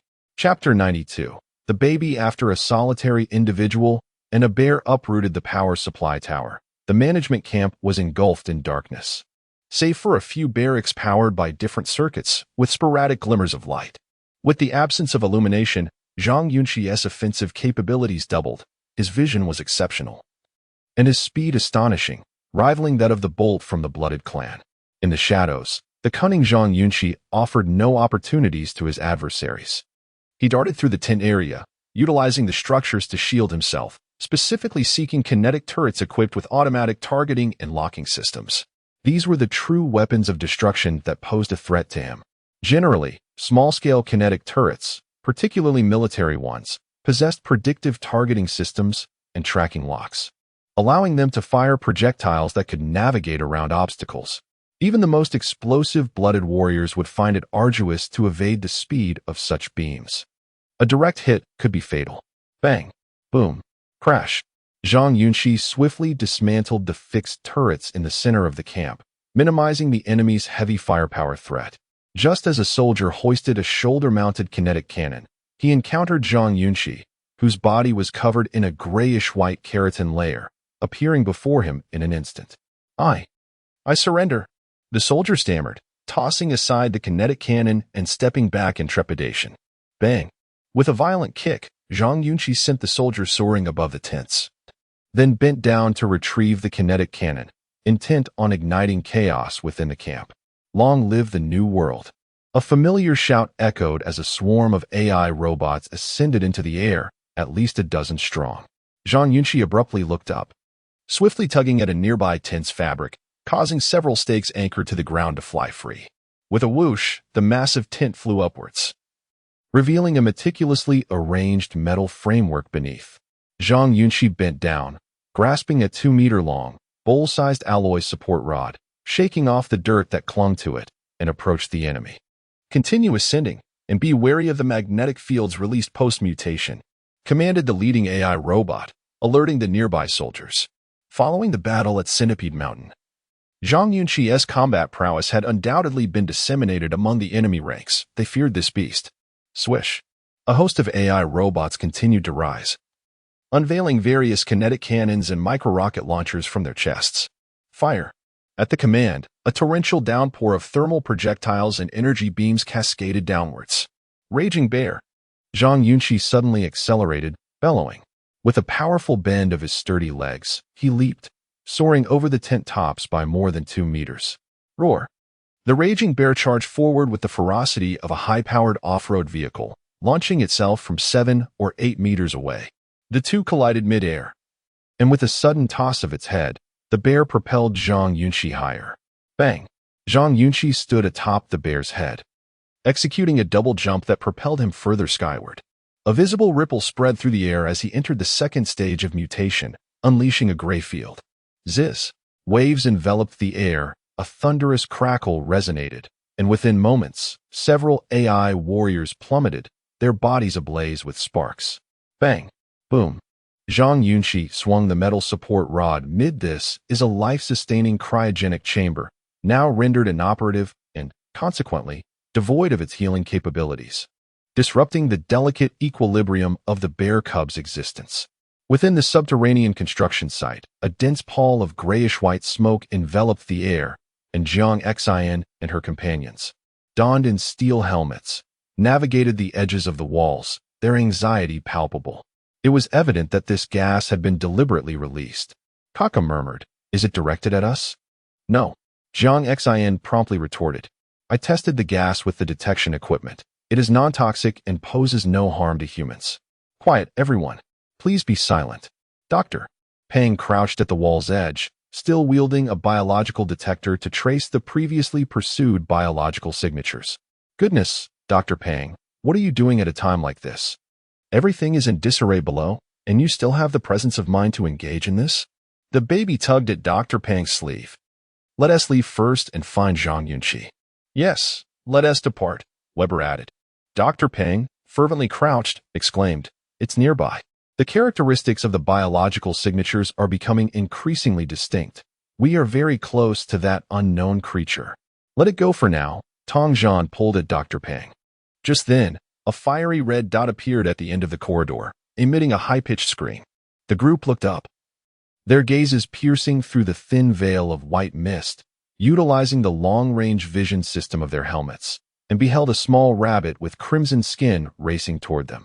"My heavens!" Dr. Peng exclaimed with fervor, "It's real. We found it." The rabbit moved with incredible speed, seemingly evading a white object. "Catch it!" Weber shouted immediately. At that moment, hurried footsteps echoed around the corridor, the cadence indicating someone was sprinting toward them. "Prepare yourselves." Weber's gaze sharpened. "Someone is coming." In the camp, although the ferocious bear could not comprehend the vital signs displayed or the meaning behind the piercing alarm, it sensed that its offspring was on the brink of death. A sudden convulsion coursed through the cub's body, and bubbles began to rise in the nutrient solution. The bear abruptly turned, its eyes filled with urgency as it gazed at Zhang Yunxi.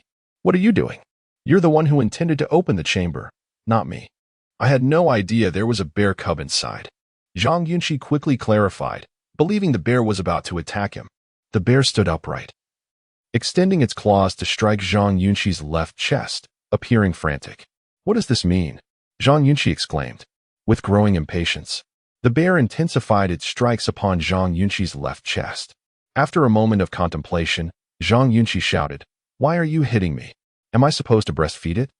I truly cannot do that." Chapter 93. The fire rabbit. Seeing that Zhang Yunxi could not comprehend his intentions, the ferocious bear, in frustration, swiped at him with a claw. The sharp talons pierced through flesh, and blood gushed forth from Zhang Yunxi's right arm. "Damn it!" Caught off guard, little Zhang grimaced in pain. "What is wrong with you? Why are you scratching me?" The bear nudged Zhang Yunxi's right arm with its head, attempting to draw his blood into the frozen container. Understanding the creature's intention, Zhang Yunxi quickly withdrew his arm. "Are you out of your mind? Do you think this is some blood oath? Just spraying blood in there won't do any good." It was evident that the bear's incessant pawing at Zhang Yunxi's chest and scratching of his arm was an attempt to have him use his maternal mutant genes to provide life-sustaining energy for the dying cub. However, this approach was undeniably primitive and uneducated. "Do you think I'm some kind of divine being? Just one drop of my blood can't bring someone back to life. There's no scientific basis for that. Moreover, Zhang Yunxi's blood could hardly be considered pure, At best, it was mingled blood. He possessed a 4-1 genetic coexistence, and who knew what other mutations lay within him, aside from those of humans and bears. If his blood harbored a virus that the cub could not tolerate, the little bear would perish instantly due to infection. Furthermore, mere blood transfusion wouldn't suffice. The cub wouldn't be able to absorb it directly. It required dilution and extraction. Howl, howl. The bear, anxiously circling the frozen container, emitted a mournful roar. Stop howling. Zhang Yunxi scolded the bear, glancing at the cub's life signs before inspecting the container. He discovered that the small glass box contained an efficient nutrient extraction device, essentially a high-end filtration apparatus that absorbed nutrient essence while eliminating impurities, frequently employed in the medical field. Fortunately, Zhang Yunxi, being a biology student, understood the principles and usage of this device. Beep. He reached out to deactivate the alarm system of the frozen container, slowly retrieved the glass box, and accessed the control panel above, maximizing the power of the extractor. Buzz. The various tubes and kinetic devices within the glass box erupted with a vigorous noise. As the power increased, the life data of the cub began to show signs of recovery. With no other choice, Zhang Yunxi decided to tee the fire rabbit darted out, skimming along the wall in its frantic escape, and with a swift turn of its head, it expelled a liquid. Whoosh. The individual who intended to capture it reacted promptly, raising his arm. Hiss. The liquid splashed onto the mechanical arm, instantly producing a cloud of white smoke and a sharp, acrid scent. What in the world is this? The Weber brothers, their expressions filled with dread, stepped back a few paces, their faces paling in fear. Whoosh. The fire rabbit evaded the crowd, skittering along the ground before swiftly diving into a drainage ditch. If Zhang Yunxi had been present, he would have instantly recognized this little creature, as it had once clung to his foot, gnawing at him during their initial reconnaissance, leading him to mistakenly believe it was merely a rat, prompting him to kick it away. In fact, the elusive fire rabbit they sought had brushed past Zhang Yunxi just days prior. It has escaped. Tong Zhan strode towards the drain pipe. Stay back. Dr. Pang shouted, warning, the substance it expelled is likely a flammable acidic material, highly corrosive. Do not lean in to observe. Heeding the warning, Tong Zhan withdrew his neck. Just then, a throng of masked figures appeared in the corridor.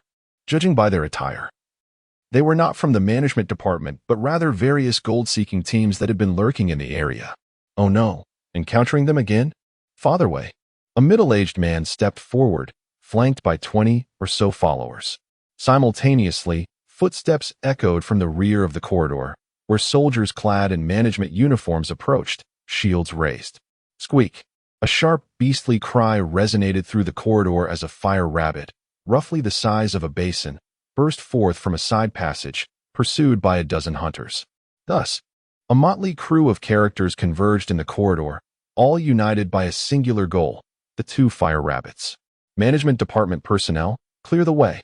A man dressed in a squad leader's uniform commanded coldly from the rear. What do you think you're doing? The opposing group was no less formidable, as one stepped forward, declaring, how many lives have been lost over such trivial matters? You think you can simply order us away? On what grounds? Just because of that uniform you wear. At least grant us one. We cannot run for nothing. Weber glanced around, his brow furrowed, realizing the situation had grown increasingly complex, just as everyone's gaze turned towards the adversaries. Jiang Xin suddenly noticed the little fire rabbit being forced out of the drainage pipe by the white smoke, and it was running towards her, assuming it intended to attack. She quickly drew the electronic binding rope that Zhang Yunxi had given her. To her surprise, the fire rabbit slowed as it approached, lowering its head to sniff the electronic rope. On the hillside, Zhang Yunxi, burdened with a large box, glanced back to see a dozen flying machines in the sky, cursing inwardly. This is bad. I'm doomed. As a land warrior, I can't contend with such lofty birds. Chapter 94. A sword stands firm, invincible mecha in the sky. A dozen aircraft roared toward them, arranged in a horizontal formation, exuding an air of menace. Zhang Yunxi had only seen this model of aircraft in online videos. Its size was comparable to that of a car, with a sleek, flat design reminiscent of a stealth fighter. These flying machines were equipped with rocket propulsion systems, capable of vertical takeoff and able to glide swiftly above the water's surface in high-power mode. Zhang Yunxi gazed up at the sky, his heart racing, involuntarily swallowing hard. In terms of ground combat capabilities, aside from a bit of experience with the ferocious bear and the massive python, he found it hard to take the management department's ragtag crew seriously. After all, the moniker Dirty Blood Bolt was not earned without reason. Even if he couldn't win, he could always turn and flee. Moreover, conventional kinetic vehicles faced terrain limitations, making it difficult to pursue him. But the deployment of combat aircraft was an outrageous escalation, treating him and the bear as mere playthings. With no aerial combat abilities and the surrounding terrain so open, there was no place to run. What to do? Zhang Yunxi anxiously glanced around and noticed soldiers from the management department pursuing him from the hillside. Follow me. An instant decision formed in his mind. He turned to the left and sprinted towards the entrance of the underground facility. There was no other option. He couldn't shake off the aircraft, so he had to burrow underground. As he ran, he tightened the icebox strapped to his back with an internal belt. He could discard anything, but not his son. That was the key to unlocking the mysteries of his mutated genes. Within the narrow and complex corridors of the underground facility, over 100 people had gathered. Desperate outlaws, gold prospectors from the wasteland, hired guns from the city, and soldiers from the 033 management department were all present. In the center, Weber, Zhang Yunxi, and others were surrounded by a throng. Kako wiped the sweat from his forehead and leaned in to whisper to Tong Zhan. Is there any chance we can negotiate? We're in a situation where even the management can't control things. What are you talking about? Weber frowned in response. Step back a bit. Don't be the scapegoat. Just then, a group of 40 to 50 people in the front corridor began to advance. Their eyes fixed intently on the small fire rabbit beside Zhang Yunxi. Get lost. A voice shouted as a middle-aged man stepped forward. It was Yilao Lu, who had attempted to capture Zhang Yunxi at the supply camp. Weber, if you can't handle it, step aside, another person shouted. Let our brothers from the wasteland pass. Weber immediately pressed himself against the wall, muttering, I'm moving aside. This wide avenue is all yours. Who was stopping you? Seeing Weber yield, the others quickly pressed against the wall, not daring to make a move. At that moment, the remarkably intelligent teacher Zhu noticed a detail. The small fire rabbit was continuously sniffing around Zhang Yunxi's binding rope. Zhang Yunxi felt anxious. She desperately wanted to bend down and embrace the rabbit, but there were too many people around. Any sudden movement could trigger chaos. In the cross corridor nearby, the rabbit, the size of a basin, was cornered by a group, squeaking and spraying a fiery acidic liquid that ignited the walls. Stop! Retreat! The squad leader of the management department suddenly shouted at the attackers. However, the squad leader felt equally distressed. They had painstakingly coaxed the mother and baby rabbits out of their burrow using the sensitive gases emitted by the fire rabbit. Yet, as soon as the fire rabbit appeared, the desperate outlaws had swarmed in. In the wasteland, while the management department was an enforcement unit, they weren't invincible. The power dynamics were too diverse, with too many lawless individuals willing to risk their lives for profit. Even within the management department, many engaged in the dangerous trade of illegal activities, let alone this group that disregarded the law. As expected, the moment the squad leader finished speaking, a burly man turned to him. Show some respect for Ko. You're in uniform. If you don't respect him, what do you think you are? Do you have any official standing? What are you pretending for? One for each family, or else we'll see who dares to try. A short man, with a southern accent, chimed in. Even if Ko comes, it doesn't matter. We've all been waiting here for a week, and we're leaving with something. Shouts erupted, and the squad leader waved his hand. Prepare for battle. Then let us go. I can't afford to live anymore. Why should I fear you? Yilao Lu shouted. Brothers, let us show our skills. Whoever captures the rabbit gets the big share. Fall back. Retreat. A surge of 30 to 40 people charged forward with ferocity, one pointing at Weber. You cripple. Weren't you saying you wanted to deal with me at the supply camp? Heh. Weber sneered. I said it. What about it? What about it? Get down on the ground. The aggressor raised a mechanical arm, revealing a blaster cannon. Glaring menacingly, crouch and walk out. Form a line against the wall. Heads down. The crowd shouted. Weber was just about to demonstrate his flexibility when Zhu Qizhen unexpectedly drew a light explosion sword from a recess in his back. Do you think I'll crouch down? I'm a 2-meter-tall man of courage. Zhu Qizhen brandished the blue sword and raised his arm. Zhu Qizhen, Weber yelled urgently. Boom, with a tremendous sound. A wall several centimeters thick cracked under the blow. Boom, rumble. Zhu Qizhen turned and struck again, causing the wall to fracture, dust swirling, and a massive hole to appear. Go in. I'll handle the front. Zhu Qizhen shouted, Zhang Yunxi, the little rabbit is in your hands. With lightning speed. Zhang Yunxi shook the electronic binding rope and lunged toward the small fire rabbit. Whoosh. The little fire rabbit, cornered against the wall, had no escape route. But its agility was astonishing. It leapt into the wall's hole, frantically searching for its mother. Squeak. The larger mother rabbit sensed her offspring was in danger and sprayed acid at the crowd.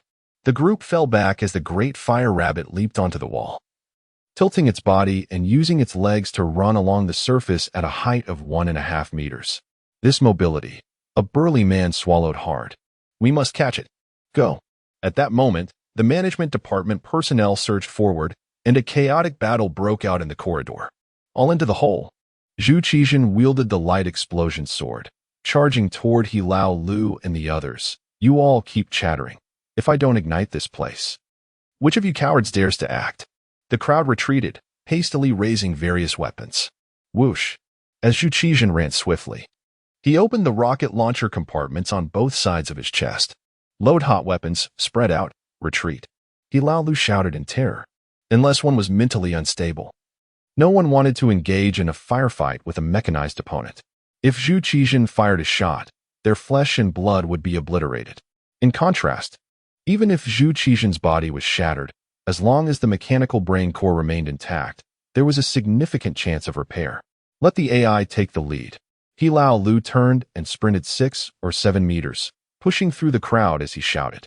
He shouted the loudest and ran the fastest. Whoosh, whoosh, whoosh.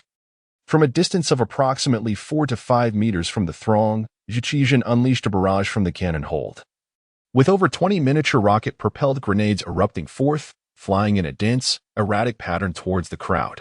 A line of AI automatons ascended from the rear, collectively emitting beams to intercept the rocket-propelled grenades. Boom. A deafening explosion reverberated, causing the entire corridor to tremble, with the adjacent walls and ceiling fracturing and collapsing. The area was instantly incinerated, and numerous members of the gold-digging team clad in mechanical armor were hurled away, resulting in significant casualties. Zhu Qizhen and Apos' formidable prowess was attributable to Bao Bao and Weber, the purveyors of the thermal weaponry projectiles. Otherwise, given Zhang Yunxi and Apos' financial constraints, even if he were to frequent Ms. Li's establishment in Jiangbei thrice nightly, he could scarcely afford to sustain Zhu's voracious consumption. Capitalizing on the ensuing pandemonium, Zhu Qizhen infiltrated the crowd, gripping an electro-explosive sword in both hands, his mechanical thumb engaging the light burst charging button. A resonant hum, laden with vibration, echoed through the ruins as the light burst sword emitted an incandescent azure glow, the charging module at the sword's core pulsating incessantly. With a palpable stream of energy converging upon the blade's edge, the Great Ming were God, unleashing his most formidable strike. Zhu Qizhen proclaimed with a touch of melodrama, executing a sweeping horizontal slash. Swoosh. An azure radiance rippled outwards. Thwack. Thwack. A mist of blood billowed into the air. Crackle. Pop. The dazzling azure electrical discharge enveloped the entire space, reaching a height of over 3 meters, causing all the AI automatons flying ahead to detonate mid-air, spontaneously combusting. The corridor shattered, expanding the adjacent space, uniting 4 rooms into an area spanning several hundred square meters. The venerable Lao Lu, in a disheveled state, collapsed amidst the crowd. Still bellowing, I refuse to believe its light burst equipment possesses infinite charge. Maintain distance and eliminate him with a concentrated barrage. The desperados scattering in all directions were now consumed by a bloodlust, immediately targeting Zhu Qizhen upon regaining their feet. Swoosh, swoosh, a multitude of light beams, miniature rocket-propelled grenades, and adhesive explosive aerial devices ascended in unison, sweeping towards Zhu Qizhen. Damn it, even if teacher Zhu perishes here today, he must ensure little Zhang's ailment is cured, Zhu Qizhan declared, clutching his longsword. A life for a life, that is the essence of righteousness. Om. The Lightburst's sword commenced charging once more. Chapter 95. Herds of cattle and sheep. The king walks alone in the mountainous woods of Region 065. Zhang Yunxi's body transformed into a fleeting shadow as he sprinted desperately, his legs propelling him forward with fervent urgency. Beep. The central suppressor emitted a series of electronic sounds. And without needing to glance, Zhang Yunxi was aware that his physical parameters were plummeting, a warning that he was on the brink of exhaustion.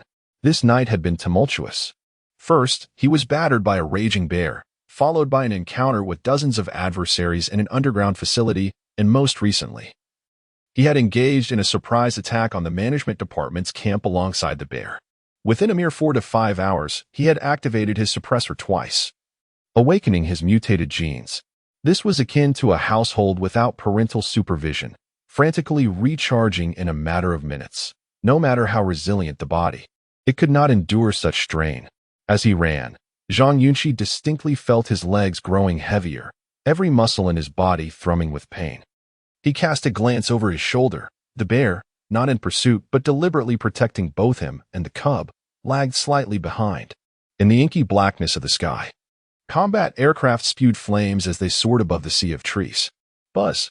The energy cannons beneath 5 aircraft ignited, and realizing the gravity of the situation, Zhang Yunxi immediately executed a serpentine maneuver, zigzagging frantically. Boom, boom, boom. A barrage of energy projectiles rained down, obliterating the forest surrounding Zhang Yunxi and the bear in an instant. Debris flew, and flames along with thick smoke billowed skyward. With a resounding crack, the ground fractured under the force of a blast, the moist earth exploding several meters into the air, and Zhang Yunxi was hurled away by the shockwave. Thud. A muted sound echoed as Zhang Yunxi, akin to a rubber ball, rolled several times along the ground before finally coming to a stop. He raised his head, suppressing the pain that surged through him, gritting his teeth as he once again plunged into the nearby woods, with the trunks and branches providing cover. The terrain's complexity hindered the aircraft's pilots from obtaining a clear view, making it easier for him to flee. At this juncture, the management department's personnel piloting the aircraft seemed to be refraining from lethal force. Otherwise, with the firepower and targeting capabilities of the airborne machines, their concentrated fire would not have been so imprecise. They likely desired to capture him alive, not wishing to inflict severe injuries or death upon him and the bear. Yet, despite this, Zhang Yunxi felt a surge of panic. He had nearly exhausted all his strength in his previous escape, yet the dense swarm of aircraft above remained relentless. With thermal scanning, biological signature recognition, and dynamic locking capabilities, these combat aircraft were equipped with essential functions once locked on. It was akin to being exposed under a sniper's sights. If this continued, both he and the bear would be overwhelmed, and once the ground troops arrived, they would be at their mercy. What should he do? Zhang Yunxi glanced towards the entrance of the underground facility, realizing that he still had a considerable distance to cover. Boom. At that moment, the bear charged into the thicket and nudged Zhang Yunxi's backside with its head. What are you doing? Zhang Yunxi turned to look at it. The bear nudged him again, then took the lead, its body language clear. It wanted him to follow. With no other options left, Zhang Yunxi decided to heed the bear's instinct and sprinted after it down the slope. After 30 seconds of frantic running, man and bear raced down the slope, careening along a dilapidated road. Zhang Yunxi surveyed the surrounding emptiness and felt a surge of frustration, nearly tempted to abandon the cub on his back. In the sky, the swarm of aircraft had caught up, and the energy cannons once again began to glow ominously. At that critical moment, Zhang Yunxi spotted a dark, arched tunnel at the end of the road ahead. This tunnel was the only one adjacent to the 065 mountains, stretching approximately 2 kilometers and cutting through the mountain itself. If they could make it through, they would reach region 060. Upon arriving at this point, Zhang Yunxi began to comprehend the bear's intentions. With a rumble, amidst explosions, the pair darted into the tunnel, employing serpentine movements to evade detection. The bear abruptly halted, gazing blankly at the cub on Zhang Yunxi's back in the dimly lit space. Zhang Yunxi swallowed hard and glanced back toward the tunnel's entrance. witnessing 4 aircraft hovering in midair, with several combat-suited personnel beginning to leap to the ground. They descended without ropes, propelled by their exoskeletons. Clap. Clap. The bear suddenly swatted Zhang Yunxi's suppressor with its paw, the intention unmistakable. Zhang Yunxi gritted his teeth as an inexplicable emotion surged within him. The bear, panting, gently licked Zhang Yunxi's calf, a mournful growl escaping its throat. Zhang Yunxi felt his heart ache, yet he knew he had to leave. This was an opportunity bought with the bear's life. To be precise, it was a manifestation of paternal love that transcended species. The bear, acutely aware of the management department's tactics, had evaded them for so long, all for the sake of rescuing its offspring. Zhang Yunxi turned abruptly, carrying the cub as he raced towards the tunnel's exit.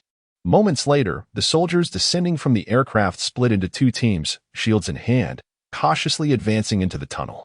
The massive bear stood resolutely in place. Attack. Spread out. The commands echoed through the tunnel. Whoosh. The bear surged forward, its limbs pounding against the ground as it charged into the throng. A cacophony of explosions erupted behind, enveloping the great bear in a fiery orange glow as it valiantly resisted the onslaught of humanity, refusing to yield an inch. Zhang Yunxi, with the cub on his back, sprinted out of the tunnel and plunged into the nearby forest. 013. Zhang Yunxi has escaped with the cub. You take Team A to capture him. A command rang out from a command aircraft. 4 aircraft swept over the tunnel's exit, dispersing to search the area. Within the woods, Zhang Yunxi finally grasped why the bear had led him to this tunnel. It was because there were 2 nearby ravines with flowing rivers and naturally formed low caves. Why didn't the bear follow Zhang Yunxi? This astute mutated beast, having lost its offspring and witnessed its mate's demise, had been entangled in a relentless struggle against the management department and the merciless bounty hunters for too long. The bear understood its massive size and potent biological energy made it impossible to evade pursuit on the ground. However, by sacrificing itself, it allowed Zhang Yunxi to bear the cub and potentially escape. After running over 1,000 meters, Zhang Yunxi suddenly halted behind a rock, pressing the suppressor, his body reverting to that of an ordinary person. An indescribable fatigue enveloped Zhang Yunxi, causing his legs to falter under the weight of his body and the frozen container, nearly bringing him to his knees. Gritting his teeth, he lifted his gaze forward, tightening the built-in waist belt to secure the container firmly against his back. For your father. Onward. With all his might, Zhang Yunxi sprinted towards the canyon. In the sky, aboard the command aircraft 013, an observer furrowed his brow and exclaimed, Zhang Yunxi's tracking energy has suddenly diminished by 2 levels. The signal is exceedingly faint. What is happening? He may have reverted to a normal state and entered a phase of weakness, making it exceedingly difficult to capture his anomalous physiological energy fluctuations. The observer responded promptly. What about the bear? Came the anxious reply. Even less detectable. It's in the frozen container with weak vital signs and extremely low readings. We have not received any signal from it. The Observer Chapter 96. Demons and Monsters Appear. Seizing opportunities amidst the chaos. Underground Works Area 12. Within Underground Works Area 12, the cacophony of explosions, laser fire, anguished cries, and furious curses reverberated relentlessly. To the left, a grotesque tableau of bodies lay strewn across the ground, coalescing into a macabre morass. Severed limbs floated in pools of blood, emitting a pungent, metallic stench. The wounded, not yet deceased, writhed in agony, desperately attempting to extricate themselves from the carnage. Before this gruesome scene stood Zhu Qixin, his mecha besmirched with gore and scarred by battle. A colossal sword, shimmering with an ethereal blue light, was impaled in the ground, humming with latent power. With a dismissive flick of the fleshy detritus clinging to his machine, Zhu Qixin gripped the sword hilt with both hands and issued a resounding challenge. Who still stands? Come, continue. The wounded in the left sector fixed their gazes upon Zhu Qixin, their eyes wide with terror, instinctively recoiling. Single-handedly, he had cleaved through their ranks, felling over 20 combatants.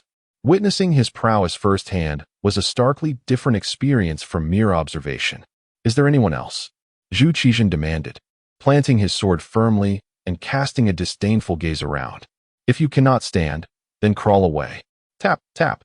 Footsteps echoed as a new wave of adversaries, numbering over 20, emerged from the surrounding ruins. These opportunists, either newly arrived or having lain in wait, were eager to scavenge the spoils of battle. I refuse to believe it. How much kinetic energy can a mere 2-meter-tall contraption possess? Can it sustain this level of ferocity indefinitely? One exclaimed, "Let us attack together." Claiming this mecha, even damaged, would be a lucrative prize. It and that sword could fetch millions on the market. Attack. The mob, brandishing an array of weaponry, cautiously converged. Why would these latecomers, in the face of such carnage, stubbornly press forward, intent on capturing the fire rabbit in the corridors beyond? This was the essence of human depravity. Despite the fatal consequences of drug trafficking, countless unscrupulous individuals continued to engage in the illicit trade. Similarly, despite the threat of exorbitant fines for tax evasion, powerful influencers and corporations persist in their attempts to circumvent the law. In the face of absolute profit, when the inherent risks seem remote, many delude themselves into believing they will be the fortunate few to succeed. The value of mutated specimens in this era was astronomical. For many desperate individuals, a single successful capture could secure a life of affluence and leisure. To act was to have a chance. Inaction guaranteed nothing. This was the creed of the wastelands. As the throng encircled him, Zhu Qizhen gripped his photonic electroburst sword and cast a contemptuous gaze upon them. "Take one more step, and you will all fall." The crowd faltered, their collective bravado momentarily checked. They were undoubtedly apprehensive, beads of perspiration forming under their arms. "Come then, who dares advance even a single step?" Zhu Qizhen roared, brandishing his colossal sword with imposing grandeur. "Charge!" A leader, gritting his teeth, issued the command. Greedy eyes fixated on Zhu Qizhen, and the sound of marching feet resumed. "Fools, why are they so unafraid of death?" Zhu Qizhen cursed under his breath, abruptly pivoting and fleeing. "I will spare you this time." His previous display of strength had been a bluff. In reality, his energy reserves were critically low, with less than 20% remaining. To continue fighting would likely result in an embarrassing shutdown. Furthermore, the energy indicator on his light-burst sword was nearing depletion. Zhu Qizhen had fought to the brink of exhaustion. His attempt to intimidate his adversaries had failed. He had stalled for as long as possible, but now he had to retreat. Single-handedly, he had incapacitated dozens of well-equipped and experienced mercenaries. Even Superman would need a moment to catch his breath after such a feat. There was no point in prolonging the charade. The delay had been sufficient. Escape was imperative. Zhu Qizhen hastily retreated to the central area, where he observed a chaotic melee involving hundreds of combatants.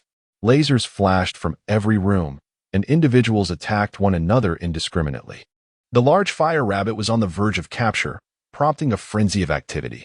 Clutching his massive sword, Zhu Qizhen utilized the interconnected network system to locate Zhang Yunxi and her companions. He charged through the throng, bursting into a darkened room and scattering 3 opponents with 2 swift blows. "Where's the fire rabbit?" he demanded. "It escaped. It is too small and agile." Zhang Yunxi replied, frustrated. "I'm going after it." Screech. A piercing rabbit cry echoed through the corridor. "It is dying. It is dying. Damn it. Who is using artillery? Its value plummets if it dies. Stop firing. You will kill it." Those nearest the fire rabbit cursed in frustration, loath to see their prey perish. The value of a live specimen far exceeded that of a dead one.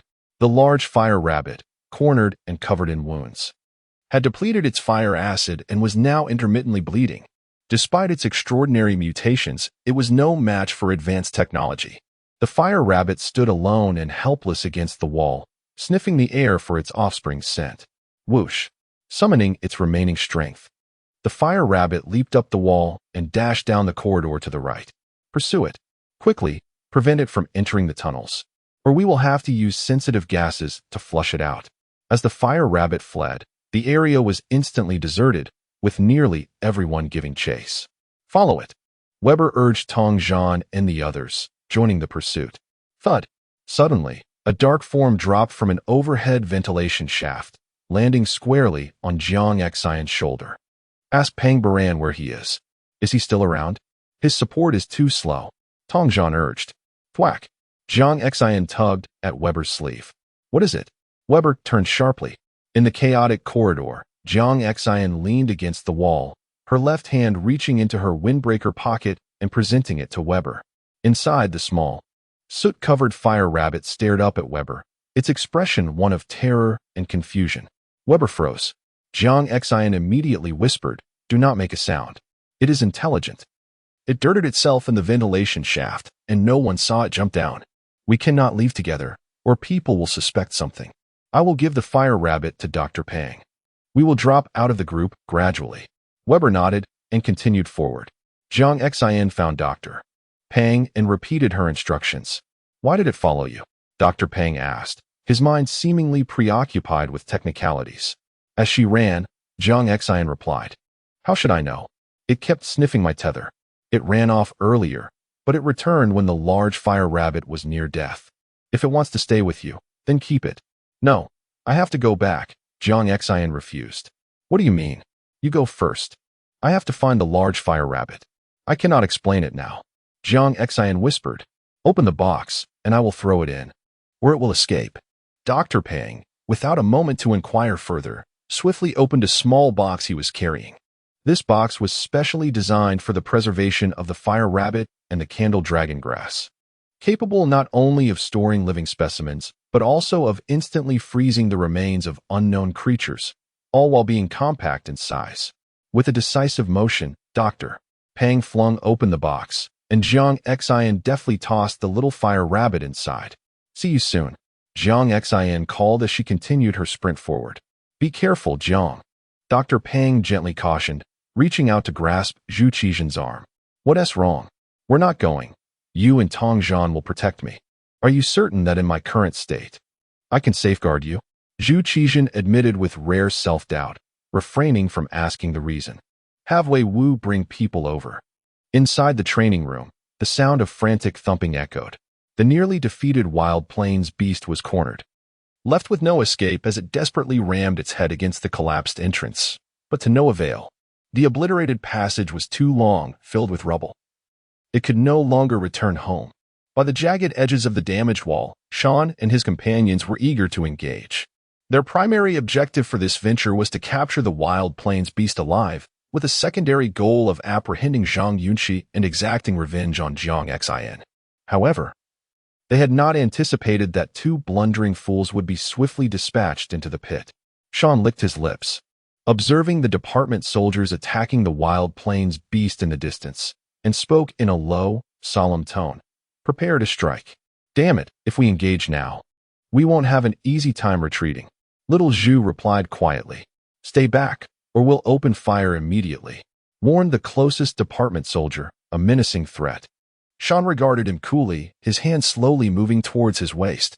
With a pained howl, the Wild Plains beast collapsed heavily to the ground, its body riddled with over 40 sets of tranquilizers and suffering numerous wounds along its lengthy form. Defeated, it could only await its fate. Prepare to drag it away. Notify the airborne team to descend. Inform the technicians to ready the nutrient pods and solutions, ensuring the Wild Plains beast receives immediate treatment upon arrival. The commands resonated through the ranks of the assault team. "There is no chance," the masked figure muttered to Sean. In the FO Chapter 97, the shameless dissection in a chaotic training room, the chicken dinner squad launched a decisive offensive, with Sean sprinting at the forefront. Heading straight for the serpent's tail, the soldiers from the management department, quick to react, opened fire instantaneously, kinetic waves and beams of energy flying chaotically towards Sean. Ignoring the onslaught around him, Sean's eyes were fixated on the serpent's tail as he charged against the wall. As beams of light surged towards him, the area illuminated as bright as day, and Sean's rapidly moving form seemed on the verge of being obliterated. Suddenly, a figure wielding an energy shield appeared at Sean's side. Her body bent forward. It was Mingming, the protector of the chicken dinner squad. A deafening explosion erupted, sending Mingming hurtling through the air, her back crashing against the wall. Her mechanical armor deformed, and the shield cracked, signaling the depletion of its energy. "Cover me," Mingming shouted as she landed. With determination, both Xiao Yu and Jinghong, armed with energy shields, surged forward, shielding Sean from the barrage of projectiles. The sound of kinetic explosions reverberated throughout the training room, the shockwaves knocking down several management department soldiers. Sean's eyes blazed with fury, bolstered by his teammates' selfless protection. he had reached the serpent's tail. He raised his curved blue blade and decisively struck down. The serpent, drained of energy and fully sedated with tranquilizers, had lost all capacity for resistance. With a swift motion, Sean's blade sliced cleanly through the tail, severing it with precision. Blood gushed forth, staining Sean's side crimson. Logically, the serpent's body should have been armored with scales, and its defensive capabilities would be no less formidable than that of an initial mutated blood warrior. Yet, the blue blade in Sean's hand effortlessly shattered it, revealing the prowess of the chicken dinner squad. Over 20 centimeters of the serpent's tail lay severed, blood pooling beneath. The box, quickly, Sean called out as he bent down. Mingming, having just regained her footing, retrieved a collapsible icebox from her back and shouted, "Here." Sean deftly flicked the tip of his blade, sending the severed tail soaring in an arc towards Mingming. With precise timing, she caught the tail with the icebox, swiftly closing the lid with a satisfying click. "Got it, let's go." "Retreat." Quickly, Sean gripped the blue blade tightly in his right hand, while with his left, he pulled out several flashbangs from his waist and tossed them skyward. Simultaneously, Xiaoyu and Jinghong launched a few electric bombs into the air. A deafening explosion erupted, blinding flashes illuminating the space, even causing the management department soldiers, clad in their holographic helmets, to instinctively shield their eyes. "Gather at the evacuation point. Disperse," Sean bellowed, leading the charge out of the training room without hesitation. Circumstances compelled the chicken dinner squad to act hastily. Their core member had been rendered a vegetative state by Zhang Yunxi, leaving a significant gap in their once cohesive team. This forced them to rely on a less competent substitute like Xiao Zhu. Prior to this mission, the squad had prepared thoroughly, but due to Zhang Yunxi's meddling, injuries had occurred, crucial equipment had been lost, and supplies were running low. This predicament was akin to starting a game with a halved value buff, with no means to cleanse it, and the main objective had morphed into demolishing walls and escaping from secret chambers. In such a tumultuous environment, the commander's mind had to remain clear. Sean's act of severing the serpent's tail was a desperate measure. He understood that their equipment and supplies were insufficient to compete for greater gains. Thus, securing even a modest benefit was a victory in itself. With the serpent's tail in hand, the chicken dinner squad relinquished their final chance for competition and scattered to escape. In the underground facility, Zone 12, Zhang Yunxi sprinted alongside the crowd, her long legs propelling her forward. Her fervor was not for her own sake, but for the woman from whom she could never sever ties. Suddenly, the crowd ahead came to a halt, cautiously spreading out in a large hall. This hall, approximately 1,000 square meters in size, appeared to be the largest conference room in the underground facility, though all the furniture and equipment had been removed. In the center, the fire rabbit was surrounded by a throng, its condition pitiful, alone and helpless, knowing it could not escape. With a defiant hiss, the fire rabbit braced itself for a fight, its chubby ears twitching rapidly. "With so many here, let us not be greedy," called a middle-aged man clad in a leather jacket, his voice laced with frustration. "Let us entrust the rabbit to someone we all agree upon, and we can discuss the distribution later, shall we?" "Indeed. How many lives have been lost over this creature? Let us just split it," another chimed in. The soldiers from the management department grumbled, "You're all hurting too. Why go through this?" The squad leader from the management department glanced at the crowd of misfits, deliberately stalling for time. "We will take the fire rabbit and ensure that everyone here receives their due rewards. Sound good? Get lost." "Who are you fooling? You management department are merely lapdogs of capital. Your words are worthless. Who can trust you?" "Right, we can't give the rabbit to them. Otherwise, we'll get nothing." The middle-aged captain swallowed hard. "All right, let us do this. You choose someone to represent you, and we'll listen to their proposal." "How about Oldie?" "I trust his character," someone suggested. "Get away from me. Oldie's words are as slippery as a snake. He'll spin any tale that pays." A young man retorted, "I propose Weber. He has a good reputation." "Is Weber your father?" "Try saying that again." Weber, lurking at the back of the crowd, suddenly exclaimed, "What's all this noise? They're just stalling. The serpent has already been taken down.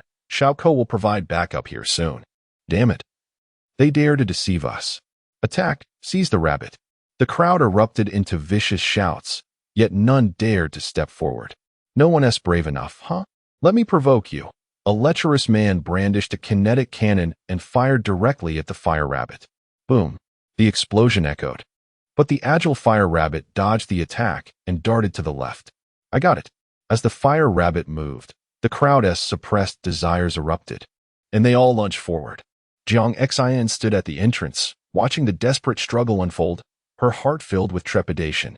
Yet, she knew that without securing the critical item, she could not fulfill her obligations to that woman. A chaotic melee ensued in the expansive room. As a soldier from the management department seized the opportunity to throw an electric net, ensnaring the exhausted fire rabbit. Squeaking in distress, the fire rabbit struggled and managed to bite through the netting.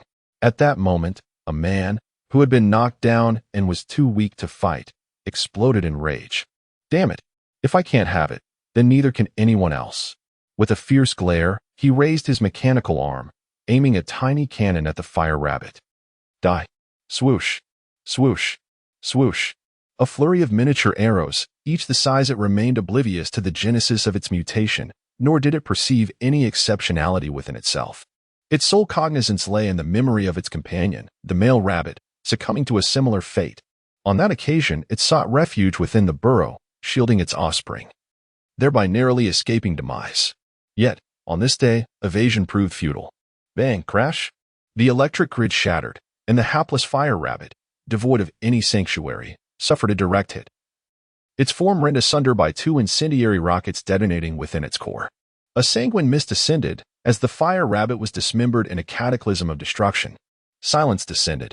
An eerie stillness enveloped the hall as all stood transfixed, their gazes fixated upon the fire rabbit's flesh, now airborne. Swoosh! At long last, one individual stirred from their stupor. Lunging towards a fragment of blood-soaked flesh and wrenching open a cryogenic container. Seize it. The fire rabbit's fragmented remains command a price. A throng of individuals, akin to ravenous beasts, surged forth, vying for the scattered limbs and flesh, some even resorting to blades to scrape the bloodstains from the walls. Despite the uncertainty surrounding the longevity of the fire rabbit's genes beyond its corporeal existence, the prevailing belief dictated that swift acquisition maximized the odds of preservation. Amidst the chaotic melee, Zhang Yunxi advanced, her resolve unwavering. Weber, casting a glance towards Zhang Yunxi's position, promptly instructed Baby, assist that girl. Without hesitation, Baby hastened to her aid. Zhang Yunxi, navigating the throng, pivoted towards the left, spotting a detached fragment upon the ground, and promptly lunged towards it. Bang! A kinetic energy projectile struck, sending Zhang Yunxi hurtling through the air, her body slamming against the ground, a saccharine taste permeating her palate. A mere slip of a girl. Daring to compete? Begone! A figure adorned in a ghastly mask, wielding a kinetic energy cannon, stooped to retrieve the fallen flesh. Zhang Yunxi, wiping away the blood trickling from her lips and nose, propped herself up with her left hand, while her right hand brandished a retrievable cord. Swish! The masked figure, displaying remarkable reflexes, sidestepped the initial assault. Capitalizing on this feigned maneuver, Zhang Yunxi adroitly manipulated the retrievable cord, ensnaring the fragment of flesh from the ground. Swish! Zhang Yunxi, activating a cryogenic container affixed to her waist, retracted the cord, depositing the flesh within. Damn it! Annihilate her! The assailant, accompanied by two cohorts, charged towards Zhang Yunxi. Bang! Baby intervened, a swift kick sending the assailant sprawling. Seek elsewhere. To assault my comrade is to court the extraction of your very essence. Rather than retreat, Zhang Yunxi retaliated, lashing the assailant and Oppo's head with the retrievable cord. Thwack! A fissure appeared upon the brute and Oppo's helmet. Persistent pursuit, and your essence shall be forfeit. Zhang Yunxi, in a moment of desperation, mimicked Baby's intonation, uttering a ferocious imprecation, before fleeing with elongated strides. Weber, seizing the opportunity, secured a fragment of flesh, before swiftly retreating with his companions. Within the hall, a frenzy of acquisition ensued. Even the fire rabbit's excrement, nestled within its esophagus, was divided amongst the throng. 20 minutes elapsed. Zhang Yunxi, burdened by bare Baby upon his back, traversed the desolate expanse, his parched throat uttering maledictions towards the unresponsive communicator. These porcine comrades, abandoning me in my predicament, Could they not venture forth with a local area network terminal to seek my whereabouts? Instead, they remain idle, a collective of terminal cases. Hello, Zhang Yunxi, Zhang Yunxi. Abruptly, the voice of Jiang resonated. Concurrently, with no tidings from little Zhu, misfortune must have befallen him below. Shan, addressing the astonishers, declared, I must return. Have you lost your mind? Little Right seized Shan, his voice a fervent whisper. Little Zhu is but a reserve member. Do not jeopardize us all for the sake of one individual. Shan regarded him. In our line of work, if the foundation of trust within the team erodes, who would dare expose their back to you? Should he be present for but a single day, he remains my comrade, and I must return. You proceed ahead. Chapter 98. The essence of the fire rabbit under the assistance of Pang Bo ran, the Dirty Blood Squad, along with Weber and others, swiftly escaped from the underground facility and departed from Area 065. Around 4 in the morning, several pneumatic hover vehicles came to a halt at the entrance of a secluded courtyard nestled in the mountains. This was one of Pang Bo Ran's hideouts in the wasteland, specifically the headquarters of the Highway Brigade they had mentioned earlier. What exactly is the Highway Brigade? Essentially, it revolves around Highway 77, engaging in illicit dealings and trafficking prohibited goods, anything that could yield profit. Their only distinction from bounty squads lies in their greater cohesion and larger organizational scale. The headquarters of this brigade is situated deep within the mountains, previously a signal station, and occupies a considerable area. However, from the outside, it appears dilapidated and primitive, with many structures leaning precariously, seemingly on the verge of collapse. As the hover vehicles came to a stop, Pang Bo Ran led the group down. Let us take a moment to rest here. Thank you, Dr. Pang replied courteously. No trouble at all, Pang Bo Ran responded, guiding the group toward the main building. Kaka turned to look around and suddenly noticed that Wei Wu and Tong Zhan were missing from the lineup. Hey, where did Brother Wei and Tong Zhan go? Jiang Xian leaned closer and whispered, keep it down. They went to fetch Zhang Yunxi. When did they leave? I didn't see them go, Kaka inquired, intrigued.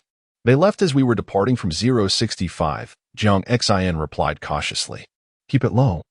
The management department has been pursuing Zhang Yunxi, and he has something on him. Let us stay discreet and not draw attention. Got it. Kaka nodded promptly. Once their conversation concluded, the two joined the larger group as they entered the main building.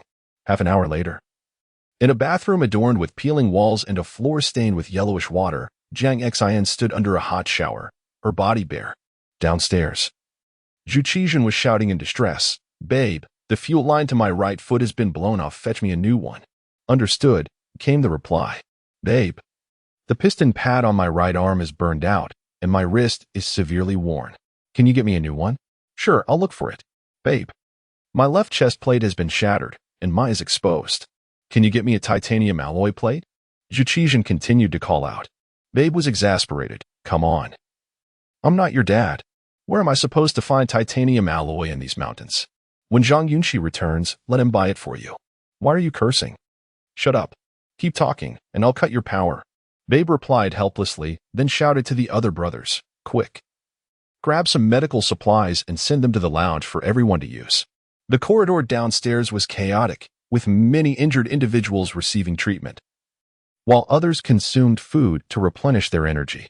In the bathroom, Jiang Xian rinsed her body, tied up her hair, and reached for the medical kit that Kaka had prepared for everyone. During the chaos in the underground facility, she had sustained some injuries while scrambling for the fire rabbit's remains, but her nature prevented her from troubling others, so she kept it to herself. With a rip, Jiang Xian dried herself off and, facing the mirror, peeled away the waterproof med. Dr. Pang did not delve into the reason. All right, since you acquired the tissue sample yourself, I respect your decision. Thank you. Extracting the gene cell fluid is all that's needed, correct? Dr. Pang inquired. Indeed, Jiang Xian affirmed. Okay, Dr. Pang said, bending over again. Then we shall commence with its dissolution. Approximately an hour and a half later, Dr. Pang redirected the liquid from the high-efficiency extractor into an injectable glass vial. Jiang Xian reached out, accepting it. She gazed at the fiery red liquid within the vial, her eyes momentarily closed, and then asked, upon injecting this substance, will I undergo a transformation akin to Zhang Yunxi, with alterations occurring within my body? That's highly improbable, Dr. Peng responded with a wry smile. Although I have yet to ascertain the precise numerical values, administering this substance to an ordinary individual would result in a near-certain mortality rate. Then why is Zhang Yunxi? That little rascal's circumstances are rather peculiar, Dr. Peng elucidated softly. He ingested 4 unknown genes, which mutually suppressed one another, establishing equilibrium. Furthermore, we swiftly discovered an inhibitory fluid capable of suppressing his nascent cells, thus enabling his survival. However, your substance comprises the gene cells of a singular species. Should it prove incompatible with the human body, eliciting a rejection response, the human immune system would be utterly overwhelmed by the cellular warfare, culminating in demise. Zhang Yunxi nodded slowly. I comprehend. The fusion process necessitates gradual investigation. Human experimentation is out of the question. Therefore, I posit that this substance will achieve its zenith of efficacy in your hands, potentially, leading to the discovery of novel species, Dr. Peng remarked with a hint of regret. I apologize, but I truly require this substance, Minner. It's of no consequence. We still have the little fire rabbit. Do we not? Let us proceed with gradual investigation. Dr. Peng waved his hand dismissively. Very well. Be on your way. I shall continue with my endeavors. Understood. Zhang Yunxi, clutching the biological agent, strode towards the exit. Huff. Dr. Peng exhaled, proceeding to his personal belongings, extracting 2 liver protective tablets, crushing them, and imbibing some water. Returning to his workstation, Dr. Peng inadvertently glimpsed the screensaver photograph of himself and his wife on the microcomputer. Soon, Jing Guan. Progress has been made. Outside the door, Zhang Yunxi, her fair face grave as she regarded the biological agent, abruptly halted. After a protracted hesitation, Zhang Yunxi pushed open the door and re-entered the chamber. Dr. Peng, I have another matter for which I seek your assistance. What is it? Could you assist me in concocting a vial of a substance that bears a striking resemblance to this one? Zhang Yunxi inquired politely, advancing towards him. In a certain gully within District 065, Zhang Yunxi was covered in mud, his hair disheveled, several withered leaves adorning his head, and a large crate strapped to his back. Barefoot in the mire, he wielded a tree branch as a walking stick, scarcely resembling a human being.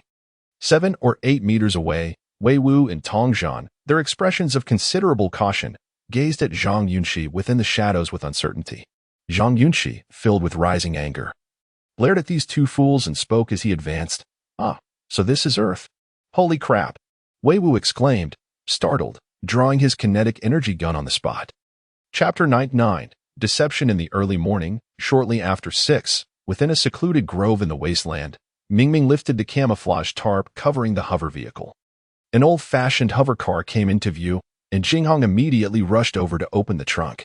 I can't take it anymore. I'm so thirsty. Get me a bottle of water. Mingming called out, unlocking the vehicle's electric door with her fingerprint. The dense forest concealing the hover car served as a backup rendezvous point for their team. And this seasoned crew always designated 2 alternative locations for their missions, with only Sean privy to the coordinates, effectively mitigating numerous dangers. Mingming opened the door, bent low, and slipped into the vehicle, taking a seat near the outer edge while rummaging through her backpack. Outside, Xiaoyu appeared anxious, frequently glancing at the time displayed on the communicator. Buzz. As Mingming pulled out her backpack to rest it on her lap, she suddenly heard a vibrating noise emanating from another bag at her feet. Startled, she bent down curiously to touch the source of the sound, a large black bag. It was unmistakably the sound of a communication device. However, the team had an unwritten rule prohibiting personal communication devices during operations, opting instead for standardized equipment purchased through the team to facilitate management and system integration, thus minimizing the risk of leaving traces in case of emergencies. Whose bag concealed the communication device? At that moment, the vibrating ceased, but Mingming remained perplexed. With a discreet motion, she unzipped her backpack to take a peek, only to be interrupted by the sound of approaching footsteps. With a swift motion, she zipped her bag shut and feigned composure as she opened it. Switching to the retractable armor plates, huh? Xiaoyu inquired as he approached the car door. What else? Mingming replied nonchalantly. I'll switch mine too, Xiaoyu added, reaching for the previously vibrating black bag. As they conversed, Jingong and 2 other new team members arrived, offering rations and water. The group, parched and famished, gathered around the vehicle, devouring their food. What if the boss and Xiaoyu don't return? Could something have happened? Jingong voiced her concern. The boss left with precautions. He's cautious, so there's no need to worry, Mingming reassured, seemingly well acquainted with Shan. Nearby, Xiaoyu squatted on the grass and said, "There's something I want to consult you all about." "What is it?" Mingming asked. "We've only completed half of this job. We've collected the corpses from the wasteland. But we haven't captured Zhang Yunxi," Xiaoyu explained, shaking the moisture from his palms. "Once we submit our report, we can only claim half of the commission. Isn't that normal? What's there to discuss?" Mingming's tone remained indifferent, not directed at Xiaoyu, but rather a reflection of her general demeanor. "Well," Xiaoyu chuckled, "I spoke with some people from Boss Su's team, and they expressed interest in hiring us long-term. But the boss will certainly disagree. So I wanted to discuss it with you first, so we can persuade him together. After all, relying on random jobs isn't sustainable. We should align ourselves with bigger players to ease the burden." Jingong, who had been silent, frowned. "We've always operated independently. And we agreed when forming the team that we wouldn't work for others, only taking scattered jobs for profit. Anyone unwilling can exit at any time. Moreover, reaching out to clients privately breaks our rules, right?" Xiaoyu looked at her. "I didn't intentionally contact the client. It just happened when the boss took me along last time, and we casually chatted. Their offered price isn't low." Mingming shot him a cold glance. Jinghong is right. Discussing this privately crosses the line. If the boss finds out, he'll certainly deal with you. Xiaoyu gazed at the others, noticing no one was defending him, and awkwardly laughed. "All right, if you all are unwilling, then forget I said anything." He hoisted his backpack. "I'm going to take a dump. You all carry on." "How disgusting," Jinghong muttered, exasperated with him. As Xiaoyu walked away, Mingming watched his retreating figure, her brow furrowed. After a brief interval, Xiaoyu returned with the black pack, calling to a new team member. "Hand me the freezer. I need to check the storage data for the python's tail." "It's in the trunk," the new member replied. Xiaoyu stepped over, but Mingming called from the car. "Hey, do we have any spare communication devices?" "Mine's out of battery." Xiaoyu turned back. "I'm not in charge of procurement, so how would I have spare communication devices?" "Oh," Mingming said, turning back towards Jingong. As Xiaoyu opened the vehicle's trunk, his expression darkened, and he cast a sinister look at the unused kinetic cannon inside. At the front of the vehicle, Jingong, who was inspecting the engine, turned to Mingming. "Should we?" "No, something feels off," Mingming interrupted. Jinghong furrowed her brow. "What do you mean?" "Where and Oppos? That's your beam hand cannon," Mingming asked in a hushed tone. Jinghong instinctively reached for the grip of her hand cannon at her waist. Suddenly, soft footsteps rustled through the trees. At the foot of the highway brigade headquarters, Jiang Xin, clad in athletic attire, surveyed her surroundings. The morning sun shone brightly, and the air was filled with the sounds of chirping birds and rustling wildlife. Yet Jiang Xin wore a serious expression, seemingly displeased. After a brief wait, a hover vehicle came to a halt at the roadside, and the door gradually opened, revealing 3 men stepping out. "Please, get in," Miss Jiang, the burly leader, dressed in a leather jacket, urged. Jiang Xin glanced at him, then peered inside the vehicle, spotting her mother, Tang Li, seated in the back, waving. "Come on in." Xin. Seeing her mother, Jiang Xin bent down and entered the vehicle. The 3 men glanced around to confirm there were no anomalies before getting in and driving away. Inside the car, Jiang Xin scrutinized the 3 bodyguards and the driver. "Did you switch security companies?" "Yes, they are locals from the wasteland, with more experience," Tang Li replied, observing her daughter's profile. Suddenly noticing the numerous scratches on her skin, she reached out to examine her closely. "You didn't go down there with them, did you? I told you to stay up here. Why don't you listen?" "I'm fine." Jiang Xin appeared resistant to her mother's touch, turning her head away. "Have you made arrangements with them?" Tang Li hesitated for a moment, awkwardly withdrawing her hand. We have arrangements." Sighing, Jiang Xin gazed out the window, exhaling deeply. "Mom, Don and Oppos, hesitate any longer. Cut ties sooner rather than later, keeping those who don't benefit you around isn't wise. In work and life, no one truly regards us as family." "I understand." Tang Li nodded slowly, stroking her daughter's hair. I'm sorry for the hardships you faced. It's nothing, Zhang Yunxi replied coolly. Tang Li observed her daughter and Apos' demeanor, presuming she had successfully procured the raw materials for the suppressive liquid, and softly asked, Zhang Yunxi and the others obtained the fire rabbit corpses, right?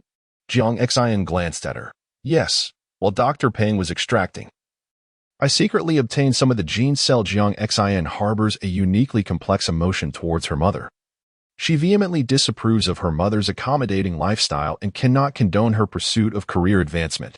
Yet, life often unfolds contrary to one's desires. Regardless of her disapproval, Tang Li remains undeniably her mother, a fact that cannot be altered. Much like a child who, upon gaining awareness, discovers that their parents are addicts or gamblers, Zhang Yunxi finds herself in a situation devoid of choice. As she gazes out the window, an unsettling sensation washes over her, as if someone is watching her. However, a glance into the distance reveals nothing amiss. Moments later, the hovering vehicle comes to a halt, and 3 burly men open the doors. Zhang Yunxi disembarks alongside her mother. Turning to survey their surroundings, they find themselves at the edge of a verdant forest, with 2 diminutive houses perched atop a slope, presumably once the abodes of forestry workers. Let us proceed, Tang Li beckons, leading Zhang Yunxi up the hill. Initially, Zhang Yunxi intended to hand over the items and depart, but during their time in the vehicle, Tang Li implored her to stay and accompany her. Upon reaching the crest of the hill, Tang Li addressed several security personnel, instructing, "You all wait outside for a moment." "Understood, Ms. Tang," the 3 bodyguards and a driver responded, halting their steps, while Zhang Yunxi followed her mother into the modest dwelling. The interior, relatively tidy, prompted Zhang Yunxi to scrutinize the furnishings, leading her to inquire curiously, "Mother, how did you find this place?"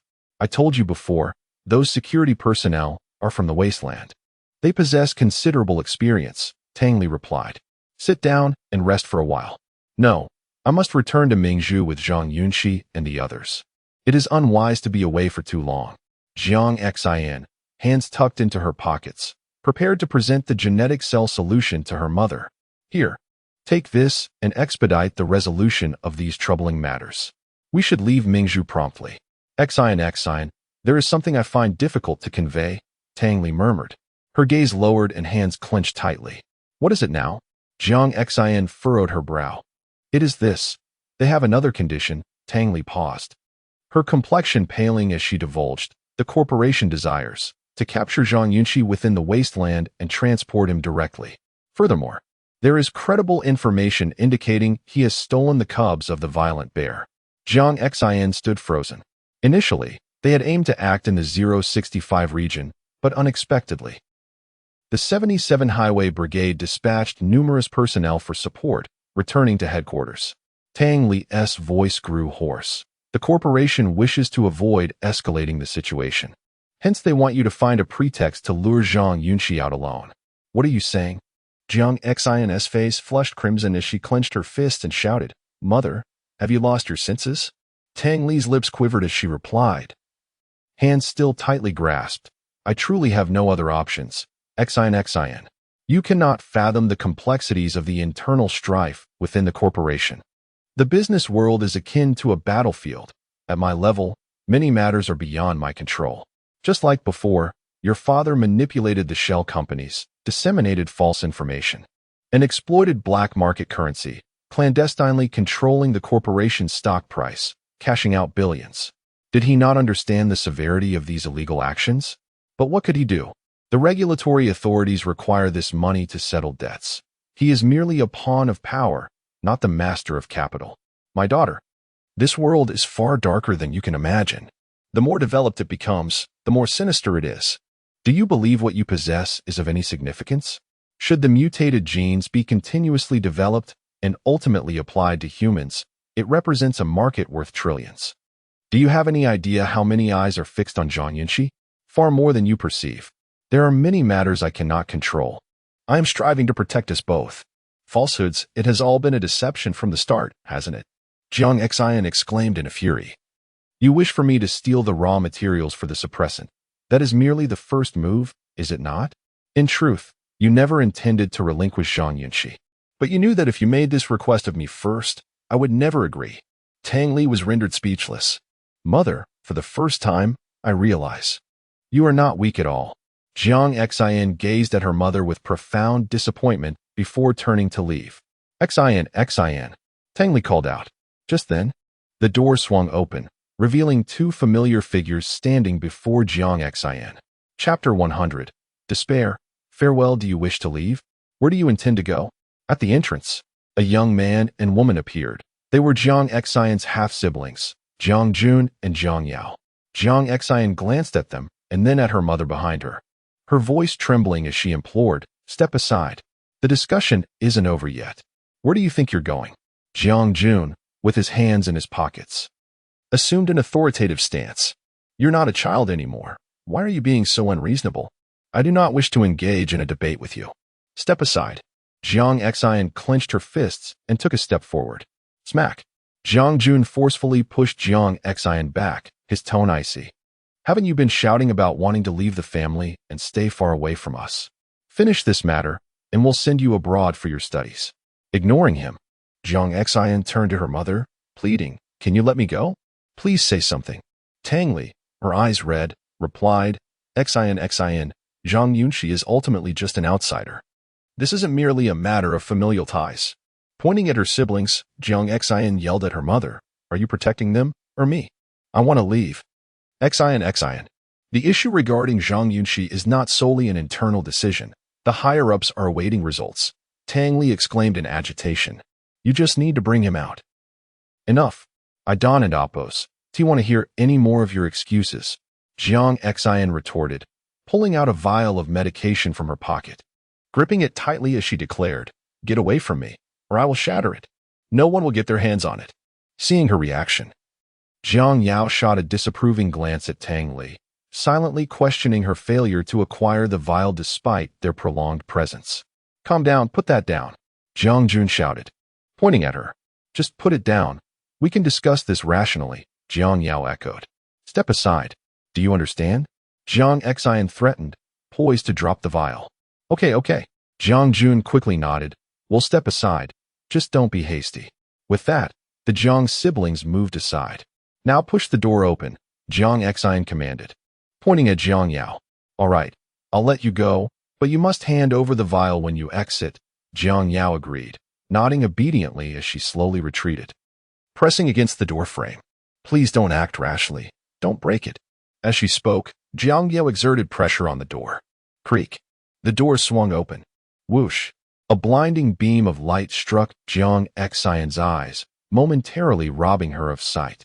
Outside, a burly man darted inside at lightning speed, seizing Zhang Xion's wrist which clutched the vial. Immediately, Zhang Jun and Zhang Yao rushed forward to snatch it, while even Tang Li, standing behind Zhang Xion, grasped her arm. "Don't drop it. Let go." In the ensuing struggle, Zhang Xion, naturally outmatched, had her grip forced open, and the vial was lost. Zhang Jun, beads of sweat forming on his forehead, inspected the vial, and upon seeing it intact, he sighed in relief. "Fortunately, it's not broken." Smack. Suddenly, a sharp slap echoed through the air. Zhang Xion staggered back a step, her hair disheveled and her left cheek flushed red. "You've gone too far. How dare you threaten us? Everything you have comes from this family. Do you think your mechanical studies were free? The experimental equipment costs a fortune.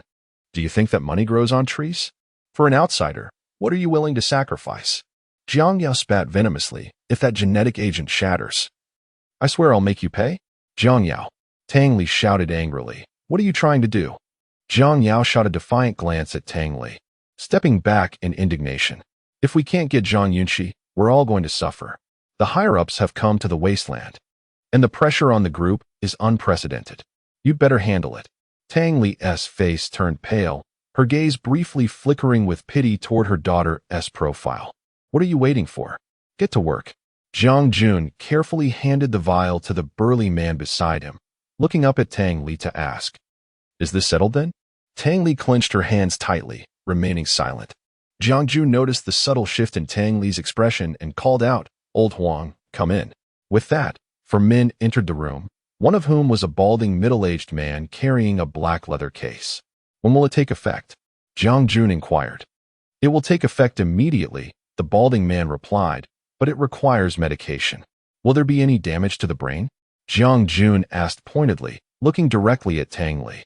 The balding man, observing Zhang Jun's subtle expression, quickly reassured him, there will be no damage.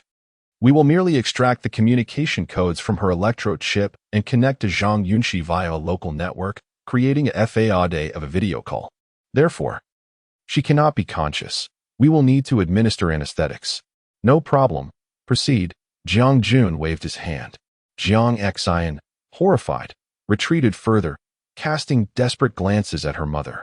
Tang Li stood frozen, seemingly oblivious to the conversation between Zhang Jun and the balding man.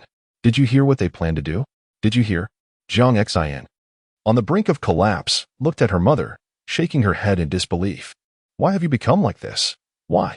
On the ground. The balding man opened the black case, revealing an array of exquisite electronic devices, donning sterile gloves. Let us begin. The four men lunged forward, restraining Zhang Xian. Stop struggling. It will be over soon. Come here, give her the injection. Get away. Zhang Xian fought desperately. Incredulity etched across her face as she exclaimed. Do you know what they're going to use on me? They're lying. I'll become an idiot. The biological code of my electrode chip will be exposed. I will never have a private secret again. Tang Li, tears brimming in her eyes, turned her head away, still refusing to intervene. Zhang Xian gazed at her mother. The last flicker of hope extinguished, leaving her devoid of meaning and courage to continue living. Everything around her trembled and shattered. Zhang Xian, in her despair, looked at her mother, suddenly recalling a scene from her time in the underground construction site.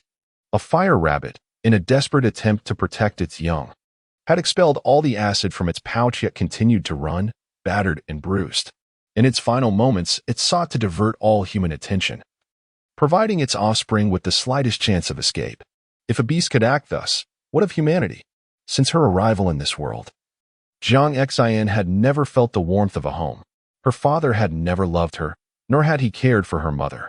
The reason old Zhang consented to Tang Li bearing a child was merely to secure the technological team she brought, their relationship akin to a compromise for work and profit. In the early stages of her pregnancy, Tang Li genuinely hoped to give old Zhang a son, but unfortunately, she bore a daughter, which could not grant her any leverage. Tang Li's psychological state was profoundly pathological.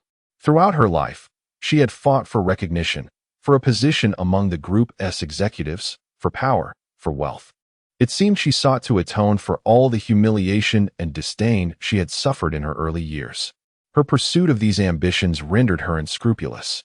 Zhang Xian had grown up in such a grotesque family, yet she always believed that despite her mother's realism and selfishness, she loved her.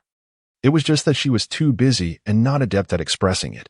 Her compromises were for her own sake, to ensure a better life for her daughter. Yet today, Zhang Xian can no longer deceive herself. The woman before her truly lives solely for her own sake. In the small room, Zhang Xian gazes at her mother with despair, tears streaming down her smiling face. Tang Li. I recall a news story from many years ago about a grassroots-born actress whose singing was exceptionally beautiful. However, after she rose to fame, she engaged in a financial lawsuit against her mother. At that time, we classmates mockingly discussed the enmity that could drive a mother and daughter to such extremes. Now I understand. In the face of power and wealth, what does familial affection count for? Initially, I thought you were merely weak. So weak that you could allow a man you do not love to lay upon your bed. But I have realized my error. You are not weak. You are pathological. Tang Li clenches her fists, tears streaming down her face. You are my mother, yet I hold you in disdain. Continue to be Mrs. Jiang. Revel in the sense of accomplishment that comes with being addressed as General Manager Tang by all. Zhang Xian, her delicate face pale, regards her. However, while I had no choice in how I enter this world, I do possess the right to choose how I depart from it. At these words, Tang Li abruptly turns her head. With four men restraining her shoulders, Zhang Xian gradually bends her left arm, forcefully striking her elbow with her chin. Within the sleeve of her sports attire, a vial of medication, secured at the elbow, is impacted at its tail end by her chin's force. With a swift motion, A needle extends and pierces her skin. The crimson liquid is instantly injected into her flesh. She has something in her sleeve. Roll up her sleeve. The four robust men shout. Xin, Xin. Tang Li rushes forward. Rip. One of the men tears open Zhang Yunxi's sleeve, revealing the vial strapped to her arm. What is this? Jiang Jun is momentarily bewildered. Huh?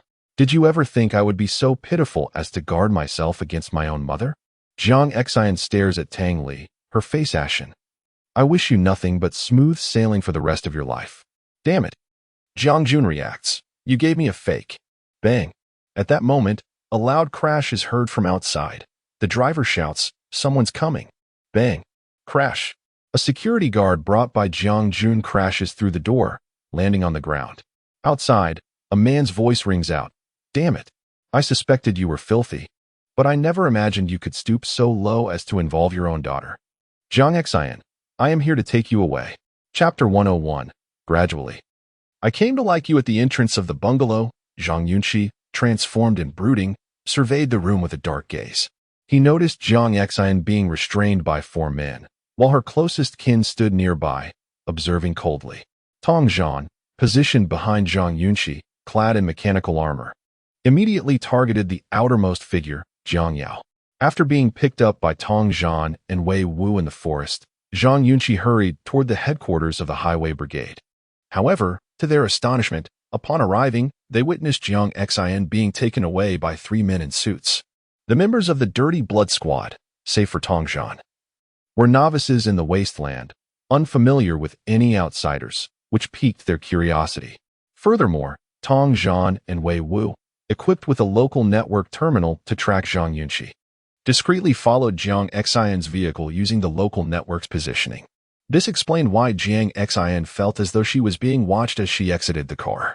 Yet, Zhang Yunxi never anticipated that he and Wei Wu, along with Tong Zhan, would overhear such a repugnant family conversation while concealed on the periphery. Zhang Yunxi's senses sight, smell, hearing had evolved due to his bodily mutation, and while hiding in the forest, he caught snippets of the argument between Zhang Yunxi and the others. As the four burly men pinned Zhang Yunxi down, Zhang Yunxi resolved to intervene, though he was already a moment too late. He was even more taken aback to learn that Zhang Yunxi had not handed over the real vial of medicine, but had chosen to take her own life instead. A surge of rage and guilt surged within him, for all that Zhang Yunxi had endured was directly tied to him. Damn it. A bunch of scum. After a brief silence, Zhang Yunxi burst into the room without warning, reaching for Jiang Yao's hair. One of the burly men reacted, raising his mechanical armored right hand to shove Zhang Yunxi away. With a resounding smack, Zhang Yunxi, though in a weakened state, was not someone ordinary could withstand. He grasped the man's wrist with his left hand and executed a sweeping kick. The sickening sound of shattering bones echoed as the forceful kick contorted the man's lower body, his legs snapping audibly. A scream erupted, and the man collapsed, unconscious, as he was kicked out the window. Run! Jiang Jun shouted in terror. At the entrance, Tong Zhan lifted his arm. The mechanical armor erupted in a burst of crimson light. Beyond the hillside, Tang Li was bewildered, while Jiang Jun sat on the ground, gazing at his sister's lifeless body. Zhang Yunxi, concerned for Zhang Yunxi, turned back to the ruins of the house, scooped her up, and shouted to Tong Zhan, "Let's go. Lao Wei, expend all your energy." Tong Zhan stayed behind to delay, incessantly commanding Wei Wu. The trio worked in perfect harmony. Zhang Yunxi cradled Jiang Yunxi as they climbed into the vehicle, and soon after, Tong Zhan returned, and they departed from that place. Those on the hillside, witnessing Zhang Yunxi's fierce determination, were uncertain of his physical condition and chose not to pursue recklessly. Inside the vehicle, Zhang Yunxi, having regained his normal composure, held Jiang Yunxi tightly in his arms. His eyes reddened as he implored, "Please, don't scare me. We'll return to the base soon. Dr. Pang will surely have a solution." Jiang Yunxi's body lay still, yet her skin was covered in a multitude of red spots. Initially the size of mung beans, they gradually swelled to the size of cherries, visibly spreading. Her body burned with an intensity surpassing that of a high fever. I'm going to die." Jiang Yunxi's gaze was vacant as she stared at Zhang Yunxi, "But I'm not afraid. I am liberated." "No. That one tea happened. Zhang Yunxi gently brushed Jiang Xian's disheveled hair aside. I will definitely save you. Zhang Yunxi, do you, like me? Jiang Xian softly inquired, seemingly yearning to feel a final touch. Chapter 102. Mentor at the entrance of the Highway Patrol's administrative building, Zhang Yunxi, cradling Jiang Xian, stared blankly at the main building, now marred by an explosion, a chilling premonition seizing his heart. He's at the back door. Stop him, Zhu. Amidst the cacophony, Zhang Yunxi recognized familiar voices. He bolted once more, plunging into the main building's corridor. Bao Bao, Kaka, and a throng of others sprinted towards the rear exit. Weapons in hand, Zhang Yunxi's apprehension intensified. Instead of joining the pursuit, he raced towards the site of the explosion. Even before he arrived, Weber's voice echoed, Lao Pang. Lao Pang. Hearing the name Lao Pang, Zhang Yunxi's heart constricted. He prayed fervently as he neared the blast zone. Thick smoke billowed, and the walls of 2 rooms had collapsed, revealing a scorched corridor bearing the marks of a fiery explosion. Debris littered the floor, and embers flickered on the ceiling. Zhang Yunxi looked up to see Dr. Pang lying in the ruins, covered in blood, several gruesome wounds visible on his abdomen. Get the hemostatic agent, quick. Seal the wounds. Weber barked at the others. Dr. Pang, slumped against the wall, clutched his wound with his left hand. He strained to look up and saw Zhang Yunxi approaching. Hiss. Dr. Pang winced as he shifted his body, raising his blood-soaked hand. He glanced at the wound, a pained gasp escaping his lips. It's over. Hurry. Weber urged the medical team. It's no use. Dr. Pang waved his bloodied hand, slowly turning to Zhang Yunxi. Come here. Zhang Yunxi approached, gently setting Jiang Xian down. His voice hoarse, he said to Weber, her condition is critical. Get a cryogenic pod, quickly. Weber glanced at Jiang Xian in surprise, then immediately supported her. Lao Pang, get the best cryogenic pod. And do we have any nutrient solution for Fire Rabbit? Bring it too. Come, closer. I don't have much time, Dr. Pang rasped. Zhang Yunxi knelt beside Dr. Pang. Mentor, there's a mole here. I went out to set up a small signal tower and found we were short on energy blocks, so I came back to get some. And I stumbled upon 3 people trying to steal your mutation observation data and Fire Rabbit. Dr. Pang grasped Zhang Yunxi's arm, his voice fading. I tried to stop them. One of the kids threw an explosive at me. Zhang Yunxi was stunned. Take me to the lab. I have something to tell you, something others can't hear. Dr. Pang's consciousness was waning. Zhang Yunxi looked at Dr. Pang, consumed by guilt. Mentor, I'm so sorry. It's my fault again. Don't waste time. I don't have much left. Blood trickled from Dr. Pang's mouth and nose. Zhang Yunxi gritted his teeth, wiping away tears with his arm. He lifted Dr. Pang and carried him into the laboratory. The door closed and Dr. Pang was laid on a bed. As Zhang Yunxi supported him, he inadvertently felt more bloody wounds on his back. They were penetrating wounds. His abdomen had been shattered. Dr. Pang lay on the bed, staring blankly at Zhang Yunxi. I helped you with the genetic research, for a reason. Xiao Zhang. The higher-ups have been watching you for a while. Human genetic mutation and survival is a revolutionary phenomenon. The higher-ups can't ignore it. They secretly instructed me, through the seminary, to find out the genetic code within you. The money I gave Wei Wu and the funding I provided was also from them. The wilderness is a jointly managed area, so it's inconvenient for them to show their faces, but the competition has already begun. Zhang Yunxi stared at him, speechless. But I wasn't that low. I never gave your core genetic data to the higher-ups. That's my bottom line, and besides, you always called me mentor. Dr. Pang's hand trembled. Of course, I had selfish motives too. You know, my love has been frozen for many years. And I really want to cure her disease and have her back with me. Current technology can't do it, so I have to rely on studying mutated creatures. But alas, I couldn't save her, and now I'm leaving first. No, mentor. I know my injuries. My body is ruined, beyond repair. Besides, my health wasn't good to begin with. I've been holding on by a thread all these years. Dr. Pang looked at him. Zhang Yunxi. The higher-ups will definitely find you. You must cooperate with them, because only official power can truly solve your physical problems. You must live on. Only if you live, and the research yields results, can she be thawed. You are my hope. And, as a scholar who has strived in the field of biology all my life, I truly hope that human evolution is natural and not reliant on some damn virtual world to achieve immortality. Minter, I'm tired. Let me rest. Dr. Peng whispered, his arm falling limp. Zhang Yunxi was stunned, shaking him vigorously. Minter. Dr. Peng was lifeless, his body stiff on the lab bed. Bang. Weber rushed in, staring in shock at Dr. Peng. He's gone? Zhang Yunxi turned, clenching his fists. Find someone to extract Dr. Peng's electrode chip. Seal it immediately. Hurry. Okay. Weber turned and left. Zhang Yunxi slumped to the floor, his eyes vacant, his mind reeling. Too much had happened in just a few hours, more than Zhang Yunxi could process. His body and mind had reached their limits. Why did it turn out like this? Why? The room was silent, the corridor noisy. Bao and the others returned. We caught them. They were moles bought off by the Wilderness Management Department. Damn it, where are they? Peng Baran roared in anger. I want to interrogate them myself. They resisted fiercely, so we killed them. Bao frowned. But I checked their communication devices, and the signal source they connected to was the Wilderness Management Department. Little Co must have paid them a high price. Yes, there's a holographic image in the communication device. It's someone from the management department. Kaka added. In the lab. Zhang Yunxi's eyes regained their light upon hearing this. The others crowded at the door, staring in stunned silence at Dr. Peng's body. Make way. Weber rushed in with two people who knew about electrode chips. They immediately tilted Dr. Peng's head back, cut open the skin on the back of his head with a knife, and began to extract the embedded electrode chip. What about Jiang Xian?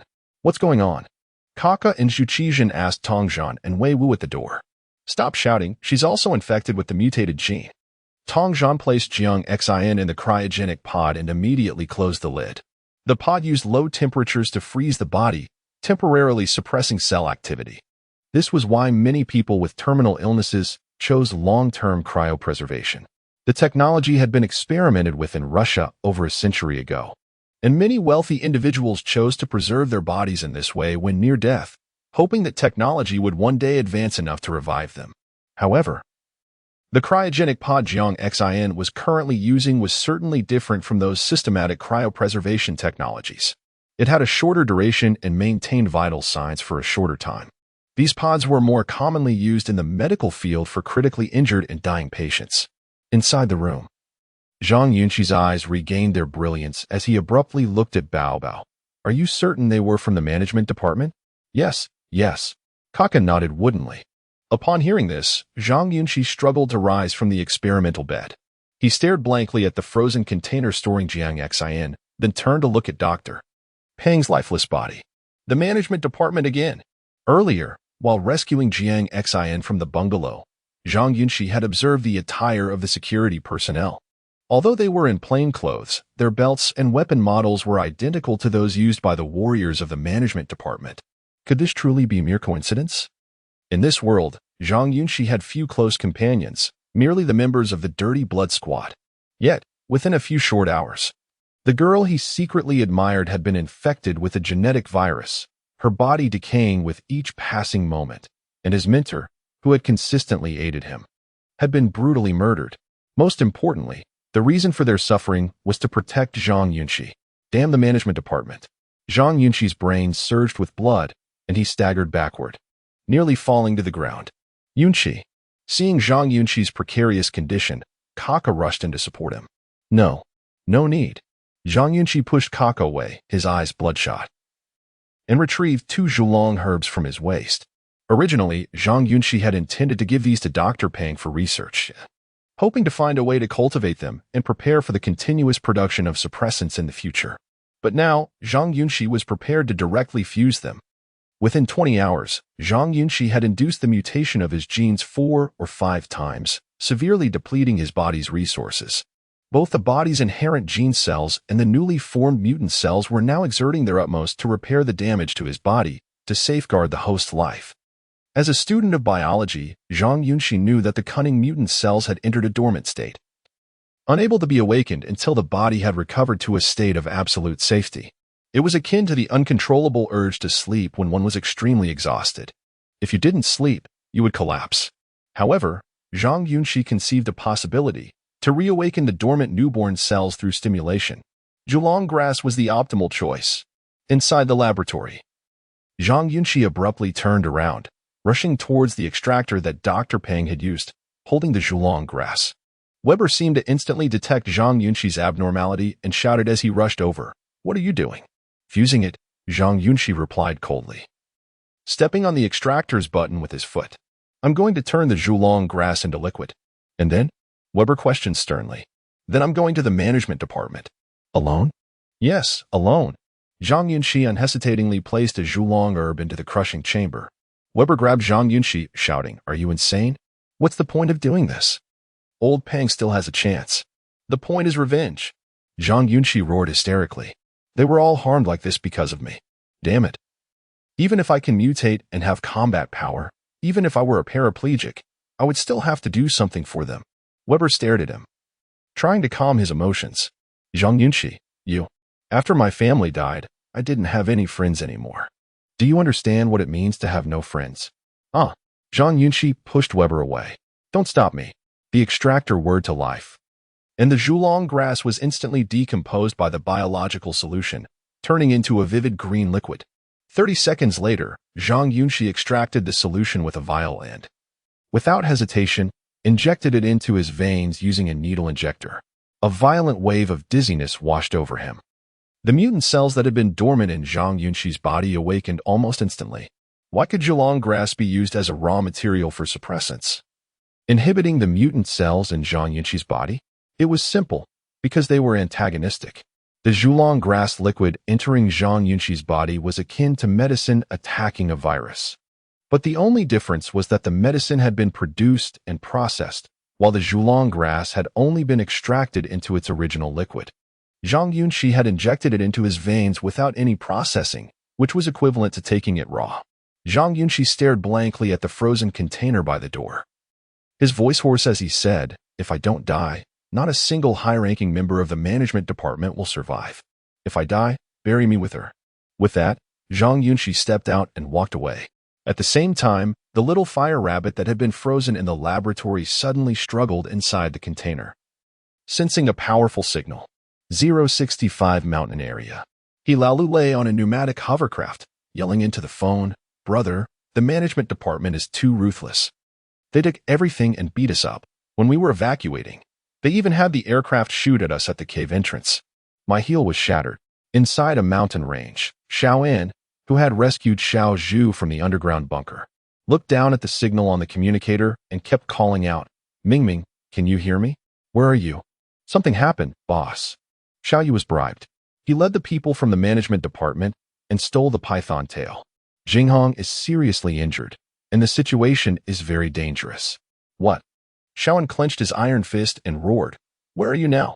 Chapter 103. The initiation. Zhang Yunxi resolutely departed despite objections, taking with him 2 items, a vial of candle dragon grass essence and a vial of the fire rabbit gene extract provided by Dr. Peng for Weber. It was evident that he was prepared to risk everything. Within the headquarters of the Highway Brigade, the atmosphere was somber, particularly among Kaka, Tongzhan, and Wei Wu, all of whom had emerged from the Theological Academy and had forged emotional bonds through their recent collaboration with Dr. Peng and Jiang Xin. "I will go with Zhang Yunxi," Zhu Qizhen declared, breaking the silence as he stood. "We came together, we shall go together." "Calm down, old Shu," Wei Wu interjected. As a middle-aged man with a family, he approached matters with a level head. "Weber is already in a private discussion with Dr. Peng. Let us wait and see what unfolds." "Yes, we should wait a moment," Tong Zhan concurred, rising to intervene. "Old Zhu, do not act impulsively." Babeo also stepped forward to counsel against rashness. Meanwhile, in the corridor on the 2nd floor, Dr.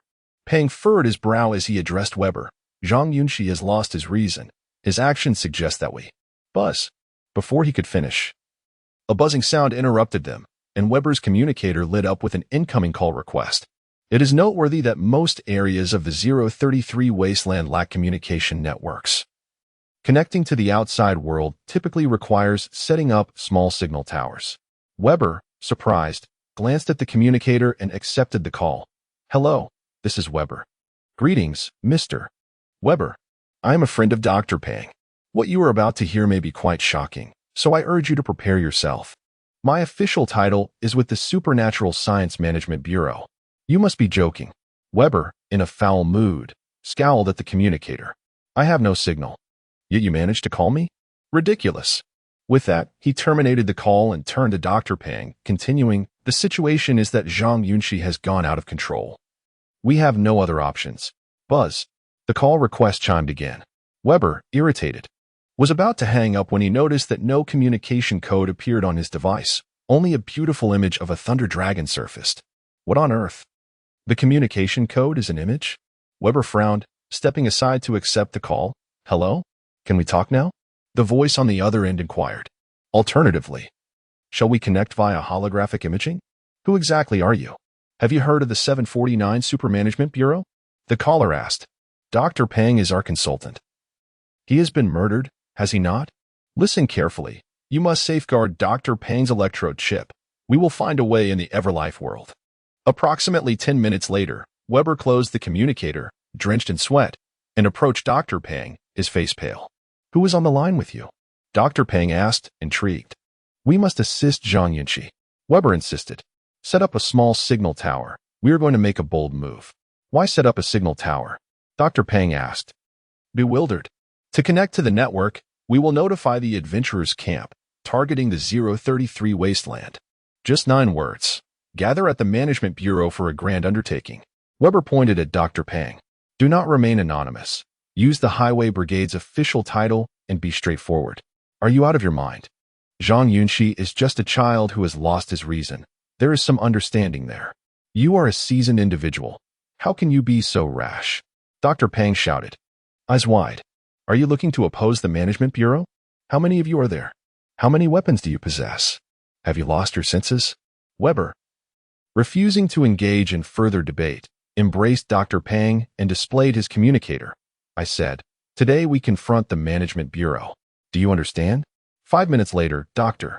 Pang rushed downstairs, shouting, 77 Highway Brigade, assemble. Gather your gear. We depart in 2 minutes. In the corridor, dozens of individuals stood up, all gazing at Dr. Pang. They have come to our doorstep. Why are we still hesitating? Let us act. Dr. Pang commanded. Simultaneously, Weber instructed Babeo to set up the small signal tower, connecting to the external network to post a scrolling message in the adventurers' camp. 77 Highway Brigade. Gather at the Management Bureau for a grand undertaking. In the depths of the 033 wasteland, within an abandoned factory, a team of over 20 prospectors busied themselves. Some tended to injuries. Others gathered around a fire pit to eat, while others cursed and discussed the events that had transpired in the underground workings. This group had escaped from the 065 underground works. After over a week of effort, they had gained nothing and lost several companions.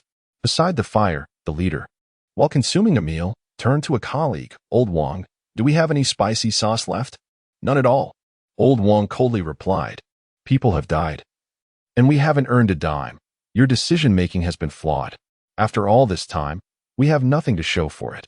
And you still think about spicy sauce? I'd say eating dung would be more suitable. The leader glared at him, returning the cold stare. Do you have a problem with that? Of course. I have a problem. My childhood friend is dead. Old One shouted, glaring fiercely. You are the leader. You must take responsibility for the losses. The leader stood. Before we acted, who could have foreseen that the Management Bureau would be so ruthless? Look at how many people they mobilized. Can you not see it? What do you want me to do? Engage in a fight with Xiaoko? Do we have the resources for that? Don't give me that excuse. We are disbanding today. I am taking my people and leaving, Old Wang declared as he began to gather his belongings. Everyone is a brother. Let us not argue. The deputy leader intervened. Just as the others hesitated over which side to take, a young man suddenly stood up, waving his communicator. Boss, Old Wang, stop arguing. The Highway Brigade has contacted me. What do they want? The leader asked. Weber and Dr. Pang are leading a charge against the Management Bureau. They have already posted a scrolling message in the adventurers' camp. The youth urged. Moreover, Hilalu has also sent a message wanting to join in. The leader was taken aback. Old Wang fell silent for a moment before saying, Are you going or not?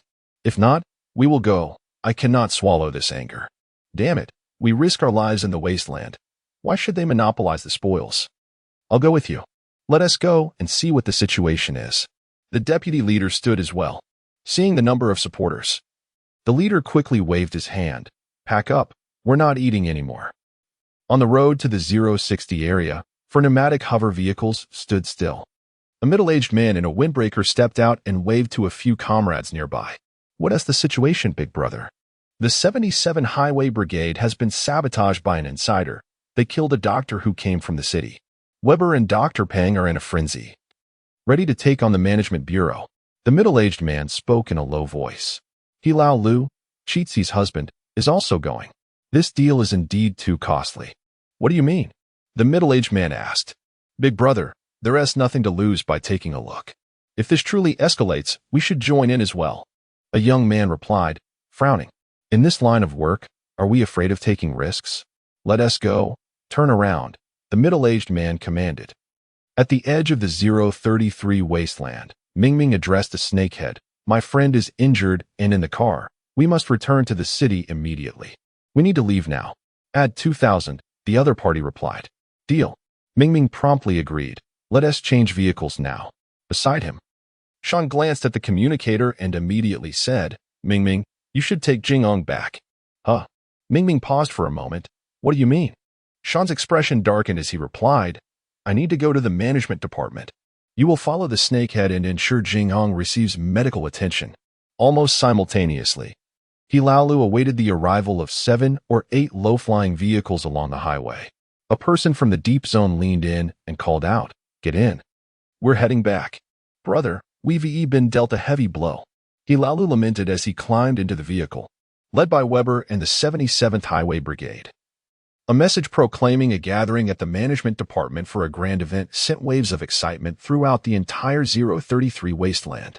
In the central area of 033, within the headquarters of the management department, Master Ko entered the conference room accompanied by a dozen business leaders.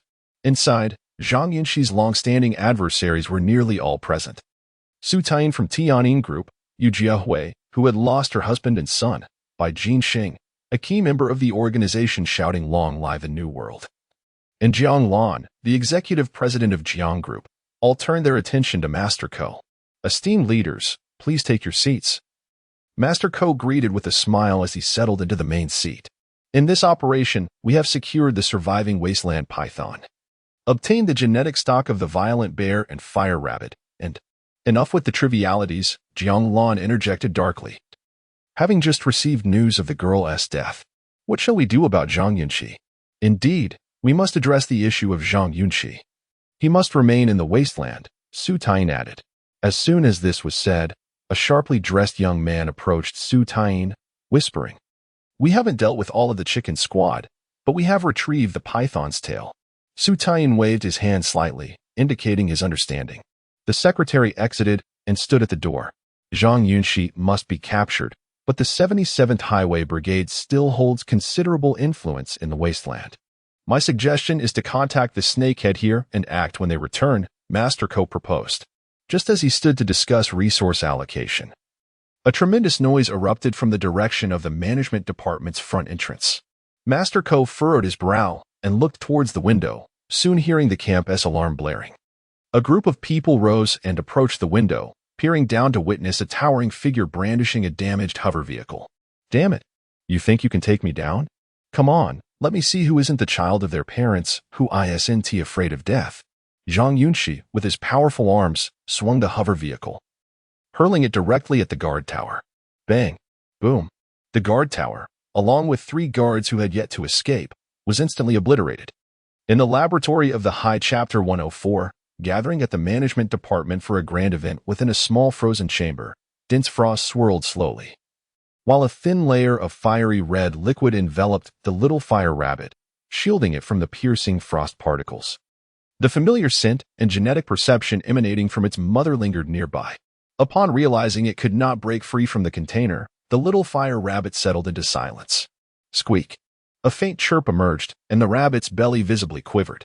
With a brief build-up, the little fire rabbit expelled fire acid. Sizzle! The white mist within the chamber thickened, as the fire acid swiftly corroded the walls, creating a shallow pit, only to be extinguished by the encroaching cold. Observing the effectiveness of the fire acid, the rabbit began to spray continuously. After approximately 30 seconds of relentless effort, a circular hole was corroded through the frozen box, and the little fire rabbit emerged. Squeak. The rabbit leapt from the container, accurately locating the large frozen chamber. In the corridor outside, Kak remained as the lookout while others were engaged in conversation. They all left, and we're stuck here. Damn it, this is so annoying. Kak grumbled irritably. Baby observed him and replied, the conflict over there must be intense. Your duty as a lookout is relatively safe. Stop complaining and find a new set of mechanical armor to wear. If they come for a surprise attack, we need to be prepared. Kak, upon hearing this, stood up anxiously and headed toward the storage room, pondering about Yunxi and the others. Beep beep. Suddenly, an alarm blared within the laboratory. Kak paused momentarily before dashing over to push open the door. Inside the lab, a frozen chamber containing Zhang Yunxi was spewing cold air violently, with a bowl-sized black hole burned into the upper left side of the container. Beep beep. The alarm grew sharper, indicating that the chamber had sustained damage. What is happening? Baby hurried over as well. As Kak rushed to the chamber, he reached for the keypad and opened the lid. Inside, Zhang Yunxi lay covered in frost within a nutrient fluid, her eyes wide open. Kak was taken aback as he noticed the little fire rabbit gnawing at Zhang Yunxi's wrist, its mouth stained with blood. Indeed, it had bitten into her vein, voraciously consuming her blood. What the hell? Kak raised his leg, ready to kick the little fire rabbit away. But the cunning creature did not. A man clad in a black trench coat furrowed his brow as he observed Zhang Yunxi. He should have surpassed the initial transformation phase. Huh? Hilaolu responded, somewhat perplexed. Are you certain the wildland python is within the management department? They haven't transported it away? The man with the surname Hua inquired. Absolutely not.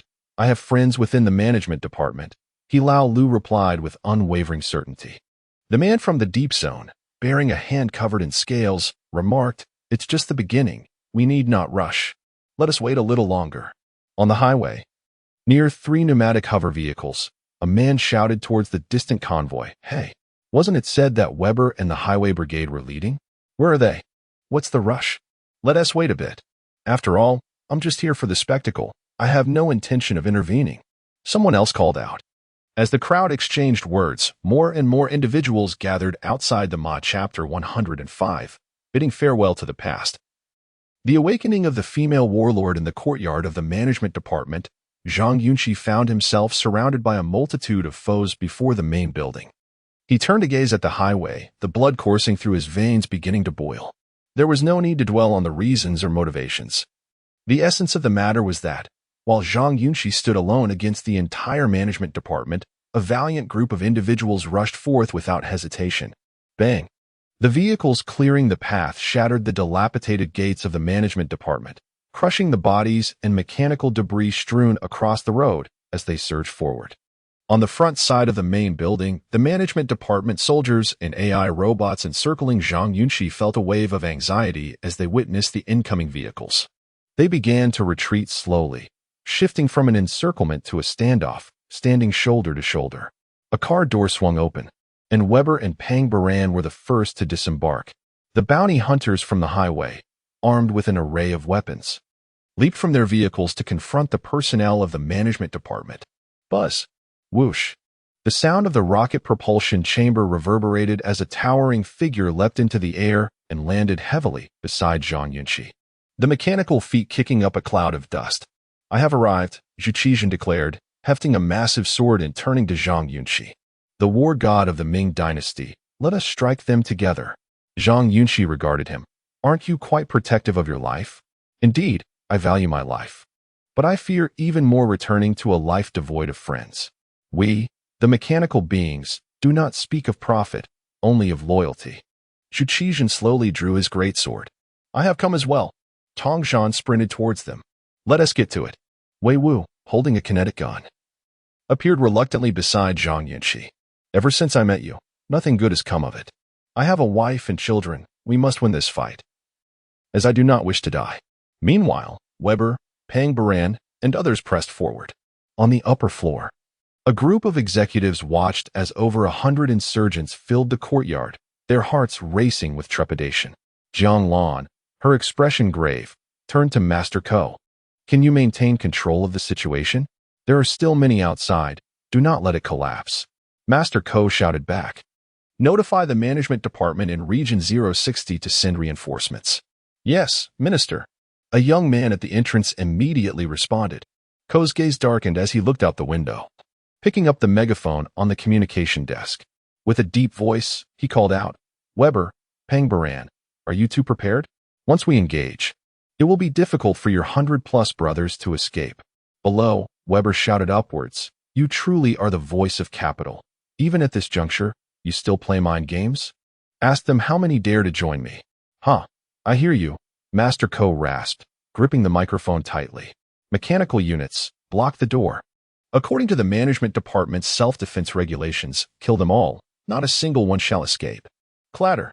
The soldiers of the management department raised their weapons in unison.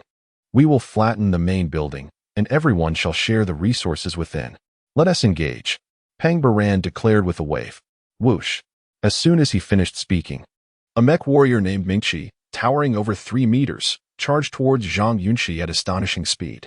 Almost simultaneously, chaos erupted in the courtyard as hundreds clad in modern armor, equipped with advanced weaponry, began to exchange fire from a distance. This fellow looks formidable.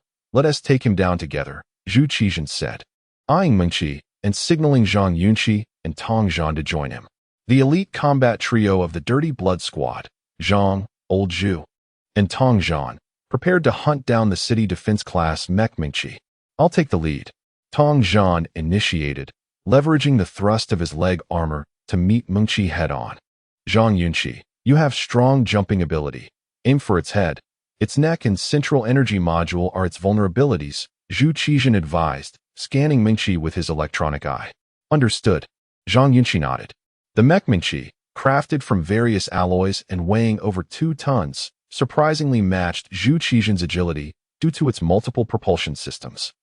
Moving even faster than the lightly armored Tong Zhan, Mingqi soared towards them, exuding an intense sense of pressure. Its mechanical feet igniting with flames as it launched a punch at Tong Zhan.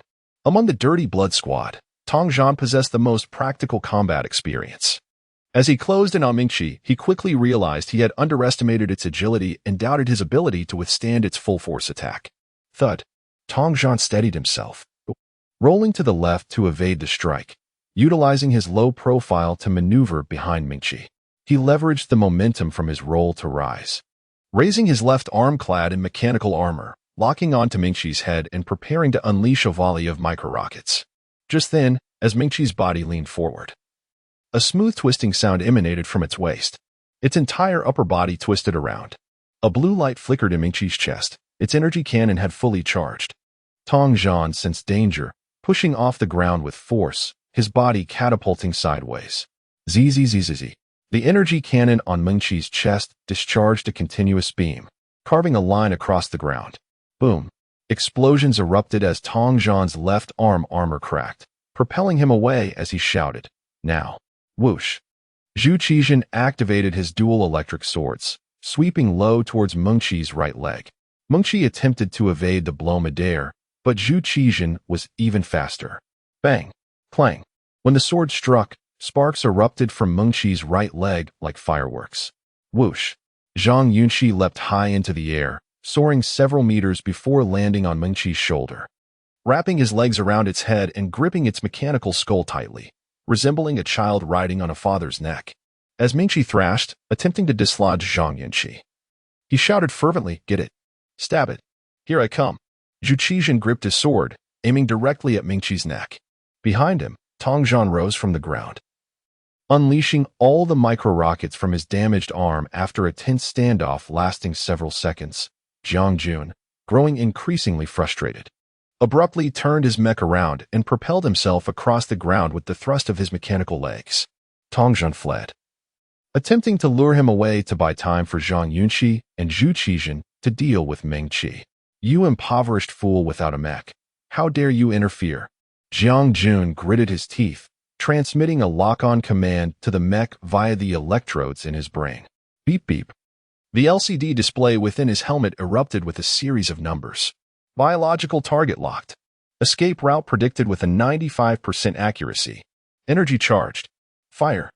Zhang Jun shouted maniacally. Whoosh, whoosh, whoosh. Miniature rocket launchers and kinetic beams were unleashed in a rapid barrage toward Tongzhan. As Tongzhan ran, he saw the hail of projectiles hurtling towards him and realized he could not evade entirely, so he darted to the left, seeking refuge behind two hovering vehicles. Boom! Rumble! The dense barrage instantly obliterated the two hovering vehicles, sending Tongzhan, bloodied, flying through the air, crashing 3 meters away. A charred scent enveloped him as the protective mechanical armor shattered, rendering him immobile. Swish! Zhang Jun maneuvered his mech to a halt 5 meters away, gazing at Tongzhan. Raising his left mechanical arm. I'll ensure you have no remains. Buzz. The energy cannon on the mechanical arm charged, its light blinding. Just then, a woman's voice echoed. Tongzhan. Tongzhan turned, bewildered, toward the entrance. Swish. A shadow rushed forward, gripping Tongzhan's clothing and pulling him aside. Boom rumble. Zhang Jun, clad in his mech, blasted the ground, creating a massive crater. He turned in surprise, only to see a woman standing beside Tongzhan. Zhang Xin, it was Zhang Xin. At the entrance, Ka and Bao Bao rushed down from their hovering vehicle, joining the fray alongside Zhang Xin. You wretched woman who caused my sister's death. You survived the gene serum. Zhang Jun seethed at his sister. Perfect. Before I capture Zhang Yunxi, I'll deal with you first. Zhang Xin stood beside Tongzhan, dressed in tattered sportswear, her hair disheveled, staring at Zhang Jun without flinching. In the main hall, Tang Li watched the battlefield intently upon seeing her daughter. Her expression froze in disbelief, unable to comprehend that Zhang Xin was still alive. Upstairs, Zhang Lan, upon spotting her illegitimate. Chapter 106. The rhythm arises. The grassroots army is unstoppable on the high ground surrounding the management department. A crowd of 200 to 300 individuals from the wasteland had gathered. Some were merely there for the spectacle, while others were eager to participate. Since the prohibition of entry into the wasteland began, the residents had reached a tacit understanding of mutual dependence with the management department. Although there were occasional frictions, they generally exercised restraint. However, today, this understanding and balance were shattered by a group of outsiders. Should the management department truly be razed to the ground, it would undoubtedly mark the most monumental achievement since the prohibition began. On the slope, a man referred to as Brother Hua by the crowd surveyed the battlefield, and surprisingly began to unbutton his windbreaker. Initially, this went unnoticed as everyone was tense, fixated on the fierce battle. However, as Brother was stripped down to his athletic wear and shirt, revealing his muscular upper body, an unsettling realization began to dawn on the onlookers. Brother, what are you doing? A bewildered figure, Hilao Lu, asked. Warming up, Brother Hua replied, as he sat on the ground and began to remove his pants. He appeared to be in his 30s, seemingly younger than Hilao Lu, yet he was addressed as brother, perhaps a testament to his standing in the underworld. Brother Hua's physique was extraordinarily robust, with disproportionately long arms, and most strikingly, his upper body was covered in light blue scales reminiscent of fish and serpents. The dense scales extended all the way to his neck, and had a phobic individual been present, they might have succumbed to shock at first sight. Hilao Lu had seen Brother Hua's remarkable form before, so he was not surprised, but the other brothers were taken aback, having never witnessed Brother Hua's true appearance. If it weren't for the management department provoking the wasteland python, I wouldn't have come, Brother Hua said, turning to Hilao Lu. You all should prepare yourselves. Brother, if you say to fight, we brothers will never back down, Hilao Lu replied, feeling a bit embarrassed by his brother and Apos' public disrobing. He glanced at the clothes on the ground, his face slightly flushed, and asked, But, brother, why are you wearing a chest plate? Uneducated fool. That's body armor, designed to protect the heart. Brother Hua shot back, his gaze fixed on the battlefield.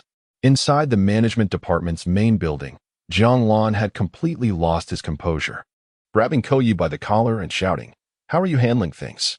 My son is dead, damn it. Koyu regarded him coldly. This is the wasteland. I call the shots here. Don't instruct me on how to do my job, understand? Old Zhang, calm down. Stop shouting. Others intervened, pulling the two apart. Koyu withdrew his gloomy gaze from Jiang Lan, turning to command. Have the mechanical assault team don their mechs and engage. Activate the emergency evacuation route. Prepare 10 aircraft to escort the bosses and the wasteland python, as well as the genetic containers for the fire rabbit and the violent bear. Contact 060 and inform them of our dire situation. If my management department suffers a severe blow, they won't receive a single cent. Yes. Yes. The management personnel at the entrance responded in unison and quickly departed. Koyi turned back to the bosses. This incident has far exceeded our expectations. To ensure everyone's safety, it would be best for you to evacuate now. I will handle things here. The bosses exchanged glances, a sense of unease rising within them. They had invested heavily, both financially and in resources. Although the operation had initially gone smoothly, capturing the wasteland python and obtaining the genetics of the fire rabbit and violent bear, they were now confronted by a group of unrefined individuals at their doorstep, which left them feeling quite disgruntled and anxious about potential mishaps. As the bosses prepared to withdraw, Jiang Lan was pulled back, still shouting frantically, "Let me tell you, Ko, if you can't handle Zhang Yunxi and Zhang Xin, I want to give you a single penny. Let us go, let us go. We need to leave." The group of bosses dragged Jiang Lan toward the exit. Koyi observed the scene below and calmly ordered, "Head to the armory, check my equipment, and warm it up." Yes.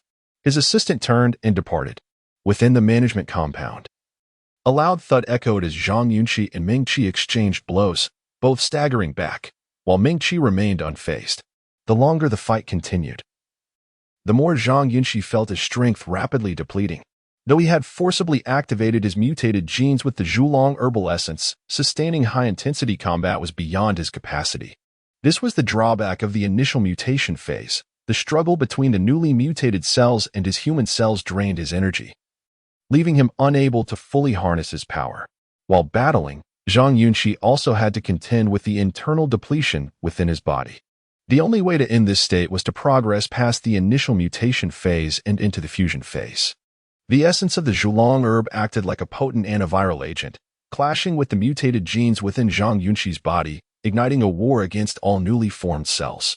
During the most intense phase of this internal conflict, Zhang Yunxi's combat capabilities peaked. All mutated cells were activated, relentlessly attacking the invading Zhulong herbal essence. However, once this peak passed and the effects of the essence were gradually eradicated, the battle-weary mutated cells would inevitably fall into a weakened state, potentially leaving Zhang Yunxi with no more strength than an ordinary person. What to do? Zhang Yunxi felt an urgent need to defeat Ming Qi and break into the main building. There was another option, to continue injecting the Zhulong herbal essence in the fire rabbit blood, reactivating the flagging new cells. As he contemplated this, he reached for his belt. Just then, a delicate hand grasped Zhang Yunxi's arm, and a soft voice said, "I'll help you." Zhang Xin had arrived. Having just defeated Jiang Jun and assisted Weber and others in clearing the left side of the battlefield, Zhang Yunxi noticed her, but had no opportunity to communicate. "Are you all right?" he asked urgently. "Not much to say about being fine. Every extra minute I live is a gain," Zhang Xin replied nonchalantly. "Attack him." Zhang Yunxi was momentarily taken aback, and before he could respond, Zhang Xin suddenly darted forward. With the speed of a fleeting shadow, she charged at the crimson-armored warrior. Ming Qi. Her swiftness was extraordinary, perfectly inheriting the agility of the mutated fire rabbit, thanks to the purification that the little fire rabbit had provided her. Thud. As Ming Qi saw Zhang Xin approaching, he threw a punch. Beep. Target lost. The system's alert echoed in Ming Qi's neural interface. He swiftly twisted his upper body, preparing to fire his kinetic cannon. Thwack. Zhang Xin leaped into the air and hurled an electronic binding cord, ensnaring Ming Qi's mechanical head with precision, quickly extending to bind him further. The binding cord entwined around Ming Qi's head like rapidly growing vines, mummifying it in a matter of moments. Whoosh. Ming Qi violently shook his head, sending Zhang Xin flying. In terms of sheer strength, Zhang Xin was no match for the power of the mech. And as she soared through the air, she shouted, "Take him down."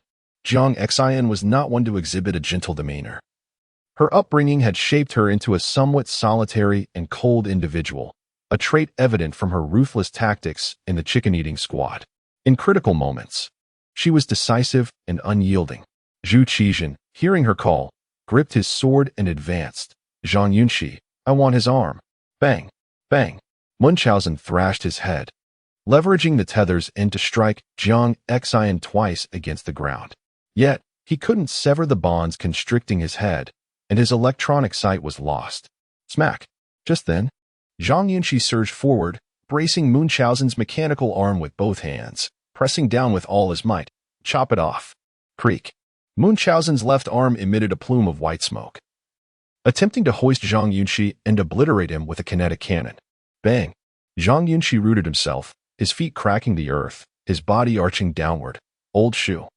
You son of a... Hum. A resonant hum filled the air as Zhu Qizhan ascended, his electroburst sword gleaming brilliantly, descending in a flash. Snap!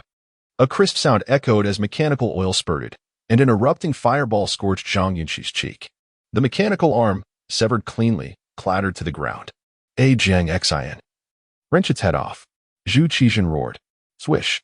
Zhang Yunxi executed a swift about-face, standing back-to-back with Munchausen, his arms reaching back to seize the robot and Oppo's head. Thump. Zhang Yunxi scrambled to her feet, clutching the tether, pulling back on Munchausen's mechanical head with all her strength. Munchausen's chassis tilted backward, its piston neck stretched like a giraffe's. Thwack. Thwack.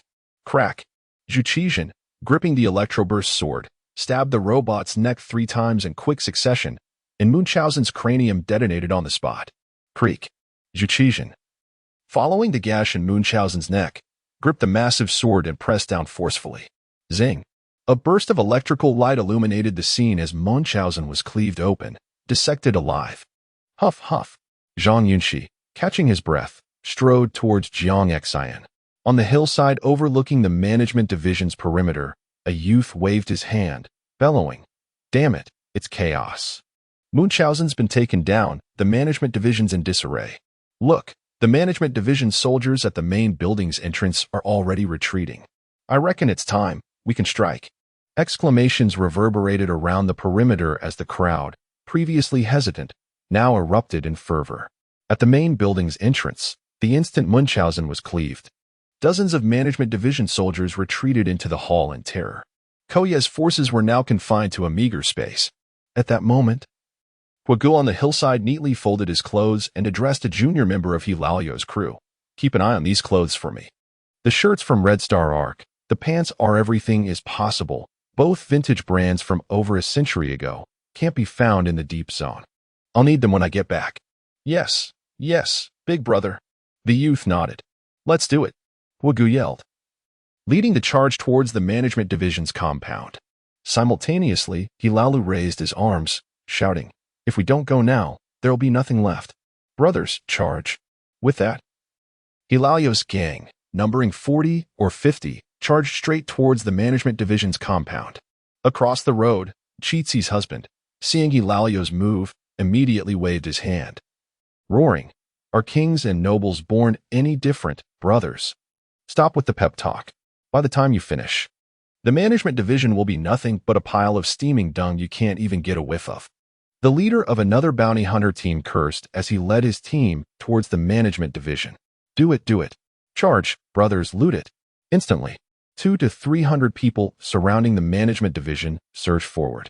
Even those who hadn't planned to participate, seeing the opportunity, joined the fray.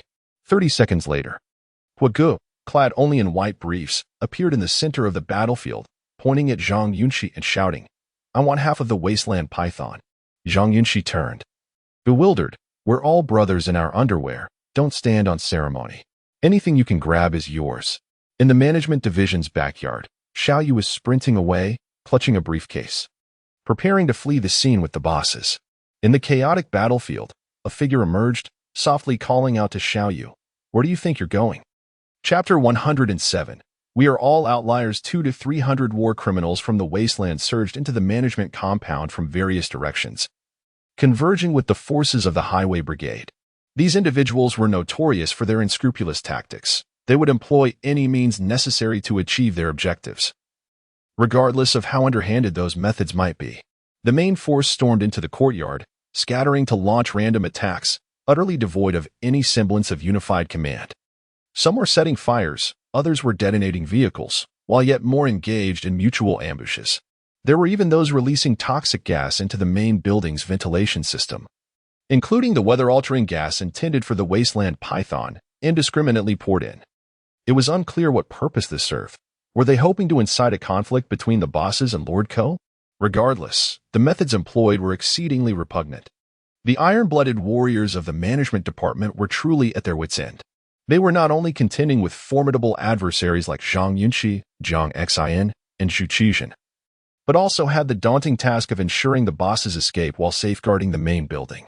They found themselves in an extremely difficult position, pulled in multiple directions and rendered completely passive. The entire compound descended into chaos, the formations of both sides disintegrated, and personnel became hopelessly entangled. In the rear of the management compound, approximately 50 soldiers, armed and clad in exoskeletons, were escorting the bosses to safety. On the periphery of this group, Xiaoyu stood frozen in place, clutching a leather suitcase, sweat pouring down his forehead. The case contained the tail of a wasteland python, a prize he had taken after betraying his comrades and ambushing Jingong and Mingming. He had intended to present it personally to Boss Su in exchange for generous rewards and recognition, but the latter had been occupied in meetings within the main building, leaving him without the opportunity to make his pitch. 5 meters away, Sean stood silently, dressed in a hooded tracksuit with his face shrouded in shadow. Gripping a curved blue blade in his right hand, he spoke softly. "You and I have both faced death together. I won't bully you. You may draw your weapon." At this juncture, any further justification for his betrayal would be utterly foolish and beneath him. As Xiaoyu listened, he instinctively reached for his waist. "Fine. Let us settle this once and for all." Before he could finish, Sean, propelled by the thrusters of his leg exoskeleton, lunged towards Xiaoyu in an instant. As Xiaoyu prepared to draw his weapon, the suitcase in his left hand still unlowered, Sean was already upon him, leaving him momentarily stunned. With a swift thrust, Sean drove the knife into Xiaoyu's chest. The lightweight mechanical armor he wore was as fragile as paper, pierced effortlessly. Blood began to ooze from the wound. "You. Damn it. You said I could draw my weapon," Xiaoyu exclaimed, eyes wide with disbelief. "An ambush? Wasn't this supposed to be a fair fight?" Sean, gripping the knife with both hands, pressed forward, causing Xiaoyu to stagger back, ready to raise his arm. Thud. With a quick withdrawal of the blade, Sean plunged it once more into Xiaoyu's arm. "Ah!" Xiaoyu grimaced in pain, shouting, "Help me. I have the wasteland python." With innate leadership qualities, Hogue stepped forward, exclaiming, "Brothers, life in the wastelands is fraught with peril. We risk our lives for every coin. Stand back for a moment. Let the 4 of us take the vanguard, and then we shall divide the spoils." Hogue is peerless. Weber too. "Let us proceed as you command." The resounding cheers echoed as Hogue strode toward the benefactor's side. Zhang Yunxi, Zhang Xin, and Zhu Qizhen exchanged glances and prepared to advance. In the central hall of the administrative building's main edifice, Master Ko advanced, divesting himself of his uniform coat. He rolled up his sleeves and tugged at the tip of his left finger. Thwack! A layer of artificial skin was peeled away, discarded onto the floor. A gleaming, silver, purely mechanical left arm was revealed, extending to the shoulder.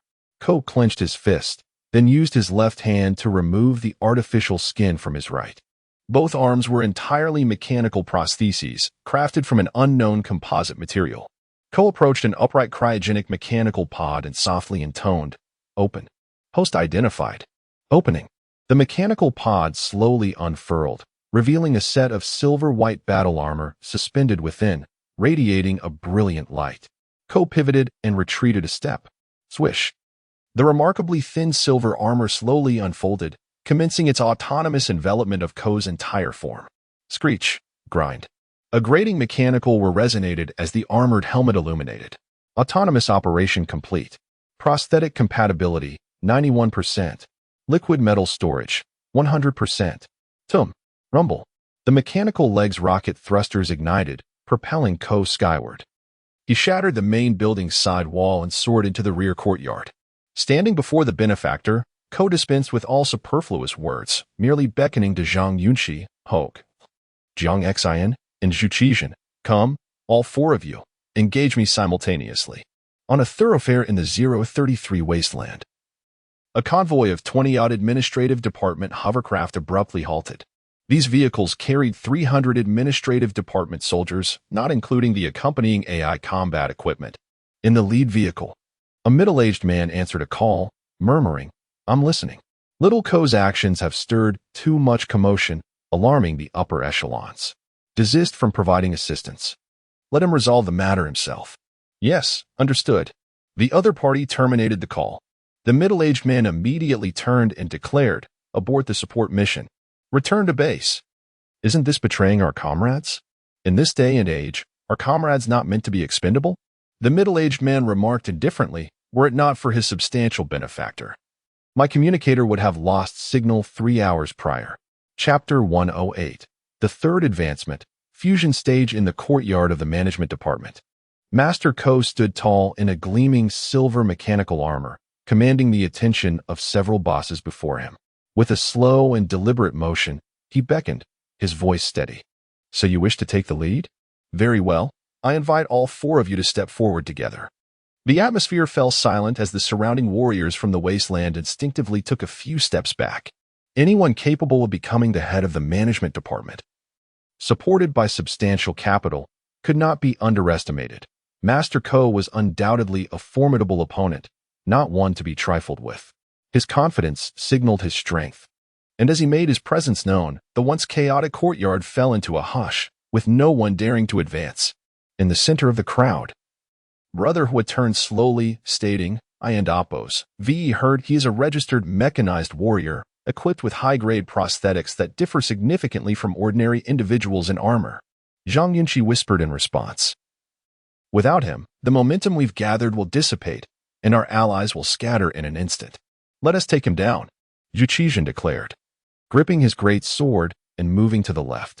"Be careful," Zhang Yunxi called out to Zhang Xin as she stepped to the right. The 4 slowly encircled Master Ko, with Brother Hua taking the central position. "Let us take him down." In a flash, Zhang Xin sprang into action, transforming into a blur as she unleashed an electronic binding rope aimed at Master Ko's right ankle. Brother Hua remained stationary, his right arm trembling vigorously, muscles rippling as the thin scales on his skin flared out like barbs. Zhu Qizhen, leveraging his leg thrusters, leaped into the air, his great sword poised to strike at Master Ko's right leg. At this moment, Master Ko finally moved. He swiftly turned to face Zhang Xin, raising his left arm towards Brother Hua, declaring, "You think you can challenge the management department with just this?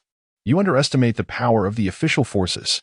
His voice resonated, and a brilliant light emanated from the palm of his mechanical left hand, visibly expanding outward. In an instant, a luminous barrier, over 2 meters tall and wide, formed, perfectly concealing Master Ko's figure. Liquid metal filling. Master Ko commanded his mech's auxiliary system through the neural interface of the electrode chip. A surge of silver liquid erupted from his palm, swiftly solidifying into a tangible silver screen. The flowing liquid, though not solid, shimmered and coalesced, resembling an imposing door that had suddenly materialized. Brother Hua, realizing that his attack angle had been blocked, quickly sidestepped and unleashed a barrage of scales. With a deft twist of his body, Master Ko manipulated the silver panel, sealing off Brother Hua's attack once more. Though Brother Hua's scales could be shot forth through muscle vibration, they lacked the ability to retrieve themselves from midair. Thus, he could only watch as countless scales struck the shimmering screen, disappearing without a trace. Did they melt away? Brother Hua stared, bewildered, at Master Ko. In the brief moment of confusion, Master Ko raised the silver screen, angling it to deflect an incoming strike from Zhu Qizhen. With a resounding clash, Zhu Qizhen's sword cleaved through the barrier, sending ripples through the liquid metal, destabilizing the shimmering barrier momentarily. However, as Zhu Qizhen observed the scene, he felt no elation. Instead, he sensed urgency. He recognized that this was no ordinary liquid metal, but a complex amalgamation. Indeed, as his great sword penetrated halfway, it became impossible to advance further. The force of his strike absorbed by the liquid metal. Cooling. Master Ko instructed softly.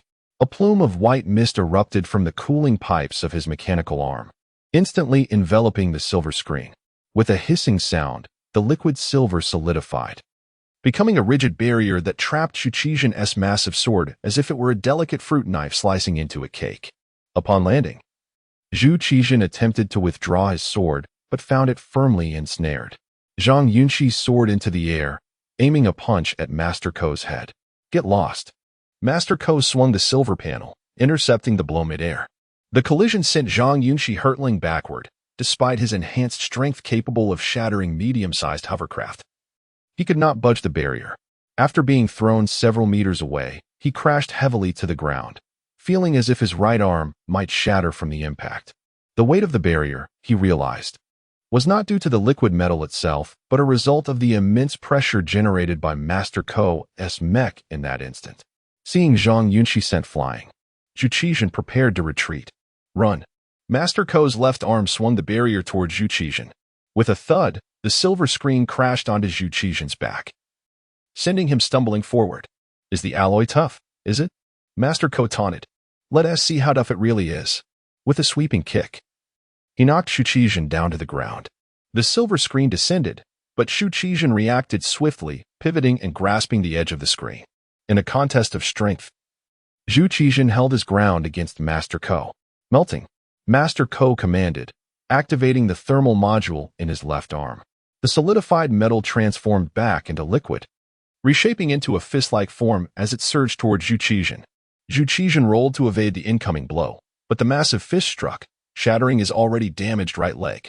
Having endured several battles since the previous night, his mechanical body had sustained considerable damage, and the limited repair resources in the wasteland hampered his recovery. With his right leg now destroyed, he found himself in a precarious position, gazing back at Zhang Yunxi. I did my best. A swift shadow darted toward him. Master Ko, without looking back, swung his right fist leftward based solely on instinct. The impact sent Zhang Yunxi flying across the ground, where she rolled and coughed up blood. You absorbed the mutated cells for less than 10 hours and still lack the will to challenge me, Master Ko remarked, pointing at Zhang Yunxi before addressing Brother Hua. The fusion stage mutants still hold some value. With a burst of fire, Master Ko propelled himself into the air. Brother Hua retreated cautiously, preparing to engage, but unexpectedly, Master Ko's true target was not him. In a swift maneuver, he turned and approached Weber directly. Weber instinctively stepped back, raising his kinetic gun. Master Ko raised his mechanical right hand, grasping Weber's throat tightly, lifting him off the ground. I told you, you're not capable of this. Why can't you believe me? With eyes blazing red, Master Ko glared at Weber, raising his right arm. Do you have any idea how long I have prepared for these 3 mutated creatures? Huh. With a fierce grip, he lifted Weber and shouted at the surrounding criminals of the wasteland. Is it unfair? Fine, I hear you. All members of the wasteland except the Highway Brigade, get out in 3 seconds. Afterward, each team will receive 2 million from my own pocket to satisfy you. With so many people present, I will not go back on my word. Upon hearing this, a flicker of retreat ignited within the crowd. Resources were limited, and not everyone would manage to seize them.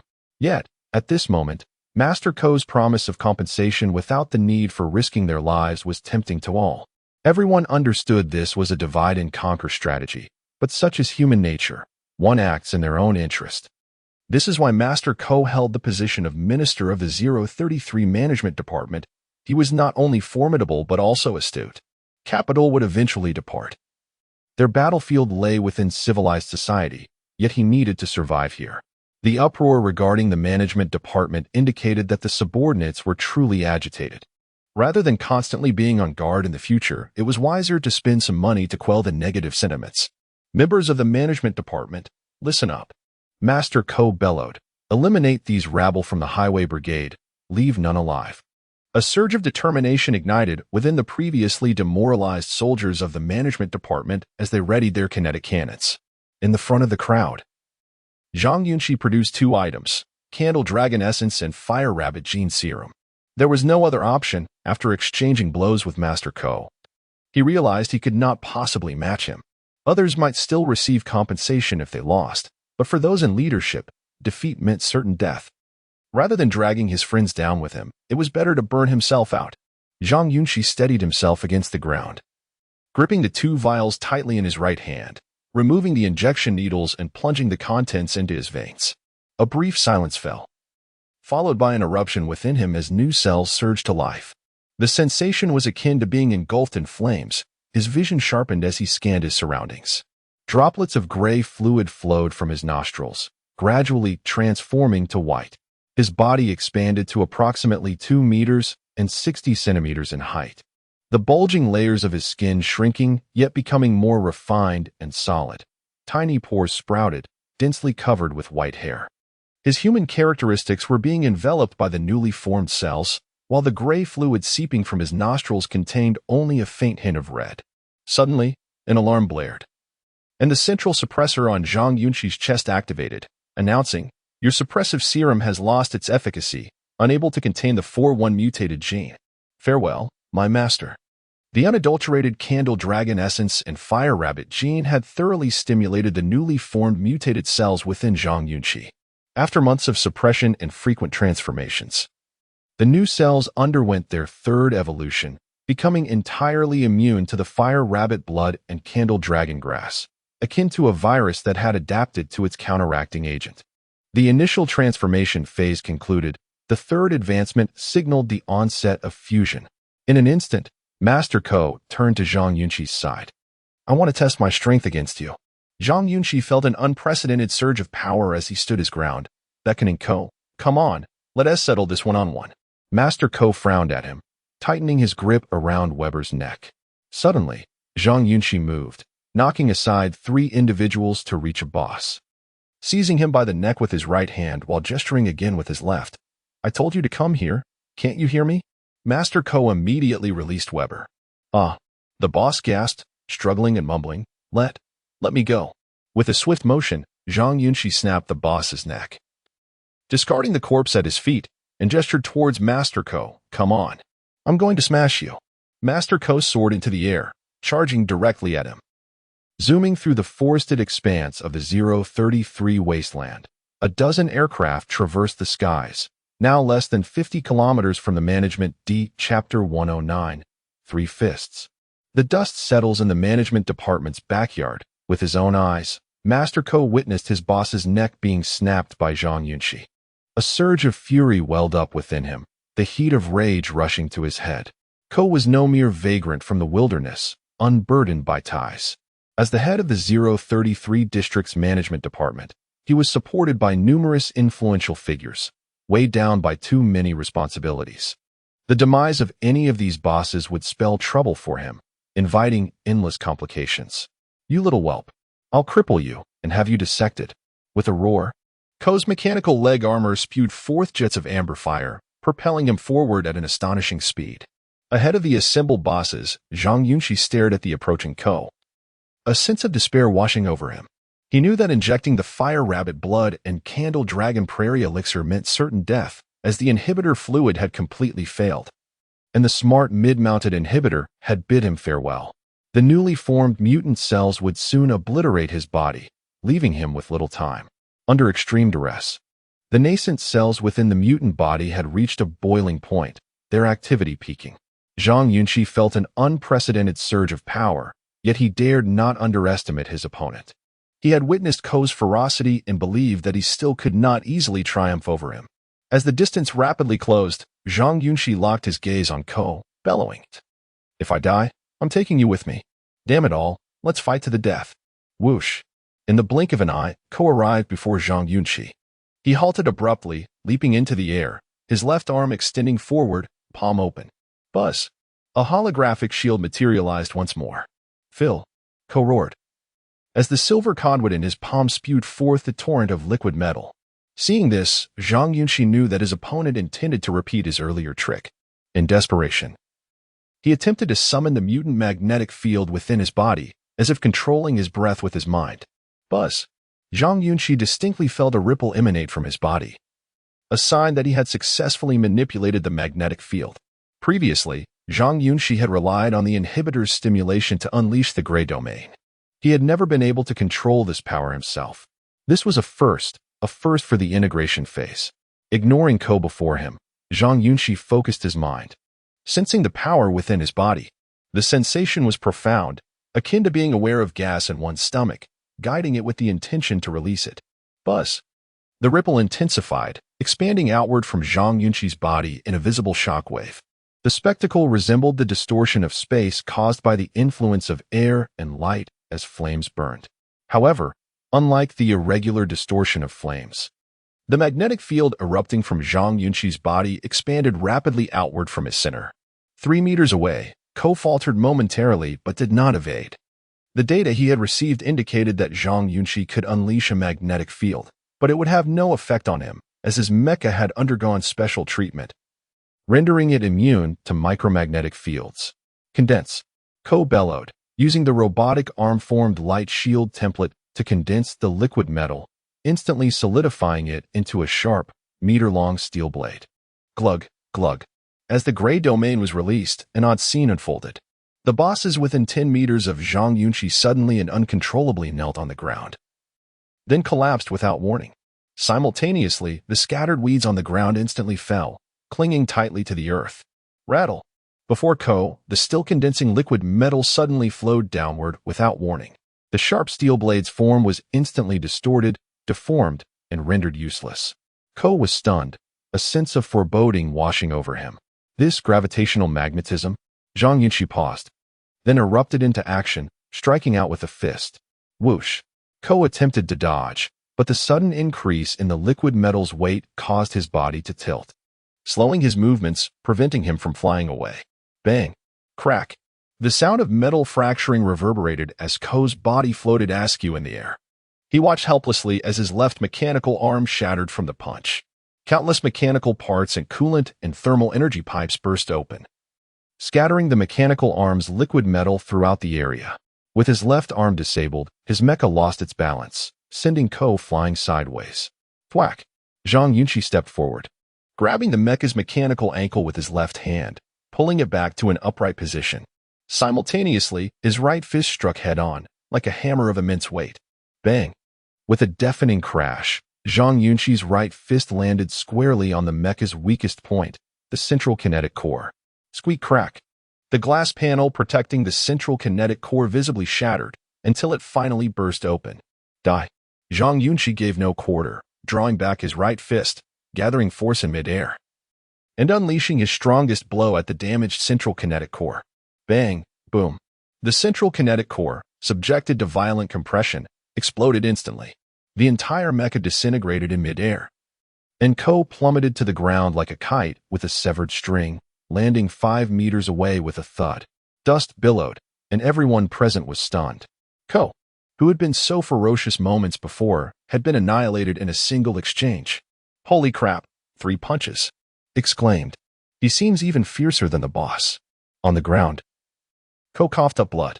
He could no longer feel his left arm, but the excruciating pain caused his body to tremble uncontrollably, convulsing in spasms. Ko's mechanical limbs were grafted via neural connections with a 91 compatibility rate, meaning that the mechanical arms were, in a sense, extensions of his human arms. He could feel both comfort and pain through them. For a mechanically augmented warrior, the mecha was a second life, a guarantee of absolute combat power. With the mecha destroyed, Ko was no different from an ordinary person. Silence descended upon the scene. Zhang Yunxi glanced at his body, equally bewildered. He could not fathom why he was so powerful, nor why the magnetic field within him possessed a certain gravitational pull. The changes in his body were unknown, and he had no clue as to their cause. However, Zhang Yunxi knew that the 3-punch annihilation was not normal. Ko had been disoriented by the gravity, and his mecha had been shattered before he could react. This was likely not his full combat potential. But lying defeated was lying defeated, and there was no arguing with that. If you mistimed your skills in a group battle, who could you blame? Zhang Yunxi lowered his head, gazing at his arms, noticing that his skin was covered in dense white hair. He could not comprehend this phenomenon. Perhaps Dr. Peng. Thinking of Dr. Peng, Zhang Yunxi's heart clenched. Of the 7 members of the Dirty Blood Squad who had come to the wilderness together, one had been infected with a mutating virus, and another had died, their abdomen blasted open. Zhang Yunxi's eyes turned red as he thought of this. He strode forward, raising his foot. So you messed with me, but why did you have to mess with an old man who doesn't even have kids? Do you know why I had to come here and risk my life? When my family died, I was powerless and helpless. But now I want to tell you all that anyone who harms the people I care about, as long as you can't kill me in one hit and I can still stand, I will definitely have my revenge. Bang! With a single stomp, Master Ko's sternum shattered, bone splinters piercing his internal organs, causing him to spew a torrent of blood from his mouth and nose. A mere twist of his head signaled the cessation of his vital signs. Abruptly, Zhang Yunxi pivoted, his gaze locking onto the familiar visage of Yu Jiehui. Beside the aircraft, Yu Jiehui stood, her face ashen with terror, trembling uncontrollably. In a flash, Zhang Yunxi surged forward, his body colliding with two individuals, sending them sprawling. He seized Yu Jiehui by the throat. "Spare me your vengeance," he snarled. "Join your husband and son in oblivion. Zhang Yunxi, may you be cursed." Yu Jiehui shrieked. Her face flushed, hysteria lacing her voice. "You mutant, you shall have no progeny." "Ah, but you do have descendants," Zhang Yunxi retorted, his voice dripping with sarcasm. Residing in urns of ash. With eyes blazing, Zhang Yunxi gripped Yu Jiehui's collar, slamming her body repeatedly against the aircraft's bulkhead until she was a bloodied, unconscious heap. Was such brutality towards a woman justified? Could he afford leniency? Lu Yi had revealed that the insidious manipulation of Zhang Yunxi's family's nanny, Li Yun, was orchestrated by this very family. In essence, Zhang Yunxi's parents and sister were indirectly murdered by their machinations. Furthermore, during his tenure at the Qingshan Theological Seminary, this family had repeatedly attempted to extinguish Zhang Yunxi's life. The animosity between them had long festered into an irreconcilable chasm. Just moments ago, a momentary lapse in Zhang Yunxi's vigilance had cost them doctor paying. Could he afford to keep such a viper alive, endangering himself and his comrades? Releasing his grip on Yu Jiehui's neck, Zhang Yunxi unleashed a devastating kick, connecting squarely with her head. Her life was extinguished on the spot. Swiftly, Zhang Yunxi turned his attention to Su Taiying. "This one is mine," a raspy voice declared. Shan, brandishing a cyan dagger, stepped forward. He fixed his gaze upon Su Taiying, who stood cowering beside the aircraft. "There's nothing to discuss between us," Shan growled. "You paid, I delivered, but you reneged on our agreement, stealing both the goods and the lives. This demands retribution." Su Taiying retreated in disarray, gulping audibly. "Save me," he pleaded, his voice laced with desperation. "Stop him." Shan advanced relentlessly. "Get out of my way," he roared. "My quarrel is with him." Suddenly, the air crackled with the sound of approaching aircraft. A squadron of aerial vehicles descended from the heavens. Huagu, startled, glanced skyward. After a brief pause, he bellowed, "The city authorities are here. Weber, Zhang Yunxi, until we meet again." With that, Huagu ascended, shattering the ice-encased container housing the wasteland python with a single blow. He then seized the extractor, provided by Hilaolu, and plunged it into the serpent's flesh. A pitiful wail emanated from the wasteland python, its spirit crushed, its body paralyzed. "Hold still," Huagu soothed, stroking the serpent's head. "I only require your blood. I mean you no harm." The wasteland python, seemingly appeased by Hui Ji's gentle touch, stilled its movements, its serpentine eyes fixed upon him. 30 seconds elapsed. Huagu retrieved the extractor and bolted. "Bring me my attire," he yelled. "We're making our escape." Witnessing their leader's success, Hilaolu and the others surged towards the management department's courtyard, their retreat swift and decisive. From the lead aircraft, a voice boomed, "Zhang Yunxi, cease your acts of violence immediately." Chapter 110. The Passion of Youth. Unafraid of the prison of heaven and earth above the management department. A dozen flying vessels hovered in the air, casting shadows that obscured the light from the sky, enveloping those below in darkness. "Zhang Yunxi, I now represent the administrative unit of Mingzhu City, the judicial unit, and the Supernatural Science Management Bureau, commanding you to immediately cease your violent acts. Place your hands on your head and squat down." A commanding voice echoed from several of the vessels. Zhang Yunxi, along with Weber, Peng Baran, Zhu Qizhen, Shan, and various war criminals from the wilderness area, gazed silently at the sky. The military-grade defensive flying vessels loomed above, arranged in formidable formation. Their energy beam cannons and explosive chambers aimed directly at the ground, prepared for battle. The crowd looked up, observing the flickering lights of the weaponry, refraining from any rash movements. Nearby, many individuals with pending cases, who were also associated with higher-ups, abandoned their plans to confront their superiors and opted for a discreet exit. Suddenly, beams of light descended from the heights, and the doors of several flying vessels opened. A contingent of 40 to 50 individuals clad in rocket-armed exosuits descended from the sky. These fully armed warriors stood at attention, exuding a quiet yet overwhelming presence that eclipsed even the authority of the management department. In the central courtyard, a man in a crimson exosuit approached Zhang Yunxi and softly spoke. "Old Pang must have mentioned me to you. I am a staff member of the Supernatural Management Bureau. My name is Yuji. I am aware of your situation and have spoken with Old Pang. You should come with me." The crowd remained silent, and Zhang Yunxi regarded Yi Ji with a cold, piercing gaze, asking, "Is that all?" The visor of Yi Ji's helmet lifted, revealing his finely chiseled features and striking countenance, his expression tinged with surprise as he replied, "Are you referring to the management department? Other departments will handle matters here." All eyes were fixed on Zhang Yunxi and the powerful figures behind Yi Ji, particularly Weber and Pang Baran, whose expressions reflected palpable tension, beads of sweat forming on their brows. The situation had spiraled out of control. No one had anticipated the death toll from this conflict. If the matter were to be forcibly suppressed now, what would be the aftermath when the higher-ups returned home and reflected on today's events? Weber swallowed hard and glanced at Pang Baran. Zhang Yunxi, with a hoarse voice, declared, "Indeed, Dr. Pang has made everything clear to me. I can accompany you and am grateful for your prior support, but now, I ask you to step aside." Yuji frowned. Before we arrived, anything was possible. Now that we are here, everything has changed. Zhang Yunxi, you must understand that you are unique. Do not allow temporary emotions to jeopardize your future. My presence today signifies many things. Do you comprehend? Talking about the future is meaningless when survival is in question. Zhang Yunxi clenched his fists and shouted, "Step aside." With that, Zhang Yunxi advanced forward. Surrounding him, hundreds remained silent, including Weber, Pang Baran, Jiang Xin, and Zhu Qizhen, all reluctant to follow his lead. Buzz.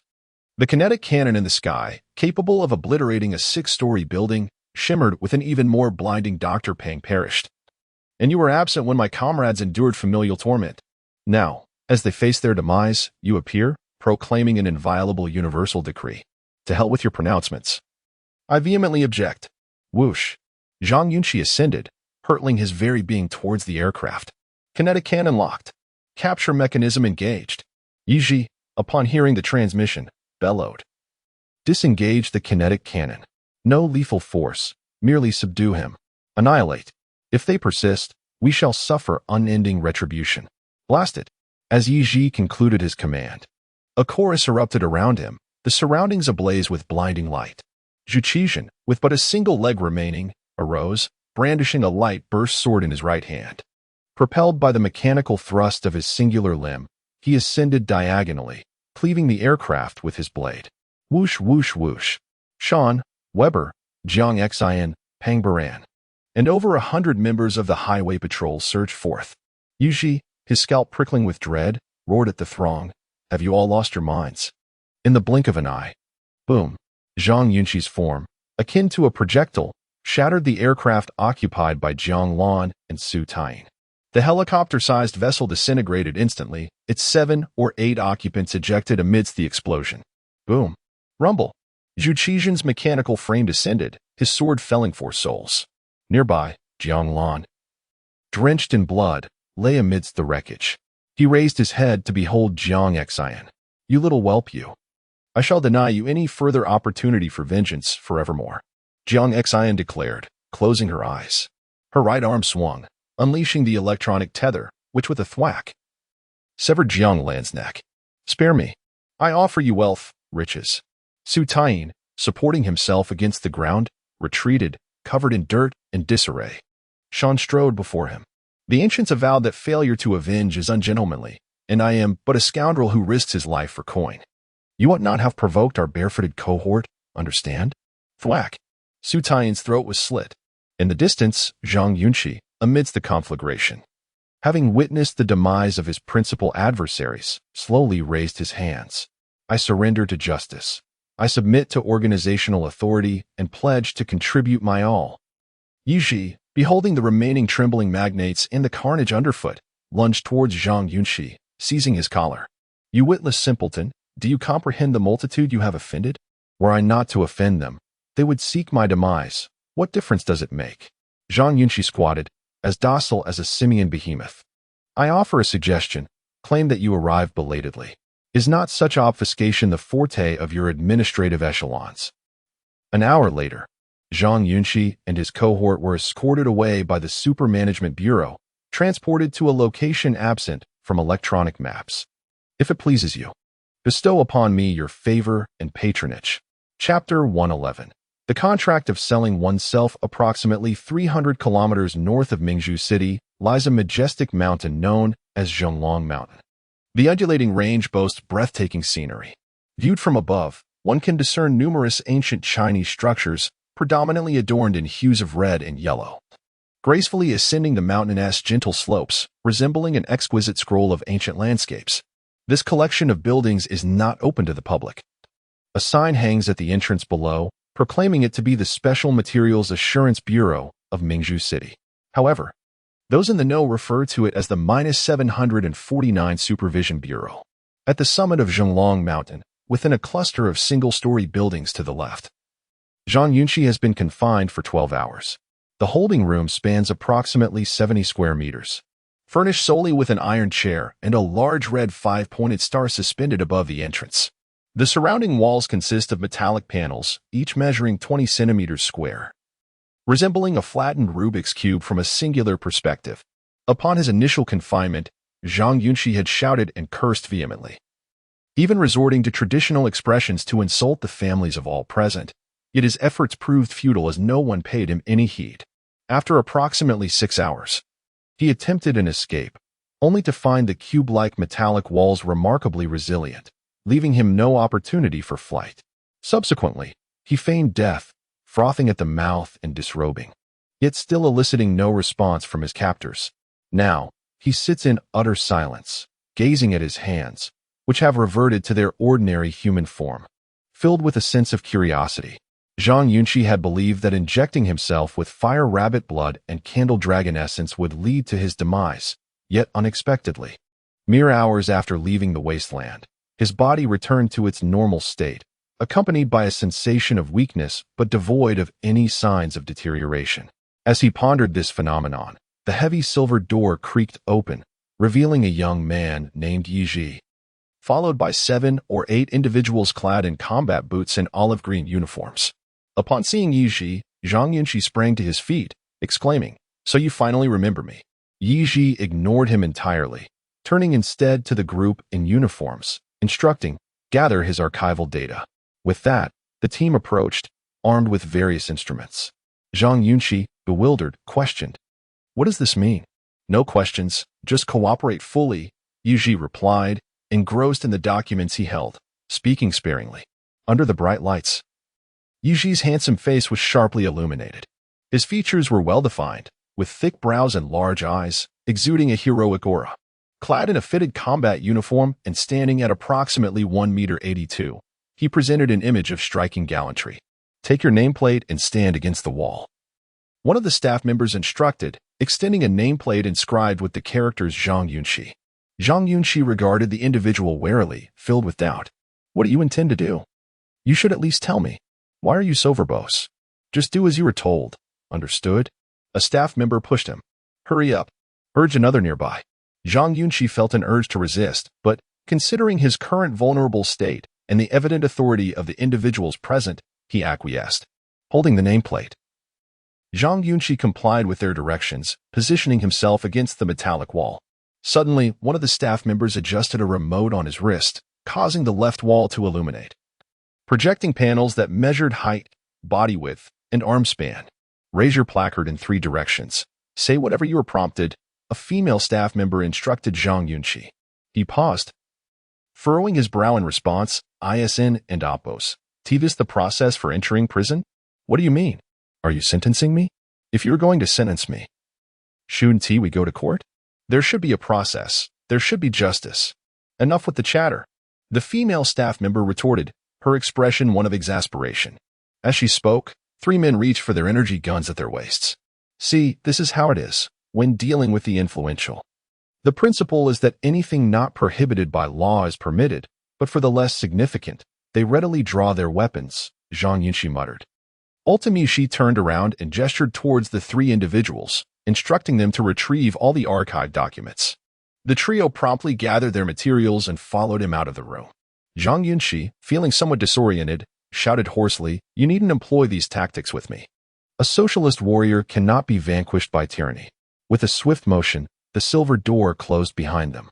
Standing outside, Yiji pressed a button on the control panel and glanced at his watch, stating, "Wait here for 10 minutes. I shall pay a visit to the deputy director's office." Understood. The three replied with nods. Inside the room, as Zhang Yunxi continued to shout, he suddenly noticed the walls around him beginning to warp. A series of creaking sounds echoed, and the silver walls started to shift, compressing towards the center where Zhang Yunxi stood. The corners of the room shrank as the floor twisted upwards. In shock, Zhang Yunxi leaped to his feet, frantically scanning his surroundings. Within 30 seconds, the square chamber transformed into a large circular dome. A mechanical whirring filled the air, and before he could comprehend the situation, he was hurled through the space, which began to spin chaotically. "Ah!" he screamed. "What in the world is this? A washing machine?" Meanwhile, in the deputy director's office, a portly man in his 50s, dressed in suspenders and sporting a thinning hairstyle, berated, "This is absurd. Ridiculous. Is this what we have from the supposed strongest operational unit of the Supervision Bureau? Over 100 personnel deployed, numerous city defense-grade aircraft. And this is the report you present to me. 3 executives from publicly listed companies are dead, and you expect me to explain this to the higher-ups? Look at these photographs of the corpses, not a single one is intact, and I feel embarrassed to show them to those wealthy ladies. This could easily lead to more fatalities." Yushi swallowed hard, acknowledging, "Indeed, it was my oversight. Don't merely call it an oversight. I demand to know how I should report this, how I should explain it. Give me a clear answer." Beads of sweat formed on Yiji's forehead as he recalled Zhang Yunxi's persistent warnings, his heart filled with anger. "Director Lai. Is that what you called him?" "Oh no." Yiji quickly adjusted his phrasing. "Director Liu. My suggestion is..." "What is it?" "Speak quickly." "The suggestion is..." "We arrived late, 5 minutes late, and thus could not prevent the chaos in the disaster zone." Yushi swallowed again. "Previously, we have reported similarly." It was easier to write and fabricate. Director Light gritted his teeth and approached the window, asking, "And what of the cause of death? How do we explain that?" Yuji replied promptly, after much contemplation, "I believe only one explanation makes sense. The 3 executives, under no special circumstances, could not have died simultaneously. Thus, my proposition is that we suggest to the higher-ups that during a business gathering, the 3 bosses played mahjong together, and excessive drinking led to cardiac arrest." Before he could finish, Director Liu slammed the photographs of the corpses onto Yushi's face, exclaiming, "Take another look with your innocent eyes. Throat slashed, head smashed, tell me. What kind of mahjong game produces such devastation? Were they tied up and blown up with those thugs?" There is no need to disclose the photographs. Chapter 112. A member of the Supermanagement Bureau 3 days. After being compelled to sign various documents, Zhang Yunxi found himself under soft detention for a full 3 days. During this time, approximately every 10 hours, a specialized medical team from the Supermanagement Bureau would arrive to conduct physical examinations, record various bodily metrics, and provide him with a tailored diet.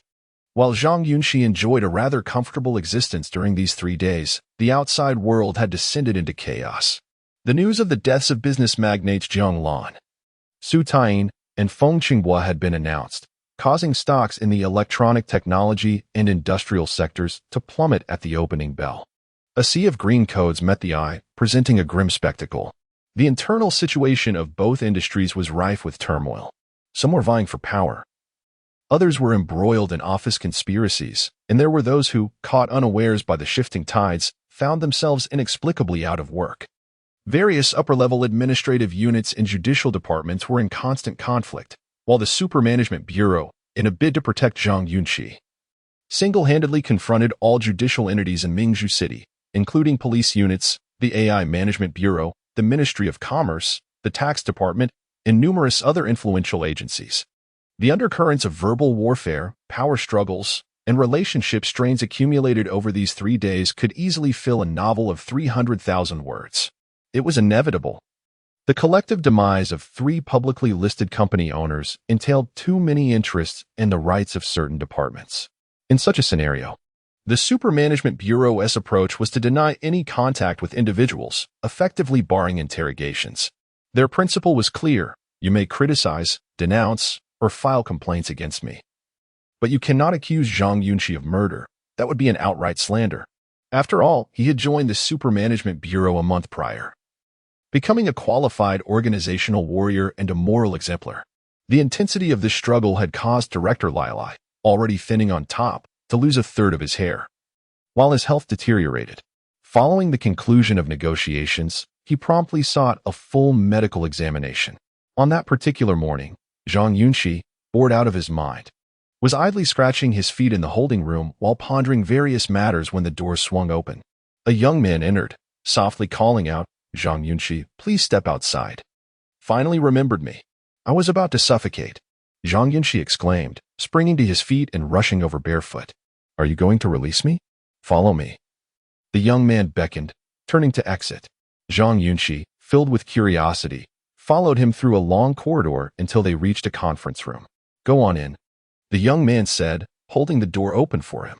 Zhang Yunxi peered inside cautiously and noticed only Yi Shi, dressed in the uniform of the Supermanagement Bureau, seated behind a desk. "Brother Yi," Zhang Yunxi greeted him warmly, bowing slightly as he entered. As the door closed, Yi Shi glanced back at him and gestured toward the chair in front of the desk. "Please, have a seat." "Ah." Zhang Yunxi, wearing a sycophantic expression, settled into the chair. "Brother Yi, what is this about?" Yi Shi activated the audio-visual recorder in the room and, sitting upright, addressed him seriously. "What we are about to conduct is your routine entry interview. Upon completion of this discussion, you will officially become a member of the Supermanagement Bureau, but I never expressed a desire to join." Zhang Yunxi scratched his head in confusion. "You lack the standing to negotiate terms with the organization," Yi Shi interjected, scrutinizing him. "While I still possess patience, you may now pose your questions." After careful consideration, Zhang Yunxi chose to accept the reality, asking, "What has become of my friends? Where are they, and when can I see them again?" Jiang Tian and Kaka and Wei Wu have been returned to Qinshan Divine Academy. They will not be affected by the Outland incident and will continue their studies there. Tongzhan and Wei Bo are to be summoned for discussions, but they will be released afterward. Yi Ji spoke plainly this time, without any circumlocution. As for Jiang Xian, her situation is rather unique. She is no longer in Mingzhu and has been sent to a relevant institution for treatment. Her health is currently stable. Regarding the automaton named Zhu Qizhen, it has voluntarily joined the Supermanagement Bureau, primarily based on your considerations as its commercial owner, and its capabilities are quite remarkable, hence its inclusion. Zhang Yunxi furrowed his brow, skeptical. That cunning old fellow Zhu Qizhen willingly joined the Supermanagement Bureau and signed a one-sided agreement? I find that hard to believe. He initially resisted, but after some persuasion and education, he is now willing to contribute to the organization, Yi Ji replied. Impressive, Zhang Yunxi responded, feeling incredulous. And then quietly inquired, will Jiang Xian's condition improve? Yi Ji paused momentarily. She is essentially undergoing a bare injection of the fire rabbit essence gene, which is quite special. There are certainly risks during the treatment process, but we will do everything in our power to help her through the initial transformation phase. The good news is that the little fire rabbit has formed a close bond with her, which will assist in controlling the mutated genes. Brother Yi, I beg you. If you can heal her, I will dedicate everything to the organization. Zhang Yunxi implored, rising from his seat in desperation. Her potential for development is indeed significant. You need not worry. We will do our utmost to save her, Yi Shi assured him. All right. Zhang Yunxi slowly nodded, bending down to sit back in the chair. Any other questions? Yi Ji inquired. Having received news about his friends, Zhang Yunxi felt a sense of relief and gathered his thoughts before asking clearly. What exactly is the Supermanagement Bureau? The Supernatural Science Management Bureau. Its functions are quite literally as stated, Yi Ji explained earnestly. Our predecessor was Bureau 749. information about which can be found online. This department has nearly 2 centuries of history. In simple terms, it is a research base for supernatural sciences, dedicated to attracting and nurturing exceptional talent to make significant contributions to our nation in specialized fields. Gene mutations, mechanical biology research, feng shui, astrology, and all other inexplicable social and natural phenomena fall within our purview. Zhang Yunxi nodded slowly. It sounds rather like a mystical unit that's trying to pull the wool over my eyes. In the observation room, Director Lai gazed at the screen displaying Zhang Yunxi, a hint of exasperation showing as he turned to his companion. Are you certain this kid is a top student? He seems rather dim-witted. The gene mutation may have affected his intellect. He has exhibited numerous peculiar behaviors, a professor from Qingshan Divine Academy whispered. In the future, I personally suggest employing scientific methods to develop his intellect. Indeed, a capable body with an incapable mind would be quite troublesome. Effective communication would be exceedingly difficult. Director Lai nodded slowly. In the conference room, Zhang Yunxi, after a moment, softly inquired, "What do you know about my current physical condition?" Yuji paused before responding. Based on our previous experiences and relevant data, we believe you have entered the fusion phase of mutation. Can you elaborate? Zhang Yunxi asked urgently. Yuji reached out to touch the LCD panel on the desk, retrieving numerous related pieces of information. During the initial phase of genetic mutation, the body's native cells fiercely combat the invading cells. Most mutated organisms do not survive this period due to various reasons, such as native cells failing to adapt to the new cells, organ dysfunction, or the body being unable to withstand the cell activity. This phase is referred to as the initial mutation phase. I see, Zhang Yunxi nodded. Once a mutated entity surpasses the initial phase, it enters the fusion phase. Yuxi gestured towards a holographic projection and stated, "You currently find yourself at this stage. Your native cells have begun to coexist with the mutated cells, attempting to harmonize. This condition primarily arises from the prior suppression you experienced with the inhibitory liquid, which allowed your native cells sufficient time to produce antibodies and adapt to the newly formed cells. At this juncture, your abilities will enhance. Yet it is accompanied by numerous dangers, for during the fusion process, both your native and newly formed cells will continuously evolve and merge, and each step carries the risk of life-threatening consequences. However, our data indicates that the survival instincts of your 4 types of mutated cells are exceedingly strong. They are no longer fixated on claiming ownership of your body, but are instead seeking coexistence. Simply put, should you perish, they too shall perish. I understand. It's a matter of cellular self-preservation, Zhang Yunxi nodded again. During the fusion phase, mutated cells will continually evolve and adapt. Logically, some abilities of the mutants will either amplify or diminish. For instance, your mutated cells have primarily enhanced your combat capabilities, allowing you to challenge others 8 times within an hour. Yet it may also lead to a weakening of your sensory perception, rendering you incapable of experiencing pleasure. Do you grasp my meaning? Zhang Yunxi pondered for a moment. 8 challenges in an hour without the thrill? That would mean becoming a merciless killer, wouldn't it? In the monitoring room, a professor from Qingshan Academy adjusted his glasses. What a harsh and ruthless statement. I find Xiaoye's description quite accurate. Director Lai concurred. In the conference room, Yuxi continued his exposition. Indeed, based on our observations of your data, your abilities are undergoing exponential enhancement, which is a positive factor. Each evolutionary step during the fusion phase is critical, and we will devise a detailed advancement plan for you, encompassing brain training and development, periodic stimulation of your cells through medication, and the nurturing of polar bear cubs to provide you with pure genetic material, among other strategies. This will assist you in mitigating certain dangers. However, whether you can progress beyond the fusion phase into the next stage remains uncertain. There remains a possibility of death, does it not? Zhang Yunxi inquired. Within you lie 4 types of mutated genes, and we can only definitively identify the polar bear variant. The origins of the other 3 remain unknown, Yuji replied with a slow nod, until we ascertain the sources of these 3 genes. Our current technology cannot fully unravel the secrets within your body. In the future, we shall allocate significant resources to discover these 3 genetic sources. Zhang Yunxi regarded him. What follows the fusion phase? Maturation phase. At that stage, we cannot predict the extent to which your abilities will grow. It is prudent to focus on surviving the fusion phase for now, Yunxi stated with a stern expression. According to our statistical data, the mortality rate for mutants at this stage hovers around 31%, yet the variability of your body may push that figure beyond 50%. Zhang Yunxi nodded slowly. A renewed sense of urgency igniting within him, he needed to swiftly uncover the origins of the other 3 mutated genes. Do you have any questions? Yunxi asked.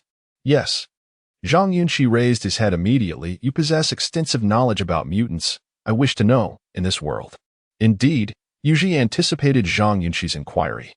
His brow furrowing slightly, our Super Management Bureau has its own genetic warrior battalions and mechanical biological teams. In fact, such organizations exist in various regions. 1 battalion. So many. Zhang Yunxi exclaimed incredulously, rising from his seat. Are there others in different regions? Yes, you are not absolute anomalies, Yunxi replied with a smile. Currently, there are approximately 10,000 mutated individuals worldwide. Our battalion comprises 130 individuals, all selected through rigorous evaluation, yet they are not quite like you. In what way are they different? Zhang Yunxi pressed. Genetic warriors are injected with human modification genes. They are products of technology. Yunxi explained softly, they are super soldiers gradually enhanced through continuous experimentation. To put it simply, they remain pure humans, whereas you are distinct. What are you implying? You are the product of genetic hybridization, colloquially referred to as hybrids, Yunxi jested. How can you insult me? Zhang Yunxi retorted in exasperation. Yunxi paid him no mind and continued. Mutants can be classified into 2 categories. One consists of super soldiers nurtured by relevant institutions. The other includes wild mutants like yourselves who inadvertently contracted the genetic virus. Wild mutants? Zhang Yunxi was momentarily taken aback. Yes, colloquially referred to as wildlings, Yunxi chuckled. I'll say it again. You may insult me, but do not insult my father. Zhang Yunxi gritted his teeth in anger. Your long-term objective is to discover the 3 unknown genetic sources to resolve your bodily issues, Yunxi stated, fixing his gaze on Zhang Yunxi. Your short-term goal is to elevate your physical condition and combat skills to their peak within 3 months. Why? Because in 3 months, I intend to take you on an expedition to participate in a summit, Yunxi declared, hands clasped behind his back. I will arrange for someone to compile specific materials regarding mutants. You should absorb this information thoroughly during your training. Chapter 113. Training commences. The defiant warriors of the Tainted Blood tribe ultimately bowed their proud heads, eagerly choosing to ally themselves with the Super Administration Bureau. As Dr. Peng aptly articulated, their corporeal issues could not be resolved through mere personal strength or by any singular research entity. To swiftly extricate themselves from their predicaments, the most prudent course of action was to embrace the comforting embrace of the organization, becoming one of its members. At any moment, one could place complete faith in the power of the Crimson. Zhang Yunxi, clutching 3 miniature computers bestowed upon him by Yunxi, followed the soldiers of the Rabbit Logistics Support Team of the Super Administration Bureau into the dormitory. Indeed, the department led by Yunxi bore the codename Rabbit Logistics Support Team, colloquially referred to as the Rabbit Team. Everything here, from nomenclature to operations, exuded an air of casualness, yet upon reflection, this resonated with the understated elegance of our Huaxia traditions. In contrast, most special agencies adopt bizarre codenames, such as XX Mailbox or Chinese Sturgeon X Base. Once the bothersome Zhang Yunxi departed, Yunxi finally exhaled in relief. From his perspective, this tainted blood warrior was rather loquacious, prone to causing trouble, and his extreme personality would likely pose challenges in the future. Seated in the conference room, Yunxi sipped water and waited approximately 7 or 8 minutes before the staff ushered in Weber. Greetings, Officer Yi. Weber greeted, bowing slightly as he took a seat. Yunxi regarded him with an impassive expression, launching directly into psychological warfare. Your situation is exceedingly perilous. Currently, over a dozen commercial entities, in concert with the management authorities of the wasteland, are seeking to hold you accountable. The judiciary has been affected and has repeatedly communicated with us, demanding your prompt transfer to the appropriate criminal detention facilities. Weber was taken aback, but Officer Yi, we had a direct communication. You identified yourself as a member of the Super Administration Bureau and assured me of Zhang Yunxi's safety, which is why I brought the highway team to the management department. I was merely acting under orders. Yiji interjected, scrutinizing him. You engaged in genetic trading, operated outside the law, organized social fringe groups, and participated in illicit activities within the wasteland. Is this what I instructed you to do? It is not that I refuse to protect you. Rather, your situation is fraught with complications, making it easy for them to seize upon your vulnerabilities. Weber blinked in disbelief. So what are you implying? According to protocol, we will be transferring you immediately, Yiji stated with gravity. You may face criminal prosecution. What charges? Weber inquired, alarmed. The primary accusation would be breaching the management department, resulting in multiple casualties and injuries, Yiji replied succinctly. Weber could scarcely fathom the implications of this. Isn't that tantamount to a death sentence? You grasped the situation remarkably well, Yiji acknowledged. Ridiculous. Weber erupted in anger. This is merely a trap you've set for me. Are you suggesting I seek a merciful end? Yiji paused momentarily. There exists an alternative resolution. What alternative? Weber asked. Intrigued. You and your bar's main affiliates would accept a commission from the Super Administration Bureau to assist us with certain tasks, Yiji replied with calm assurance. In doing so, you would effectively become an external member of our bureau, rendering your previous actions legitimate. Am I to interpret this as a threat? Weber queried. Mr. Weber, your comprehension skills are truly commendable, Yiji affirmed with a nod. If I refuse, Weber challenged, then you shall seek that merciful end, Yiji stated coolly. With a sudden realization, Weber slapped his forehead, his complexion turning crimson as he rose, gritting his teeth. You know, I have indeed been seeking a new employer. Upon your exit, someone will be there to finalize your contract, Yiji gestured dismissively. Weber turned to leave. Wait a moment, Yiji called out. Are you certain that Pang Baran remains unaware of the origin of the 4 vials of serum that Zhang Yunxi absorbed? I inquired, and he truly is oblivious, Weber confirmed. Very well, you may depart, Yiji nodded. 5 minutes later, Weber stood in the corridor, gazing at the holographic projection of a baby on his communicator, commanding, tear down the posters of the 2 voluptuous women outside the bar and replace them with positive energy posters featuring little red stars, swiftly. 10 minutes later, Tongzhan entered the conference room. Hello, Officer Yi. I wish to discuss a matter with you. Yushi regarded him and inquired, do you have a sister who has gone missing? Tongzhan abruptly stood, his usually placid expression transforming to one of pallor and agitation. Do you have information regarding my sister? Is there news? Yiji paused, his right hand gliding across the control panel to summon a photograph. Tongzhan turned to the wall, his eyes wide with disbelief, his legs giving way as he sank to the floor. On the wall screen, a photograph of a frail young girl emerged, seated in a dimly lit ship's cabin, sharing compressed rations with a group of other children. Yiji slowly rose, gently resting a hand on Tongzhan and Appo's arm. Let us converse. Approximately an hour later, a young man entered the conference room and bowed as he took a seat. Yiji regarded him directly, stating, I have reviewed your personal data. It is commendable and aligns with our criteria for recruits. I now formally inquire if you are interested in joining us. Is this how you approached Zhang Yunxi as well? The young man retorted, your circumstances differ. He is unwilling to join, yet we must enlist him, Yiji remarked coolly. You need not compare yourself to him. After a prolonged silence, the young man declared, I am willing. I must inform you that our training regimen may prove hazardous. Once you enter, there is no turning back. Are you still willing? Yiji queried. I am. The young man replied resolutely. Good, Yiji nodded. Accompany my aide to complete your enrollment procedures. Your academic courses will be conducted at Qingshan Academy. Minutes later, the young man departed. Yiji stretched languidly, a hint of melancholy in his demeanor as he muttered, Alas! To contend with so many unruly individuals and nurture a host of mutated beings. This is indeed a formidable challenge. 3 days later, on a sunny afternoon, within the precision control room of the rabbit team, Zhang Yunxi squatted on the floor, his face flushed as he assumed a posture reminiscent of a child in need. Beside him, a young man observed the values on the holographic screen, visibly distressed. Come on, brother. It's been 2 days. Could you not muster even a semblance of sensation?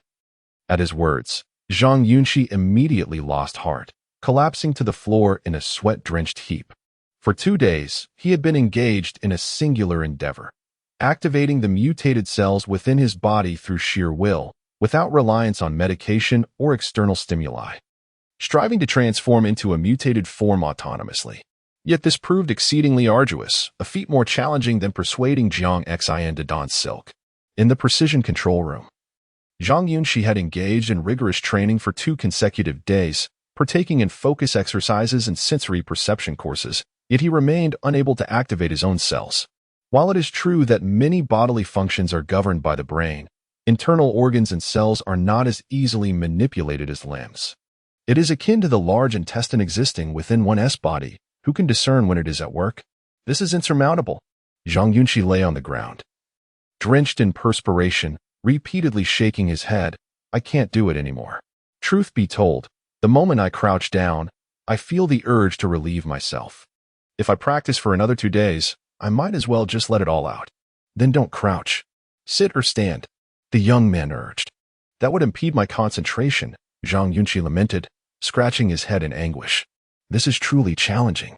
With a swish, the door opened, and Yizhi entered, hands clasped behind his back, inquiring, "What progress have you made?"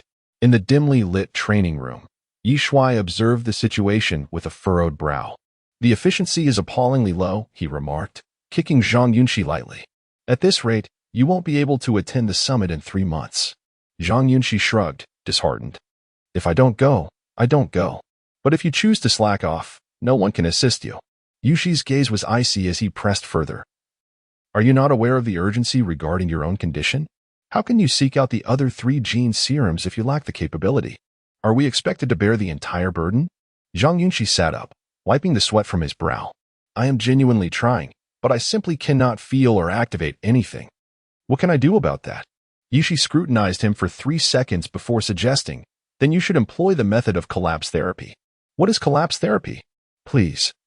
I am not afraid of the earth exploding, but I dread your antics," Zhang Yunxi replied, a hint of trepidation in his tone. "Come, I will take you somewhere." Yuji beckoned. As Zhang Yunxi rose, he inquired incessantly, "Where are we going?" "What for?" Yuji, unfazed, led him out of the control room and towards the Gene Warriors training area. It was a rest day, and the training room was devoid of personnel, save for the AI, which greeted them warmly and illuminated the space at Yuji's command. 2 dark iron doors swung open into the physical training area. Yushi called out, "Step inside." Zhang Yunxi gulped, casting a pleading look. "Could you please go easy? What exactly are you planning? Just get in quickly. No time for idle chatter," Yushi urged. With a reluctant resolve, Zhang Yunxi stepped into the pitch-black training room. "Close the door." Yuji instructed the AI as he turned and entered the monitoring room, activating an entire wall of surveillance footage. Inside the shadowy chamber, the light was minimal, revealing several protruding boxes along the walls. Zhang Yunxi, feeling the tension rise, called out nervously, "What are we doing here?" Yuji remained silent, observing him through the holographic screen. The stillness of the space heightened Zhang Yunxi's anxiety, prompting him to take tentative steps closer to the objects on the wall. Suddenly, a serrated circular disc, about the size of a basin, shot out from the wall at an alarming speed. Zhang Yunxi, unable to react in time, watched in horror as the disc hurtled towards his neck. In the blink of an eye, his clothing tore apart as his body rapidly transformed, developing a protective layer and white fur. Instinctively, Zhang Yunxi raised his right arm, delivering a powerful uppercut that sent the disc flying. The disc collided with the wall, sparking upon impact. Breathless and drenched in sweat, Zhang Yunxi stared incredulously at his hands and body. In moments of peril, the body reacts instinctively, much like how one would reflexively dodge a punch. "Remember that sensation," Yi Zhi's voice resonated. "From now on, you cannot leave this room. You will only be permitted to exit once you can control the mutant form on your own." Zhang Yunxi, excitement flickering in his gaze, replied, "All right. I just felt that moment of clarity. I am confident I can achieve this within 2 days." "Stop boasting," Yizhi retorted dismissively. "What if I succeed in 2 days? Is there a reward?" Zhang Yunxi asked eagerly. "What reward do you seek?" Yizhi inquired.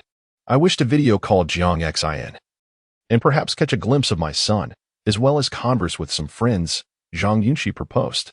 The latter two can be arranged. But you won't be able to see Zhang Yunxi. She has yet to awaken, even if she is still unconscious.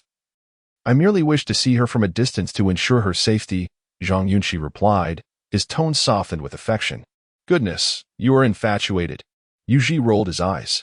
Very well, practice diligently. For the next 2 days, Zhang Yunxi remained in the training room, tirelessly honing his skills against countless serrated discs. Meanwhile, at the Qingshan Academy, Tong Zhan gazed vacantly at a photograph of his sister, Yiji and Apos, words echoing in his mind. Your current abilities and academic performance are below standard. You do not fall within our recruitment criteria. Chapter 114. The March deadline within the training chamber.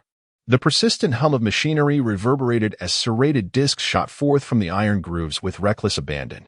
At the center of the arena, a warrior of the blood tribe donned flamboyant pink combat attire, his upper body swaying slightly while his feet remained rooted, arms flailing vigorously.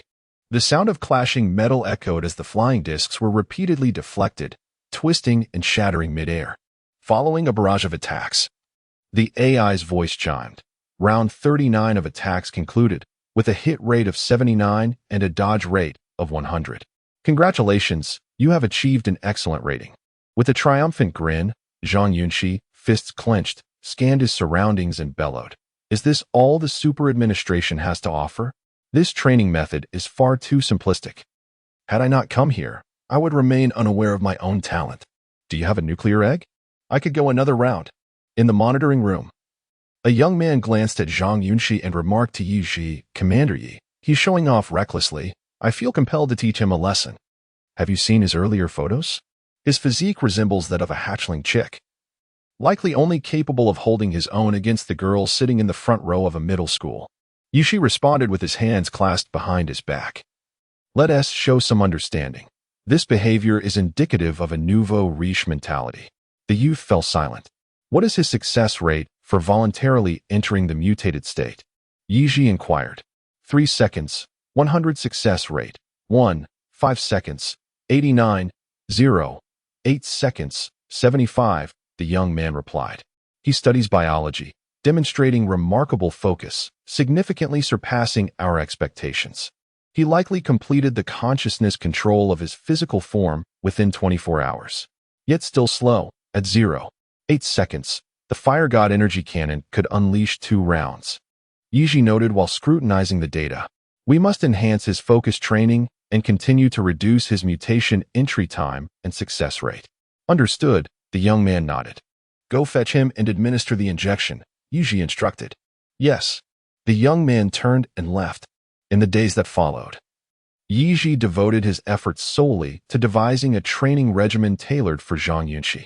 The super administration's rating for nurturing blood tribe warriors had been approved, designating him as a 3S level talent, the only one within the entire organization. A 4-1 fusion period mutant was indeed a rarity. As science continued to evolve and breakthroughs occurred, the emergence of mutants and highly intelligent mechanical beings transformed the competitive landscape from military, space, and economic races to biological and intelligence contests. This was undeniably the principal battleground. The significance of incorporating Zhang Yunxi extended far beyond merely enhancing his personal capabilities. It served as a formidable asset for national biological research and future direction. With less than 3 months remaining until the pivotal summit, high-level orders mandated that Zhang Yunxi must make an impeccable appearance at the event, not only to showcase strength, but also to prepare for subsequent resource competitions. However, Yiji faced a dilemma. Zhang Yunxi was an unorthodox child, brimming with potential yet lacking systematic training, necessitating a cultivation of personal abilities and combat effectiveness from ground zero. Training too rigorously could lead to injury or adverse physical changes during the fusion period, potentially resulting in death, which would spell disaster for Yiji. Conversely, insufficient training would undoubtedly fail to meet the standards for a flawless debut. What to do? Yiji sat in contemplation, a sense of melancholy enveloping him. After a brief moment, as he reached for his cup, he inadvertently noticed Zhang Yunxi's personal data illuminating on the holographic projection panel. Zhang Yunxi, fusion period mutant height, 2. 65 meters wingspan, 2. 86 meters weight, 512 kilograms punching power, 2. 59 tons exceptional, far exceeding the claw force of the strongest terrestrial bears. Inferior to the Winter King, 100 meter speed, 102. 75 seconds, weakness, requires weight reduction, bite force, 980 kilograms, weak, reaction time, 0. 2 seconds. The data panel extended across 3 pages, encompassing brain development ratings, internal organ metrics, and more. As Yiji scrutinized the information, a cunning idea sparked within him, accompanied by a sly smile. He conceived a plan to rapidly enhance Zhang Yunxi's capabilities without endangering his life, albeit a scheme that was somewhat unscrupulous and unsettling. With this thought, Yiji promptly rose and contacted administrative personnel, excitement evident in his voice. Is it possible to request a training capsule from the Spirit Realm Group? Yes. A completely independent one, with no disclosure of data to them. In the medical room, Zhang Yunxi had returned to a normal state, reclining on the bed while undergoing gene injections. During this period, the medical team, observing his bodily metrics, had commenced the initial phase of human gene modification injections, administering 3 doses daily. This approach was necessitated by the presence of 4 mutated genes within Zhang Yunxi, which had continuously suppressed his native human genes. To achieve balance, it was imperative to enhance and continuously activate his native genes, making this step essential. Should the experiment succeed, it would likewise augment the personal capabilities of blood tribe warriors. Reclining on the bed, Zhang Yunxi brazenly inquired, "Bro, am I the most impressive mutant you've ever encountered?" The young man let out a cold chuckle. "What is with that expression? Are you unconvinced?" "Young man, don't get too cocky. Without a doubt, there will be no fewer than 20 individuals within our super administration who could easily overpower you by the time of the summit in 3 months, and this is without the use of mechs. Do you truly believe you are exceptional? The disc training is merely the introductory level. That fool named Zhu Qijin completed it in 3 hours. I don't believe it. You must be deliberately undermining me." Zhang Yunxi replied, somewhat taken aback by Zhu's prowess. "I'm not undermining you," the young man insisted earnestly. "I'm telling you plainly, if you do not achieve substantial progress in your subsequent training, there's no guarantee you'll even be invited to the summit. Do you think you're among the first batch of mutants? Consider this. Our systematic training has been ongoing for quite some time. What does that indicate?" Zhang Yunxi fell silent, realizing that research on mutants had commenced years prior. The young man leaned closer, whispering, "I can discreetly inform you that the Bureau has been tirelessly searching for the other 3 unknown genes over the past few days, yet to no avail. The longer this drags on, the more detrimental it becomes for you. The competition among nations is ruthless. You've already made multiple public appearances, and many will be on guard against you, making it increasingly difficult to discover the unknown genes. Only by enhancing your abilities will the Bureau allocate more resources in your favor. Only by being sufficiently exceptional will you qualify to compete. Reflect on this, and ponder the validity of my words." "I feel as though you're attempting to brainwash me," Zhang Yunxi retorted. 2 arms, the young man accurately assessed. Then turned to inquire, "How are his metrics?" "Stable," the medical personnel replied. "Rest this afternoon and prepare yourself, young man," the young man said, feigning maturity. "Starting tomorrow, you will learn the true meaning of cruelty." Although Zhang Yunxi outwardly feigned nonchalance, internally he felt an intense sense of urgency, which was precisely why he had swiftly cultivated the ability to actively initiate his mutant state. Following a journey through the wasteland, Zhang Yunxi had gleaned a crucial insight. Only those of value could afford to be willful. The stronger one and oppose as personal abilities, the greater the chances of being favored. Otherwise, his reckless actions that resulted in the demise of Jiang Lan and others would lead him to an irreparable fate. Enhancing personal capabilities and preparing for the summit in 3 months, along with the quest to uncover 3 unknown genes, were tasks he was determined to complete expeditiously. After administering the gene serum and undergoing a thorough medical examination, Zhang Yunxi was granted the opportunity to video call Jiang Xin, fulfilling the wager made with Yiji. Although Jiang Xin was still undergoing treatment, her condition had stabilized, which provided some reassurance to the blood warrior. In the afternoon, Zhang Yunxi seized a moment of respite and ventured into the area designated for mutated creatures, eager to see his bear cub. This moment also reminded him of his husband, the formidable bear who had valiantly fought off a management team to ensure their safe escape, ultimately disappearing in the process. Yunxi had informed him that the Supervision Bureau had only located Bear's genetic material within the management department, with no sign of his body, implying that he was likely alive, though his whereabouts remained a mystery. Outside the cub's chamber, the staff advised Zhang Yunxi. It has recovered from the weakness after absorbing the gene serum, but its emotions are currently quite unstable, so I advise against prolonged interaction. Zhang Yunxi rolled his eyes, retorting, "Your choice of words is quite peculiar. Why would I waste my time with a bear?" With a chuckle, the staff opened the electronic door. A rush of cool air greeted him as he stepped inside. The spacious room contained a doghouse-like structure against the left wall, while the right side featured a glass wall, revealing an array of biological instruments and equipment. The glass partition separated two distinct areas, and Zhang Yunxi approached the doghouse, softly calling, "Son, baby." A rustling sound emanated from within, and a creature, roughly the size of a piglet, emerged cautiously. Its sparse fur and rosy skin made it resemble a miniature version of the bear, albeit with a hairdo reminiscent of Sha Seng, suggesting an early onset of aging. Come here, come here." Zhang Yunxi beckoned. The little bear, with its sturdy limbs and a silicone toy in its mouth to soothe its emotions, ambled toward him unsteadily. Zhang Yunxi felt an inexplicable fondness for this little being. He bent down to stroke its head gently. The endearingly clumsy bear did not resist, but nuzzled against Zhang Yunxi's arm. Observing from outside, the elderly staff member commented, "It's evident that blood ties cannot be erased. A mother and child share a profound connection. Just look, a mere touch from you, and it responds affectionately."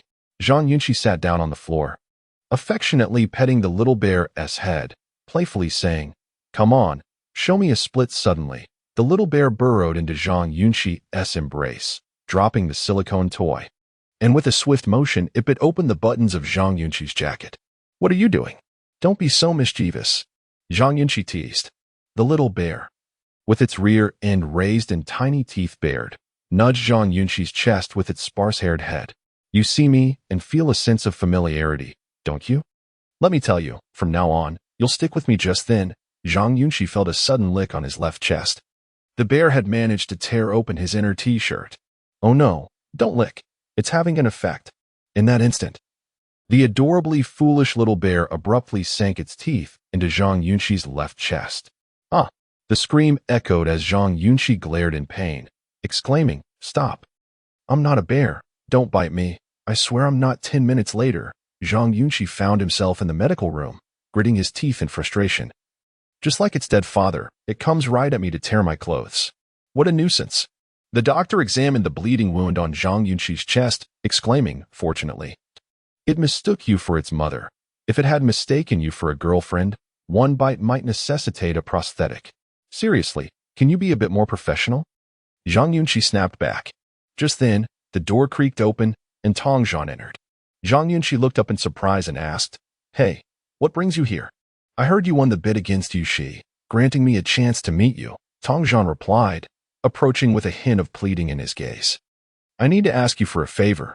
Just a moment, let me handle this situation before we talk." Zhang Yunxi responded, "A transition is necessary. There will be another chapter tonight. Please support with votes." Chapter 115. The past of Tong Zhan. After Zhang Yunxi tended to the wound on his chest, he accompanied Tong Zhan outdoors. The sky was a brilliant blue, and a gentle mountain breeze wafted through the air.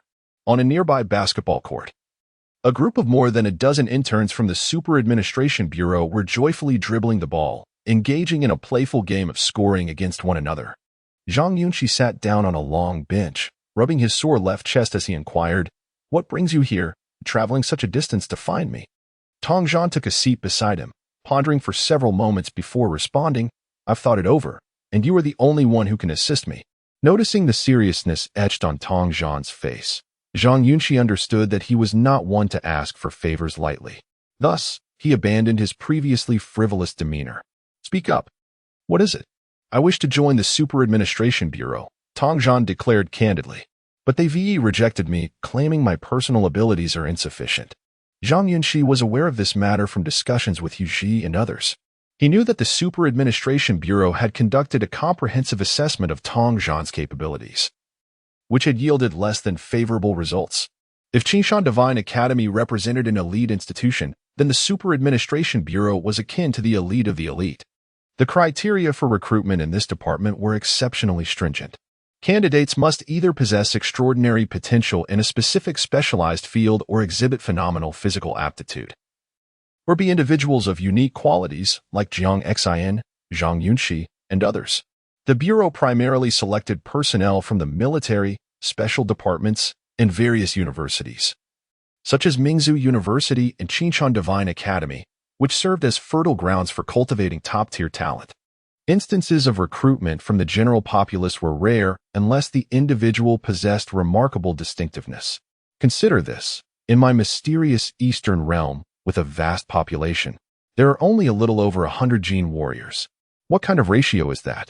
Zhang Yunxi understood some aspects of Tong Zhan's personal situation. Although he was significantly stronger than the average person and had ventured into the wastelands several times, these attributes alone did not justify his recruitment. Academically, Tong Zhan and Apos' background was rather mediocre. He had left university before completing his degree, which was a critical factor. In the Super Administration Bureau, lacking a solid educational foundation could hinder one's ability to operate even moderately complex equipment, rendering integration impossible. When it came to personal physical fitness, it depended on whom one was compared against. If measured against an ordinary person, Tong Zhan could easily handle 2 or 3 opponents unarmed. His physical condition, combat skills, and experience with mechanical combat gear were all well above average. However, when compared to special forces personnel, athletes, or specialized talents cultivated by various institutions, did he still hold an advantage? No. Thus, it was quite reasonable for Tong Zhan to be rejected. He lacked uniqueness and hailed from humble beginnings, leaving him with scarce resources for development. Beside the basketball court, Zhang Yunxi looked at Tong Zhan and asked, "Why do you insist on joining the Super Administration Bureau? Isn't Qingshan Divine Academy quite good? Moreover, you have already been accepted there." "I have my reasons," Tong Zhan replied, lowering his head. "Considering that we fought together in the wasteland, please lend me a hand. This is very important to me." "I admire your perspective. You always seem to quantify friendship in terms of reciprocal benefits, calculating it more accurately than a computer," Zhang Yunxi responded, somewhat speechless. "Why be so extreme?" "I'm not like you," Tong Zhan sighed. "I'm meticulous because I don't want you to think I'm taking advantage of you. I've always been like this." Zhang Yunxi fell silent. "Help me just this once, will you?" Tong Zhan turned his head, gazing earnestly at Zhang Yunxi. "To join the Super Administration Bureau?" Zhang Yunxi inquired. "Yes, allow me to join."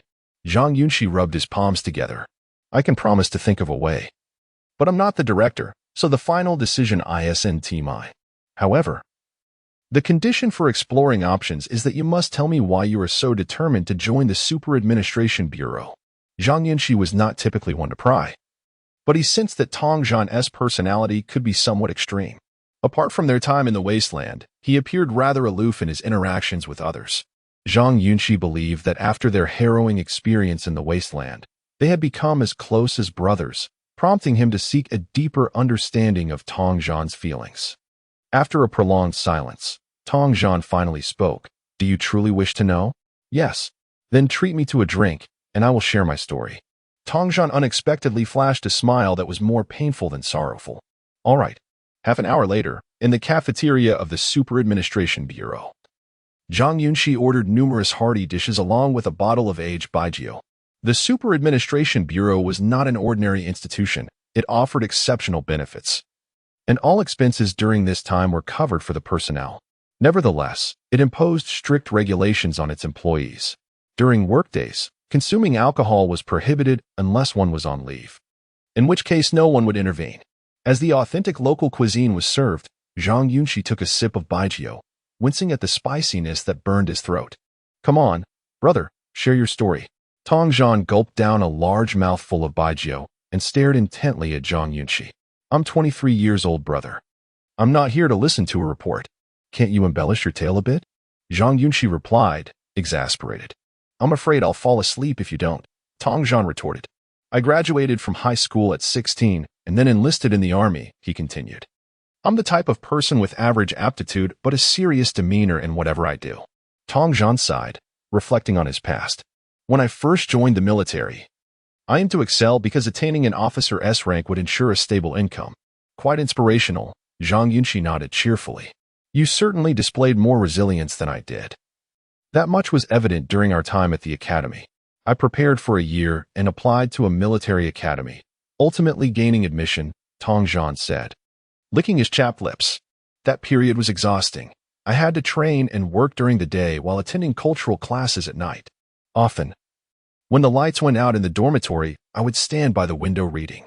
Fortunately, our squad leader was a man of honor who turned a blind eye to my late-night studies.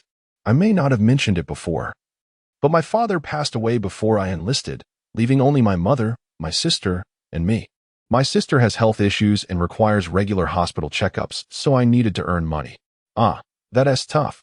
Zhang Yunxi raised his cup in empathy. The two clinked their glasses and took another large sip. Tong Zhan wiped his mouth and continued. In my second year at the military academy, I was selected as an outstanding student, and everything seemed to be progressing well. But then my sister was abducted, or more precisely kidnapped. Really? Zhang Yunxi was taken aback. Yes, she was kidnapped. Tong Zhan sighed heavily.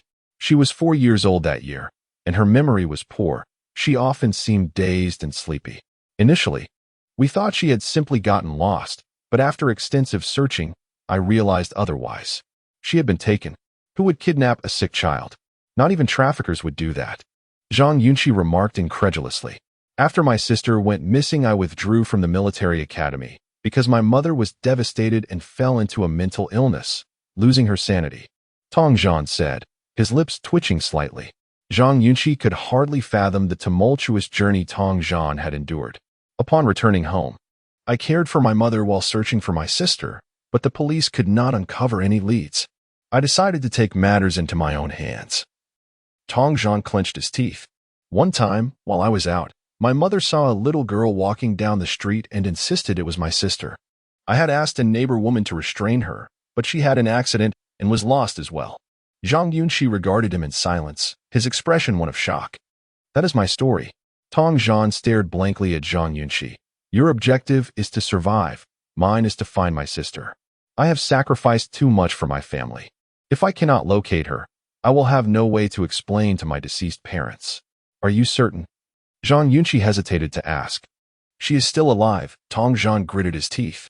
In my search, I discovered that my sister's medical records were sold by her attending physician. I also learned that several other children, around my sister's age or even younger, have gone missing, most of whom come from underprivileged families. Perhaps those people think that the powerless at the bottom cannot appeal or cause a commotion if their children disappear. So you infiltrated the Qingshan Divine Academy. Yes, my sister's attending physician committed a crime and fled to the wasteland, which is why I went there to find him. I found out that my sister's information was sold by him, and the intermediary was Li Han, but the buyer was Lu Ye's father, the one you killed. By eliminating him, you cut off my lead. When I accompanied you to the wasteland last time, I had my own motives. The Lu family was targeting you, and I intended to capture one of them alive. But I never expected you to kill Yu Jiahui as well. I'm sorry, I didn't know. Zhang Yunxi's gaze revealed guilt. Why didn't you tell me? You rushed past, and I had no time to speak. Tong Zhan lowered his head. Moreover, I secretly investigated. And it seems Yu Jiahui was unaware. Then you entered the Supervision Bureau. Yiji showed me a photo of my sister. They are also secretly pursuing this matter. Furthermore, the summit you are attending in 3 months may have relevant information. Tong Zhan frowned. This further indicates that my sister's case is extraordinary. However, I cannot obtain any information from the Qingshan Divine Academy. My only chance lies with the Supervision Bureau. Zhang Yunxi, I fear no hardship and am unafraid of exhaustion. As long as you allow me entry, I will not cause you any trouble.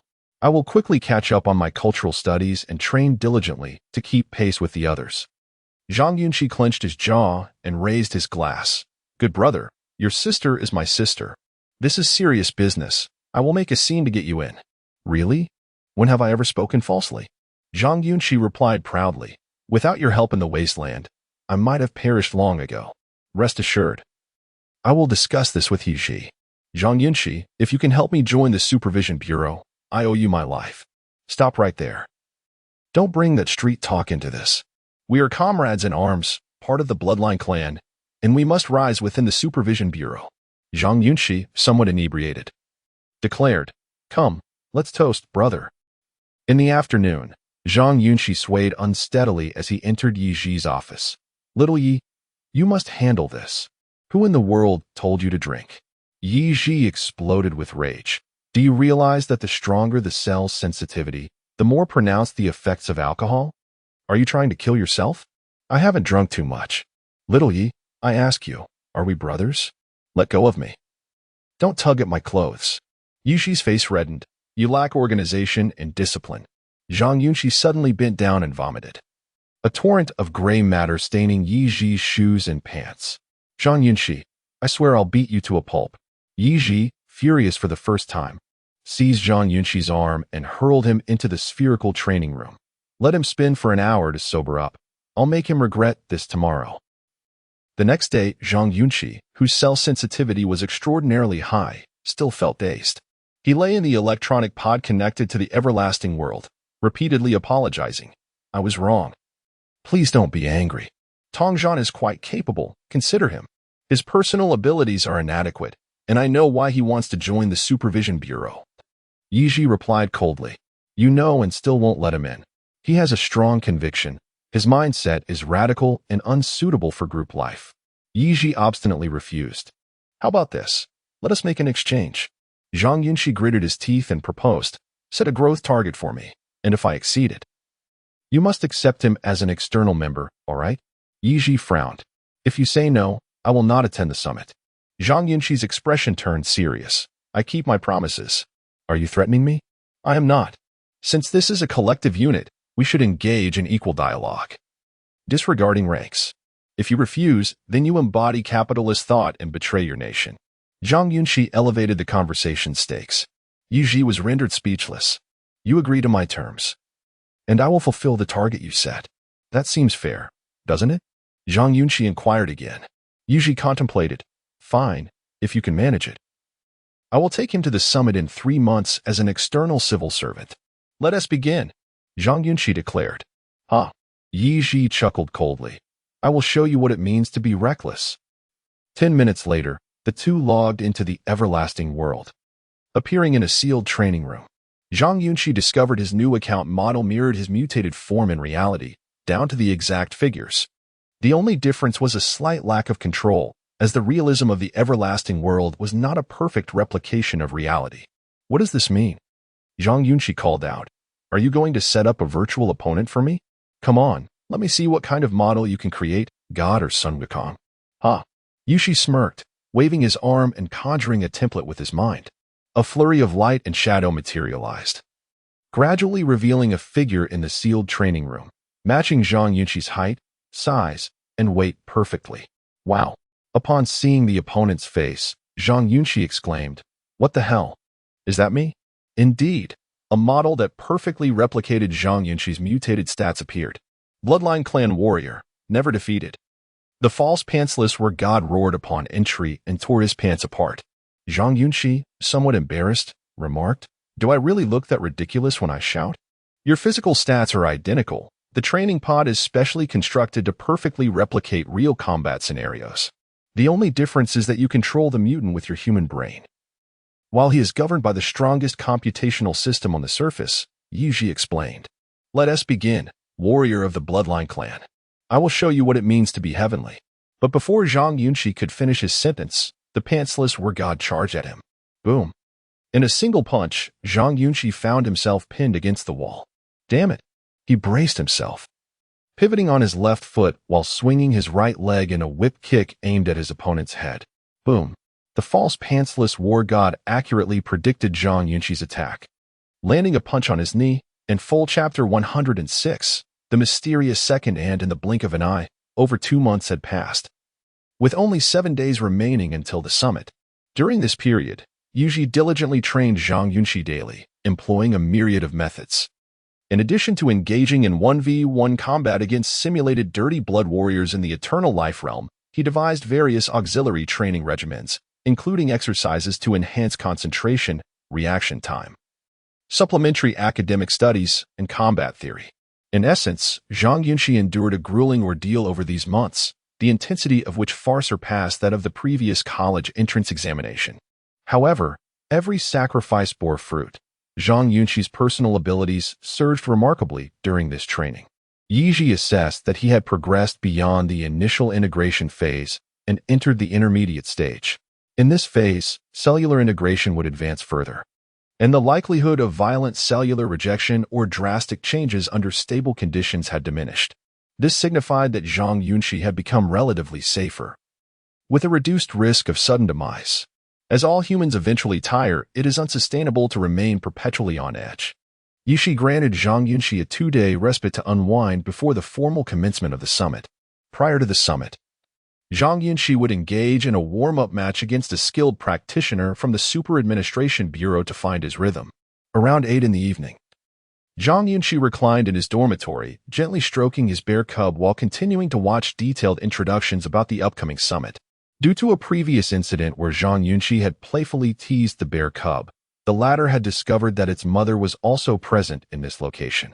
Consequently, it had been throwing tantrums, refusing to eat, and resisting treatment, which left Yiji with no choice but to allow the cub to sleep with Zhang Yunxi at night to alleviate its anxiety. The bear cub lay adorably in its hibernation chamber, already snoring. Its treatment in the rabbit brigade was nothing short of national treasure level, costing upwards of 200,000 to 300,000 daily. Having been in a frail state previously, it required constant nourishment and specialized medical care. After over 2 months of treatment, the bear cub had passed the critical phase, its fur grew denser, and its size slightly increased. Zhang Yunxi stifled a yawn, resisting sleep, as he continued to absorb information concerning the summit's procedures and regulations. In brief, the full name of the conference was the Global Super Body Sports Summit, with the main contents divided into 2 aspects. The first aspect involved academic research discussions lasting 3 days. However, this area was largely unrelated to Zhang Yunxi and was primarily managed by the research department. The second aspect focused on competitions primarily involving mutants and mechanical organisms, encompassing a dozen categories, including speed contests of varying lengths, both static and dynamic strength competitions, as well as 3v3 and 1v1 arena matches. Among these various events, only one pertained to Zhang Yunxi, the 1v1 octagonal cage match. Originally, Yiji intended for Zhang Yunxi to participate in the 3v3 competition, but due to his limited training time and weak fundamentals, it was deemed too late for him to assimilate, necessitating the selection of other competitors instead. Despite the summit's global designation, the total number of participating delegations was merely over 20, a scale far less grand than anticipated. This was reasonable, as not every region possessed the capability and strength to explore the realms of mutant and mechanical organisms. Furthermore, this summit was the first of its kind, with a preparation time of less than a year, leaving many regions unprepared and thus opting out. As Yiji remarked, the format of this summit resembled that of previous large-scale sports events. Fundamentally, it remained a friendly competition among nations. Arms races, economic competitions, and sports contests are all matters of national strength and prestige, and the purpose of such contests is not merely camaraderie but rather a different form of showcasing strength. However, the developments and explorations concerning mutant and mechanical organisms have not yet been publicly disclosed, resulting in the absence of live broadcasts, restricting the contest to a small circle. Zhang Yunxi remained engrossed in his miniature computer until midnight, finally clarifying the conference procedures and competition rules. He then administered 2 injections of energy serum before enveloping himself in his blanket and drifting off to sleep. Recently, due to his immense energy expenditure, Zhang Yunxi could no longer rely on dietary supplements alone. He had to absorb high-energy medicinal agents for recovery and nourishment. Such agents were exceedingly costly. Yet with the Super Administration Bureau's support, he could continue to benefit without expense. Early the next morning, Zhang Yunxi rose early to personally bathe his cub and feed it nutritious meat-based pellets before returning it to its den. After attending to his cub, Zhang Yunxi carefully groomed himself and changed into fresh attire before heading to the intern dormitory to find Tang Zhan.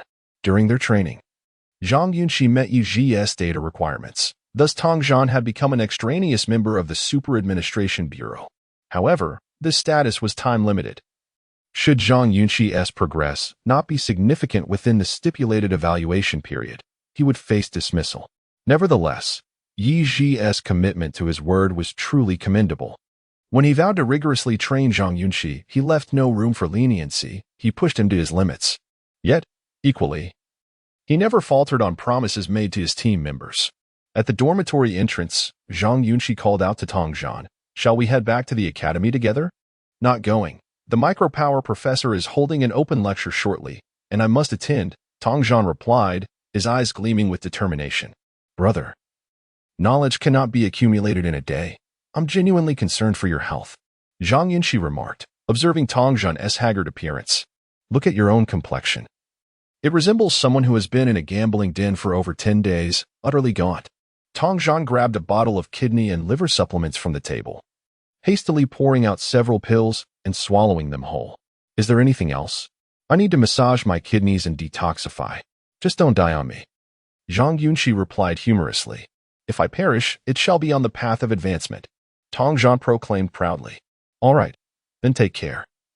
"I'll go on my own," Zhang Yunxi conceded, shaking his head in disbelief. Atop the mountain, in the Deputy Bureau Chief's office, Director Lai Lai delicately applied hair growth serum to his shining scalp, his fingers adorned with manicured nails.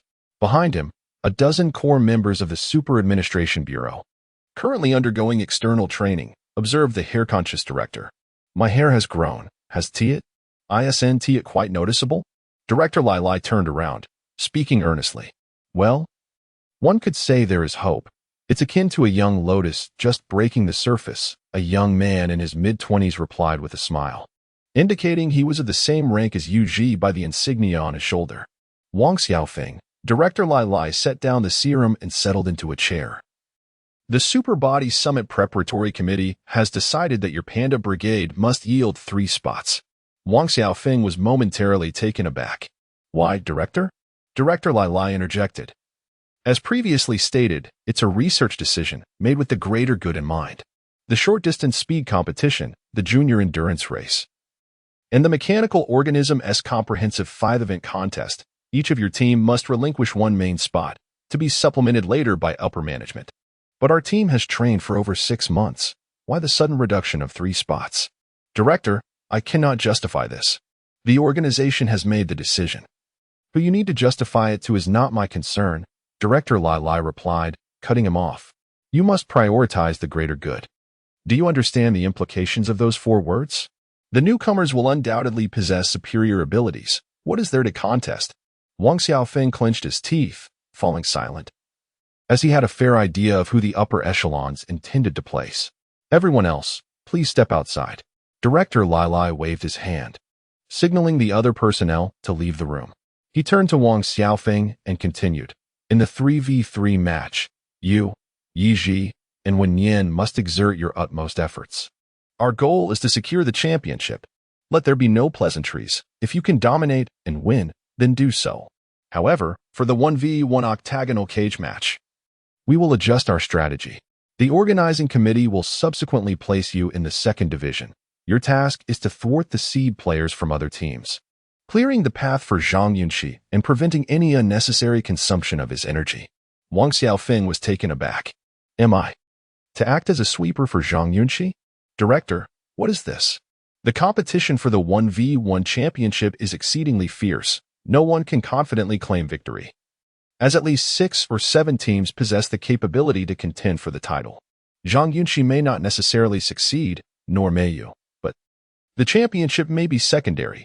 He must make a flawless appearance and at least reach the top 4. Director Lai Lai spoke with an undeniable authority. Wang Xiaofeng gritted his teeth, clenching his fists in silence. "Do you have any questions?" Director Lai Lai inquired. "None. I will follow the organization's arrangements." "Very well. 2 days before the event, we will arrange a warm-up match for Zhang Yunxi, and you may select the participants from your Panda team." "Understood," Wang Xiaofeng replied. With that, he left the office, his expression unreadable. At the vacuum tube train station, Zhang Yunxi, dressed in athletic attire and carrying a shoulder bag, was waiting. Suddenly, his wrist communicator buzzed with a call request. Upon answering, he said, "Hello, who is this? Is this Yunxi? I am your second aunt." "Are you out of your mind?" "I'm your second uncle." Zhang Yunxi frowned and retorted, "Stop calling. I have no money." "Yunxi, I truly am your second aunt, Zhang Yang. About 7 or 8 years ago, you stayed at my house for a while during the summer vacation. Do you remember?" The voice on the other end spoke rapidly. "I am your father's cousin. Does that ring a bell?" Zhang Yunxi knitted his brow, a chubby figure flashing in his mind. You work in data architecture, right?" Yes. You remember." "Oh, second aunt." Zhang Yunxi immediately responded, "I apologize. I didn't recognize your voice just now. It's quite all right. We haven't seen each other in so many years. It's understandable that you wouldn't remember." Zhang Yang chuckled. "Are you busy now?" "I'm in Mingzhu." "Let us meet, as I have something urgent to discuss." "Huh?" Zhang Yunxi was momentarily taken aback. "Is it inconvenient for you? I can come to you as well." Zhang Yang quickly added, "Yunxi, your father left some important things with me." "What things?" Zhang Yunxi was momentarily stunned. "Let us discuss it in person. The call isn't very convenient." All right. Could you send me an address? I'll check the distance." Hearing it was concerning his father, Zhang Yunxi immediately agreed. "Okay, I'll send it to you shortly." "All right, thank you." The two ended the conversation, and Zhang Yunxi frowned, pondering. What on earth is going on? It's been ages since we last contacted each other. Chapter 117. Do you understand your grandfather's past? In the bustling vicinity of a commercial street in Mingzhu City, Zhang Yunxi stood at the lively intersection, gazing at the myriad of snack shops that surrounded him. His mouth watering with desire. He longed to purchase a cup of durian-flavored milk tea, yet his physical condition forbade it. Yunxi had already informed him that he must refrain from indulging in food or engaging in overly stimulating activities until the conclusion of the summit. After waiting briefly at the street corner, Zhang Yunxi turned around to see a plump lady in the approaching crowd waving at him. Xiaoxi. After staring for a moment, he finally recognized her as his long-lost second aunt. "Hello, second aunt." Zhang Yunxi greeted her warmly. "Oh my, you've grown so tall and stronger than when you were little. TSK, my nephew is quite handsome." The speaker was Zhang Yang, his cousin, who was just under 40. Zhang Yang had an unremarkable appearance. Standing about 165 centimeters tall and weighing approximately 150 kilograms, yet she was well dressed in a light blue suit that suggested a considerable price tag. Her demeanor exuded a businesslike aura, reminiscent of a mid-level executive in a large corporation. Zhang Yunxi felt a touch of embarrassment as he listened to his second aunt's enthusiastic praise. Modern youth often dread such half-familiar social interactions, especially when faced with somewhat crass remarks, leaving them unsure of where to place their hands. "Oh dear, when your family faced trouble." "I was away on a business trip for over half a year, and my communication code had changed. I had no idea about your parents. You could have at least given me a call. Do you not think of your second aunt anymore? Even just to let me accompany them?" Zhang Yang, who had been praising her nephew moments earlier, now spoke with reddened eyes, subtly deflecting her absence from the funeral onto Zhang Yunxi. Rubbing the back of his neck, Zhang Yunxi replied, "At that time, I was quite lost and confused, and I didn't have your contact information." "All right, let's not dwell on the sadness. My dear nephew, it's all in the past. We must continue living," Zhang Yang said, extending her hand to gently wipe away the invisible tears from Zhang Yunxi's face. "I sought you out for a purpose." "What is it, second aunt?" Zhang Yunxi felt a sense of relief that she was finally addressing the matter at hand. "It's a good opportunity. A large corporation wishes to sponsor you. However, I must admit, my concern for you has been lacking. I only learned about your situation through others." Zhang Yang said naturally, pulling Zhang Yunxi along. "Come, let us discuss this in the CAF ahead. The representatives from the corporation will arrive shortly." "What kind of sponsorship?" Zhang Yunxi asked, bewildered. About 10 minutes later, in a high-end CAF within the commercial district, Zhang Yunxi and his second aunt sat across from each other in a private booth. Through their conversation, he began to understand her intentions. A pharmaceutical group was interested in providing Zhang Yunxi with a substantial financial sponsorship contingent upon research related to biological studies. Upon clarifying their motives, Zhang Yunxi realized that his second aunt had no tangible inheritance from his father. She had merely used this as an excuse to ensure his presence. Truthfully, he felt somewhat uncomfortable, sensing a lack of reliability in her words. Yet, considering their familial bond and the care she had shown him in his childhood, he refrained from expressing any discontent. In the tranquil CAF, Zhang Yang spoke softly, "Xiaoxi, I believe this opportunity is quite promising. You should discuss it thoroughly with him.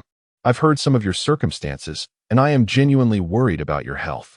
Second aunt, you may not be aware, but due to the nature of my workplace, this matter is not within my authority." Zhang Yunxi replied hesitantly.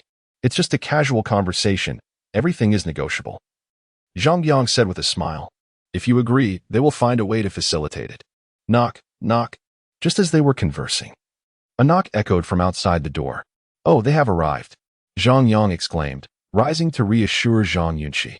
"Just be polite and have a good discussion." "Okay," Zhang Yunxi responded wearily. Zhang Yang approached the door, pulling open the wooden sliding door, and politely bowed. "Hello, Mr. Takahashi." "Hello, Ms. Zhang." A well-built man in a suit, sporting a bald hairstyle, returned the bow towards Zhang Yang. Zhang Yunxi was taken aback, musing to himself, "What is this? Now there's a Japanese." To Takahashi's left stood a robust young man, approximately 185 centimeters tall, with a rather average appearance, prominent cheekbones, and sharp, piercing eyes. "This is my assistant, Sato Takahawk," Takahashi introduced succinctly. "Hello, Mr. Sato." Zhang Yang bowed again. "Hello." The three exchanged pleasantries at the entrance before entering the booth together. "Allow me to introduce you." Zhang Yang moved beside the representatives, providing a brief introduction. Skipping the formalities, Zhang Yunxi observed the two men sitting across from him with a peculiar expression, then leaned closer to his second aunt and whispered, "What is going on? Why are there Japanese here?" "Be a little more courteous," Zhang Yang replied, slightly exasperated. "They are senior executives from the Yamaha Pharmaceutical Group, of considerable social standing." Feeling awkward, Zhang Yunxi found himself at a loss for words. Takahashi, seated opposite him, wore a mysterious smile and politely stated, "Mr. Zhang, we have come through Ms. Zhang to discuss a potential collaboration. Indeed, we are here with the utmost sincerity." Sato Takahawk added. "Oh," Zhang Yunxi scratched his head. "I was unaware that Second Aunt had invited me to discuss this matter." "No worries. Let me outline the potential directions for collaboration," Takahashi began, his Mandarin heavily accented, punctuated by nodding gestures reminiscent of films he had watched in his youth. "Essentially, we believe there is little possibility for cooperation." As Zhang Yunxi lifted his coffee cup, preparing to decline, Takahashi interrupted with a smile. "Please, do not rush to conclusions. As we understand, you possess the 4-1 variant gene, correct?" Zhang Yunxi furrowed his brow at this statement. "Currently, the only known variant cell in your body is the mate gene of the Winter King, the Arctic bear," Takahashi stated confidently. "The other 3 you are likely unaware of?" "Huh, where did you obtain this information?" Zhang Yunxi asked, genuinely surprised. In today's technological landscape, it is nearly impossible to maintain absolute secrets, Takahashi interjected. "We may very well assist you in uncovering another gene. More precisely, we already have leads." Zhang Yunxi was taken aback. "Our collaboration can take many forms." Takahashi appeared to be a man of high efficiency, speaking directly to points of interest for Zhang Yunxi. "We can arrange for you to attend the best university in Sakura country as an exchange student while providing you with a substantial financial sponsorship. The sum for a single semester will not be less than 8 figures, all of which can be negotiated. Additionally, we can share the leads on another variant gene with you, and if acquired, it will be yours." Hearing this, Zhang Yunxi felt an inexplicable surge of excitement. In truth, the financial aspect and education were secondary. The lead on the unknown gene was of paramount importance. "I believe this condition does not infringe upon your fundamental interests. Studying abroad has become a commonplace phenomenon in today's society, yet the intangible benefits it brings you are undoubtedly sincere," Takahashi continued. "I can responsibly inform you that the clues we possess are nearing the truth, and no one can outpace us in the quest for this unknown gene." "Haha. Attending university there?" Zhang Yunxi paused, smiling as she lifted her teacup.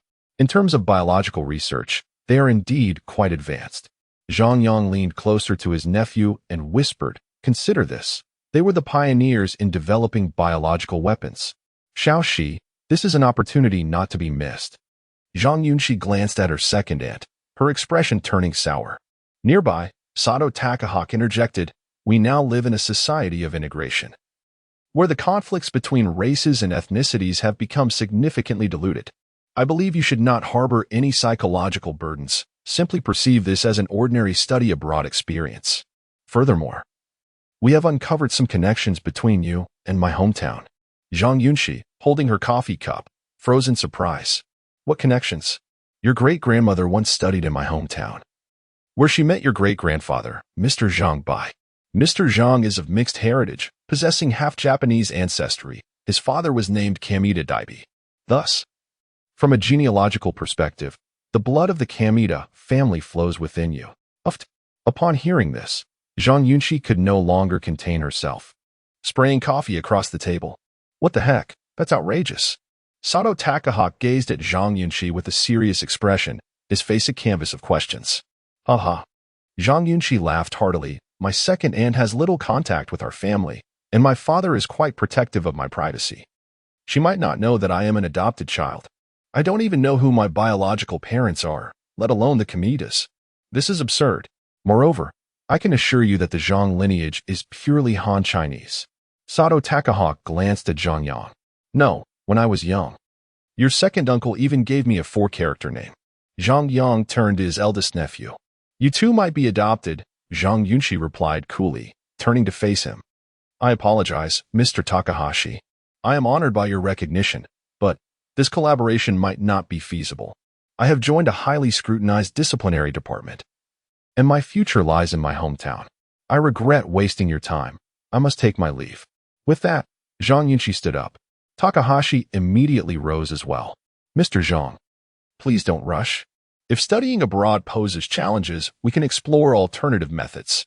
For instance, you could serve as a consultant for our pharmaceutical group, providing us with some non-core biological research data, while we maintain our reciprocal agreement to share clues regarding the unknown gene.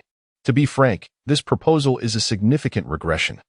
Yet Zhang Yunxi rejected it without a moment's hesitation. "Thank you for your kind offer, but this matter is best left alone." Takahashi looked at him. "Is there truly no possibility for further discussion?" "Indeed," Zhang Yunxi replied, turning to leave. Takahashi cast a serious glance at Zhang Yang, who understood and promptly followed after her. In the hall, Zhang Yang panted as he intercepted Zhang Yunxi. "Xiaoxi, don't be so rigid. This isn't something scandalous, nor does it require covert dealings. Look, many leaders and members of our core units often engage in exchange programs, sometimes for 3 or 4 years. Many cities now have cherry blossom-themed districts. Times have changed." Zhang Yunxi smiled at him. "Second aunt, when you prepare delicious food at home, please call me. I will certainly come. I still remember the braised pork you made for me when I was a child." Family ties can never be severed, but we truly do not share the Kamita surname. The second aunt was taken aback. "You should have sufficient funds by now. Don't overexert yourself. Take care of your health."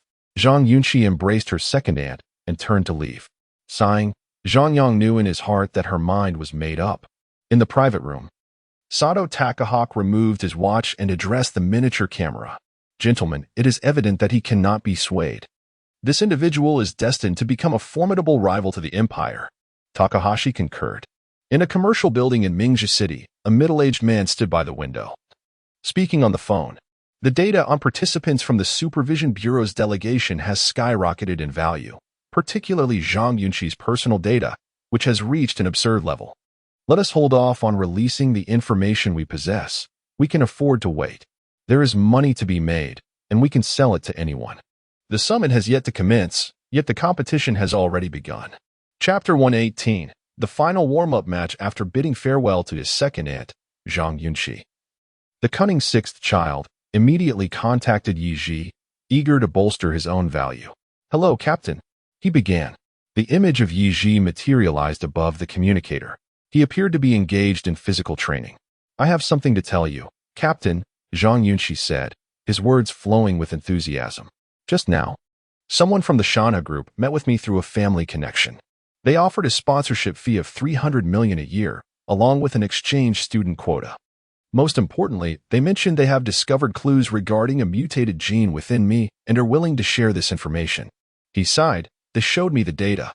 There is indeed something substantial. Do you want to become a Taijun? Yunxi asked coldly. Of course not.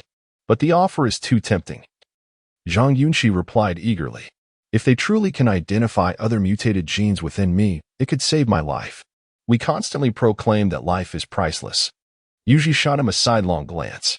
What do you mean by that? My dear, we are descendants of Huaxia. If you offer me 30 million a year, I might consider staying and resolutely contributing to our homeland. Come to my room for dinner tonight, and I will give you 200 million up front. Yiji retorted with a cold snort. Captain, that's rather insulting. I am a special talent. After all, Zhang Yunxi paused before offering. How about we have that to 15 million? I can secure a quota for the next distribution of dormitory rooms for you. It won't take long. Yiji responded bluntly. Don't push your luck. At home, you're the beloved son. Outside, you're just a stray. Do you think Taijun would nurture you as one of their own? All right. You've convinced me. But I have one small request. Could the organization arrange a marriage for me? Just direct Jiang Xin to marry me, Zhang Yunxi asked timidly. Scram. Yiji shouted in exasperation. Hee, it would be great if I could have a seaside apartment. I prefer a more humid environment, Zhang Yunxi grinned, already feeling satisfied. The discovery of the genetic clues is no joke. I believe we should take it seriously. Understood. Love you, Captain. Don't start with that again. Yiji ended the call and stepped down from the platform, saying, Bring me my clothes. I need to visit Director Lai. Before this, Zhang Yunxi had truly been terrified of poverty, even considering entering the service industry. Thus, he was determined to seize any opportunity to gain some advantage from Yiji. Later that evening, Zhang Yunxi returned to the Qingshan Divine Academy and found Wei Wu and Kaka, the trio of Dorm 107. They went out to dinner together. Courtesy of Kaka. During the meal, they discussed their recent situations, and Kaka shared his future aspirations. He wished to join the Supermanagement Bureau. Reasoning that with Zhang Yunxi and Tong Zhan gone, there was little joy left in the academy, especially since Wei Wu was always either scheming or defrauding others, leaving them with little common ground. However, Kaka was aware that his physical condition would make it impossible for him to be accepted to join the Supermanagement Bureau. He needed to bolster his academic performance, so he planned to register as a team doctor for the Rabbit Squad. Upon hearing Kaka's idea, Zhang Yunxi exclaimed, That's impressive. The extent of one's achievements is closely tied to the ability to recognize one's own position. Coming from a family of traditional Chinese medicine practitioners, Kaka was studying medicine and had the potential to excel in this field, thus increasing his chances of being recruited by the Supermanagement Bureau. The two friends were engrossed in their conversation, and Zhang Yunxi inquired about Wei Wu's thoughts, but the latter showed no interest in joining any bureau. This pragmatic man only wished to graduate smoothly from the Qingshan Divine Academy and secure a leisurely job with a decent salary. Kaka accurately described Wei Wu as a drifter. Still, Zhang Yunxi wanted to inspire Wei Wu, feeling that it was a waste of talent for him to become complacent at such a young age. So, he casually mentioned that the Supermanagement Bureau had just assigned him a seaside apartment. Upon hearing this, Wei Wu exploded with enthusiasm, declaring he would return that night to study the latest criminal law and immediately focus on applying for a position in the Bureau's Technical Investigation Unit. Seeing his friends so driven filled Zhang Yunxi with pride, and he laughed like a doting father, sharing 6 bottles of orange juice with them. Previously, he had avoided sugary drinks, but now, due to changes in his body enabling him to metabolize sugar efficiently, he felt free to indulge. After spending 2 nights at the Qingshan Divine Academy, Zhang Yunxi bid farewell to his friends and returned to report to the Supermanagement Bureau. That morning, while organizing his personal belongings in the dorm, Zhang Yunxi accidentally noticed the small helipad on the mountaintop, where military aircraft frequently landed and took off. It seemed many newcomers had arrived at the bureau. Inquiring outside, he learned that several soldiers from covert units or external training had returned to prepare for the upcoming summit in 5 days. Just as he was about to seek out Yiji, the latter approached him first, saying, To our team's central training room. What for? The warm-up match, remember? Yiji was displeased with Zhang Yunxi's attitude toward his duties. Weren't we supposed to do that just before leaving? Isn't it too soon? Zhang Yunxi questioned. It's already arranged. Let us do it early, Yunxi replied softly as they walked side by side.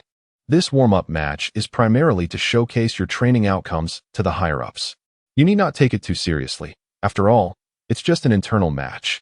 Your opponent is Su Kai from the Panda Squad, an S-rated genetic warrior currently at an advanced fusion stage. But we are not on the same level. You lack any special characteristics. Why should you be allocated housing? Why should you receive special privileges? Yunxi replied, exasperated. You need to understand your position. If you do not reach the top level, you won't have anything at all. All right, fine. Upon hearing about the housing, Zhang Yunxi relented. Yunxi, observing him, reminded with a mix of sarcasm and kindness, don't be overly conspicuous. Winning is enough. Huh? Zhang Yunxi, unfamiliar with workplace dynamics, failed to understand Yunxi's advice. Yunxi, direct and instructive, clarified, you and your group have just arrived and already taken numerous resources. You occupy a crucial competition spot, and others will surely feel resentful. Where there are people, there will be intrigue. When I say don't be too ostentatious, it's for your own good. Don't make it too difficult for others. Be humble, understand? Zhang Yunxi felt grateful for Yunxi's words. Thank you, big brother. How disgusting. Yunxi nearly retched, hastening his pace. 10 minutes later. In the central training hall of the Rabbit Squad, Director Lai and several management personnel were seated in the audience, observing the arena. As they entered, Yunxi opened the door and led Zhang Yunxi inside, raising his voice. We arrived, Director. Zhang Yunxi stepped forward, saluting and announcing, in turn Warrior Zhang Yunxi. From the Rabbit Logistics Support Squad, number 666, reporting to all leaders. Ah, Zhang, have you rested for 2 days? Have you recovered? Can you handle it? Director Lai inquired kindly. Report, I can endure. Excellent. Our new warriors need this kind of spirit, Director Lai declared to the audience. Applause erupted. Though the reason for the clapping remained unclear, nonetheless, it was time to clap. On the last row of seats, Wang Xiaofeng from the Panda team listened to Director Lai's words with a disdainful expression. Yunxi, let us commence, Director Lai instructed. The internal warm-up match was restricted to only the present leaders, participants, and the captains of both teams. No personnel from other departments were permitted to observe. This was primarily to safeguard the data and information of Zhang Yunxi and his opponent, especially with the competition imminent, ensuring that confidentiality was maintained. Zhang Yunxi publicly removed his jacket and trousers, donning the pink bodysuit crafted for him by Jiang Xin, and stepped onto the arena. Director Lai couldn't help but feel a twinge of discomfort at Zhang Yunxi's appearance and quietly inquired of a nearby colleague. Did little Zhang have a word embroidered on his back? I couldn't quite see it earlier. What does it say?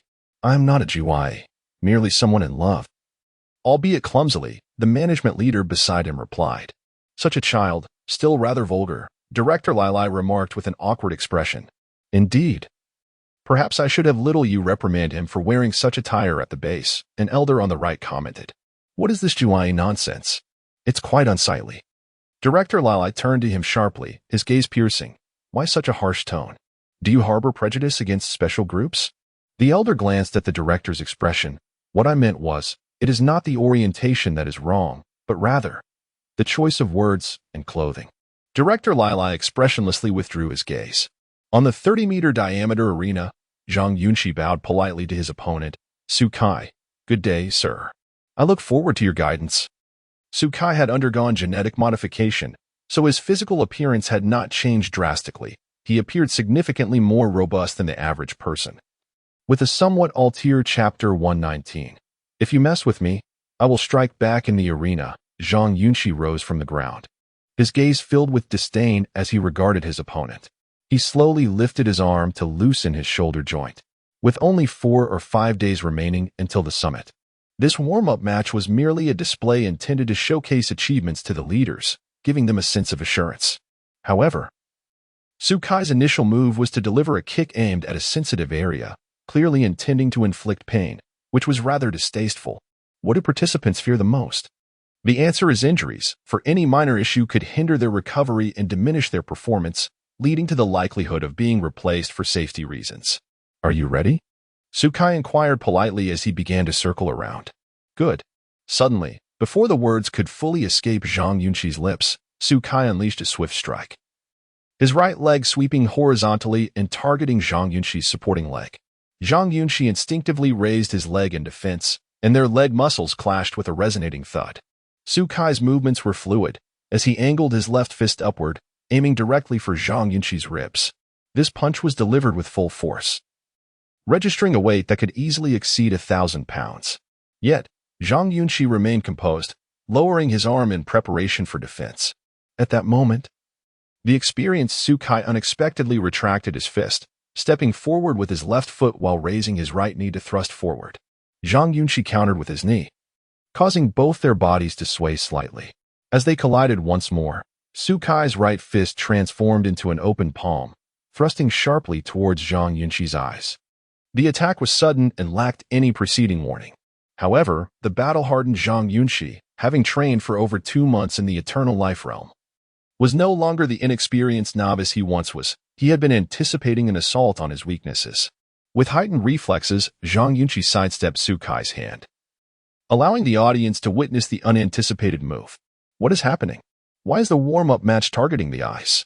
An elderly spectator muttered, frowning in confusion. Director Lai remained expressionless, merely observing. On the stage, Zhang Yunxi slightly tilted his head to evade, swiftly grasping Su Kai's wrist with his left hand and forcefully twisting it downwards. Crack! Su Kai was caught off guard by Zhang Yunxi's sudden counterattack, his body contorted awkwardly. Ah, so this is how you conduct warm-up matches. Zhang Yunxi gritted his teeth, his right hand surging upward to seize Su Kai's groin, squeezing it mercilessly before twisting it as if polishing a wax bead. The action was exceedingly brutal. Aya! Su Kai emitted a primal scream, his body instinctively curling downward as he protected himself. Get up, Zhang Yunxi commanded, gripping Su Kai's wrist with his left hand while using his right to clutch a miniature key, lifting Su Kai off the ground with surprising strength. Zhang Yunxi, you. Below, Yuji's voice cracked as he shouted half-heartedly. Whoosh! Su Kai's figure soared from the stage. Thud! He landed heavily on the ground. His body curled like a shrimp, trembling as he cursed. He played dirty. He grabbed my. Yuji cast a disapproving glance at Zhang Yunxi. Commander Su, are you all right? I didn't mean to. Zhang Yunxi dashed off the stage, his expression a mix of guilt and urgency. In the last row of seats, Wang Xiaofeng stood up, his face devoid of emotion, calling out to the outside medical staff. Please come in. Get lost. You played dirty. Su Kai lay on the ground, swatting away Zhang Yunxi's hand. Zhang Yunxi ignored him, insisting on checking his condition, pressing on his arm and repeatedly shouting, Where is everyone? Where are the medical staff? Hurry. In the audience, Director Lai also rose. Quickly take Su Kai to the medical room for an examination. We must ensure he isn't injured. There are still loopholes in the rules of this warm-up match. Yuji, you need to organize better. Yes, I'll make sure to do better. We will take him to the medical room immediately. Let us check on him thoroughly, Director Lai instructed with concern. Medical personnel rushed in, assisting Zhang Yunxi and Yuji to carry Su Kai away. At the back of the seating area, Wang Xiaofeng approached Director Lai and the other leaders, stating, Zhang Yunxi is indeed exceptional, displaying remarkable potential and adaptability. I will share the warm-up match data with the team for their learning and experience. Su Kai is also impressive, demonstrating strong skills, Director Lai remarked, his bald head gleaming with wisdom. He refrained from making idle comments, instead casting an approving glance at Wang Xiaofeng. Your recent training efforts have been commendable. Once the competition concludes, I will secure bonuses for your entire team. The amount will be substantial, especially for those who voluntarily relinquish their 3 slots. Their broad perspective deserves acknowledgement within the organization. Of course, you must also engage in some motivational discussions. What is the art of leadership? It is understanding that while you may feel disgruntled about losing those 3 slots, an actual combat scenario validates the higher-ups' decisions, and Zhang Yunxi's uniqueness and training results are evident. Even if you feel discontent, you must contain it. However, one must accompany facts with thoughtful words. Leaders are aware of your struggles and the difficulties of training, recognizing that those 3 individuals prepared for this opportunity for quite some time. Thus, I will advocate for your rewards. Once everyone departed, Yi slapped Zhang Yunxi on the head. I told you to be discreet. Why did you have to go so hard? You left no dignity for him at all. You're so young. How can you be so arrogant?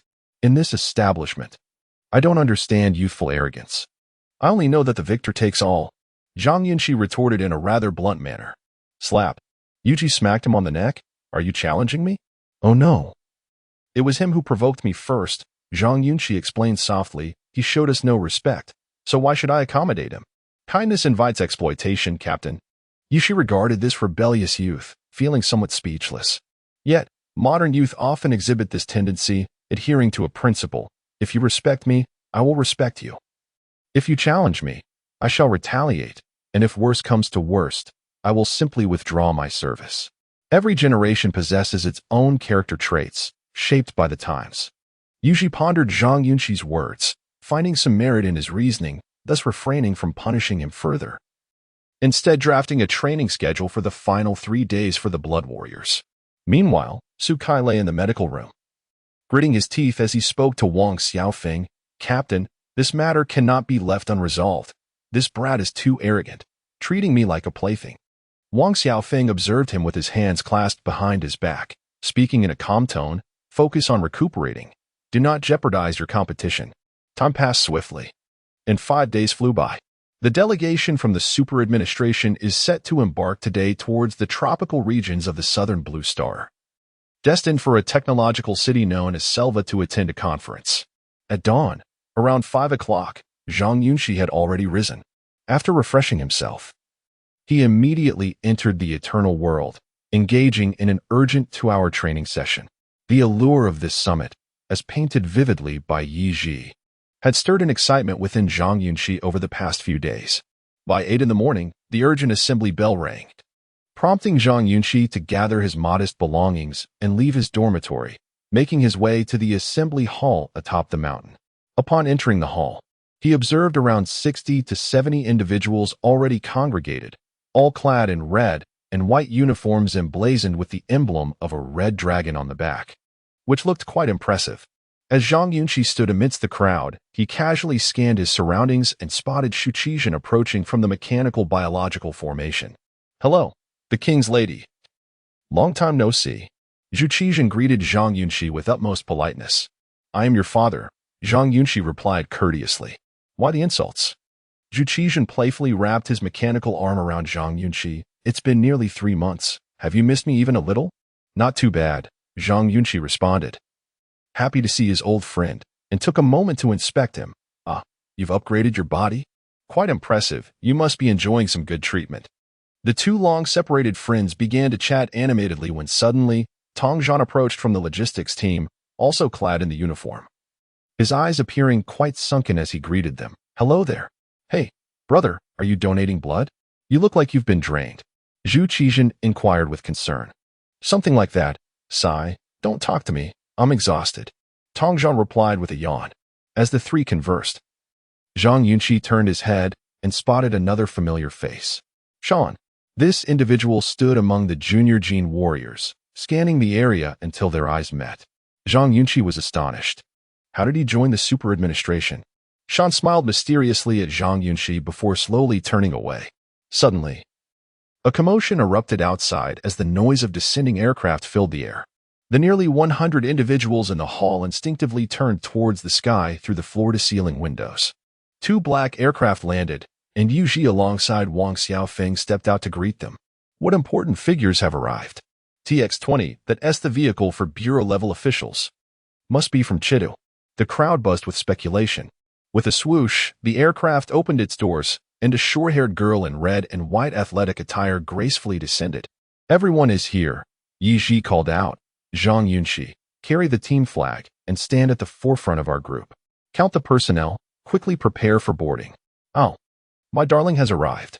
Zhang Yunxi gazed adoringly at the girl descending from the aircraft. With everyone present, a new journey begins. Chapter 120. The City of Technology. Selva at 10:30 in the morning, the delegation representing the Super Administration Bureau of Shenzhou embarked on their journey from headquarters. Nearly 200 individuals boarded an aircraft, arriving at Mingzhu City Airport, where they transferred to a larger passenger plane with superior speed and endurance, heading towards their destination, Selva City. Selva City, a name derived from a phonetic translation, is known as the City of Silver on the Blue Planet map. Over the past 2 decades, the city's rapid development has astonished the world, as it was previously an ordinary city located on a tropical savanna, lagging at least 50 years behind Mingzhou City in terms of infrastructure and economic standing, remarkably primitive. The prevailing narrative suggests that the city's initial rise was due to the discovery of a rare mineral resource called silvery titanium found thousands of meters underground. This resource is highly prized, primarily utilized in aerospace equipment manufacturing and as raw materials in the machinery industry, which attracted substantial investment. Within a mere 20 years, Selva City transformed into a globally leading city brimming with technological advancements. Zhang Yunxi had heard similar accounts, but after joining the Super Administration Bureau and perusing internal documents, he became aware that Selva City's ascent was not solely attributed to the silvery titanium resource. According to the information currently held by the Bureau, Selva is recognized as the first place on the blue planet to witness the emergence of mutated genes. Initially, a viral outbreak occurred here, claiming many lives. Global medical institutions swiftly intervened, organizing numerous medical teams to provide humanitarian aid. Subsequently, reports concerning the virus sweeping through the region were suppressed by the authorities. The world assumed that the absence of news meant the virus had subsided. Over a year later, various renowned global capitalists began pouring investments into the area, propelling Selva City into a phase of rapid growth. This is why the summit was convened here, as it is considered the origin of mutations, with rumors suggesting that all sources of mutated genes can be traced back to this location. Furthermore, Selva City is home to the largest population of mutants and genetic warriors globally. However, the accuracy of such statements remains to be verified, as they are merely the most authoritative information available at this stage. Selva City boasts numerous accolades, being the first city to achieve complete coexistence between humans and mechanized beings, the first to legislate in detail for mechanized life forms, and the quickest to ascend from a third-world nation to a leading technological and economically advanced country. Yet, these achievements are influenced by specific factors, such as its smaller population base and limited land area. Had this been a vast nation spanning millions of square kilometers, it would likely take them several decades to reach their current level. In essence, it resembles Dubai over a century ago, a city that suddenly emerged due to unique circumstances. As Zhang Yunxi sat on the large passenger aircraft, he watched a holographic presentation about Selva City, feeling a profound curiosity for this city of technology. Publicly funded travel is indeed delightful. With this thought, he glanced back at Zhang Yunxi in the rear seat, casting a flirtatious wink and blowing her a kiss. Zhang Yunxi, embarrassed by his antics, looked out the window, thinking to herself how this old flirt remains unchanged.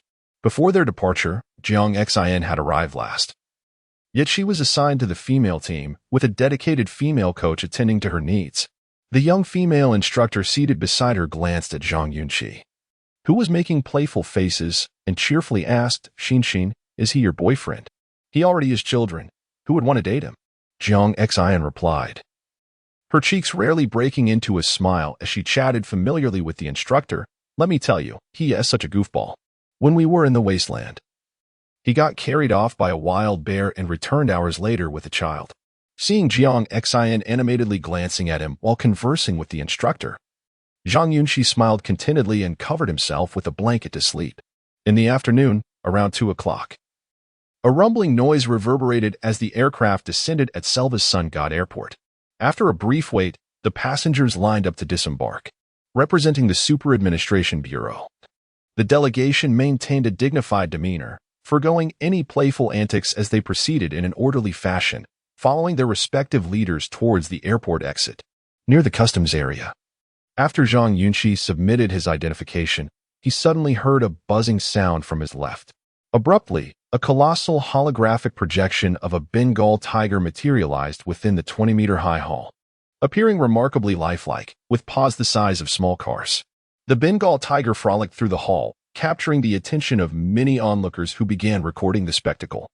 As the tiger approached the Super Administration Bureau delegation, it extended its massive tongue.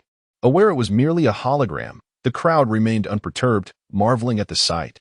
The tiger's tongue swept over their heads as it proclaimed, "Greetings, friends from the mysterious East. Selva City welcomes you." This explosive welcome ceremony won over the members of the Super Administration Bureau, who responded with applause. "Welcome to Selva City. Wishing you a pleasant journey."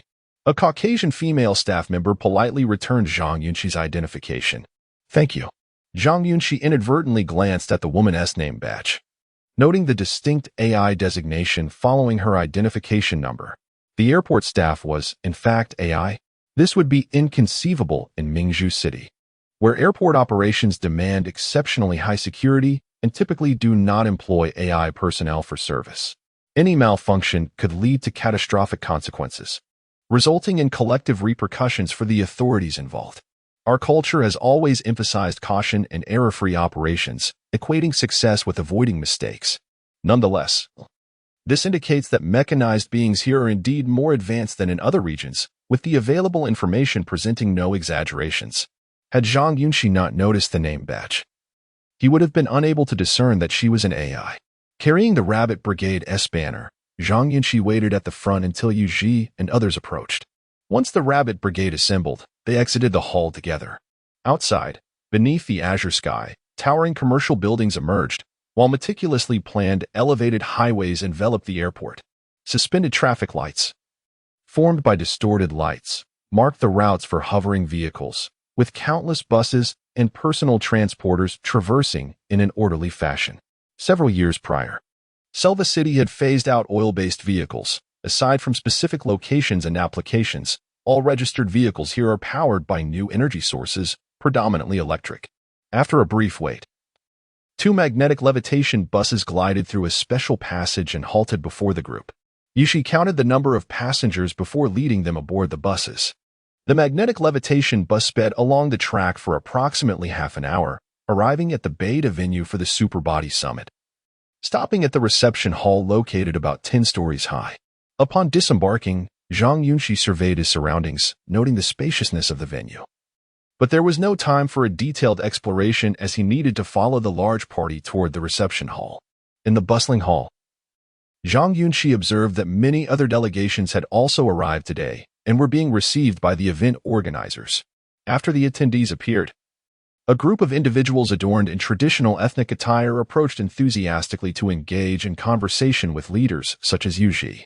After a brief exchange, Yu Ji turned to the crowd and announced, "The organizers have assigned us conference assistants. When your names are called, please gather in groups of 10 and follow your assistant.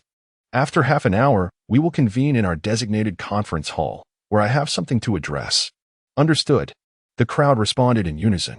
Thus, Zhang Yunxi was grouped with 9 others and followed the 3 assigned conference assistants into a transparent elevator, ascending to the 13th floor of the guest room area.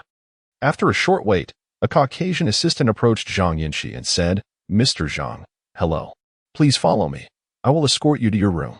"You know my name?" Zhang Yunxi inquired, intrigued. "Yes, we received the personal information of all delegation members in advance," the assistant replied. He led Zhang Yunxi to the door of the room, offering to carry his luggage. "My name is Chard, and I am an AI staff member. Should you require anything during the conference, feel free to communicate with me, and I will do my utmost to accommodate your needs." "Thank you," Zhang Yunxi said, surprised, pondering if this was yet another AI entity. A sense of unease washed over him, as he felt as though this technological city lacked any living presence.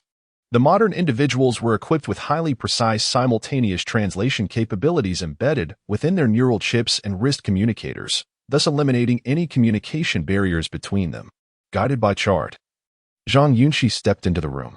The conference assistant, Chard, diligently placed Zhang Yunxi's luggage, activated various functional devices, and even polished the nearly invisible water droplets on the floor with meticulous care.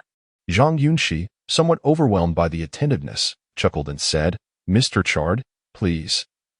You may attend to your other duties. I would like to take a shower. Would you like me to prepare any special bathing items? Perhaps honey or fresh milk?" "Oh, no, that's unnecessary. Shall I assist you with your bathing?" "Sorry, I'm not accustomed to that." Zhang Yunxi was taken aback. "Do you have any other requests?"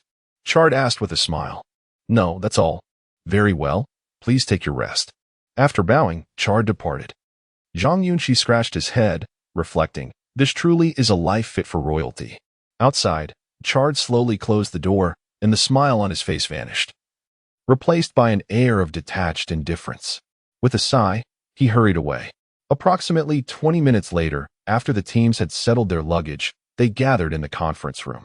Zhang Yunxi closed her door and walked towards the elevator alongside her female instructor, casually discussing everything around them. After a brief moment, their conference assistant glanced around, decisively used her communication code to unlock Zhang Yunxi's room, and swiftly entered. Chapter 121. Is he a thief? On the 16th floor of the Summit Hotel. Within the exclusive conference room of the Rabbit Squad, Zhang Yunxi sat prominently in the front row, radiating a core presence. There was no denying it. He was the son of Yunxi, the beloved of the Little Bear, and a noted expert in bird-catching, personally acknowledged by Director Lai Lai. His status was undeniably impressive. The other dozens of squad members had gradually adapted to this change and felt no discontent. To be honest, with Zhang Yunxi and the team, everyone felt their interests remained intact, even gaining access to more resources within the Bureau, enhancing their hidden benefits. Thus, the young men of the Rabbit Squad treated Zhang Yunxi quite well, often teasing him in jest. Hey, Xiaozhong, do you have confidence for the 1v1? A tall youth sitting at the back inquired. What have you been practicing in the eternal world all this time? Mainly biological knowledge. Teacher Yi elaborated on the decay and resurgence of the Hymeon body in great detail. Zhang Yunxi replied earnestly. And you spent 3 months on just this trivial matter? Well, the knowledge framework is quite extensive, making it a bit challenging to grasp. Zhang Yunxi cheekily glanced back at the speaker. Come to my room tonight. I'll share some insights. Get lost. Bring He Lauer with you. He enjoys the mutations. Another playful voice from the back chimed in. Laughter erupted among the group. Suddenly, footsteps echoed as Yiji entered the room, raising his hand as signal for silence. The room immediately fell quiet, as everyone sat up straight, focusing on their captain. Yiji took his place at the head of the table. His demeanor serious as he addressed the assembly. This brief meeting is primarily to discuss the rules regarding personal time. First and foremost, let me be clear, we are here to compete and bring glory to our hometown, so every action you take reflects upon your nation. Be mindful of your image and refrain from engaging in inappropriate activities, especially in age-restricted venues. The local industry in that regard is quite developed, and temptations abound. You must exercise self-restraint. Additionally, I have heard rumors of romantic entanglements between our male and female team members. It is perfectly normal for young people to develop feelings for one another, and we do not oppose such relationships. However, refrain from inappropriate conduct during the association period, particularly late-night disturbances that may affect the female team members' performance. Yes, the young men responded in unison. The essence of Yi Ji's instructions was straightforward, akin to a maternal advisory outlining various regulations to prevent mishaps. Beyond that, he announced the next day's training schedule, venue timings, and pre-competition health checks. The meeting lasted approximately half an hour, after which the team members departed in batches. As Zhang Yunxi prepared to leave, Yuji called out to him. The draw for the first 1v1 match, from 64 to 32, has concluded. Your opponent is Asimita. I will send you the information later. Review it tonight. Before our meeting tomorrow. Come to me 3 hours in advance for targeted training. Understood, Zhang Yunxi nodded. Good, off you go, Yuji replied, departing with the materials. The meeting concluded, and Zhang Yunxi was free to engage in activities until the next morning. Excitedly, he sought out old Zhu from the mechanical biology team, and together they insisted on bringing along Tong Zhan, who was eager to learn, to the female team's meeting room. Upon arriving at the female team's activity area, they discovered the other team had also concluded their meeting, and Zhang Yunxi emerged from the crowd. Zhang Yunxi, remember to keep your boundaries while having fun. The female instructor cautioned upon seeing Zhang Yunxi. Zhang Yunxi's face flushed with embarrassment as she retorted, What are you talking about? What's wrong with dating? The instructor chuckled in response. Zhang Yunxi, feeling a bit shy, quickly urged, Hurry, let us go. Don't linger here. You're free this afternoon, right? Let us go explore the city. Sure, let us go. As the group turned to leave, a sweet-looking, tall girl rushed over. Yunxi, Are you heading out this afternoon? Can I join? The four turned to find the girl, Gu Yuyan, a competitor on the female team and a key player in the 3v3 matches, stopping beside Zhang Yunxi. Oh, you and Appos, we going with friends? Then never mind. I'll explore alone. No need. Come with us, Zhang Yunxi immediately replied, turning to Zhu Qizhen and Tong Zhan. Bring my friend along. She took good care of me in Chidu. Of course, Tong Zhan agreed. Hello, I am Shu Qizhen, the great Ming war god. The polite Zhu appeared as a gentleman in the presence of women, his words slightly formal. Hello, I've heard about you from Zhang Yunxi. Gu Yuyan waved to the group, her youth and charm evident in her melodious speech. Let us head back to the room and change, Zhang Yunxi suggested. All right. The group made their way to the guest rooms. Zhang Yunxi, following Zhang Yunxi, remarked, Your friend is quite sweet. Her voice is lovely. What is that? Are you interested? Should I introduce you? My heart is small. It can only hold one person in a lifetime. Her surname is Jiang. I'm going to be sick. Zhang Yunxi exclaimed in exasperation. I could introduce her to Tong Zhan. My brother is still searching for a partner, Zhang Yunxi gallantly offered. Zhang Yunxi shook her head. Don't be deceived by Xiaoyan. She is just not familiar with you yet. She is intentionally speaking sweetly. Normally, she is quite fierce within the team. Zhang Yunxi appeared confused. She is from the grasslands. A northern girl, you get it? Oh, now I understand, Zhang Yunxi said, enlightened. She has a warm heart and has looked after me within the team, which is nice, but, at times, she can be a bit too straightforward. Zhang Yunxi smiled. It's good to have friends. I was worried you might feel lonely over there. As they chatted, they soon arrived at the guest room door. Gu Yuyan temporarily bid farewell to change clothes. Being girls, they enjoy dressing up, especially during personal time. With a flick, Zhang Yunxi focused her gaze. Then pushed open the door. As they stepped inside, they froze, startled to see a bald man holding Zhang Yunxi's intimate camisole on the balcony. The four were utterly bewildered. Zhang Yunxi was the first to react, her face turning crimson as she shouted, Hey, what are you doing? The bald man, Tangda, turned to face them, immediately bowing. Ms. Zhang Yunxi, esteemed guests, I am here to assist in tidying the room and airing out the clothing. That is not right. While you're cleaning, you shouldn't touch my personal belongings. Zhang Yunxi rushed over, snatching her camisole back and noticing her luggage had been moved, and the summit materials placed on the bookshelf. Zhang Yunxi glared at the bald man, rolling up his sleeves. What the hell, you pervert? I've never even touched lace. Tangda, the meeting assistant for Zhang Yunxi, appeared to be in his 30s, bald, with distinctly Asian features, and a faint glimpse of a Buddhist amulet peeking from his suit collar. Providing better service is my duty, Ms. Zhang Yunxi. Tangda maintained a half-bowed posture, observing her. I have studied extensively. I understand that ladies from Mingzhu City have a penchant for afternoon tea. I have prepared some refreshments for you, but when I brought them in, I noticed your clothes were on the bed, so you were holding the suspenders and observing from the balcony? Zhang Yunxi seized him, exclaiming, You must be a pervert with peculiar predilections. No matter how excellent your service is, you can end Appos, touch a young lady and Appos, as belongings. Cease your shouting, Zhang Yunxi retorted. And Zhu Qizhen also felt the conference assistant was overstepping. Young women's chambers are more private, and even if you are a mechanical being, you shouldn't rummage through their things. Moreover, during the summit, the team members have confidential materials and items in their rooms. The sudden intrusion of an outsider is disconcerting. Zhang Yunxi grabbed his collar and said, Stop with the nonsense. Summon your management. Sir, I apologize. I had no malicious intent. One more word, and I'll strike you, Zhang Yunxi said through gritted teeth. Then suddenly asked, Did you only take the suspenders? Nothing else. Intimate? He added, Don't move. I'm going to search you. Press the administrator's call button. Cornered. Looked aggrieved, explaining incessantly. Soon, a blonde, blue-eyed man arrived with two staff members, politely asking, Good day. Is there anything we can assist you with, esteemed guest? Zhang Yunxi glanced at his name tag. Seeing they weren't AI, he immediately stated, He entered our room without permission and touched our team members' personal items, even underwear. Your service is a bit too intimate, isn't it? The blond man's face darkened as he glared at, then addressed Zhang Yunxi.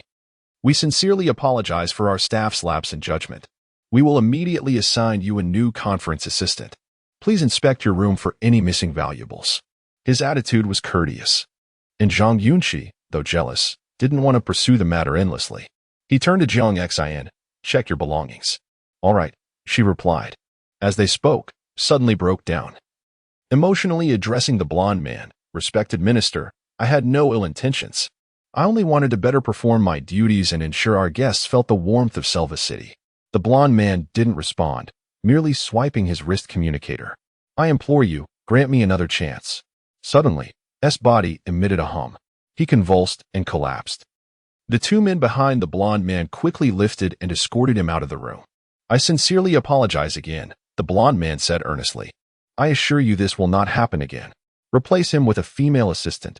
Please, Zhang Yunxi replied. Certainly. Please inspect the room, and if there are any issues, contact me directly. The blonde man bowed, then departed. After about 5 minutes, Zhang Xin finished inspecting her belongings and said, Nothing is missing. You can leave now.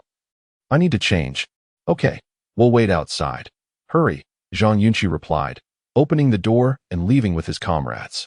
In the corridor, the three walked towards the women's quarters, conversing quietly.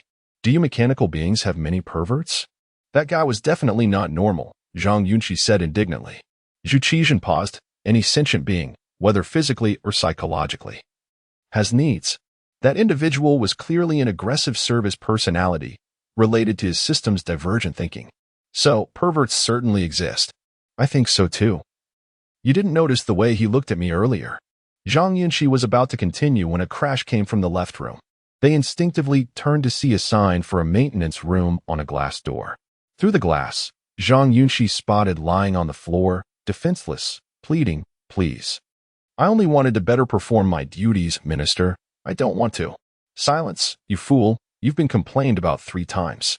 The blonde man scolded, gesturing. Start the recorder. One man activated a work recorder, and 2 men stepped forward, hitting on the neck with a wrench. No. Please, no. I want to live. I promise, I'll change. From our inception, we are destined to be guilty. The wrench struck his neck repeatedly until his artificial skin broke, exposing the neck shell's hatch. The 2 men, unwilling to remove the system chip or lift him onto the maintenance bed, simply opened the neck shell and tugged at the energy tube. With a snap, the neck was torn open, and yellow oil sprayed out. Convulsed, his once bright eyes ceasing to move. The man on the left, too lazy to use the wrench to detach the connectors, smashed the neck's flexible metal, then yanked its head off. The head was tossed into a silver bin marked with a recycling symbol, filled with heads of men, women, and children. Chapter 122, Gentle as Water. Gu Yuyan, an acute sense of unease washed over them.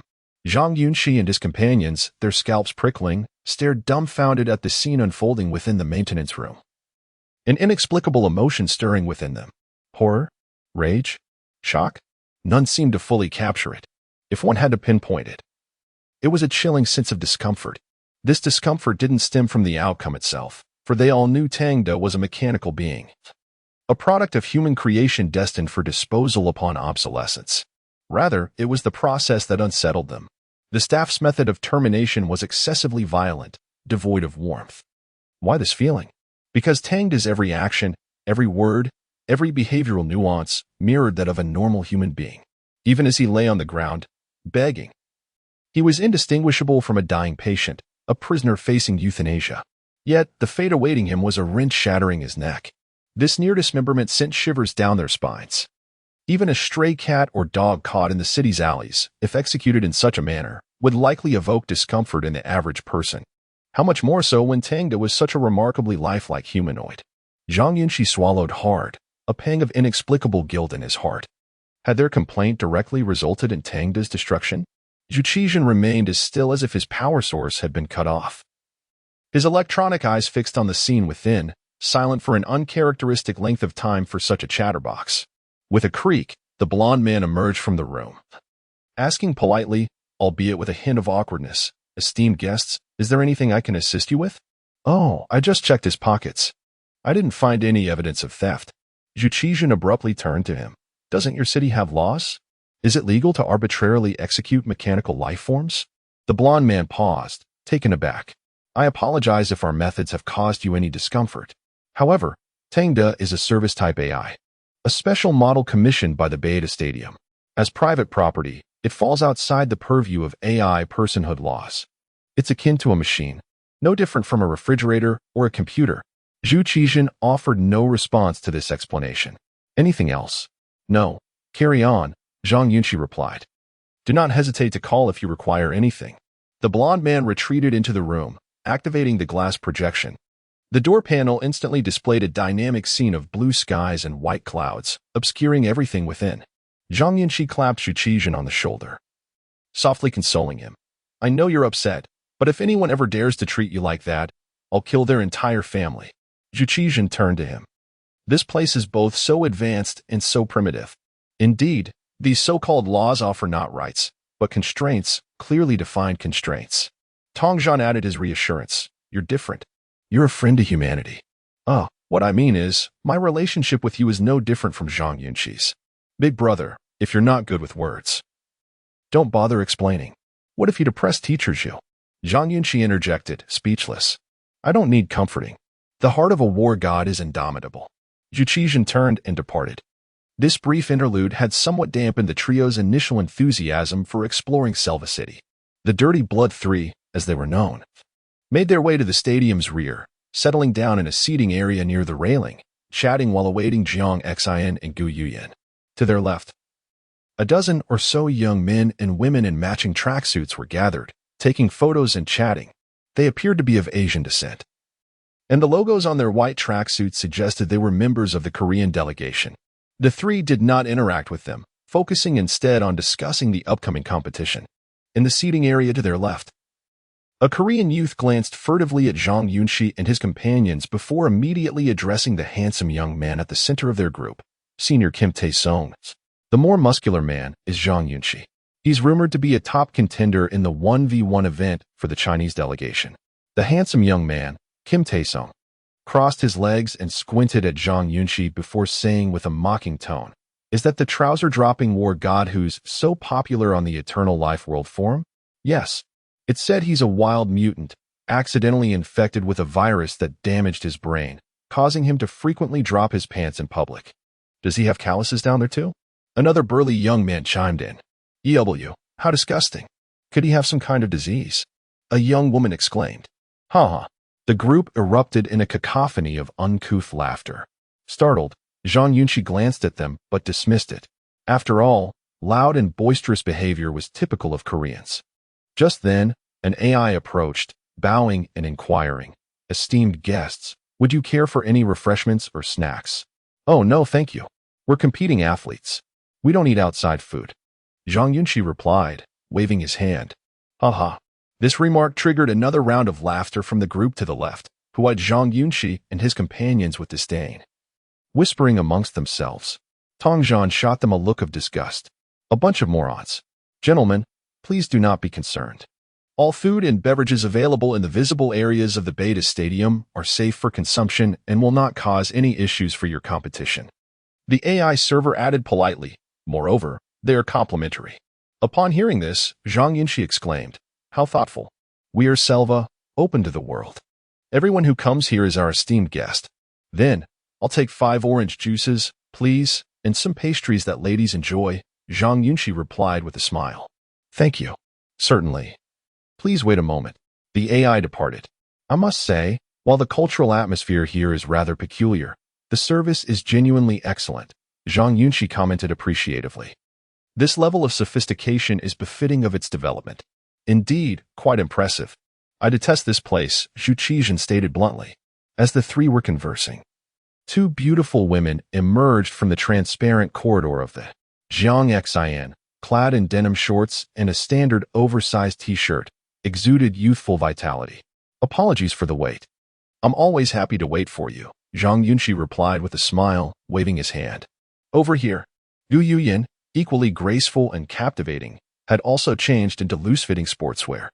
As the two approached, a red-haired Korean woman to their left immediately informed Kim Tae-sung, who was in the center of the group. Appa, they're together. Are those 2 women your opponents? The smile vanished from Kim Tae-sung's face. Yes, in both the 3v3 and 1v1 events, I'll be facing them. The red-haired Li Jiyan was also quite attractive, a testament to her country's advanced cosmetic surgery industry, which enjoyed nationwide support. Kim Taesung paused, then leaned in close to her and whispered, "Jiyan, just as we discussed, find an opportunity."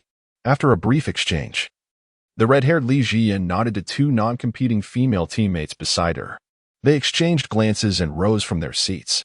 Nearby, Zhang Yunxi refrained from mentioning the earlier incident with Tang De, instead asking with a smile, "Where would you like to go later?" "I'm fine with anything. Whatever you guys decide," Gu Yuyin replied softly, her voice sweet. "Oh, they're all my good friends. You don't need to be so reserved," Zhang Xin, with a gentle smile, advised. "We are all on the same side, so let us not stand on ceremony. We should reveal our true natures," as she playfully imitated a soft voice. Gu Yuyin's delicate face flushed with embarrassment. Tong Zhan stared at her momentarily before quickly turning away. Suddenly, Zhang Yunxi's wrist communicator lit up. He glanced at the caller ID and promptly stood up, saying, "Continue your conversation. I need to discuss something with the captain." "Go ahead." Zhang Xin nodded.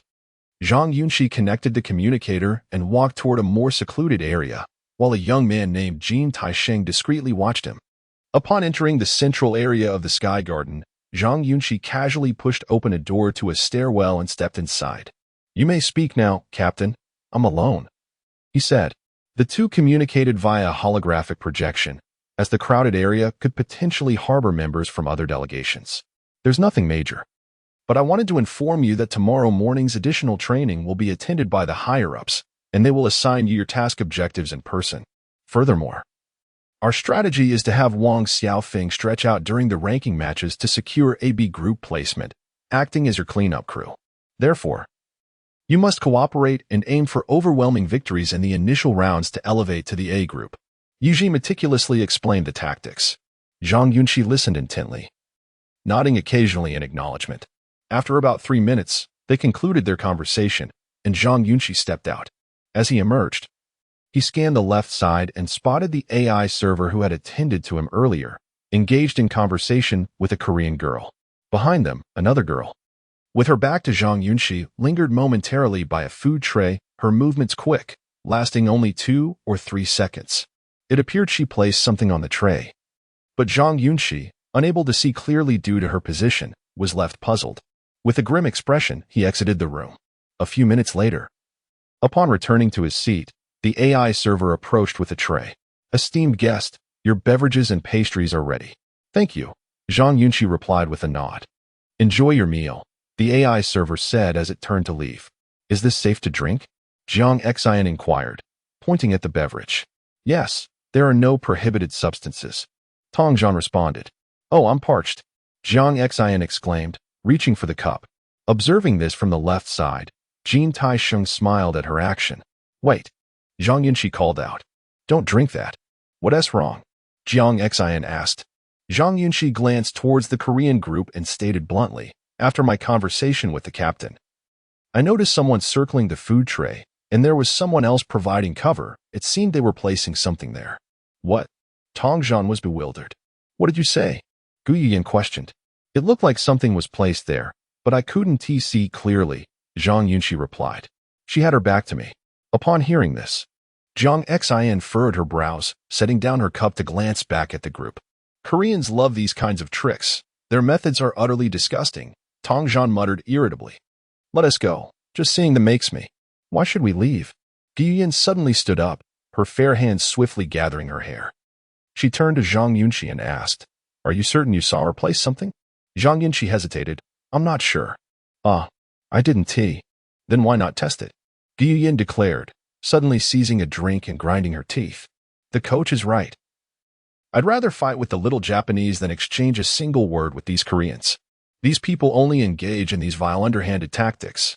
Gu Yuyin's remarks were not unfounded. Koreans, especially in competitive fields like sports, have garnered a notorious reputation internationally.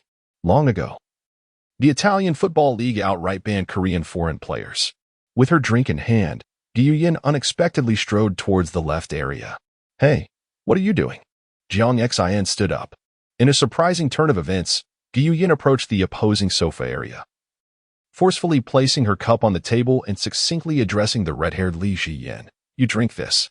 The others looked on in disbelief, their expressions a mixture of shock and confusion. What are you staring at? Drink it, Gu Yuyin insisted, pointing at the cup. If you can't handle the game, don't play. Why come here and pull such tricks? Didn't your parents teach you manners? I genuinely look down on you, little Korean. Gu Yuyin stood her ground, unleashing a torrent of insults for over 10 seconds, without repeating a single phrase. The representatives from the opposing delegation, equipped with simultaneous translators, could only comprehend the essence of her tirade, realizing she was indeed hurling insults. What are you doing? Foolish woman. A burly youth stood up, attempting to grab Gu Yuyin by the wrist. With a swift sidestep, Gu Yuyin delivered a kick to the young man's groin. Ouch! He howled in pain. Dare to touch me, and I'll have your manhood. Meanwhile, Zhang Yunxi's eyes widened in astonishment, and he turned to Zhang Yunxi. I agree with you. She was indeed too bold. In an uproar, the opposing group stood up in unison. Chapter 123, The Lethal Conference Team Bang. Zhu Qizhen was the first to rise and charge forward, delivering a punch that sent a member of the opposing team staggering. What do you want? Do you wish to fight? Zhang Yunxi and Tong Zhan quickly followed suit, positioning themselves beside Gu Yuyin and pushing back the crowd that advanced toward them. Lowly scoundrels! Roared a burly member from the opposing team, his voice booming with rage. Gu Yuyin bent down, seizing a cup from the table, and with a splatter, drenched the aggressor's face. Shut your foul mouth, you imbecile. Momentarily taken aback, the stocky youth's fury erupted, and he swung a fist at Gu Yuyin, exclaiming, I will kill you, you wretched. Zhang Yunxi stood his ground, raising his arm to intercept the blow with his left fist. Thud! The impact reverberated as the assailant recoiled, swiftly lifting his right leg to deliver a kick aimed at Zhang Yunxi. Hey, Zhengxian. Jin Taixing grasped his teammate's arm, frowning as he admonished, do you want to be disqualified? The burly youth named Zheng Xian was pulled aside, his chest heaving as he glared at Zhang Yunxi. When the competition begins, I will cripple you. Huh? Zhang Yunxi cast a dismissive glance at him. Why wait for the competition? If you're dissatisfied, let us settle this on the training platform right now. Shall we? Zheng Xian opened his mouth to respond, but Jin Taixing interrupted. Smiling as he addressed Zhang Yunxi and the others, is there a misunderstanding here? Misunderstanding my foot, you trash? Gu Yuyin rolled her eyes. Shut your mouth, Valwoman. Li Jian seethed, her face flushed with anger as she glared at Gu Yuyin, for she was the initial target of the confrontation. You dare to talk back? Why don't we head to the training platform? Gu Yuyin shot back, her eyes blazing. Let us go, then. Li Jian retorted defiantly, stepping forward. Enough. Jin Taixing turned to his team, scolding them with a frown before addressing Zhang Yunxi. Sir, we have no. Zhang Yunxi, uninterested in further debate, pointed toward the central building of the aerial garden. There are surveillance cameras inside, and our drinks remain untouched. Arguing here serves no purpose and reflects poorly on us. Let us call the conference team. We wish to lodge a complaint. I will notify the leader, Tong Zhan promptly announced, producing a communicator. Upon hearing this, Jin Taixing grasped Zhang Yunxi's arm, speaking politely. I believe there has been a misunderstanding. We are all representatives from Asia, and our true opponents should be the teams from other continents. My team's attitude was inappropriate earlier, and I will ensure they apologize to you. What do you think? Had those words come from another delegation, Zhang Yunxi and his companions might have softened slightly. But the words from the opposing team were utterly devoid of weight and rather repugnant. They had a tendency to exaggerate their achievements and maliciously influence competitions. Zhang Yunxi disregarded Jin Taixing's words, quickly summoning Yi Ji and the relevant officials from the supervisory bureau to liaise with the conference team. With the arrival of the officials, there ensued no loud quarrels. Instead, they discreetly took Zhang Yunxi and his companions aside to ascertain the details before contacting the main conference team. Without further ado, a formal complaint was lodged. Observing the supervisory bureau's assertive stance, Jin Taixing and his colleagues realized there was no hope for private negotiation and thus summoned their own leadership. After a tense standoff, the leadership of the Selva Summit's conference team arrived, politely ushering both parties to the top floor conference room. Throughout this exchange, Li Jian and Jin Zhangxian cast murderous glares at Zhang Yunxi and his friends, but the latter seemed unperturbed, engrossed in conversation about their evening plans. After a brief interval, The leaders entered the conference room for discussions, while Zhang Yunxi and his group were separated and taken to the disciplinary department, where they clarified the sequence of events to the staff. Before departing, Zhang Yunxi extracted memory data from the electrode chip. Containing only the brief moment he observed the opposing team possibly administering drugs. With everything settled, the group exited the Beta Sports Hall and boarded an aerial bus, heading toward the bustling Selva Galaxy Square for the evening. The timing of the Superbody Summit coincided with Selva City's annual technology festival, which commenced at 6 o'clock that evening in the Galaxy Square. Thus, when Zhang Yunxi and his companions arrived, the area was already teeming with people.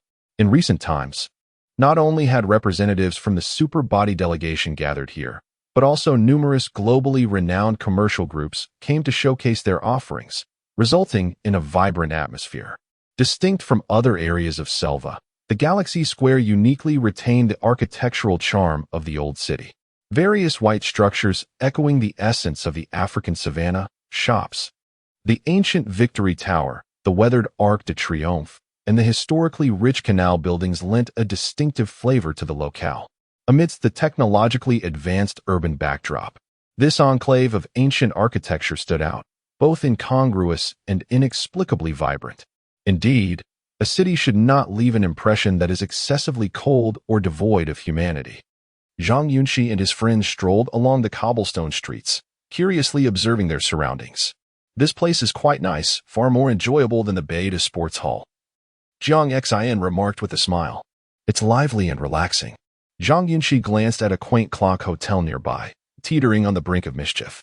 He quietly raised his hand like a penguin, attempting to grasp Zhang Xin's delicate hand. Shall we go there to unwind? Zhang Xin responded politely. Do you really want to test me? I might just report you for harassment.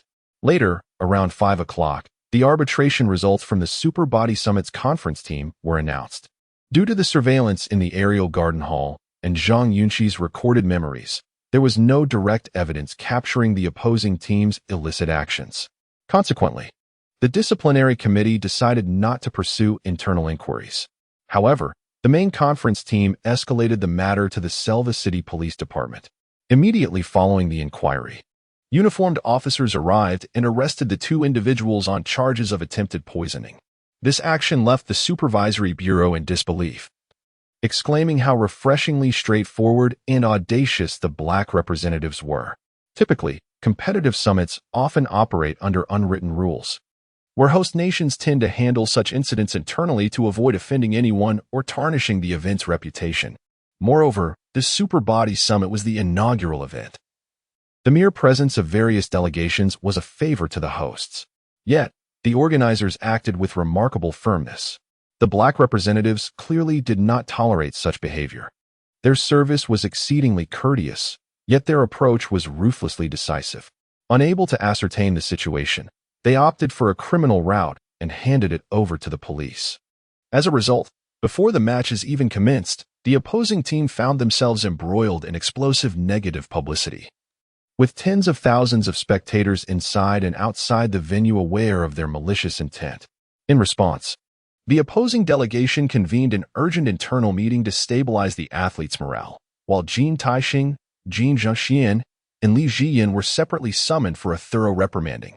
Later, around 6 o'clock, Jin Taixing emerged from the leader's office, his demeanor dark as he returned to the training area. A crowd of teammates gathered around him, eager to hear his thoughts. Captain, that detestable dog. Jin Zhengxian is still cursing. Enough of the chatter. Jin Taixing bellowed, his eyes ablaze with frustration as he waved his hand dismissively. Everyone else, leave. Jin Zhengxian and Li Jiyan, stay. The others exchanged glances before turning to depart.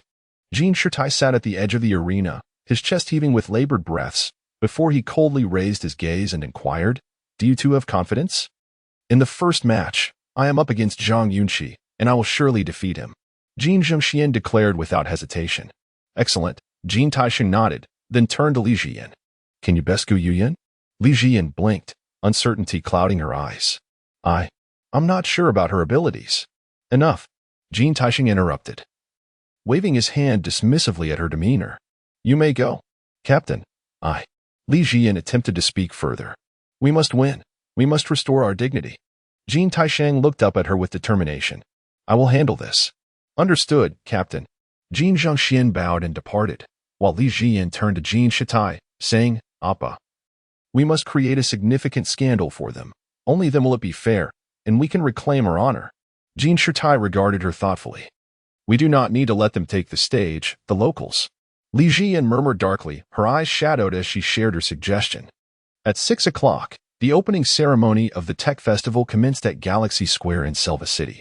Zhang Yunxi stood beside Zhang Xin, gazing at the fireworks illuminating the sky. Just then, a group of 4 or 5 young men in suits approached from the crowd. The leader, whom Zhang Yunxi recognized, strolled over with a smile and said, Mr. Zhang. Zhang Yunxi turned to face him, momentarily taken aback. Oh, what a coincidence. The young man observed him. A smile gradually spreading across his face as he slowly raised his arm, pointing at Zhang Yunxi's chest. I hope you advance smoothly in the first round. I await you in the top 32. I intend to shatter your arrogance myself. Zhang Yunxi furrowed his brow and retorted sharply. You should focus on making it into group of first. Otherwise, we may never meet. Thank you. In a car near Galaxy Square, a girl of about 10 years old gazed gloomily at the crowd, seemingly searching for something. Chapter 124. An hour of life at Galaxy Square. The young man who approached Zhang Yunxi with bravado was none other than Sato Eagle, who had recently come to Mingzhu City with his aunt to recruit the Dirty Blood Warriors. It was evident that he was also a contender in the 1v1 arena competition. Reeking of alcohol, with a grin plastered on his face, Sato pointed at Zhang Yunxi and declared, I hope your arrogance matches your strength, those who cannot. Zhang Yunxi glanced at him with impatience and retorted, Don't you have an older brother? Sato was momentarily taken aback, clearly not grasping the implication. Is your name Jolly Eagle? You certainly possess a way with words, unmatched globally, Zhang Yunxi replied with a smile. You scoundrel. Sato's companion, a taciturn youth, stepped forward, ready to confront Zhang. However, Sato promptly intervened, gesturing toward Zhang Yunxi, I'll be waiting for you in the top 32. Zhang Yunxi ignored him, seizing the opportunity to take Zhang Xion's hand, softly saying, Let us wander over there. The group moved on together. As they departed, Sato Eagle called out, Let us go relax. Amidst the throng, Zhang Xion inquired with curiosity. Who was that? He's the one I mentioned before, Zhang Yunxi replied softly. They bribed my aunt to try to sway me. You seem to be quite in demand. Zhang Xion remarked. Of course, but if I join them, I'll certainly be the king of banter, leaving all those men in the film industry without a livelihood. Zhang Yunxi proclaimed with pride. Disgusting, Zhang Xion replied, exasperated. Gu Yuyan chimed in. I won't argue with you on this. Your words are indeed sharp and your reaction swift. Hey, you can't say that. My dear Xion is still here, Zhang Yunxi quickly interjected. You're so shameless. Gu Yuyan retorted, speechless. As the group continued their light-hearted banter, they chose to walk along the edge of the street to avoid the densely packed center area. As they moved forward, Tongzhan suddenly noticed several large, oval-shaped mechanical pods lining the alleys and beside buildings. What are those mechanical pods for? He asked in surprise.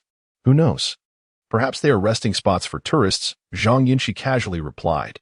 Zhu Qizhen glanced at the damp and dim alley, spotting a rather unrefined British gentleman, intoxicated, urinating beside a mechanical pod, swaying unsteadily as he surveyed his surroundings.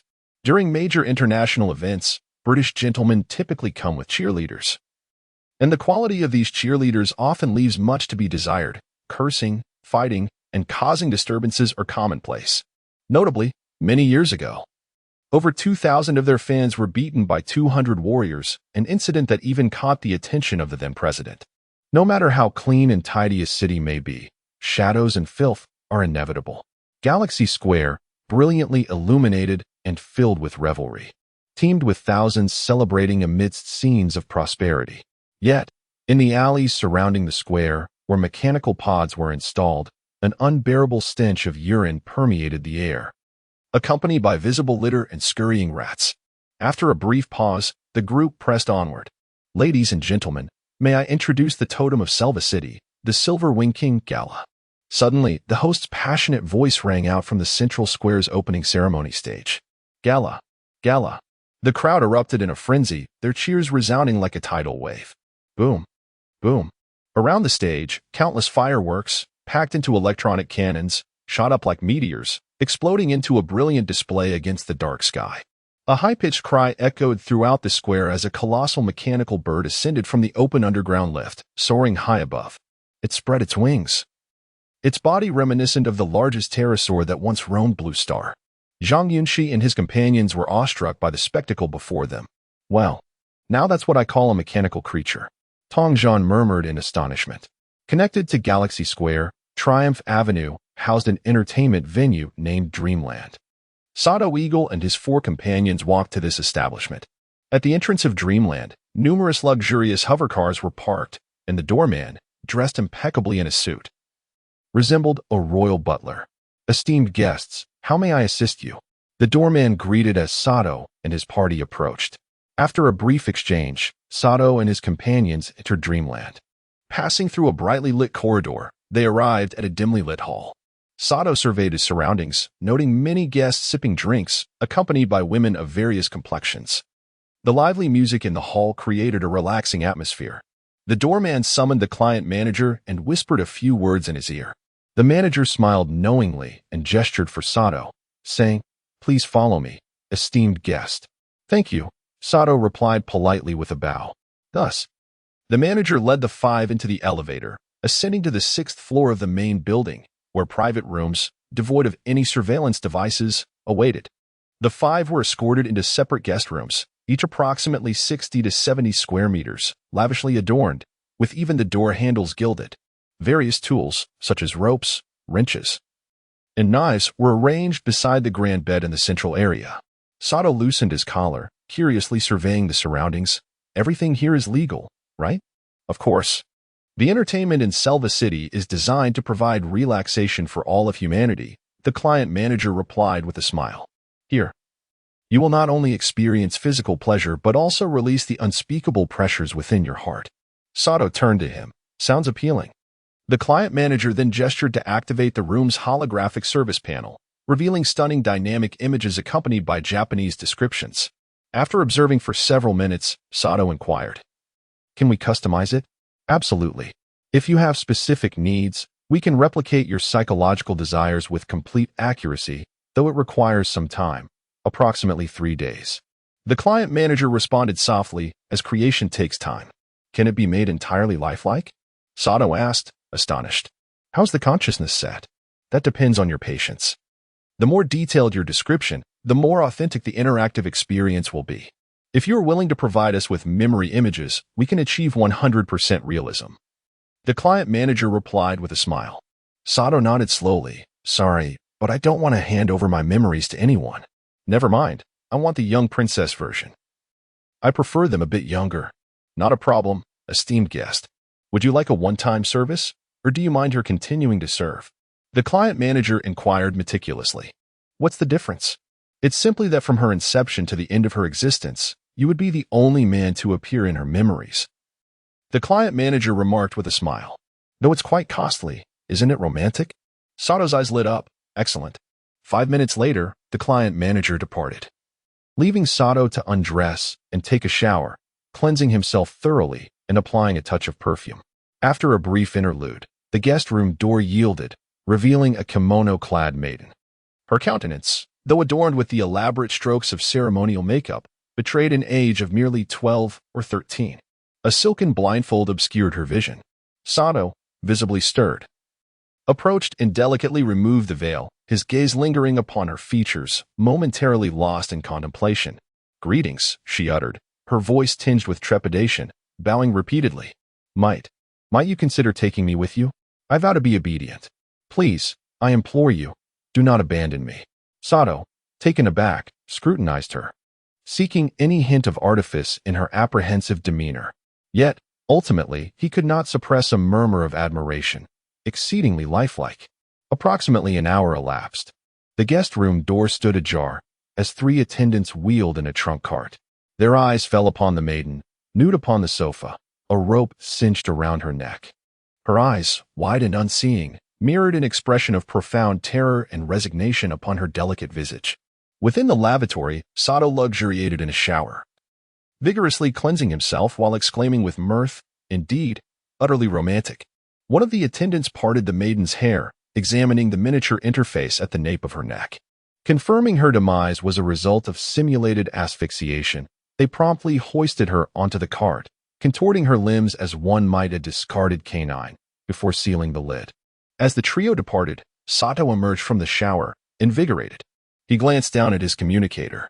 Only 2 of his comrades had transmitted messages, the others were evidently still engaged. Sato settled upon the sofa, activating the holographic projection of his communicator, intending to peruse Zhang Yunxi's dossier further. After a moment, the compartment door creaked open, admitting a solitary figure. Sato paused, startled. Observing that it was a young woman, his gaze registered astonishment.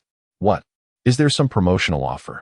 Even as the query lingered, Sato felt a tremor in his communicator. Glancing down, he beheld a textual message. Someone seeks your demise. Sato's head snapped up. The nucleus of Galaxy Plaza. Gu Yuyan gestured, calling out, Zhang Yunxi, capture a dashing photograph of us. At your service.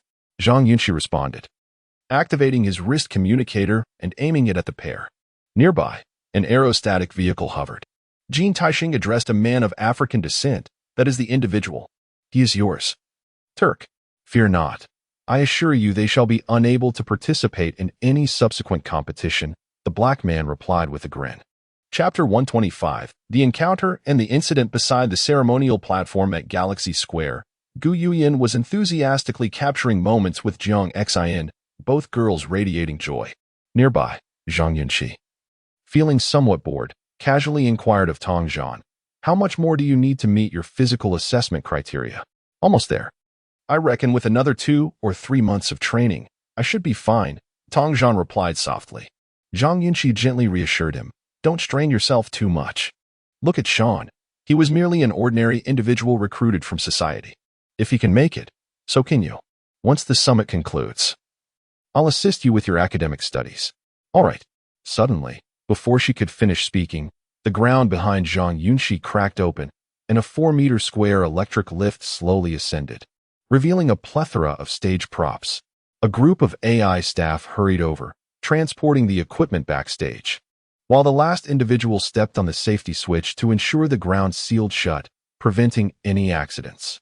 Goodness, you startled me, Zhang Yunxi exclaimed, glancing at the fissured ground. Let's move aside. We don't want to fall in. What are you doing? Are you out of your mind? At that moment, Gu Yuyan shouted from near the flower bed. Zhang Yunxi looked up to see a burly black man standing opposite the 2 girls, his hair in dreadlocks, and his clothing disheveled, resembling a vagrant. Frowning, Zhang Yunxi rushed over, glancing at the man before asking Gu Yuyan, what happened? He touched my backside, Gu Yuyan exclaimed, turning to Zhang Yunxi. I was looking at photos with Xin, and he kept bumping into me from behind. Hey, are you discriminating against me? The man reeked of alcohol and overpowering cologne as he shouted, you damn stupid woman. Gu Yuyan muttered a curse under her breath and pulled Zhang Yunxi's arm, saying, forget him. Let us just go. Seeing the man's disheveled appearance in the strong scent of liquor, Zhang Yunxi assumed he was merely a drunken vagrant and decided not to engage further. Let us go, you arrogant Asian monkeys. Are you discriminating against the poor of Selva City? The man continued, pressing forward and reaching for Gu Yuyan's wrist. Slap. Tong Zhan swiftly swatted the man's hand away, frowning as he said, please keep your distance. Are you repulsed by my scent? The man glared at Tong Zhan, roaring, you self-righteous Eastern trash. A sudden and deafening explosion erupted from the direction of Dreamland Park, causing a wave of panic as numerous civilians hurriedly fled towards this side. Bystanders and tourists who were observing the ceremony turned their heads in alarm, including several journalists dispatched by Tech. Boom. Another explosion resonated, this time from a dilapidated building approximately 800 meters from the podium, where flames ignited fiercely on the 2nd floor. Following this, screams filled the air, plunging the entire square into chaos, with the outer crowd being the first to scatter. Viewed from above, the scene around the podium resembled a spectacular display of fireworks bursting along the ground. Tech, bewildered, stood frozen at a distance. What the hell? You reek. Do you know that? Zhang Yunxi shouted, seizing the moment when everyone was distracted and fleeing, and delivered a powerful punch to Tech's head. Bam! In an instant. Tech lost consciousness, his body propelled away, landing squarely on the platform. 4 or 5 companions, hearing the commotion, turned to see Tech had vanished. With a swift motion, Zhang Yunxi grabbed the neck of the instigator and landed 2 solid punches to his abdomen. Can you understand me? Who invited you here? Tongzhan, an astute individual, rushed to Tech's side and forcefully stomped on the platform. The ground cracked open beneath them. Not far away, Jin Taixing emerged from his car, dumbfounded as he gazed incredulously towards Dreamland Park. Coincidentally, Sato Taka, blood-soaked and barefoot, sprinted towards him, exclaiming, "Jin-san, help, save me." Jin Taixing looked at him in shock, then glanced behind to see more than 20 individuals pursuing Sato. Without hesitation, Jin Taixing turned and fled. At the intersection, hurried footsteps approached, and a masked man urgently declared, "He's a mutant. They're all in cahoots." "No, I'm really not," Sato pleaded as Jin Taixing instinctively took 2 steps back upon witnessing the gathering crowd. Chapter 126. A phantom figure. Sato lay on the ground, battered and bruised, with several ghastly wounds oozing a faint blue blood. Surrounding him, masked figures cautiously encircled Jin Taixing, their stances poised for imminent action. As a participant of the South Korean delegation, he should not have been affiliated with Sato. One masked individual whispered, "What an unexpected gain." The leader replied coolly, "Capture him." At the command, 30 to 40 masked individuals, moving stealthily through the chaotic streets, began to close in on Jin Taixing.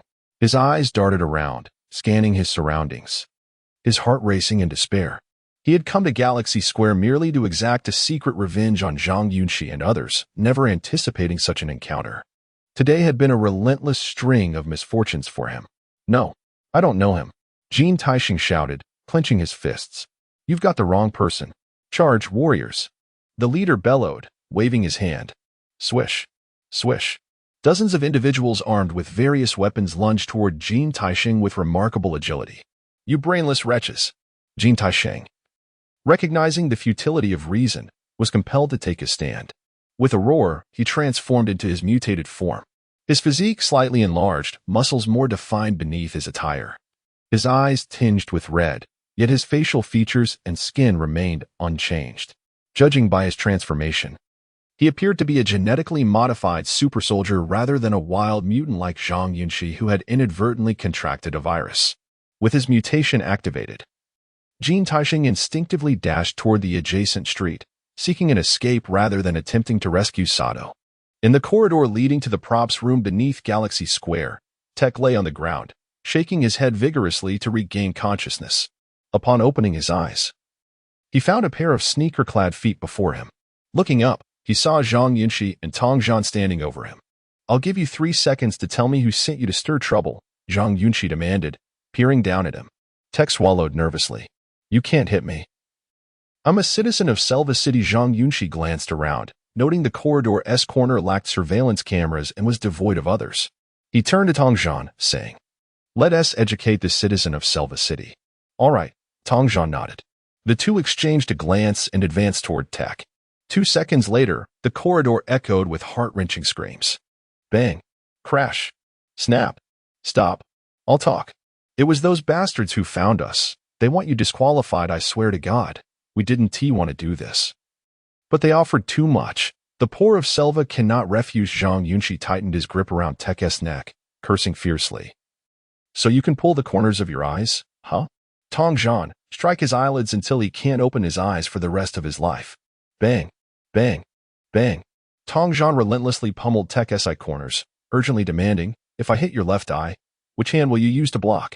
Instinctively, Tech raised his left arm. Bang. Tongzhan's fist struck Tech's right eye. Wrong. Again. Approximately 30 seconds later, several thugs from Selva City knelt on the ground. Bloodied and defeated, Zhang Yunxi seized the communicator linked to Tech's electrode chip, compelling him to input a biological password and unlock the memory lock. Upon thorough inspection, Zhang Yunxi discovered he could not compare with Zhang Yunxi and others. He possessed neither mechanical prosthetics nor any mutations. The intense running he had just experienced left him feeling somewhat fatigued. Standing amidst the crowd to catch his breath, Tongzhan felt his communicator vibrate. He promptly answered the call. "Hello? Where are you?" Zhang Yunxi's voice resonated. "I. I have no idea. I got disoriented while running. Then come find me. I'm in the block behind the Arc de Triomphe, where there is a large supermarket. Zhang Yunxi adjusted the holographic background of his communicator, adding, Do you see it? Yes, I see it. Just wait for me, Tong Zhan replied, wiping the sweat from his brow. All right, I'll contact old Zhu. Zhang Yunxi ended the call. Tong Zhan pressed on, glancing at the signpost before turning left. Suddenly, he felt a tap on his shoulder. He whipped around to find a beautiful Caucasian girl gazing at him. Hello. Do you need something? Tong Zhan inquired. The girl smiled. I have something you might find intriguing. Tong Zhan stood in shock. The girl slowly raised her arm, pointing her communicator toward the ground to project a hologram. Beneath the bright streetlights, on the uneven cobblestones, a little girl with a ponytail appeared out of thin air. She was barely taller than the nearby trash bin, her youthful face filled with terror, her large, tear-filled eyes glistening as she whimpered, Brother. Brother, Mama. Tong Zhan jolted, suddenly looking up. You. Just then, a slender needle precisely pierced his neck. The automatic injector within the syringe gradually administered a trace of anesthetic into his body. Instantly, the surrounding scenery began to warp, and his mind spun in a haze. The Caucasian girl effortlessly supported him, whispering, I mean no harm, sir. Please cooperate. Tong Zhan's vision blurred as he gazed at her cheek, slowly losing consciousness. The last image he registered was a circular emblem resembling a deity emblazoned on the girl's chest. In the southern hills of Selva City, within a graveyard, a man clad in a black priest robe walked slowly up the straight steps, his face obscured by the darkness, as he ascended toward the mountaintop. Chapter 127. The blooded criminal. A whirring sound filled the air as a swiftly gliding hover vehicle darted across the verdant fields in the southern outskirts of Selva City, heading straight for the ominous, shadowy mountaintop cemetery. Inside the vehicle, Tong Zhan stirred awake, his mind clouded and disoriented. He instinctively twisted his stiff neck to survey his surroundings. Suddenly, a burly arm reached from behind, tightening mercilessly around his throat. Don't move, or you'll die, a voice warned. Regaining his senses, Tong Zhan recalled the harrowing experience that had brought him here. He raised his hands in an attempt to pry the assailant's arm away. Who are you? What do you want? As the two grappled, Tong Zhan caught a glimpse of the assailant's wrist, where a circular divine tattoo was etched. At that moment, a white-skinned girl to his left extended her hand, covering the tattoo. Tony, let me speak with him, she said.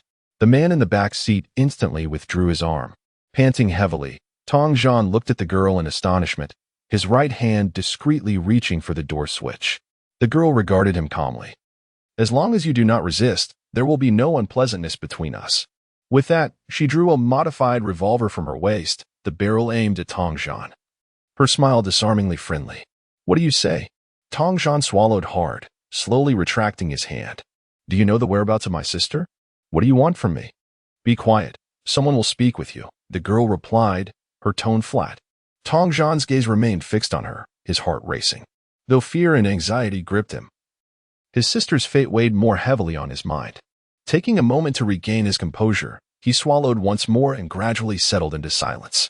After a brief while, the hover vehicle arrived at the cemetery summit. The white-skinned girl opened the electric door and gently beckoned, Step out, Mr. Tong. He hesitated for a moment before bending down to exit. The cemetery before him was ancient, with the wrought iron gates at the rear entrance crumbling and dilapidated. And the gravestones were weathered, some barely legible. The summit was dimly lit, illuminated only by the soft glow of the moon, revealing a path just a few meters ahead. A chill wind swept through, causing the overgrown grass to sway eerily, sending shivers down Tong Zhan's spine. The white girl led him a few steps forward to a rusted observation platform. Below, a man clad in a black clerical robe stood, gazing at Tong Zhan as he approached. Please stand there, he instructed softly. Tong Zhan halted, while the girl positioned herself with the four men from the vehicle, standing guard around them. One of the men, Tony, even perched himself on a gravestone, engrossed in a game on his communicator. Who are you people? Tong Zhan asked anxiously. I'm the man in the black robe. They were approximately 7 or 8 paces apart, and the man's loose black attire obscured his features. The dark-cloaked figure stepped to the left, his head bowed in contemplation of Tong Zhan's question. After a moment, he rasped, "I find it difficult to introduce myself. We are a group burdened by sin since our inception.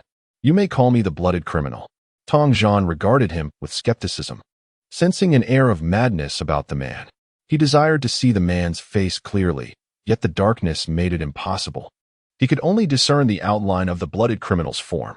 The blooded criminal paused and spoke softly, "Indeed, I know the whereabouts of your sister, Mr. Tong." At this revelation, Tong Zhan's emotions spiraled out of control as he stepped forward. "Where is she? Did you abduct her?"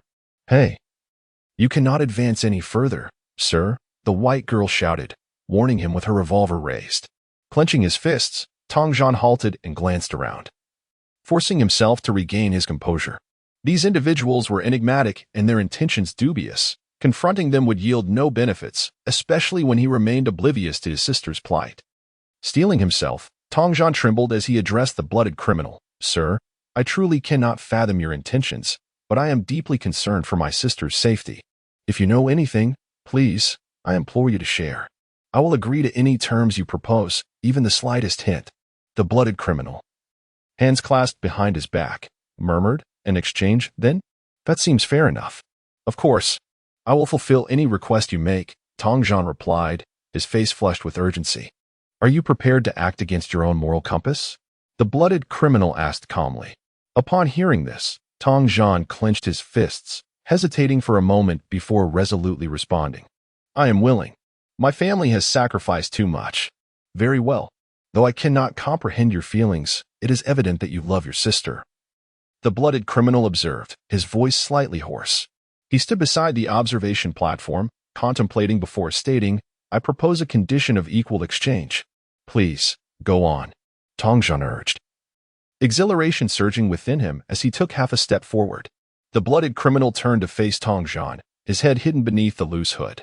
"I require you to steal the personal data of all participants from the super administration, including their mutated genetic information." Tong Zhan was taken aback. That is impossible. I'm aware that many of your friends are competitors, and this request may place you in a difficult position," the blooded criminal shrugged. "But life often presents us with agonizing choices within a limited time frame. We have no real choice, do we?" "No, I will not assist you in stealing," Tong Zhan cried, his eyes welling with tears as he shook his head vehemently. "Rest assured, this is not a threat but a fair transaction. You have your options." "I will not coerce you," the blooded criminal interrupted. "You have 3 days to consider. My associate will reach out to you in 3 days, Mr. Tong." Tong Zhan's heart was torn as he gazed at the man, his body trembling uncontrollably. Ultimately, he sank to his knees, pleading, "Sir, I will comply with any request except this one. I truly have many friends." "Oh no, Mr. Tong. I do not wish to strip you of your dignity," the blooded criminal waved his hand dismissively. "I cannot even perceive such a notion. Take your time to consider. I can assure you, your sister is in Selva. Where exactly is she? I beg you," Tong Zhan cried, rising as if to rush towards him. Bang! A dull gunshot echoed, and a crater the size of a basin erupted in the earth before Tong Zhan. "I warned you, you cannot advance further," the white girl admonished, her brow furrowed. The blooded criminal, standing at a distance, gestured gently. "Nalisa, escort him away. He needs to calm down." "Understood." The white girl signaled to her companions, who approached to support the now limp Tong Zhan. "Let me go. I can walk myself," he protested, clenching his fists, his eyes wide with desperation. Tong Zhan, teetering on the precipice of emotional collapse, inadvertently brushed against Tony, only to SB a logo sticker affixed to the glove compartment. Thwack! With ruthless alacrity, Tony seized a syringe of tranquilizer, plunging it into Tong Zhan's neck. Within 3 seconds, Tong Zhan succumbed to unconsciousness and was unceremoniously deposited back into the vehicle. "Return him home," the alabaster-skinned maiden commanded. "I shall remain." The trio assented, their pneumatic hovercraft whisking them away into the night. Upon the summit, amidst the sepulchral stillness of the cemetery, the Sin Blood ascended the watchtower's winding staircase, each step carrying him higher until he reached the uppermost platform.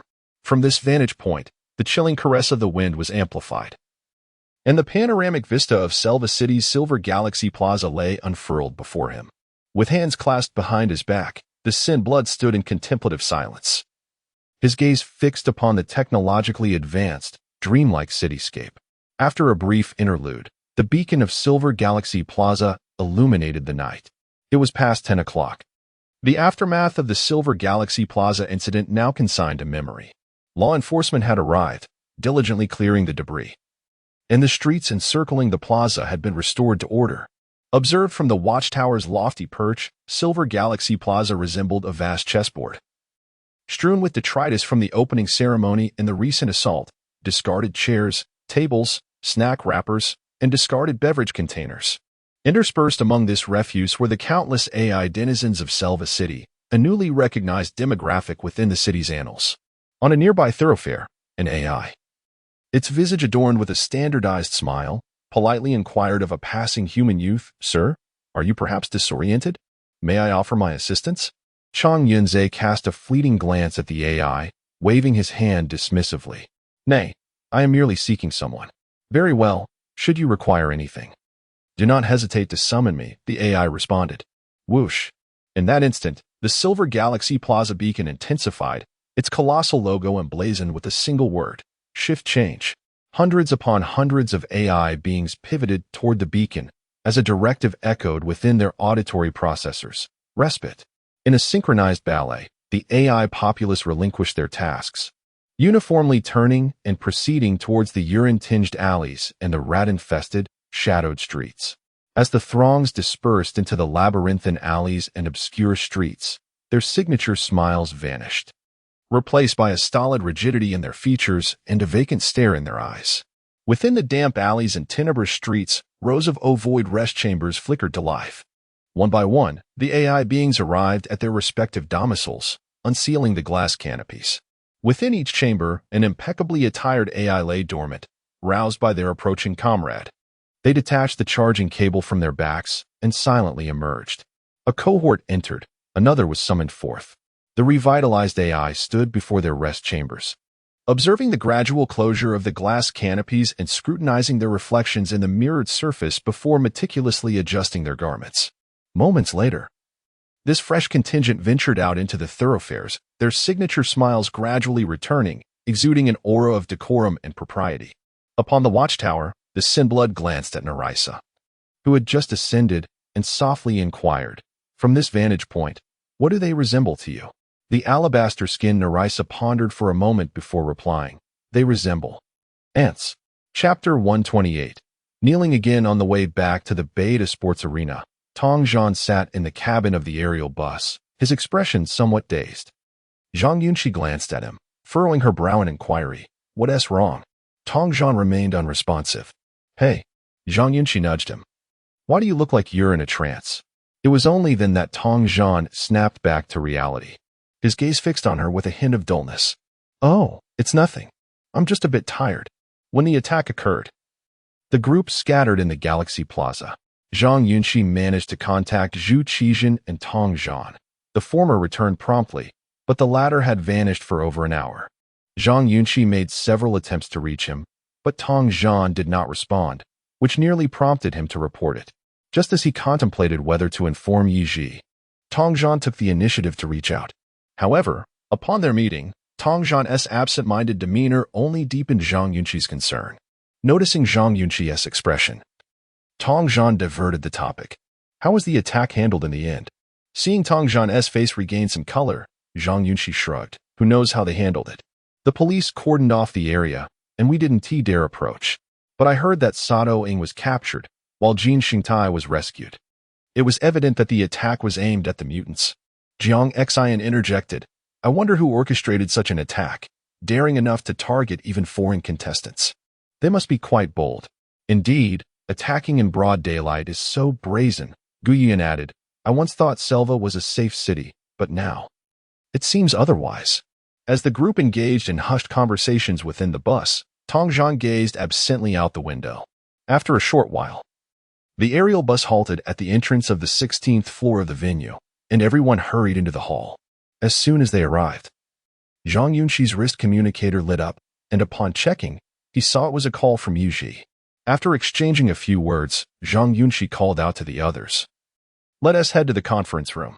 Exchanging glances, they proceeded directly to the exclusive conference room of the Super Administration Bureau without returning to their rooms. Upon entering, Zhang Yunxi noticed that most of the delegation members had already gathered, including representatives from other teams, with Director Lai Lai seated at the podium. All right. For those who haven't returned yet, the team leaders will inform them shortly, Director Lai Lai stated, looking at everyone with a serious expression.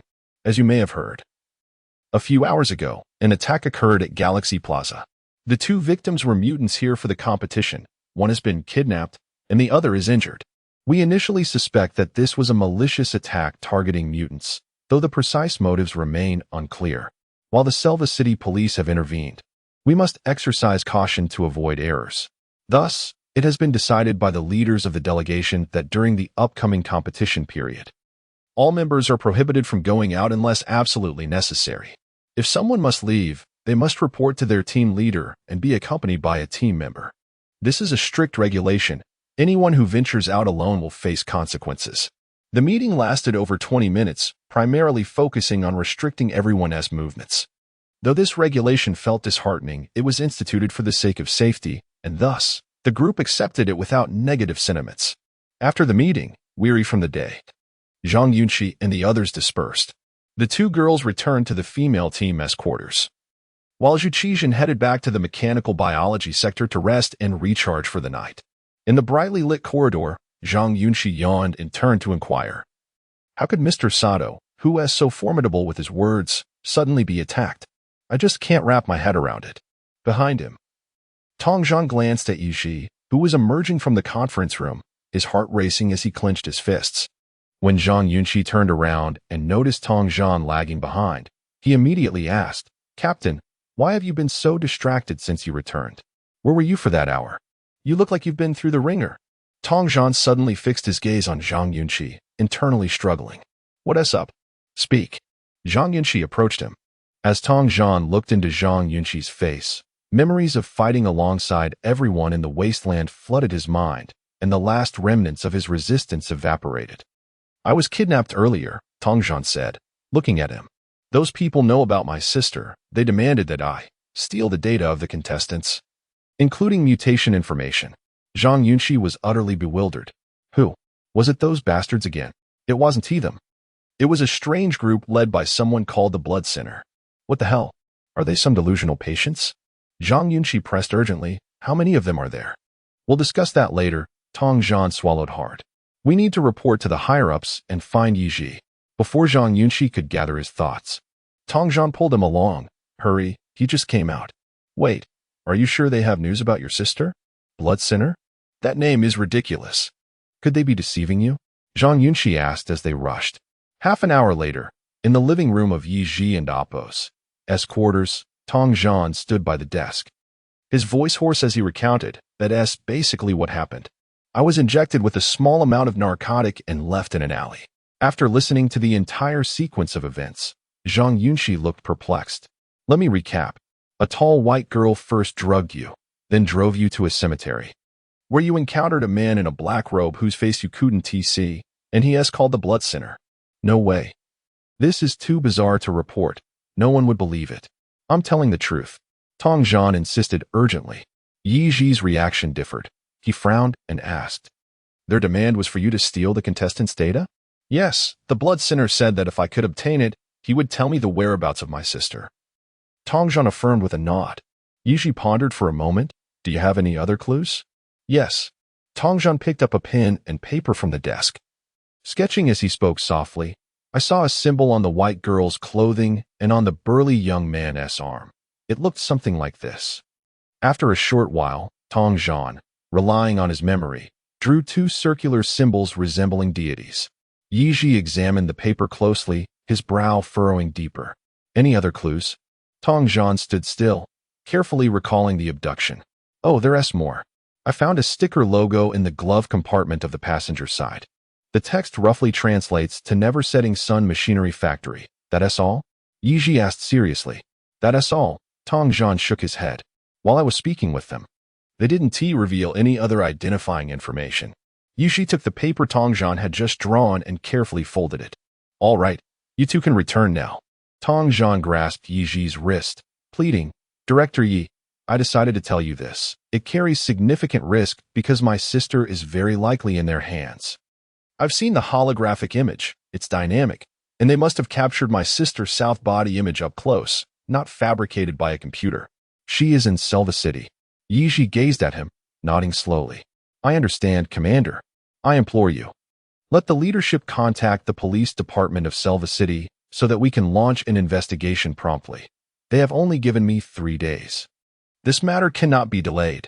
Tongzhan looked at Yixi with fervent eyes and suddenly knelt down. If we can find my sister, I would be willing to serve you like a beast of burden. Whatever the organization requires of me in the future, I will comply. I beg you. Zhang Yunxi, taken aback by Tongzhan's reaction, rushed to assist him. Get up first. We must believe in the Bureau. This was the second time Tongzhan had knelt. His inner turmoil far beyond what words could express. Yixi looked down at him and immediately extended his hand. Stand up. I will report right away. Trust me. Will you? With tears streaming down his face, Tongzhan was helped to his feet, saying, for these past years, this has been my sole focus. Now that the clues are right before us, I truly cannot contain my emotions. Yixi patted his shoulder. You should return to rest. I will report to the leadership immediately and inform you as soon as there is news. All right. Tongzhan nodded repeatedly. Yixi guided the two of them outside and, once in the corridor, earnestly reminded them, no matter what happens, no matter how anxious you feel, do not act recklessly. Nor should you contact them again. If they reach out to you, come find me at once. Understood. Tongzhan nodded. Rest assured, I will stay with him. Zhang Yunxi added.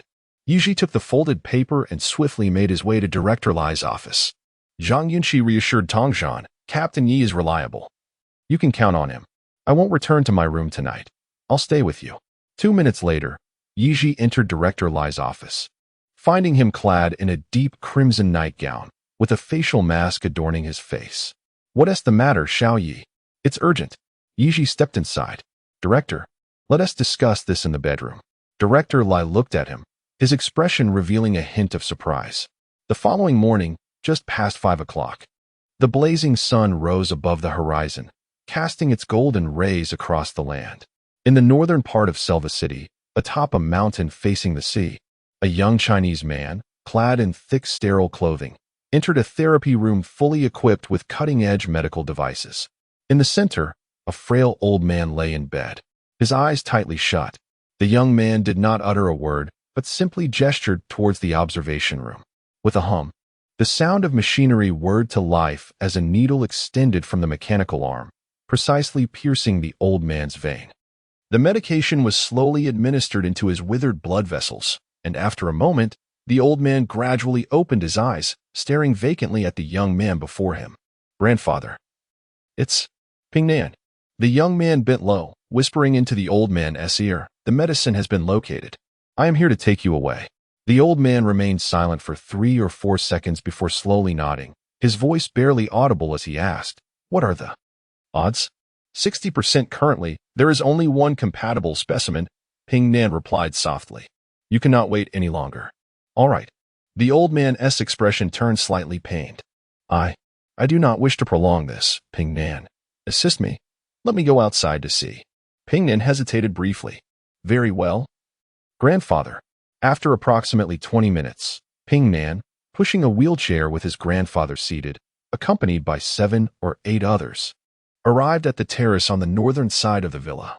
The sun rose gently, its rays illuminating the waves on the sea, creating a kaleidoscope of colors.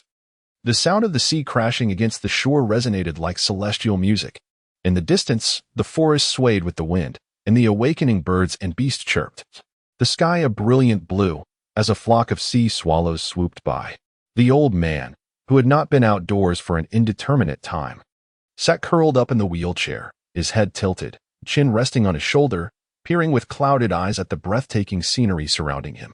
The sea breeze caressed his face as he murmured indistinctly, such a world. So enchanting. He slowly closed his eyes, his hands gently falling. Ping Nan observed him impassively, gesturing with his hand to the side. A razor-sharp long knife was drawn from the chapter 129, marching forward. A battle to fame. 3 days have swiftly passed. The situation regarding Tongzhan's sister remained stagnant. During this period, Yunxi informed Tongzhan that the conference organizing committee had relayed the leads to the local police department, and 2 officers had come to take a brief statement from him. Beyond that, there has been no further news. For Tongzhan, these 3 days have been agonizing. He spends each day in the work area, eagerly awaiting Yixi's arrival, yet the latter has been preoccupied with the main competition, seldom visiting the logistics area. In recent years, Tongzhan has lived without a sense of self, his entire focus consumed by the search for his sister. With a fractured family, a ruined future, and a mother who succumbed to madness and passed away with unfulfilled regrets, these experiences weigh upon him like an insurmountable mountain. His life has utterly collapsed due to his sister's disappearance. He is unwilling to accept this fate and will not relent. He longs to offer his deceased parents an explanation and yearns to reclaim his beloved sister, hoping to restore some semblance of normalcy to his life. For an ordinary individual, 3 days might pass in a blur, but for Tongzhan it feels interminable, so long that he must occupy himself with relentless work and nightly investigations to endure it.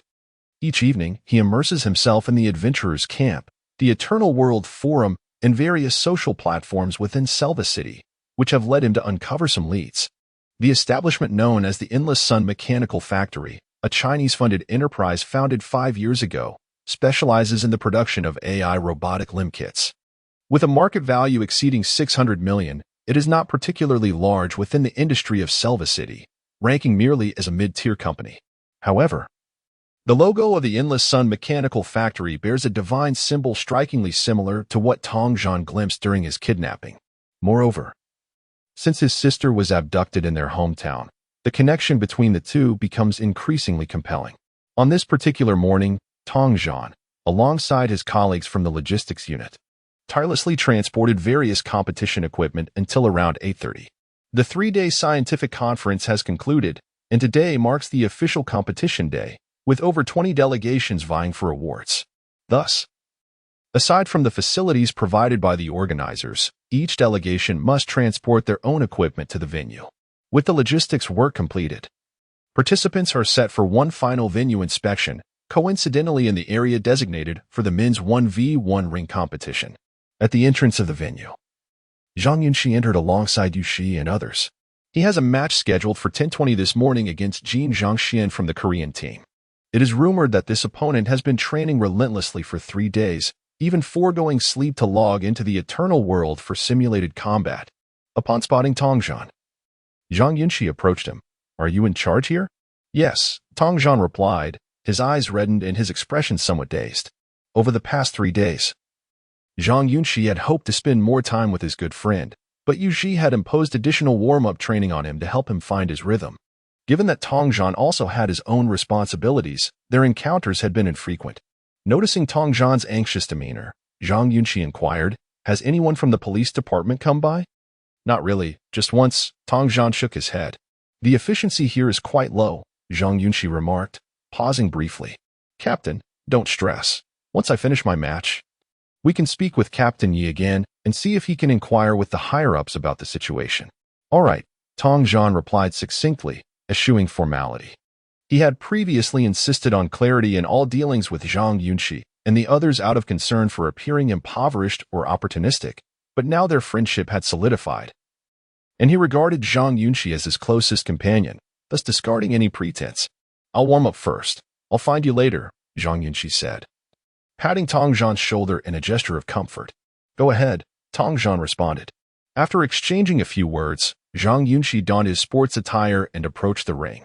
With the permission of the staff, he stepped over the protective ropes to acclimatize himself to the ring environment. The 1v1 combat ring is relatively large, measuring 50 meters on each side, forming a perfect square. Surrounding the ring are approximately 1,000 spectator seats, with the entrances for the coaching staff located diagonally at either side. After walking around the stage for about 5 to 6 minutes, Zhang Yunxi leaped down. The competition arena feels a bit harder than our training ground. The flooring is made of alloy plates, probably to prevent damage, but it's nothing I can't adjust to. Yunxi observed him with a serious expression. "Don't be overconfident. I've heard that Jin Zhangxian is in the mid-stage of integration now. Stronger than the old Su you sparred with." "I didn't even use my full strength against old Su," Zhang Yunxi retorted, scratching his head. "Rest assured, I'm well acquainted with Jin Jingshuan's stats. I know what I'm up against. After all this preparation, it comes down to this moment. Yi Ji pointed at Zhang Yunxi's face. I've sacrificed 3 months without going home for your success. If you perform poorly, I swear I'll break your toys and hand them over to Director Lai. Don't worry. I won't give a lie that opportunity, Zhang Yunxi grinned in response. You're getting cocky, Yuxi exclaimed, slapping him playfully. Zhang Yunxi chuckled and lowered his voice. I've heard that the betting odds for my match against Jin Zhangxian have already reached 70 to 80 million at the adventurers' camp. There's considerable interest from outside. That's for sure, Yuji replied discreetly. Although the Superbody Summit is held within a small circle and hasn't been promoted to the public, those who have access are undoubtedly paying close attention. Moreover, the match hasn't even started yet, and we've already clashed with the Koreans. The spotlight is definitely on us. Just perform well. There are more people betting on you than on your opponent. The black market syndicates and betting organizations are all watching. If you lose, they might come after you on the street someday. Understood, Zhang Yunxi acknowledged. After a brief exchange, he returned to the waiting area for competitors and immediately submitted a call request to Jiang Xin. Hey, how's it going? Are you nervous? Jiang Xin asked, her voice bright as she too prepared for her match. This confrontation is nothing. We faced worse in the wilderness, Zhang Yunxi replied hastily. You need to place a bet for me at the adventurers' camp right now. I knew you would pull this stunt. Jiang Xin chuckled knowingly. What do you want to bet on? Betting on advancing isn't worth it. The odds are too low, Zhang Yunxi replied quickly. Is there a bet for a time knockout? There is. 1-round knockout. Your odds are 6. 8. That and Oppos. S still not enticing enough. Are there higher odds? Zhang Yunxi asked eagerly. Jiang Xin was taken aback. A knockout in 1 round? Brother, you're getting too cocky. Did you bribe Jin Zhangxian to throw the match? Just tell me if it's possible. Zhang Yunxi pressed. At 10:19 and 30 seconds. Introducing the blue corner competitor, the superbody warrior from the mysterious East, Zhang Yunxi. The announcer's voice resonated throughout the arena. Thunderous applause erupted as Zhang Yunxi, clad in form-fitting athletic shorts, strode confidently from the competitor's tunnel. Go, brother Yunxi. The blood war god. I'm your fan. Crush him. The cheerleaders from the Super Administration Bureau on the left side began to chant wildly. However, these individuals were merely staff members masquerading as supporters, as the organizing committee had not issued any spectator quotas, not even for family members. Zhang Yunxi raised his fist, feigning enthusiasm as he waved to the 45 individuals present. In the front row of the audience, Director Lai cast a glance at Zhang Yunxi and beckoned him over. Zhang Yunxi immediately approached with eagerness, greeting, Hello, Director. Use all your strength and bring him down. Director Lai exclaimed, wrapping an arm around Zhang Yunxi's neck, his voice laced with fury. On the international stage, there are rules. When you encounter a rival, hit them hard. Strike as fiercely as you can. Do you understand? Understood. Zhang Yunxi replied. With a resounding clap, Director Lai smacked Zhang Yunxi's backside, urging, Go, little bull. This moniker ignited a rush of adrenaline within Zhang Yunxi as he confidently strode down the red carpet towards the ring. On the opposing side, Jin Zhangxian of the rival team was already in position, bare-chested and clad in red shorts. Prepare, called the announcer from below. The two competitors stepped forward and exchanged a fist salute. Jin Zhangxian, with wild eyes, glared at Zhang Yunxi, gritting his teeth as he declared, I practiced for 3 days just to crush your head in this moment and declare my advancement. You wretched dog. I will make you pay for this humiliation. Zhang Yunxi regarded his opponent with an impassive expression before stepping back. Ding dong. Round 1, commence. Boomed the loudspeaker. In an instant, Zhang Yunxi activated his mutant form, his body swelling as he drew back his right arm, gathering strength in less than a second. Come on, you dog. With a swift motion, he dashed towards Jin Zhangxian. The announcer elaborated, as we can see, the blue team competitor has transformed and initiated the attack. Let us observe the red team's response. Instinctively, Jin Zhangxian raised his right arm, bracing for Zhang Yunxi's punch to gauge the impact. Boom. A dull thud reverberated across the expansive venue. Crack. The sound of bones fracturing echoed throughout. With a single strike, Jin Zhangxian was sent flying, his back crashing against the protective barrier before rebounding forward. Zhang Yunxi planted his right foot firmly, shattering the ring's floor as he leaped. Chapter 130. We are here for the summit for Yunxi. He was undoubtedly filled with confidence regarding Zhang Yunxi's first promotion match. The 4-1 Wild Mutant, having entered the fusion phase, possessed potential and combat statistics that surely surpassed those of ordinary genetic warriors. Moreover, the resources and energy that the Super Administration Bureau had invested in Zhang Yunxi over the past 3 months were unprecedented. Under such scientific and systematic training, it would be somewhat unreasonable if he could not defeat even a second-tier opponent. However, despite his confidence, Yunxi could not have imagined that Zhang Yunxi would manage to knock out his opponent in merely 4 seconds. The explosive power displayed was indeed astonishing, and it was evident that Zhang Yunxi's previous training performance was not his peak state. He had been concealing his true abilities, holding back even against himself. Damn, this sly one is rather cunning. Before the match, various competitors' data had been inflated to exorbitant prices. Although the internal management of the Super Administration Bureau was strict, one could not rule out the possibility of a traitor motivated by greed selling out their teammates. Thus, upon reflection, Zhang Yunxi's discretion was indeed necessary. After the first battle concluded, Zhang Yunxi received a flurry of compliments, especially from those disguised as cheerleaders, who enthusiastically approached to extend their congratulations, showering him with flattering words. Zhang Yunxi relished the attention, for the act of showing off brought a profound sense of satisfaction to all of humanity. After chatting for a while, he spotted Tong Zhan in the crowd and immediately recalled his promise, seeking an excuse to return to the locker room. Upon entering, before he could even remove his shorts, Zhang Yunxi called out to Yunxi, "Captain, what is the status on Tong Zhan's sister's case? Has the police department in Selva City initiated an investigation yet?" Just as he spoke, Tong Zhan entered the room, having caught Zhang Yunxi's earlier gesture. Yunxi glanced at the two and asked Tong Zhan, "Have the police in Selva City contacted you again?" "No," Tong Zhan shook his head. After a moment of silence, Yunxi replied, "All right. The leaders were just watching the match, and now that everyone is present, you two wait for me here. I'll step into the conference room." "Thank you, Captain." Tong Zhan nodded promptly. "It's nothing."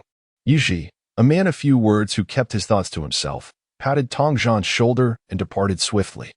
Zhang Yunxi sat on the bench, publicly removing his shorts with a mysterious flourish before taking a whiff. Tong Zhan, standing at the door, paced anxiously. Noticing Tong Zhan's unease, Zhang Yunxi immediately grabbed his sportswear and asked, "Are you worried?" "Yes," Tong Zhan replied. "It's been 3 days without a response, and I have no idea what the higher-ups are thinking." Zhang Yunxi put on his pants and picked up his jacket. "That's easy. Let us go. I'll take you to listen in. Is that appropriate?" Tong Zhan hesitated. "What if the leaders see us?" "Oh, I know a place where they want to see us. Come on." Zhang Yunxi, bold and daring, pulled Tong Zhan out of the locker room. After a short while, they arrived at the backstage passage of the conference room. Stealthily, they pressed their ears against the door. Inside, Yunxi stood beside several leaders, patiently waiting for them to finish discussing Zhang Yunxi's match. After about 5 or 6 minutes, Director Lai Lai turned around and spotted Yunxi. "Oh, when did you arrive?" Yunxi smiled and replied, "Just got here." At the elongated conference table, Director Lai Lai occupied the first chair on the left, while the main seat was taken by a middle-aged man in his 40s named Chen Sun, the chairman of the Super Administration Bureau's delegation, responsible for overall coordination. His rank within the Bureau was slightly higher than that of Deputy Director Lai Lai, serving as the Political Work Director, the second-in-command within the Bureau. This summit was attended by Chen Sun and 2 other deputy directors in the absence of the Bureau chief. "Haha," Chen Sun chuckled as he looked at Yunxi, teasingly asking, "Are you here to request rewards for your team members again?" Zhang Yunxi performed splendidly. "What do you need?" Yunxi scratched his head. "Director, I'm not here for rewards. I just wanted to inquire about the progress of Tong Zhan's sister's case." Chen Sun paused for a moment before recalling the matter. "Oh, that case has already been handed over to the police department in Selva City. Just discuss it with this auxiliary team member and have him wait for the results." "Oh, Director, Zhang Yunxi really did well just now. The Red Capital called to congratulate us," another leader chimed in. "Xiao Zhang is quite impressive and deserves to be nurtured." Chen Sun merely responded with a brief acknowledgement before resuming his conversation with the neighboring leaders. Yuji lingered for a moment, then spoke up. Director, Tong Zhan has been pursuing the investigation into his sister's kidnapping for years. I've spoken with him.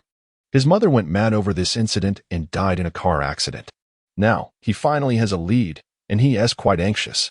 What I mean to say is, can our committee communicate with the local police to expedite a response? It would also alleviate his concerns about work. Chen Sun glanced at him, frowning slightly as he replied. The local police have their own way of doing things. Pressuring them 1T yields significant results. Just let him wait a bit longer. Director, the main issue is that Tong Zhan's case is connected to the organization we are covertly investigating, the one with the divine emblem. I believe we could engage in deeper communication with the local police. If we could uncover more leads. Shinsen interrupted him with a wave of his hand. Xiaoyi, we are here to compete, not to conduct a missing persons investigation. Do you understand my point? Upon hearing this, Yuxi clenched his fists and turned to look at Director Lai Lai. Indeed, Lao Chen, Director Lai Lai understood the unspoken implications and interjected on behalf of his colleague. The kidnapping of Tong Zhan is indeed quite peculiar. Furthermore, we have been tracking this divine emblem in the shadows for quite some time. Now that we have a lead, we should communicate with the conference organizers to have them reach out to the police department, with local connectee as the conversation reached this point. Chen Sun had sufficiently shown respect to Director Lai Lai. After chatting for a while longer, Director Lai Lai excused himself and took Yuji away. At this moment, only Chen Sun's group remained in the conference room. Chen Sun raised his teacup and exclaimed in frustration, that effeminate man is truly insufferable. We are here to compete. Yet he insists on conducting an investigation into some kidnapping case. Is he not simply wasting his time? They've been investigating this ridiculous divine symbol for ages. And have they uncovered even a single clue? The Supervision Bureau struggles to catch a whiff of this group, and yet he wants to pursue the case overseas. If something catastrophic occurs, how are we to explain ourselves to our superiors? Indeed, he seems to have nothing better to do, another remarked. As an auxiliary temporary worker, he treats his matters like imperial edicts. Chen Sun, increasingly irate, ran his fingers through his thinning hair and furrowed his brow. That child has been missing for several years. He could very well be dead by now. And yet, he wants the Foreign Affairs Department to intervene? Isn't that akin to using a cannon to swat a fly? Exactly. The local law enforcement has already stated that Sato Ying's arrest is likely a targeted operation against the mutants. Moreover, that temporary worker named Tong Zhan has been threatened into stealing our team members' information. This is clearly a trap. How can we possibly fall for it? Another director concurred. I believe we should focus on completing the summit safely and return without incident. Avoiding mistakes is already a significant achievement. The group nodded in agreement. A little over 10 minutes later, Yuxi found Tong Zhan and Zhang Yunxi in the changing room. However, he could not divulge the discussions that had transpired in the conference room. Instead, he attempted to soothe Tong Zhan's distress by informing him that the organizing committee had contacted the relevant departments and was in communication with the police in Selva City. In truth, Tong Zhan hardly absorbed Yuxi's words. His mind was a blank, and his thoughts were chaotic. Moments earlier, he and Zhang Yunxi had overheard the conversation outside the conference room, and it became clear to him that most of the higher-ups were indifferent to the situation. After conversing with Zhang Yunxi for a while, Yuji departed. In the changing room, Zhang Yunxi looked at the pale-faced Tong Zhan and gently advised, "Brother, I feel. Yunxi, please step outside. I wish to be alone for a moment. Please, I beg you, let me sit alone for a while," Tong Zhan implored with pleading eyes. Zhang Yunxi hesitated for a moment before turning to leave. In the afternoon, Zhang Yunxi restlessly attended competitions for other events, observing the performances of other members from the Supervision Bureau, yet he remained emotionally detached throughout. In the evening, the organizing committee held a small celebration banquet. As the Supervision Bureau had achieved commendable results on the first day, aside from 2 unexpected eliminations in the racing and mechanical biology events, the remaining team members met their predetermined goals, with several even exceeding expectations. Throughout the banquet, Zhang Yunxi remained distracted and under Zhang Xian's pressing inquiries. He recounted Tong Zhan's ordeal. By 8 o'clock in the evening, Tong Zhan had still not shown up. sensing that something was amiss. Zhang Yunxi went to the guest room to search for him, only to find he was not there. Zhang Xin suggested that Zhang Yunxi use a communication device to contact him, but Zhang Yunxi discreetly led Zhang Xin to the equipment warehouse of the Supervision Bureau, concealing themselves inside. As expected, within 20 minutes, Tong Zhan stealthily arrived through the back door, avoiding surveillance cameras. "What on earth are you doing?" Zhang Yunxi suddenly confronted him. Tong Zhan jumped in surprise, glancing at him, and then at Zhang Xin behind him. "What are you two doing here?" Zhang Yunxi grasped Tong Zhan's arm, speaking with a hint of agitation. "I understand your feelings, but your entrance into the Supervision Bureau was no small feat. Only you know the struggles that came with it. The committee has made it clear that we must not wander aimlessly. If you are discovered leaving now, you will undoubtedly lose your status as an auxiliary member." Tong Zhan looked at him, his lips trembling as he asked, "Did you hear? An auxiliary temporary worker means nothing. Why am I here? How many years have I pursued this? The clues are right in front of me. What am I to do?" His voice trembled with emotion. Zhang Yunxi was at a loss for words. "We are friends. Do not hinder me. I will return before dawn," Tong Zhan insisted. Zhang Yunxi clenched his teeth, pacing in place before declaring, "Damn it, then I will go with you." Tong Zhan regarded him. "No need for you to accompany me. You still have the competition. I will just borrow some equipment quietly. Just don't tell anyone." Zhang Yunxi stayed silent, while Zhang Xin interjected, "What are you saying? Our friendship is worth our lives." In the city of Selva, a luxurious pneumatic hovercar cruised down a suburban road. The young man named Ping Nan, who had decapitated his grandfather, rested his chin on his left hand and spoke into his communicator, "Have the medical team conduct another round of tests. I will be there shortly." Chapter 131. Bloody Mary. In the northern part of Selva City, there lies a technological industrial park adjacent to the seaside. Nestled against the mountains and alongside the water, the picturesque scenery is graced by several luxurious levitating vehicles that glide in from the city, coming to a gentle halt within the expansive courtyard of the Everlasting Sun Machinery Factory, accompanied by the rhythmic sound of waves crashing against the rocks. As the electronic doors of the levitating vehicles swung open, Kong Ping An, impeccably dressed in a tailored suit, descended alongside a group of individuals. At the entrance of the main building, a dozen well-attired men and women hurriedly approached to greet him. Kong Ping An offered a slight nod to the crowd before addressing a middle-aged man who had come forward to welcome him. "Uncle Wen, how are things progressing? The second round of testing has concluded, and all the parameters are quite satisfactory. Our medical team is finalizing preparations, and it should take about 20 minutes. Replied the middle-aged man, known as Uncle Wen, who stood about 6 feet tall, with a robust physique and an impressive head of hair, clearly a well-preserved man of success. Kong Ping An looked at him with genuine sincerity and said, "You've worked hard during this period, Uncle Wen."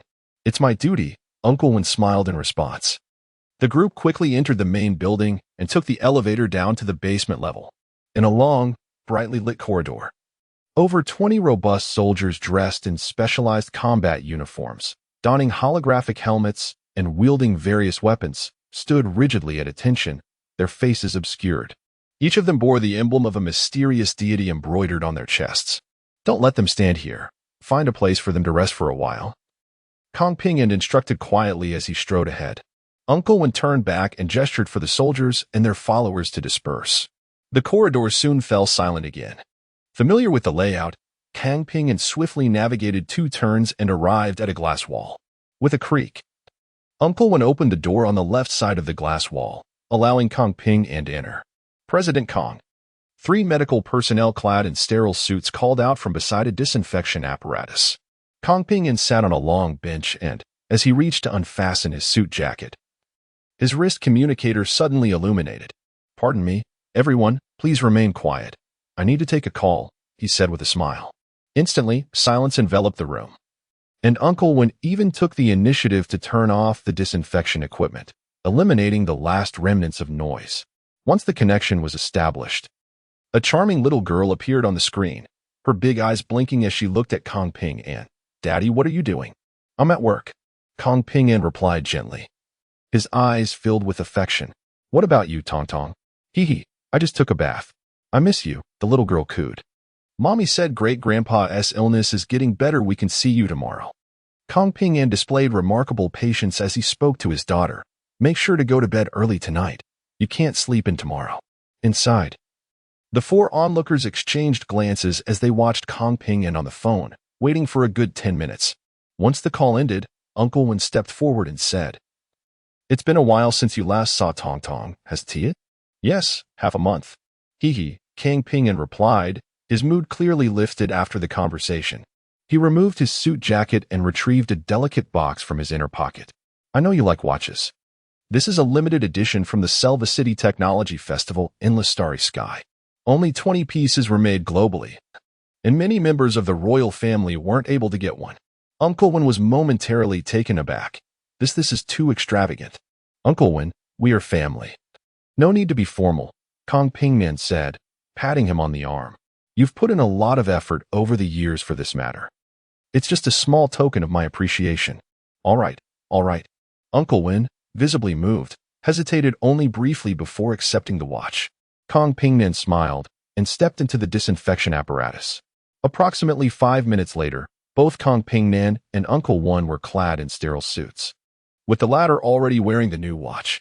He turned to the medical personnel and added, "Please disinfect it as well."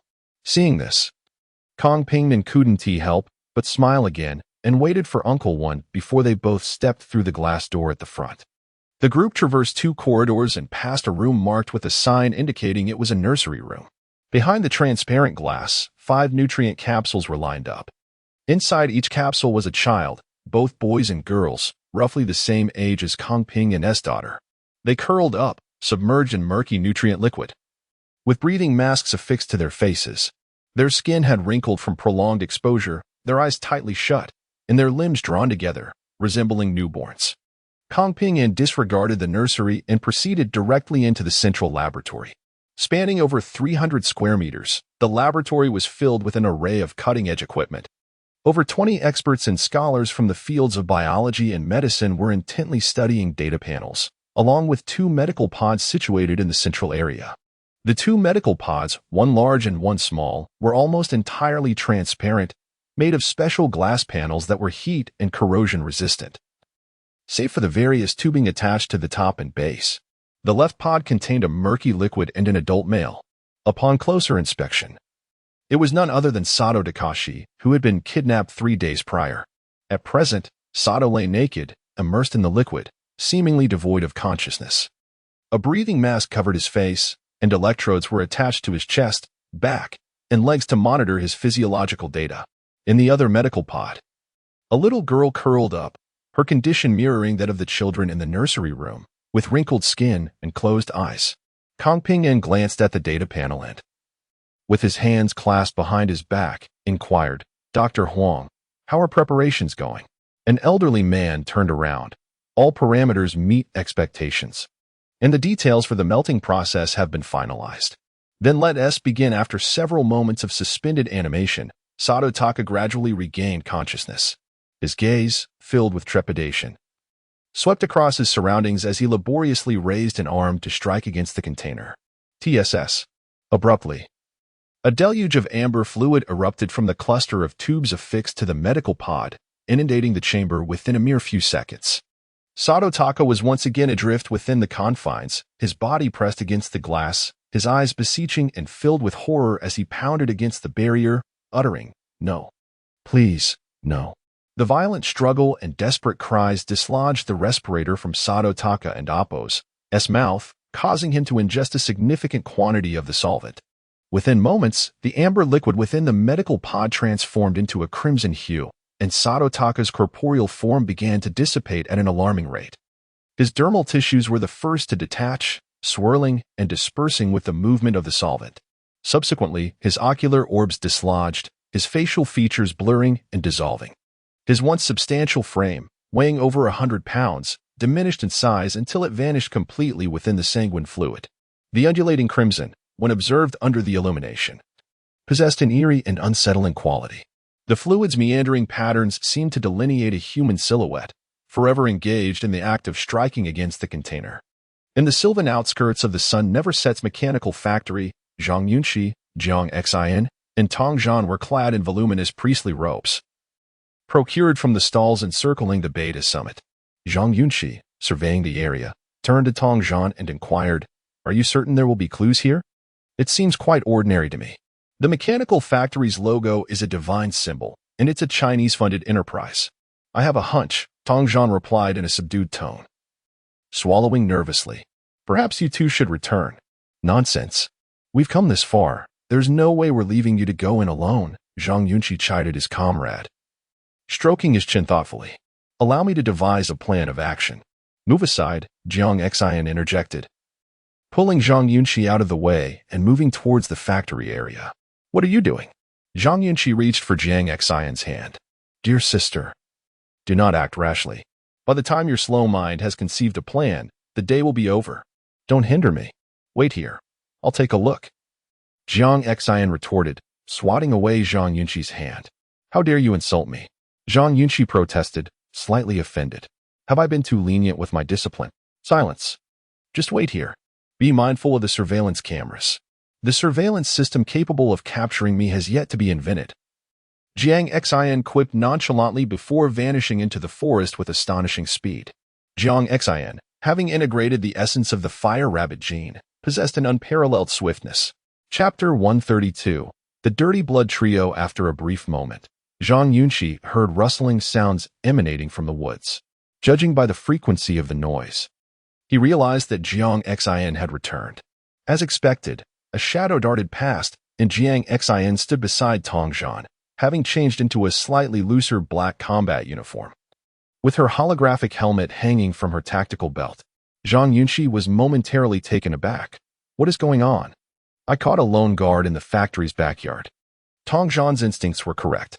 Jiang Xian was inherently decisive and somewhat aloof, clad in her special operations gear. She exuded an aura of confidence and coolness that left Zhang Yunxi captivated. Tong Zhan looked at Jiang Xian, urgency in his voice. "What is correct?" "I pressed the guard for information." Jiang Xian replied softly. "There are indeed children in this factory, both boys and girls, and not just one." Upon hearing this, Tong Zhan sprang to his feet. "Where are they?" "Come down." Jiang Xian firmly tugged at Tong Zhan's sleeve. "We're already here. Why the rush?" Tong Zhan bent down. "I asked the guard, and he said there is a laboratory inside, heavily guarded, and he has never been inside." Jiang Xian lowered her voice. "We are unaware of the situation within. It is best not to act recklessly. My thought is this." After listening to Jiang Xian's plan, both Tong Zhan and Zhang Yunxi pondered carefully and found no issues with it. "All right, we'll follow your lead." "Good, let's move." "We'll approach from the back." Jiang Xian stood up and called out. The three of them rose and began to move, with Tong Zhan eagerly leading the way. Inching closer to the setting sun mechanical factory. After a prolonged silence in the woods, Zhang Yunxi suddenly asked, "Bayer, did you just take off your clothes?" Jiang Xian was taken aback. "Huh? Did you undress that guard?" Zhang Yunxi, with an unusual line of questioning, persisted, "Your conduct is rather bold." Smack. Jiang Xian swiftly delivered a slap. "Are you out of your mind? Is it only permissible for you to undress? Wait, is there a competition for such things? Enough with the nonsense. I merely put the combat uniform over my priest robe. Be more professional, okay?" Jiang Xian glared at him, chiding him. Ever since Jiang Xian integrated the essence of the fire rabbit gene, Zhang Yunxi's fate was sealed to be perpetually overshadowed by her. Both in thought and in action, the three stealthily entered the factory's backyard and concealed themselves behind a warehouse, waiting quietly. Approximately 100 meters from the main building, two expensive aircraft were parked, surrounded by warriors clad in mechanical armor and combat uniforms. After a brief moment, guard soldiers patrolled by, arriving at the warehouse corner. Their backs turned to Zhang Yunxi and the others. Whoosh! Jiang Xian sprang into action, gripping a stolen electric blast gun, swiftly appearing behind the four men. Zing! Zing! Two rapid, faint electric blasts rang out, striking the necks of the last two soldiers, their bodies convulsing as they collapsed backward. The two soldiers in front reacted swiftly, turning around instinctively to raise their kinetic cannons. Whoosh! Zhang Yunxi surged forth, delivering a powerful punch to the foremost soldier. Bang! With a muffled thud, the soldier's helmet shattered, and he was knocked unconscious mid-air. Thud! After striking, Zhang Yunxi caught the soldier's falling body in his arms, preventing it from hitting the ground, and MAC API call failed with status code 429, error, code 429, message, resource has been exhausted, e.g. check quota. Status, resource exhausted. Following the dissolution of Sadotaka into a scarlet fluid, an intricate process of refinement and purification ensued, culminating in the extraction of his essence into a phial of mutated genetic elixir, no larger than an adult's index finger. The residual liquefied matter was discharged from the glass enclosure, coursing through biological conduits into the vast expanse of the ocean, under the meticulous guidance of Dr. Huang. A miniature robotic arm delicately retrieved the crimson vial of mutated genetic essence, inserting it into the infusion apparatus of Medical Bay 1. Within, the diminutive subject lay in repose, gently swaying in harmony with the nutrient fluid. With bated breath, Dr. Huang scrutinized the data panel before initiating the injection sequence. A subtle hum resonated as the infusion mechanism breached the vial's seal, gradually administering a third of the purified genetic essence into the subject's circulatory system. A moment of tranquility ensued, abruptly interrupted by a surge within the nutrient fluid as the subject audibly extended her right leg. Kong Ping An, observing this phenomenon, swiftly diverted his gaze towards the data interface, noting the accelerated augmentation of the subject's physiological parameters, aligning with the anticipated trajectory. This juncture represented the apex of the undertaking. The stabilization of the subject's metrics would signify its triumph. In a dimly lit warehouse, mere moments prior, Tong Zhan stood transfixed before an image of his sister, momentarily paralyzed. Zhang Yunxi, sensing his comrade's distress, gently propelled him forward. Despite the concealment of their visages behind holographic helmets, Zhang Yunxi discerned the emotional turmoil enveloping Tong Zhan, whose grip on the case trembled with fervent agitation.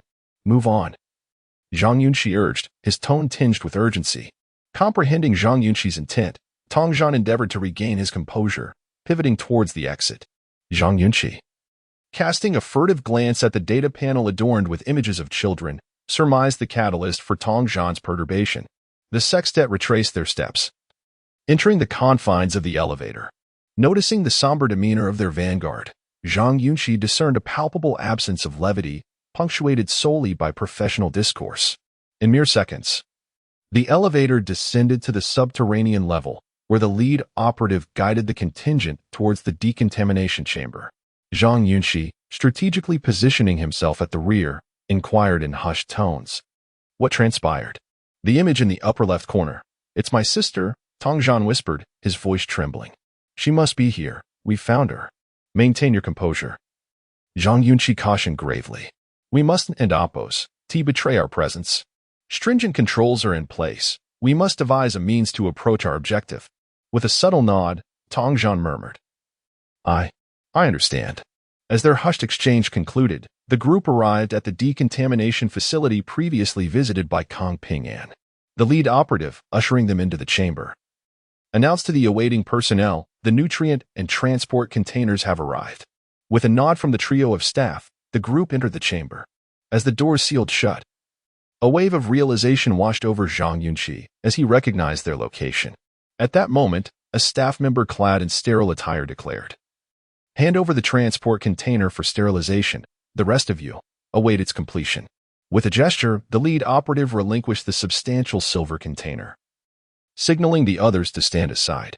Relief, Zhang Yunxi thought, as they were spared the ordeal of undergoing sterilization. As the sextet stood against the wall, their gaze involuntarily drifted towards the glass partition, offering a glimpse into the central laboratory. Within the confines of the central laboratory, separated by a mere partition, a rhythmic cadence of beeps reverberated, indicating the stabilization of the subject's physiological parameters on the expansive holographic display. Dr. Huang, after a period of observation, announced in a tremulous voice, I hereby declare that Subject 6 vital signs have stabilized, with preliminary integration of the mutated gene exhibiting no adverse reactions. Comrades, this momentous occasion shall be indelibly etched in the annals of human history. 5 years, it has finally come to fruition. All hail Dr. Huang. A crescendo of applause erupted within the central laboratory as jubilant medical personnel embraced and cheered. Kong Ping An, upon hearing Dr. Huang's pronouncement, experienced a profound sense of relief. His countenance illuminated with elation as he remarked to Yunxi, "Our collective endeavors have not been in vain." Within the decontamination chamber, a staff member, having completed the sterilization process, breached the glass partition, announcing, "Dr. Huang, the replacement container has arrived, thoroughly inspected and devoid of any anomalies." Dr. Huang, regaining his composure, summoned a fair-haired Caucasian, Charles, retrieve the incubator. "Affirmative, Doctor," the individual responded, initiating the extraction process. After releasing the nutrient fluid from Medical Bay 1, the newly arrived transport container was deployed, its capacity augmented to accommodate the incubator. With a resounding click, the base of the Medical Bay propelled the subject into the transport container, completing the transfer. "I wager with the Almighty that she shall awaken within 4 days," the Caucasian remarked with a smile. "Gratitude to all," Kong Pingmin expressed, bowing before the assemblage. "We shall proceed with her transportation forthwith. In 2 days' time, I shall host a celebratory banquet in your honor." Subsequently, Yunxi, stepping aside, issued a hushed directive via communicator, "Prepare for departure." In response, 2 burly figures disembarked from an aircraft stationed in the mechanical plant's rear courtyard, leading a dozen personnel towards the main edifice. Within the decontamination chamber, Tongzhan stood in stunned silence, his flesh prickling with gooseflesh as he beheld the central laboratory. In that fleeting moment, as the Caucasian operative extracted the incubator, Tongzhan caught a glimpse of the subject's profile. Despite the brevity of the encounter, an overwhelming sense of familiarity washed over Tongzhan. The diminutive figure, sought for over half a decade, was indelibly etched in Tongzhan's memory. Snapping out of his reverie, Tongzhan instinctively lunged forward. Sensing Tongzhan's agitation, Zhang Yunxi grasped his wrist, signaling restraint as the opposing faction was poised to emerge. At that juncture, the lead operative clutched his helmet, exclaiming, "What did you say?" Zhang Yunxi, hearing the commotion, spun around. From the lead operative's communicator, a voice whispered, "5 of our comrades have been ambushed, 1 is missing, while 4 are bound within Factory 4, with 2 having had their combat attire pilfered." Immediately, the lead operative's gaze fell upon Zhang Yunxi and his cohorts, as they were the most recent additions to the group. As Zhang Yunxi met his gaze, a premonition of impending doom washed over him. "Who do you answer to?" the lead operative demanded. Inside the room, 2 personnel lifted a silver transport box, positioning themselves behind Kang Ping-an. "Thank you for your hard work. Please take a good rest." Kang Ping-an walked alongside Dr. Huang, approaching the glass door. "In 2 days, I shall personally express my gratitude to you." Sighing, Dr. Huang, with hands clasped behind his back, spoke earnestly about his motivations for joining the project. "I participated in this initiative for the advancement of humanity in this domain." In the disinfection chamber, the leading soldier glared at Zhang Yunxi, his right hand instinctively moving toward his waist. "I'm asking you, who are you with?" he demanded. "My elder brother is Siddhartha Gautama," Zhang Yunxi bellowed, striking first with a powerful punch to the opponent's abdomen. The leading soldier, utterly unprepared for Zhang's explosive strength, hastily raised his mechanical arm to shield his vital areas. Bang! The punch landed with alarming swiftness, producing a muffled thud. The soldier maintained his protective stance, yet was sent flying backward. Crash! Clang! The heavily armored leader toppled 2 disinfection devices in succession, his body colliding sideways against the wall as he shouted, "There are mutants." "Brothers, charge!" Zhang Yunxi shouted emphatically, addressing his comrade with precision. "Rabbit, you rush in and retrieve the box." Bang! Tongzhan swung his fist to the left, striking another adversary on the side of the head. The opponent staggered back 2 steps, still dazed, when Zhang Yunxi pivoted and delivered a kick to his chest. Buzz! The energy module of Tongzhan's mechanical arm emitted a blinding light as he hoisted the heavy disinfection device, akin to a slam dunk, and smashed it toward the glass door. "Ah!" 2 staff members screamed in terror. Bang! Crash! A tremendous noise erupted as the glass door shattered. The 2 individuals at the entrance were grievously injured, their legs and arms crushed beneath the weight of the device. "You beasts!" Tongzhan's eyes burned with fury as he forcefully kicked open the shattered glass door. Whoosh! Zhang Yunxi transformed into a fleeting shadow, dashing into the central laboratory ahead of the others. Outside, two tall Caucasian men led a dozen armored soldiers, rushing toward the main building. Buzz! The alarm blared, reverberating through the air as patrolling soldiers, ready for action, armed themselves and surged toward the main building. Chapter 134.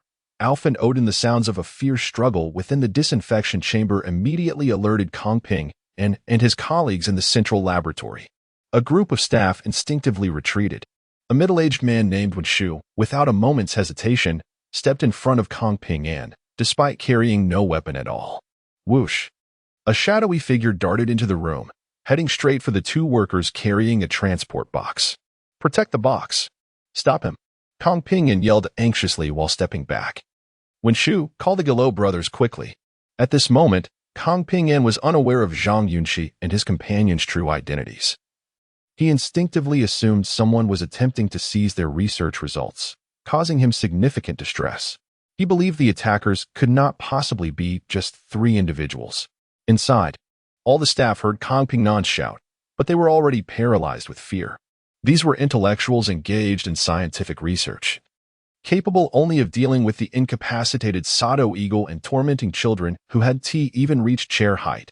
When it came to a critical moment, they lacked the courage and ability to confront the mutated beings. Screams filled the air as they watched Jiang Xin dart past. Bang! With a swift motion, Jiang Xin elbowed the man on the left, sending him flying over a meter away, where he collapsed unconscious.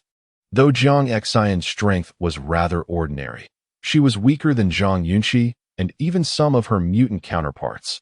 Her enhanced abilities from the Fire Rabbit gene lay in speed, agility, and flexibility rather than raw power.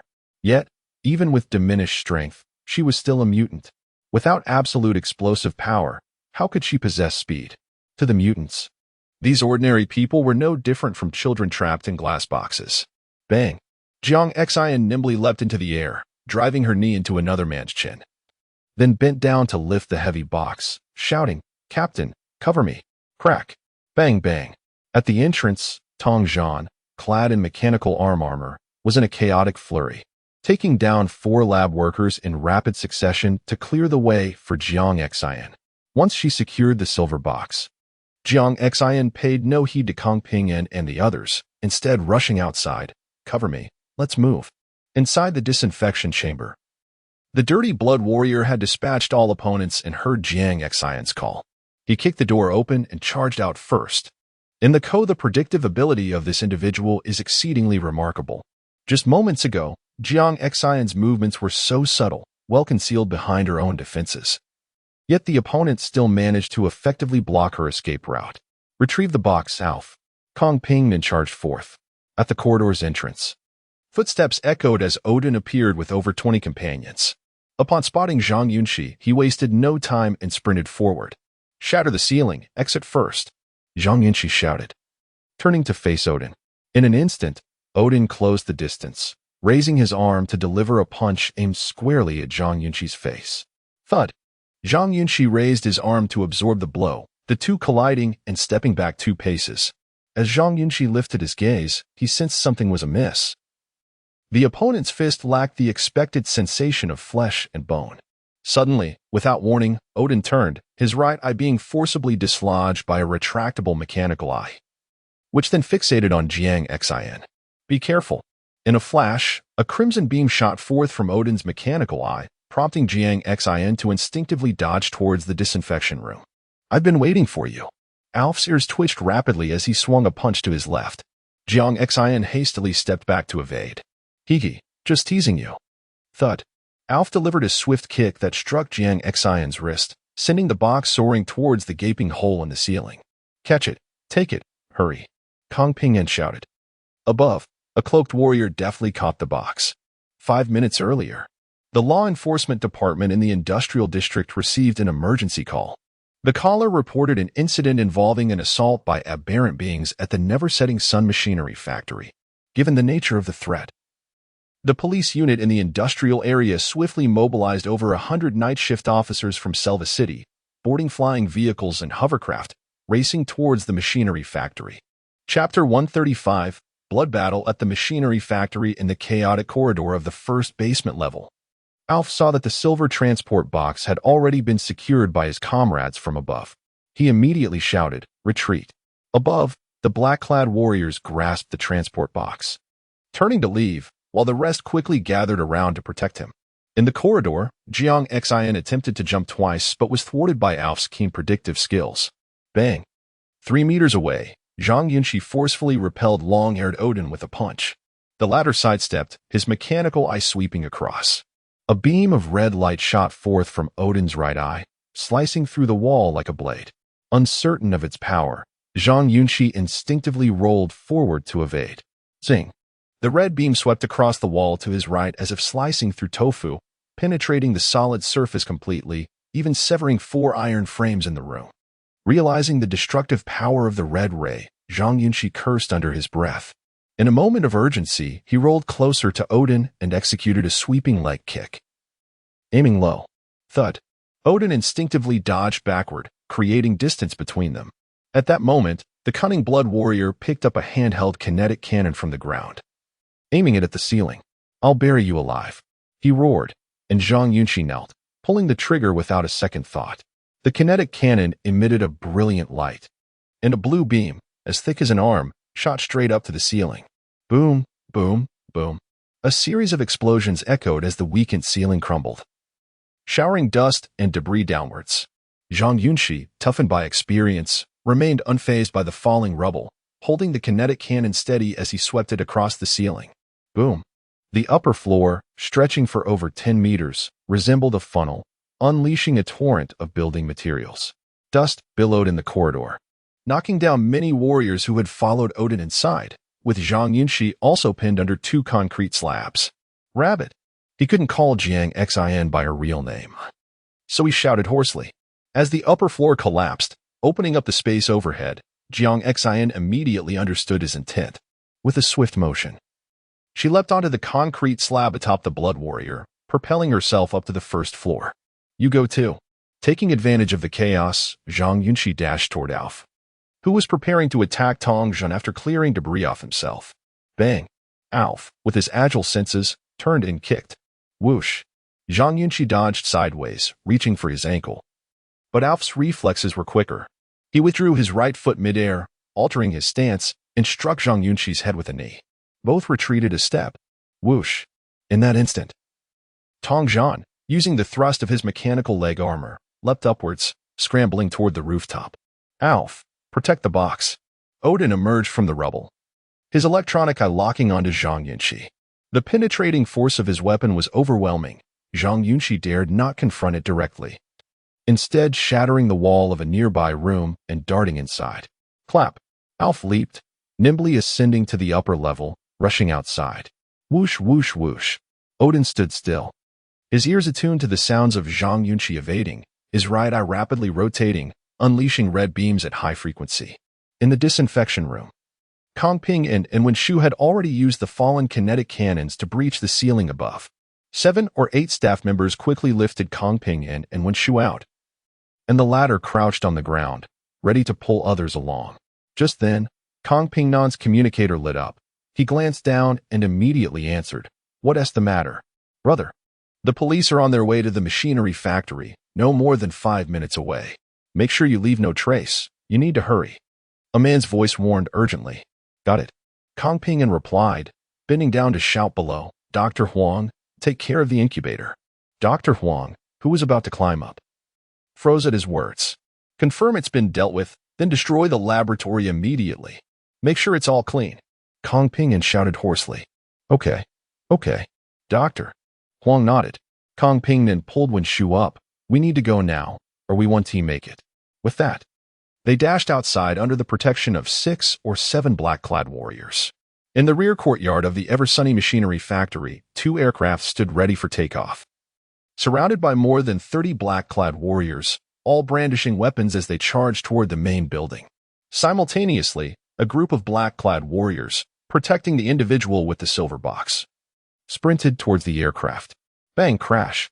Zhang Yunxi smashed through the glass door of the first floor, charging out at incredible speed. "I'm out. Target locked." The command personnel shouted repeatedly, "Xin, stop her."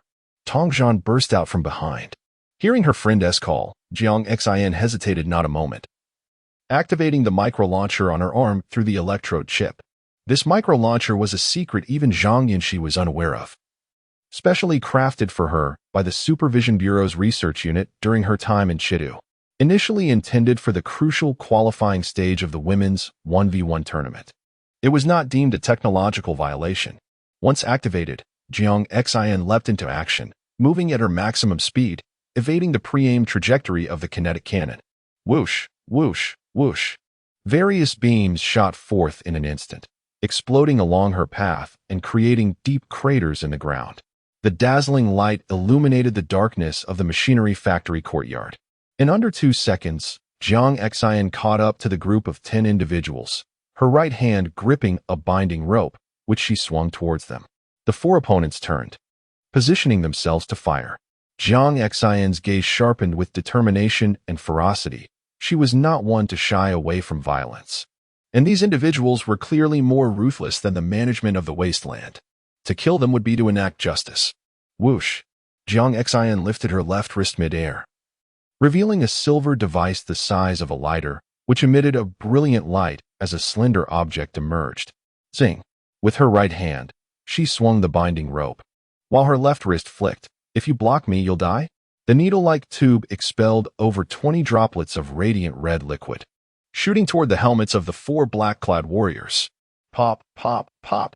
The soft red droplets pierced through their steel helmets, igniting a cloud of white smoke and a potent metallic corrosive scent. This was the fire acid of the fire rabbit. Zing! The droplets entered their helmets, exploding within their brains, igniting spontaneously. Gulp! The 4 men fell silently, their helmets engulfed in flames, without even a cry of anguish. The remaining personnel were paralyzed by fear. Shocked by such as Ove hastened toward the side of the aircraft, he accelerated once more, raising his arm in the air and delivering a powerful punch aimed at the rapidly moving Zhang Yunxi. Simultaneously, Tong Zhan dispatched 4 black-clad warriors poised to shoot Zhang Yunxi and was drawing near to the individual with the briefcase. Within the underground corridor, Odin stood amidst the rubble, unhurried in his approach to the room with the collapsed wall, attentively listening with both ears, while his mechanical eye rotated back and forth. Inside the adjacent room, Zhang Yunxi remained motionless, his mind racing with thoughts on how to overpower the individual before him. No, more accurately, the cybernetic being. Outside, Odin gestured to the nearby black-clad warriors, implying that as a mage, he was ill-suited for close combat, urging them to scout ahead.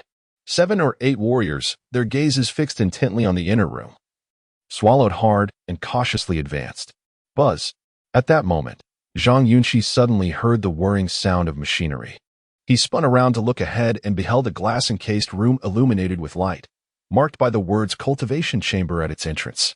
Previously, Zhang Yunxi had been solely focused on the confrontation, oblivious to the darkened glass room. Now, the corridor lay in ruins, with many walls breached and the glass chamber aglow. Zhang Yunxi's eyes were immediately drawn to the 5 transparent pods within, each containing a child submerged in liquid, their bodies curled, skin wrinkled, and eyes tightly shut. Upon witnessing this sight, a wave of goosebumps surged across Zhang Yunxi's body. Boom! Suddenly, a wall exploded, and Dr. Huang, accompanied by 7 or 8 others, burst into the cultivation chamber, carrying 2 large canisters. Quick, pour the solvent into the tubes. Dr. Huang shouted frantically, his hair disheveled. With a clatter, a man lifted the lid of the solvent container, joining 2 others to hoist the solvent tank. Zhang Yunxi, filled with rage and disbelief, shouted furiously, "What the hell? Don't you have any children?" In a fit of irrationality, Zhang Yunxi crashed through the wall, darting out with a whoosh. Swish! Odin swiftly locked onto Zhang Yunxi, a crimson beam shooting forth. "Stop him. We must handle the cultivation." Dr. Huang yelled anxiously. Zzz. The red beam sliced through a wall, causing a thunderous collapse of a supporting structure. Zhang Yunxi noticed the crimson ray but chose not to evade it, for the 3 individuals had already begun pouring the solvent into the propulsion system. There was no time to waste. The Blood Warrior was not one endowed with boundless compassion. He was, like any ordinary individual, prone to flattery when pursuing a romantic interest and eager to curry favor with superiors, laden with vanity and moments of cowardice. Yet equally, he harbored a fierce rage at the prospect of actions that transcended the bounds of humanity. Damn it! This time, Zhang Yunxi did not seek cover. He bent low to evade the beam, enduring the attack as he charged toward the glass chamber. Thud! A beam struck him, piercing through his shoulder and creating a gaping wound the size of a fist, traversing his body. Crash! Zhang Yunxi shattered the glass and plunged into the cultivation chamber. Dr. Huang, witnessing his entrance, widened his eyes and immediately pressed the propulsion button. Zzz. 5 canisters were simultaneously filled with solvent. Amidst a city of technological marvel, Zhang Yunxi sprinted with every ounce of his being, yet victory remained elusive. Such is often the case in life, where even the most fervent efforts may not yield the desired outcome. Splash! The solvent cascaded into the glass enclosure, instantly mingling with the nutrient fluid. The tender forms of the 5 children visibly dissolved before his very eyes. Damn it! Zhang Yunxi roared, his eyes ablaze with fury, as he slammed his fist against the glass, desperate to release the contents. Thud! Fearing the destruction of the enclosure, Odin charged into the room, colliding with Zhang Yunxi. Thump! Zhang Yunxi crashed against the wall. Before he could gather himself, a crimson beam hurtled toward him. He ducked, seized Odin around the waist, and spun behind him. Creak! The skin on Odin's right arm split open, revealing a sleek, mechanical limb. The modules in his hand shifted, forming a dagger that he thrust backward. Thwack! Zhang Yunxi grasped Odin's wrist, and as they struggled, he heard the sound of glass being struck. He glanced back to see the 5 enclosures filled with a yellowish fluid. The children's bodies had been broken down, melted, diminished, and ultimately vanished. Gone. In mere seconds, 5 vibrant lives had been reduced to a yellowish broth, leaving not even bones behind. Was this still a civilized society? Was this the world's most advanced city? It was more desolate than the wastelands, a moral wilderness. In that instant, Zhang Yunxi was haunted by the memory of his own sister, who had also met a tragic end in her youth. An overwhelming surge of rage and horror welled up within him. Stab! In a moment of distraction, the steel blade of Odin's mechanical arm pierced Zhang Yunxi's right flank, drawing grayish-white blood. Run! Get out of here! Odin yelled at Dr. Huang and the others, increasing the pressure of his mechanical arm, intent on impaling Zhang Yunxi. Arg! Zhang Yunxi bellowed like a wounded beast, wrapping his arms around Odin's waist and hurling him backward. Crash! Odin flew through the air, smashing through a wall. Zhang Yunxi turned to see that the liquid in the 5 enclosures had been completely drained, flowing into the see-through underground pipes. Dr. Huang and the others scrambled toward the hole in the wall, desperately trying to escape. Screw it. What does it matter if I don't compete? What does it matter if I get fired? Zhang Yunxi cast aside all reservations as he watched the fleeing staff. He seized the remaining container of solvent. Whoosh! Zhang Yunxi surged forward with unparalleled speed, overtaking the group in a heartbeat. He crashed into them like a projectile. Thud, thud, thud. A series of impacts sent 6 or 7 people flying. Dr. Huang, his chest fractured, collapsed to the ground, coughing up blood and pleading, Odin, help me. Odin, help you? He'll be dead soon enough. Zhang Yunxi glared at Dr. Huang, his face contorted with rage. You beasts in human skin don't even deserve a trial. Smash! Zhang Yunxi shattered the lid of the solvent container with a single blow. His eyes burning, he deliberately dripped the solvent onto Dr. Huang's body, rather than pouring it all at once. Sizzle! The solvent melted Dr. Huang's skin and bones on contact. Because it was applied in small amounts, the liquid gradually spread, corroding his flesh bit by bit. Like water on paper, the solvent easily penetrated Dr. Huang's abdomen and slowly spread, devouring his internal organs. Aya! Dr. Huang writhed in agony, instinctively reaching for the wound, only to have the flesh on his fingers disintegrate, exposing the jagged bones beneath. Zhang Yunxi advanced toward the others. Please. We were just following orders for money. I'll count out of you. Please. No. The others trembled, begging for mercy. Were these people, each an expert in their respective fields, truly in need of money? Was that a justification? Zhang Yunxi ignored their pleas, swinging the specially made container and drenching them in solvent. The room filled with screams. Zhang Yunxi discarded the container and vanished. Indeed, Odin had fled as soon as he saw the evidence of the experiments destroyed. For there was no point in fighting. In the stairwell, Odin frantically shouted, "The specimens are gone. Initiate the Central Lab's self-destruct sequence. Now." Crash. A wall collapsed as Zhang Yunxi, covered in grayish-white blood, charged through like a bull. Screech. Odin turned, firing a red beam from his right eye. To his surprise, Zhang Yunxi had grabbed a metal shield from the battlefield, using it to cover himself almost completely. Thud. The red beam struck the shield, pausing only momentarily before melting and slicing through it. But that brief delay was enough for Zhang Yunxi to close the distance. "I told you, you're going to die." Thwack. Zhang Yunxi punched Odin in the face, sending him staggering backward. Clap. Zhang Yunxi seized Odin by the collar with his left hand and pinched his cheeks below his eyes with his right, squeezing with all his might. Snap, crack. The sound of bones breaking filled the air. Aya. Odin convulsed in agony as his face visibly deformed. In desperation, he swung the steel blade on his mechanical arm again, aiming for Zhang Yunxi's abdomen. Wham! Zhang Yunxi deflected the blade with his left hand, gripping it tightly, though the sharp edge sliced through his palm, drawing blood. He ignored the pain and continued to squeeze Odin's face. Crack. Snap. Odin's cheekbones shattered completely. Zhang Yunxi, still gripping his face, forced it upward toward his forehead. The fractured bones pierced Odin's eyes and skin, and with a final pop, dislodged his mechanical right eye. Sirens wailed around the Ripper machinery factory. In the distant, dark sky, the lights of police aircraft could be seen. In the backyard, Zhang Xin was only a step away from the silver transport container. Thump. Suddenly, off struck, sending Zhang Xin reeling. Thud. Zhang Xin rolled backward, using her hand to brace herself against the ground, managing to absorb the force of Off's blow. Nearby, Kong Pingnan and Uncle Wen had reached a flight vehicle and were about to board.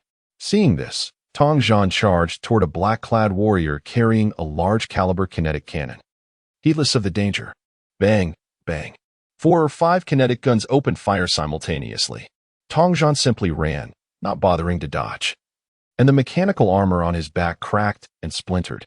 A large gash opened on his abdomen, despite the blood pouring from his wounds. Tong Zhan endured the onslaught and raised his mechanical arm. The enemy soldier spotted Tong Zhan and instinctively raised his kinetic cannon, ready to fire.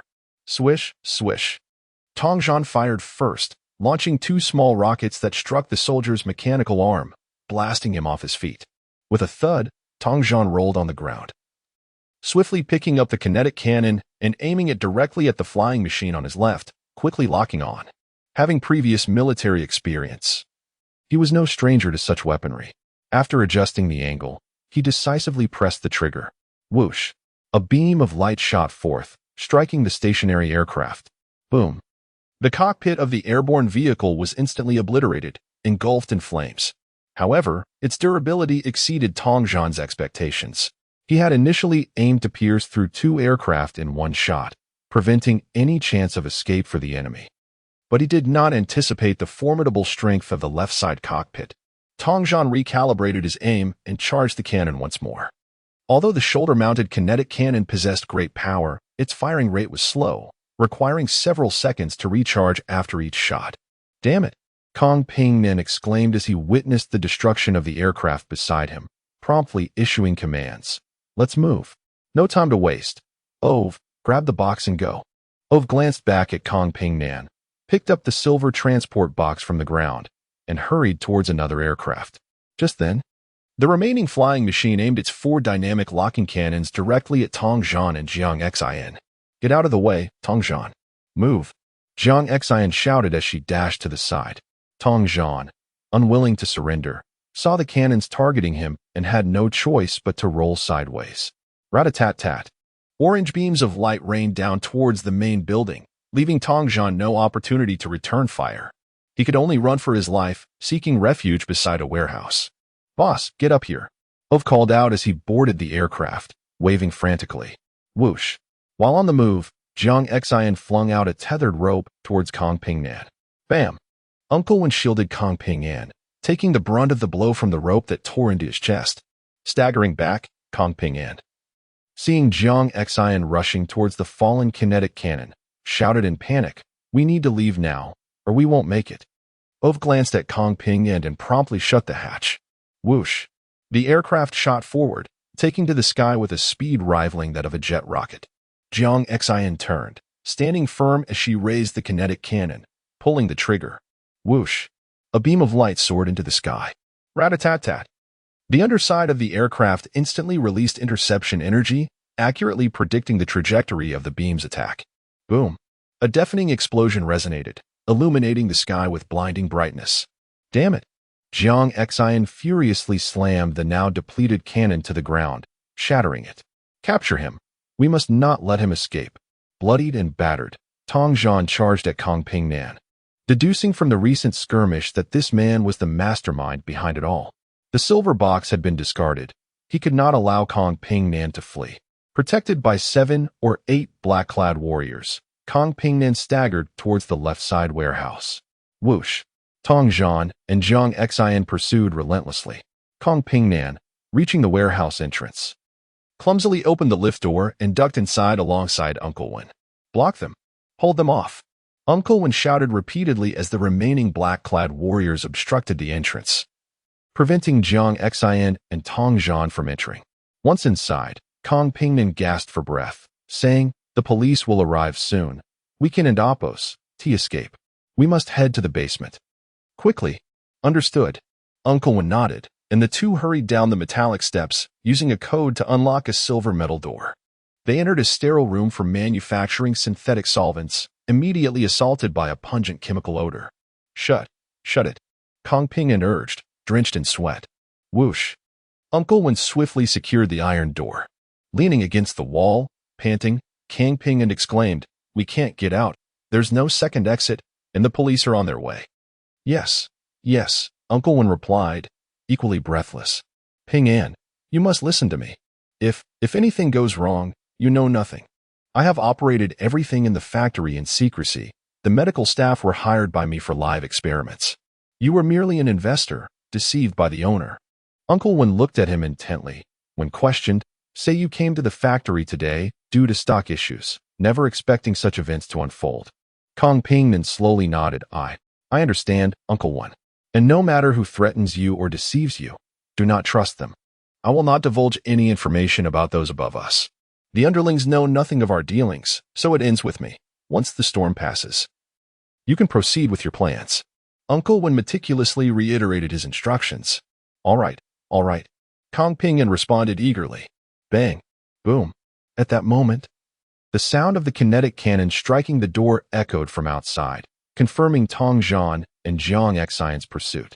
Uncle Wen abruptly turned to the door, saying, "Delete all communications and memory files. The central laboratory has a self-destruct system. Don't worry." Kong Ping Nan, gathering his strength, rose and noticed a circular mechanical cutter on a nearby shelf. Hurry, delete it," Uncle Wen urged anxiously. Snap! Kong Ping Nan turned, seizing the circular cutter, his eyes darkening as he fixed his gaze on Uncle Wen's neck, raising his arm swiftly. With a swift motion, he struck. This volume may bring pain, yet it could also ignite a profound transformation.